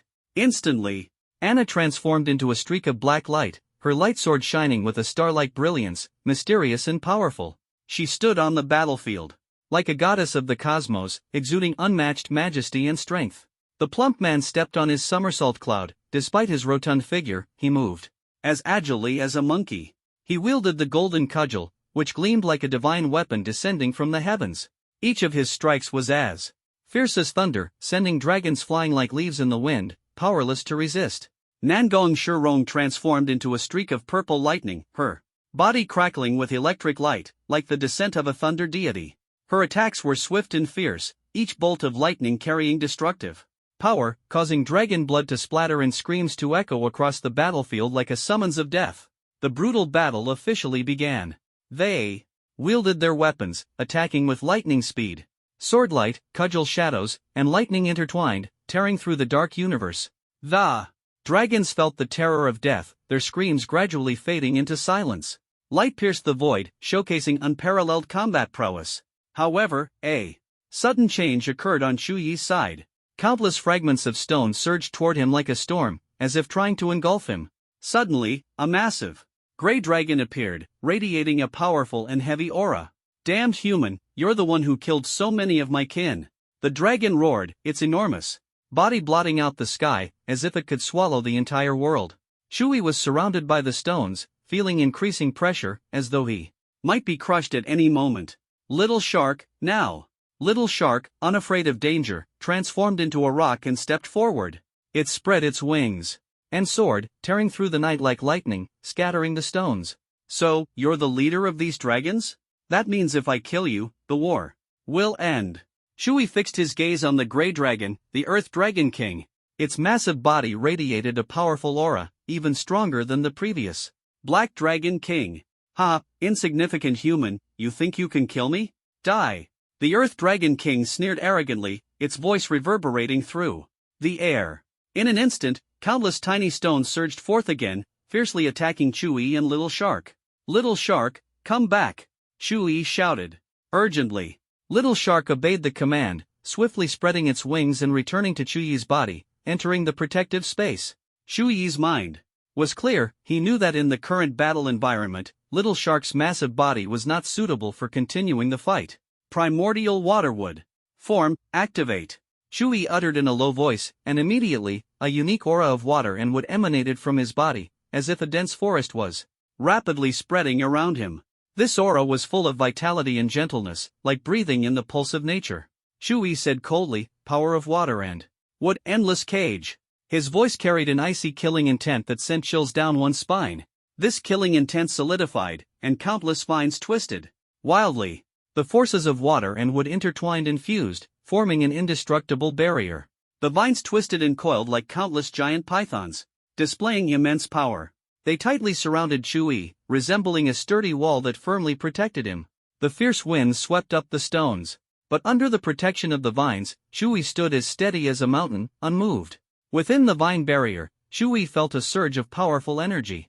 He gripped the god-slaying spear tightly, its shaft gleaming with a cold light, his gaze firmly locked on the Earth Dragon King. Without hesitation, he charged forward. Chu Yi exuded an unstoppable aura, his eyes flashing with cold determination.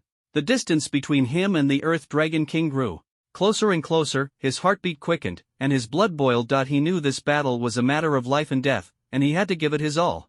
The Godslayer spear swung with a deafening roar, as if it were tearing the entire battlefield apart. Godslayer spear technique, primordial infinity style. Chu Yi shouted proudly, his voice filled with determination. His figure moved as swiftly as lightning, the spear tip carrying intense killing intent and primordial power, like thunder ripping through the sky, striking directly at the Earth Dragon King's vital point. "Humph, a mere human dares to harm me? How naive!" the Earth Dragon King roared in fury. Suddenly, the Godslayer spear in Chu Yi's hand collided violently with the Earth Dragon King's body, only to be deflected by the opponent's impenetrable earth shield. Chu Yi frowned slightly inside. This defense is indeed formidable. The earth shield covers its entire body, making it an unbreakable protection. "Ha ha! Pathetic human, die!" the Earth Dragon King snarled viciously, spewing a breath of earth energy. Chu Yi immediately deployed a shield of killing intent, tightly enveloping himself and successfully blocking the attack. Unwilling to relent, the Earth Dragon King unleashed another torrent of earth breath, attempting to break through Chu Yi's defense.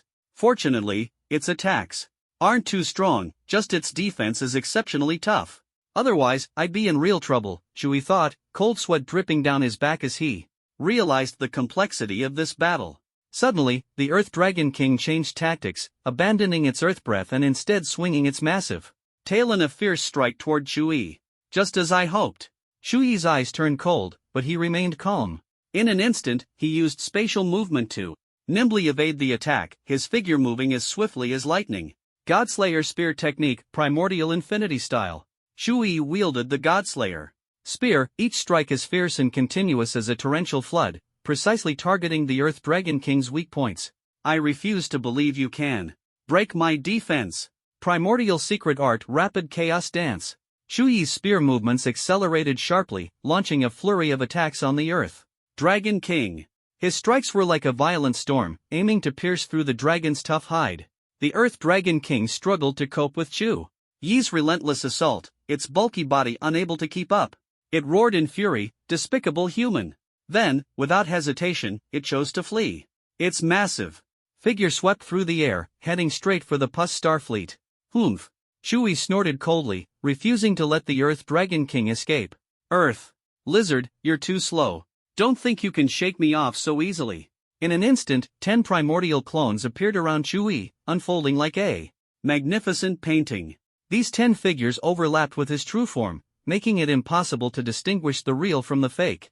You little beast, still trying to run? Try this. Chewie's lips curled into a ruthless smile, his resolve to destroy burning fiercely.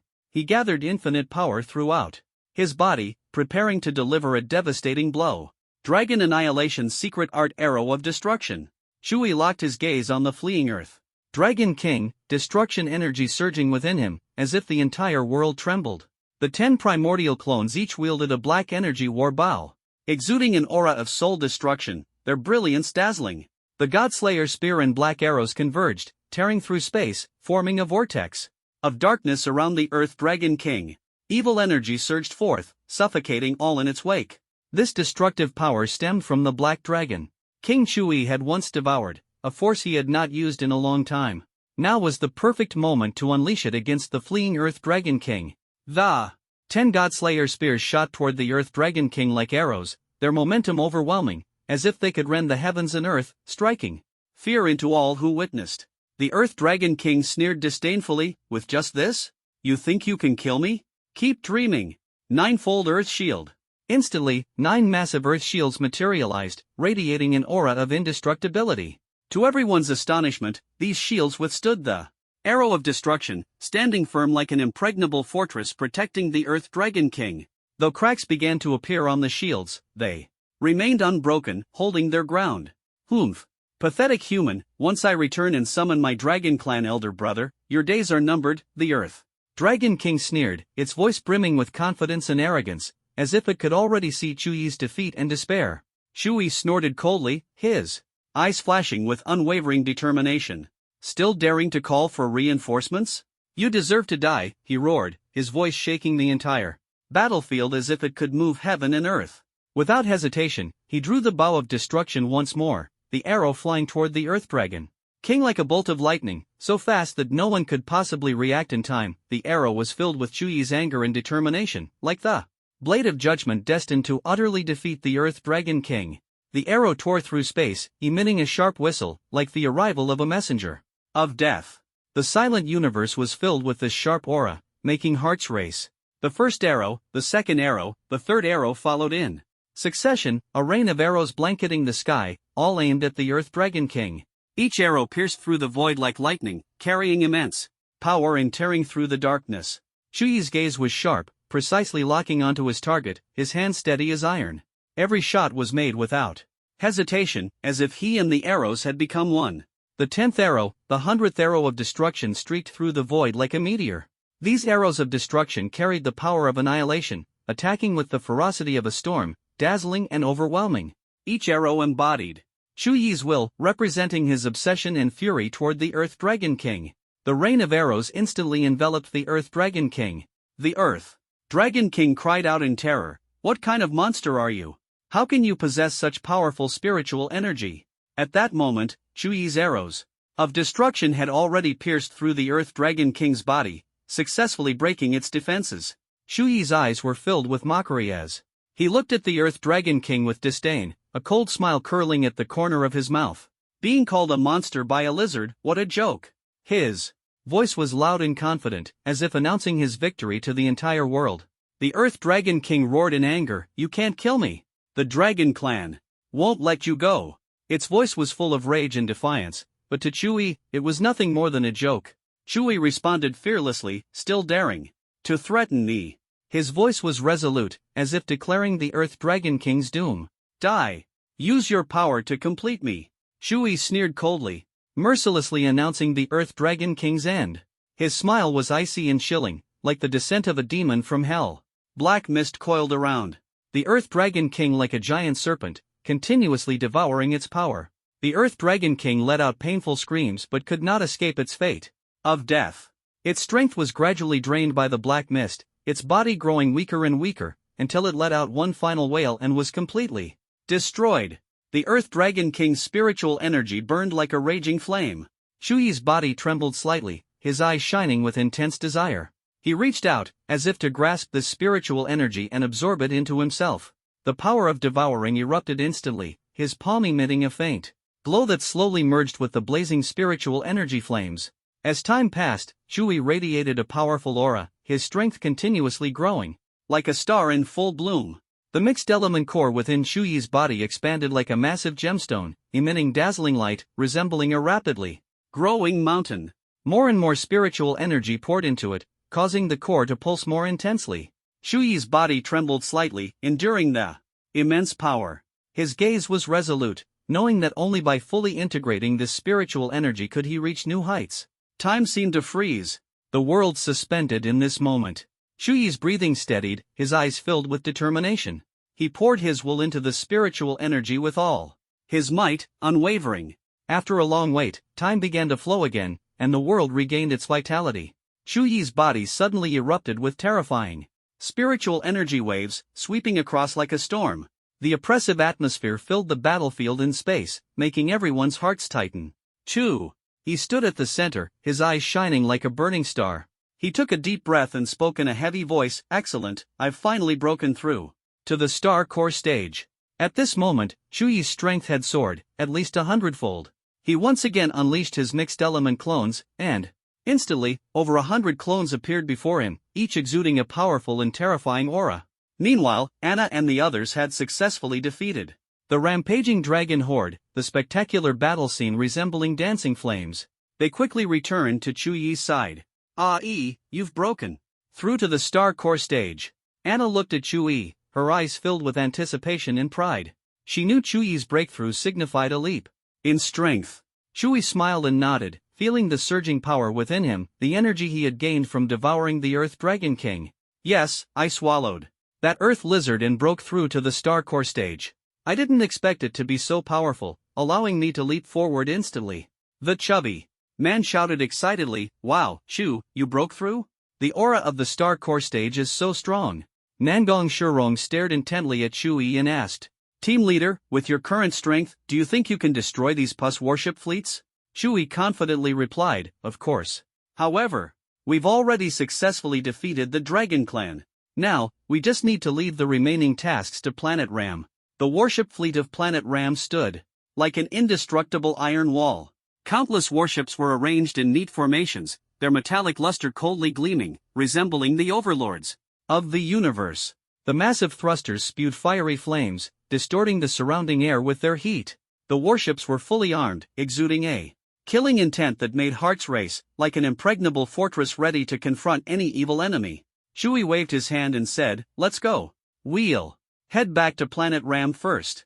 Before long, they arrived at the War Department of Planet Ram. The towering buildings resembled a solemn castle. The war emblems on the walls glowed with a mysterious light, appearing like a magnificent painting under the sunlight. Ramnia, accompanied by a group of loyal warriors, welcomed them with eyes full of gratitude and respect. Ramnia stepped forward and said sincerely, "Chuyi, thank you." Her voice was heartfelt and emotional, as if no words in the universe could adequately express her gratitude. She paused for a moment and continued, "As I said before, as long as you help us eliminate the Dragon Clan, I am willing to grant you any request." Chuyi waved his hand and calmly responded, "I have no requests. I believe you can handle the upcoming battles well. We will be leaving soon." Chuyi's voice was filled with confidence and encouragement as he scanned the surrounding warriors. Each of them could feel his unwavering strength. The shadow of war had not crushed them, instead, it had united them further, instilling the belief that no difficulty was insurmountable as long as they worked together. Ramnia furrowed her brows slightly, her voice tinged with surprise and confusion. "Chuyi, why are you leaving so soon?" Her eyes betrayed a hint of disappointment. Chuyi looked at her deeply and replied firmly, "The matters here have been resolved. We must return to Blue Star." His eyes shone with a sense of responsibility and determination. Ramnia sighed softly, her gaze carrying a trace of reluctance. "Why not stay a few more days? Planet Ram has many beautiful sights and fun places. The scenery here is breathtaking, and there are various entertainment venues." Hearing her somewhat regretful words, Anna suddenly interjected, her tone slightly impatient. We have to leave tomorrow. Ramnia smiled faintly, her lips curling upward, her eyes filled with admiration. This must be Chuyi's wife, Anna. How beautiful. Anna straightened her posture, her gaze sharp as a blade, as if trying to see through every detail of Ramnia. She declared confidently, I am Chuyi's wife. Alien friend, do you have something to say? Her voice was filled with unwavering determination. Ramnia looked at Anna gently, her eyes shining with resolute light, her voice warm. I just want to express my gratitude. Without your help, the fate of Planet Ram would have been dire. Everyone, I have prepared the best accommodations for you. Planet Ram is full of surprises, and I hope you will enjoy it. Her words were filled with sincerity and anticipation. Under Ramnia's enthusiastic invitation, Chuyi and his group decided to stay for a few days. As night fell, the starry sky sparkled with countless stars. Chuyi and his companions gazed up at the sky, as if immersed in the boundless universe. The starlight bathed them, warm and mysterious. The tranquil night sky dispelled their inner restlessness, replacing it with a longing for the future and infinite imagination.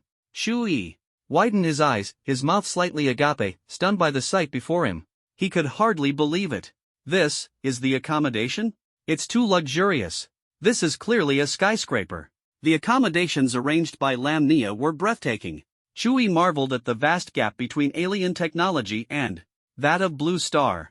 This place had every kind of entertainment imaginable, with spacious rooms and a dazzlingly luxurious living room. All the facilities were highly intelligent, as if stepping into a futuristic world. Lamnia explained that the area of Lamstar was several times that of Blue Star, but with a population of only 3 billion, the land was vast and sparsely populated, creating a unique landscape.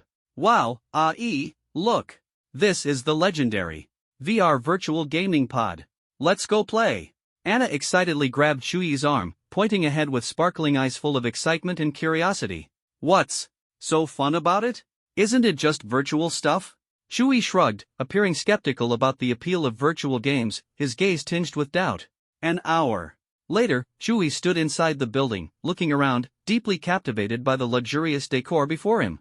The place blended futuristic technology with artistic brilliance. The hall was illuminated with dazzling lights, resembling a starry sky. The spacious rooms were filled with exquisite furniture, with every detail reflecting the owner's taste. Chuyi felt an unprecedented sense of luxury and comfort, marveling at Lamnia's generosity. Anna's eyes sparkled with excitement, like fireworks bursting in the night sky, as she jumped around in delight. Her face was filled with uncontainable joy, as if she had found her own magical wonderland. A holographic cinema. You'd never see something like this in Kyoto.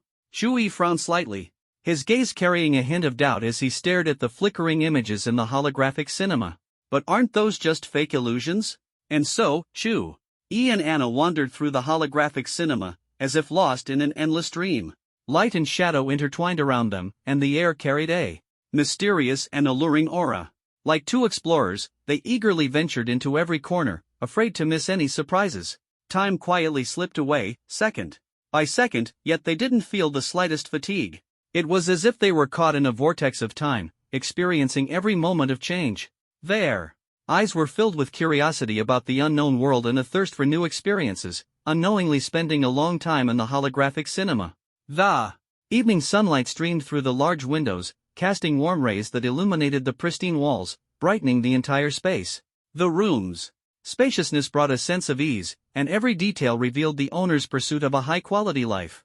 As Anna turned, the luxurious robe she wore shimmered under the light, clinging to her curvaceous figure and perfectly showcasing her silhouette. Every movement she made exuded confidence and charm, drawing attention irresistibly. What do you think of this outfit? Does it look good? The intricate patterns on the cloak resembled a painting, delicate and complex. It floated like a soft cloud, swaying gently with Anna's movements, as if it might carry her into a dreamlike fairyland. Every jewel and embroidery on the robe was a testament to the designer's meticulous craftsmanship. Anna was wearing a Lamstar particle battle robe, which fit her figure snugly, perfectly highlighting her elegance and pride. The robe wasn't just beautiful, it also had powerful defensive capabilities. Made with the latest technological materials, it protected her without hindering her agility. Such a design was a testament to human ingenuity and creativity. Anna moved confidently around the room like an enchanting goddess. Every step she took was filled with strength and grace, showcasing her unique allure. How about it, Ai? What do you think of this outfit? The robe accentuated Anna's figure, making her even more captivating, with a subtle sensuality that made Chuyi's heart race. He tried to control himself, nodding slightly. It's indeed impressive. But this is something from Lamb Star, Anna interrupted him, playfully asking, do you like it? Chuyi hesitated for a moment before replying, it's alright. Anna, full of anticipation, said, then give it a try. Then, Chuyi gently wrapped his arms around Anna's slender waist, feeling her warmth and softness. It was as if, in that moment, the world was left with only the two of them. Their breaths mingled, like a melodious melody, intoxicating. Anna's eyes shone with happiness and contentment, and she bit her lower lip softly, like a blossoming flower, exuding an enchanting fragrance. Chuyi's fingers caressed her hair, listening to the rhythm of her heartbeat. Their bodies pressed tightly together, as if the boundaries between them had dissolved, leaving only endless longing and love. Chuyi's lips roamed over Anna's skin, leaving behind fiery traces. His delicate fingers explored, as if telling a moving story. Anna, moved by this tenderness, breathed faster, her body trembled slightly, and she exuded an alluring fragrance. Finally, their passion reached its peak. Contented yet exhausted, Anna leaned against Chuyi's chest, feeling his firm embrace and warmth. Their hearts merged perfectly, as if they had become inseparable parts of each other's lives. In that moment, their love burned like a flame, illuminating each other's hearts and the entire room. They were no longer two separate people, but perfectly merged in their passionate embrace. At that moment, Ramnia sat in the spacious room, her gaze fixed on the large screen as Chuyi and Anna engaged in a passionate exchange. A blush crept across her face, and she bit her lower lip, her expression a complex one. These two are too crazy, she muttered to herself, her voice tinged with envy and bewilderment. Ramnia fell into deep thought, her mind drifting to unknown corners. A flood of thoughts flooded her mind, uncontrollable. She thought back to her ordinary life, and a sense of confinement crept in. She began to doubt her choices, longing for a more intense experience.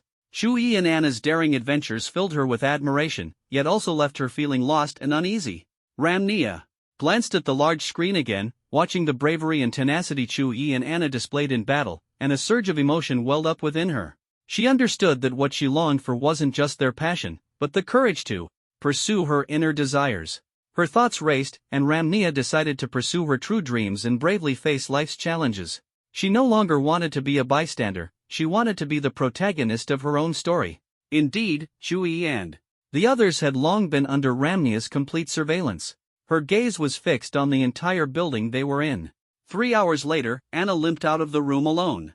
The building was so vast, it resembled an indoor amusement park. And for a woman like Anna, the temptation was almost irresistible. The spacious room was serene, and faint psychic fluctuations flowed slowly in the air, as if paying tribute to Chuyi. He sat cross-legged, focused on his cultivation, meticulously organizing the results of his breakthrough to the Star Core stage, like an artist sculpting his masterpiece. The Hanyuan Star Core spun endlessly within Chuyi's body, like a shining star, emitting a powerful light. It rapidly absorbed the surrounding psychic energy, as if starved, desperately chasing every ounce of energy, revealing an immense desire. The gap between the Hanyuan Star Core and the other Hanyuan Star Cores was like the distance between heaven and earth, demonstrating the Hanyuan Star Core's unparalleled power. It possessed a greater psychic energy, radiating a powerful energy, like a star guiding destiny. If the Hanyuan Star Core was like soft jelly, then the Hanyuan Star Core was solid iron, indestructible. During cultivation, the Hanyuan Star Core gathered boundless spiritual energy, shimmering with a captivating radiance. Like a sharp sword, it could slice through the void and pierce all obstacles. The power of the Hanyuan Star Core made Chuyi feel unprecedentedly powerful, as if he could rip the world's bonds apart. Furthermore, Chuyi devoured the Earth Dragon King, gaining Earth-attributed abilities. This gave him the abilities of gold, wood, water, fire, and earth. An inner impulse welled up within Chuyi, and he had a bold idea, to fuse these 5 mutually restraining attributes and explore their mysteries. He knew it was dangerous, but he didn't want to miss the opportunity. He believed that only by accepting challenges could he uncover his true potential. Gold, wood, water, fire, and earth, these 5 forces intertwined and danced in his mind, sparking intense curiosity. He wanted to know what miracles might occur when these mutually restraining elements fused together. Then, Chewie skillfully manipulated the metal attribute power, making it rotate around his body. The metal attribute was as sharp as a blade, exuding a keen aura. Next is water. Metal generates water. He deftly controlled the water attribute, merging it with the metal attribute. The softness of water was instantly amplified by the power of metal, flowing like a continuous river around him. He smiled with satisfaction and continued to master the powers. Not bad, water generates wood. Next is wood. The wood attribute quickly joined in, nourished by the water, displaying immense vitality like a dense forest. Wood generates fire. Bring on the fire, he shouted, and a surge of raging flames merged into the mix. Guided by the wood, the fire burned even more fiercely, like a roaring blaze. His gaze was resolute as he focused on the final step. Only one left. Fire generates earth. A heavy earth attribute energy also joined in. At that moment, the 5 attributes intertwined and entangled in the air, like a magical dance. Golden light shimmered, like countless sharp swords slicing through the sky. Water rippled. Resembling a vast lake, wood energy surrounded him, as if it were the life source of a forest. Flames burned, releasing intense power. Earth energy was steady, like towering mountains. The 5 elemental forces rotated continuously, resembling the perpetual motion of the universe. The scene was wondrous and beautiful, like a vibrant oil painting full of life. The 5 elements intertwined in the air, like 5 rainbows weaving through, radiating dazzling brilliance. They resonated with each other, creating a mysterious and peaceful spectacle, as if narrating the continuation and eternity of life. Chewie immersed himself in cultivation, feeling the spontaneous operation of the primordial infinite technique.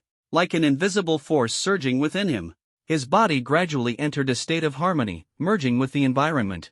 At this moment, he seemed to be standing in the universe, sensing the endless flow of energy and merging with the mysteries of the cosmos.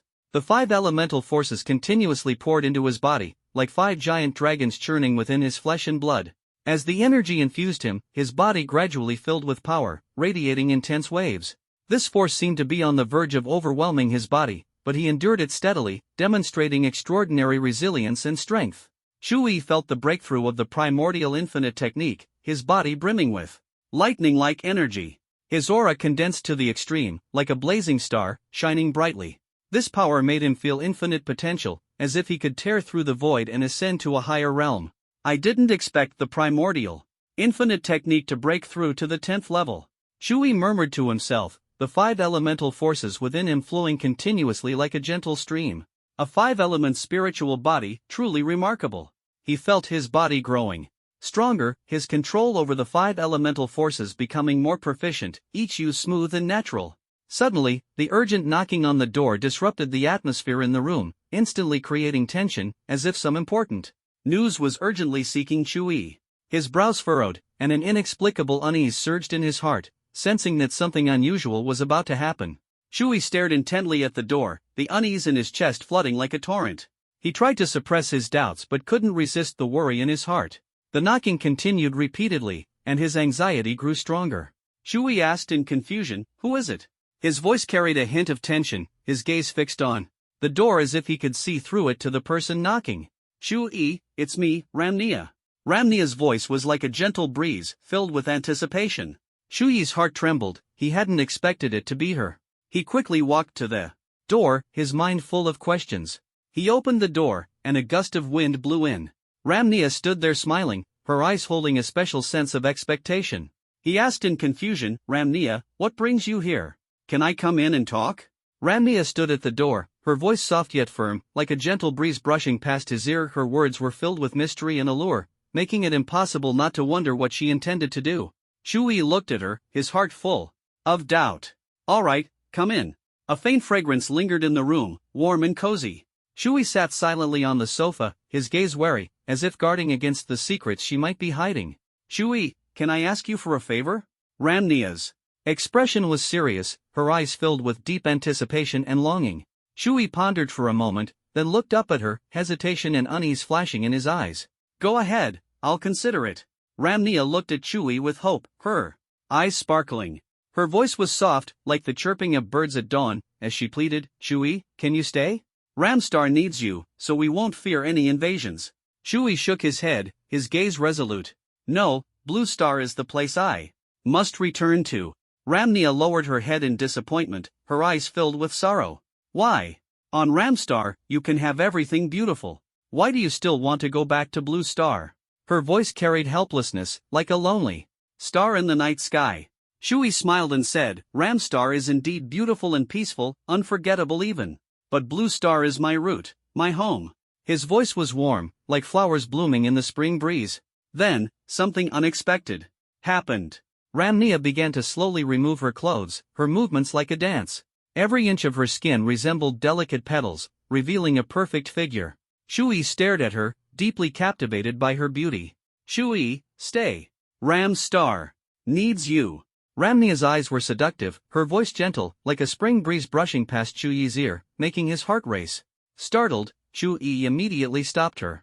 He took a deep breath and firmly said, Ramnia, I'm already married.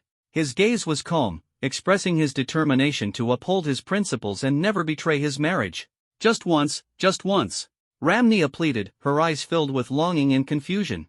Shuyi's expression instantly turned cold, and he resolutely refused. Enough, this farce ends now. His tone was unwavering, refusing to abandon his principles for a moment of temptation. Suddenly, a powerful aura erupted from Shui, sweeping through the room like a storm. Ramnia was forcefully pushed back by this energy, falling against the door, her eyes flashing with pain and disappointment. Shuyi's strength demonstrated his firm and unshakable boundaries. Shui did not want to get entangled with Ramnia. He already had Anna, the woman who gave him headaches, adding another was simply unimaginable. To him, one woman was already enough. He didn't want to invite trouble for himself. Time flew by, and the next morning, the first rays of sunlight streamed through the curtains onto Shuyi's face, warm and serene. The Pus Star fleet had disappeared, and the war between Ramstar and Pus Star had completely ended. The flames of war had dissipated, leaving only the silence of the universe. The air still carried the scent of battle, but Shui felt an unprecedented sense of relief. He let go of the burden in his heart, taking a deep breath of the fresh morning air, as if the world had been reborn. He looked out the window, the distant starry sky restored to tranquility, as if the war had never happened. Shui decided to leave, not to linger any longer. His heart was both tense and expectant, for ahead lay a brand new journey. He looked up at the towering starship, resolutely preparing to embark on his path. 3 hours later, Shui, Anna, Fatty, and Nangong Shurong stood on the starship deck, their expressions varied. Shuyi's gaze was steadfast, Anna was worried, holding Shuyi's hand tightly in silent support. Fatty appeared nervous, constantly wiping his clothes. Nangong Shurong remained elegant and composed. Behind them was the boundless universe, and awaiting them was an unknown adventure. Shui turned to bid farewell to Rabes, their friendship deep. Shui smiled and said, We're heading back to Blue Star. Take care. Rabes said gratefully, Thank you, Mr. Shui. Their eyes met, silently saying goodbye, looking forward to meeting again. In the future, Ramnia suddenly appeared before them, her face carrying a hint of apology. She said, About yesterday, I'm sorry. I didn't expect my actions to cause you trouble. Shuyi's smile grew warmer as he replied, It's okay, it was just a misunderstanding. I didn't take it to heart. His tone was gentle, aiming to dissolve the barriers between them. Friends from Ramstar, goodbye. Shui offered his blessings, hoping to meet them again in the future. Afterward, the interstellar battleship sped toward Blue Star, its warp engine roaring to life, propelling the ship into the unknown depths of space. Shui stood on the deck, his gaze firmly fixed ahead, his heart filled with adventure and hope. He stretched out his arms as if to embrace the entire universe, ready to dance with the unknown destiny. Fatty frowned in confusion and asked, Brother Chu, are we leaving so soon? Aren't we planning to stay a few more days? Shui smiled. His eyes resolute, Fatty, do you really want to stay on Ramstar? We came here to resolve the war issue, and Starfire City is still in its development stage, it needs our substantial support. Fatty suddenly understood and nodded in agreement, I see now, I get it. Shui continued, Fatty, we must train diligently. Our current strength is far from enough. In this vast universe, we need greater power. He took a deep breath, his gaze fixed on the endless starry sky, his tone filled with longing and determination for the future. The stellar level, with its near-eternal lifespan, is currently the most powerful known realm of supernatural abilities, akin to an ancient, radiant pearl deep within the cosmos. This extraordinary power captivated Shui, leaving him deeply fascinated. Of course, there was also the option of the primal realm. However, becoming a golden immortal was extremely challenging, almost impossible to achieve in a short time. Primal cultivation required a significant amount of time, an unavoidable reality. Half an hour later, under the soft lighting, Anna anxiously awaited Chuyi's return, her heart filled with longing and attachment. She rushed forward, eagerly, as if time had stopped at that moment, with only their love flowing through the air. Chuyi took a deep breath, his eyes shining with determination. He knew that cultivation was their mission and responsibility. He gently reminded Anna, Nana, don't always think about other things. Cultivation is the most important. Anna pouted, playfully looking at Chuyi, her tender feelings melting away all hardness. She softly said, "What cultivation? You're so strong. Having you to protect me is enough." And so, a month quietly passed. Chuyi seemed to enter a tranquil state of cultivation. He sat cross-legged in the spacious lounge, his posture upright, his breath concentrated, as if merging with the universe. Starlight poured in from the window, like a faint golden veil enveloping him, mysterious and radiant. The lounge was serene and solemn, with only the sound of Chuyi's breathing and heartbeat echoing. His expression was calm, yet it concealed determination and resolve. With each breath, he could feel the flow of spiritual energy within him, seemingly synchronized with the rhythm of the universe. Since breaking through to the Star Core stage, Chuyi's cultivation speed had slowed, but he was not discouraged. Over the past month, he delved deep into his inner self, transforming cultivation from mere power accumulation into a pursuit of self-realization. His gaze grew brighter, filled with wisdom and maturity, like a sage silently comprehending the secrets of the universe. Just as Chuyi was deep in thought, he suddenly sensed two powerful auras. One belonged to Angel Aching, pure and majestic, the other came from a demon, fiercely battling the angel, its sinister and malevolent aura chilling to the bone. Chuyi immediately stopped his cultivation and commanded the battleship to halt. He focused on the scene before him, where Angel Aching and a demon were engaged in a breathtaking battle. Their figures darted like lightning, the forces of justice and evil intertwining into a magnificent spectacle. The angel's long hair flowed, her gaze resolute, the demon's eyes gleamed with cunning and cruelty. Anna woke up from her dream in shock and hurried to Chuyi's side, anxiously asking, what happened? Why did the starship suddenly stop? Chuyi's expression was grave. "We've run into trouble.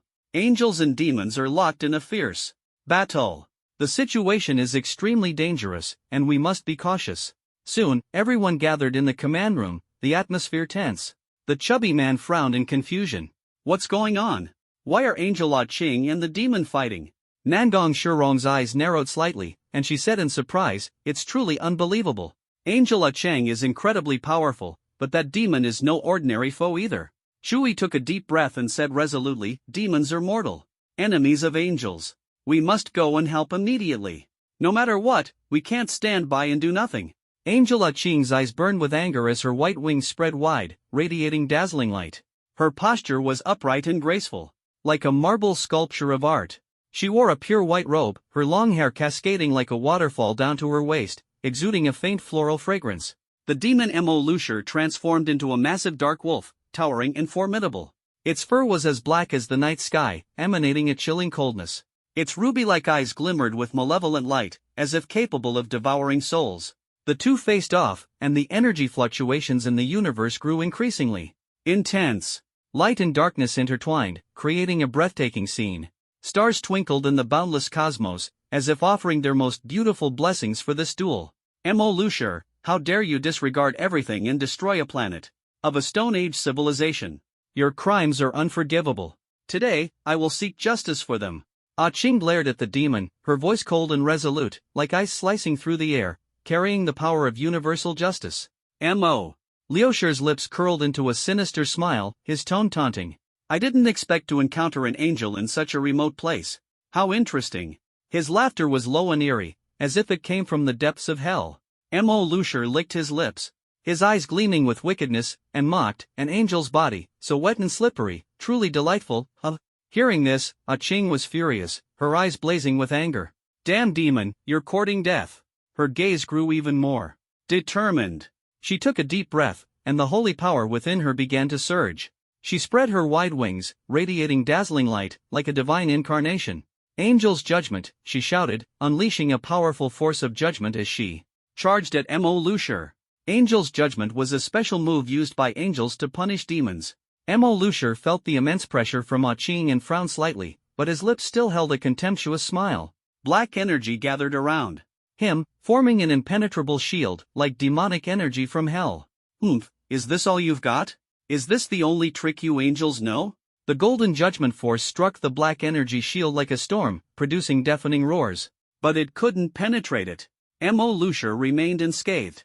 The black energy grew thicker, like black flames burning around him, exuding an evil aura. Ah Ching gritted her teeth, sensing Mo Lucier's power growing stronger, and couldn't help but feel worried. She took a deep breath, her eyes shining with determination, and stared unwaveringly at Mo Lucier. Demon, your skills have indeed grown stronger, to the point of resisting an angel's judgment. Ah Ching's voice was firm and authoritative. Watch this move. Ah Ching's eyes sparkled as she raised the angel's sword high. The blade radiated holy light, and mysterious runes instantly lit up, releasing an endless force of judgment that commanded reverence. The angel's sword emitted a dazzling glow, its runes shimmering like stars, as if imbued with the power of heaven. The light pierced through the darkness, illuminating the entire battlefield. She swung the sword, and the sword energy streaked across the night sky like a meteor, ferociously attacking Mo Lucier. The sword energy burned like fire, consuming everything in its path with destructive power, instilling fear in all who witnessed it. Mo Lucier sneered as black energy surged, forming an even stronger shield. The shield emitted an eerie black light, like an iron wall, indestructible. It trembled under immense pressure but showed no flaws. Its powerful defensive force was despair-inducing. Ah Ching furrowed her brows, knowing she had to find a way to break the shield, otherwise, Mo Lucier would remain unscathed. She focused her mind, searching for a breakthrough, hoping to find the key to defeating Mo Lucier. Demons, no matter how strong you are, you cannot escape the judgment of angels. Ah Ching's gaze was sharp as a sword, resolute and fearless. Facing a formidable enemy, she did not back down, firmly believing that justice would prevail. Her voice was sacred and powerful, echoing through the void like a heavenly melody.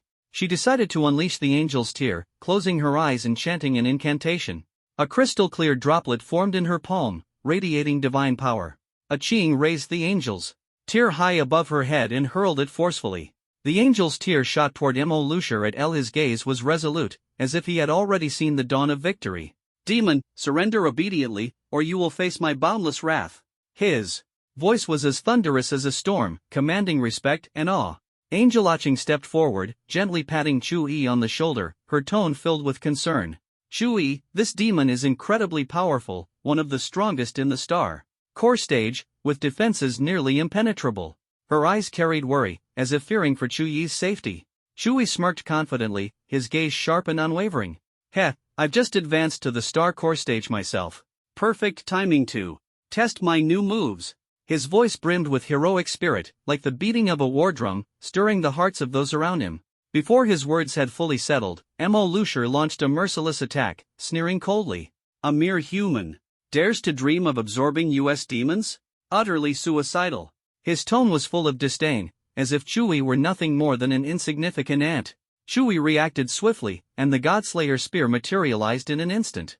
At that moment, the spear exuded an even more terrifying aura, its dark shaft flowing with a crimson killing intent, like the embodiment of a demon. It was sharp and ferocious, sending chills down the spine, as though it could tear through any enemy. The Godslayer spear grew darker, its murderous aura purer, as if it had undergone an evolution. Every inch of it radiated lethal intent, striking fear into the hearts of all who beheld it. In Chu-Yi's hands, this black sun emitted an unparalleled brilliance. Primal 5 elements form, activate. In an instant, Chu-Yi transformed into the embodiment of the primal 5 elements. The powers of metal, wood, water, fire, and earth intertwined, shining with dazzling brilliance. His body seemed to merge with nature, connected to the heavens and earth, becoming one with the universe. Godslayer Spear Technique, Primal Infinity Style. The Godslayer Spear in Chu-Yi's hand pierced through the void like a sharp sword, carrying destructive power as it launched a fierce assault on Mo Lucier. Each swing was like lightning, each thrust like a landslide. The two clashed fiercely. With a deafening roar, the Godslayer spear collided with the demon's battle blade, unleashing a powerful energy wave that stirred up gales and flames. The battlefield was instantly plunged into chaos and destruction. After a long struggle, Mo Lucier was forced back by Chu-Yi, falling into a disadvantage. His figure wavered, his face twisted in pain, clearly suffering severe injuries. In contrast, Chui stood tall, his gaze as unyielding as iron. Victory was within reach, and Mo Lucier had become nothing more than dust beneath his feet.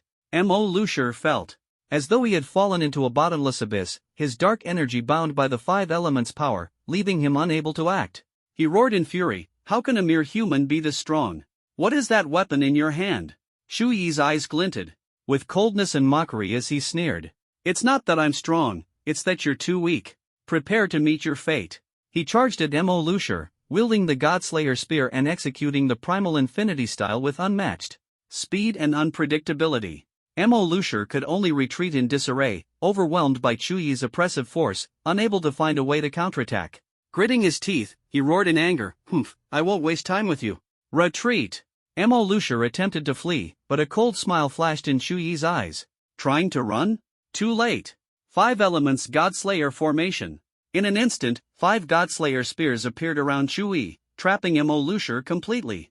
Each spear represented one of the elements: metal, wood, water, fire, and earth. They intertwined to form an unbreakable formation. Mo Lucier felt his breath grow labored, tightly encircled by the five elements formation, with no chance of escape.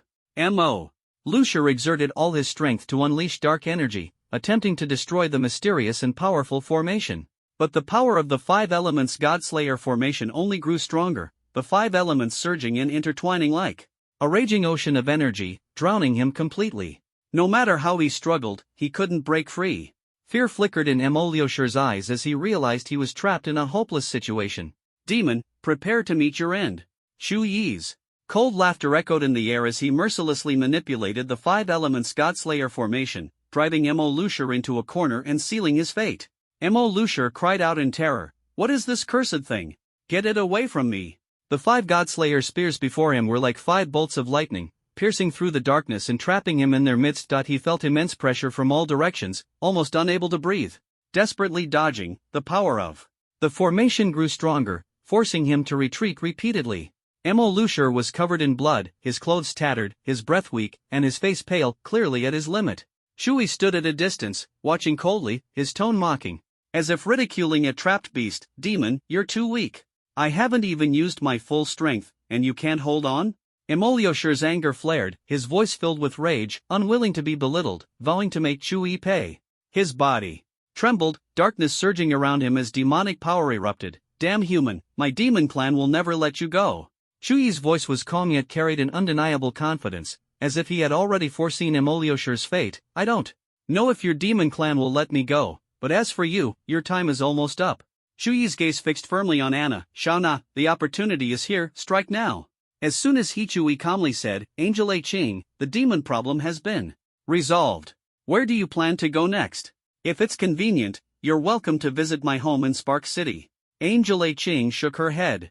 "Thank you for the invitation, but I still need to continue searching for traces of the demons." As she spoke, she handed Chui a special crystal ball, a communication tool exclusive to the angel race, allowing them to stay in touch at any time.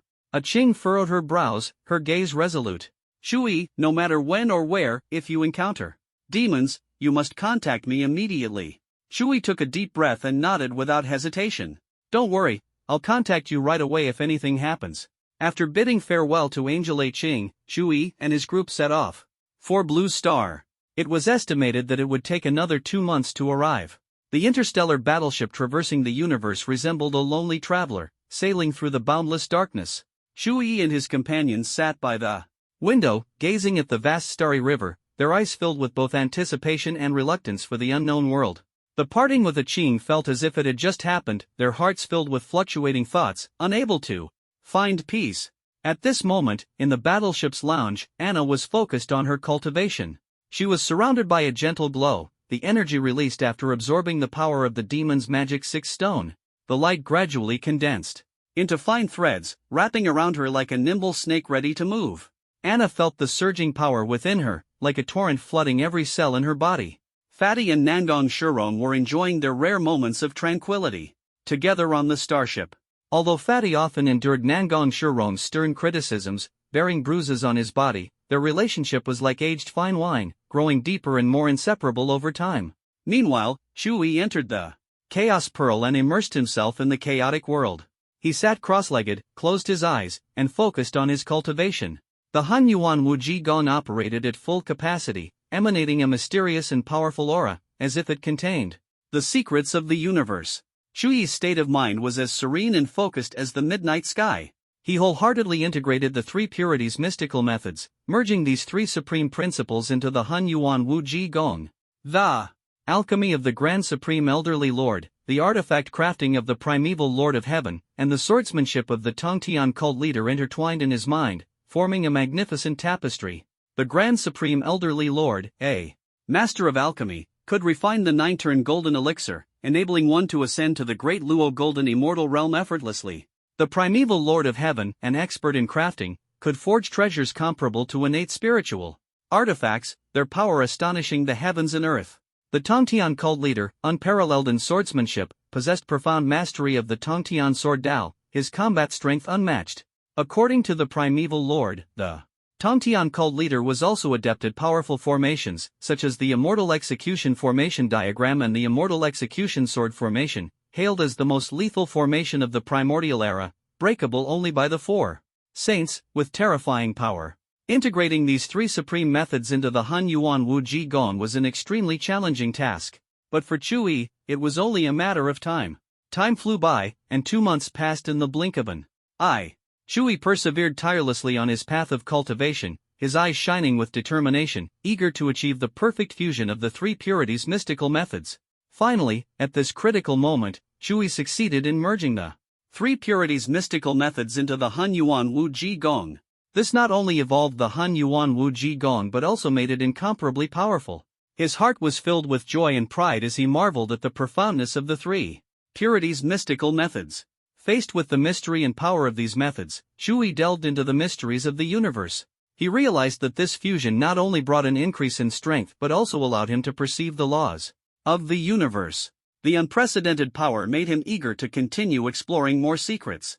For Chuyi, the Tongtian sword Dao was an extremely practical martial art. Only by mastering it could he navigate the battlefield with ease and invincibility.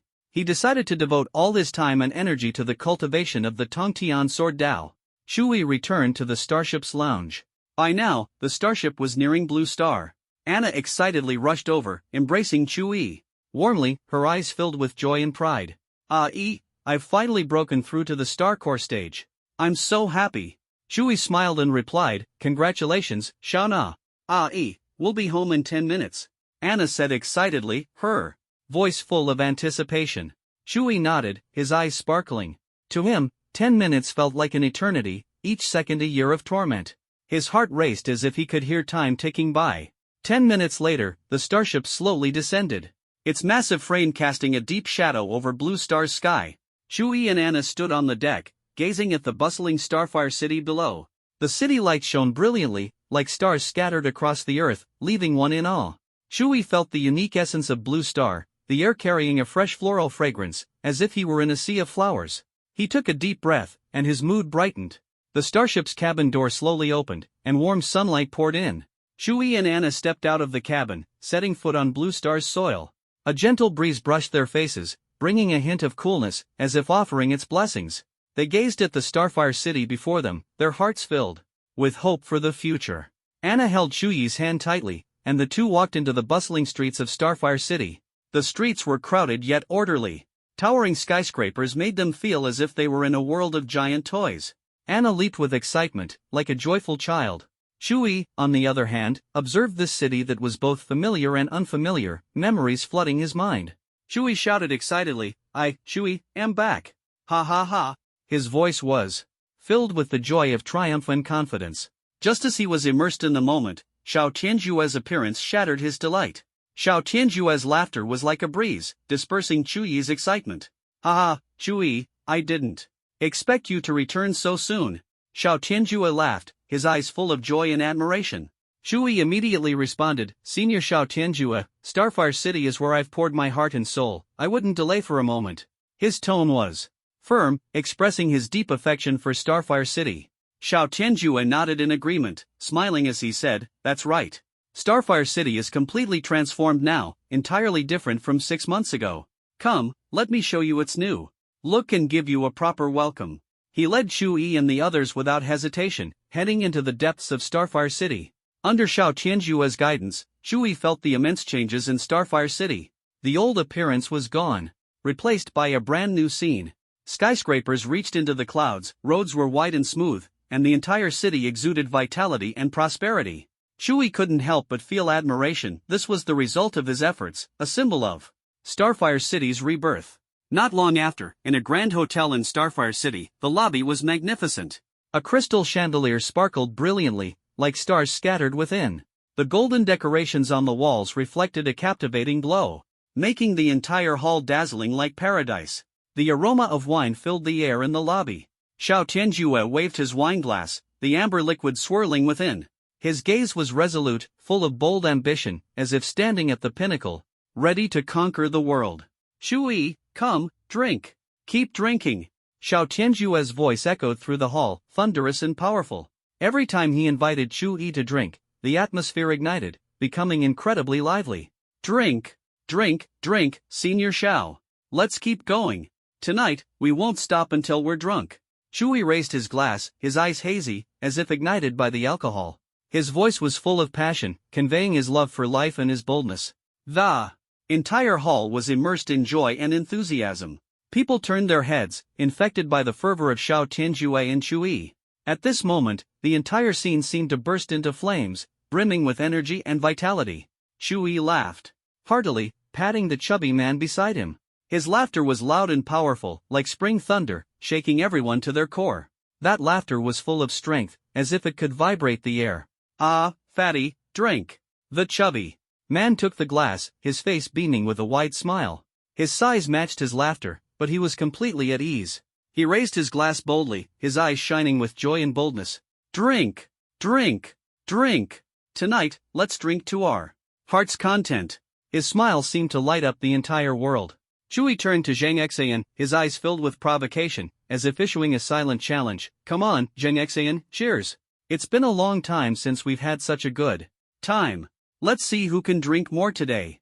His voice was full of fighting spirit and excitement, burning with inner desire. Zhang Exayan raised his glass without hesitation, his movements swift and resolute, as if declaring his determination. To the world, yeah, it's been a long time since we've had such a good time.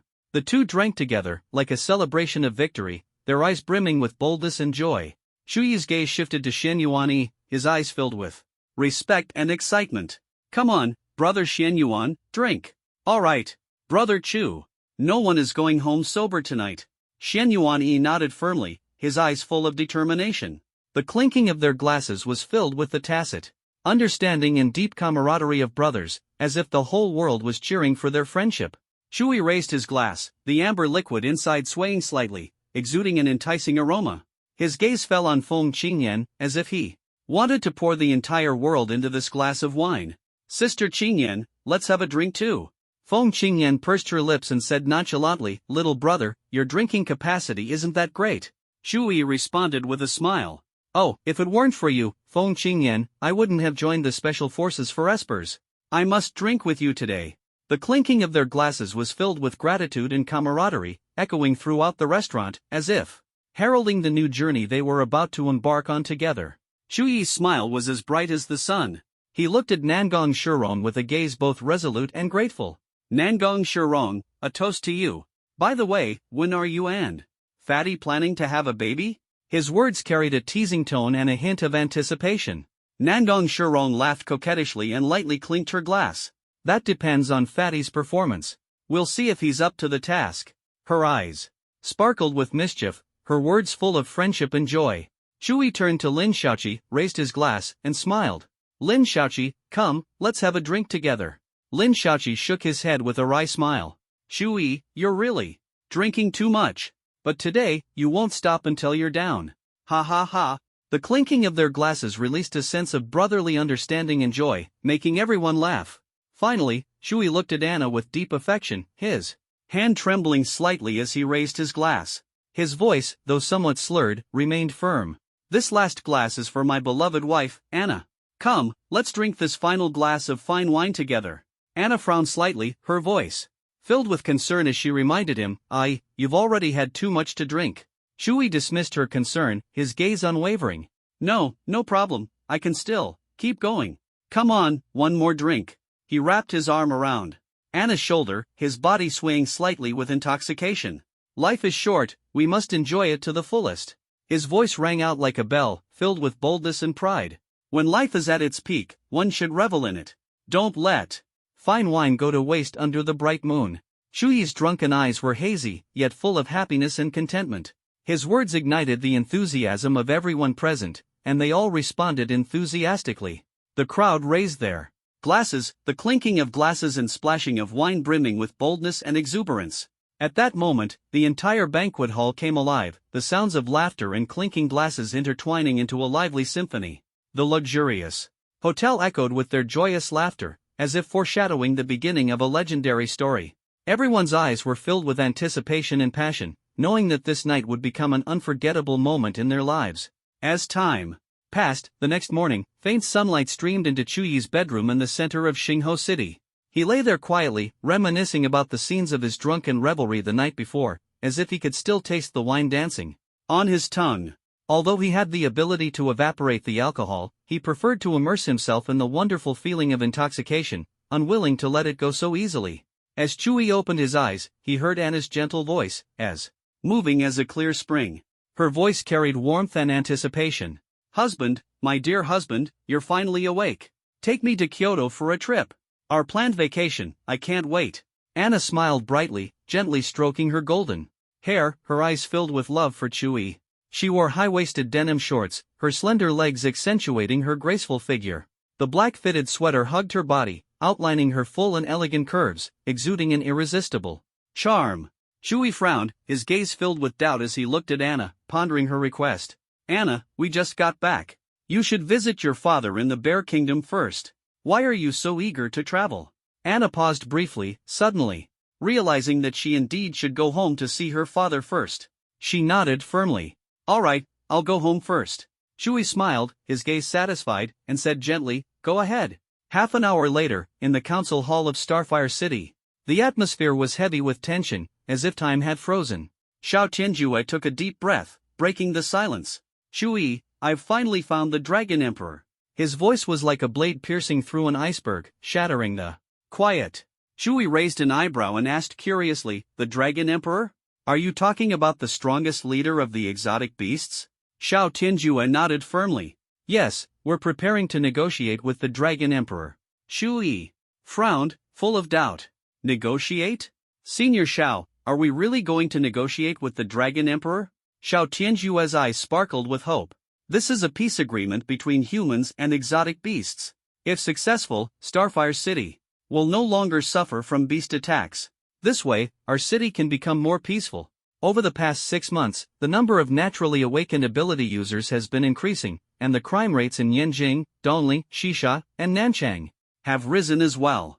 Chuyi's eyes gleamed with excitement, and he couldn't help but ask eagerly, what about Starfire City? His voice was filled with curiosity and anticipation for the unknown. Xiao Tianjue smiled faintly, full of confidence, and replied, Starfire City is, of course, stable and prosperous. His tone was firm, as if he had unwavering faith in the future of Starfire City. Chuyi laughed excitedly, his eyes shining with determination. Senior Xiao, when are we going to negotiate with the Dragon Emperor? Xiao Tianjue's gaze was resolute, and he said without hesitation, I originally planned to go alone, but since you're back, let's go together. Chuyi's eyes flashed with resolve. Great! This time, we must succeed in the negotiation. 2 hours later, atop a high mountain in the northern Dragon Kingdom, a middle-aged man in a black robe stood there. The black robe draped over his body like a veil of mystery, concealing his identity. He was tall and imposing, his presence like an indomitable tower, exuding an awe-inspiring majesty, akin to a true dragon. The night wind gently brushed against his black robe, and the dragon horns atop his head faintly appeared and disappeared. The horns were exquisite and radiant, emitting a strange glow, like gems from another world. They seemed to possess a magical allure, drawing people's gaze, yet making them afraid to look directly, for they symbolized immense power. The middle-aged man's eyes were deep, filled with wisdom and experience. He exuded a powerful aura, as if drawing people into a realm of mystery. The black robe was like a heavy shield, isolating him from the mortal world. The dragon horns on his head further emphasized his nobility and strength, symbolizing the dragon race, making him appear incomparably mysterious and dignified. Shu Yi and Xiao Tianjue stared intently at the man in the black robe. His imposing presence was overwhelming, like a king who looked down on everything. Shu Yi's lips curled slightly, a hint of playfulness flashing in his eyes. The legendary Dragon Emperor, I heard you once suffered a fatal injury. Is that true? The Dragon Emperor exuded an air of arrogance, coldly staring at Shu Yi as he spoke word by word. Injury? No one in this world can harm me. I am invincible.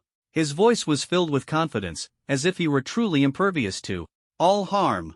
Xiao Tianjue's gaze was steadfast, fearlessly meeting the Dragon Emperor's eyes. Dragon Emperor, we've come this time to formally negotiate. His voice was firm and powerful, expressing his determination. Ha ha ha. The Dragon Emperor chuckled coldly, his eyes full of disdain. Negotiate? Negotiation only happens when both sides are equally matched. You need strength, perhaps then I'll sit down and talk properly. His tone carried mockery. Apologies, but I'll have to offend you. Shu Yi gripped the Godslayer sword, which had materialized in his hand, its blade shining like a waterfall, cutting through the sky like a bolt of lightning. A powerful sword aura emanated from him, as if a master of swordsmanship had descended upon the mortal world. This was the realm he had reached after the baptism of Xiao Tianjue's spiritual seed and his own comprehension. Now, Shu Yi's swordsmanship slightly surpassed that of Xiao Tianjue. A playful smile appeared at the corner of Shu Yi's mouth, brimming with confidence and arrogance. Strength? Then let me see how strong you, the Dragon Emperor, truly are. His gaze was sharp, filled with killing intent.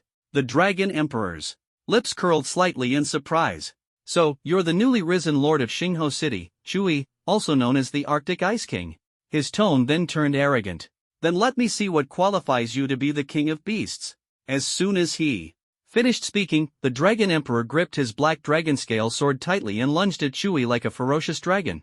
Shu Yi did not retreat, gripping the Godslayer's sword firmly and charging straight at the Dragon Emperor without fear.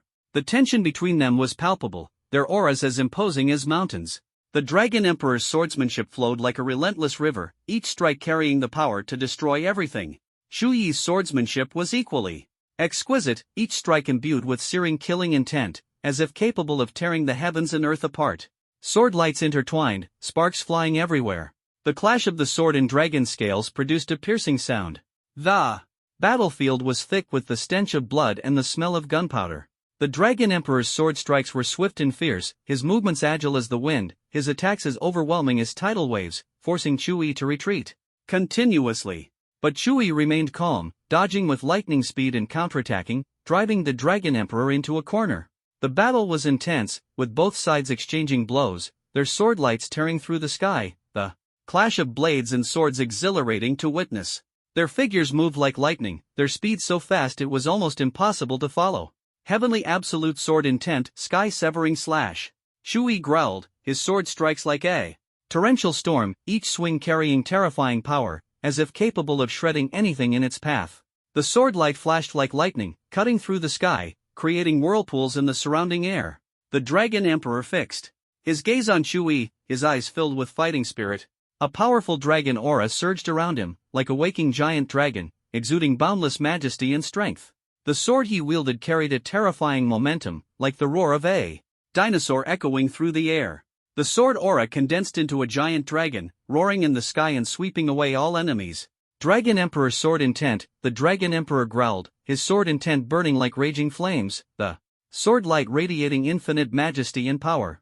His sword strikes became even more intense, each swing carrying a scorching heat, as if to incinerate his enemy to ashes. Two sharp sword auras collided instantly, like blazing flames and deafening thunder exploding in the air, triggering a massive energy wave that shook the heavens and the earth. The sword aura shone with a blinding light, distorting the surrounding space. This energy swept across the area like a tidal wave, stirring up a storm as if it would tear the entire world apart. Shu Yi's gaze was cold and sharp, casting a disdainful glance at the Dragon Emperor, a mocking smile playing on his lips. Humph, not bad. You actually blocked one of my moves. He quickly adjusted his stance, his body moving with the agility of a nimble monkey, his sword dancing in his hand. The sword light sliced through the air, emitting a sharp whistle, flashing like lightning. In the sky, a dazzling white light condensed into a brilliant sword flower. The sword intent erupted with a heart-pounding force. Shui spoke in a low voice, "Then let me show you this move. Heavenly Absolute Sword Intent Primordial Infinite Slash." The sword aura surged like a flood, carrying the power to annihilate everything as it rushed toward the Dragon Emperor. The Dragon Emperor's expression shifted slightly, sensing the danger. In an instant, he transformed into a giant dragon, his black scales radiating immense majesty and power. This was the true Black Dragon, the divine dragon of China. A mere sword intent, and you think you can harm me? The Dragon Emperor sneered, his eyes full of disdain. A powerful dragon aura erupted from his entire body, the black true dragon's presence enveloping the surroundings. The Dragon Emperor raised his claws high, releasing the awe-inspiring breath of the Dragon Emperor. The sword light collided with the dragon aura, instantly producing a violent clash. The air was filled with a pungent smell, as if the very fabric of space had been torn apart. Sword energy and dragon energy intertwined, forming a chaotic vortex of power that swept up everything around. Shui felt the sword energy being suppressed by the Dragon Emperor's dragon energy. Unwilling to yield, he clenched his teeth, unleashing his full strength to its limit in an instant. With a single thought, the sword energy grew fiercer, surging forward like massive waves of a river. A flicker of surprise flashed in the Dragon Emperor's eyes, but he did not retreat. He swung his claws, the black dragon claws lunging at Shui like a ferocious beast.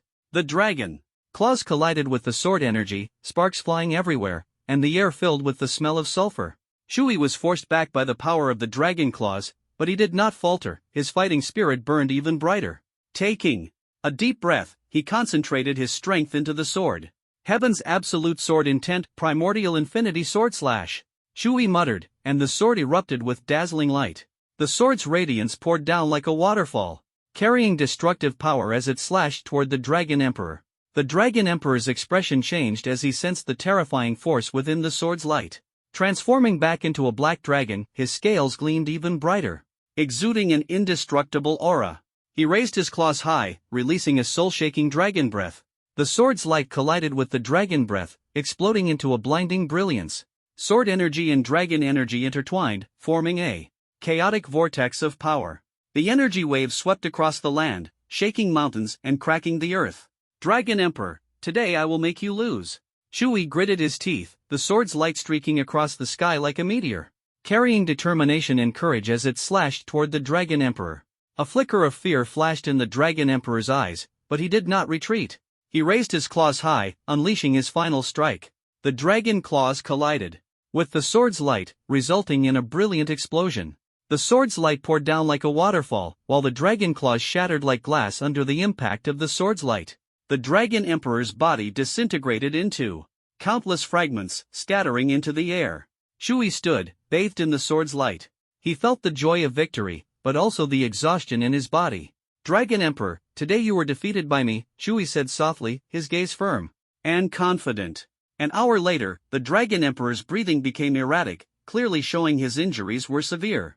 Beads of sweat glistened on his forehead, reflecting his resolute expression. In a deep voice, he said, Shui, you have won. Now speak, what do you wish to discuss? Though his voice was weary, it still carried authority. Xiao Tianjue suddenly spoke up, I will handle the negotiations. A flicker of surprise flashed in the Dragon Emperor's eyes, but he quickly regained his composure. His gaze carried respect and admiration as he said calmly, very well. I admire your strength. Speak your mind. Xiao Tianjue took a deep breath and said without hesitation, we, Xingho City, hope to establish a peace agreement with you and the beasts. The Dragon Emperor's expression grew serious as he asked slowly, oh? A peace agreement? How do you intend to achieve peace? Xiao Tianjue's gaze was as steadfast as a rock, filled with determination and conviction. Without fear, he replied, we hope that humans and beasts can coexist peacefully, without mutual harm.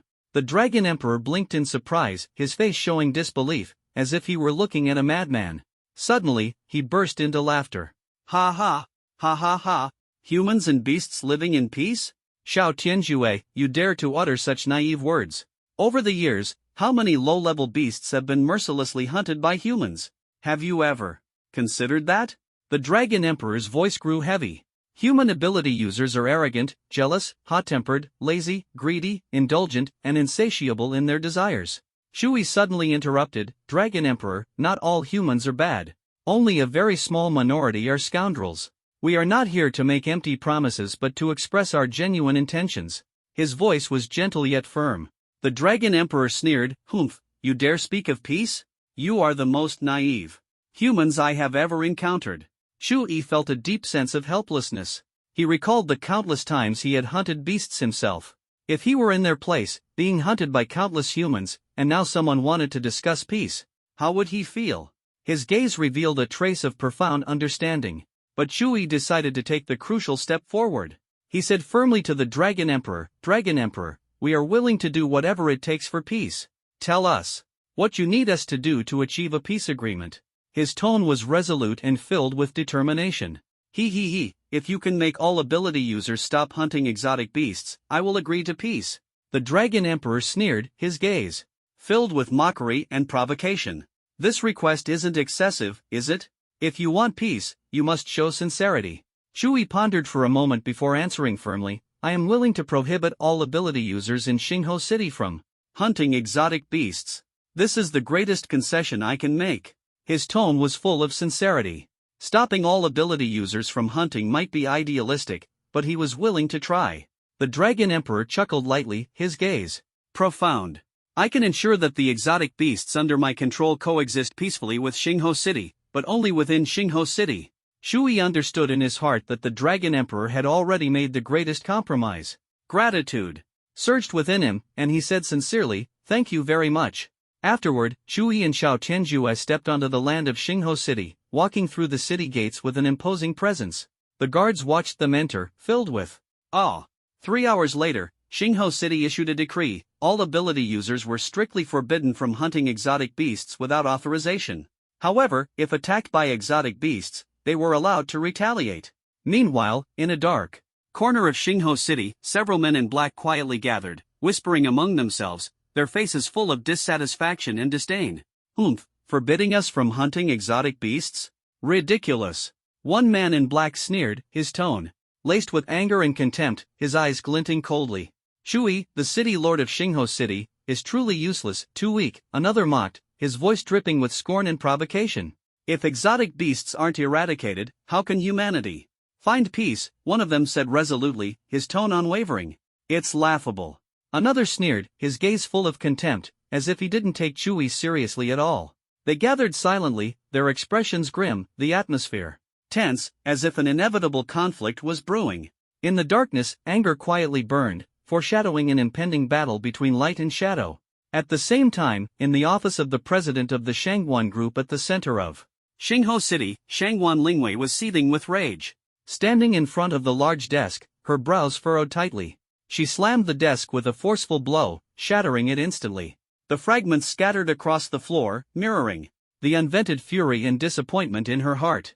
"This is sheer weakness and incompetence. To actually forbid us from hunting exotic beasts. Shui, how can humanity survive like this?" The ability users of Xingho City were equally incredulous. Since the resurgence of spiritual energy, the hatred between humans and exotic beasts had long been etched into everyone's hearts. Now, being forbidden from hunting exotic beasts was simply unacceptable. This decision left the ability users full of doubt. They had always regarded hunting exotic beasts as an honor and a responsibility to protect humanity's safety.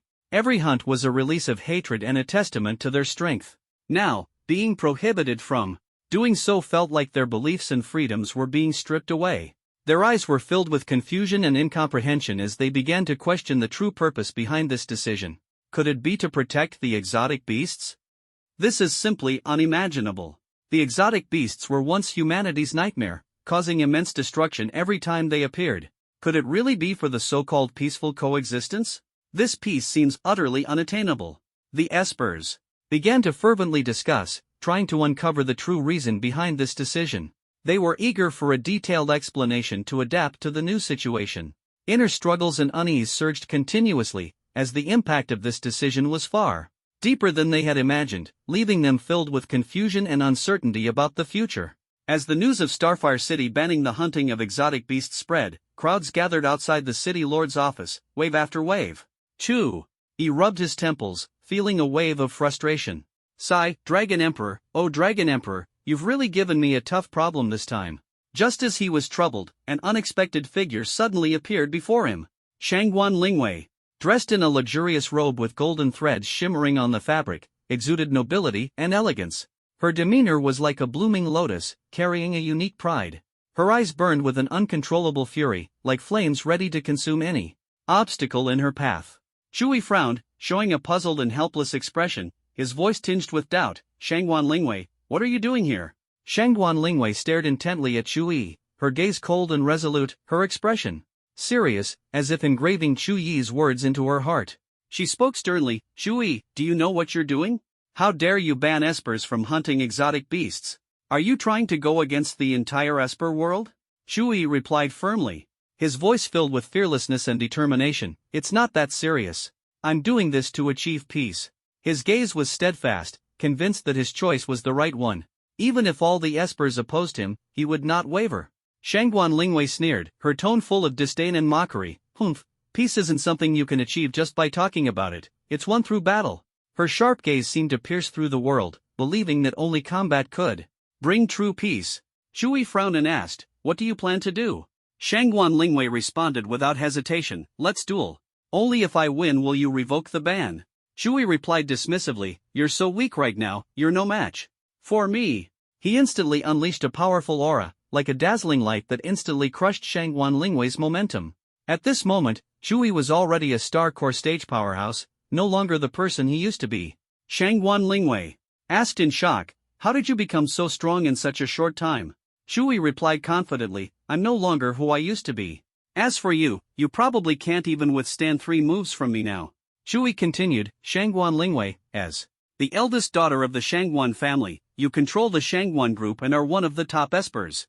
You possess the ability to summon a true dragon. Come, join us. Let's work together to create a world without war and bloodshed, where the light of peace will forever shine upon the earth. Shui's gaze was resolute, his voice filled with sincerity.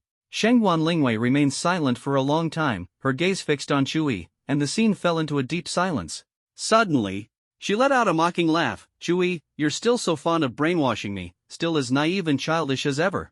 Shui smiled and said slowly, this isn't brainwashing, nor is it childishness. It's about pursuing true peace. Shangguan Lingwei responded coldly, peace? This world has always been about the survival of the fittest. There's no such thing as beautiful peace. I advise you to revoke this ridiculous ban immediately. Being too idealistic will only harm yourself. It had to be said, she was more mature than before. If it had been a year ago, she would have been as arrogant as ever. Shui's gaze turned icy as he stared intently at Shangguan Lingwei, his voice calm yet unwavering, filled with an undeniable determination. Enough, Shangguan Lingwei. I've already made my decision, and I won't change it. No matter how much you try to persuade me, it won't work. Humph. You'll regret today's decision. Shangguan Lingwei clenched her teeth, turned around, and left without hesitation. Within Xingho City, the ability users gathered helplessly, their moods heavy and confused. They seemed trapped in endless darkness, their faces etched with pain and despair. Many ability users chose to leave Xingho City, heading to places like Yanjing City and Dongli City. All of this was because Xingho City had issued a ban on hunting exotic beasts. The ability users were furious and dissatisfied, feeling that this was a restriction on their powers and an infringement on their freedom. Before long, the atmosphere in the council hall of Xingho City grew tense. Shui, Fatty, Nangong Shirong, Feng Qingyan, and others exchanged glances, the air filled with a sense of determination. Shui spoke deeply, I've made a decision. We need to establish Xingho Academy. What do you all think? The council hall fell silent immediately, and everyone sank into thought. Fatty frowned, looking at Shui in confusion as he asked, are you just bored? Why do we need to build an academy? His tone was full of puzzlement, clearly perplexed by Shui's idea. Nangong Shirong smiled and explained, the purpose of building the academy is not only to fill the gap left by our ability users but, more importantly, to cultivate more people with abilities and make Xingho City stronger. Her gaze was firm yet warm. Feng Qingyan nodded lightly and added, Shui is right. Recently, Xingho City has lost too many ability users. If we don't find a solution, the future of Xingho City will be in danger. Her words carried both concern and a sense of responsibility for the city's future. Shui sighed, his voice calm yet resolute, exactly. Xingho City cannot always rely on just us. There must be a stable reserve force here. If one day we leave or meet with misfortune, Xingho City will become helpless and vulnerable to bullying. His words were filled with love and anxiety for Xingho City, stirring an indescribable determination in everyone's hearts. Thus, with everyone's joint efforts, the plan for Xingho Academy was officially launched. This academy was dedicated to training individuals with innate abilities and scientific talents, providing a professional learning environment and advanced research facilities. Those with abilities would undergo rigorous training at Xingho Academy to discover and enhance their powers. Those without abilities would become technological talents, learning the latest scientific knowledge and skills to contribute to the technological development of Xingho City. Chui firmly believed that this dual approach would lead to a brighter future for Xingho City. With powerful ability users and top-notch scientific talents, Xingho City would embrace greater opportunities for development and become a leader on the continent. The next day, news of the establishment of Xingho Academy spread like wildfire throughout the entire city, reaching every corner. The people of the city discussed it excitedly, as if the name Xingho Academy had already been deeply engraved in their hearts. Even cities far away heard the news, and everyone was filled with curiosity and anticipation, viewing it as a symbol of hope. The four prestigious academies, Yanjing Academy, Deep Sea Academy, War God Academy, and Starry Sky Academy, also learned of the establishment of Xingho Academy and expressed great interest. Half a month passed. Quickly, and finally, a magnificent academy appeared in the northern part of Xingho City. The towering Xingho Academy stood like a majestic castle, solemn and imposing. Its architecture resembled a giant eagle with wings spread wide, seemingly ready to soar into the clouds at any moment. The land on which the academy stood was vast, spanning nearly 30 square kilometers, an awe-inspiring scale. Xingho Academy was destined to become the sole pathway for talent cultivation in Xingho City, nurturing countless exceptional individuals. Every student would undergo rigorous training in this grand and solemn institution, becoming outstanding figures of the future. This place was not only a source of knowledge but also the starting point of dreams, where everyone would write their own brilliance. At this moment, within Xingho Academy, a magnificent high platform stood tall. Chui stood atop the platform, his posture upright, his gaze firm and profound, like an unshakable mountain. Behind him, the enormous emblem of Starfire Academy fluttered in the wind, radiating golden light, heralding a new beginning for the institution. Below the stage, a surging crowd had gathered, including numerous civilians and media reporters, creating a lively and bustling scene. Everyone was filled with anticipation and curiosity, eager to witness the birth of Starfire Academy and to see the charisma of its founder, Chui. At that moment, a female reporter stepped onto the stage and asked with a smile, "City Lord Chui, who will be the first principal of Starfire Academy?" Her eyes were full of expectation. Chui looked at her deeply and answered solemnly, "I, Chui, will serve as the first principal of Starfire Academy." His voice was firm and dignified, brimming with a sense of responsibility and mission. The female reporter, unsatisfied, pressed further, "What teaching methods will Starfire Academy adopt? We've heard that Starfire City has already banned the hunting of exotic beasts. Does this mean the Academy won't use hunting exotic beasts to enhance students' abilities?" Her gaze was sharp, eager to uncover more details. Chui responded with a smile, "At Starfire Academy, we have several 9th level ability users as instructors, and even some above the 9th level serving as department heads. Our teaching emphasizes the integration of theory and practice, aiming to cultivate students' comprehensive abilities. We believe that only by truly understanding the habits of exotic beasts can we learn to coexist harmoniously with them, rather than causing mutual harm." The female reporter continued, "Everyone knows that Dragon Nation has 4 major academies. Does the establishment of Starfire Academy mean it will become the 5th major academy?" Her voice carried excitement and anticipation. Chui shook his head slightly, his eyes shining with pride and determination. "No, Starfire Academy does not pursue such titles. We serve only the people of Starfire City. Our goal is to nurture a group of outstanding ability users who will contribute to the prosperity and safety of Starfire City." The female reporter was eager to express her opinion, but Chui interrupted her. Like a steadfast mountain, he was resolute and unyielding, allowing no interference. "All right, our conversation ends here." Chui's voice was firm yet calm, his gaze fixed on the distance, as if he could already see the bright future of Starfire Academy, a world full of hope waiting for him to create. His eyes suddenly became exceptionally determined as he slowly said, "Starfire Academy will provide free, one-stop education for all. Ordinary citizens of Starfire City, from kindergarten to high school, until they awaken their abilities. For students with talent and abilities, we will offer specialized ability courses. For those who do not awaken abilities, we will provide technological education. Whether they choose to stay at Starfire Academy will be entirely up to them.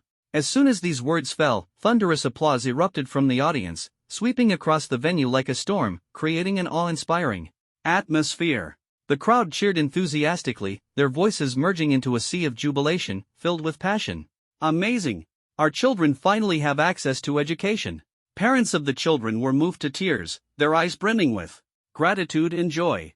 A couple embraced tightly, their hearts overflowing with boundless thankfulness. This is incredible, it's free.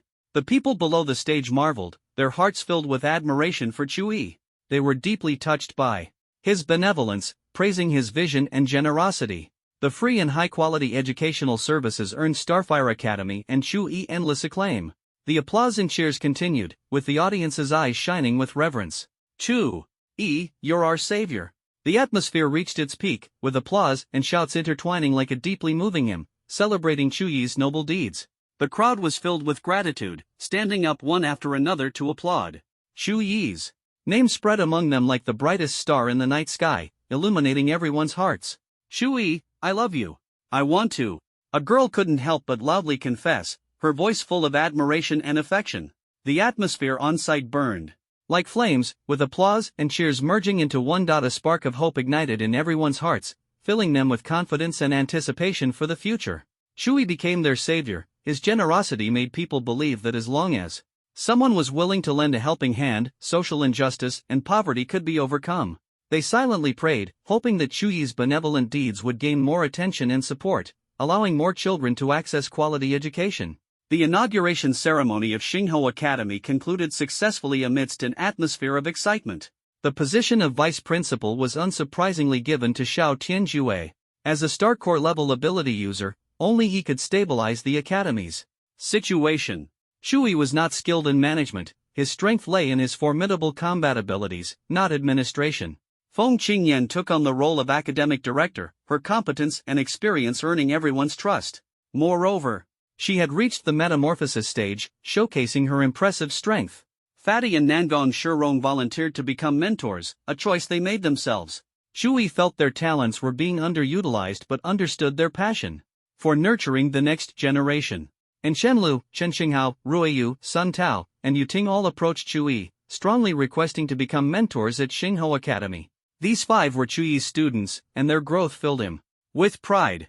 Especially Yuting, who, as an SS-level water element ability user, had already reached the 8th tier of abilities, while the others remained at the peak of the 7th tier.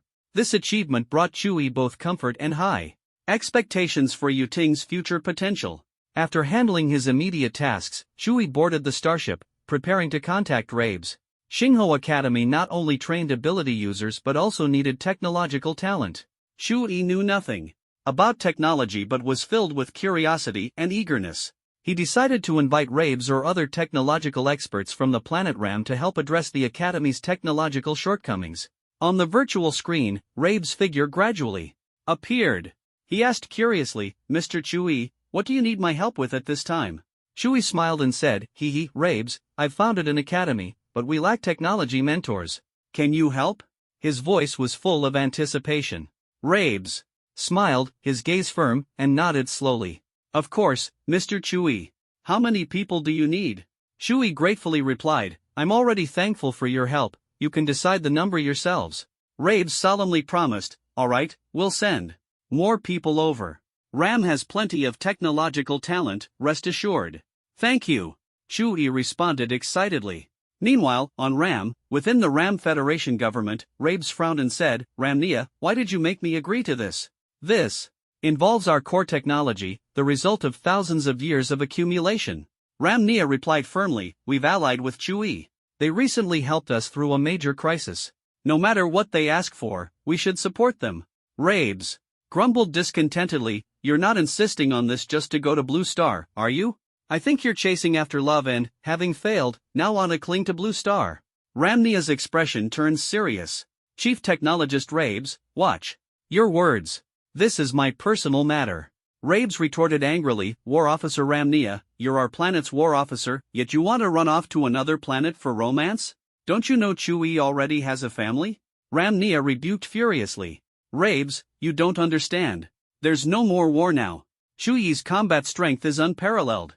As long as we maintain a good relationship with him, Ram can stay far from the flames of war. Her voice was filled with determination and hope. Rabes, however, refused to back down, coldly replying, Ram cannot rely on others, we must rely on ourselves. Moreover, those sent to Blue Star to help must never come into contact with our core technology. His words were firm and resolute. The two began to argue fiercely, the tension in the speaker's office instantly escalating. Their heated exchange was like thunderclaps, clashing against each other's nerves and igniting endless fury. Suddenly, a stern rebuke exploded in the air, as if the entire office had been struck by lightning. The voice, sharp like a bolt of lightning, instantly silenced Ramnia and Rabes, freezing them in place. Ramnia, Rabes, what are you doing? The voice of the speaker of the Ram Federation was filled with authority, roaring like a lion, his sharp gaze piercing straight into their hearts.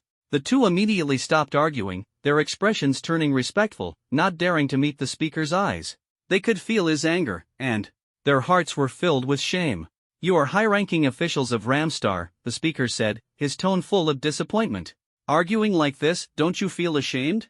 His voice was stern and heavy, his face etched with disapproval. Ramnia and Rabes turned pale, hurriedly saluting the speaker and offering deep apologies.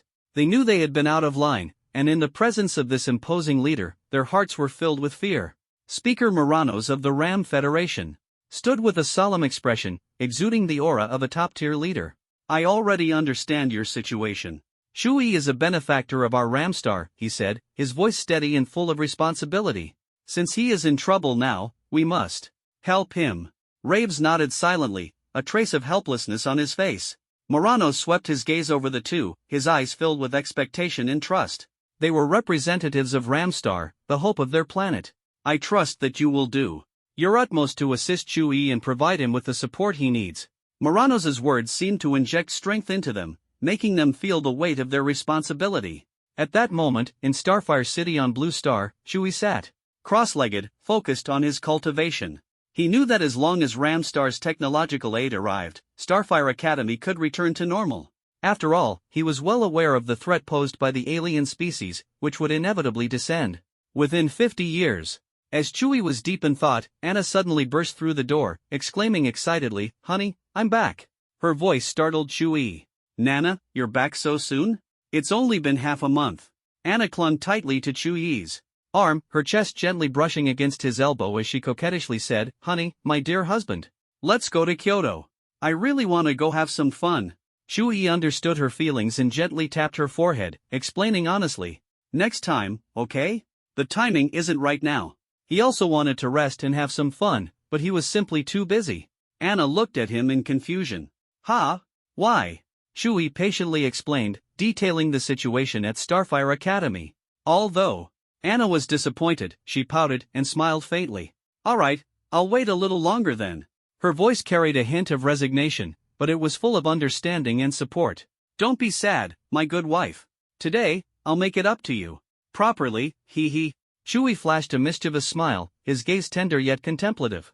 He embraced Anna gently, feeling her figure in curves, his hands slowly slipping under her clothes, savoring the moment. He silently assessed in his mind. This must be a G-cup, right? Are all women from Bear Country this well endowed? Honey, what are you daydreaming about? What are you planning to do? Anna's sweet voice called out, as sugary as honey. My dear wife, of course, I want to.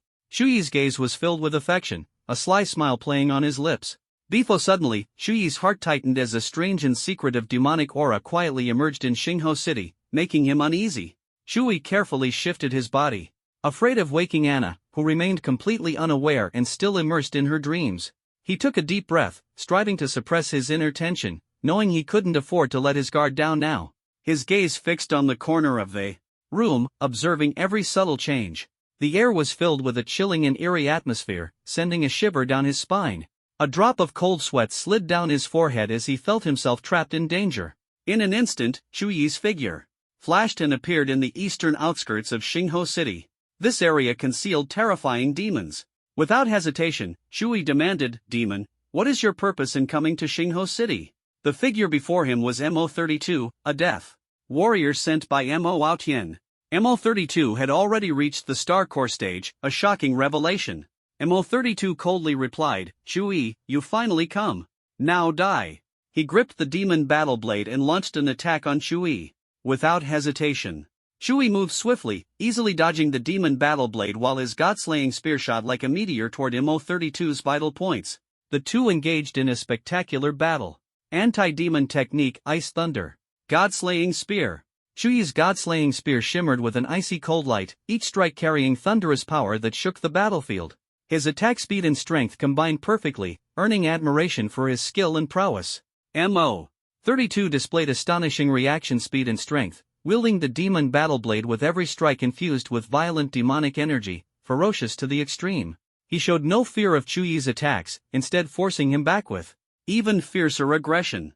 Each blow was filled with sinister power, instilling fear in anyone who witnessed it. The two figures clashed, sparks flying. The sound of the god-slaying spear colliding with the demon battle blade echoed through the heavens, the intensity captivating all eyes. Chui moved like lightning, swiftly evading Mo32's attacks while countering with the Ice Thunder god-slaying spear. His Ice Thunder power traced arcs of cold light in the air, repeatedly breaking through Mo32's defenses. Feeling the threat, Mo32's gaze grew increasingly vicious. He no longer feared but became more frenzied, his attacks faster and fiercer. The demon battle blade carved fiery trajectories, carrying a foul wind as it approached. The battle reached a fever pitch, the momentum intense. Chui and Mo32's every clash felt like a life and death struggle, their figures dancing across the battlefield like two ferocious beast kings, fighting desperately. Anti-demon technique, Thunder Flame God-slaying spear. Chui's eyes were resolute as he sensed Mo32's increasingly powerful aura. He stood firm, gripping the Thunder Flame God-slaying spear tightly, his figure slicing through the sky like lightning. The Thunder Flame power concentrated at the spear's tip, emitting a dazzling brilliance. Chui's cold gaze was filled with determination. He knew this battle was a matter of life and death. In an instant, the Thunder Flame God-slaying spear pierced through the darkness like a bolt of lightning, its speed too fast to track. Chui's movements were agile, each dodge precise, as if he had merged with the Thunder Flame God-slaying spear. Mo32 unleashed a powerful surge of dark energy, forming a massive black energy wave that seemed to devour everything. But against Chui's Thunder Flame God-slaying spear, this dark energy couldn't harm him. The battle in Xingho City instantly became the center of attention. The sharp-eyed Xiao Tianjue was the first to notice the anomaly, followed by Fatty and Nangong Shirong, who stopped what they were doing and looked toward the direction of the fight. Feng Qingyan and others were also drawn in, their eyes locked on the battlefield. Half an hour passed, and the fierce battle between Chui and Mo32 continued unabated. Primordial technique Rapid Chaos Dance. Chui's expression was solemn as his inner power erupted, the force of heaven and earth converging at the spear's tip like an arrow tearing through the heavens, heaven and earth annihilation spear. Mo32 was relentlessly attacked by Chui, his body covered in wounds, blood forming a mist around him. His eyes widened in fury, teeth clenched as he growled, seemingly cursing Chui's ruthlessness. Chui sneered, a trace of contempt flashing in his eyes. "Surrender obediently. Your power is mine now. Humph. Even if I die, I'll drag you to hell with me." Mo32 roared in fury, struggling madly as the energy within him surged, seemingly about to unleash an endless force. "Be careful, this demon is going to self-destruct." Xiao Tianjue's warning made Chu Yi's heart tighten. He immediately realized the catastrophic consequences if Mo32 were to self-destruct. The fat man shouted nervously, "Brother Chu, watch out. This guy is really going to blow himself up." His voice was filled with anxiety, worry, and helplessness. At this critical moment, Chui decisively gave an order, "Fatty, go protect the civilians. They are our top priority." He knew that if Mo32's explosion affected Xingho City, the ordinary people would suffer immense devastation. Mo32 let out a sharp, knife-like laugh that pierced the night sky, conveying his sinister resolve. His face twisted with arrogance and malice as he shouted at Chui, "Die, Chui." The words carried a dark power, as if trying to drag Chui into an abyss of endless darkness. "For the glory of the Black Demon Clan." Mo32 roared hoarsely, his voice fierce and guttural, like a howl from the depths of hell. His body began to emit black flames, burning like the fire of a demon, signaling the impending disaster. In an instant, a terrifying shockwave of the explosion swept through, carrying Xiao Tianjue calmly suggested, let's take Chewie home first. He's just mentally exhausted. With enough rest, he'll recover completely without any lasting damage. No problem, the chubby man immediately agreed. Afterward, the chubby man and Nangong Shirong escorted Chewie back to the center of Xingho City, eventually arriving at his doorstep. The two stood at the door, hesitating whether to go in. They knew Anna had a bad temper, and if she found out Chewie was so badly injured, the consequences would be unpredictable. But they decided to go in anyway. Inside, Anna saw Chewie covered in wounds and was furious. She glared at the chubby man and Nangong Shirong. What on earth happened? Explain it to me clearly. The chubby man felt a bit uneasy. Sister-in-law, don't worry. Brother Chu is fine, he just needs a good rest. He's hurt this badly, and you still say he's fine? Anna coldly interrupted, her anger surging, her gaze sharp as a knife. Speak. What exactly happened? Otherwise, Nangong Shirong quickly interjected, Anna, don't be angry. Let me explain. Her voice was gentle and comforting, like a warm breeze slowly dissipating Anna's fury. She began recounting Chewy's situation at the time, including the self-destruction of Demon 32 and how Chewy got injured. Those damned demons again. I swear, I'll wipe them all out. Anna's eyes widened, as if they were about to pop out. Her gaze was filled with rage, as though she wanted to tear those demons apart with her bare hands. She clenched her teeth, the grinding sound echoing, as if declaring her determination to everyone. After the chubby man and Nangong Shirong hurriedly left, Anna gently placed Chewy back on the bed. Before long, Chewy slowly opened his eyes, though his body was still weak. Fortunately, his strong physique had helped him pull through, otherwise, he would have surely died this time. The Han Yuan Wuji technique was continuously devouring the violent demonic energy within him. Chewy believed his strength would soon make another leap forward, breaking free from his current limitations. Anna knelt by the bedside, tears streaming down like a tide, her emotions stormy. Her gaze was filled with pain and heartbreak as she stared intently at Chewy on the bed. Husband, sob, sob. I was so scared. Chewy gently comforted her, it's okay now. I'm fine. Don't cry anymore, a tear-streaked face isn't pretty. His tone was light-hearted, trying to ease Anna's tension. Anna looked up, her eyes red and swollen, tears brimming. She softly sobbed, burying her face in Chewy's chest to hide her sorrow. Chewy held her tightly, his fingers gently stroking her golden hair. Don't be sad. I'm really fine. Anna lifted her head, her eyes shining with defiance. But I can't accept it. You're still fighting, while I was just asleep. Chewy gently caressed her cheek, his eyes filled with helplessness. It's okay. It's just a minor injury. I'll be fine in a few days. Anna clenched her teeth, her eyes burning with determination. It's all because of those demons. They're the reason you got hurt. I will never let them go. Hearing her resolute tone, Chewy couldn't help but laugh. Ha, well said. Then let's destroy those demons together. Seeing Anna's strength reassured him. Anna looked at Chewy with concern and spoke softly, Darling, you need to rest well. Don't worry about me. Your kindness makes me happy, but in this world, sometimes kindness can be a disadvantage. I understand. Chewy smiled, his eyes full of affection. Half a month passed. Chewy sat cross-legged in his room, the Han Yuan Wuji technique circulating within him. He had fully recovered. Initially estimated to take a month, he had recovered in just half the time. His body had grown even stronger, and after devouring the demonic energy, the Han Yuan star core within him had also expanded significantly. This meant he had now reached the fourth stage of the star core phase. The star core phase was divided into 9 stages. The first 3 were the early phase, stages 4 to 6 were the middle phase, and stages 7 to 9 were the late phase. Cultivating through the star core phase required a long time. Angel A. Ching had once said that for their angel race, advancing from the star core phase to the asteroid level took over 1,000 years. Chewy was stunned for a long time after hearing this. This breakthrough was an unexpected surprise, jumping directly from the first tier to the fourth. His strength had increased so quickly that Chewy laughed excitedly and muttered to himself, truly, risks bring rewards. That demon's self-destruction was practically a top-tier supplement. An hour later, Chewy received a message from Xiao Tianjue, saying that the people from Ramstar had arrived. He immediately used spatial movement and appeared in the office in an instant. Senior Xiao, where are the people from? Ramstar? Chewy asked excitedly. Xiao Tianjue smiled and replied, they're at Spark Academy, waiting for you to meet them. Alright, I'll head over now. Chewy nodded decisively. Xiao Tianjue looked at Chui with a meaningful gaze. You really should meet these people from Ramstar. Full of anticipation, Chui walked into the technology building of Spark Academy. As soon as he entered the laboratory, he saw more than 40 young and energetic scientists. He hadn't expected Ramstar to send so many people. His heart raced, and the scene before him was almost unbelievable. Standing right in front of him was a Ramstar individual he recognized, Ramnia. How could she be on Blue Star? Ramnia also recognized Chui and walked over with a smile, greeting him gently. Long time no see, Chui. Memories of his time in Ramstar flashed through Chui's mind, and he asked in surprise, Ramnia, what are you doing here? Aren't you a war officer? Ramnia smiled and explained, I used to be a technology officer as well.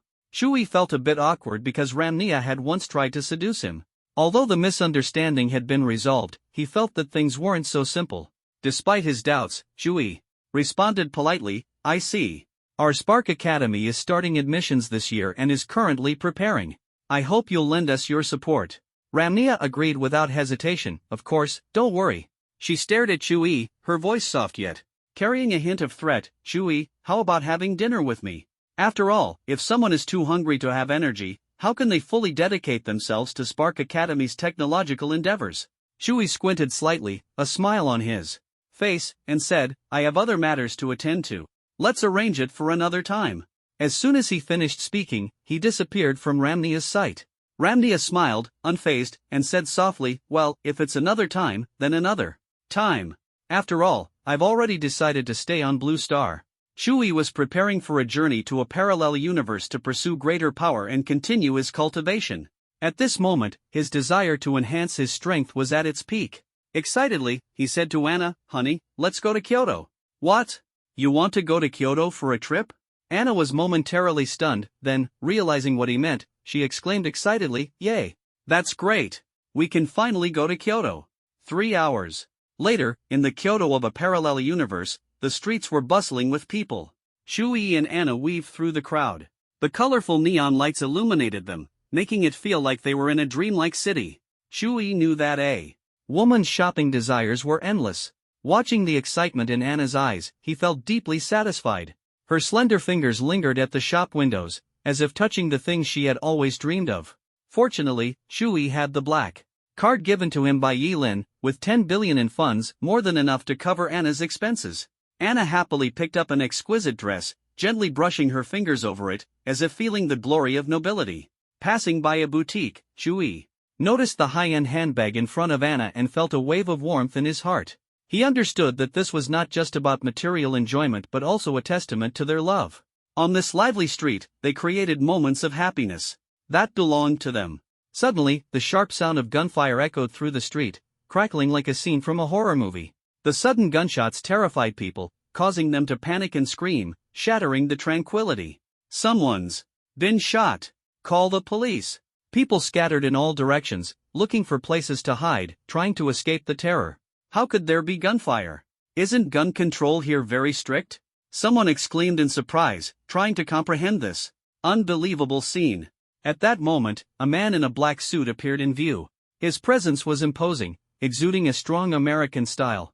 He looked down arrogantly at the passerby he had killed, sneering, people of the Dragon Nation, how dare your lowly race resist us noble Americans? What a joke! His tone was full of arrogance, as if the gap between their country and the Dragon Nation was insurmountable. In the distance, Chui watched the scene unfold, a strong sense of dissatisfaction and anger surging in his heart.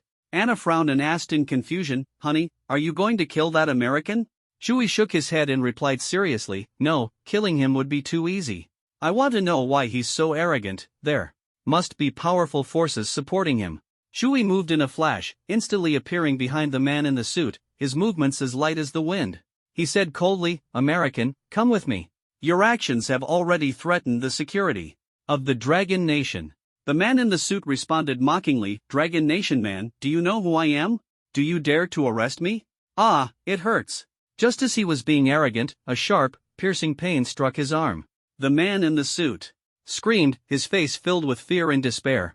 Blood stained the ground, and a blood-soaked hand was horrifying to behold. It was the man's right hand, now forever separated from him. The scene sent chills down everyone's spine, evoking the cold cruelty of death. Shuyi's voice was icy and piercing, like a demon from hell. You used this hand to fire the gun, didn't you? His tone was full of mockery and disdain. At this moment, Shuyi tightly gripped the god-slaying sword, its hilt as cold as ice, and its blade gleaming with a sharpness that made hearts race. The sword's edge reflected a blood-red glow, as if recounting its history of slaughter. The murderous aura emanating from the sword was chilling, as though it contained boundless combat power. Shuyi said coldly, "Now, are you ready to come with me?" The man in the suit roared angrily, "You devil! I have no personal grudge against you, why are you so cruel?" Before he could finish speaking, his left hand was instantly severed by Shuyi, the speed so fast it was impossible to see clearly. The man in the suit screamed in pain, "Ah! You're insane! You're completely insane!" Two blood-soaked hands lay on the ground, a shocking and chilling sight. Shuyi's voice rang out again, cold and merciless, "Now, are you ready to come with me?" The man in the suit shouted furiously, "You Dragon Nation man, how dare you lay a hand on me? Don't forget, I belong to the Joseph family, you'll regret this." Shuyi sighed lightly and said softly, "Ah, you Americans, why can't you understand reason?" Suddenly, the man in the suit felt a chill rapidly spreading from his lower body. He instinctively realized that he had been castrated. "You devil!" The man in the suit was in such pain that he was nearly driven mad, his mind overwhelmed by the agony, and he eventually fainted. Shuyi sneered and said, Hey, don't give up so quickly, I haven't had enough fun yet." With a confident smile on his face, Shuyi addressed the surrounding onlookers, "Everyone, don't panic. I am from the National Security Bureau. This well-dressed American dared to act violently in public, and I will personally take him away." By this time, the man in the suit had already collapsed unconscious. Shuyi confidently pulled out his National Security Bureau credentials from his pocket, immediately drawing the attention of the crowd. Applause and cheers erupted. The onlookers praised him, their eyes filled with respect. "This is the legendary National Security Bureau." A middle-aged man shouted loudly, "We support you. Drive out these American spies and protect our national security."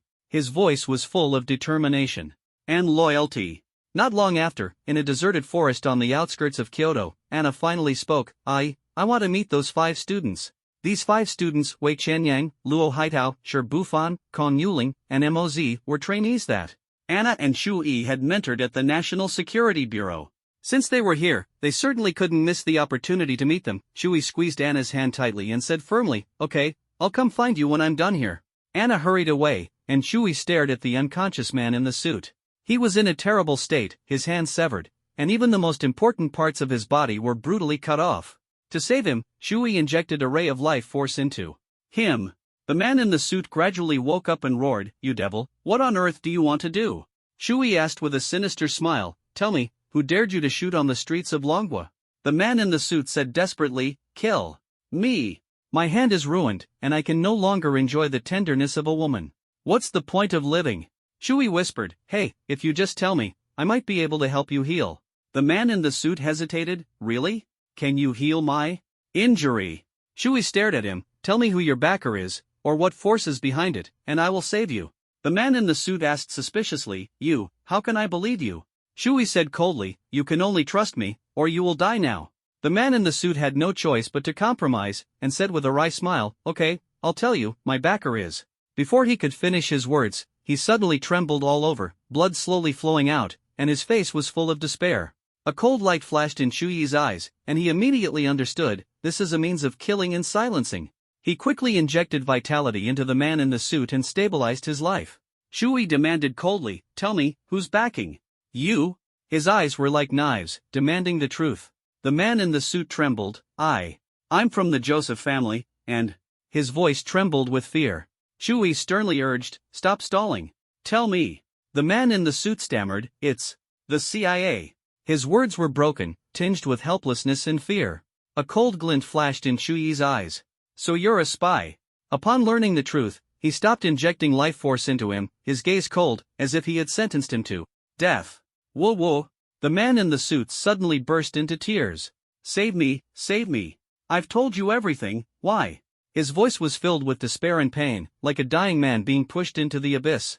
Shuyi sneered, "You actually still expect me to save you? You're so naive, you deserve it." The man in the suit instantly disintegrated into a pool of blood and vanished completely. Like the wind, he came and went as quickly as the wind, leaving no trace.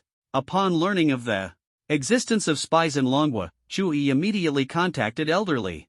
The call connected, and Elder Li's voice rang out from the other end. "Ah, it's Chui. You've been missing for half a year.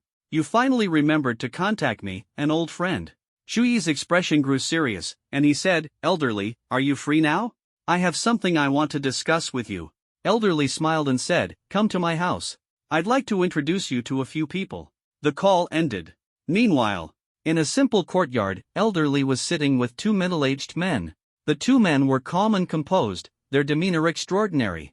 Opposite them sat two elegant and dignified middle-aged women, like two quietly blooming flowers. The two men were Elder Li's sons, and the two women were his daughters. Old Li asked, "Li Xuanyu, Li Xianfeng, how are your work going recently?" Li Xuanyu and Li Xianfeng said in unison, "Father, everything is safe and sound in Kyoto City, and the country is stable." Old Li continued to ask, "Xuanyu, has the National Security Bureau found anything unusual recently?"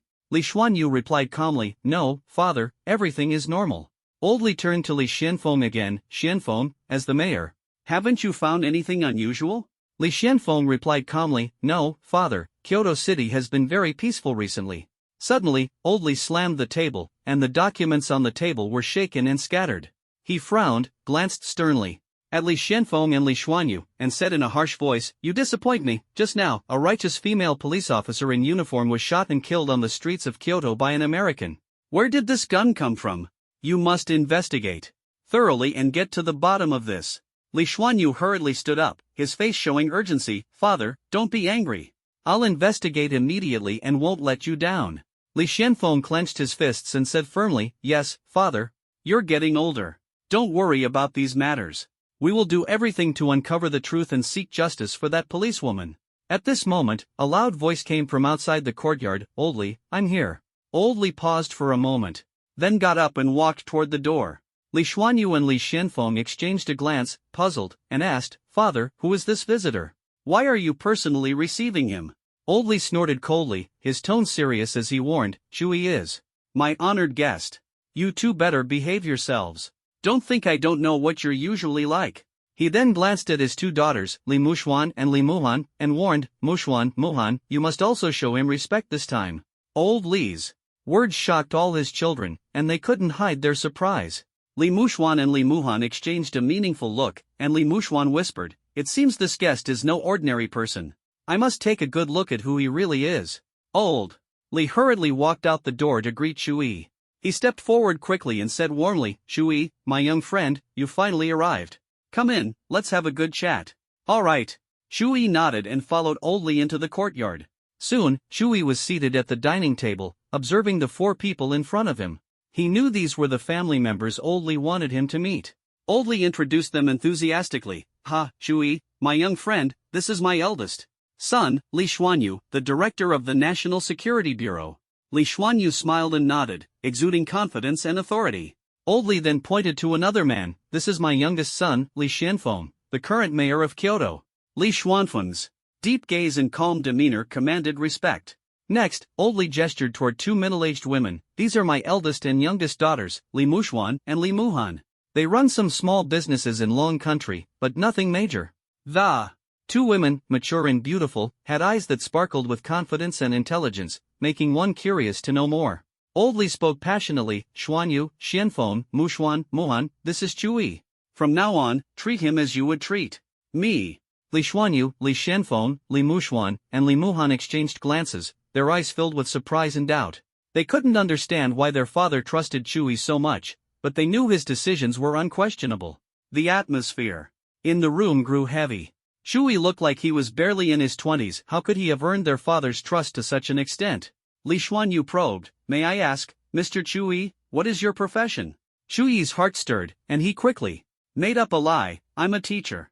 Li Muxuan also probed, "What subject do you teach?" Li Muhan followed up, "Yes, what do you teach?" Chui narrowed his eyes slightly, staring at them intently, a clever glint flashing in his gaze. "All four of you are at the heavenly rank, right? That's what I teach." As soon as he said this, Li Xuanyu, Li Xianfeng, Li Muxuan, and Li Muhan were all shocked. Chui could see through their cultivation levels, which meant his strength far surpassed the heavenly rank. A young man in his early 20s being an innate expert was simply unbelievable. Oldly smiled faintly and said softly, "All right, let's eat." The housekeeper gracefully served plates of aromatic delicacies. The dishes on the table were rich and enticing, including tender and juicy roast duck, fragrant braised pork, and mouth-watering shredded pork with garlic sauce. Each dish exuded an irresistible aroma. Chuyi's brows were tightly furrowed, his eyes flashing with anger as he resolutely spoke. "Mr. Lee, today I saw an American shooting a citizen of the Dragon Nation on the streets of Kyoto City. Are you aware of this?" His voice was filled with fury and dissatisfaction toward the brutal act. "Mr. Lee responded calmly, his tone tinged with helplessness, "I heard about it too. Such a cruel incident happening in Kyoto, the capital of our Dragon Nation, is truly hard to accept." His eyes revealed deep concern, feeling powerless in the face of such injustice. Chuyi's brows furrowed even more, his gaze firm. "I learned from that American about the mastermind behind it," he said, his words carrying a thirst for truth and a pursuit of justice. Mr. Lee asked curiously, "There are so many American forces. Do you know which one it is?" His eyes showed vigilance and curiosity, eager to uncover the truth.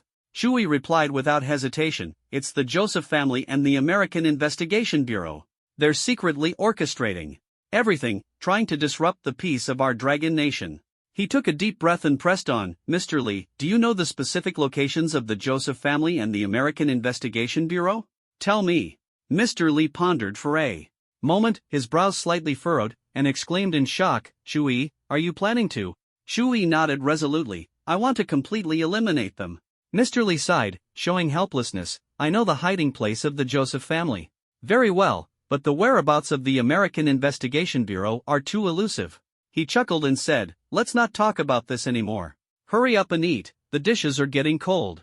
Chuyi saw that Mr. Lee didn't want to continue the conversation and immediately nodded in agreement. "Mr. Lee has great taste, this food is delicious." Mr. Lee asked curiously, "Chuyi, why didn't your wife come?" Chuyi smiled wryly, "She went to the security bureau to check on her disciples." Mr. Lee laughed heartily and raised his glass, "I see. Chuyi and I are friends despite the age gap. Cheers." Chuyi also raised his glass with a smile, Come on, let's all drink together." Mr. Lee looked at his unmotivated children, his face showing helplessness. "Why are you still standing there? Hurry up and toast him." The children, hearing their father's words, felt awkward. After all, Chuyi was only 20 years old, and it felt strange for them, in their 40s, to toast him. Mr. Lee's face darkened, and he shouted angrily, "Why aren't you toasting him yet? How can you do something so embarrassing?" The children reluctantly picked up their glasses and awkwardly toasted Chuyi. An hour later, as the alcohol took effect, everyone was immersed in the joy brought by the drinks. Chuyi couldn't help but laugh. "Mr. Lee, your drinking capacity is really worrying." Mr. Lee laughed heartily, "Brother Chuyi, I admire you for destroying the Wa Nation. Back then, the Wa Nation slaughtered our Dragon Nation's people like pigs. You wiped out the Wa Nation, truly bringing honor to our Dragon Nation." Chuyi smiled faintly, "Those Wa Nation people were just minor characters." Li Xianyu, Li Xianfeng, Li Muxian, and Li Muhan immediately fell into deep thought upon hearing this. They were shocked and speechless by the news, as destroying a nation was no small matter. It left them feeling heavy and incredulous. Over the past 6 months, the news of the Wa Nation's downfall had spread worldwide, but no one knew the mastermind behind it. Various forces tacitly avoided the topic, as if an invisible ban prevented them from mentioning it lightly. Li Xianyu said excitedly, "I didn't expect it was you who destroyed the Wa Nation. I admire you, I toast to you." Li Xianfeng praised repeatedly, "A hero is right before us. I toast to you as well." Li Muxian elegantly said to Chuyi, "Mr. Chuyi, I didn't expect you to be the hero who destroyed a nation. This is big news. I toast to you." Li Muhan said solemnly, "Mr. Chuyi, your courage is admirable. No wonder my father holds you in such high regard." Chuyi replied humbly, "You're too kind. The Wa Nation was just a minor character, not worth mentioning."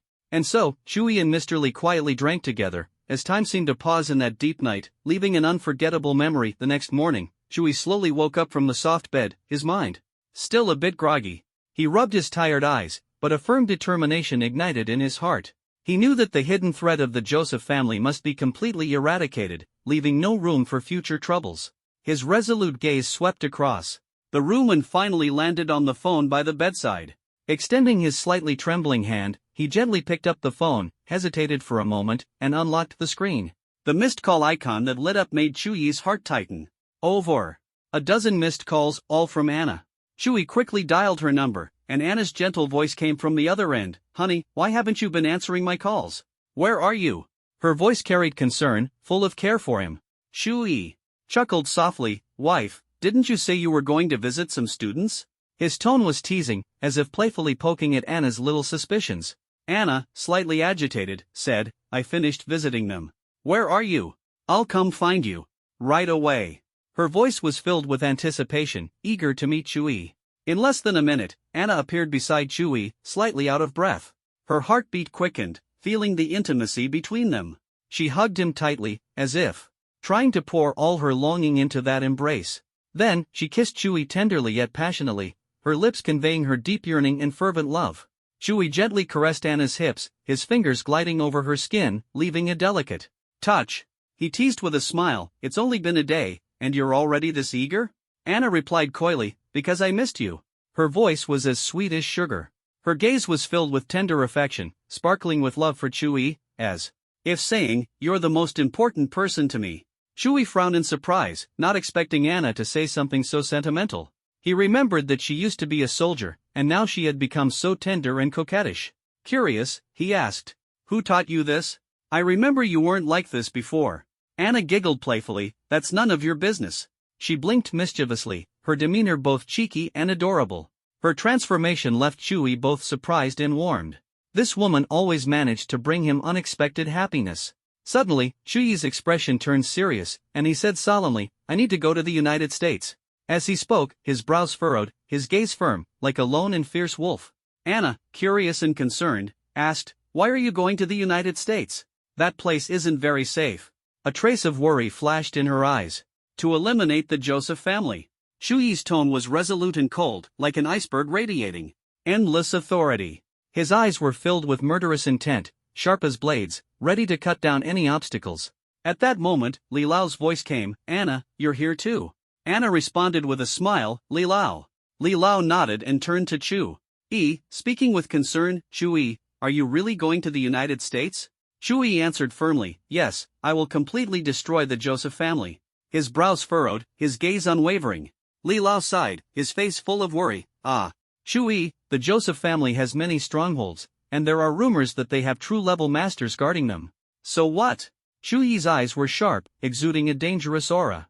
They killed my people, so I'll wipe out their entire family. Li Lao was shocked by Chuyi's domineering spirit and secretly admired him. He pulled out an ancient parchment scroll from his pocket and solemnly said, Chuyi, this contains the locations of most of the Joseph family's strongholds. It's not complete, but it's quite comprehensive. Chuyi took the parchment scroll, a look of joy appearing on his face. Thank you, Li Lao. We'll set off immediately. Li Lao nodded, don't forget to take care of my few useless kids. Chuyi respectfully cupped his hands, rest assured, we're all from the Dragon Nation, helping each other is only right. With that, he and Anna left together. Shortly after, Chuyi and Anna arrived at a quiet and cozy room in a motel in Central America. Dim yellow light filtered through the curtains, casting a soft and comfortable glow on the wooden floor. Chuyi carefully unrolled the parchment given by Old Li, its ancient texture clearly visible under the light. As the scroll unfurled, a massive map appeared before their eyes. The map marked the various strongholds of the Joseph family across the United States, each point exuding an air of mystery and solemnity. The U.S. capital, New York, served as the headquarters of the Joseph family. Behind this bustling city lay a formidable power that left Chuyi and Anna utterly astonished. Hundreds of strongholds dotted the map like stars scattered across the vast American landscape, a testament to the family's immense influence. Their gazes swept across the map, each stronghold steeped in history and secrets. They stared intently, trying to discern the true nature of this colossal family. These strongholds made them realize that the world before them was far more complex and dangerous than they had imagined. Anna, brimming with determination, said to Chuyi, let's just charge in and take them down. At our speed, we can eliminate 100 people a day. In less than half a month, the Joseph family will be completely wiped out. Chuyi gently flicked Anna's forehead, his tone soft. Little Na, we're in a parallel universe now. There are no alien beasts invading here, and human society is thriving. We don't know if there are beings stronger than us, so we need to keep a low profile at that moment. Chuyi appeared beside the man like a phantom. He softly said to the woman, "Ma'am, you can leave now.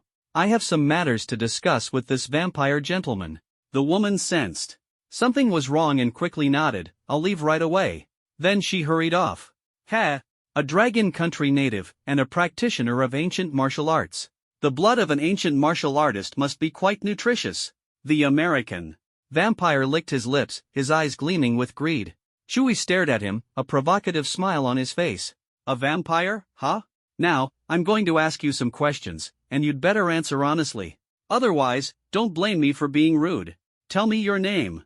Chewi's voice was calm and firm, brimming with confidence. The American vampire arrogantly raised his head, his gaze full of disdain and defiance. Looking for death, dragon country native? You dare threaten me? He looked at Chewie as if he were a joke. In an instant, he lunged at Chewi's neck, his sharp fangs gleaming with an eerie light, ready to pierce Chewi's skin and drain his blood. A cold glint flashed in Chewi's eyes as he gathered his mixed element powers and focused his thoughts. Ultimate ice technique absolute zero. A dazzling beam shot from his fingertips, like an ice arrow piercing through the air, striking the vampire directly. In an instant, the vampire's lower body was covered in frost, the chilling cold freezing his movements and thoughts. Chewie calmly looked at him, his tone resolute. "I told you, answer my questions, or die." The vampire struggled arrogantly, a mocking smile on his lips. "I'm a vampire. Immortal. You can't kill me, ha ha ha." Chewie chuckled, his eyes glinting with amusement. "Oh? You claim to be immortal? Then let me test that and see if it's true." Ice fiend power. A surge of icy energy rapidly coursed through the vampire's bloodstream. Fiendish energy devour. A powerful devouring force slowly invaded the American vampire's body. Chewie could clearly sense a strange energy flowing through the vampire's blood, silently merging into his own body. He immediately understood, so, this is the Blood Clan. The American vampire trembled and begged for mercy, "Don't kill me. I was wrong. Please spare me. I haven't had enough fun yet." Chewie coldly asked, "Tell me your name." The vampire stammered. I'm called Pax." "Pax? That name sounds more like a dog's." Chewie withdrew his mocking tone and continued questioning, "Do you know the Joseph family?" Pax quickly nodded, yes. The Joseph family is the largest capitalist family in America. They control numerous resources and have countless experts under their command.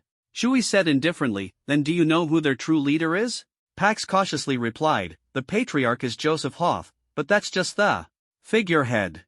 Very few people know who the real mastermind is." Chewie's eyes turned icy, a cold smile appearing at the corner of his mouth. "Since you know nothing, prepare to die, pitiful Blood Clan." His voice was merciless. Pax was so terrified.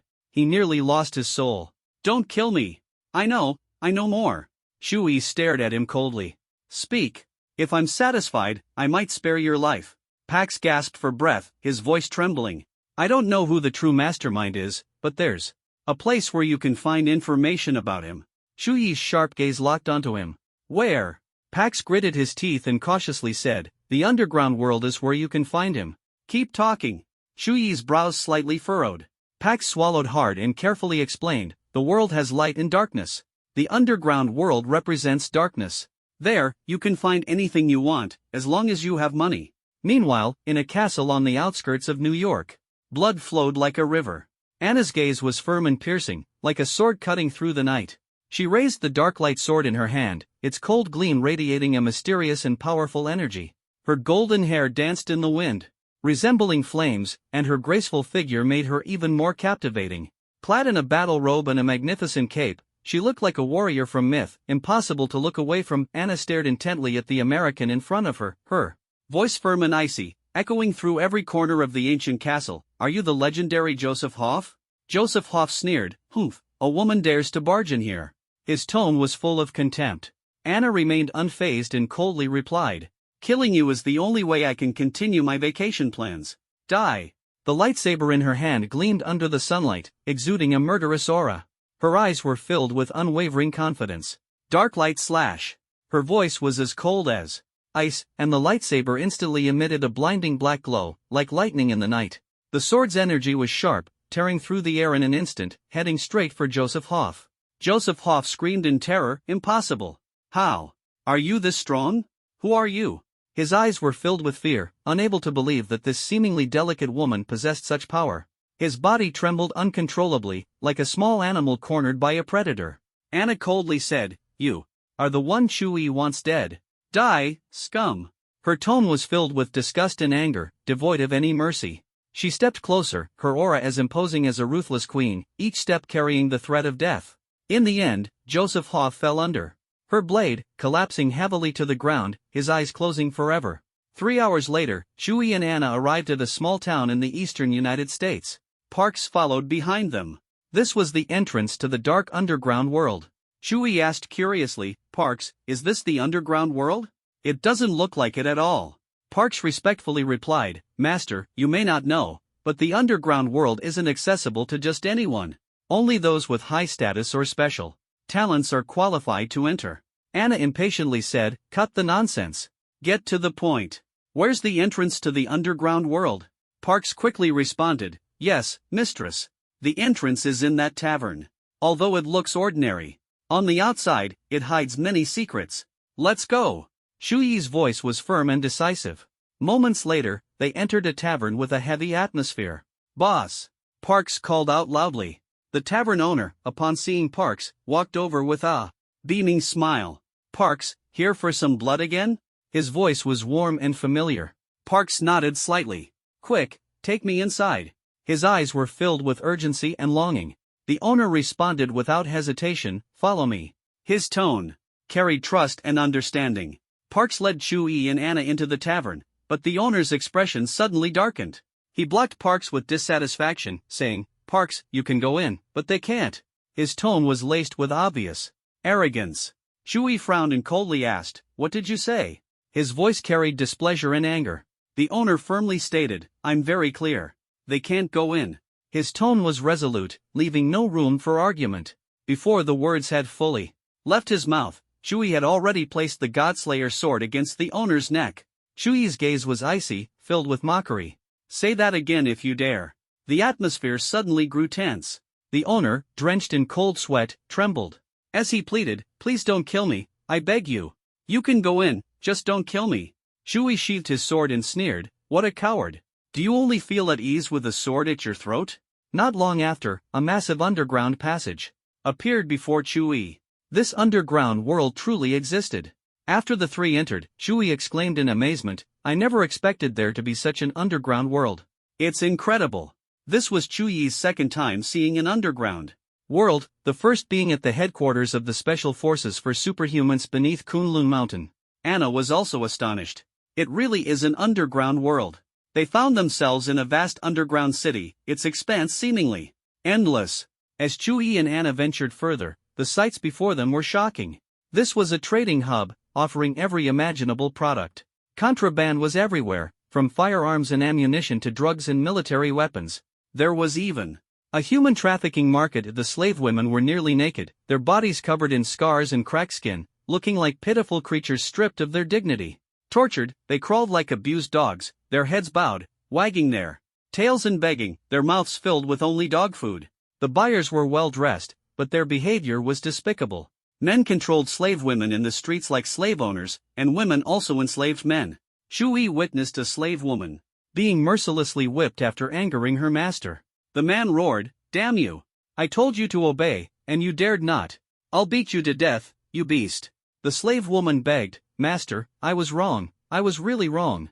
Please don't beat me anymore." Shui, enraged by this scene, gnashed his teeth and shouted, "This is insane. It's a disgrace to humanity." Anna couldn't help but close her eyes. At this moment, Parks spoke, "Master, mistress, this is the underworld.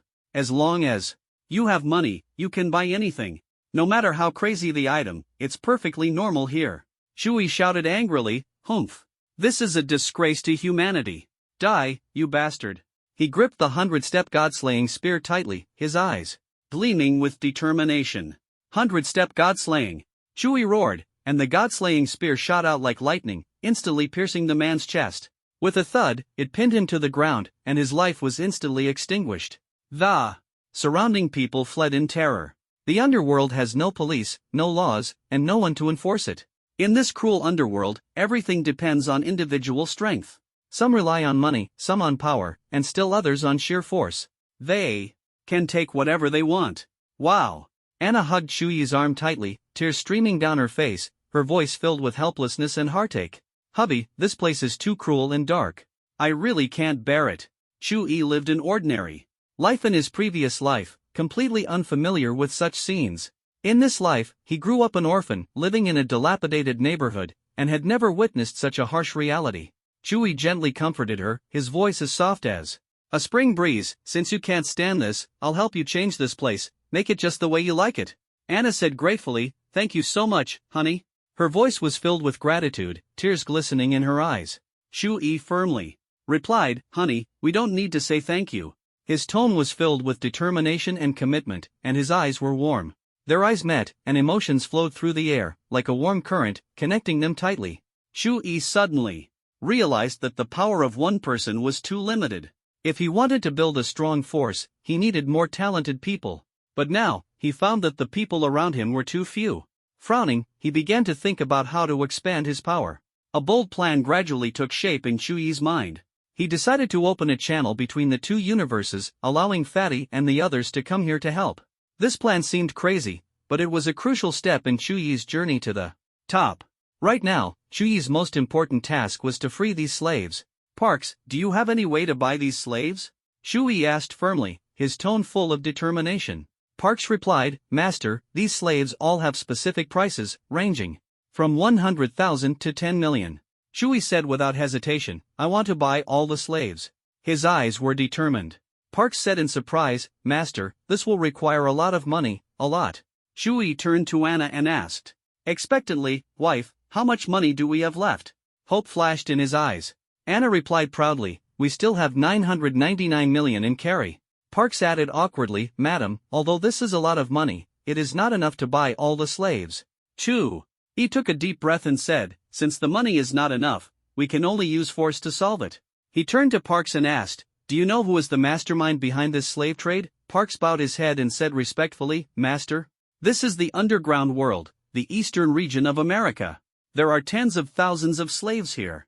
Even if you buy and free them, they will still be enslaved again." Shuyi replied coldly, "Are you trying to teach me how to do things?" Parks answered respectfully, "Yes, master." An hour later, in a massive underground slave factory, dim lights illuminated the naked bodies of the slaves. They stood wearily, barely clothed, exposed to the biting cold wind. Their bare skin was covered in scars, like a cruel painting that told the story of their suffering. Heavy iron chains dragged their bodies, their arms tightly bound by shackles, unable to move freely. Their heads hung low, their eyes hollow and lifeless, as if they had lost all hope of survival. Exhaustion and despair were etched on their faces, revealing endless pain. The air was thick with a pungent stench, a mix of sweat and blood, making it unbearable. In the vast factory, cries and moans intertwined into a sorrowful melody. The bruises and open wounds on the slaves' bodies bled continuously, leaving trails of bright red blood on the ground. Their eyes had lost all vitality and hope, replaced by endless fatigue and despair. They curled up, using their faint body heat to resist the underground cold. The scars crisscrossing their bodies like spider webs were evidence of their years of torment.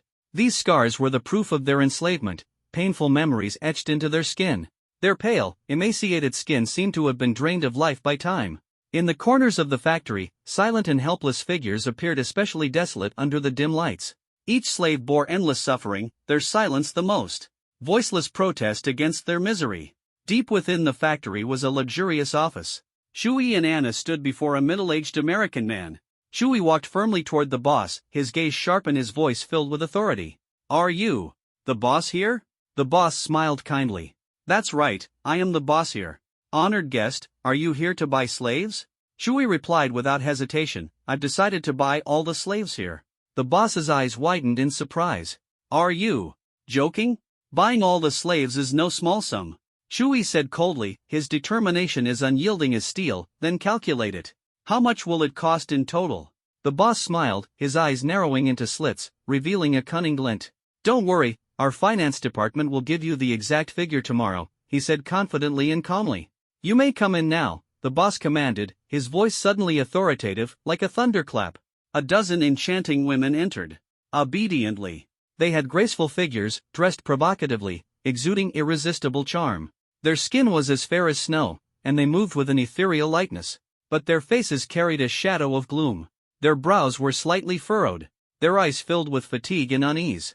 They forced faint smiles at the corners of their mouths, but they couldn't hide the pain in their hearts.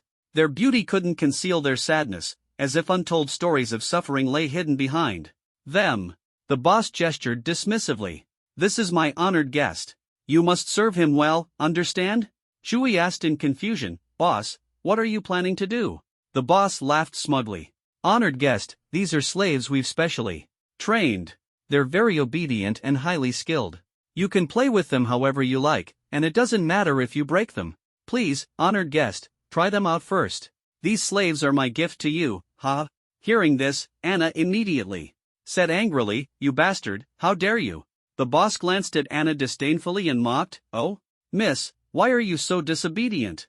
Do you think you have the right to interrupt others' conversations?" He didn't regard Anna as Chuyi's wife at all, only as a slave. Chuyi's gaze suddenly turned icy, as if it could freeze the air. "This is my wife. Watch your attitude." He understood that the person before him had crossed the line, but he didn't act immediately, not out of fear, but because of the thousands of slaves around him. If a fight broke out, the innocent slaves might get hurt, and he couldn't bear to see them suffer. So, he suppressed his anger. The boss quickly changed his tone and apologized. "Oh, so it's madam. My apologies, my apologies." A faint, enigmatic smile appeared at the corner of Chuyi's lips. "Speak. Name your price. I don't have much time." His gaze swept over the dozen or so women in front of him. "You, come with me." Chuyi and Anna led the women to an abandoned warehouse, where the air was thick with desolation. Dim light filtered through the broken windows, casting shadows on Chuyi's solitary figure. He looked around, a trace of helplessness welling up in his heart.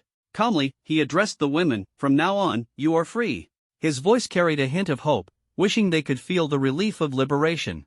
But the 12 women showed no reaction, as if they'd just heard a joke. One of them stepped forward, her voice filled with resignation. "Master, we only wish to serve you well.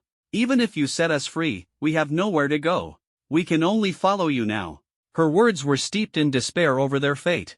Anna, looking at the pitiful state of the women, teared up. Please save them. They're so wretched." Chuyi pondered for a moment, his brows furrowed, a trace of hesitation on his face. "All right, I'll think of something," he said, his voice laden with inner struggle as he weighed the pros and cons. These women had no combat ability and would be a burden. After a moment, Chuyi's eyes lit up as an idea struck him. He would send them to the Arctic icefields for training and form a secret team. Turning to the 12 women, he said, "You can follow me, but the price of doing so is that your lives and deaths will no longer be your own. You must obey me absolutely. Do you agree?" The leading woman trembled as she replied, "We agree. We no longer have any reason to live. As long as Master takes us in, we are willing to do anything." Their voices quivered with despair, revealing the depth of their pain. Chuyi looked at them calmly and asked, "What is your name?" "We don't know. We have no names," they replied, their voices heavy with sorrow. They were merely slaves, driven by others. Moved, "Chuyi, the Ice King has returned, welcome." From afar came the voice of Little Wolf. At this moment, Little Wolf's aura was even more powerful than before, having reached the metamorphosis stage. Chuyi frowned and asked discontentedly, "Why haven't the 9th tier polar bear and polar eagle appeared yet? Why are they still not here to see me?" Little Wolf respectfully replied, "I will summon them immediately." Not long after, 2 figures appeared before Chuyi. One had eyes as sharp as an eagle, while the other had a burly figure like a bear, exuding the aura of 9th tier peak strength. Chuyi glanced at them and calmly asked, "Are you the strongest beasts of the Arctic? The 9th tier polar eagle and 9th tier polar bear?" The 2 answered in unison, "Greetings, Ice King." Chuyi smiled teasingly, "From now on, I'll call you Little Eagle and Little Bear." "Understood, Little Eagle." The 2 knelt on one knee, responding respectfully. Chuyi stared at Little Wolf, Little Bear, and Little Eagle, and calmly asked, "Do you want to become stronger?" The 3 beasts nodded in unison. "Of course, we all want to become stronger." Chuyi's lips curled into a slight smile. "Good."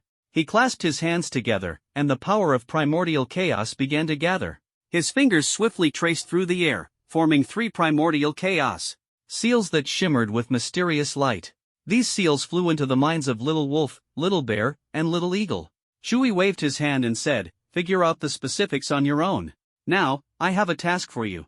This is Chuyi, and these are my subordinates, 12 in total. From now on, they will undergo ability training here. I expect them to reach the 9th tier within 10 years and the metamorphosis stage within 50 years. Understood? Little Wolf cautiously said. Ice King, this is very challenging.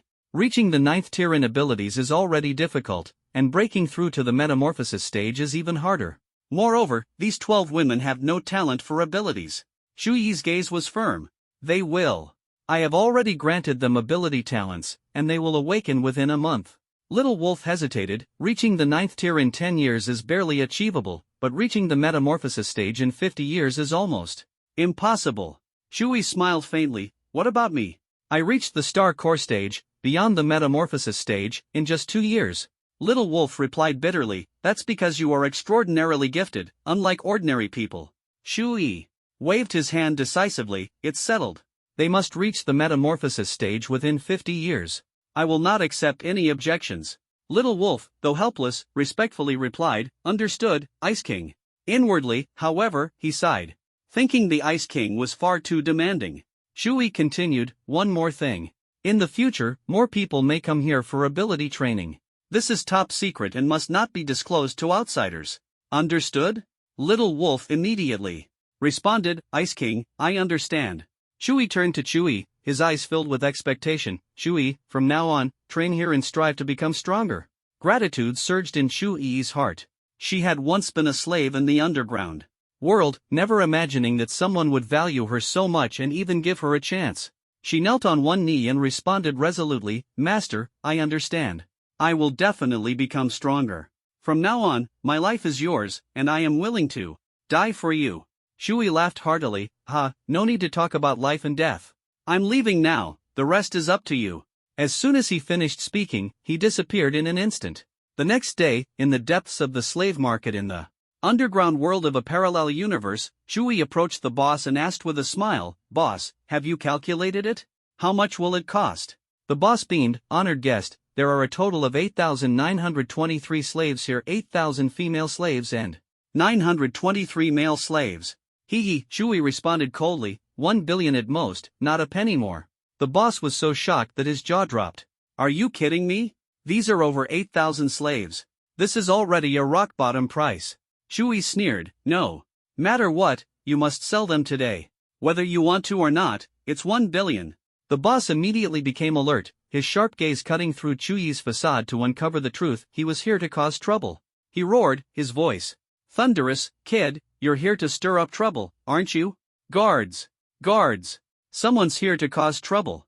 He shouted, his eyes filled with anger and vigilance. Soon, a group of black-clad American bodyguards stormed into the venue like a whirlwind, armed with pistols gleaming coldly, their expressions icy and resolute. The boss raised his head arrogantly and said disdainfully, Kid, do you know where you are? This is the underworld. Open fire, take him down. At the boss's command, the bodyguards pulled their triggers without hesitation, and gunfire erupted instantly. Bullets rained down like a storm, shattering the night's silence. Bang! Bang! Bang! But in that instant, Shu Yi moved so fast that no one could react. His figure was like lightning, and in his hand was the Godslayer sword, its blade shining like a sky full of stars. Shu Yi's swordsmanship was fluid and natural, elegant yet fierce. His movements were like a dance, the sword's light streaking across the night sky like a shooting star. Before the body deep within, he was touched by a powerful force, triggering earth-shattering changes. His soul gradually evolved, blooming like a noble and pure lotus.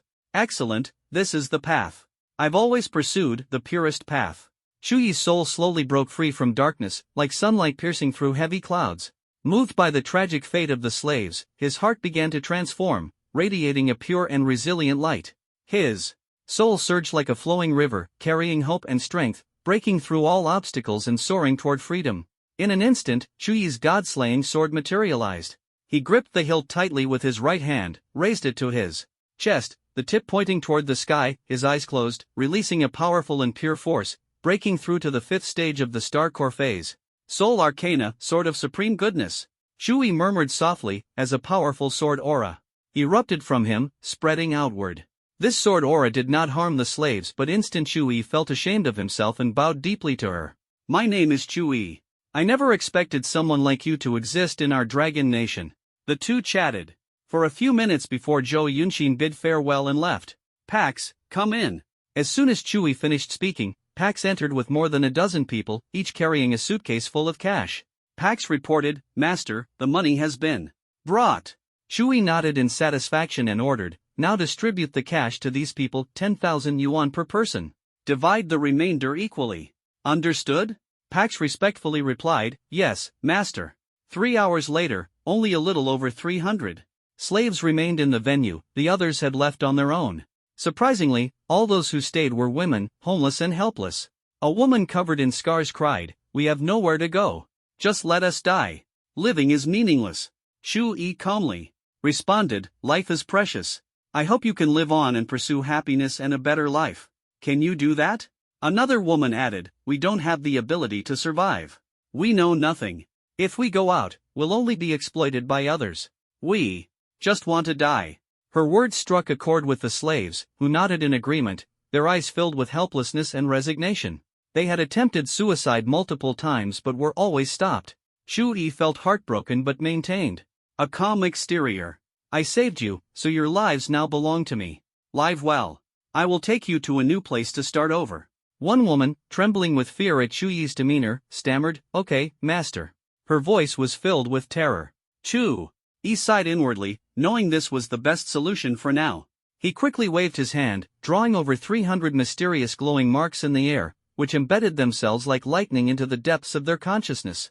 Chewie then took the group to the Arctic ice region, entrusting them to Chewie for special training. Chewie spoke firmly, "Chewie, these people are now under your care. They will train with you to develop their abilities." Feeling a sense of authority, Chewie solemnly knelt on one knee. "Understood, master." 3 days later, at a secret base on the east coast of the United States, Zhou Yunxin, a member of the Dragon Nation's Divine Sword Special Forces, reunited with Chewie. Zhou Yunxin, dressed in a neatly pressed military uniform, wore a serious expression. Chewie asked curiously, "Zhou Yunxin, what brings you to me?" Zhou Yunxin spoke resolutely, "Chewie, I need your help." Chewie raised an eyebrow in intrigue. "Oh, tell me the details." Zhou Yunxin didn't hold back. "I need you to eliminate someone for us." Chewie pressed further, "Who is it? And why do you need him eliminated?" Zhou Yunxin sighed and confessed, "His name is Wang Wenfeng, a powerful true-level ancient martial artist. 10 years ago, he betrayed the Dragon Nation and became the mastermind behind the Joseph family. You can refuse my request, after all, he's incredibly strong." Hearing this, Chewie was overjoyed. It turned out that the mastermind of the Joseph family he had been searching for was Wang Wenfeng. This was an unexpected piece of good news. Chewie furrowed his brows and immediately asked, "Leave this to me. Where is Wang Wenfeng now?" Zhou Yunxin gave a bitter smile. "We don't know his exact location." Chewie frowned and asked in confusion, "You don't know where he is, yet you want me to eliminate him?" Zhou Yunxin explained, "Chewie, don't rush. While we don't know his exact location, we received information that he appeared at the DK nightclub in New York 3 days ago." He handed Chewie a photo of Wang Wenfeng at the nightclub. Chewie examined it closely. The man in the photo was a handsome young man in his 20s, showing no signs of being a formidable ancient martial artist. Chewie smirked and said, "All right, I'll handle it now." Zhou Yunxin reminded him, "Chewie, listen to me first. Wang Wenfeng is a true-level ancient martial artist. Are you sure you can handle him?" Chewie waved dismissively and laughed. "True level? So what? It's the perfect chance to test my new moves." Zhou Yunxin solemnly bowed, his eyes full of gratitude. "Thank you, Chewie." Night fell, and New York's DK nightclub was ablaze with lights. The deafening music was intoxicating, and men and women danced freely on the floor, the atmosphere electric. Chewie sat alone on a sofa, a glass of wine placed before him. He absorbed the surroundings, questions swirling in his mind. Where is the presence of a strong fighter here? Let alone a true-tier ancient martial artist. Would a true-tier ancient martial artist come to a place like this? Chewie wondered. He truly couldn't understand what attraction DK nightclub held. That could draw a true-tier expert. It must be hiding some secret. At that moment, a tall blonde woman walked over gracefully. Her long hair shimmered, and her gaze carried an untamed allure. "Handsome, care for a drink?" she asked softly with a smile. Chewie looked up, his gaze sweeping over her with disdain as he replied, "No need, go away." The blonde woman raised an eyebrow, a haughty smile playing on her lips.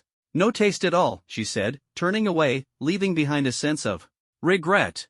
Time flew by, and an hour passed quietly, yet not a single clue was found. Just then, a mysterious man approached slowly, his tone refined. "Sir, you've been waiting for a long time.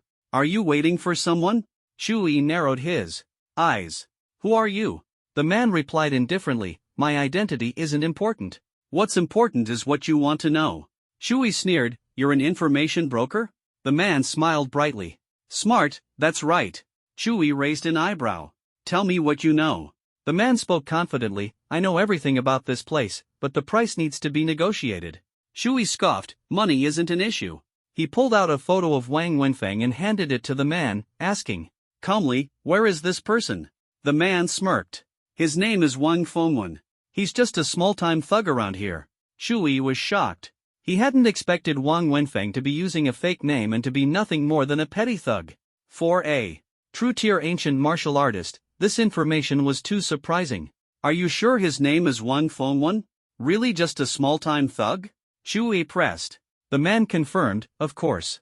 He's been here for 3 years and is a regular." "2. He asked urgently, "Tell me the address." The man chuckled playfully. "Pay me first. Swipe the card." Shui pulled out a black card, and the man's eyes lit up. This card was reserved for top-tier clients. Ding! Card successfully charged. $10,000 spent. Shui grew impatient. "Now tell me the address." The man replied respectfully, "Of course. He's at." Not long after, in a dim alley in New York, a group of thugs followed a young man as they wandered aimlessly. Shui blocked their path, his voice as cold as a blade. "Wang Wenfeng, the mastermind behind the Joseph family." Wang Wenfeng was initially surprised but quickly regained his composure. "I'm not Wang Wenfeng. My name is Wang Fengwen. You've got the wrong person, big brother. I don't know anything about being a mastermind." Shui's lips curled into a mocking smile. Isn't that just admitting it?" Wang Wenfeng gave up pretending and chuckled lightly. "Kid, dare to face me head-on?" Shui's gaze turned icy, his smile sinister. "A traitor to the Dragon Nation, the manipulator behind the Joseph family, I've finally found you." Wang Wenfeng calmly countered, "What do you want with me?" His eyes were filled with confidence. Shui's eyes flashed with cold light. "To kill you, of course." Wang Wenfeng smiled faintly. "Before you kill me, can I ask you a few questions first?" Shui nodded. "Go ahead." Wang Wenfeng squinted, his tone curious. "I want to know, why do you want to kill me?" Shui replied coldly, "Why kill you? It's simple. Because you're a traitor to the Dragon Nation. Because the Joseph family killed people in the streets of the Dragon Nation. Because you planted spies in the Dragon Nation, threatening national security." Ha! Wang Wenfeng's face showed a trace of contempt. "Just for that, you dare come after me personally?" Shui sneered. "Why wouldn't I dare? Do you think you're so powerful?" Wang Wenfeng laughed disdainfully. "Has everyone in the Dragon Nation died? They actually sent a young kid to deal with me. Don't worry, I won't kill you." A trace of a cold smile appeared at the corner of Chuyi's mouth as he said in a deep voice, "Kill me? Are you saying you can kill me anytime?" Although Wang Wenfeng appeared to be in his 20s, no one could guess his true age. Shui was unusually wary of him. Gripping the god-slaying sword tightly, its blade gleamed with a chilling light, and his entire being exuded a sharp aura, resembling an invincible sword deity. Yet, facing Wang Wenfeng, he did not rush to use his abilities. Shui had come to the parallel universe not just to battle Wang Wenfeng but also to enhance his own strength. Shui coldly said, "Enough talk. Strength is the key to life and death." His voice carried an undeniable authority, showcasing his invincible power. Wang Wenfeng sneered, his eyes filled with mockery. "Indeed, you've reached the 8th transformation of the supreme stage, but I have yet to witness your true strength." Suddenly, Wang Wenfeng's internal energy erupted, condensing into a bizarre energy sword in his hand. "Let me teach you how to behave." Shui gripped the god-slaying sword firmly, his gaze resolute. "Come on, traitor." In an instant, the two figures moved swiftly, their sword strikes raining down like a storm, the sound of metal clashing piercing the air. Their blades gleamed like stars in the night sky, each strike carrying immense power, causing the air to hum with vibrations. During the battle, their movements were agile, dodging attacks like birds and countering swiftly. Their techniques were as fast as lightning, each strike hitting its mark. Every move seemed guided by a mysterious force, making their offense and defense seamless. The aftermath of their fight tore apart the surrounding buildings, scattering bricks and stones, and filling the air with dust. "Run!" This is like gods fighting. A nearby bystander shouted. The battle raged on for an hour, the clash of swords remaining intense. Wang Wenfeng roared, "Kid, do you know? I was once like you, willing to give everything for the Dragon Nation." The intertwining sword lights were deafening, reflecting the fiery determination in their hearts. Shui calmly responded, "So what? Even if what you say is true, that's all in the past. Now, you've become an enemy of the Dragon Nation." Their gazes met, like two bolts of lightning fiercely colliding in the air, emitting a blinding light. Wang Wenfeng's voice was ethereal, carrying an irresistible force. "The Dragon Nation has long been corrupt. Kid, come with me. Let's leave this rotten place together." The sword lights flared again, as if both were defending their beliefs. Shui stared at Wang Wenfeng and teased, "You're strong, but if you're willing, we can create a peaceful and beautiful world together." "Ha ha," Wang Wenfeng mocked, "you're too naive. Since you refuse to surrender, then die." Before his words finished, Wang Wenfeng's aura surged, a terrifying power spreading out. He said arrogantly, "Let me show you the true power of a master." Shuyi's heart trembled. He hadn't expected the power beyond the true stage to be so formidable. Primordial 5 elements form. Activate. To avoid being suppressed, Shui activated his ability, entering the primordial 5 elements form. Instantly, his entire body emitted dazzling light, surrounded by multicolored radiance. In this form, Shui seemed to merge with the elements of heaven and earth, slowly rising like an indestructible giant. The overwhelming aura created an invisible pressure on those around him. Shuyi's gaze was firm as he stared at Wang Wenfeng. 5 elements God-slaying sword formation. The God-slaying sword suddenly emitted a brilliant light, with 5 colors intertwining to form a massive sword formation. The formation's power erupted, enveloping the entire alley. Wang Wenfeng sensed the change in Shuyi's power, his expression shifting slightly, no longer daring to underestimate him. He gathered a vortex of darkness, attempting to disrupt Shuyi's power, but the 5 elements sword formation was too strong to be shaken. Within the formation, each sword represented an element: metal, wood, water, fire, and earth. The fusion of these 5 forces created an invincible momentum. The sword formation descended with a roar, surrounding Wang Wenfeng. He exerted all his strength, using dark energy to resist the formation's power. But the formation's energy was relentless, wave after wave of impact leaving him gasping for breath. "Impossible! How can you possess such immense power?" Wang Wenfeng roared in fury, his eyes filled with shock and despair. Shui sneered coldly and said indifferently, "I told you long ago, we could create a peaceful and beautiful world together. You chose to refuse, so now you must accept this world's punishment." The power of the 5 elements within the sword formation grew stronger, endlessly regenerating. Wang Wenfeng felt his body beginning to collapse, the dark energy no longer able to resist. His body was enveloped by the 5 elements sword formation, as if swallowed by an invisible force. "No! I refuse to accept this." Wang Wenfeng's figure gradually disappeared amidst the roaring of the sword formation.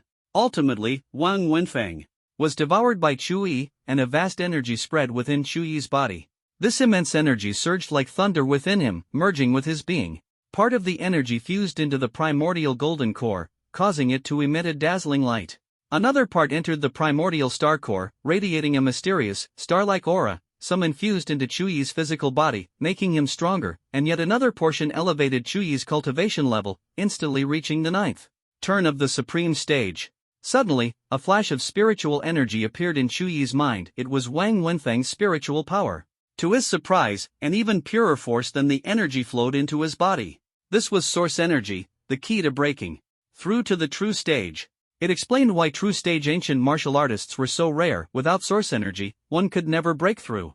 So that's it, source energy. Shui rejoiced inwardly and entered the Chaos Pearl, deciding to retreat for cultivation, absorbing the spiritual power and vast energy. His gaze softened as he looked at Anna, who was meditating within the Chaos Pearl, and a warm smile appeared on his face.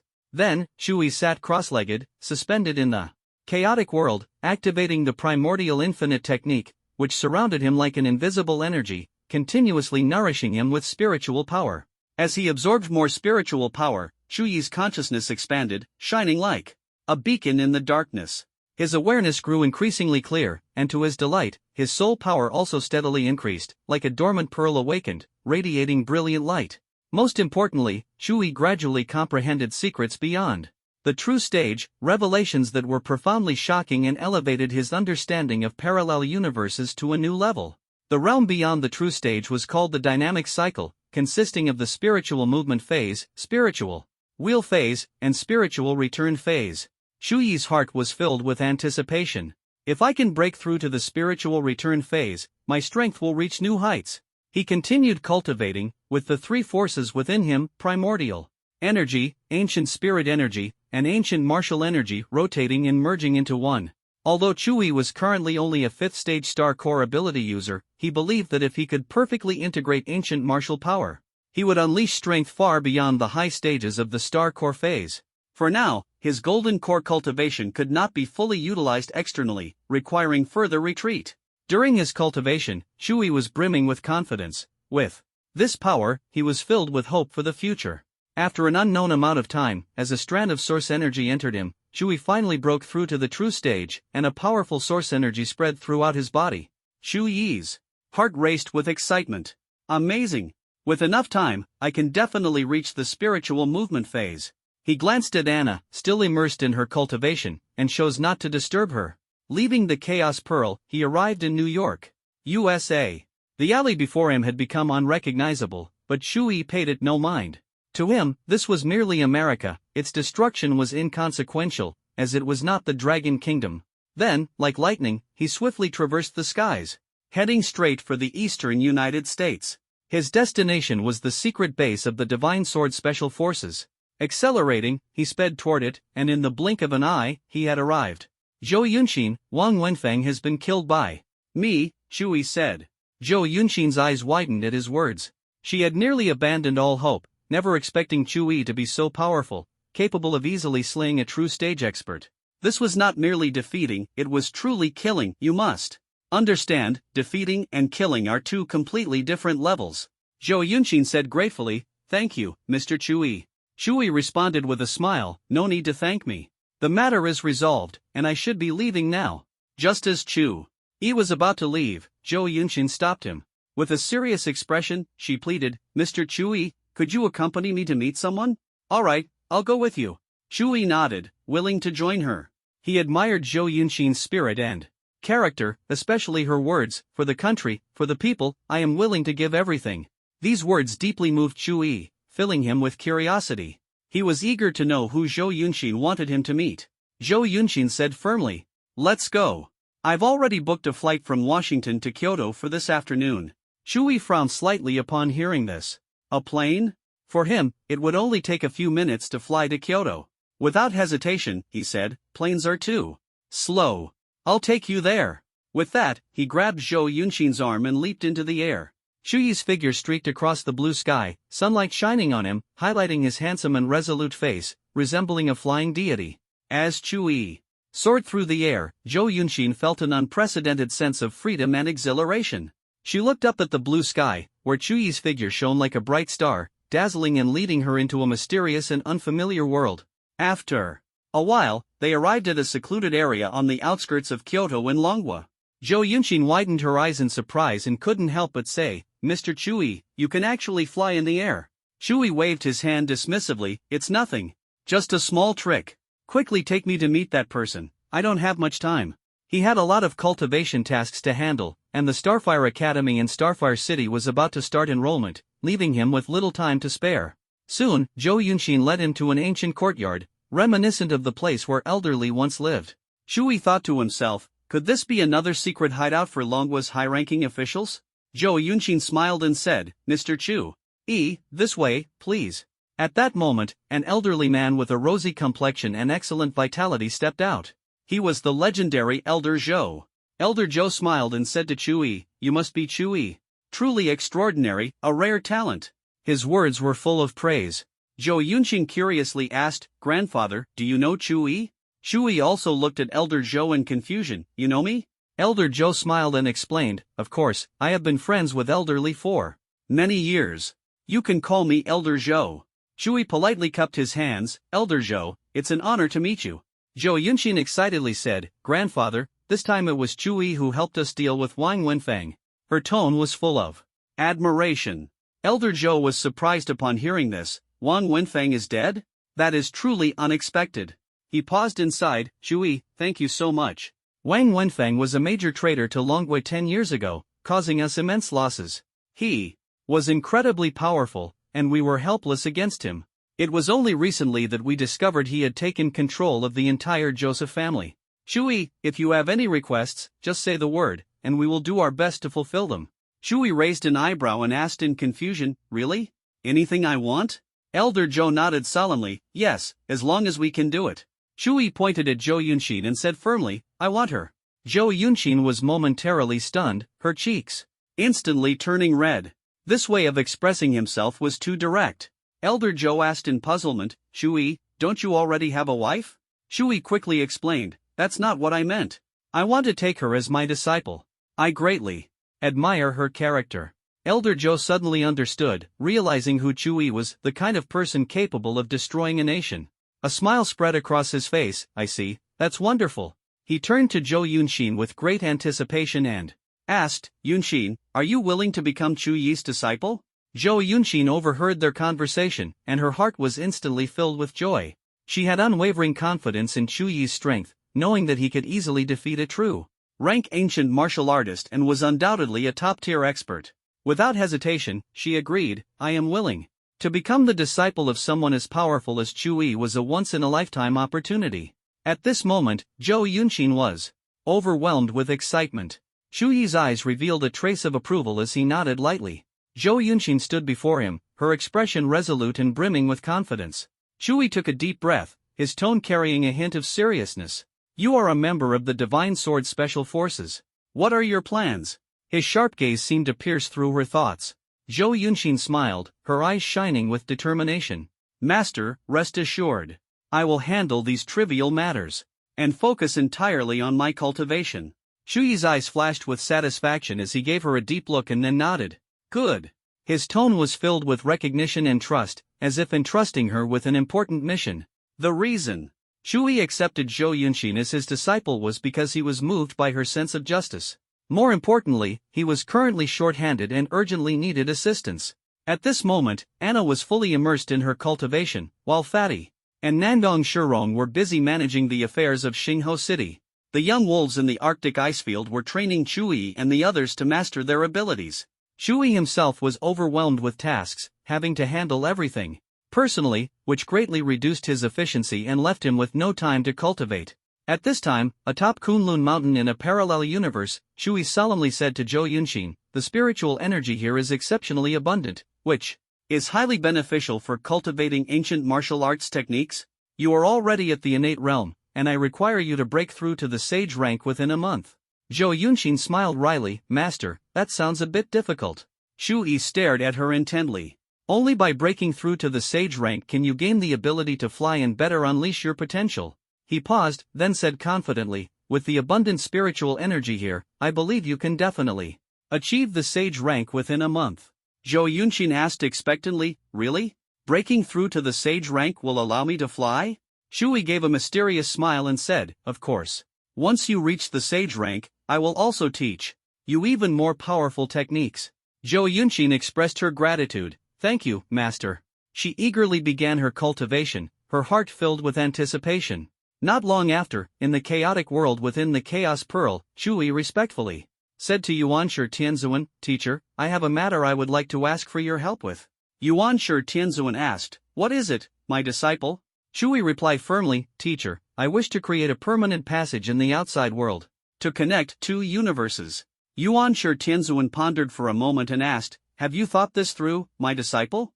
Chu Yi answered without hesitation, Yes, Teacher Yuanshi, I am ready. An hour later, a spacetime gate appeared atop Kunlun Mountain. At the same time, another gate appeared in the Arctic icefield of the supernatural universe, forming a bridge between the two universes. Yuanshi Tianzuan then taught Chu Yi how to control the opening of the spacetime gate. After everything was completed, Yuanshi Tianzuan disappeared into the chaotic world. Chu Yi was filled with reverence and marveled in his heart, Teacher Yuanshi's power is truly boundless. When will I be able to master such incredible abilities? Chu Yi returned to the summit of Kunlun Mountain and began practicing his swordsmanship alone. Ever since he had fused the Han Yuan Wu Ji technique with the Three Purities mystical method, he had gained a preliminary understanding of weapon refinement, pill refinement, swordsmanship, and formations. However, Chui had a particular passion for swordsmanship. After all, the sword was both elegant and devastatingly powerful. He wielded his sword, his movements as swift as the wind, and his sword light as dazzling as lightning. The vast sky and boundless sea, I am the pinnacle. Chui murmured softly, his voice echoing through the mountains as if merging with nature itself. The Tongtian sword Dao was extraordinary. It was not just a sword technique but a great path, a perfect fusion of swordsmanship and the Dao. Chui gripped the Godslayer sword, swinging it continuously. His movements were fluid, and his swordsmanship was graceful and ethereal. He integrated the essence of the heavenly absolute sword technique with his own insights, creating a unique and unparalleled sword technique. Chui longed to comprehend the true essence of swordsmanship, but he knew it was no simple task. Thus, he decided to start with the basics, advancing step by step toward his goal. Gradually, Chui's sword techniques became light and ethereal, his moves flowing naturally like water, exuding agility and grace, as if he were a sword deity emerging from a celestial realm. Although his cultivation level had not advanced, his aura grew increasingly sharp, like a blade slicing through the heavens. A month later, Chui's swordsmanship had reached its peak, yet his understanding of the heavenly sword Dao still felt lacking. He sighed and muttered to himself, this heavenly sword Dao is so powerful, it's truly difficult to master. Meanwhile, Zhou Yunqin successfully broke through to the sage level and was now capable of flight, though her movements were still somewhat clumsy. After all, not everyone possessed Chui's innate talent. At this moment, the summit of Mount Kunlun was shrouded in mist, its scenery enchanting. The soft clouds drifted like a veil, cloaking the mountaintop in an aura of mystery. Distant peaks appeared faintly, like a dream, making one feel as though they were in a celestial paradise. Chui looked at Zhou Yunqin and spoke solemnly, from now on, I will spar with you to enhance your combat skills. His gaze was filled with expectation and trust. Zhou Yunqin replied earnestly, yes, master, her voice firm and full of respect for her teacher. Chui continued, what weapons do you usually train with? His tone was gentle, tinged with concern. Zhou Yunqin hesitated slightly, master, I usually use rifles, pistols, and other firearms. I'm not very familiar with cold weapons. She worried about disappointing her master. After all, Zhou Yunqin had been a member of the Divine Sword Special Forces, accustomed to using powerful firearms. Chui took a deep breath and decided to personally teach her swordsmanship. He understood that while firearms were formidable, mastering cold weapon techniques was crucial.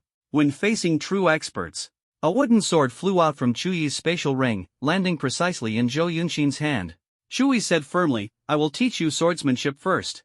You must learn diligently. Zhou Yunqin respectfully replied, yes, master. Thus, Zhou Yunqin humbly began her training. On the summit of Mount Kunlun, amidst the swirling mist and majestic atmosphere, Chui instructed, swing your sword as swiftly as the wind, for the sword is an unstoppable weapon. Each of his movements carried an unparalleled sharpness. Zhou Yunqin, filled with determination, responded, understood. Please guide me, master. The sword is meant to eradicate evil and uphold justice, Chui imparted with all his might, his aura as imposing as a mountain, igniting the fire of righteousness in Zhou Yunqin's heart. Zhou Yunqin's expression grew resolute, master, I will strive to become a sword that protects. Half a month passed, and under Chui's meticulous guidance, Zhou Yunqin grew increasingly in awe of his strength, perceiving him as a being capable of destroying worlds. Chui spoke calmly, follow me. A surge of intense emotion welled up in Zhou Yunqin's heart as she respectfully replied, yes, master. Chui formed a hand seal, activating a mysterious technique that opened a portal through time and space. Together, they stepped through. In an instant, a bone-chilling wind swept over them, transporting them to the Arctic ice fields. Standing there, they were enveloped by the boundless expanse of snow and ice, the howling wind, and the dazzling white landscape. Zhou Yunqin shivered from the cold and asked, trembling, it's so cold, master. Where are we? Chui replied calmly, this is another world, and I am from that world. Another world? Master, you come from there? Zhou Yunqin was utterly shocked, her imagination ignited. She had never imagined such a possibility, it was truly incredible. Chui looked at her and smiled faintly, sit down first. I have something to teach you. Understood, master, Zhou Yunqin nodded and sat cross-legged. Chui then placed his hands on her head, channeling his primordial energy to begin the transmission. He spoke softly, what kind of abilities you gain will depend entirely on fate. Suddenly, a powerful force of extreme cold surged within Zhou Yunqin's body, emanating a bone-chilling frost. Her entire being was filled with icy energy, and she miraculously stood up. The shock of the day was overwhelming. She had actually crossed into another world, a world brimming with supernatural powers. Zhou Yunxin looked at Chui in confusion and asked softly, "Master, what exactly is going on?" Chui smiled mysteriously, his tone filled with wonder. "Feel it carefully. This is supernatural power. As long as you work hard to cultivate, your future will be boundlessly bright." "Yes, Master. I will definitely work hard and never let you down." Zhou Yunxin's heart brightened upon hearing Chuyi's words. Chui brought Zhou Yunxin to Starfire City, a metropolis filled with both technological and natural elements. Zhou Yunxin gained a deeper understanding of this world. The Dragon Nation had only 5 cities, and Starfire City was one of them. She also learned of her master's immense power, as Chui was the founder of Starfire City. In this world overrun by exotic beasts, Chui had managed to build such a prosperous city, making Zhou Yunxin admire him to the utmost. At this moment, Zhou Yunxin was filled with respect and admiration for Chui. He was nothing short of a hero. Chui not only arranged accommodations for her but also allowed her to train independently, providing occasional guidance to help her progress. An hour later, in the Starfire City mayor's office, a chubby man said anxiously, "Brother Chu, you haven't been back for a long time. We've all been worried about you." Chui asked curiously, "What happened?" The chubby man replied helplessly, "Nothing major, just that Starfire Academy has started its new term. You, as the dean, didn't attend, but Senior Xiao, the vice dean, went, so there were no issues." Chui nodded and asked, "Did you discover any promising students?" The chubby man smiled wryly. "Most of them are still kids, and there are few with real potential. The number of supernatural beings is increasing, and Blue Star's spiritual energy is growing stronger. More people are awakening supernatural powers, but those with true potential are still rare." Chui continued, "What about the ban on hunting exotic beasts in Starfire City? Any reactions?" The chubby man sighed. "Brother Chu, the situation is complicated. High-level supernatural beings in Starfire City are already scarce, many have left for other cities." Chui smiled faintly. "Just as I expected. Go on." The chubby man nodded. "Overall, high-level supernatural beings have decreased, but low-level ones have surged, creating some chaos. Fortunately, Xiao Tianjua has managed to keep things under control." Chui nodded. "Continue." The chubby man shook his head. "Nothing else to report." Suddenly, he slapped his forehead, his eyes lighting up. "Oh, there is one more thing, though it's not a big deal. That alien named Ramnia has been looking for information about you recently." Chui frowned, thought for a moment, then smiled. "Got it. I'll handle it. I'll be in seclusion for a while. If there's trouble, find Xiao Tianjue. Also, my disciple Zhou Yunxin, if she encounters difficulties, make sure to help her." The chubby man nodded earnestly. "Understood, Brother Chu. I'll do my best." Deep within the Chaos Pearl, Anna's aura was continuously rising, like a blazing flame, signaling that she was about to break through to the heart movement stage. The heart movement stage was the first phase of transforming Qi into spirit, and it was finally achieved at this moment. Anna laughed excitedly to herself. "I've broken through to the heart movement stage." Chui was sitting at his desk, focused on reviewing documents. Suddenly, a powerful aura swept over him. He looked up to see Anna darting into his office like the wind. Chuyi's eyes widened in surprise, his voice filled with joy and disbelief. "Shauna, you've come out of seclusion so quickly?" Anna smiled warmly. "I missed you so much." Her eyes sparkled with deep affection, as if the days apart had made her cherish the person before her even more. In an instant, Anna pounced on Chui like a leopard, her legs tightly wrapping around his waist as she kissed him passionately. Her body radiated strength and warmth, as if she wanted to completely melt Chui in her embrace. Chui pushed Anna against the wall, their bodies pressed tightly together, hearts racing, passion burning like wildfire. Their lips intertwined, igniting endless desire and longing. At this moment, there was only each other, only love and yearning consuming them entirely. "Anna, this is the office," Chui reminded softly. Anna smiled mischievously and said, "Hee, that makes it even more exciting." The office was filled with a forbidden atmosphere as Chui and Anna's bodies clung closely, their passion rising continuously. Time flew by, and 3 hours passed in the blink of an eye. Anna nestled in Chuyi's strong embrace, her body trembling slightly. She gently stroked Chuyi's chest and asked softly, "Darling, when can we have a child of our own?" Her eyes were full of deep affection and anticipation. Hee, don't worry, we have plenty of time, Shui replied with a blissful smile. Just as he was speaking, there was a soft knock on the office door. Shui and Anna quickly tidied their clothes, their eyes filled with mutual understanding. Ahem! Shui cleared his throat. Come in. The door opened, and Ramnia walked in gracefully, politely saying, Mr. Chui, you're finally back. We've all been quite anxious. Mrs. Anna, Ramnia smiled and nodded at Anna. Shui asked amicably, Ramnia, is there something you need? Ramnia said nervously, it's about Spark Academy. I've prepared a proposal for the technology department and future planning, all done by myself. And then? Shui gestured for her to continue. Ramnia carefully took out a thick stack of documents and handed them to Chui.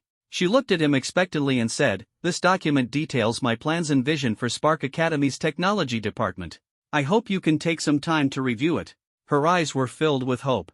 Shui said, solemnly, I will review it carefully and won't overlook it. His tone conveyed respect and seriousness. Ramnia frowned slightly and reminded, Mr. Chui, I wonder when you'll fulfill your promise. Shui waved his hand casually, well, when the time is right. I'm too busy right now. His words carried a hint of ease, as if he didn't take the promise too seriously. Ramnia left reluctantly, her expectations slowly fading, leaving a trace of disappointment. Anna curiously asked, Chui, what promise was she talking about? Her eyes were filled with doubt about Chui and Ramnia's relationship. Chui replied indifferently, it's nothing significant, just having dinner together. His tone was casual, showing little concern. Anna angrily exclaimed, that cunning woman actually came to Blue Star. Chui asked in confusion, what's wrong? Are you jealous? Anna pouted and said angrily, of course. You're my husband, and someone wants to have dinner with you. What if dinner leads to a hotel? No way, husband, we need to have a child now. Chui gently patted Anna's hand, Anna, don't be impulsive. No way. Anna immediately threw herself at Chui, hugging his waist tightly. After a while, Anna gently stroked her belly, silently thinking, this time, I must conceive. Chui rubbed his temples helplessly, pondering how to handle the situation. Sigh, it's not easy. We're cultivators, and the chances of success are very low. But I believe that as long as we persist, a miracle will happen. Anna said firmly, then we'll work hard every day until we get good news. Chui said calmly, let's look at this proposal first, it concerns our future. Anna nodded, her eyes shining with hope, filled with anticipation for the future. She gently sat on Chuyi's lap, her alluring figure making Chuyi's heart race. But he knew there were more important matters at hand. Chui reminded helplessly, Anna, can you focus? We have important things to deal with, and I can't concentrate with you like this. But, honey, isn't this good? Anna's lips curved into a charming smile, her voice carrying a playful allure, trying to move Chui with love and tenderness. The technology program at Starfire Academy is divided into several phases, starting with basic technology and gradually expanding to civilian and military applications. These fields encompass various technologies, all derived from Lamnia's wisdom and innovation. According to Lamnia's plan, she hopes to fully master these technologies and gradually achieve her goals over the next 1,000 years. Chuyi's heart raced with excitement as he exclaimed, these civilian technologies are incredible, completely beyond imagination. If these innovations can be realized, human life will become truly beautiful and happy. His voice was filled with passion and anticipation. Anna leaned against Chuyi's chest and softly said, we will definitely make it happen. Her voice carried determination and warmth, as if infusing strength into Chuyi's dreams. At this tender moment, Feng Qingyan suddenly pushed the door open and walked in, making Anna feel a bit awkward. Cough, cough. Feng Qingyan cleared her throat, trying to ease the atmosphere. Chui did not let go of Anna but instead held her tighter, looking up with a smile and asking, Sister Qingyan, why are you here? Feng Qingyan's expression turned serious, there's a troublesome matter. Chui frowned slightly, thinking that with Feng Qingyan's strength, it was surprising she encountered trouble. He asked earnestly, what exactly happened? Feng Qingyan furrowed her brows, her tone uncertain, our network has been attacked, but we can't find the cause. Chuyi's brows knitted, is this serious? Feng Qingyan replied calmly, Chui, you should know how important the network is in this era. Anna took out her phone to check and found there was no signal at all. She exclaimed in surprise, i.e., there's really no network. Chuyi's brows tightened, not even a single clue? Feng Qingyan smiled bitterly, none. It's very strange. The network seems to have suddenly disappeared, and even Our satellites are completely paralyzed. Anna frowned and leaned close to Chu Yi's ear, whispering a few words. Chu Yi narrowed his eyes, staring at Feng Qingyan, and hesitantly asked, "Who are you really?" Feng Qingyan's face froze for a moment, but quickly returned to normal, speaking with confusion. "Chu Yi, how could you not recognize me? I am Feng Qingyan." Chu Yi took a deep breath, his gaze firm. "Then let me ask you a few questions. Where did we first meet? How many people were present at the time?" Feng Qingyan looked a bit embarrassed. "Chu Yi, it's been so long, I can't remember." Chu Yi stared at her intently, his tone turning cold. "You're not Sister Qingyan. How could an ability user have such poor memory? And your acting is terrible. Sister Qingyan never directly calls me Chu Yi, she always calls me little brother.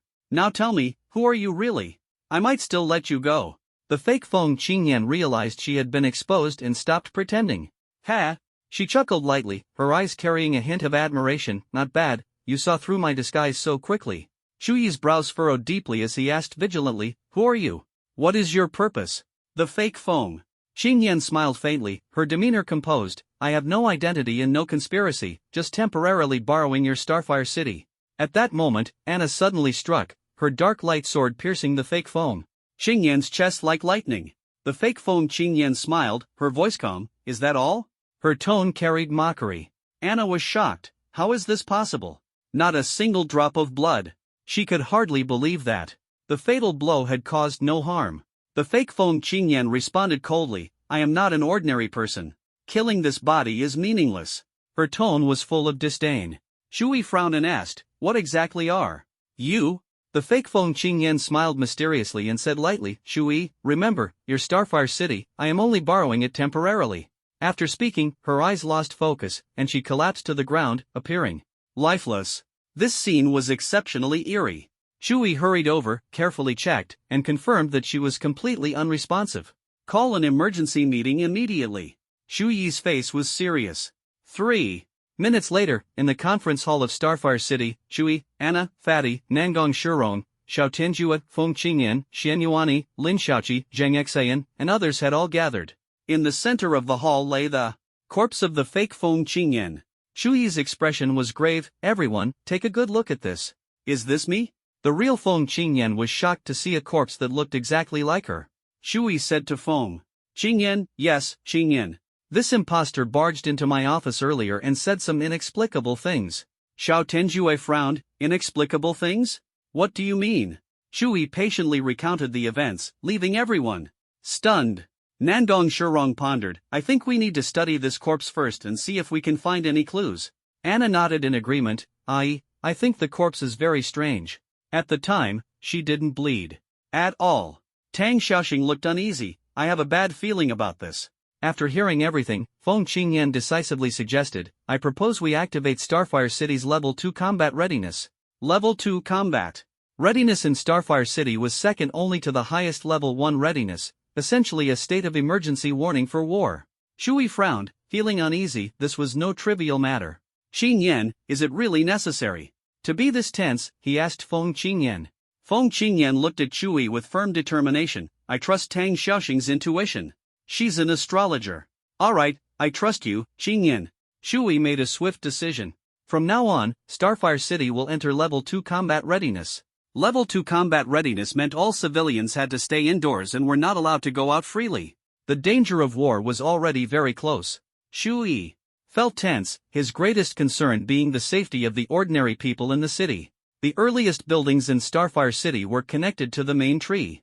As long as the main tree was intact, the subsidiary trees would remain stable, which gave Chu Yi some reassurance.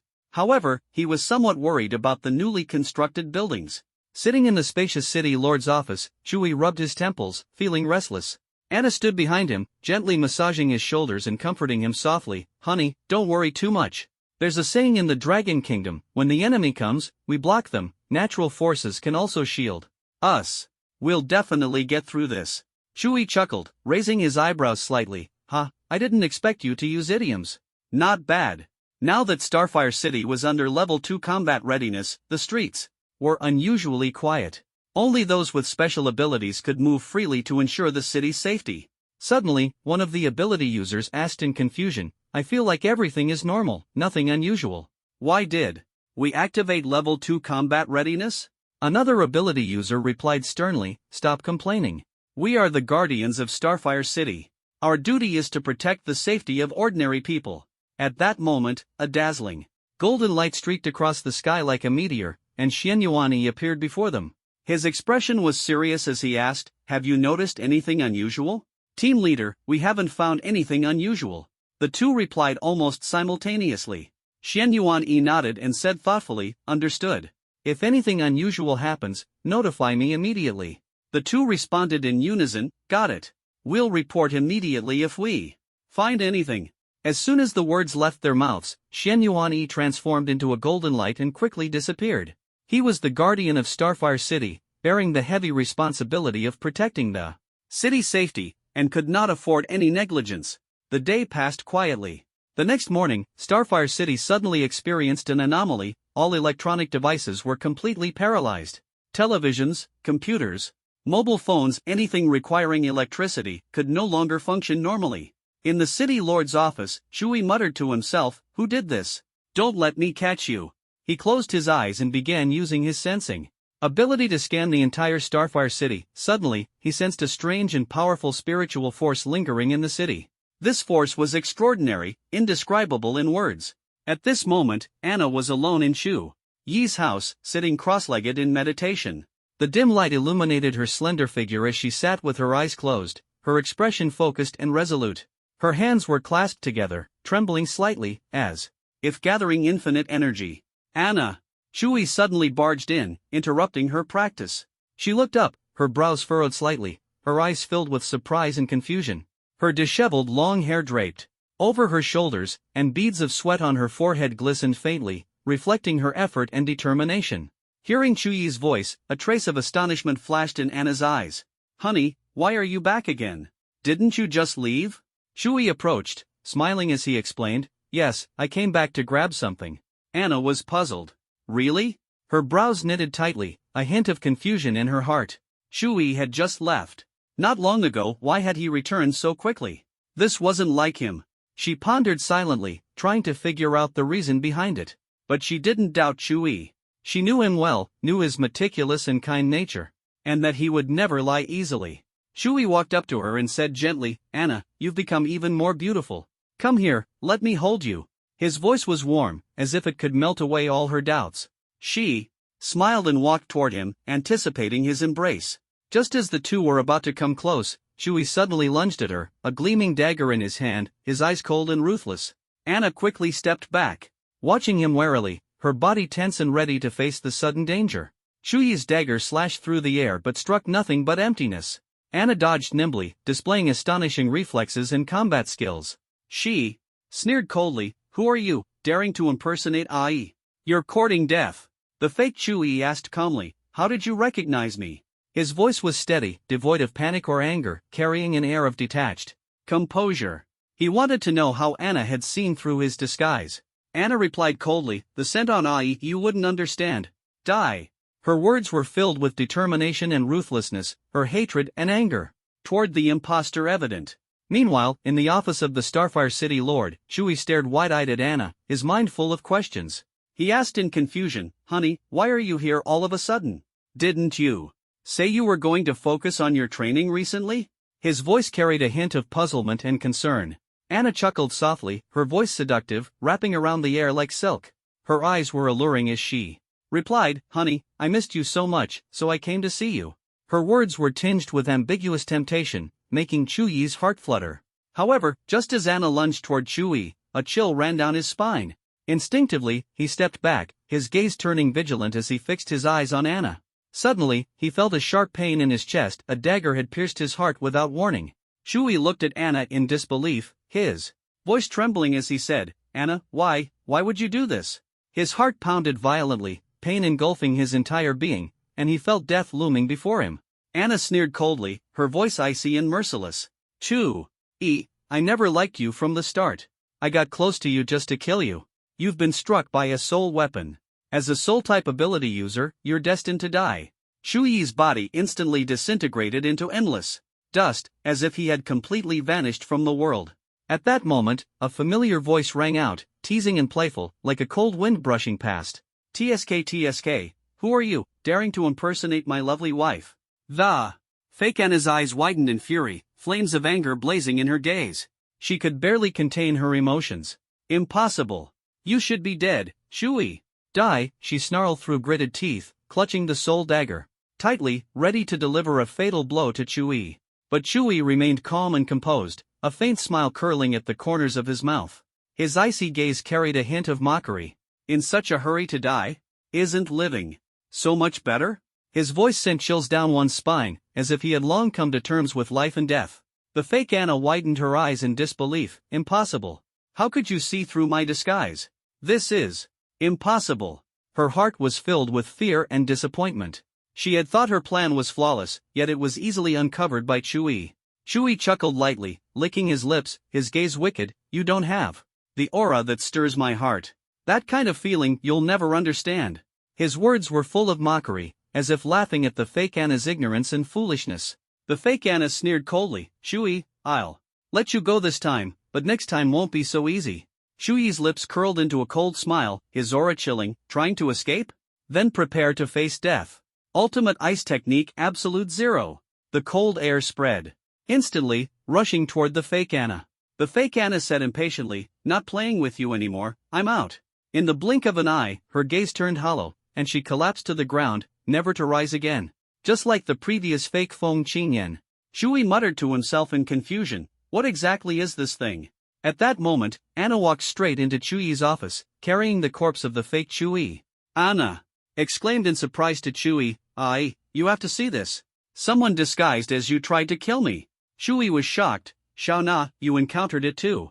Anna looked at the corpse on the ground, identical to herself, and fell into deep thought. Troubles just kept coming. Spark City was in a period of rapid development, yet such bizarre events were happening. Chui couldn't comprehend the strange mental force, nor could he understand why someone wanted him dead. And that phrase, temporarily borrowing Spark City, what did it even mean?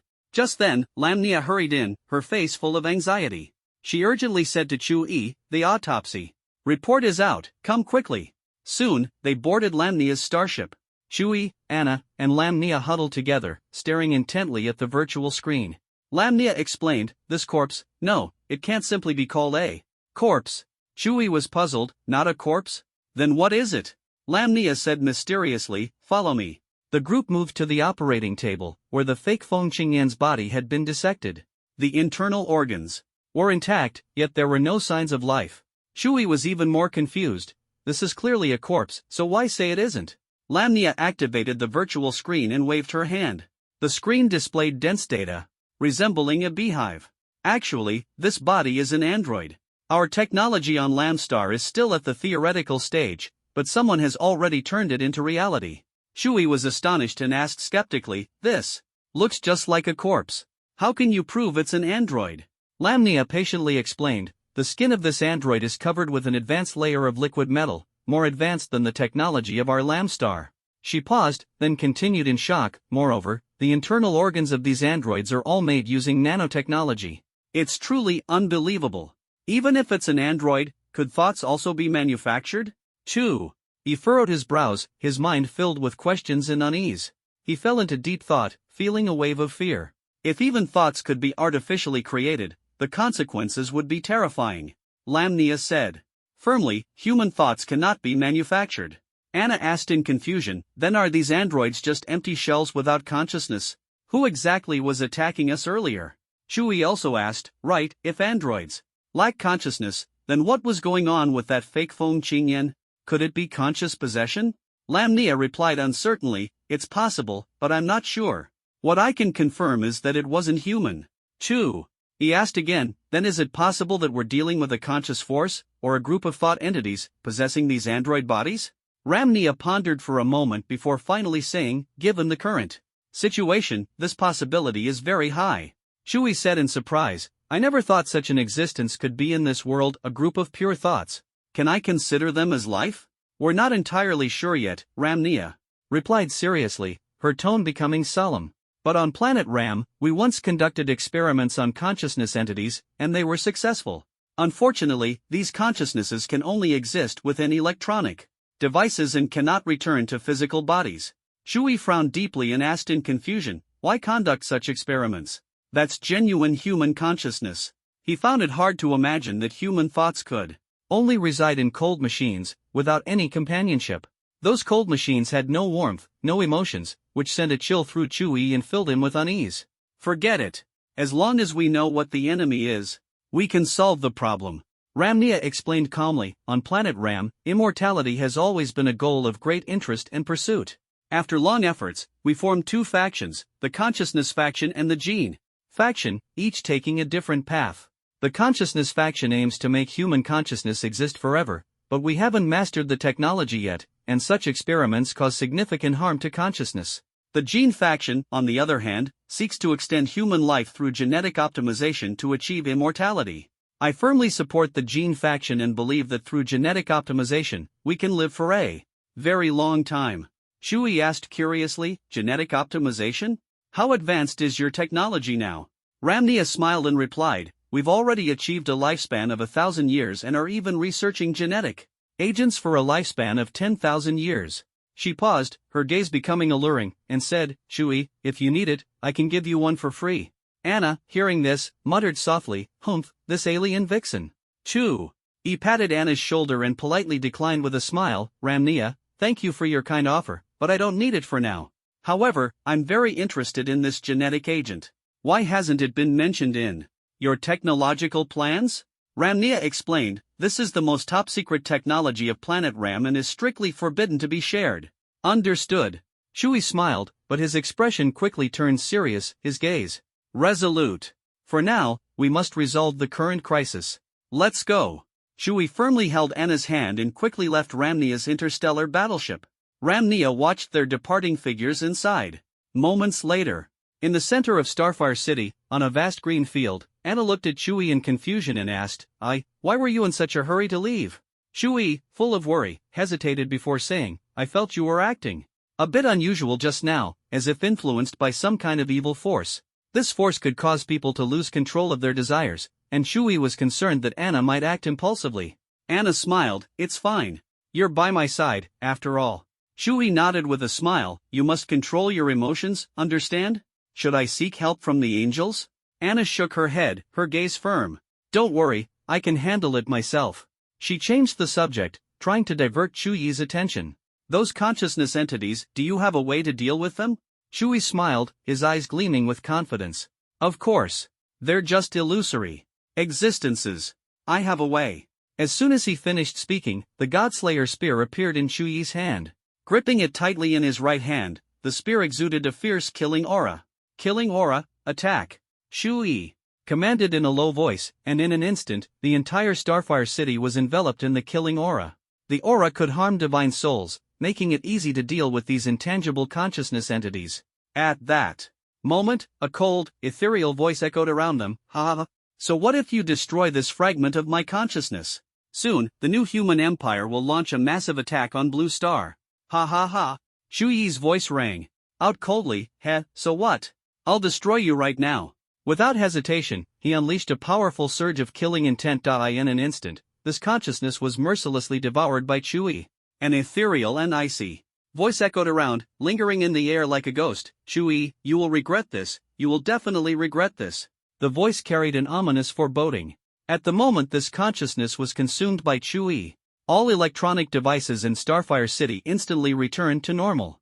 Using his abilities, Shui loudly announced, his voice reverberating throughout Starfire City, from now on, Starfire City is lifting the level 2 combat readiness status. The sudden silence was broken, and the residents of Starfire City stepped out of their homes, overwhelmed with an indescribable joy. People gathered together, talking excitedly, as if reborn, their voices filled with hope and determination. Shui gazed at the scene before him, silently vowing in his heart that no matter what difficulties he faced, he would never waver and would protect this beloved homeland to the death. His eyes swept over every face, every pair of eyes shining with resolute light.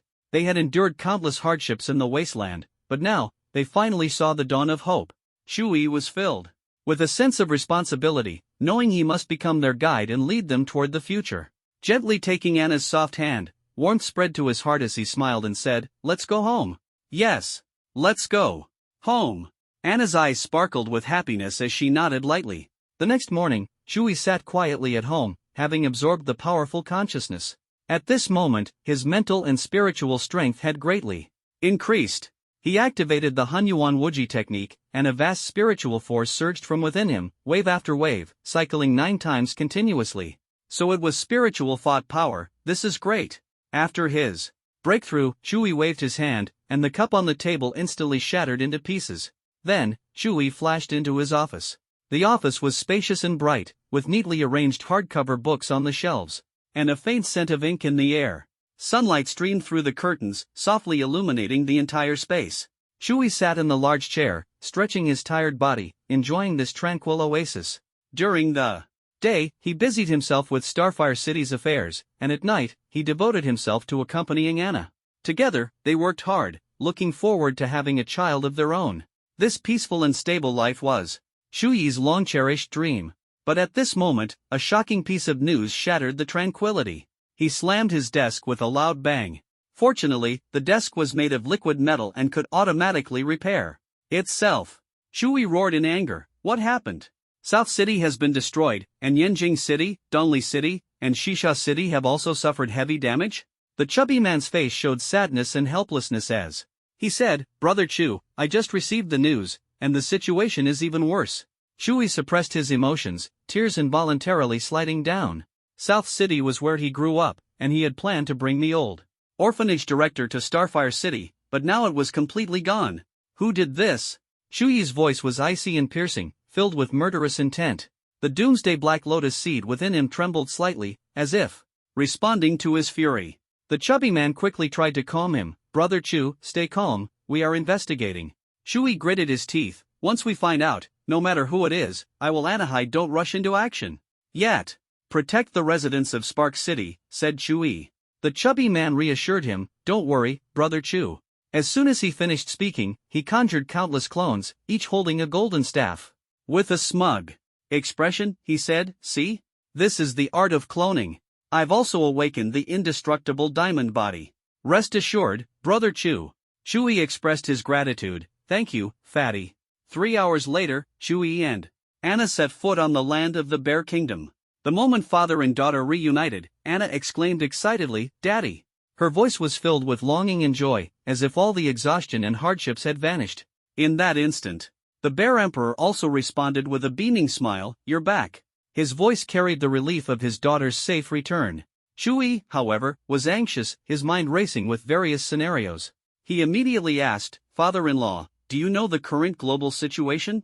His voice was filled with concern for his homeland and unease about the future, eager to gather information to make the right decisions.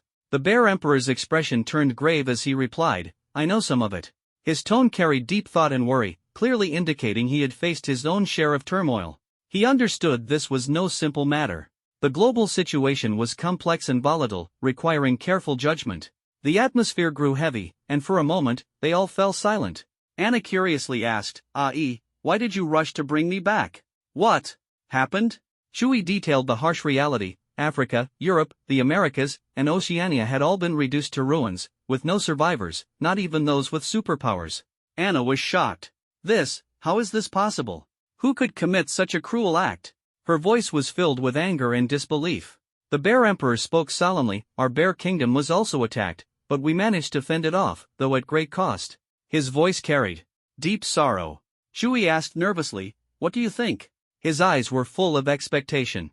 The Bear Emperor replied wisely, the enemy is extremely cunning, but they didn't anticipate that you are my son-in-law. His tone exuded confidence. Shui was puzzled. Cunning? Why? The Bear Emperor replied mysteriously, there is only one place in the world that hasn't been attacked. Do you know where it is? His words were full of suspense. Shui suddenly realized and exclaimed excitedly, it's my Spark City. Why is that? His voice was filled with surprise and curiosity. The Bear Emperor calmly explained, the entire world has suffered devastating attacks, yet your Spark City remains unscathed.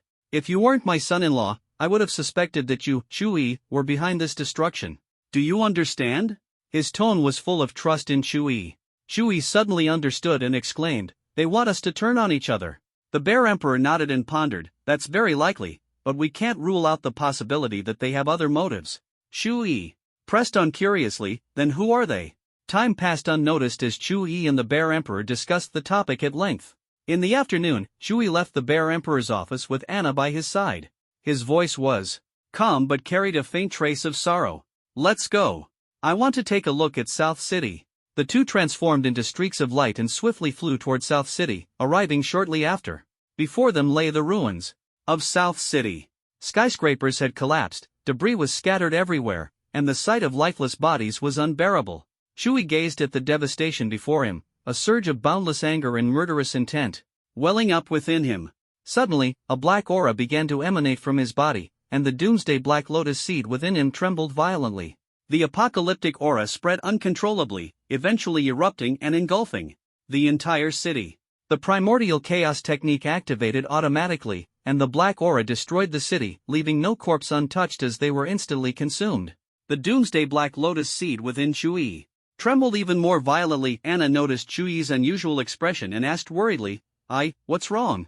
Chu-Yi was awakened by Anna's voice and immediately regained his composure, saying uneasily, It's nothing. Let me calm down." The southern city was now in ruins, with the sight of a collapsed old neighborhood before them. Chu-Yi sat amidst the rubble, disheveled, staring blankly at the scene in front of him. Anna stood silently beside him, accompanying him. This place had once been Chu-Yi's home, but now it was nothing but ruins. Tears slid down the corners of his eyes, his heart filled with unspeakable sorrow. "This is all my fault. It must be the so-called new human empire's doing. If I hadn't killed that consciousness entity back then, things wouldn't have turned out like this." Chu-Yi suddenly recalled the words the consciousness entity had said to him before dying. "Chu-Yi, you will regret this. You will definitely regret this." These words echoed repeatedly in his mind, weighing heavily on his mood. Anna comforted him, "This isn't your fault." Chu-Yi let out a long sigh. Just as he was sighing, spatial fluctuations suddenly appeared around them. He immediately became alert. As a spatial ability user, he was all too familiar with such anomalies. They signified someone was teleporting. "Be careful, an enemy is coming." Chu-Yi shielded Anna, his gaze growing more resolute. Looking at the destroyed city, he cherished those around him even more. In an instant, countless small flying devices appeared around Chu-Yi and Anna, arranged in a diamond formation with an eerie design. Yulatisai suddenly emerged from the distance, a woman wearing a distinctive leather coat and a black cape that exuded a sinister and terrifying aura. With a mocking tone, Yulatisai said, "Well, isn't this Chu-Yi? Your homeland has been destroyed, how does it feel?" Chu-Yi frowned and asked coldly, "Who are you?" Yulatisai burst into laughter. "Don't you remember? It was you who killed so many of our dragon clan, leading to the failure of our war." Chu-Yi's gaze turned sharp as he stared at the woman before him and said, "You're from Pussy Star? What is your purpose in coming to Blue Star?" Yulatisai replied arrogantly, I am Yulatisai from Pussy Star. I've come to invite you, Chu-Yi, to join the new human empire." Chu-Yi did not respond but instead asked, "Was the attack on Blue Star you're doing?" Yulatisai threatened, "Of course it was us. Now you see how powerful the new human empire is, don't you? Surrender. Surrender and you can live, refuse, and it's a dead end." Upon hearing this, Chu-Yi's anger ignited instantly. He roared, "You attacked the dragon nation and still want me to surrender? Dream on." As soon as he finished speaking, Chu-Yi immediately activated the mixed element 5 forms and unleashed all his ultimate techniques, charging fiercely at Yulatisai. Mixed element clone.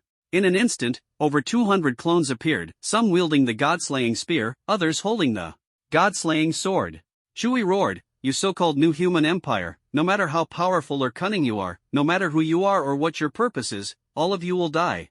His clones simultaneously unleashed various ultimate techniques, rushing toward Yulatisai. Their movements intertwined, resembling the descent of deities. Heavenly Absolute Sword Intent, Mixed Element Infinite Sword Slash. One clone raised its sword high, the tip gleaming with cold light. A sharp sword aura swept out, accompanied by a storm. 5 elements God-slaying formation. 5 clones simultaneously executed the 5 elements spear formation, radiating dazzling light. The forces of 5 elements intertwined, forming a massive array that trapped Yulatisai. Countless sacred spear shadows rained down like a storm. Extreme ice power, eternal instant. One clone condensed the power of extreme cold, instantly forming a glacier that froze Yulatisai within. Extreme thunder power, black thunder fury. Another clone unleashed black lightning, sweeping across like a raging dragon, its thunderous roar, enveloping Ulatisai in a sea of lightning. Water and wood power endless wooden prison. A clone wielded the power of water and wood, causing countless wooden vines to rise from the ground, forming a dense forest that entangled Ulatisai and drained her strength. Ice and Thunder Arcane, God-slaying arrow. One of his clones unleashed an ice bolt arrow at breakneck speed, aiming directly at Uratisai's heart. Instantly, the sky blazed with dazzling light, and Shui unleashed a barrage of attacks. The clones bombarded the area where Uratisai lay, relentlessly destroying it. Sword energy, spear shadows, glacial ice, lightning, vines, and arrows intertwined to create a trembling battlefield. Shui's power erupted, and he launched a fierce attack on Uratisai with unparalleled momentum. Boom boom boom. He attacked repeatedly, instantly destroying the surrounding small aircraft. Die. All of you die. Shui roared, his entire body shaking the blue planet, causing it to tremble slightly. Boom boom boom. As the attack intensified, the vibrations grew more and more noticeable, but Shui was completely unaware. Fury and bloodlust filled his heart, determined to annihilate Uratisai. Come on. You enjoy attacking civilians? Try it. Boom boom. The sound of destruction echoed continuously. A cacophony of explosions and collisions. Suddenly, a resounding slap struck Shui in the face, a voice piercing his heart. "Ai, wake up." Anna's words echoed in Shui's mind, startling him awake. He looked at her in confusion. What's wrong with me? Anna's expression was serious. If you keep going like this, the entire blue planet will be destroyed. Shui said regretfully, I'm sorry, I lost control. Anna comforted him, it's okay. She gently stroked Shui's cheek and asked with concern, does it hurt? Shui ignored the pain and asked anxiously, it's okay. What about Ulatisai? Is she dead? Anna's face was gloomy and grim. She's fine. She wasn't really hurt at all. Ha, Shui, do you really think I don't know your strength? Ulatisai's voice suddenly rang out, thick with sarcasm. You thought I'd leave you defenseless? You thought I'd show up in person? I'm telling you, this is just a projection of mine. Ha, damn it. Shui gritted his teeth, anger burning in his chest like a flame. Ulatisai's face was gloomy, like a dark cloud hanging overhead, exuding an eerie aura. She said coldly, since you refuse to surrender, then wait for the destruction of the new human empire. As soon as the voice fell, she disappeared without warning, as if she had never appeared. Feng Qingyan hurried over, her eyes were very anxious, and her voice was uneasy. Shui, Anna, what happened here? She glanced at the south city and found that the ground had cracked into countless cracks, ice chips were everywhere, there were traces of burning, and the ground was even covered with deep sword marks. When Shui saw Feng Qingyan, he was confused and surprised. Sister Qingyan, why are you here? What happened? His tone revealed uneasiness. Feng Qingyan took a deep breath, her face even gloomier. Something big has happened. We must return to Xingho City immediately. Soon, everyone gathered nervously in the conference hall of Xingho City. Xiao Tianjue's face was solemn, and he spoke slowly. Shui, as the city lord, I have to tell you a bad news. Shui's heart tightened, and he had a bad premonition. Senior Xiao, please speak. Xiao. Tianjue's tone was heavy. Global volcanoes are about to erupt, accompanied by huge tsunamis and violent earthquakes. Shui felt a chill and asked anxiously, how serious will the consequences be? Ramnia stood up and said helplessly, according to calculations, ordinary people will not be able to survive on Blue Star within half a month.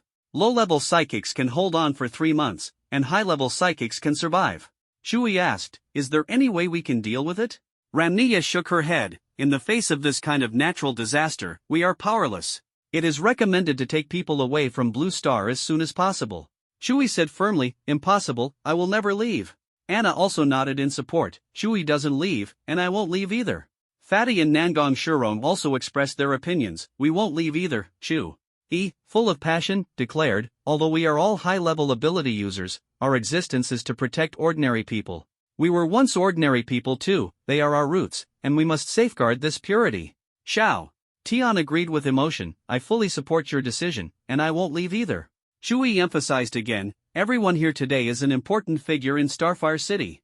I give you the choice, if you want to leave Blue Star, you can go with Ramnia. Feng Qingyan firmly stated, I am a Blue Star native, I will never leave. Xian Yuani stood tall and said, I won't leave either. A man should take responsibility. Lin Shaoqi declared. Without hesitation, I'm staying. Everyone expressed their determination, their eyes resolute. Shui looked affectionately at Little Scorpion and said firmly, "Little Scorpion, use your powerful sand abilities to surround Starfire City and prepare for defense." Little Scorpion responded proudly, "Don't worry, I am the Sand Emperor." Shui turned to Xiao Tianjue and said sincerely, "Senior Xiao, at critical moments, the safety of Starfire City depends on you." He then addressed Anna, "Xiao Na, stay in the city and protect yourself well." Anna asked worriedly, "Ai, where are you going?" Shui smiled confidently, "Don't worry, I'm going to save the entire world." Then he looked at Fatty, "Fatty, let's go." Fatty responded without hesitation, "Huh, Brother Chu, let's go do something big." And so, Shui and Fatty left Starfire City, embarking on their journey to save the world. Their eyes were resolute, seemingly able to pierce through the barriers of time and space. Moments later, the magnificent scenery of the Arctic ice fields unfolded before them. Snow-covered plains and towering ice mountains appeared like natural works of art. Fatty exclaimed, "Wow! There are over 300 young ladies here. Brother Chu, where did you find them?" He was extremely excited. Shui calmly replied, 364 of them. They are all poor souls in need of help, his tone tinged with compassion. At that moment, Shui walked slowly to Chuyi's side and said respectfully, "Master, you have returned." Shui nodded, glanced around, and asked, "Where is Little Wolf?" Shui answered proudly, "Master Wolf is training them up ahead." Shui was surprised, calling Little Wolf Master? Shui affirmed firmly, "Yes, Master, I have already apprenticed under Little Wolf." Shui nodded silently, acknowledging it in his heart. Suddenly, Little Wolf appeared beside them and said respectfully, "Welcome back, Ice King." Shui looked at Little Wolf and asked, "Is there anything unusual in the Arctic ice domain?" Little Wolf replied respectfully, "Ice King, there were a few tremors in the Arctic just now, but they quickly returned to normal." Shui nodded and said firmly, "Protect these 364 people well, I must set out." His voice carried determination. Not long after, Shui and Fatty finally arrived at the core area of the Antarctic fire prison. He came here, of course, to find his long-lost friend Shin Haoran. It had been a long time since he had seen Shin Haoran. Shin Haoran was one of the strongest ability users Shui knew. A fire element ability user who should have a way to deal with volcanic eruptions. Fatty couldn't help but ask, "Brother Chu, why exactly are we here in the Antarctic fire prison?" Shui replied calmly, "I'm looking for someone very powerful." As soon as he finished speaking, he shouted loudly, "Brother Haoran! Brother Haoran! It's me, Shui. Where are you?" But the surroundings were silent, with no response. Shui frowned. Since parting ways with Shin Haoran, he hadn't received any news from him. He shouted again, "Brother Haoran! Brother Haoran!" This time, a woman and a girl appeared instead. They exuded a strong fiery aura and turned out to be the two people Shui had saved in a casino years ago. The woman said coldly, "Who are you to dare trespass into the core of the Antarctic fire prison?" Clearly, they didn't remember Shui, but he didn't mind. He calmly looked into the woman's eyes and gently asked, "I'm looking for Shin Haoran. Do you know where he is?" The woman responded coldly, "I don't know Shin Haoran. You should leave now, or don't blame me for being rude." At that moment, a sudden wave of familiarity surged in the woman's heart. She felt a mysterious connection between her and Shui, which made her uneasy. She stared at Shui and said doubtfully, "I feel like I've seen you somewhere before." Shui gazed at the woman in front of him. She was still alive, and that gave him a sense of relief. He had made great efforts for this moment. Identity doesn't matter. What matters is that you live well.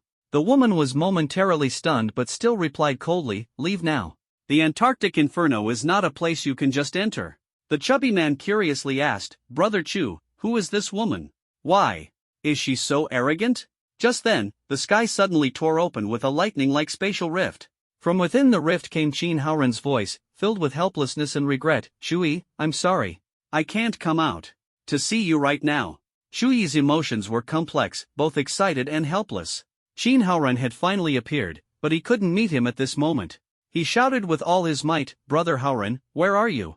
Shin Haoran's voice echoed again, filled with urgency, "I'm in the spatial crevice, suppressing a spatial upheaval." Shui was overjoyed and, without hesitation, activated his spatial ability, crossing the rift and pulling the chubby man along with him. Half an hour later, the area was shrouded in darkness, filled with immense spatial energy. The space had become extremely unstable. Shin Haoran was focused on suppressing the spatial upheaval, his figure resolute and imposing in the darkness. "Brother Howren, I didn't expect you to be here. No wonder we haven't seen you for so long. What exactly happened?" Shui's expression was grave, sensing that the space could collapse at any moment. If not for Qin Haoren's suppression, the consequences would be unimaginable. Qin Haoren smiled.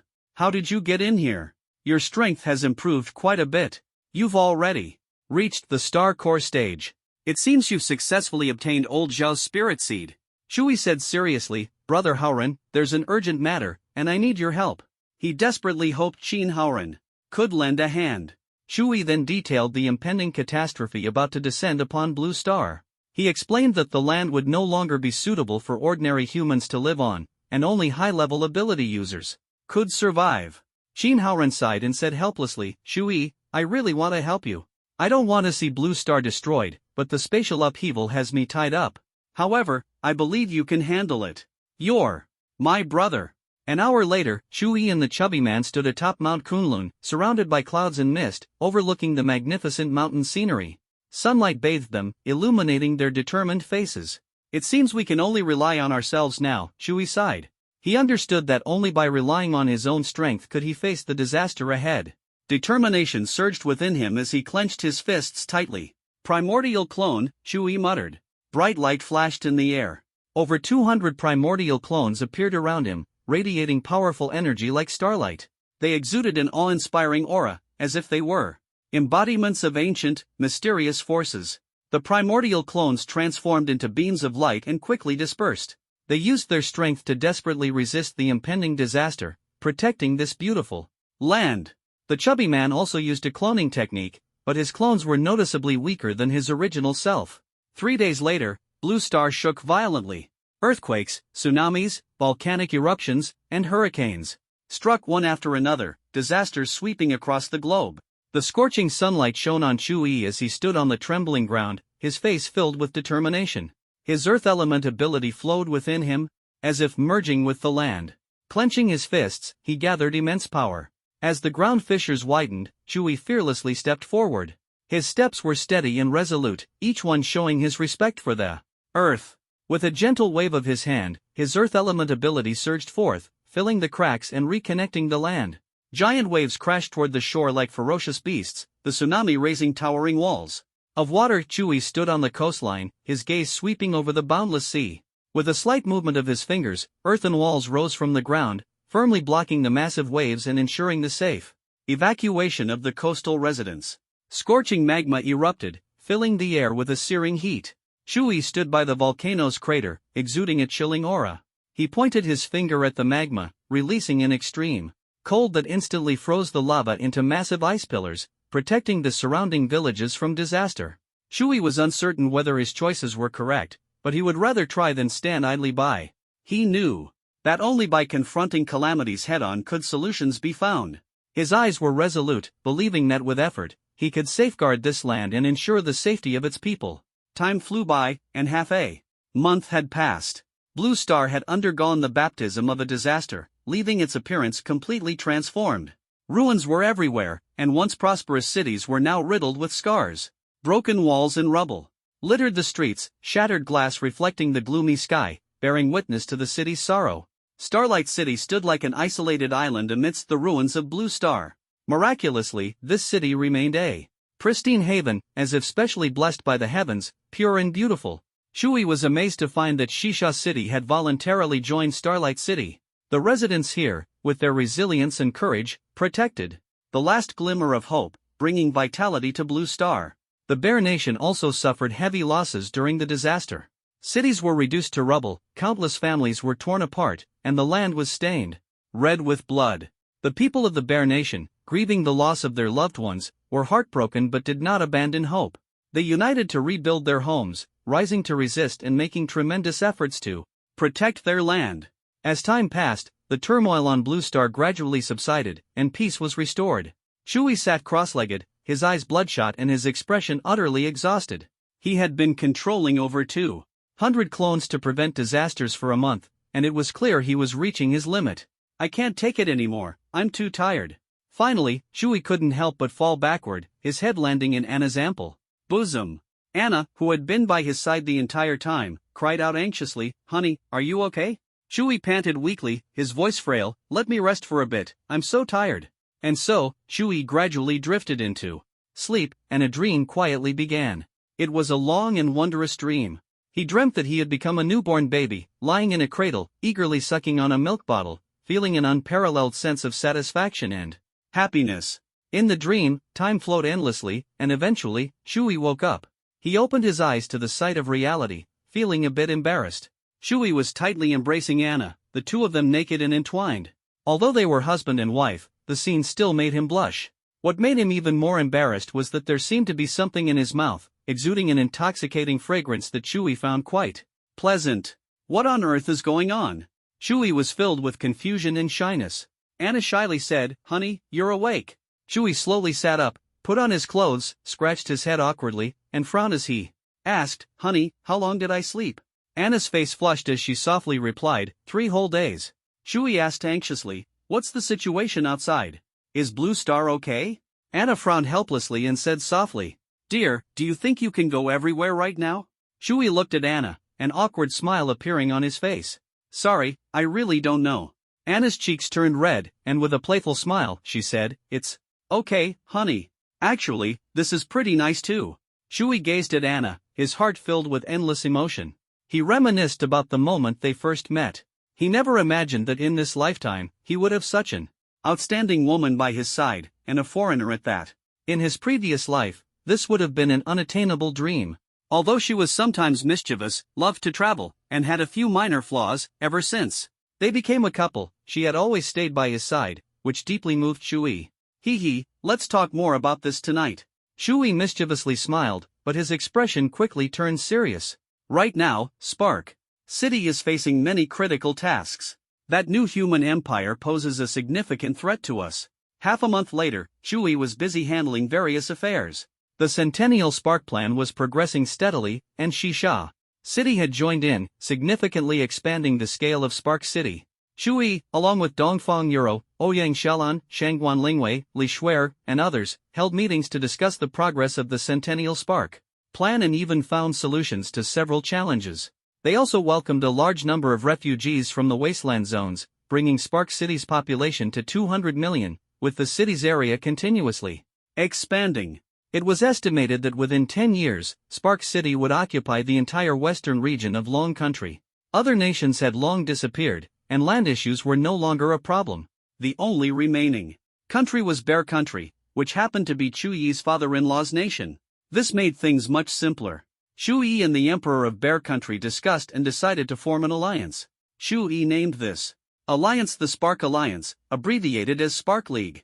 In the conference hall, Shu Yi represented Spark City, while the Emperor of Bear Country represented Bear Country, each occupying one side. The Emperor of Bear Country said solemnly, "Shu Yi, although I am your father-in-law, this alliance is very important. I have a few conditions that I hope you can agree to." Shui smiled and replied, "Please go ahead."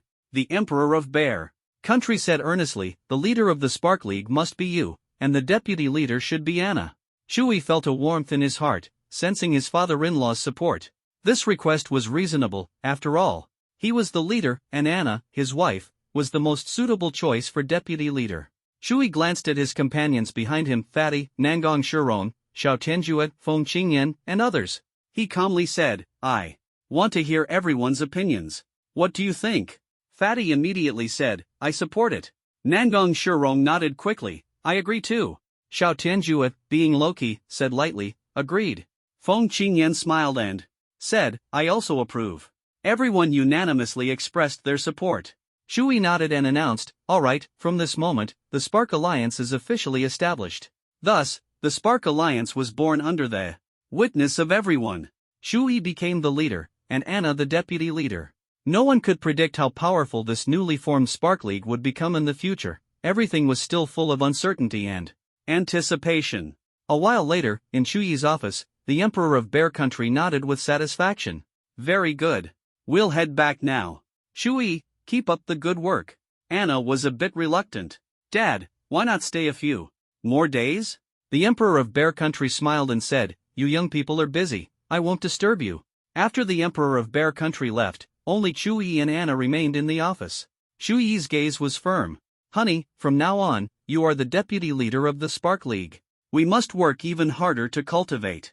As for the parallel universe travel you mentioned, I promise you, we'll go when we get the chance. Anna nodded. Seriously. I understand. With you here, I'm not afraid. I know Dad's intentions, he just doesn't want me to suffer. Chewie raised an eyebrow and smiled. Then come on, let me see your strength. Anna didn't back down. No problem. I'm much stronger now. With that, the two instantly traversed time and space, arriving in the vast universe. Their strength had already reached the Star Core stage, and if they fought on Blue Star, it might cause severe consequences. The duel began. Chewie gripped the god-slaying sword, while Anna held the radiant dark light sword. The two swords intertwined, creating a dazzling sea of sword light. The sword light burned brightly, and the sword beams crisscrossed, each collision sparking like a symphony of life and death. As time passed, their stamina gradually depleted, but neither was willing to yield. Shu Yi's sword techniques grew increasingly fierce, while Anna displayed astonishing agility and flexibility, her sword movements becoming faster and faster. Suddenly, Shu Yi launched a surprise attack, swiftly turning and pointing the tip of his sword directly at Anna's back. Anna swiftly dodged, the sword light grazing past her and bringing a chill wind in its wake. Sweat beaded on Anna's forehead. She knew this was a critical moment. Without hesitation, she unleashed her ultimate move, and the blade emitted a dazzling dark glow. Shu Yi's eyes flashed with surprise, but he did not retreat. He gripped the hilt tightly, the tip of his sword gleaming coldly as he launched another fierce attack. The sword techniques of the two intertwined into a magnificent display, the clash of blades echoing across the battlefield. Their figures moved rapidly, each strike carrying immense power. The intense duel lasted for a full 2 hours, the battle burning like a raging fire. At this moment, Anna's forehead was drenched in sweat, her body showing signs of fatigue. Shu Yi lightly patted her shoulder and said, gently, "Little Na, you need to push harder. I haven't even used my full strength, and you're already struggling." Anna retorted defiantly, "Humph. Apart from Senior Xiao Tianjue, Sister Qingyan, Xian Yuani, and Lin Xiaoqi, no one on Blue Star can defeat me." Shu Yi asked with a smile, "Do you think that fat guy can't beat you?" Anna pouted in dissatisfaction and said, "Exactly. And that fat guy, I really don't understand how he cultivates. He eats and drinks all day, yet his realm advances so quickly." Shu Yi continued, "There are more people who can defeat you, even some who can surpass Xiao Tianjue." Anna asked in surprise, "Besides you, who else? Is there really someone that's strong on Blue Star?" Shu Yi smiled mysteriously and said, "When the time comes, you'll naturally find out." 3 hours later, Shu Yi brought Anna to the spiritual spring on Mount Kunlun. Ever since Shu Yi obtained the Chaos Pearl, the spring's power had somewhat diminished, but it still radiated potent spiritual energy. Shu Yi spoke to Anna warmly, "Sit down, I want to teach you something special." Anna obediently sat cross-legged and asked curiously, "What are you going to teach me?" Shu Yi smiled mysteriously and said, "You'll find out soon enough." With that, he placed his hand on Anna's head, and the power of primordial chaos began to flow into her body. He intended to transfer the power of space and the power of speed to Anna, which would significantly enhance her velocity. After all, she was his person, the stronger, the better. Transferring abilities was akin to injecting one's own power into another, but it did not weaken or deplete one's own strength. This ability to transfer powers was extraordinarily defiant of natural laws. Shu Yi could currently transfer up to 2 types of abilities. The power of space allowed for instantaneous movement, making one more agile. The power of speed exponentially increased one's velocity. For example, if Shu Yi's speed was 1, the power of speed could amplify it tenfold, making his speed 10. For Shu Yi, this enhancement was not particularly significant. However, for someone like Anna, who possessed light-based abilities, the amplification effect was incredibly dramatic. Anna's speed was already extremely fast, surpassing the speed of light. If her base speed was 10,000, the tenfold amplification from the power of speed would increase her speed to 100,000. Shu Yi's use of the power of speed added 9 to his own speed, but Anna could amplify her speed by 90,000. The entire process lasted 2 hours. Suddenly, a powerful spatial force erupted within Anna, accompanied by unparalleled speed. Her body vanished instantly, like a phantom. Her speed was now so fast that it had already surpassed the speed of light, further enhanced by the power of speed. In just a few seconds, Anna had flown to space and back. At this moment, Anna's speed was indescribably fast, surpassing everyone's imagination. She appeared excitedly in front of Chewie. You're amazing. My speed has exceeded 10 times the speed of light, and I feel like it can still improve. Chewie was also delighted. Great, now I can rest assured. 3 days later, in the office of the Lord of Starfire City, Chewie sat at the desk, gazing at Anna. She was his wife and also the deputy leader of the Starfire Alliance, intelligent and strong. Shauna, I need to go into seclusion for a while to train. As the deputy leader of the Starfire Alliance, I'll leave everything in your hands. Chewie's gaze was resolute. He knew he had to quickly improve his strength to face the impending threats from the new human empire and the alien species. Anna said reluctantly, can't you train at home? Can't we face the difficulties together? Her eyes were filled with worry and dependence. Chewie shook his head with a bitter smile. Shauna, we need to stay calm now. I need to focus on training to increase our chances of success. The power of the new human empire might be incredibly strong, and I can't guarantee that our current strength is enough. Hearing this, Anna's eyes flashed with determination. I understand your decision. But after you leave, how can I contact you? She had grown accustomed to living with Chewie, and the thought of separation made her uneasy. Chewie formed a seal with his hands, instantly condensing a crystal-like mark, the primordial seal. As long as Chewie was alive, it would not disappear. He handed the primordial seal to Anna and said gently, "This is my primordial seal. As long as you wish, I can respond to your call at any time." Anna curiously asked, "How do I use it?" She held the seal carefully, examining it closely. Chewie explained, "You can use it however you like, just wear it." His voice was filled with tenderness. Anna studied it for a moment and suddenly placed the primordial seal over her heart. A golden mark gradually appeared on her left chest, uniquely belonging to Chewie. I'm so clever. Anna beamed with satisfaction. Chewie felt a bit awkward. Shauna, you. Anna ignored him and directly embraced Chewie, giving him a deep kiss. Time seemed to stand still. They held each other tightly, their breaths intertwined. Anna said reluctantly, my heart belongs only to you. Remember to come back soon, I'll always be thinking of you. Chewie nodded firmly. Shauna, don't worry. As long as you call, I'll return immediately. His voice was filled with determination and affection. Anna nodded heavily, fully trusting Chewie's words. Their hearts were already deeply connected. Partings are always rushed, and just like that, Chewie left Starfire City, embarking on his path of training. He knew that only by continuously striving to improve could he protect everything he cherished. With a burning determination in his heart, Chewie decided to train in the Earth's core. The Earth's core was the heart of Blue Star, full of unknowns, and he wanted to explore it personally. At this moment, Chewie had reached the 5th stage of the Star Core phase. If he could break through to the peak of the Star Core phase, the 9th stage, his combat power would experience a tremendous leap. With this goal in mind, he quickly arrived at the core area of the Antarctic Inferno, where there was a massive volcano, possibly the most terrifying volcano on all of Blue Star. Chewie knew this volcano was the only passage to the Earth's core.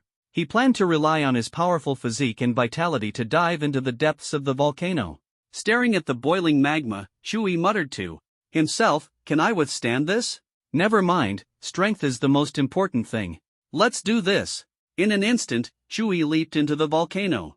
The scorching heat immediately seared his skin, but he gritted his teeth and endured.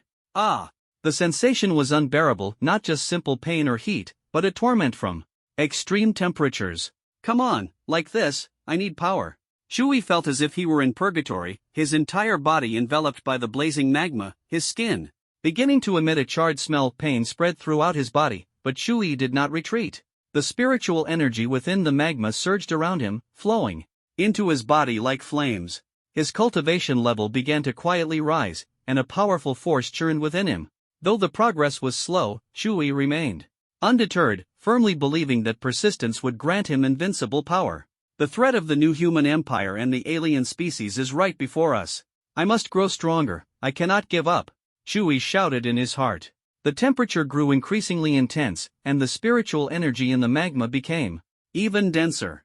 Time seemed to stand still as Chewie resolutely advanced deeper into the Earth's core. His body gradually adapted to the extreme heat, and the pain transformed into a peculiar sensation. He could feel the spiritual energy flowing within him, with every drop of magma enhancing his strength. In this world of magma, Shui felt his potential fully unleashed. After a long time, Shui reached the depths of the earth, 100 kilometers below the surface. The temperature here had already exceeded his limits, an astonishing feat. Shui hadn't expected the magma beneath Blue Star to be so terrifying, far beyond his expectations. It was estimated that the core of Blue Star was approximately 6,370 kilometers deep, and the temperature just 100 kilometers from the core was already unimaginably extreme. The core's temperature could only be imagined. Shui was thrilled. Amazing. I feel like I'm about to break through to the 6th stage of the star core realm. He held his breath and focused, fully activating the Hunyuan Wuji technique. In an instant, the surrounding magma surged into his body, not just the spiritual energy, but the magma itself. The Hunyuan star core within Shuyi's body began to undergo a miraculous transformation. As the magma merged, the spiritual energy grew stronger, the core's hardness increased, and its size gradually expanded. 3 days passed. Suddenly, a 6th stage star core realm aura erupted from Shuyi's body. He had successfully broken through. I was right to take this gamble. Shui was ecstatic, feeling that in another month, he could reach the late stage of the star core realm, with his combat power increasing dramatically. Shuyi's journey deeper into the earth continued, with the magma's temperature steadily rising. On the first day, he descended to a depth of 150 kilometers.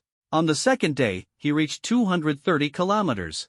On the third day, he miraculously descended to a depth of 400 kilometers, which was already his limit. He didn't know the exact temperature here, but it was undoubtedly extremely dangerous, where even the slightest mistake could cost him his life. Finally, I've reached 400 kilometers. This is the critical point for my breakthrough to the late stage of the star core realm. Shui was filled with joy and immediately focused on activating the Hunyuan Wuji technique. The magma continuously merged into his body, and the Hunyuan star core kept evolving. More importantly, his physical body began to undergo strange changes. The God-slaying demon body and the origin body were gradually merging. Shuyi's body was tempered in the magma, and the Hunyuan energy also gradually fused within. As the Hunyuan Wuji technique operated at high speed, the God-slaying demon body, origin body, and Hunyuan energy continued to merge and strengthen. Half a month later, a powerful aura emanated from Shuyi's body. His physical body had become even stronger, and his vitality was equally terrifying, with comprehensive enhancements. The Hunyuan Wuji technique broke through once again, reaching the 12th level.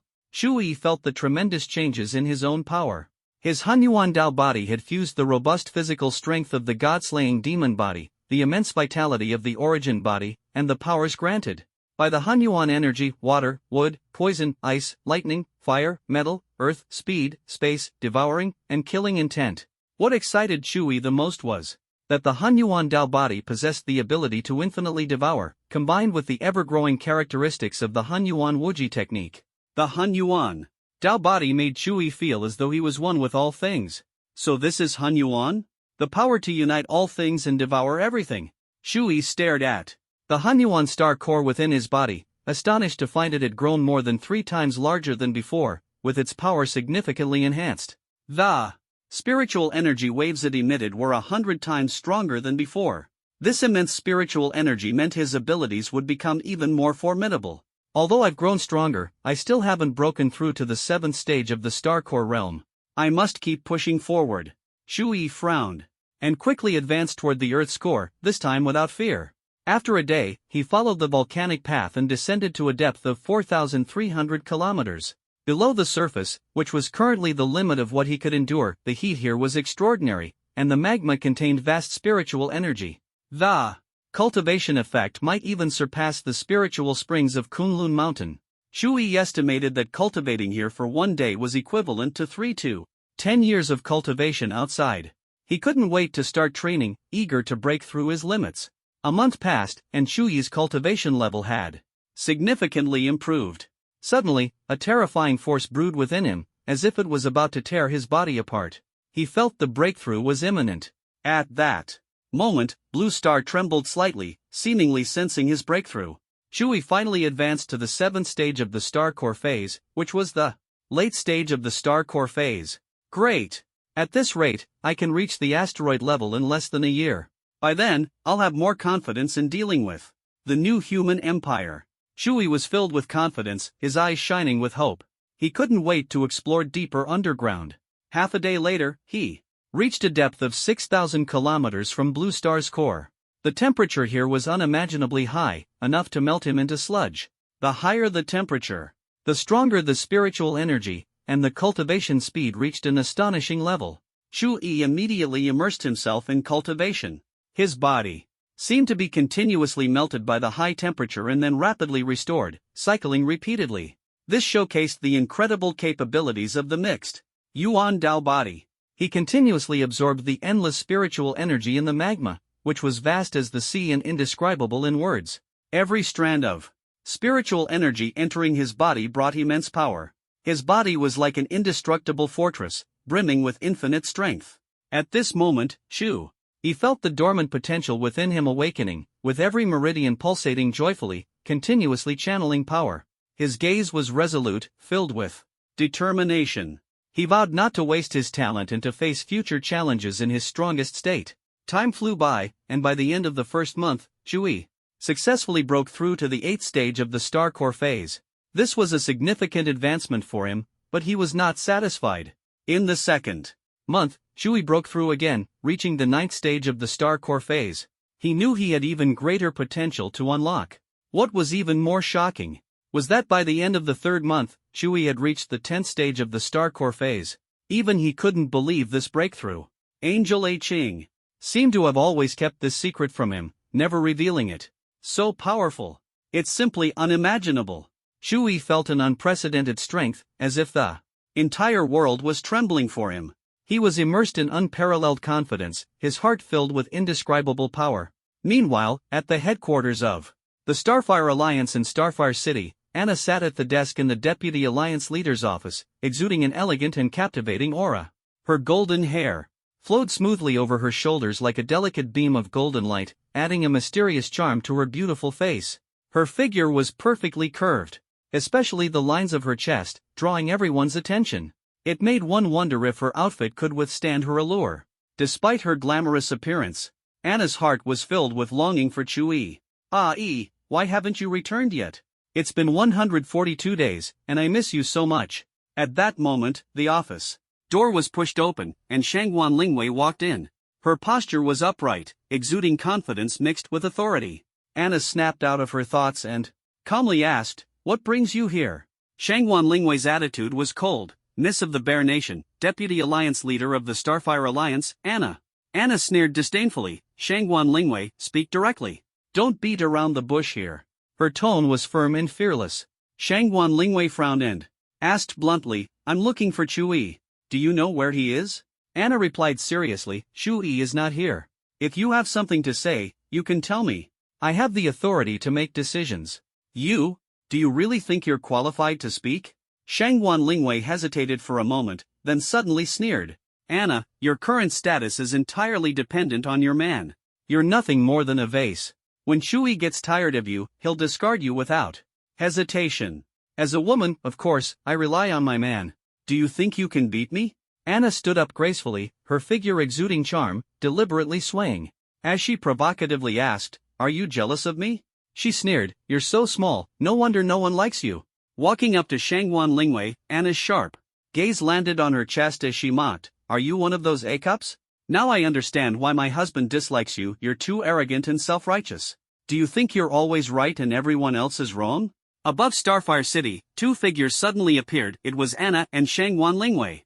Their eyes met, sparks flying, the tension so thick it seemed a battle could erupt at any moment. Anna stared at Shangguan Lingwei, her voice resolute. "If you refuse to accept me as the deputy leader, then let's settle it with strength." Shangguan Lingwei coldly replied, "The position of deputy leader belongs to the victor. Let's see who wins." Anna smirked mockingly, "Win first, then talk." As soon as the words left her mouth, the two clashed instantly, powerful shockwaves rippling outward. Shangguan Lingwei unleashed her true dragon shield, showcasing immense power. But Anna was even more formidable, skillfully wielding the powers of speed, space, and light, her movements unimaginably fast. Suddenly, a fierce sword aura swept through like a storm, separating the two. "Enough! Commanding voice from afar rang out. It was Xiao Tianjue. His imposing presence quickly brought him between the two. Shangguan Lingwei, what are you trying to do? Destroy the place, he demanded. Shangguan Lingwei retorted disdainfully, Anna is unworthy of being the deputy leader. Anna glared at her, unyielding. He doesn't like you, and I can't stand you either. Perfect, let's settle this. Fiery and straightforward, Anna was bold in love and hate, only slightly restraining herself when with Chu Yi. The tension between Shangguan Lingwei and Chu Yi fueled Anna's hostility. Xiao Tianjue intervened. What's the first rule of the Starfire Alliance? No internal fighting. You're tearing each other apart. Shangguan Lingwei fixed her gaze on Anna, scoffing, she's not even from our dragon nation. What right does she have to be deputy leader? The atmosphere grew even more strained as the two locked eyes. Anna coldly declared, want to know what gives me the right? I'll show you right now. Seeing the situation escalate, Xiao Tianjue decided to step in. Just then, Feng Qingyan arrived, riding her fiery phoenix. Anna, stop fighting. Let's wait for Chu Yi to return and settle this. Feng Qingyan looked at Anna, then turned to Shangguan. Lingwei. You, Lingwei, come with me. Feng Qingyan's arrival brought an end to the commotion. Meanwhile, Blue Star began to tremble slightly, the vibrations growing more pronounced. Everyone immediately became alert. Deep underground, Chu Yi, after enduring countless hardships, reached the core of Blue Star. A formidable spatial force blocked his path, exuding an aura of dread. This is spatial power. What's hidden here? Chu Yi frowned, using his own spatial abilities to probe and attempt to break through the barrier. Unfortunately, the force was impenetrable, beyond his current capabilities. Suddenly, a dazzling spatial light appeared, like an invisible giant hand gripping Chu Yi tightly and pulling him in. The powerful suction left Chu Yi powerless to resist, as if an unseen hand of fate was manipulating him. His body moved uncontrollably toward the light, as though drawn into a mysterious space. Moments later, Chu Yi found himself in a wondrous realm.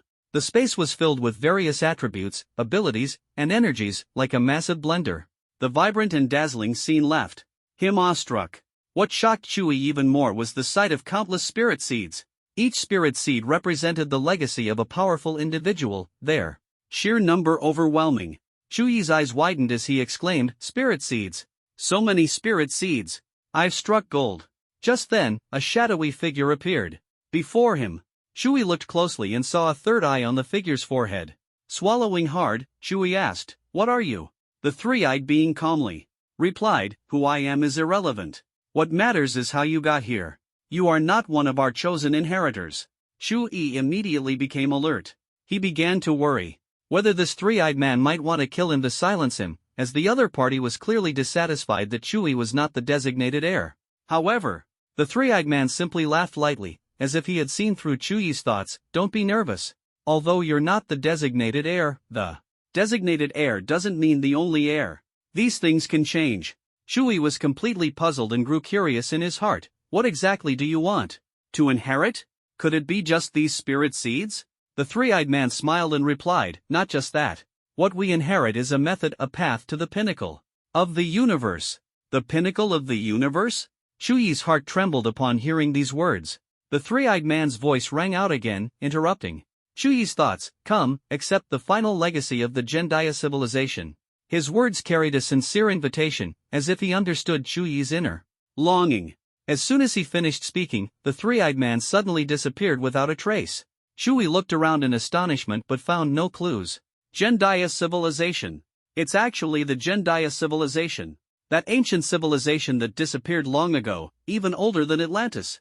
Chu Yi's heart was filled with questions. He couldn't comprehend how this civilization could have existed on Blue Star billions of years ago. More than 4 billion years ago. This planet had a powerful civilization. Even more incredible was the fact that there were already countless superpowered individuals at that time. This meant that the existence of superpowered individuals was far earlier than Chu Yi had imagined. Although he had learned from his primordial master that Blue Star had spiritual energy before the Master Seal, seeing the ruins of the Gendaya civilization with his own eyes still left Chu Yi in shock. Even more astonishing was that these ruins were preserved exceptionally well, as if time had no effect on them. Chu Yi began to ponder why the legacy of the Gendaya civilization was concentrated in the core area of Blue Star. Forget it, I'll complete the inheritance first. These things are treasures. Chewie shook his head, dismissing those complex thoughts, and focused on the spirit seeds before him. Among the spirit seeds, 3 stood out prominently, like cranes among chickens, exceptionally striking. The first spirit seed emitted an eerie aura, and Chewie couldn't grasp its true significance. It was mysterious and unfathomable. The second spirit seed released powerful spatial energy, stronger than any spatial spirit seed Chewie had ever seen, which was astonishing. The third spirit seed was equally strange, radiating an intense life force, but this force kept changing and was completely different from the life force Chewie was familiar with. Apart from these 3 strongest spirit seeds, there were 5 slightly weaker but equally dazzling spirit seeds. They represented the 5 basic elements: gold, wood, water, fire, and earth that formed the foundation of the world's phenomena. Although countless other spirit seeds existed, they paled in comparison to these 8. Just as Chewie was focused on studying these mysterious spirit seeds, a surge of mysterious and powerful energy suddenly flooded into his mind. In an instant, countless pieces of information about the Jendaya civilization emerged. The Jendaya civilization was born in the early days of Blue Star, approximately 4.5 billion years ago. At that time, all people had 3 eyes. The third eye possessed special abilities, including invisibility, clairvoyance, telekinesis, ice manipulation, illusions, and countless other extraordinary skills. Most importantly, Chewie learned that the strongest superpowered individuals among them had reached the supernova level. With Chewie's current strength, he was at the star core stage. The next stages were asteroid level, then planetary level, followed by stellar level. After reaching the stellar level, with long-term accumulation, it was possible to break through to the supernova level, a process that took at least 1 million years in the Jendaya civilization. The memories described that supernova-level individuals could easily destroy a star and wield true destructive power. If they unleashed their full strength, they could even obliterate the entire solar system where Chewie resided. Chewie couldn't help but swallow hard, incredulously muttering to himself, "This is unbelievable. Destroying stars? Destroying the solar system?" However, just as the Jendaya civilization was preparing to advance to a higher realm, they encountered a mysterious catastrophic disaster. An unknown powerful entity completely annihilated them. Chewie also learned detailed breakthrough methods and insights from first-tier ability users to the supernova level. The Jendaya civilization opened a green channel for him, allowing him to safely pursue the supernova level. Over the next 3 days, Chewie devoted a significant amount of time to deeply studying most of the information about the Jendaya civilization in his mind. He absorbed new knowledge like a sponge, broadening his horizons. Then, Chewie began to absorb spirit seeds, and in the blink of an eye, all the spirit seeds merged into his body. As long as time permitted, he could refine these spirit seeds and inherit the legacy of the Jendaya civilization's powerful figures. The Jendaya civilization's legacy also clearly explained the method for breaking through to levels beyond the supernova level. However, this process was extremely dangerous and had never been attempted before.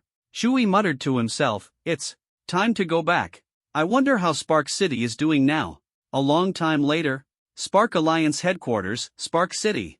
Spark City radiated even greater prosperity and vitality, with its area further expanded.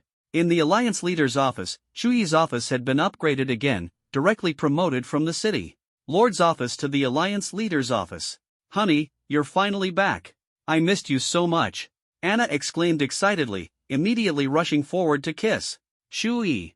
The two kissed for 10 minutes straight, their lips and tongues tightly entwined, as if the world had come to a standstill. Chewie responded gently, "Isn't that a bit exaggerated? It's only been less than 5 months." He hugged Anna lightly, and the two embraced tightly, feeling each other's warmth. After a while, Anna's expression turned serious. "Honey, something strange has happened recently."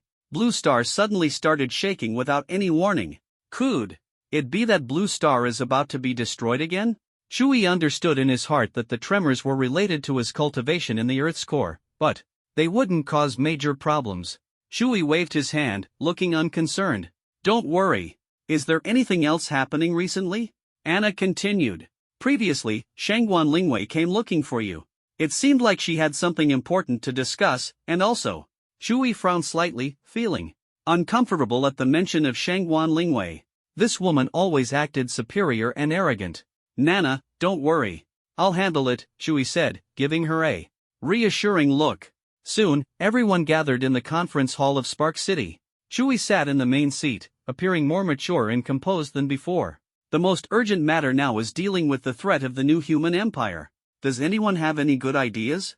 The chubby man immediately spoke up. Shu. Bro, don't worry too much. What's the new human empire? If one comes, I'll kill one, if two come, I'll kill both. I'm super strong now. Nangong Shirong glared at the chubby man and then said, I think we need to improve comprehensively. First, we should cultivate stronger ability users. Spark Academy can play a role in this. We can also collaborate with the other 4 major academies to help us grow quickly. She paused and continued, second, we need to develop technology. The technology on Ramstar is very advanced, but it seems like they're hiding some secrets. Xiao Tianju has suddenly interjected, Shui, no one has confirmed whether the new human empire actually exists. We don't need to be overly anxious. Shui responded calmly, better safe than sorry. We know nothing about the new human empire, so we must be prepared. At this moment, Lin Xiaoqi rarely spoke up. Shui, the threat of the alien beast still exists. After most countries were destroyed, the alien beasts have become even more rampant, reproducing at an alarming rate. We must address this. Shui frowned and thought. We have a peace agreement with the Dragon Emperor. Have there been any attacks by alien beasts recently? Lin Xiaoqi replied, yes, there have been attacks. Not all alien beasts obey the Dragon Emperor. There are too many alien beasts on Blue Star, severely hindering our expansion. Shui fell into deep thought. Feng Qingyan suddenly said, little brother, ever since the ban on hunting alien beasts was issued, the number of high-level ability users in Spark City has decreased, while the number of ordinary people has increased. Now, the high-level superhumans on Blue Star have almost all become rulers in their own right. Shui frowned deeply and said slowly, let's not worry about these self-centered high-level superhumans for now, as long as they don't interfere with us. I'll find a way to deal with the issue of the alien beasts. Are there any other problems? If not, let's adjourn the meeting. Zhang Xian rarely spoke up. Shui, ever since most countries collapsed, coupled with natural disasters and the financial system's breakdown, money has become worthless. Half of the land is uninhabitable, and volcanic eruptions and tsunamis have fragmented the terrain. Simply put, money can no longer serve as a universal currency. What ordinary people need most now is food, not money. The harshness of this era was heartbreaking. Money had lost its value, and survival had become everyone's sole goal.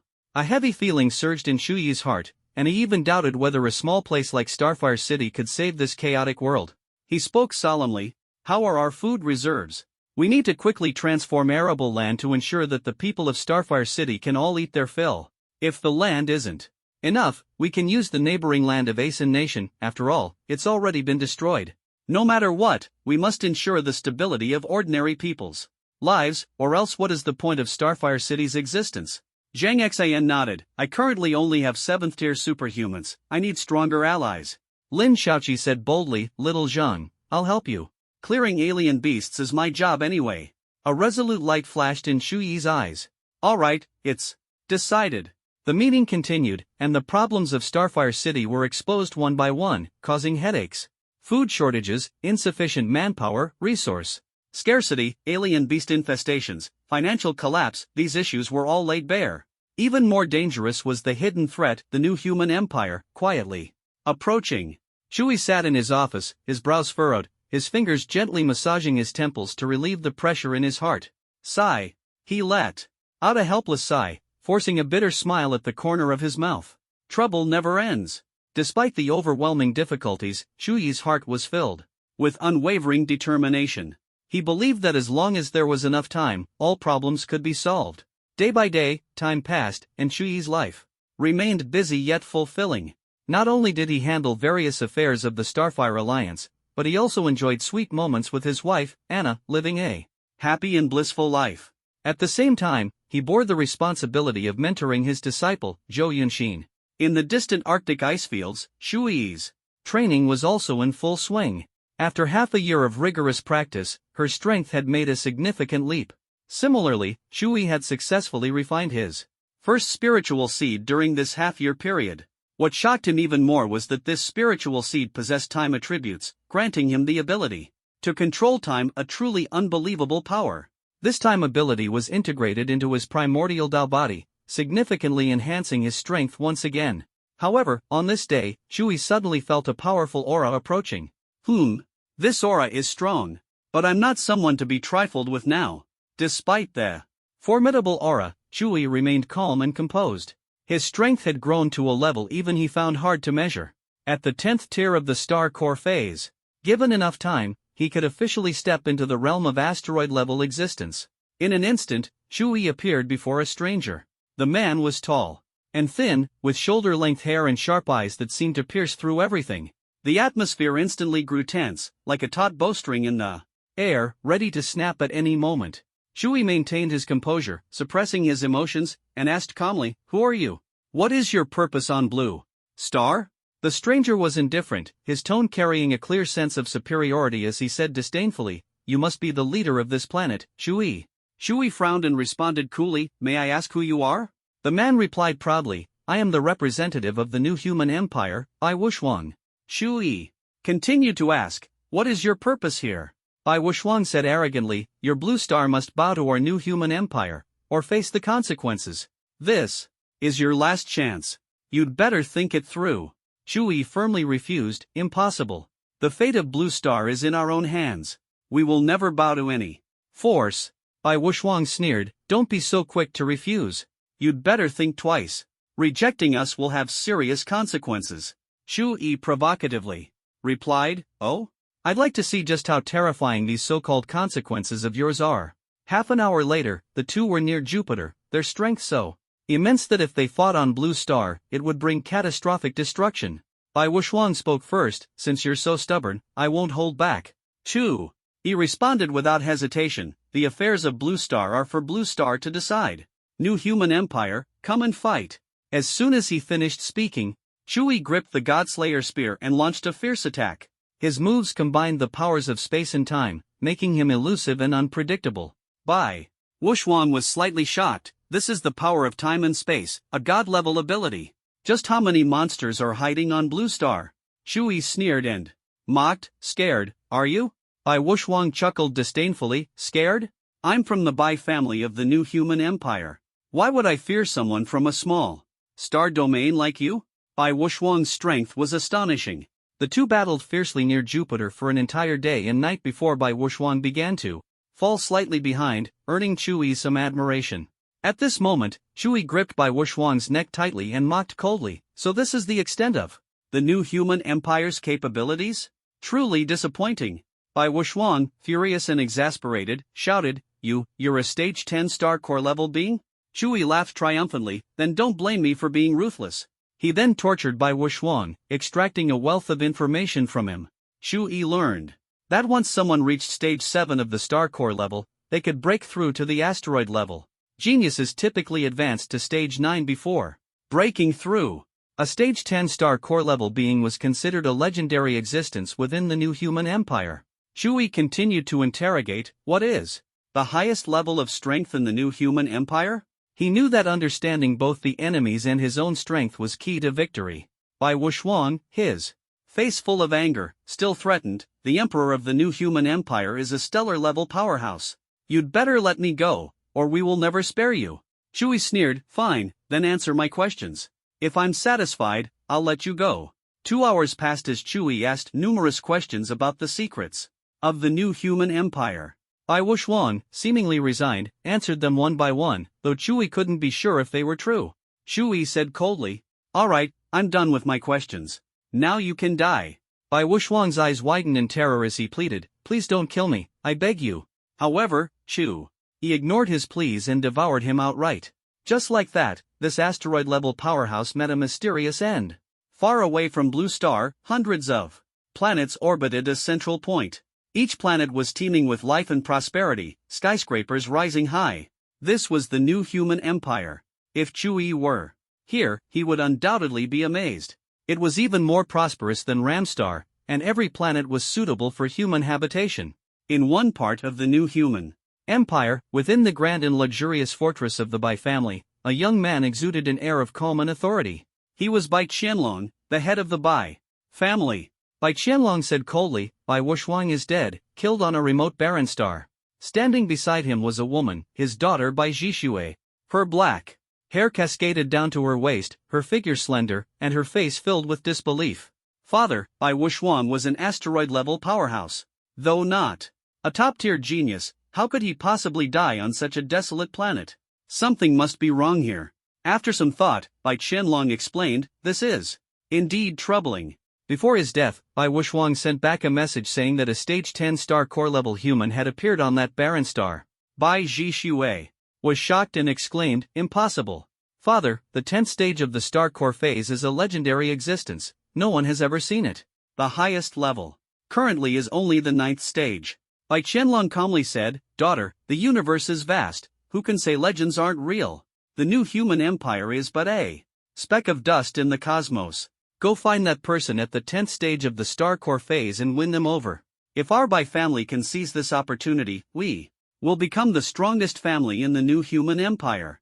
At this moment, in the meeting hall of the Spark Alliance in Spark City, everyone was gathered. 2. E detailed the events that had just transpired. Anna asked in confusion, Ai, are you saying you killed him with your own hands? Shui nodded and said, that's right. Next, let me explain the social structure of the new human empire. Shui then elaborated on the structure of the new human empire, vividly describing its ruler, the emperor. This emperor was the absolute authority and the most powerful stellar level being in the new human empire. He went on to explain that the new human empire operated through a family-based system. Families were ranked from level 1 to level 9, with level 1 being the lowest and level 9 the highest. The emperor of the new human empire controlled the heads of all level 9 families, serving as their supreme leader. Shui also explained that the empire's invasions were primarily initiated by families. It wasn't the entire new human empire invading Blue Star, but rather an operation planned by a specific family. Additionally, Shui introduced the internal management system of the empire. Level 9 families controlled level 8 families. Level 8 families controlled level 7 families, and so on. They expanded their power by conquering lower-ranked families. Overall, the new human empire was a brutal and chaotic world where strength dictated everything. Shui solemnly explained the realms beyond the star core phase, vividly describing the power of stellar-level beings. The meeting hall fell silent, everyone was awestruck by such immense power. Shui smiled and said, don't worry, stellar-level beings won't come personally. They only send a family to invade. I believe we can handle it. The chubby man immediately stood up and shouted, that's right. If one comes, we'll fight one, if two come, we'll kill two. Shui once again spoke seriously, time is of the essence. Everyone must focus on training. Senior Xiao Tianjue, can the spiritual spring of Kunlun Mountain be unconditionally open to the high-level ability users of Spark City? As the most senior person present, Xiao Tianjue thought for a moment and said, all right, from now on, the Kunlun Mountain spiritual spring will be open to all high-level ability users of Spark City without any restrictions. Thus, Spark City entered an unprecedented training frenzy, with everyone striving to improve their strength. The spiritual spring of Kunlun Mountain helped them break through rapidly. The next day, an unexpected visitor arrived at Shui's office. Shui stared intently at the woman before him. Her long hair cascaded down to her waist, and her figure was well-proportioned. She was Bai Jishui of the Bai family from the new human empire. Shui asked calmly, who are you? Bai Jishui respectfully bowed and said, hello, I am Bai Jishui of the Bai family from the new human empire. Shui frowned. Bai Jishui, as a representative of the new human empire, was being so polite? Shouldn't she be hostile? He probed, are you here for revenge? What is your purpose? Bai Jishui smiled politely, our Bai family wishes to cooperate with you. Shui sneered, cooperate? What is there to cooperate on between us? Bai Jishui explained, we possess extremely advanced technology, far beyond that of lower civilizations like Ramstar. Shui scoffed, you destroyed so many countries on Blue Star, and now you want to cooperate so easily? Do you think that's possible? Bai Jishui said, those actions were carried out by the people of Pus Star and have nothing to do with us. Shui retorted, but you guided them to do it. Bai Jishui frowned slightly. This Chu. He was clearly determined not to listen, but she still patiently said, I mean no harm. We sincerely wish to cooperate with you. Shui's gaze darkened as he threatened coldly, if I don't cooperate, I'll kill you myself to honor those who died on Blue Star. Bai Jishue calmly responded, if you kill me, will that make me cooperate with you? Then you can do it now. After speaking, she stood up, fearlessly stretched out her neck, as if waiting for death. Shu Yi's eyes widened in shock. Are you really willing to sacrifice yourself? Her actions stirred a complex emotion within him. Bai Jishue closed her eyes and stood before Shu Yi, saying, go ahead, kill me. Once I'm dead, your hatred will dissipate, and you'll be willing to cooperate with our Bai family. Shu Yi curiously asked, why? Isn't your new human empire an aggressor?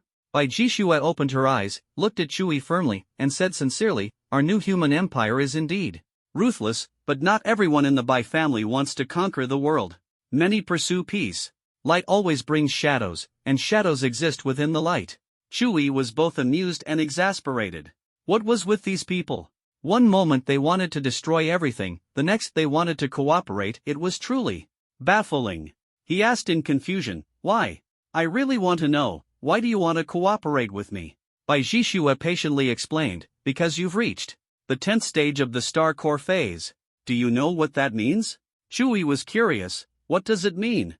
Will I become stronger? Bai Jishue replied, it means you possess an endless future and infinite possibilities. Shu Yi was skeptical, is it really that exaggerated? Bai Jishue affirmed, of course. That's why we want to cooperate with you. With your help, the Bai family can become a top-tier 9th level family in the new human empire. Shu Yi suddenly understood they were after his potential. This made things easier, he could control the situation. He smiled faintly, alright, I can temporarily cooperate with you, but remember, this is temporary, I still have my doubts. Bai Jishue smiled and walked over, shaking hands with Shu Yi, happily saying, great, I wish us a pleasant cooperation. Afterward, Shu Yi learned from Bai Jishue about the astonishing technology of the new human empire. They not only mastered human regeneration, nanotechnology, artificial humans, and wormhole passage technology but also interstellar warships with space jumping and environment simulation capabilities. They possessed advanced genetic technology, enabling ordinary people to achieve immortality through genetic serums. However, this immortality was not invincible. Fatal injuries could still lead to death. The new human empire had reached the pinnacle of immortality research, combining artificial humans and consciousness technology to allow human consciousness to persist and reside in artificial bodies. While this form of immortality approached true immortality, it could still be destroyed. Shu Yi had even personally killed such an existence. Additionally, their research on superpowers was highly advanced. For ordinary people unable to awaken superpowers, they had superpower serums that could grant abilities, though the serums limited the maximum level of power. For example, using an 8th level superpower serum would only allow reaching the 8th level. To become stronger, a 9th level serum would be required. In the new human empire, Ramstar's curvature engines and liquid metal technology had already become commonplace, integrated into their daily applications. At this moment, Spark Academy in Spark City was bustling with activity. In a spacious room within the technology building, Bai Jishue and Ramnia, two women, sat facing each other, their gazes locked. They had become colleagues. Bai Jishue represented the Bai family of the new human empire, while Ramnia represented Ramstar. However, the problem was that Bai Jishue was not only strikingly beautiful but also incredibly powerful, which made Ramnia feel indignant. Bai Jishue, what gives people from the new human empire the right to boss us around here? Ramnia said defiantly. Bai Jishue calmly replied, our Bai family has a cooperative relationship with Shu Yi. I hope you understand. Ramnia stubbornly retorted, so what? That doesn't give you the right to boss us around here. Bai Jishue smiled and said, it's not that I look down on Ramstar, nor do I want to criticize, but your technology is indeed outdated. Ramnia retorted angrily. How dare you say our Ramstar's technology is outdated? Before Xingho City, Ramnia had always been the authority on technology. However, Bai Jishue's arrival disrupted the balance. It was like being the boss, and suddenly someone shows up wanting to be on equal footing with you. Anyone would feel uncomfortable. At this moment, Zhang Xian rushed in to mediate. Both of you, stop arguing. Harmony is the key to making money. Ramnia glared at Zhang Xian and said discontentedly, Zhang Xian, what are you saying? Bai Jishue just got here, and you're already calling her sister? Bai Jishue smiled, walked over to Zhang Xian, pulled him to sit on the sofa, and said cheerfully, you must be Zhang Xian, Shu Yi's classmate for 3 years. I heard you're a business genius, how impressive. Then, to everyone's surprise, Bai Jishui personally picked up a teacup and poured Zhang Xian a cup of fragrant tea. With a gentle smile and a soft, slightly reserved voice, she said, have some tea first. Let's chat slowly. I want to talk with you all night. Zhang Xian almost spat out his tea. That sentence made his heart race. Talk all night? What did that mean? His face turned red instantly, and he didn't know how to respond. Zhang Xian tried to stay calm and said softly, maybe not. We just met. Bai Jishue's smile grew even brighter, her eyes narrowing into slits. Then why, after just meeting me, are you already calling me sister? Zhang Xian felt extremely awkward. He had only meant to be polite, but she had taken it seriously. At this moment, Ramnia interjected angrily. Zhang Xian, come here. Do you know who she is? She's a member of the New Human Empire. The New Human Empire once tried to destroy us. Bai Jishue quickly explained. Ramnia, I think you've misunderstood. We're not here to invade you. Someone else wanted to invade you, and that person has already been executed by us. You can't condemn everyone in the New Human Empire with a single stroke. Ramnia pressed on aggressively, your New Human Empire is just a bunch of invaders. Bai Jishue was infuriated. You're being unreasonable and completely illogical. You're so stubborn it's unbearable. Bai Jishue decided to leave and planned to find Shui, as the Bai family had a cooperative relationship with him. Watching her leave, Ramnia smirked smugly. Zhang Xian spoke up, sister wasn't that a bit much? You drove her away. Ramnia was indifferent. It's nothing. If she left, she left. Not long after, a sound came from the Alliance leader's office. Bai Jishue stood outside the door, pressing her ear against it. She vaguely heard some sounds that made her blush and her heart race. What was that sound? Could it be Anna's voice, dear husband, don't touch there, Bai Jishue's face turned red as she listened. She waited outside the door for 3 hours until Chu Yi and Anna's embarrassing conversation finally ended. What torture! Bai Jishue, the eldest daughter of the Bai family, an 8th-level family of the New Human Empire, was actually hearing such things on a remote planet. How absurd! Inside the Alliance leader's office, Chu Yi and Anna hurriedly dressed and tidied themselves. The door was knocked on at just the right moment. Chu Yi calmly said, come in. Bai Jishue walked in. Expressionlessly, with both Chu Yi and Anna present. Chu Yi raised an eyebrow, looking slightly awkward. After all, they had just finished doing that. He asked calmly, what is it, Bai Jishue? Bai Jishue said helplessly, as long as Ramnia is here, my work will be difficult to carry out. I need your help. There. Agreement was that Bai Jishue would provide the Bai family's technology to Chu Yi, and Chu Yi would help the Bai family once in the future. Chu Yi frowned, his expression awkward, and agreed, I understand the issue with Ramnia. I'll handle it. But you must first keep your promise. Bai Jishue replied firmly, we will keep our promise. Chu Yi then hurried to Xingho Academy, heading straight to the technology building to find Ramnia, Chu Yi and Lamnia engaged in a passionate conversation and persuasion. They had intense discussions on many issues and ultimately agreed that friendly cooperation with Bai Jishue was the only correct path. 3 hours later, Chu Yi leaned comfortably in his chair as Anna gently massaged his shoulders, and he felt utterly content. Suddenly, Chu Yi grasped Anna's hand and said softly, Shauna, I have a bold idea. Curious, Anna asked, what idea? Is it about traveling? Chu Yi squinted and revealed a shocking proposal, I want to go to Jupiter to train.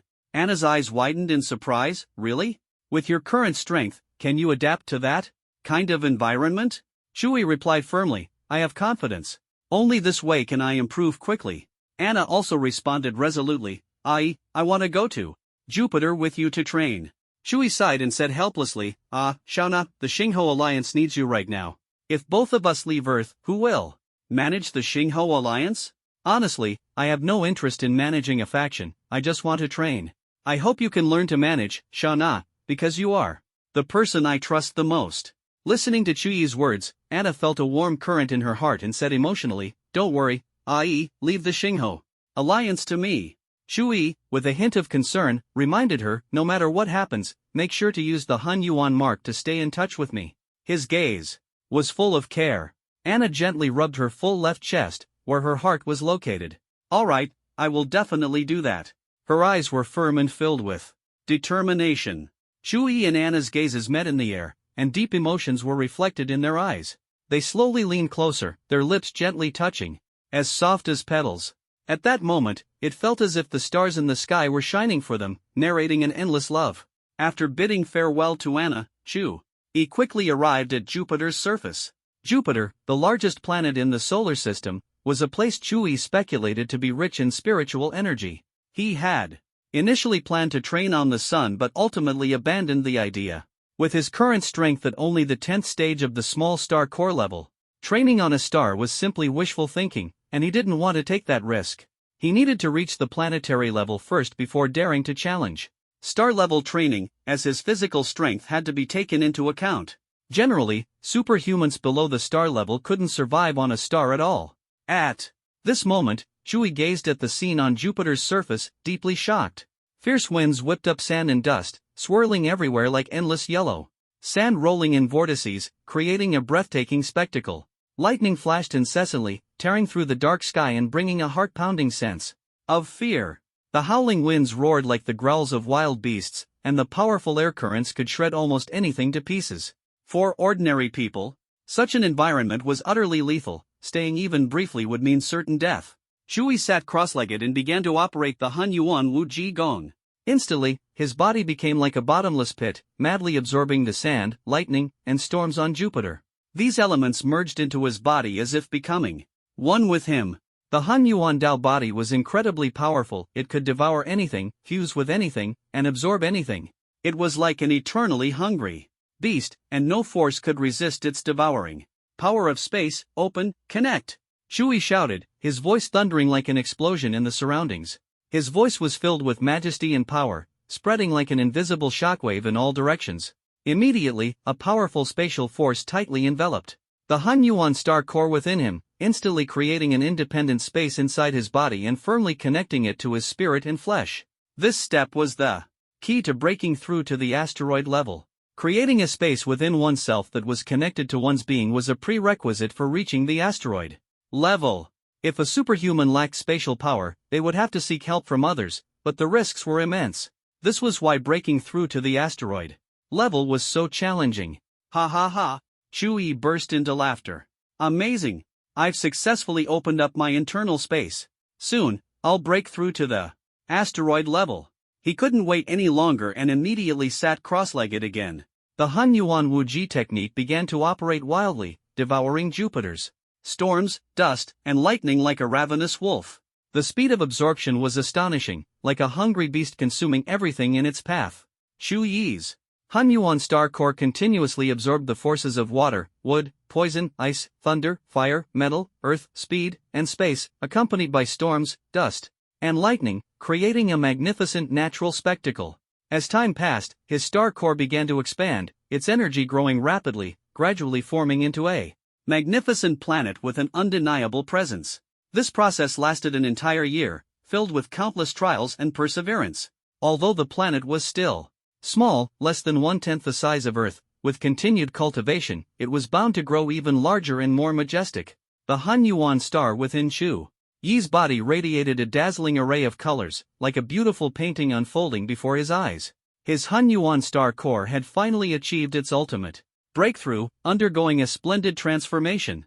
The first stage of the asteroid level was successfully achieved, and Chewie had reached his goal in just 1 year. At this moment, his combat power had increased not just tenfold but seemingly 100-fold. He had become incredibly powerful. A single punch could trigger global tsunamis and other natural disasters on Blue Star. Simply put, Chewie's current strength was enough to make him a pseudoplanet destroyer. Like a comet colliding with Blue Star, his power was unmatched. The asteroid level was the first step to becoming a true powerhouse. Chewie immediately adjusted his mindset, refusing to become arrogant or complacent. Having just broken through to the asteroid level, he truly felt his own insignificance. Currently, Chewie was merely a first-stage asteroid-level ability user, and his strength was far from profound. To continue advancing, he would need to repeatedly expand and compress the Hun Yuan star within his body, cycling through this process 9 times. Each cycle represented a leap in his cultivation level, a challenging path of training. To reach the true planetary level, the spiritual energy of the Han Yuan star had to be dense and abundant, and its mass had to reach a certain threshold.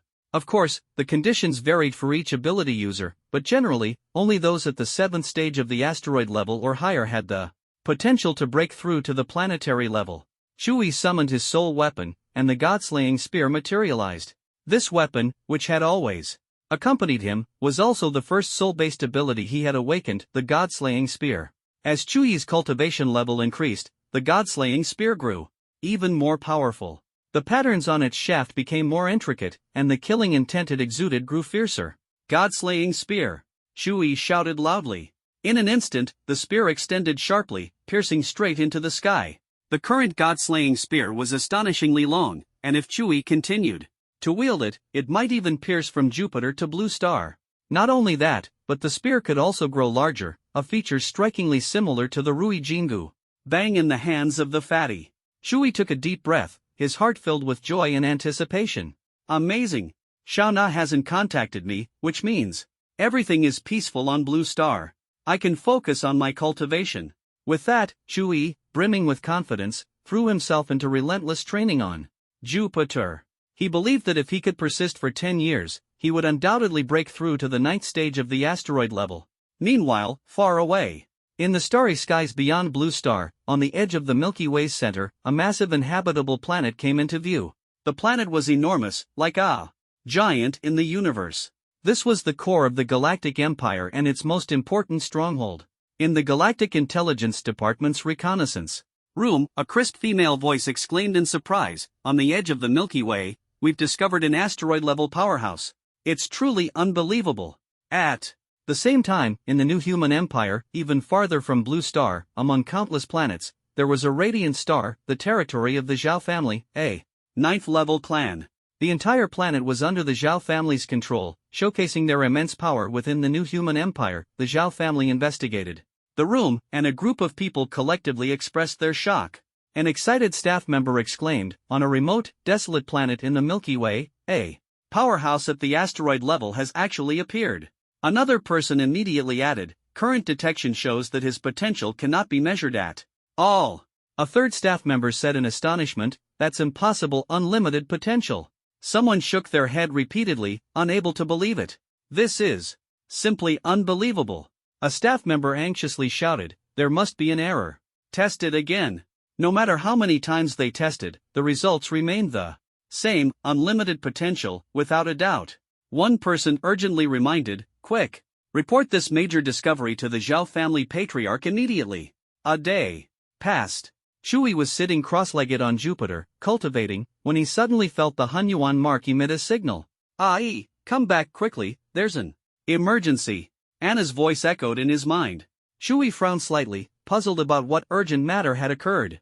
Despite his confusion, he responded in his mind, "Wife, I'll be back right away."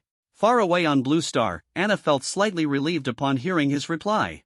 Her gaze fell on the two men in front of her, and she felt a bit uneasy because their strength far surpassed Chuyi's. With a smile, Anna said, "Please have a seat, both of you. Chuyi will be here shortly." Among the two men, one had jet-black curly hair, resembling dark clouds in the night sky. The other had shining silver hair, like a bright star in the galaxy. The black-haired man represented the powerful Zhao family of the new human empire, and he was Zhao Wutian, the young master of the Zhao family. The silver-haired man symbolized the Galactic Empire and was Badian, the leader of the Galactic Academy. His hair gleamed like a sword, exuding invincible majesty and power. The ideologies of the new human empire and the Galactic Empire were inherently incompatible, and to make matters more dramatic, Zhao Wutian and Badian were sworn enemies. Zhao Wutian aggressively declared, "Badian, you useless fool, how dare you try to steal my talent? This genius belongs to the Zhao family, no one can take him away." Badian sneered coldly, "Ha, you insignificant character, all you do is brag. Just wait and see." Zhao Wutian roared in anger, "Silver brat, are you looking for a fight?" Badian retorted defiantly, "Black turtle, bring it on, who's afraid of who?" At that moment, Chui gently pushed open the office door and saw the two men on the verge of clashing, the atmosphere tense enough to erupt at any moment. Suppressing his unease, Chui cleared his throat, "Ahem, ahem. Zhao Wutian and Yin Badian immediately noticed Chu Yi and calmed down, signaling him to sit. Anna had already informed Chu Yi about the two men through the Hunyuan mark. Chu Yi sat down and asked, "What brings you two here?" Zhao Wutian confidently introduced himself. "I am Zhao Wutian from the Zhao family, a 9th-level family of the new human empire. I have come specifically to invite you to join the Zhao family and take on the important position of guest elder." Yin Badian was not to be outdone. "I am Yin Badian, leader of the Galactic Academy of the Galactic Empire. I invite you to join the academy as an outstanding ability teacher, not just an ordinary student." Chu Yi frowned, puzzled. "You called me back just for this?" Zhao Wutian immediately assured him, "Chu Yi, whatever conditions you propose, we can meet them." Yin Badian quickly added, "Our Galactic Academy's old Dean is a stellar-level powerhouse who will personally guide you and help you break through to the stellar level." Zhao Wutian scoffed, "Humph, your Galactic Academy may have stellar-level powerhouses, but so does my Zhao family. If you join us, our stellar-level experts will guide you throughout the process, helping you quickly reach the peak of the stellar level." Listening to the two men competing to recruit him, Chu Yi was filled with confusion. He couldn't understand why these powerful forces from alien civilizations were so eager to win him over. His mind was full of questions. Chu Yi raised his head, his gaze firm, and asked, "Why are you so determined to recruit me? What exactly do you want?" He wanted a clear answer. Zhao Wutian patiently explained, "Chu Yi, our new human empire has been monitoring the entire galaxy. Whenever a strong individual surpassing the asteroid level emerges, we conduct a potential test on them." His words carried an undeniable authority. Chu Yi grew even more curious and pressed further. "And then? How do you classify potential levels?" This topic immediately piqued his interest. Yin Badian spoke up, "We divide potential into many levels: G, F, E, D, C, B, A, S, SS, X, XX, XXX. Legend has it that beyond XXX, there is a realm called infinite potential, which almost no one can reach." His words were both mysterious and enticing. Chu Yi's heartbeat quickened upon hearing this, and he immediately asked, "Then what level is my potential?" His face was full of anticipation. Zhao Wutian and Yin Badian answered in unison, "Your potential is infinite level." Their faces revealed barely concealed excitement. So that was it. Chu Yi's potential was so immense that it was no wonder they were both vying to recruit him. Zhao Wutian said excitedly, "Chu Yi, trust me, as long as you're willing to join our Zhao family, we can help you achieve anything you desire." Yin Badian coldly retorted, "Stop with the empty promises, Zhao Wutian. Your new human empire is rife with internal strife, with battlefields everywhere. Among your 9-level families, for factions are constantly at odds. Although your Zhao family is the strongest, the second-ranked Qian family has always wanted to destroy you." Zhao Wutian sneered in response, "Yin Badian, do you think your galactic empire is free of internal conflict? Your political struggles are even worse than ours. Besides, our Zhao family can take on the other 3 9th-level families head-on." After a prolonged argument, Chu Yi was utterly exhausted by their bickering. The two of them argued for a full 3 hours, speaking with conviction and even resorting to vulgar insults, showing no mercy. What left Chu Yi speechless was that neither of them seemed tired. Instead, they grew more energized as the argument continued. Meanwhile, he was already drained from listening. Chu Yi tightly embraced Anna and returned to their warm home. After a year apart, his longing for her had only deepened, and his desire to be close to her burned intensely. The two of them lay on the soft bed, basking in each other's warmth. Chu Yi and Anna held each other tightly, their passion overflowing. Their bodies intertwined as if composing a moving symphony. Their breathing grew rapid, like a beautiful waltz. Chu Yi's hands gently caressed every inch of Anna's skin, sending shivers through her. Her lips left fervent marks on his body, as if painting a vivid masterpiece with crimson hues. Their emotions surged like waves, releasing boundless energy. They reveled in this fervent and fulfilling moment in the ocean of love. The next day, Chu Yi, full of energy, walked briskly into his office. The previous night's time had left him utterly enchanted. His wife Anna always revealed a wild and passionate side during their private moments, giving him an unparalleled sense of satisfaction. However, when Chu Yi pushed open the office door, the scene before him left him stunned. Zhao Wutian and Yin Badian were once again locked in a heated argument, hurling insults at each other. Just how deep was their grudge? Ahem. Chu Yi awkwardly cleared his throat, trying to ease the tension. "Am I interrupting your argument?" Zhao Wutian and Yin Badian turned to glare at him. Shui, where have you been? Shui was speechless. A whole day had passed, and they were still so composed? Although superhumans didn't need sleep, these two had been arguing for an entire day. Weren't they tired? Shui coughed twice more and said, it's already the second day. How about having a cup of tea and taking a break before continuing? Zhao Wutian frowned. Only one day? Yin Badian also frowned. What? Only one day? Shui was even more speechless. These two actually thought a day of arguing wasn't long enough. He smiled awkwardly. It's been a whole day. Do you want to rest first and prepare to continue? Zhao Wutian explained. Shui, you don't understand. The two of us are planetary level ability users. Shui blinked. What does that have to do with cultivation levels? Yin Badian said, of course, it matters. The higher the level, the longer the lifespan. Theoretically, planetary level ability users can live for tens of billions of years. A single retreat can last decades, centuries, or even millennia or tens of thousands of years. Zhao Wutian continued to explain, that's right. A single day means nothing to us. Once you reach the planetary level, you'll understand. Shui squinted, a brilliant idea flashing through his mind. How about it? Do you dare to have a fight? Zhao Wutian smiled and asked, Shui, do you want to see us fight? Yin Badian chimed in, how about I compete with Zhao Wutian? Whoever wins, you go with them. The corners of Chuyi's mouth lifted slightly. I'll consider it after you finish fighting. Zhao Wutian and Yin Badian spoke in unison, alright, it's settled. Whoever wins, you go with them. Shui sighed helplessly. These two guys must have something wrong with their heads. I only said I'd consider it, not that I'd definitely join. Forget it, let it be. Since I can't beat them, I'll just act indifferent. After a long time seemed to stretch endlessly. In a star system near the solar system, a desolate scene unfolded before their eyes. There were over 40 planets here, each barren and lifeless, exuding a deathly stillness. This star system was much larger than the solar system but completely devoid of life. Whether it was a fragile ecosystem or a thriving civilization, there was nothing here. Shui, Zhao Wutian, and Yin Badian now stood in this place. Zhao Wutian looked at Yin Badian with a determined gaze and said, Xiaoyin, let's have a match. Let's settle all our past grievances. Yin Badian responded angrily, little turtle, let Lord Badian teach you how to behave. Yin Badian drew a silver energy blade, its blade exuding an endless aura, like rolling silver waves.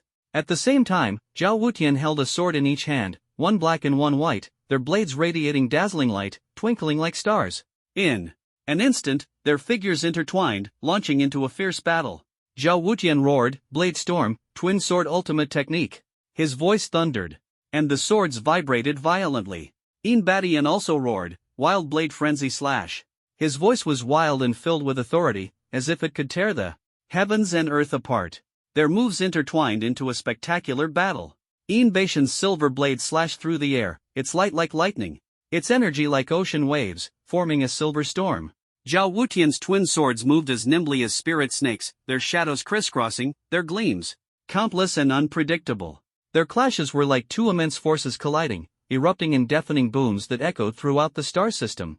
Yin Badian and Zhao Wutian darted across the star system battlefield, their moves so fast they were almost imperceptible. Yin Badian's blade carved a silver arc in the air, like a bright moon hanging in the sky. Zhao Wutian's twin swords danced like the wind, their gleams flashing fiercely, like a raging storm. The entire star system was enveloped by their power. Shui held his breath, focusing intently on every move. Their battle was brimming with power, each swing accompanied by the sound of air being torn apart and the howling of blades and swords. This fight was like a magnificent symphony, with Yin Badian and Zhao Wutian's techniques weaving a splendid tapestry. Their swordsmanship and blade techniques were endlessly varied, each attack carrying the momentum to destroy the heavens and earth. The battle was far from over, and the tension continued to rise. Suddenly, an even more astonishing scene unfolded. Zhao Wutian gripped his black and white swords tightly, the golden patterns on the hilts radiating immense power. Yin Badian held his silver long blade, the runes on its blade faintly glowing, heralding the brutal fight to come. In the boundless universe, a grand and majestic battle was unfolding. Sword gleams and blade shadows danced and intertwined in the void, creating a dazzling spectacle. Sword clashed against sword, blade swept through the air, the atmosphere filled with the sharp scent of metal and the piercing sound of weapons colliding. 3 days had passed, yet the battle raged on, as if it would never end. There was no sign of it. Concluding, instead, it grew increasingly intense. Over 20 planets in this galaxy had already been destroyed by them. This level of destruction left Chui utterly terrified. How could a battle annihilate entire planets? The sight of a planet being obliterated was a scene of extreme horror.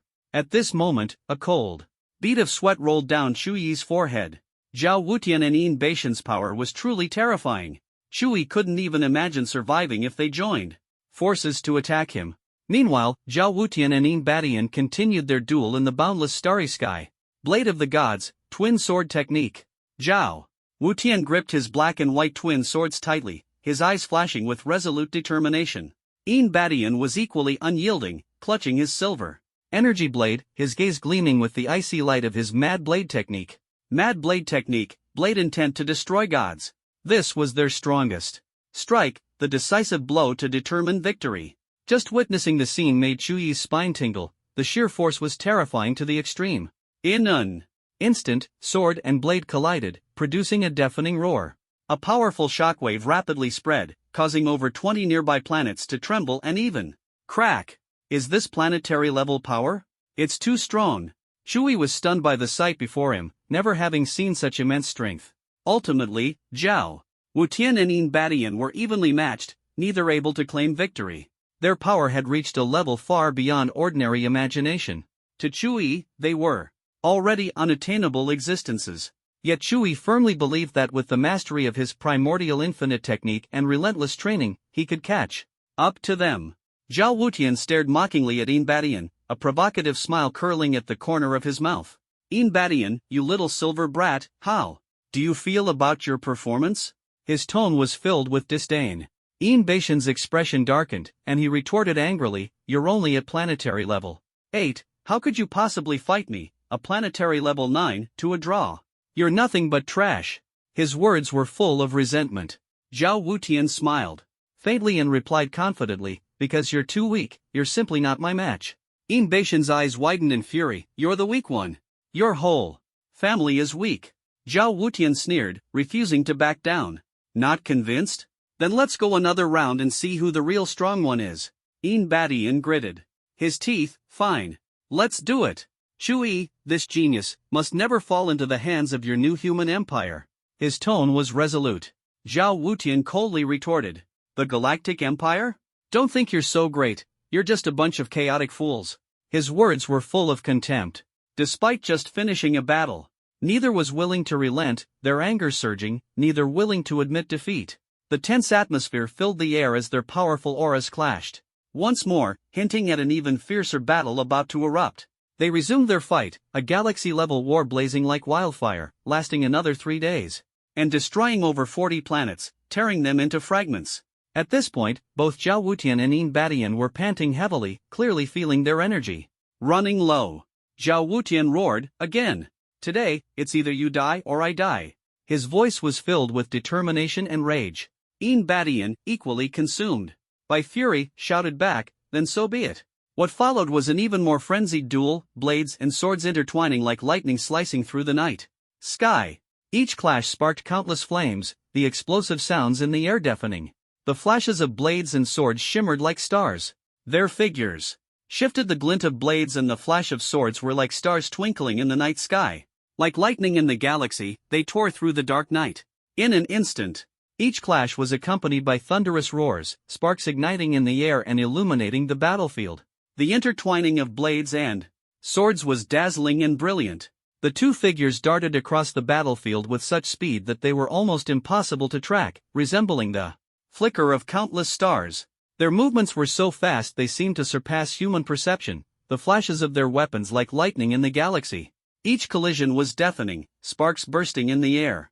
In the distance, Chui quietly observed the intense battle, feeling the atmosphere grow increasingly tense, even to the point of being overwhelming. As time passed, Zhao Wutian and Yin Badian were both utterly exhausted, having spent the last ounce of their strength. The duel between these two planetary-level powerhouses finally came to an end. Zhao Wutian forced out a voice, if you've got the guts, come again. I still have strength left. Badian muttered helplessly, sigh, I've already informed the Galactic Empire. Just wait for the outcome. Shui, this genius. We will definitely capture him. Hearing this, Zhao Wutian mocked him wildly, you think you're the only one who can call for help? I've already sought assistance. From my father. Just wait and see, don't think you're the only one with connections. Badian exclaimed in shock, you actually dared to contact Zhao. Madman? You despicable little turtle, you've gone mad too? Zhao Wutian burst into laughter, little Ian, scared now? If you're scared, just call me daddy, and I might let you off. The two fell into another war of words, the tension between them palpable, like fire and water. Just then, Shui suddenly appeared before them, smiling as he said, Gentlemen, how about taking a break before continuing your contest? Zhao Wutian responded with a grin, Shui, as you can. See, I'm at planetary level stage 8, and Badian is at stage 9. Our strengths are about equal, so technically, I win. Badian scoffed, you win? How boring. Do you really want to fight again? Zhao Wutian sneered, huh, a stage 9 planetary level fighter tying with me at stage 8? What a loser. Loser, loser. Badian was instantly enraged, if you've got the guts, come again. I'll kill you today. Shui held his forehead, thinking to himself that the Anemo Zhang Yenshin erupted in fury, dare to harm my son, you all must die. He charged toward Insinyu like lightning, his speed unbelievably fast. In Shuyi's eyes, Zhang Yenshin's speed even surpassed Anna's superluminal velocity. Insinyu sneered, ridiculous, Zhang Yenshin. You're only at stellar level 2, and you think you can challenge me at stellar level 3? He immediately sensed Zhang Yenshin's movements, wielding the power of space to vanish instantly. From the void came Insinyu's resolute voice, Zhang Yenshin, I came here for Shui, not to fight you. But if you insist on a battle, next time I'll see it through to the end. Zhang Yenshin sneered, today, whether you like it or not, we fight. The power of space isn't yours alone to command. Watch my spatial lockdown. As soon as he finished speaking, the surrounding space rippled eerily, as if sealed by a mysterious force. This was an advanced display of spatial power, chilling to the core. In an instant, Insinyu reappeared, slicing through the darkness like lightning. His presence brought an overwhelming sense of oppression, as if harboring boundless power. Insinyu's face showed determination, his gaze sharp as a blade. It seems we must fight to the death today. Shui, you must return with me to the Galactic Empire. Zhang Yenshin roared, enough talk. Let's see if you've made any progress over these millennia. Sinyu sneered, old man, today I'll teach you a lesson.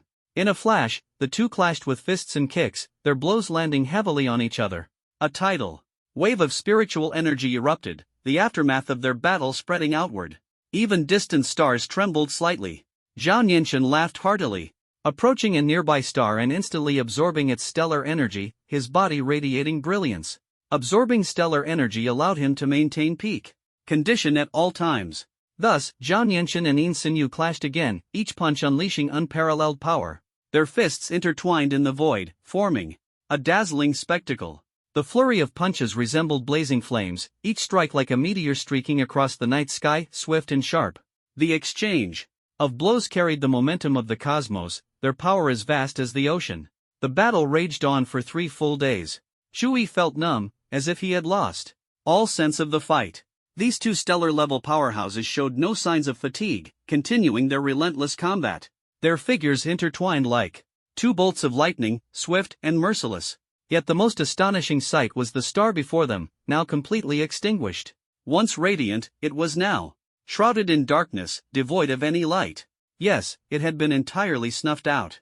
The stellar-level duel between Zhang Yenshin and Insinyu was awe-inspiring. Their power beyond imagination. That someone could extinguish a star was almost inconceivable, nearly impossible to accept. Insinyu shouted in anger, Zhao Yenshin, if we keep fighting like this, even 10 years won't yield a result. Zhang Yenshin responded firmly, so what? The Galactic Empire is nothing but an evil regime, and we must make them pay the price. Gritting his teeth, Zhang Yenshin vowed, whether it's 10 years, 100 years, 1,000 years, 10,000 years, or even 1,000,000,000 years, we will never forget the evil of your Galactic Empire. Insinyu sneered, heh, courting death. Zhang Yenshin, consumed by rage, roared, out of words? Then die. At this moment, where Chui stood, Zhao Wutian spoke bluntly to Chui, Chui, you'd better join us. 2. Be honest, the Galactic Empire is not suitable for you. Yin Badian retorted disdainfully, nonsense. Zhao Wutian, if you keep quiet, no one will mistake you for a mute. Ignoring Yin Badian, Zhao Wutian continued seriously, Shui, the Galactic Empire is an authoritarian state. Someone like you, with status on Blue Star, would only face countless restrictions there. He paused, then added, moreover, officials in the Galactic Empire can suppress their subordinates at will, and subordinates must obey orders unconditionally, regardless of right or wrong. So, in reality, the Galactic Empire is an oppressive and evil empire. Yin Badian sneered, nonsense. Zhao Wutian. Your new human empire's families are constantly fighting among themselves, with many deaths. At least our Galactic Empire can maintain peace. Zhao Wutian smiled smugly, then tell me, how did the emperor of the new human empire die in your Galactic Empire back then? Wasn't it because of you? If not for that, there wouldn't even be a new human empire now. All of this was forced by you. Yin Badian fell silent for a moment, then hurriedly defended himself, that was an accident, not our doing. Zhao Wutian sneered coldly, what a grand and righteous excuse. Shui listened to their heated argument and gradually saw the truth. The Galactic Empire was a strictly hierarchical society. Although it was powerful overall, it had no regard for human rights. For the weak, they were nothing more than despised slaves with no status. What was even more shocking was that the emperor of the new human empire had once been a member of the Galactic Empire. However, because he sought to break this unjust system, he encountered mysterious forces that obstructed him, and ultimately met an untimely death. Yet, this emperor did not truly die. In the face of despair, he found an opportunity, turned the tables, and rose up. In resistance, he eventually established the new human empire, becoming a formidable force against the Galactic Empire. Shui knew there were more stories behind this that he did not yet understand. But thinking about these twists and turns, he felt a deep sense of admiration and curiosity. To single-handedly build such a vast empire, this person was no ordinary individual. Shui now felt a bit troubled. He actually did not want to join any faction. He only wanted to focus on developing his Starfire alliance and live a simple, happy life with his beloved wife, Anna. Peace and stability had always been Shui's goal. But reality was entirely different from his wishes. His talent was so exceptional that he had caught the attention of these major forces in the universe. Chu Yi's face showed an awkward expression, he didn't know how to respond. He was well aware that joining any side would limit his freedom. Moreover, he still had many matters to handle on Blue Star and had no time to get involved in these disputes. Zhao Wutian smiled and said to Shui, if you don't want to join any faction, our Zhao family can form an alliance with you. You are the leader of the Starfire Alliance, and as the young master of the Zhao family, I have the authority to make decisions. I can protect your growth and provide you with all the resources you need. Yin Badian silently pondered, his expression turning grim. Joining the Starfire Alliance was no small matter. After all, he was a member of the Galactic Empire and knew the Empire's inner workings. Such a decision was not something he, as the head of an academy, could make alone. The academy's authority was limited. Shui showed hesitation on his face, took a deep breath, and finally decided to say, I will consider it. Zhao Wutian chuckled lightly, expressing understanding, no problem, take your time. I'll wait for your answer. Shui looked at Zhao Wutian in confusion, feeling grateful in his heart, and asked, so what do we do next? Zhao Wutian took a deep breath, his gaze firm, let's go to Blue Star. That is your place.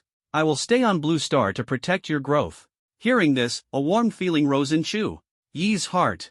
Zhao Wutian mysteriously handed Shui a spatial ring and smiled, this is a spatial ring. Inside are some cultivation resources. I hope it helps you cultivate faster. Shui took the ring and felt the powerful energy within, filled with admiration. He couldn't help but ask, why are you so good to me? Zhao Wutian smiled and said, it's an investment. You have unlimited potential, and I believe you will become strong in the future, at least not opposing our Zhao family. Shui felt grateful after hearing this. He curiously watched Zhao Nianchen and Yin Sinyu's intense battle and couldn't help but ask, are we just going to let them fight like this? His voice carried a hint of hesitation. Zhao Nianchen smiled and replied, don't worry. The current situation is a stalemate for them. There's no need for us to wait for the outcome. Let's go. His tone was full of confidence and calm, clearly showing his trust in his judgment. Just like that, Shui and his companions returned to Xingho City once again. 3 days later, Shui sat cross-legged at home, playing with the spatial ring gifted by Zhao Wutian. The ring contained a vast amount of cultivation resources, including many precious star cores. Star cores are advanced cultivation materials that can rapidly enhance one's cultivation level by absorbing their energy. These star cores are condensed spiritual energy extracted from entire planets. A single star core represents the spiritual energy of an entire planet, which is simply unbelievable. In short, star cores are miraculous treasures that can significantly accelerate cultivation without any side effects. Zhao Wutian told Shui that the resources in this spatial ring were enough to help him break through to the 9th level of the Dao planetary stage. This news left Shui deeply moved. Thus, Shui devoted himself wholeheartedly to cultivation. The first step was to absorb spiritual seeds. With the powerful resource of the star cores, his speed of absorbing spiritual seeds increased several-fold. A fleeting month passed, during which Shui continuously absorbed the power of various spiritual seeds, his strength skyrocketing as if in an explosive surge. Time spiritual seeds, space spiritual seeds, biochemical spiritual seeds, 5-element spiritual seeds, all of these became abilities Shui mastered. But what shocked him the most was the biochemical spiritual seed. This seed contained the secrets of biochemistry. Biochemistry signifies the transformation of life, capable of directly altering life forms. By mastering biochemical abilities, one could change another's genes, turning them into a dog, a pig, or anything else. The possibilities of life transformation were beyond imagination. Shui immediately began experimenting with his biochemical abilities. To his amazement, he could freely adjust the size of his own body. It was incredible. Absolutely amazing. He was overjoyed, thinking, this is fantastic. Anna, my dear wife, here I come. Anna frowned with concern and asked, darling, what's wrong with you? Shui gave a mysterious smile and said, I just discovered something interesting and want to try it with you. Shui and Anna shared a passionate moment, their love burning like flames. The two were closely entwined, their intense emotions filling the air. Shui gently caressed Anna's smooth skin as her breathing grew rapid. Their gazes met, silently conveying their love. Darling, I was wrong, please forgive me, Anna pleaded anxiously. But Shui paid no attention, continuing to immerse himself in the unparalleled bliss of the moment. Darling, do you like it? Shui asked with a smile. Honey, stop it, keep going. Anna's face flushed, her heart racing. At that moment, time seemed to stand still, with only their passionate rhythm bringing infinite comfort. The next morning, Shui sat in his spacious office.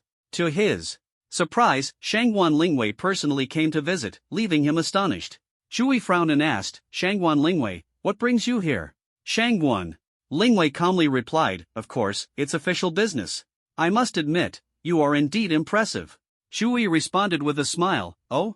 Hearing you say that, are you considering joining our team?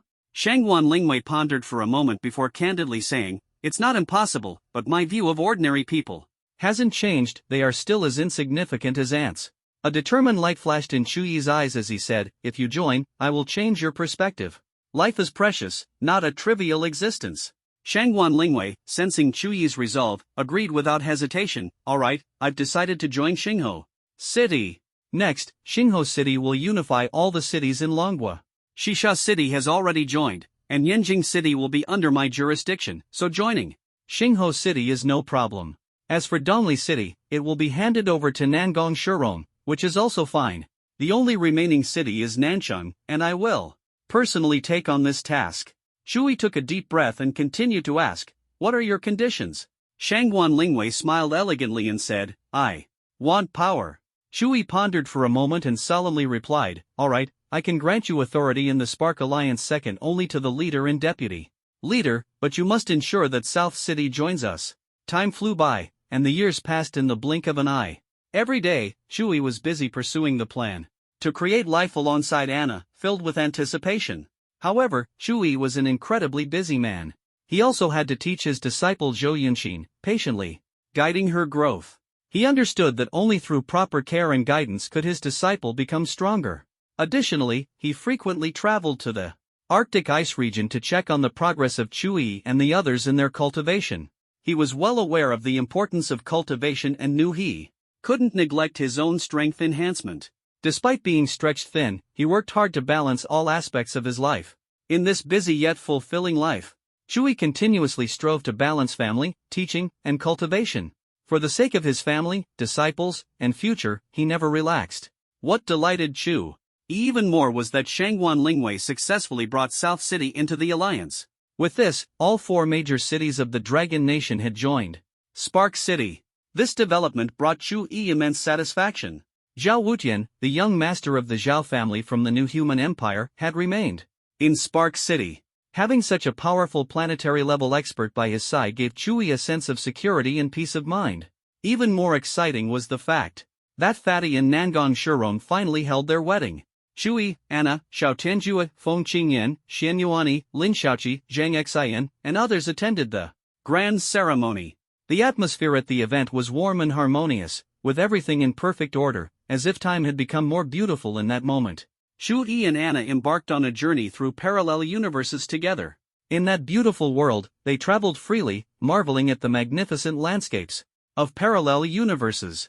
10 years passed in the blink of an eye, during which they experienced countless adventures and explorations, witnessing innumerable miracles.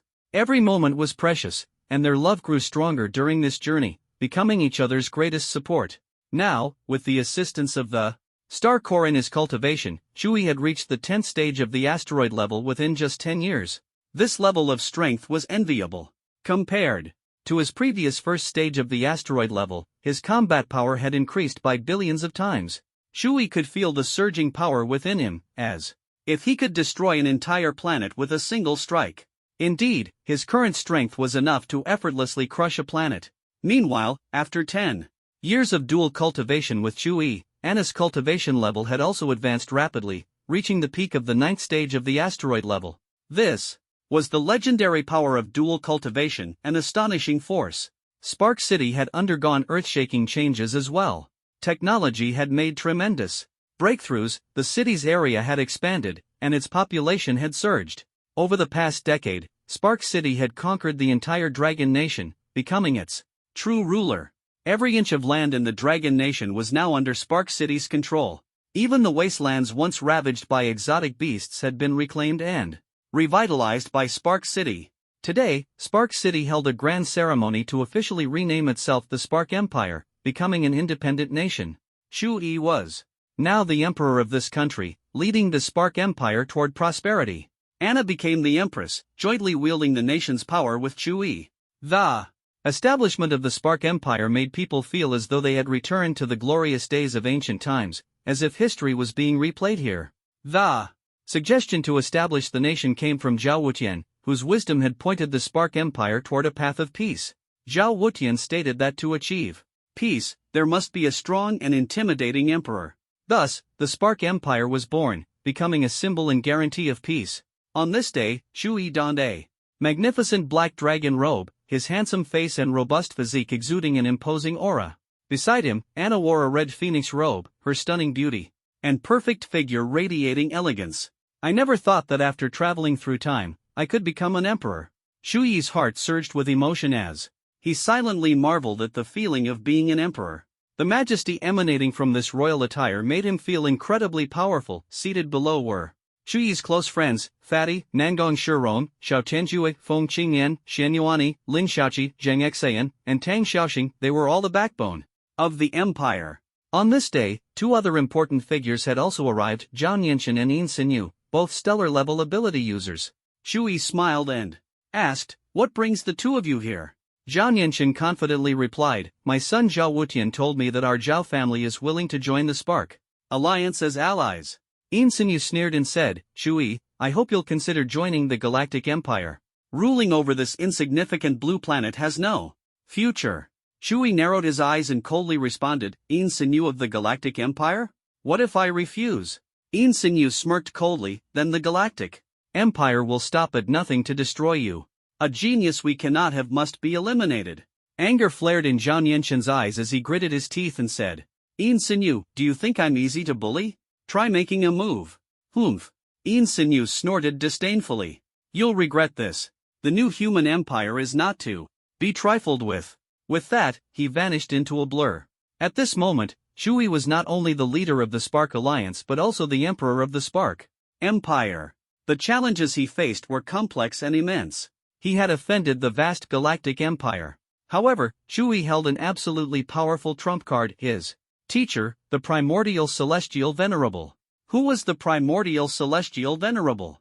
A sage from the prehistoric era, a being said to be capable of destroying the universe with a single breath. This trump card's power was unmatched. However, the primordial celestial venerable had once said that unless it was a matter of life and death, he would not intervene lightly. In other words, the primordial celestial venerable guaranteed Chewie's survival but not necessarily the safety of the Spark Empire. Chewie mysteriously took out a manual titled Primordial Technique. While this technique wasn't invincible, it was incredibly unique. Anyone could cultivate it. This meant that if the primordial technique were widely disseminated, all the civilians of the Spark Empire would gain abilities. Chewie proudly announced, "I have named this technique the Primordial Technique, and I created it with my own hands. It can awaken abilities in civilians and guide them in cultivation. I now declare that all citizens of the Spark Empire, regardless of wealth or status, can cultivate this technique for free." The audience was stunned. The era of universal abilities was truly upon them. Shangguan Lingwei firmly opposed, "Absolutely not. This will only plunge the empire into greater chaos. If ordinary people gain power, the consequences will be severe. Abilities are innate gifts, not something everyone should have. Doing this goes against the natural order." Chewie, unwavering, said, "Whether you agree or not, this must be done. Only in this way can we achieve true peace and narrow the class divide. This is the best solution we've come up with." His voice was resolute and filled with passion, as if expressing the ideals and convictions in his heart. And so, Chewie publicly announced the widespread promotion of the primordial technique, and the entire empire erupted in excitement. Cheers resounded everywhere, echoing through the streets and alleys. People's enthusiasm was uncontrollable, like a wave sweeping across the empire. "Fantastic! Finally, everyone has the chance to become an ability user," someone shouted excitedly, their voice full of anticipation. "Long live Emperor Chewie!" "Long live," another person cried out in exhilaration, their voice spreading far and wide, filled with respect and admiration. "We can finally rid ourselves of the threat of the alien beasts. How fortunate we are," someone else exclaimed, their eyes shining with hope for the future. At this moment, in the center of Spark City stood a magnificent and luxurious building, resembling a modern palace. It was grand and imposing, showcasing the Empire's majesty and glory. Towering into the clouds, it seemed like a fortress guarding the entire empire. Now, this splendid building had become the new home of Chewie and Anna. Chewie frowned and said, "Sigh, this house is way too big. I'm really not used to it. It feels like living in a palace." Anna teased with a laugh, "Ai, are you planning to take a few concubines? Don't all emperors have harems of 3,000? I'm not a stud horse, having you is enough. I can barely handle just you." Chewie shook his head and said. Suddenly, he reached out and lightly patted Anna's shapely backside, the sound crisp and clear. Anna's face instantly turned red as she playfully scolded, "Oh, hubby, are you that impatient already?" Just then, the doorbell rang. Chewie immediately said, "Someone's here, I'll get the door." He walked to the door, gently opened it, and saw a courier zipping by at lightning speed. The courier was dressed in shiny flight armor, moving as agilely as a hero from the movies. The courier respectfully said, "Your Majesty, Emperor, your delivery has arrived," and handed over a box filled with mysterious packages. Chewie smiled and nodded, "Thank you for your hard work." He carefully took the box, feeling its weight. The courier humbly replied, "Not at all, not at all." With that, he disappeared like a flash of lightning, leaving Chewie stunned. Chewie opened the package and saw a chain symbol on it. Frowning, he asked, "A chain? What is this?" He then noticed a dog collar and, puzzled, said, "What on earth is this?" Unable to hold back, he loudly asked, "Anna, are you planning to get a dog?" Anna's face turned so red it seemed like it might drip. Chewie continued rummaging through the package, muttering, "A whip, this must be for training the dog, right?" Suddenly, he found two clamps and curiously asked, "Anna, what are these clamps for?" He picked up a blindfold and asked, "What's this blindfold for? And this tape and rope, how are they used?" Anna quickly stopped him from digging further, her face flushed as she said, "Hubby, these are for that kind of time." She handed Chewie a video with a shy smile, anticipating his reaction. Chewie frowned, "Wife, do you really like this kind of thing?" Anna, blushing and shy, replied, well, don't all men like this? As your wife, it's my duty to take care of you. Shui sighed helplessly. Rubbing his forehead, where did you even learn about this stuff? Anna beamed and said, I have a group of girlfriends. They said these things can enhance a couple's relationship. A lot of people do this. Ah, Anna had really been led astray. She used to be such a sweet and innocent girl. And so, Shui and Anna began to explore this slightly unconventional aspect of married life. A few hours later, they sat quietly on the spacious, comfortable sofa.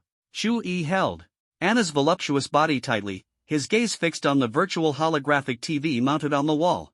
On the screen, the news of the Starfire Empire was playing. A female anchor in an elegant gown solemnly announced, Shui, our Emperor of the Starfire Empire, has brought lasting peace through his extraordinary contributions. His wisdom and efforts have led the Empire to prosperity. Her voice resonated through the screen, striking a chord in the hearts of the viewers.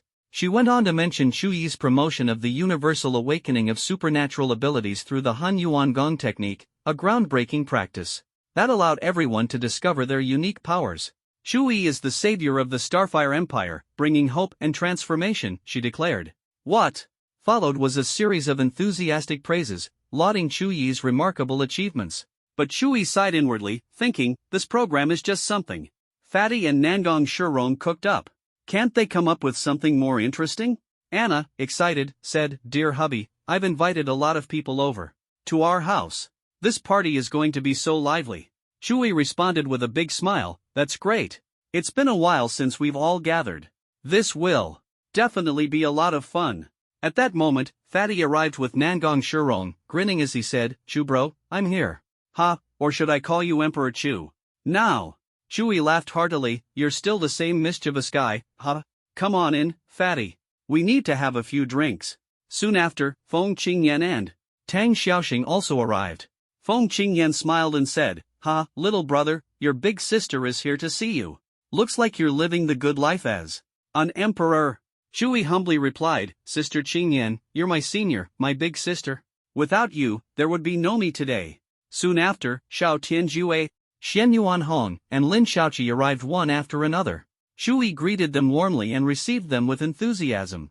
Next, Zhang Xian appeared. Zhang Xian was his high school friend, and they shared a very close bond. Zhang Xian laughed and said, Shui, I can't compare to you now.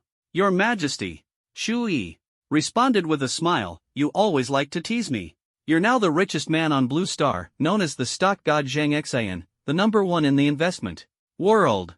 You're far wealthier than I am. Zhang Xian replied helplessly, money is important, but strength is the key. I'm still in the growth phase, having money is just a surface phenomenon. Shui and Zhang Xian talked for a long time, as if time had stopped. Just as they were deeply engrossed in their conversation, a few more people walked in. They were in Qianlu, Chen Xinghao, Ruiyu, Sun Tao, and Yu Ting, who had once been Shuyi's disciples at Yanjing Academy and were now mentors at Spark Academy. Shui welcomed them warmly, giving each of them special attention. Then, Shuyi's disciple Zhou Yunxin arrived. She came from a parallel universe and was someone who selflessly dedicated herself to her country, earning Shuyi's high regard. Afterward, Dongfang Yuro and Ouyang Xiaolan appeared. They were the pride of the Dongfang and Ouyang families, key members of the century-long Spark Plan, bearing significant missions and destined to shine brightly. Finally, Lu Ruyan, Gu Hanjiang, and Chalashuan arrived as well. They were people Chu-Yi had once saved. More and more people gathered. And even Enlia, a friend of Anna from the Bear Kingdom, came. The last to arrive was Shangwan Lingwei, the only person who opposed Chu-Yi's public practice of the Han Yuan technique. Shui couldn't fathom her thoughts, this woman was truly a puzzle. At this grand banquet, people gathered joyfully, laughter filled the air, and time seemed to stand still.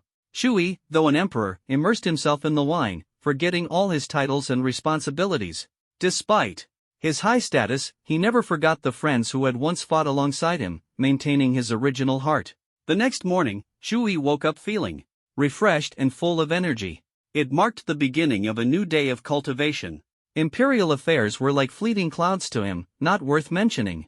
With Anna's support, he could confidently entrust the nation's major matters to her. He knew that worrying about such trivialities would only drain his energy. At this moment, his sole focus was on cultivation, striving to break through to the planetary level. He longed for that moment when his strength would reach its peak, allowing him to command the stars and seas. The planetary level was the stage he most desired to surpass. He understood that only by reaching this level could he truly showcase his power and potential. However, he also knew that this required time and effort. Deep in his heart, he vaguely sensed the threat of unknown alien species, though he knew nothing about them. This made him uneasy, but he refused to back down. Shui sat cross-legged and began cultivating, exuding unwavering determination and focus. He took 10 star cores from his spatial ring to aid in his cultivation. The star cores emitted a dazzling light, symbolizing infinite energy and potential. Shui took a deep breath, integrating the star cores into his body and feeling a surge of immense power flowing within him. He had been at the asteroid level for a long time, and after absorbing the 10 star cores, he was confident he could break through to the planetary level. This breakthrough would be a significant milestone on his cultivation journey and a necessary step toward his pursuit of strength. His heart was filled with anticipation and confidence. As long as he persevered, he was certain he could reach his dream realm. Shui's body began to flush red, his muscles swelling, and every vein brimming with power. His muscular contours glistened under the sunlight. His breathing grew rapid and forceful, as if he could tear through the constraints of the air and freely inhale the fresh breeze. In Shui's Hunyuan space, a small asteroid radiating terrifying spiritual energy glowed brilliantly, like a dazzling gem. This asteroid was the source of Shui's abilities, containing boundless spiritual energy that provided him with immense support and power. As the spiritual energy continuously poured in, Shui felt as if he were tightly enveloped by an invisible force. This force made him feel like he was immersed in an endless ocean of spiritual energy, with every inch of his skin rejoicing. Shui understood that cultivation had no end. Even though his physical body had already surpassed that of ordinary people, he was still unsatisfied. He knew that only by continuously strengthening his body could he advance further and reach higher realms. Most of the spiritual energy flowed into Shui's Hunyuan space, where the asteroids emitted astonishing spiritual energy. This energy excited Shui immensely. He knew that as long as he fully absorbed it, he could break through to the planetary level. As the spiritual energy kept surging in, Shui felt as if his body were being torn apart by a violent force. This force grew stronger and stronger, and the asteroids in the Hunyuan space rapidly expanded, their size surpassing even that of the entire solar system. Just one compression, and I can break through to the planetary level. Shui's heart was filled with joy, and without hesitation, he continued to absorb the star core's spiritual energy. The asteroid in his Hunyuan space was mercilessly compressed, as if being tightly squeezed in a hand. This was more challenging than any cultivation he had undergone before, seemingly pushing his body and willpower to their limits. Despite this, Shui felt his strength increase significantly once again. During the process of compressing the asteroid, his psychic power, Hunyuan Dao body, and soul strength all improved comprehensively, like stars bursting forth with dazzling light in the darkness. The speed of the Hunyuan Wuji technique's operation also accelerated, like a streak of light flashing by, almost imperceptible. Shui was overjoyed. He knew he was stepping into a higher realm, drawing closer to becoming a true powerhouse. After a long time, a terrifying aura swept across the entire blue star, and all its inhabitants felt an intense pressure. Shui had successfully advanced, stepping into the first stage of the planetary level. His strength had skyrocketed, increasing 100-fold compared to before. The Hunyuan Wuji technique had also broken through to the 13th layer, and now he could easily destroy an entire planet. This power was utterly shocking and terrifying. At this moment, Zhao Wutian suddenly appeared, his gaze fixed on Shui, filled with astonishment. Zhao Wutian exclaimed, "Shui, you've actually broken through to the planetary level in just 10 short years." Shui smiled and said, "It was completely unexpected. I didn't think I would break through so quickly." Zhao Wutian was full of questions. Logically, breaking through to the planetary level was not something that could be achieved in a day or two. Even with the aid of star cores, it would take over 100 years. The legendary infinite potential truly lived up to its name. Shui was indeed a genius among geniuses. Shui eagerly rubbed his hands together and laughed. "Zhao Wutian, do you have any more star cores? I've used up all of mine." Zhao Wutian was once again shocked. "Shui, you must be joking, right? The star cores I gave you were enough for you to break through to the 9th stage of the planetary level." Shui helplessly tossed his spatial ring to Zhao Wutian and said with a bitter smile, "Look, they're all gone." Zhao Wutian felt awkward. Alright, I'll contact someone right away to have more sent over. Although they're expensive, they're not rare resources in the new human empire. Chui urgently asked, Zhao Wutian, do you know of any methods to quickly enhance strength and cultivation levels? Cultivating is too slow, I can't wait any longer. Zhao Wutian replied in shock, Chui, your current cultivation speed is already astonishingly fast, there's no need to be so impatient. Chui insisted firmly, just tell me if there are any. Zhao Wutian sighed helplessly, of course there are, and there are a few. Methods? Chui asked anxiously, what are they? Zhao Wutian patiently explained, the first is the empowerment of a stellar-level powerhouse. They can transfer their strength to you, but planetary-level powerhouses would be severely weakened for a long time as a result. The second is the legendary black hole cultivation, though no one has ever succeeded. The third is the dark abyss, located somewhere in the Milky Way.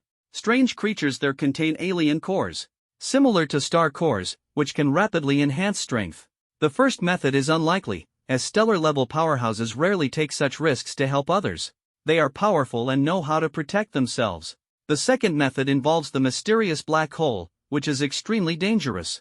With Chuyi's current strength, he wouldn't dare to enter lightly. That place is full of peril, and one must be cautious, or they might never return. The third point, the dark abyss, is a place filled with strange creatures and rare resources. For Chuyi, the wisest choice now is to head there. In the dark abyss, he can encounter various peculiar creatures and obtain rare alien core resources. This will greatly enhance his strength, giving him an advantage in future battles. Chuyi understands that only by continuously growing stronger and accumulating resources can he survive in this cruel universe. Chuyi urgently asked, where is the entrance to the dark abyss? I must go. Zhao Wutian solemnly reminded him, Chuyi, are you sure you want to go? That place is full of dangers, and even top-tier ability users face life-threatening risks. Chuyi replied without hesitation, without entering the tiger's den, how can one obtain the tiger's cub? Rewards come with risks. His gaze was firm and unwavering. Zhao Wutian shook his head helplessly. Chuyi's desire for strength was too intense. But Zhao Wutian decided to help him and said, the dark abyss is extremely dangerous and completely isolated from the outside world. Once you enter, you can't leave until the designated time. You need to think it through, or you might regret it later. Chuyi looked up and asked in confusion, how long do I have to stay each time? Zhao Wutian sighed and said, at least 1 month each time. The place is fraught with dangers. Are you really determined to go? Chuyi resolutely answered, I must go, to become stronger. At this moment, Chuyi had only one goal in his heart, to continuously improve his strength, never stopping until he became the strongest, even surpassing the strongest. After an in-depth conversation, Chuyi shared the news of his impending journey to the dark abyss with Anna. This place was mysterious and dangerous, full of unknowns. Anna's expression was serious. Don't worry, I'll take care of matters in the Starfire Empire. You focus on your mission. She gently helped Chuyi adjust his clothes, firmly guarding the family business so he could proceed without any concerns. 3 days later, a massive wormhole appeared on Blue Star, a passage Zhao Wutian had opened for Chuyi to enter the dark abyss. The wormhole emitted a mysterious energy that inspired awe. Chuyi knew that once he entered the wormhole, he would automatically return after a month. This period was enough for him to explore the dark abyss and seek opportunities to enhance his strength. Even better, he could enter again every month, continuing to delve deeper and grow in cycles. 2. He stepped into the wormhole and instantly arrived in a breathtaking alien world. The sky of the dark abyss was pitch black, as if the stars and moon had been devoured, leaving only boundless darkness. The ground was covered in thick dust, as though untouched by anyone, and the air was filled with a solemn stillness. This place resembled an endless maze, with intricate rock walls, shadowy illusions, and an unpredictable path ahead. The air was damp and carried a musty smell, as if forgotten for ages. Dead trees and broken branches were scattered everywhere, their leaves swaying in the darkness, producing eerie rustling sounds that sent chills down one's spine. Occasionally, faint glimmers of light flickered, as small as stars, barely illuminating a few steps. The air was mixed with the scent of decay and the unknown, creating unease. Occasionally, low thunder rumbled across the sky, like warnings from a god of darkness, evoking awe. The ground faintly revealed dark patterns resembling ancient runes, flowing with mysterious power. This place was ruled by darkness, devoid of any light. It seemed forgotten, with only the strong daring to tread here and uncover its secrets. Suddenly, a strange cry broke the silence. Shui looked up and saw an unusual creature. It resembled a fish but had 2 hands and 2 feet, like a humanoid fish. Shui murmured in surprise, "What kind of strange thing is this? So bizarre." But he did not retreat, instead, he advanced toward it. God-slaying spear technique, primordial infinity style. Shui gripped the god-slaying spear, moving with agility, each swing carrying a powerful force. His movements were smooth and precise, each strike exuding an aura that tore through the darkness. Soon, he easily defeated the strange fish-like creature, and a purple alien core slowly dropped. This alien core, different from a star core, contained profound dark energy and was known as demonic energy. Shui sat cross-legged and began absorbing the demonic energy, a mysterious aura enveloping his entire body. He closed his eyes and took a deep breath, as if he were about to swallow the entire world. The magical energy surged through his meridians like a raging torrent. He trembled slightly, as though bearing immense pressure, but his face was filled with determination and resolve. As the magical energy poured into Shui's body, the entire world fell silent in an instant, leaving only him and the figure sitting cross-legged. His body emitted a mysterious black glow, resembling a dark overlord in the shadows. The dense black magical energy rapidly spread within Shui, like a black liquid, staining his meridians and muscles. Yet amidst this darkness, an even more powerful force gradually filled his body. The magical energy continued to flow in, and he could clearly feel his strength skyrocketing. Every meridian was brimming with boundless energy. He was like a giant beast that had slumbered for 1,000 years, ready to awaken at any moment. Shui took a deep breath, sensing the world-destroying black lotus within him growing at an astonishing speed. This black lotus exuded a mysterious and formidable power, like a black hole devouring everything and reducing all to nothingness. His entire body was enveloped in black light, resembling a black sun radiating endless darkness and destructive power. Shui murmured, as expected, "The effect is even more pronounced, and my strength is growing faster." The world-destroying black lotus is also beginning to show signs of full maturation. In Shui's eyes, this dark place seemed designed specifically for the awakening of the world-destroying black lotus, filled with mystery and eeriness. Ever since the black lotus had been awakened, it had remained silent, as if in a deep slumber. But after absorbing this surge of magical energy, it exhibited a miraculous reaction, truly unbelievable. "Ha ha ha, the nourishment for the world-destroying black lotus, here I come." Shui laughed excitedly, relentlessly hunting magical creatures and following every lead. Before long, a swarm of ferocious merfolk appeared before him, densely packed in the darkness, their numbers uncountable.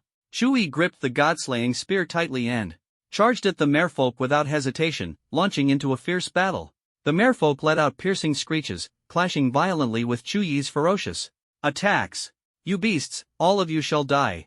You are only fit to become my nourishment." Shui's voice echoed in the darkness, his eyes filled with killing intent and resolve. He wielded the god-slaying spear, slashing through the darkness like lightning to meet the merfolk's charge. The spear's sharp tip carried a deadly aura with every strike, sending the merfolk flying.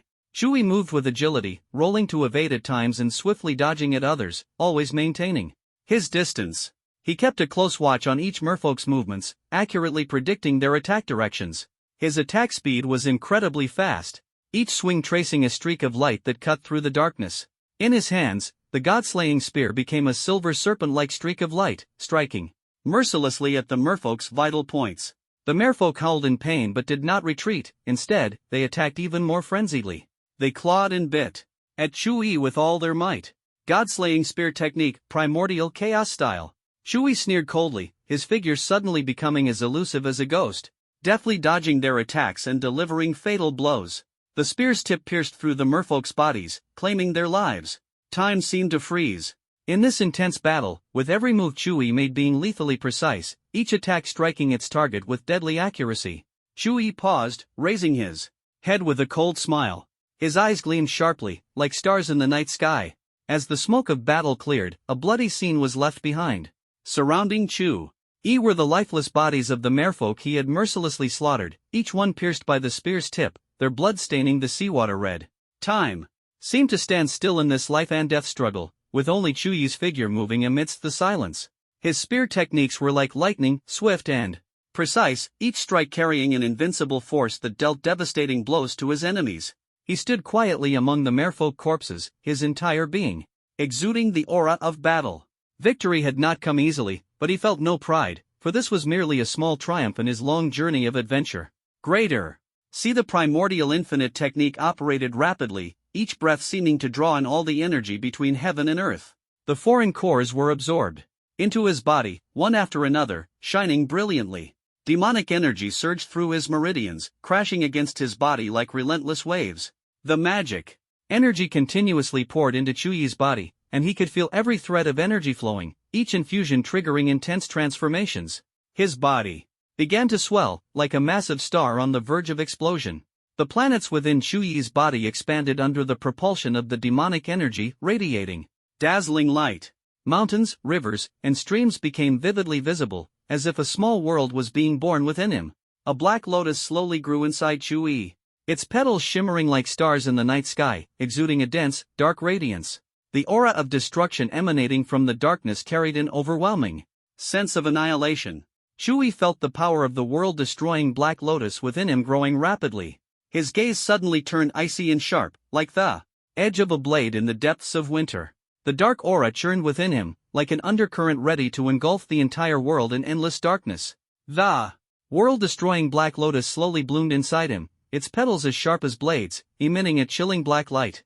Each petal carried merciless killing intent, instilling a fear of destruction. The dark aura wove around the black lotus like a dense fabric, silently narrating a tale of annihilation. Chuyi exuded mysterious and powerful energy fluctuations, as if he had transformed into a messenger of darkness. The black lotus bloomed one after another within him, releasing a suffocating aura of destruction. The magic energy converged inside Chuyi, his body resembling a towering mountain shrouded in darkness. The energy surged violently, and the black lotus unfurled a veil of darkness within him, as if it sought to engulf the entire world.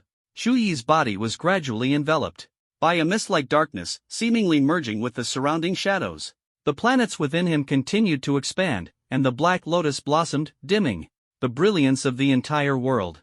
Half a month later, Chuyi's cultivation advanced by leaps and bounds, reaching the third stage of the planetary level, an astonishing feat. The world-destroying black lotus had fully awakened. World-destroying black lotus, Chuyi murmured as he stared ahead. In an instant, a pitch-black lotus appeared beneath his feet, emanating an aura of destruction. This was the world-destroying black lotus, embedded like a phantom beneath Chuyi, releasing boundless darkness. At this moment, Chuyi resembled a god of destruction cloaked in endless darkness, exuding an aura that struck fear into the hearts of all. His entire being was filled with destructive power, like a flame of darkness burning fiercely. His eyes were as deep as an abyss, with black pupils glinting with a terrifying light, as if imbued with the magic of the netherworld. His body was surrounded by a layer of black energy, like an invisible shield, and the intense aura of death was suffocating. Every movement he made carried the force of destruction, sending chills down the spine, as though he were a deity destined to bring calamity. The world-destroying black lotus floated silently beneath his feet like a dark star, heralding the arrival of catastrophe. Its petals were pitch-black and gleaming, radiating intense dark energy that seemed capable of devouring all light.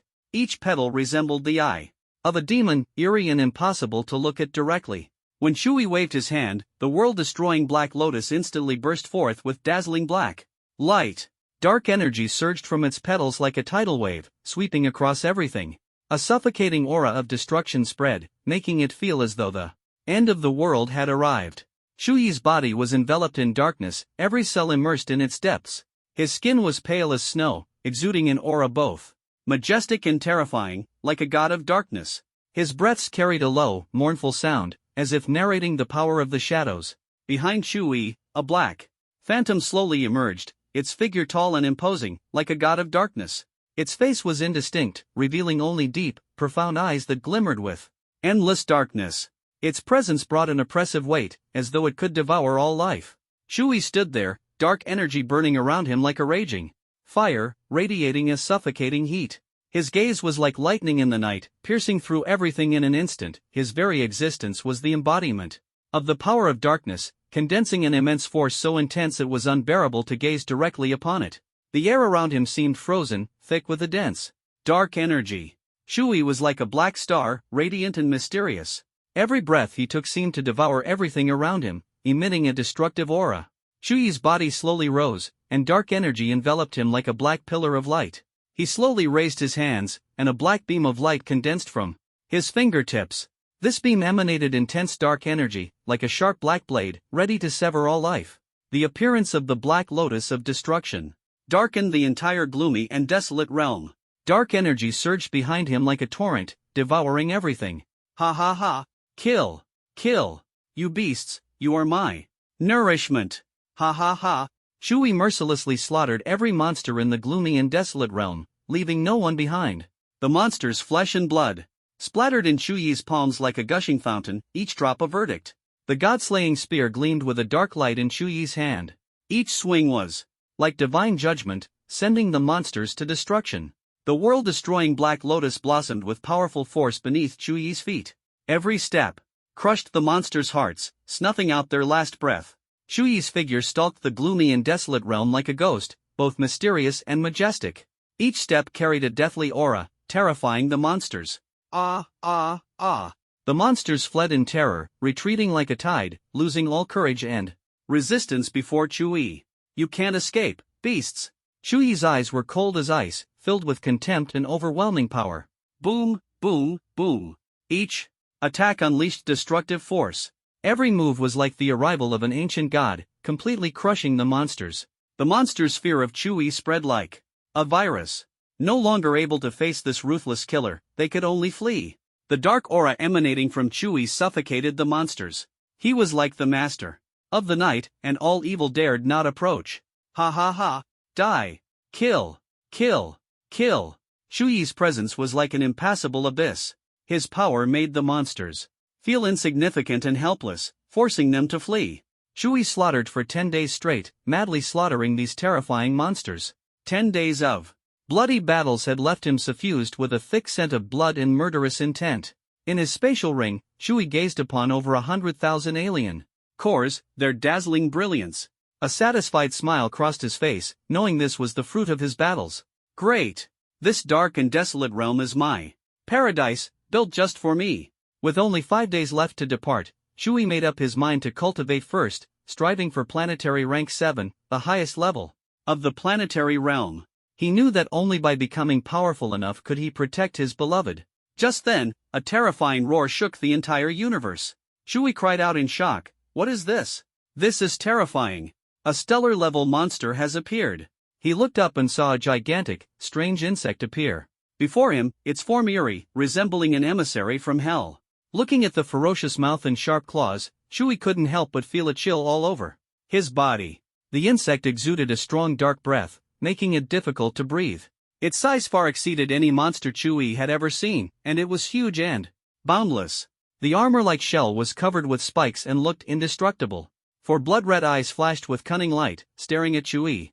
Not good, run. Shui felt an unspeakable fear in his heart, but he forced himself to calm down. This insect was really too big, at least as big as the entire solar system. The giant insect opened its terrifying mouth, revealing sharp teeth, and exuded a creepy aura. Shui roared, "Damn it! Get out! You damn monster!" The super insect roared in response, "You're dead! You must pay the price for killing my compatriots, you bastard outsider." Shui desperately felt the powerful pull of the insect, as if being dragged by invisible ropes. He knew he was finished. In an instant, he was swallowed whole by the giant insect into its terrifying abdomen. At this moment, Shui found himself inside the insect's stomach, surrounded by overwhelming demonic energy that seemed intent on dissolving and breaking him down. But at this critical juncture, Shui's Hunyuan Wuji technique activated automatically. His Hunyuan Dao body began absorbing the demonic energy, leaving him in unprecedented awe. Amazing! I never thought of this solution, it's truly ingenious. Shui muttered excitedly to himself. This discovery filling him with hope and confidence. Concentrating all his strength, Shui began frantically devouring the demonic energy within the insect's body. A terrifying devouring force rapidly spread, consuming everything around him. Suddenly, Shui's eyes were drawn to a shining star, glittering like a gemstone. Hidden within the massive creature was a star, a symbol of a star-level magical beast, extremely rare and precious. Shui gazed at the star, a strong desire igniting in his heart. He could feel the immense energy radiating from the star, as if it were telling an incredible story. Taking a deep breath, his muscles tensed as he prepared to absorb all the energy of the star. Stars represent boundless power and invaluable resources, among the rarest existences in the universe. Shui marveled at the workings of fate, that he was fortunate enough to witness and absorb the energy of a star firsthand. Devouring force. Devour it for me. As the power gathered, the surroundings began to change dramatically. A powerful devouring force spread like a raging flood, mercilessly consuming everything in its path. Shui felt his strength growing continuously, as if standing at the center of a massive vortex. He knew that if he could absorb the star's energy, he had a chance to break through to the star level. This was a rare opportunity, and Shui was filled with determination and desire. Frantically absorbing the star's energy, giving his all to pursue the breakthrough.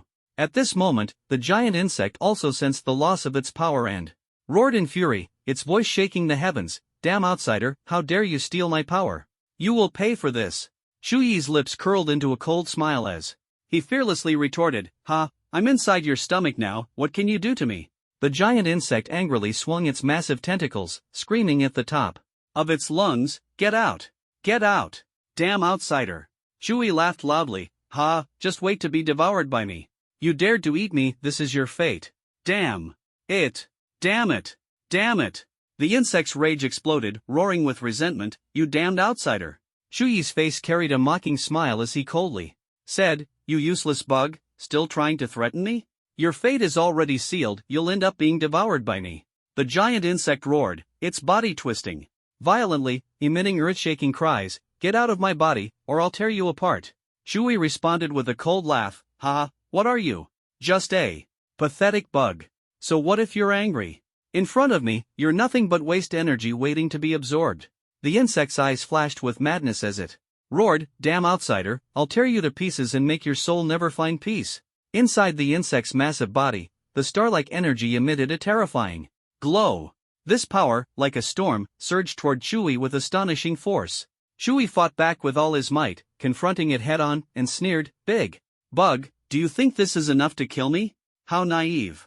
5-element form. Activate." Shui decisively activated the Hunyuan 5-element form instantly, increasing his devouring power. "Die, you worthless creature." The giant insect roared, "You, a mere planet-level weakling, dare to steal my power? You're courting death." Inside the insect's body, the star shone like a dazzling beacon, radiating scorching light.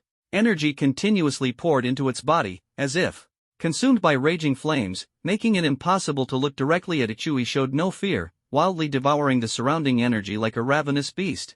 As the energy merged, his body began to transform, radiating astonishing waves of power. Inside the giant insect, the star engaged in a titanic battle with Shui, their energy collisions producing deafening roars. The star's energy poured down like a waterfall, relentlessly pressing against Shui. Shui prepared to strike, his body resembling a black hole, consuming all the surrounding energy and demonstrating immense strength. Shui and the star remained locked in a stalemate. The star's brilliance burned fiercely, continuously releasing boundless energy like an unceasing flame, growing ever stronger. However, Shuyi's devouring, though persistent, was clearly struggling to keep up. He gritted his teeth, enduring the pain, desperately absorbing the star's energy.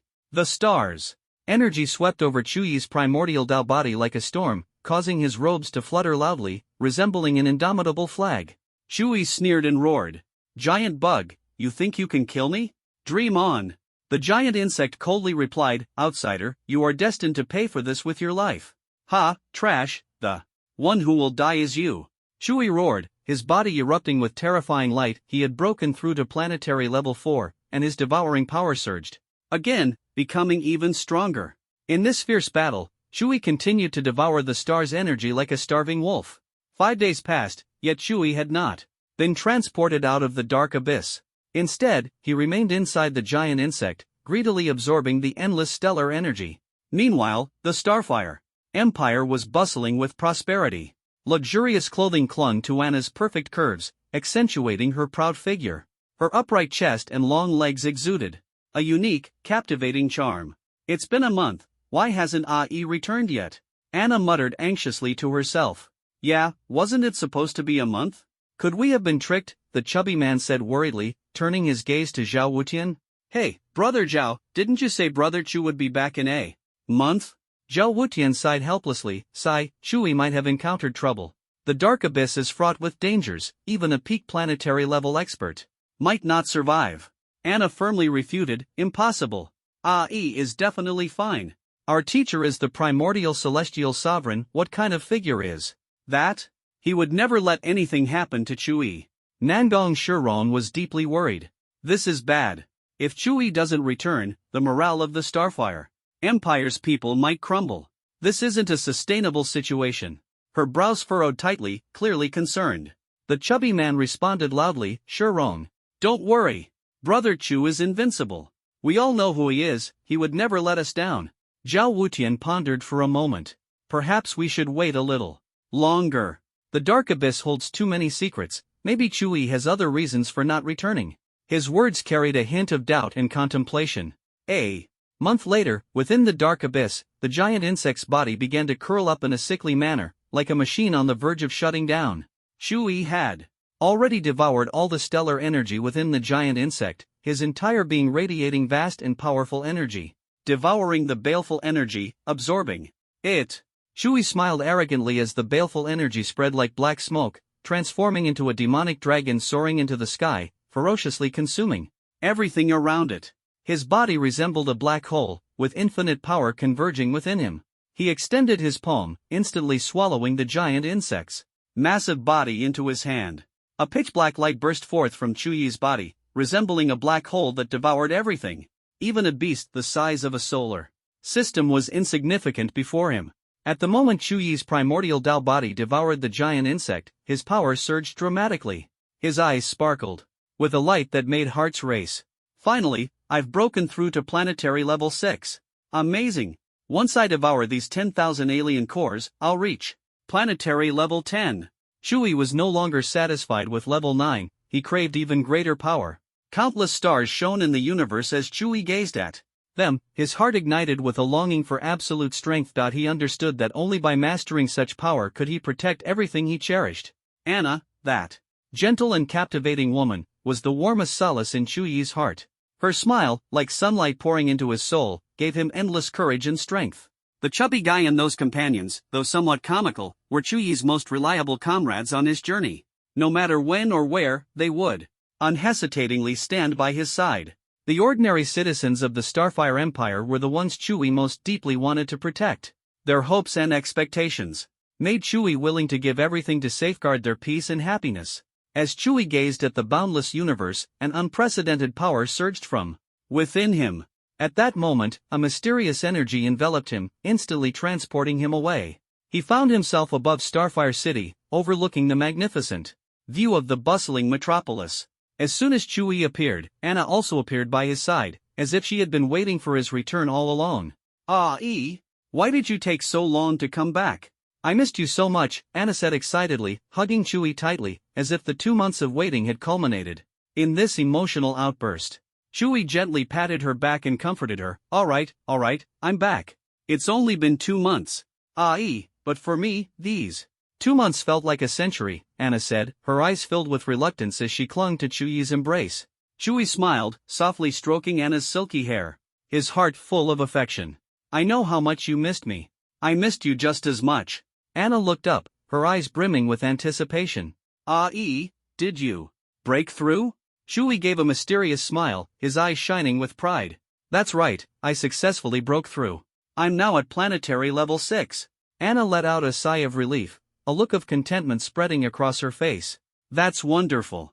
I've been so worried about you these days. Chui held her hand tightly and said solemnly, Anna, I promise you, from now on, I will always stay by your side and never leave again. Tears of happiness sparkled in Anna's eyes. Thank you, I love you. Chui kissed her deeply, and they held each other tightly, as if trying to merge their souls. Their love story would continue, and at this moment, they decided to face future challenges together, protecting each other forever. The two hurried back to their warm home. After more than 2 months apart, Chui felt restless all over. His heart burned like a flame, and Anna's alluring charm made his heartbeat quicken, filling him with an indescribable longing. The attraction between them was as strong as a magnet, and the distance had become a torment. Finally, they embraced tightly, their bodies seemingly merging into one, their desires transforming into a fiery energy. Shuyi's hand gently slid over Anna's skin, sending shivers of pleasure through her as she surrendered to the sensation. Anna's breathing grew rapid as she pressed against Shuyi's chest, their heartbeats intertwining like a symphony, playing a melody of passion. "Darling, you've grown bigger again?" Shuyi whispered sweetly into Anna's ear, his voice as soft as a feather brushing against her. Their breaths intertwined, painting a vivid and tender picture. At this moment, time seemed to stand still, with only the sound of their heartbeats and whispers echoing in the air. As they became one, time froze, and they immersed themselves in each other's warmth. So, the Dragon Kingdom managed to barely hold the situation together with its formidable military strength. Shuyi said in a deep voice, "America? Those Western weaklings, I'll deal with them right now." Zhou Yunxin expressed some concern. "Master, I heard that a mythical level powerhouse has appeared in America." "I'm not sure if..." Shuyi interrupted without hesitation. "No matter how strong they are, they're not stronger than me." "Anna, let's go." Anna asked worriedly, "You're the emperor of the Starfire Empire. Are you really going to leave?" Shuyi responded calmly, "Don't worry about the emperor stuff. With Senior Xiao here, there won't be any major problems." Thus, Shuyi, along with Anna and his disciple Zhou Yunxin, embarked on a journey to the Arctic ice fields. Hidden within the icy expanse was a mysterious spacetime portal connecting their universe to a parallel one. This portal had been specially created by the primordial celestial venerable for Shuyi, allowing him to travel freely between the two universes. After some time, in the high-level meeting room of the Dragon Kingdom in the parallel universe, a critical meeting was underway. "The United States has decided to launch a global war," one attendee said gravely, his eyes filled with vigilance and worry. "We've intercepted 10 nuclear missiles launched by the US, but if this continues and even one nuclear missile lands in our Dragon Kingdom, the consequences will be unimaginable," another person said, his expression heavy with anxiety. "There's no other way but to fight. Win, and we're kings; lose, and we're criminals. That's the reality," a resolute attendee declared without hesitation, his eyes brimming with fighting spirit. "This is absurd. The US just suffered a devastating blow." As they were discussing, a staff member in a suit suddenly shouted, pointing at the large screen, "The Western countries allied with the US have also been attacked in the same way, and the cause is completely unknown. Look, that's a massive black lotus, how terrifying." Meanwhile, above the United States, Shuyi stared at the mysterious figure before him. The person exuded an intense aura that made him uneasy. Shuyi probed, "Who exactly are you?" His eyes locked onto the figure, trying to discern the answer. The mysterious figure smirked mockingly, Eastern human, I am a star spirit from the Western Canis Major constellation. Today, I've come to personally kill you." His words were filled with arrogance and menace. Shuyi sneered, "Canis Major? You do resemble a black dog." The star spirit from Canis Major roared in fury, "You dare court death, Eastern human?" Star spirit bombardment. The Canis Major star spirit roared as countless star energies coalesced into a massive sphere, hurtling toward Shuyi at high speed. Primordial sword slash. Shuyi sneered as a powerful sword aura descended from the heavens, splitting the Canis Major star spirit's attack. Shuyi muttered disdainfully, "Too weak, too weak, too weak." The Canis Major star spirit raged, "You dare look down on me? Are you seeking death? Burn, my life." Star spirit bombardment. The Canis Major star spirit shouted his battle cry, igniting his life force to unleash an even more powerful attack. Primordial sword slash. Shuyi dismissed him with contempt, unleashing a second sword aura that cleaved through the attack. "You're still too weak. Die, you Western dog, so ugly it's disgusting." Primordial devour. In an instant, a powerful devouring force surged forth like a flood, aiming to consume the Canis Major star spirit's energy and life. The Canis Major star spirit trembled and begged for mercy, "Please spare me. I'm willing to be your loyal dog. I beg you, spare me." Shuyi smiled faintly, "Sorry, I don't like keeping dogs." The Canis Major star spirit exploded instantly, his body shattering into fragments and dissipating into the void. So it only boosted my strength by this little? Still, even a tiny bit of Pato achieved this. He could only seek planet-level or star-level superhumans. However, star-level beings were immensely powerful and difficult to deal with. At this moment, another star spirit appeared, looking as fierce as a wolf. Shui questioned, "And what kind of star spirit are you?" The star spirit arrogantly replied, "I am the Sirius star spirit. You killed my black dog brother, prepare to die." Shui sneered. "Heh, why don't all of you star spirits come at me together? You're all going to die anyway." The Sirius star spirit roared furiously, "Prepare to die." Star spirit bombardment. Shui muttered helplessly, "This move again? Can't you come up with something new?" Primordial sword slash. Without hesitation, Shui swung the god-slaying sword, its light shaking the heavens. The Sirius star spirit, seeing the sword energy, cried out in shock, "Eastern. That's an Eastern ancient martial artist. Run!" Shui sneered, "Trying to escape? Trash, die." The sword light flashed. The Sirius star spirit screamed, "Big brother. Hound, save me." Suddenly, another star spirit appeared. It was the Hound star spirit. Shui said coldly, "You want to die too? Fine, primordial sword. Slash." The Hound star spirit showed no fear and roared, "Star spirit bombardment." Shui mocked with a cold laugh, "Western trash, is this all you've got?" He swung the god-slaying sword again, countless sword energies shooting fiercely toward the Hound star spirit and Sirius star spirit. The Hound star spirit urgently shouted, "Run! Call for reinforcements from the other star spirits." "Sirius, Hound, you're courting death." Shui roared angrily, gripping the god-slaying sword tightly as terrifying primordial sword energy shot out like blades. In an instant, Sirius and Hound were completely obliterated by the sword energy. Two streams of star spirit power were immediately absorbed by Shui, surging into his body like blazing flames. He closed his eyes slightly, feeling the pure energy flowing through every vein. Ah, so satisfying. This is the feeling. His body seemed to ignite with a raging fire, the comfort spreading throughout, making him breathe in satisfaction. Suddenly, a group of uninvited guests appeared. A large number of star spirits manifested in the skies above. America, all of them the lowest-ranked beings among the star spirit race. Shui estimated there were at least 100.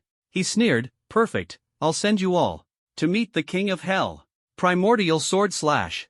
Primordial sword slash. Primordial sword slash. Shui raised the god-slaying sword high, countless primordial sword energies bursting forth, tearing through the sky and exuding a terrifying pressure. One star spirit trembled and shouted, "Run! This Eastern man is too strong." Another star spirit's voice quivered, "Run! Don't let me die." A third star spirit pleaded, "Eastern god, spare me." A fourth star spirit screamed miserably, "Ah, I'm going to die. Too strong, we're doomed." A fifth star spirit cried out in despair. The last star spirit groaned weakly, "We can't resist at all, he's too powerful." These self-righteous American trash, Western scum, still think they're invincible? They dare to provoke war? Fine, I'll show them true power. Shui roared in fury. Suddenly, Shui descended like a god, throwing a fierce punch. Boom! America's buildings instantly collapsed, falling like mushroom clouds rising from the ground. Boom! The second punch was even more violent, deafening, shaking the entire nation. Americans spat blood, unable to endure the pain. Shui laughed maniacally, his voice echoing across Blue Planet, "American trash, remember in your next life, Dragon Country is not to be trifled with." The third punch landed with a thunderous crash, as if the heavens and earth were splitting apart, plunging America into a chasm of destruction. The American people screamed in agony, helpless in the face of death. But Shui showed no mercy, his resolve unwavering. At that moment, a powerful life force quietly emerged, bringing hope to the American people. It reversed the situation, saving the nation from the brink of annihilation. Cheers erupted across America, as survivors finally saw the light. "I'm okay now, no longer afraid of dying, this is wonderful." Joyful voices echoed through the ruins, filled with gratitude. "Heaven bless us. This is truly a miracle." Some knelt to thank the divine, realizing they had narrowly escaped death. But soon, a violent tremor brought them back to pain, clutching their chests in agony. "What happened?" they asked in terror. "I'm dying, I can't bear the pain," someone groaned. "Call a doctor quickly," someone shouted urgently. Soon, a powerful vitality surged again, saving the people of America. Voices of relief echoed across the country. "Phew, finally recovered, that's great," someone exclaimed. "This can't be real, it must be a dream," someone doubted. "That's right, I also feel like it's a dream," another person excitedly agreed. America had endured a long day, as if it were a living hell. "Kill me, I don't want to live anymore," someone cried out in despair. "Please kill me, I can't bear the pain," someone pleaded. "Please kill me, it's too painful, unbearable," someone screamed in agony. Chewie split into over 10,000 avatars, unleashing a brutal massacre across America. At the same time, his true form released a continuous stream of vitality, ensuring the survival of the American people. The entire country became a bloody battlefield. Chewie held a sharp blade, slowly slicing through the bodies of Americans. "Since you love war, I'll show you what true cruelty is," Chewie said coldly. He slaughtered mercilessly. "I used to be too kind, far too kind," he muttered to himself as he cut through corpses, his chest burning with rage. "You want war? Then I'll give you war."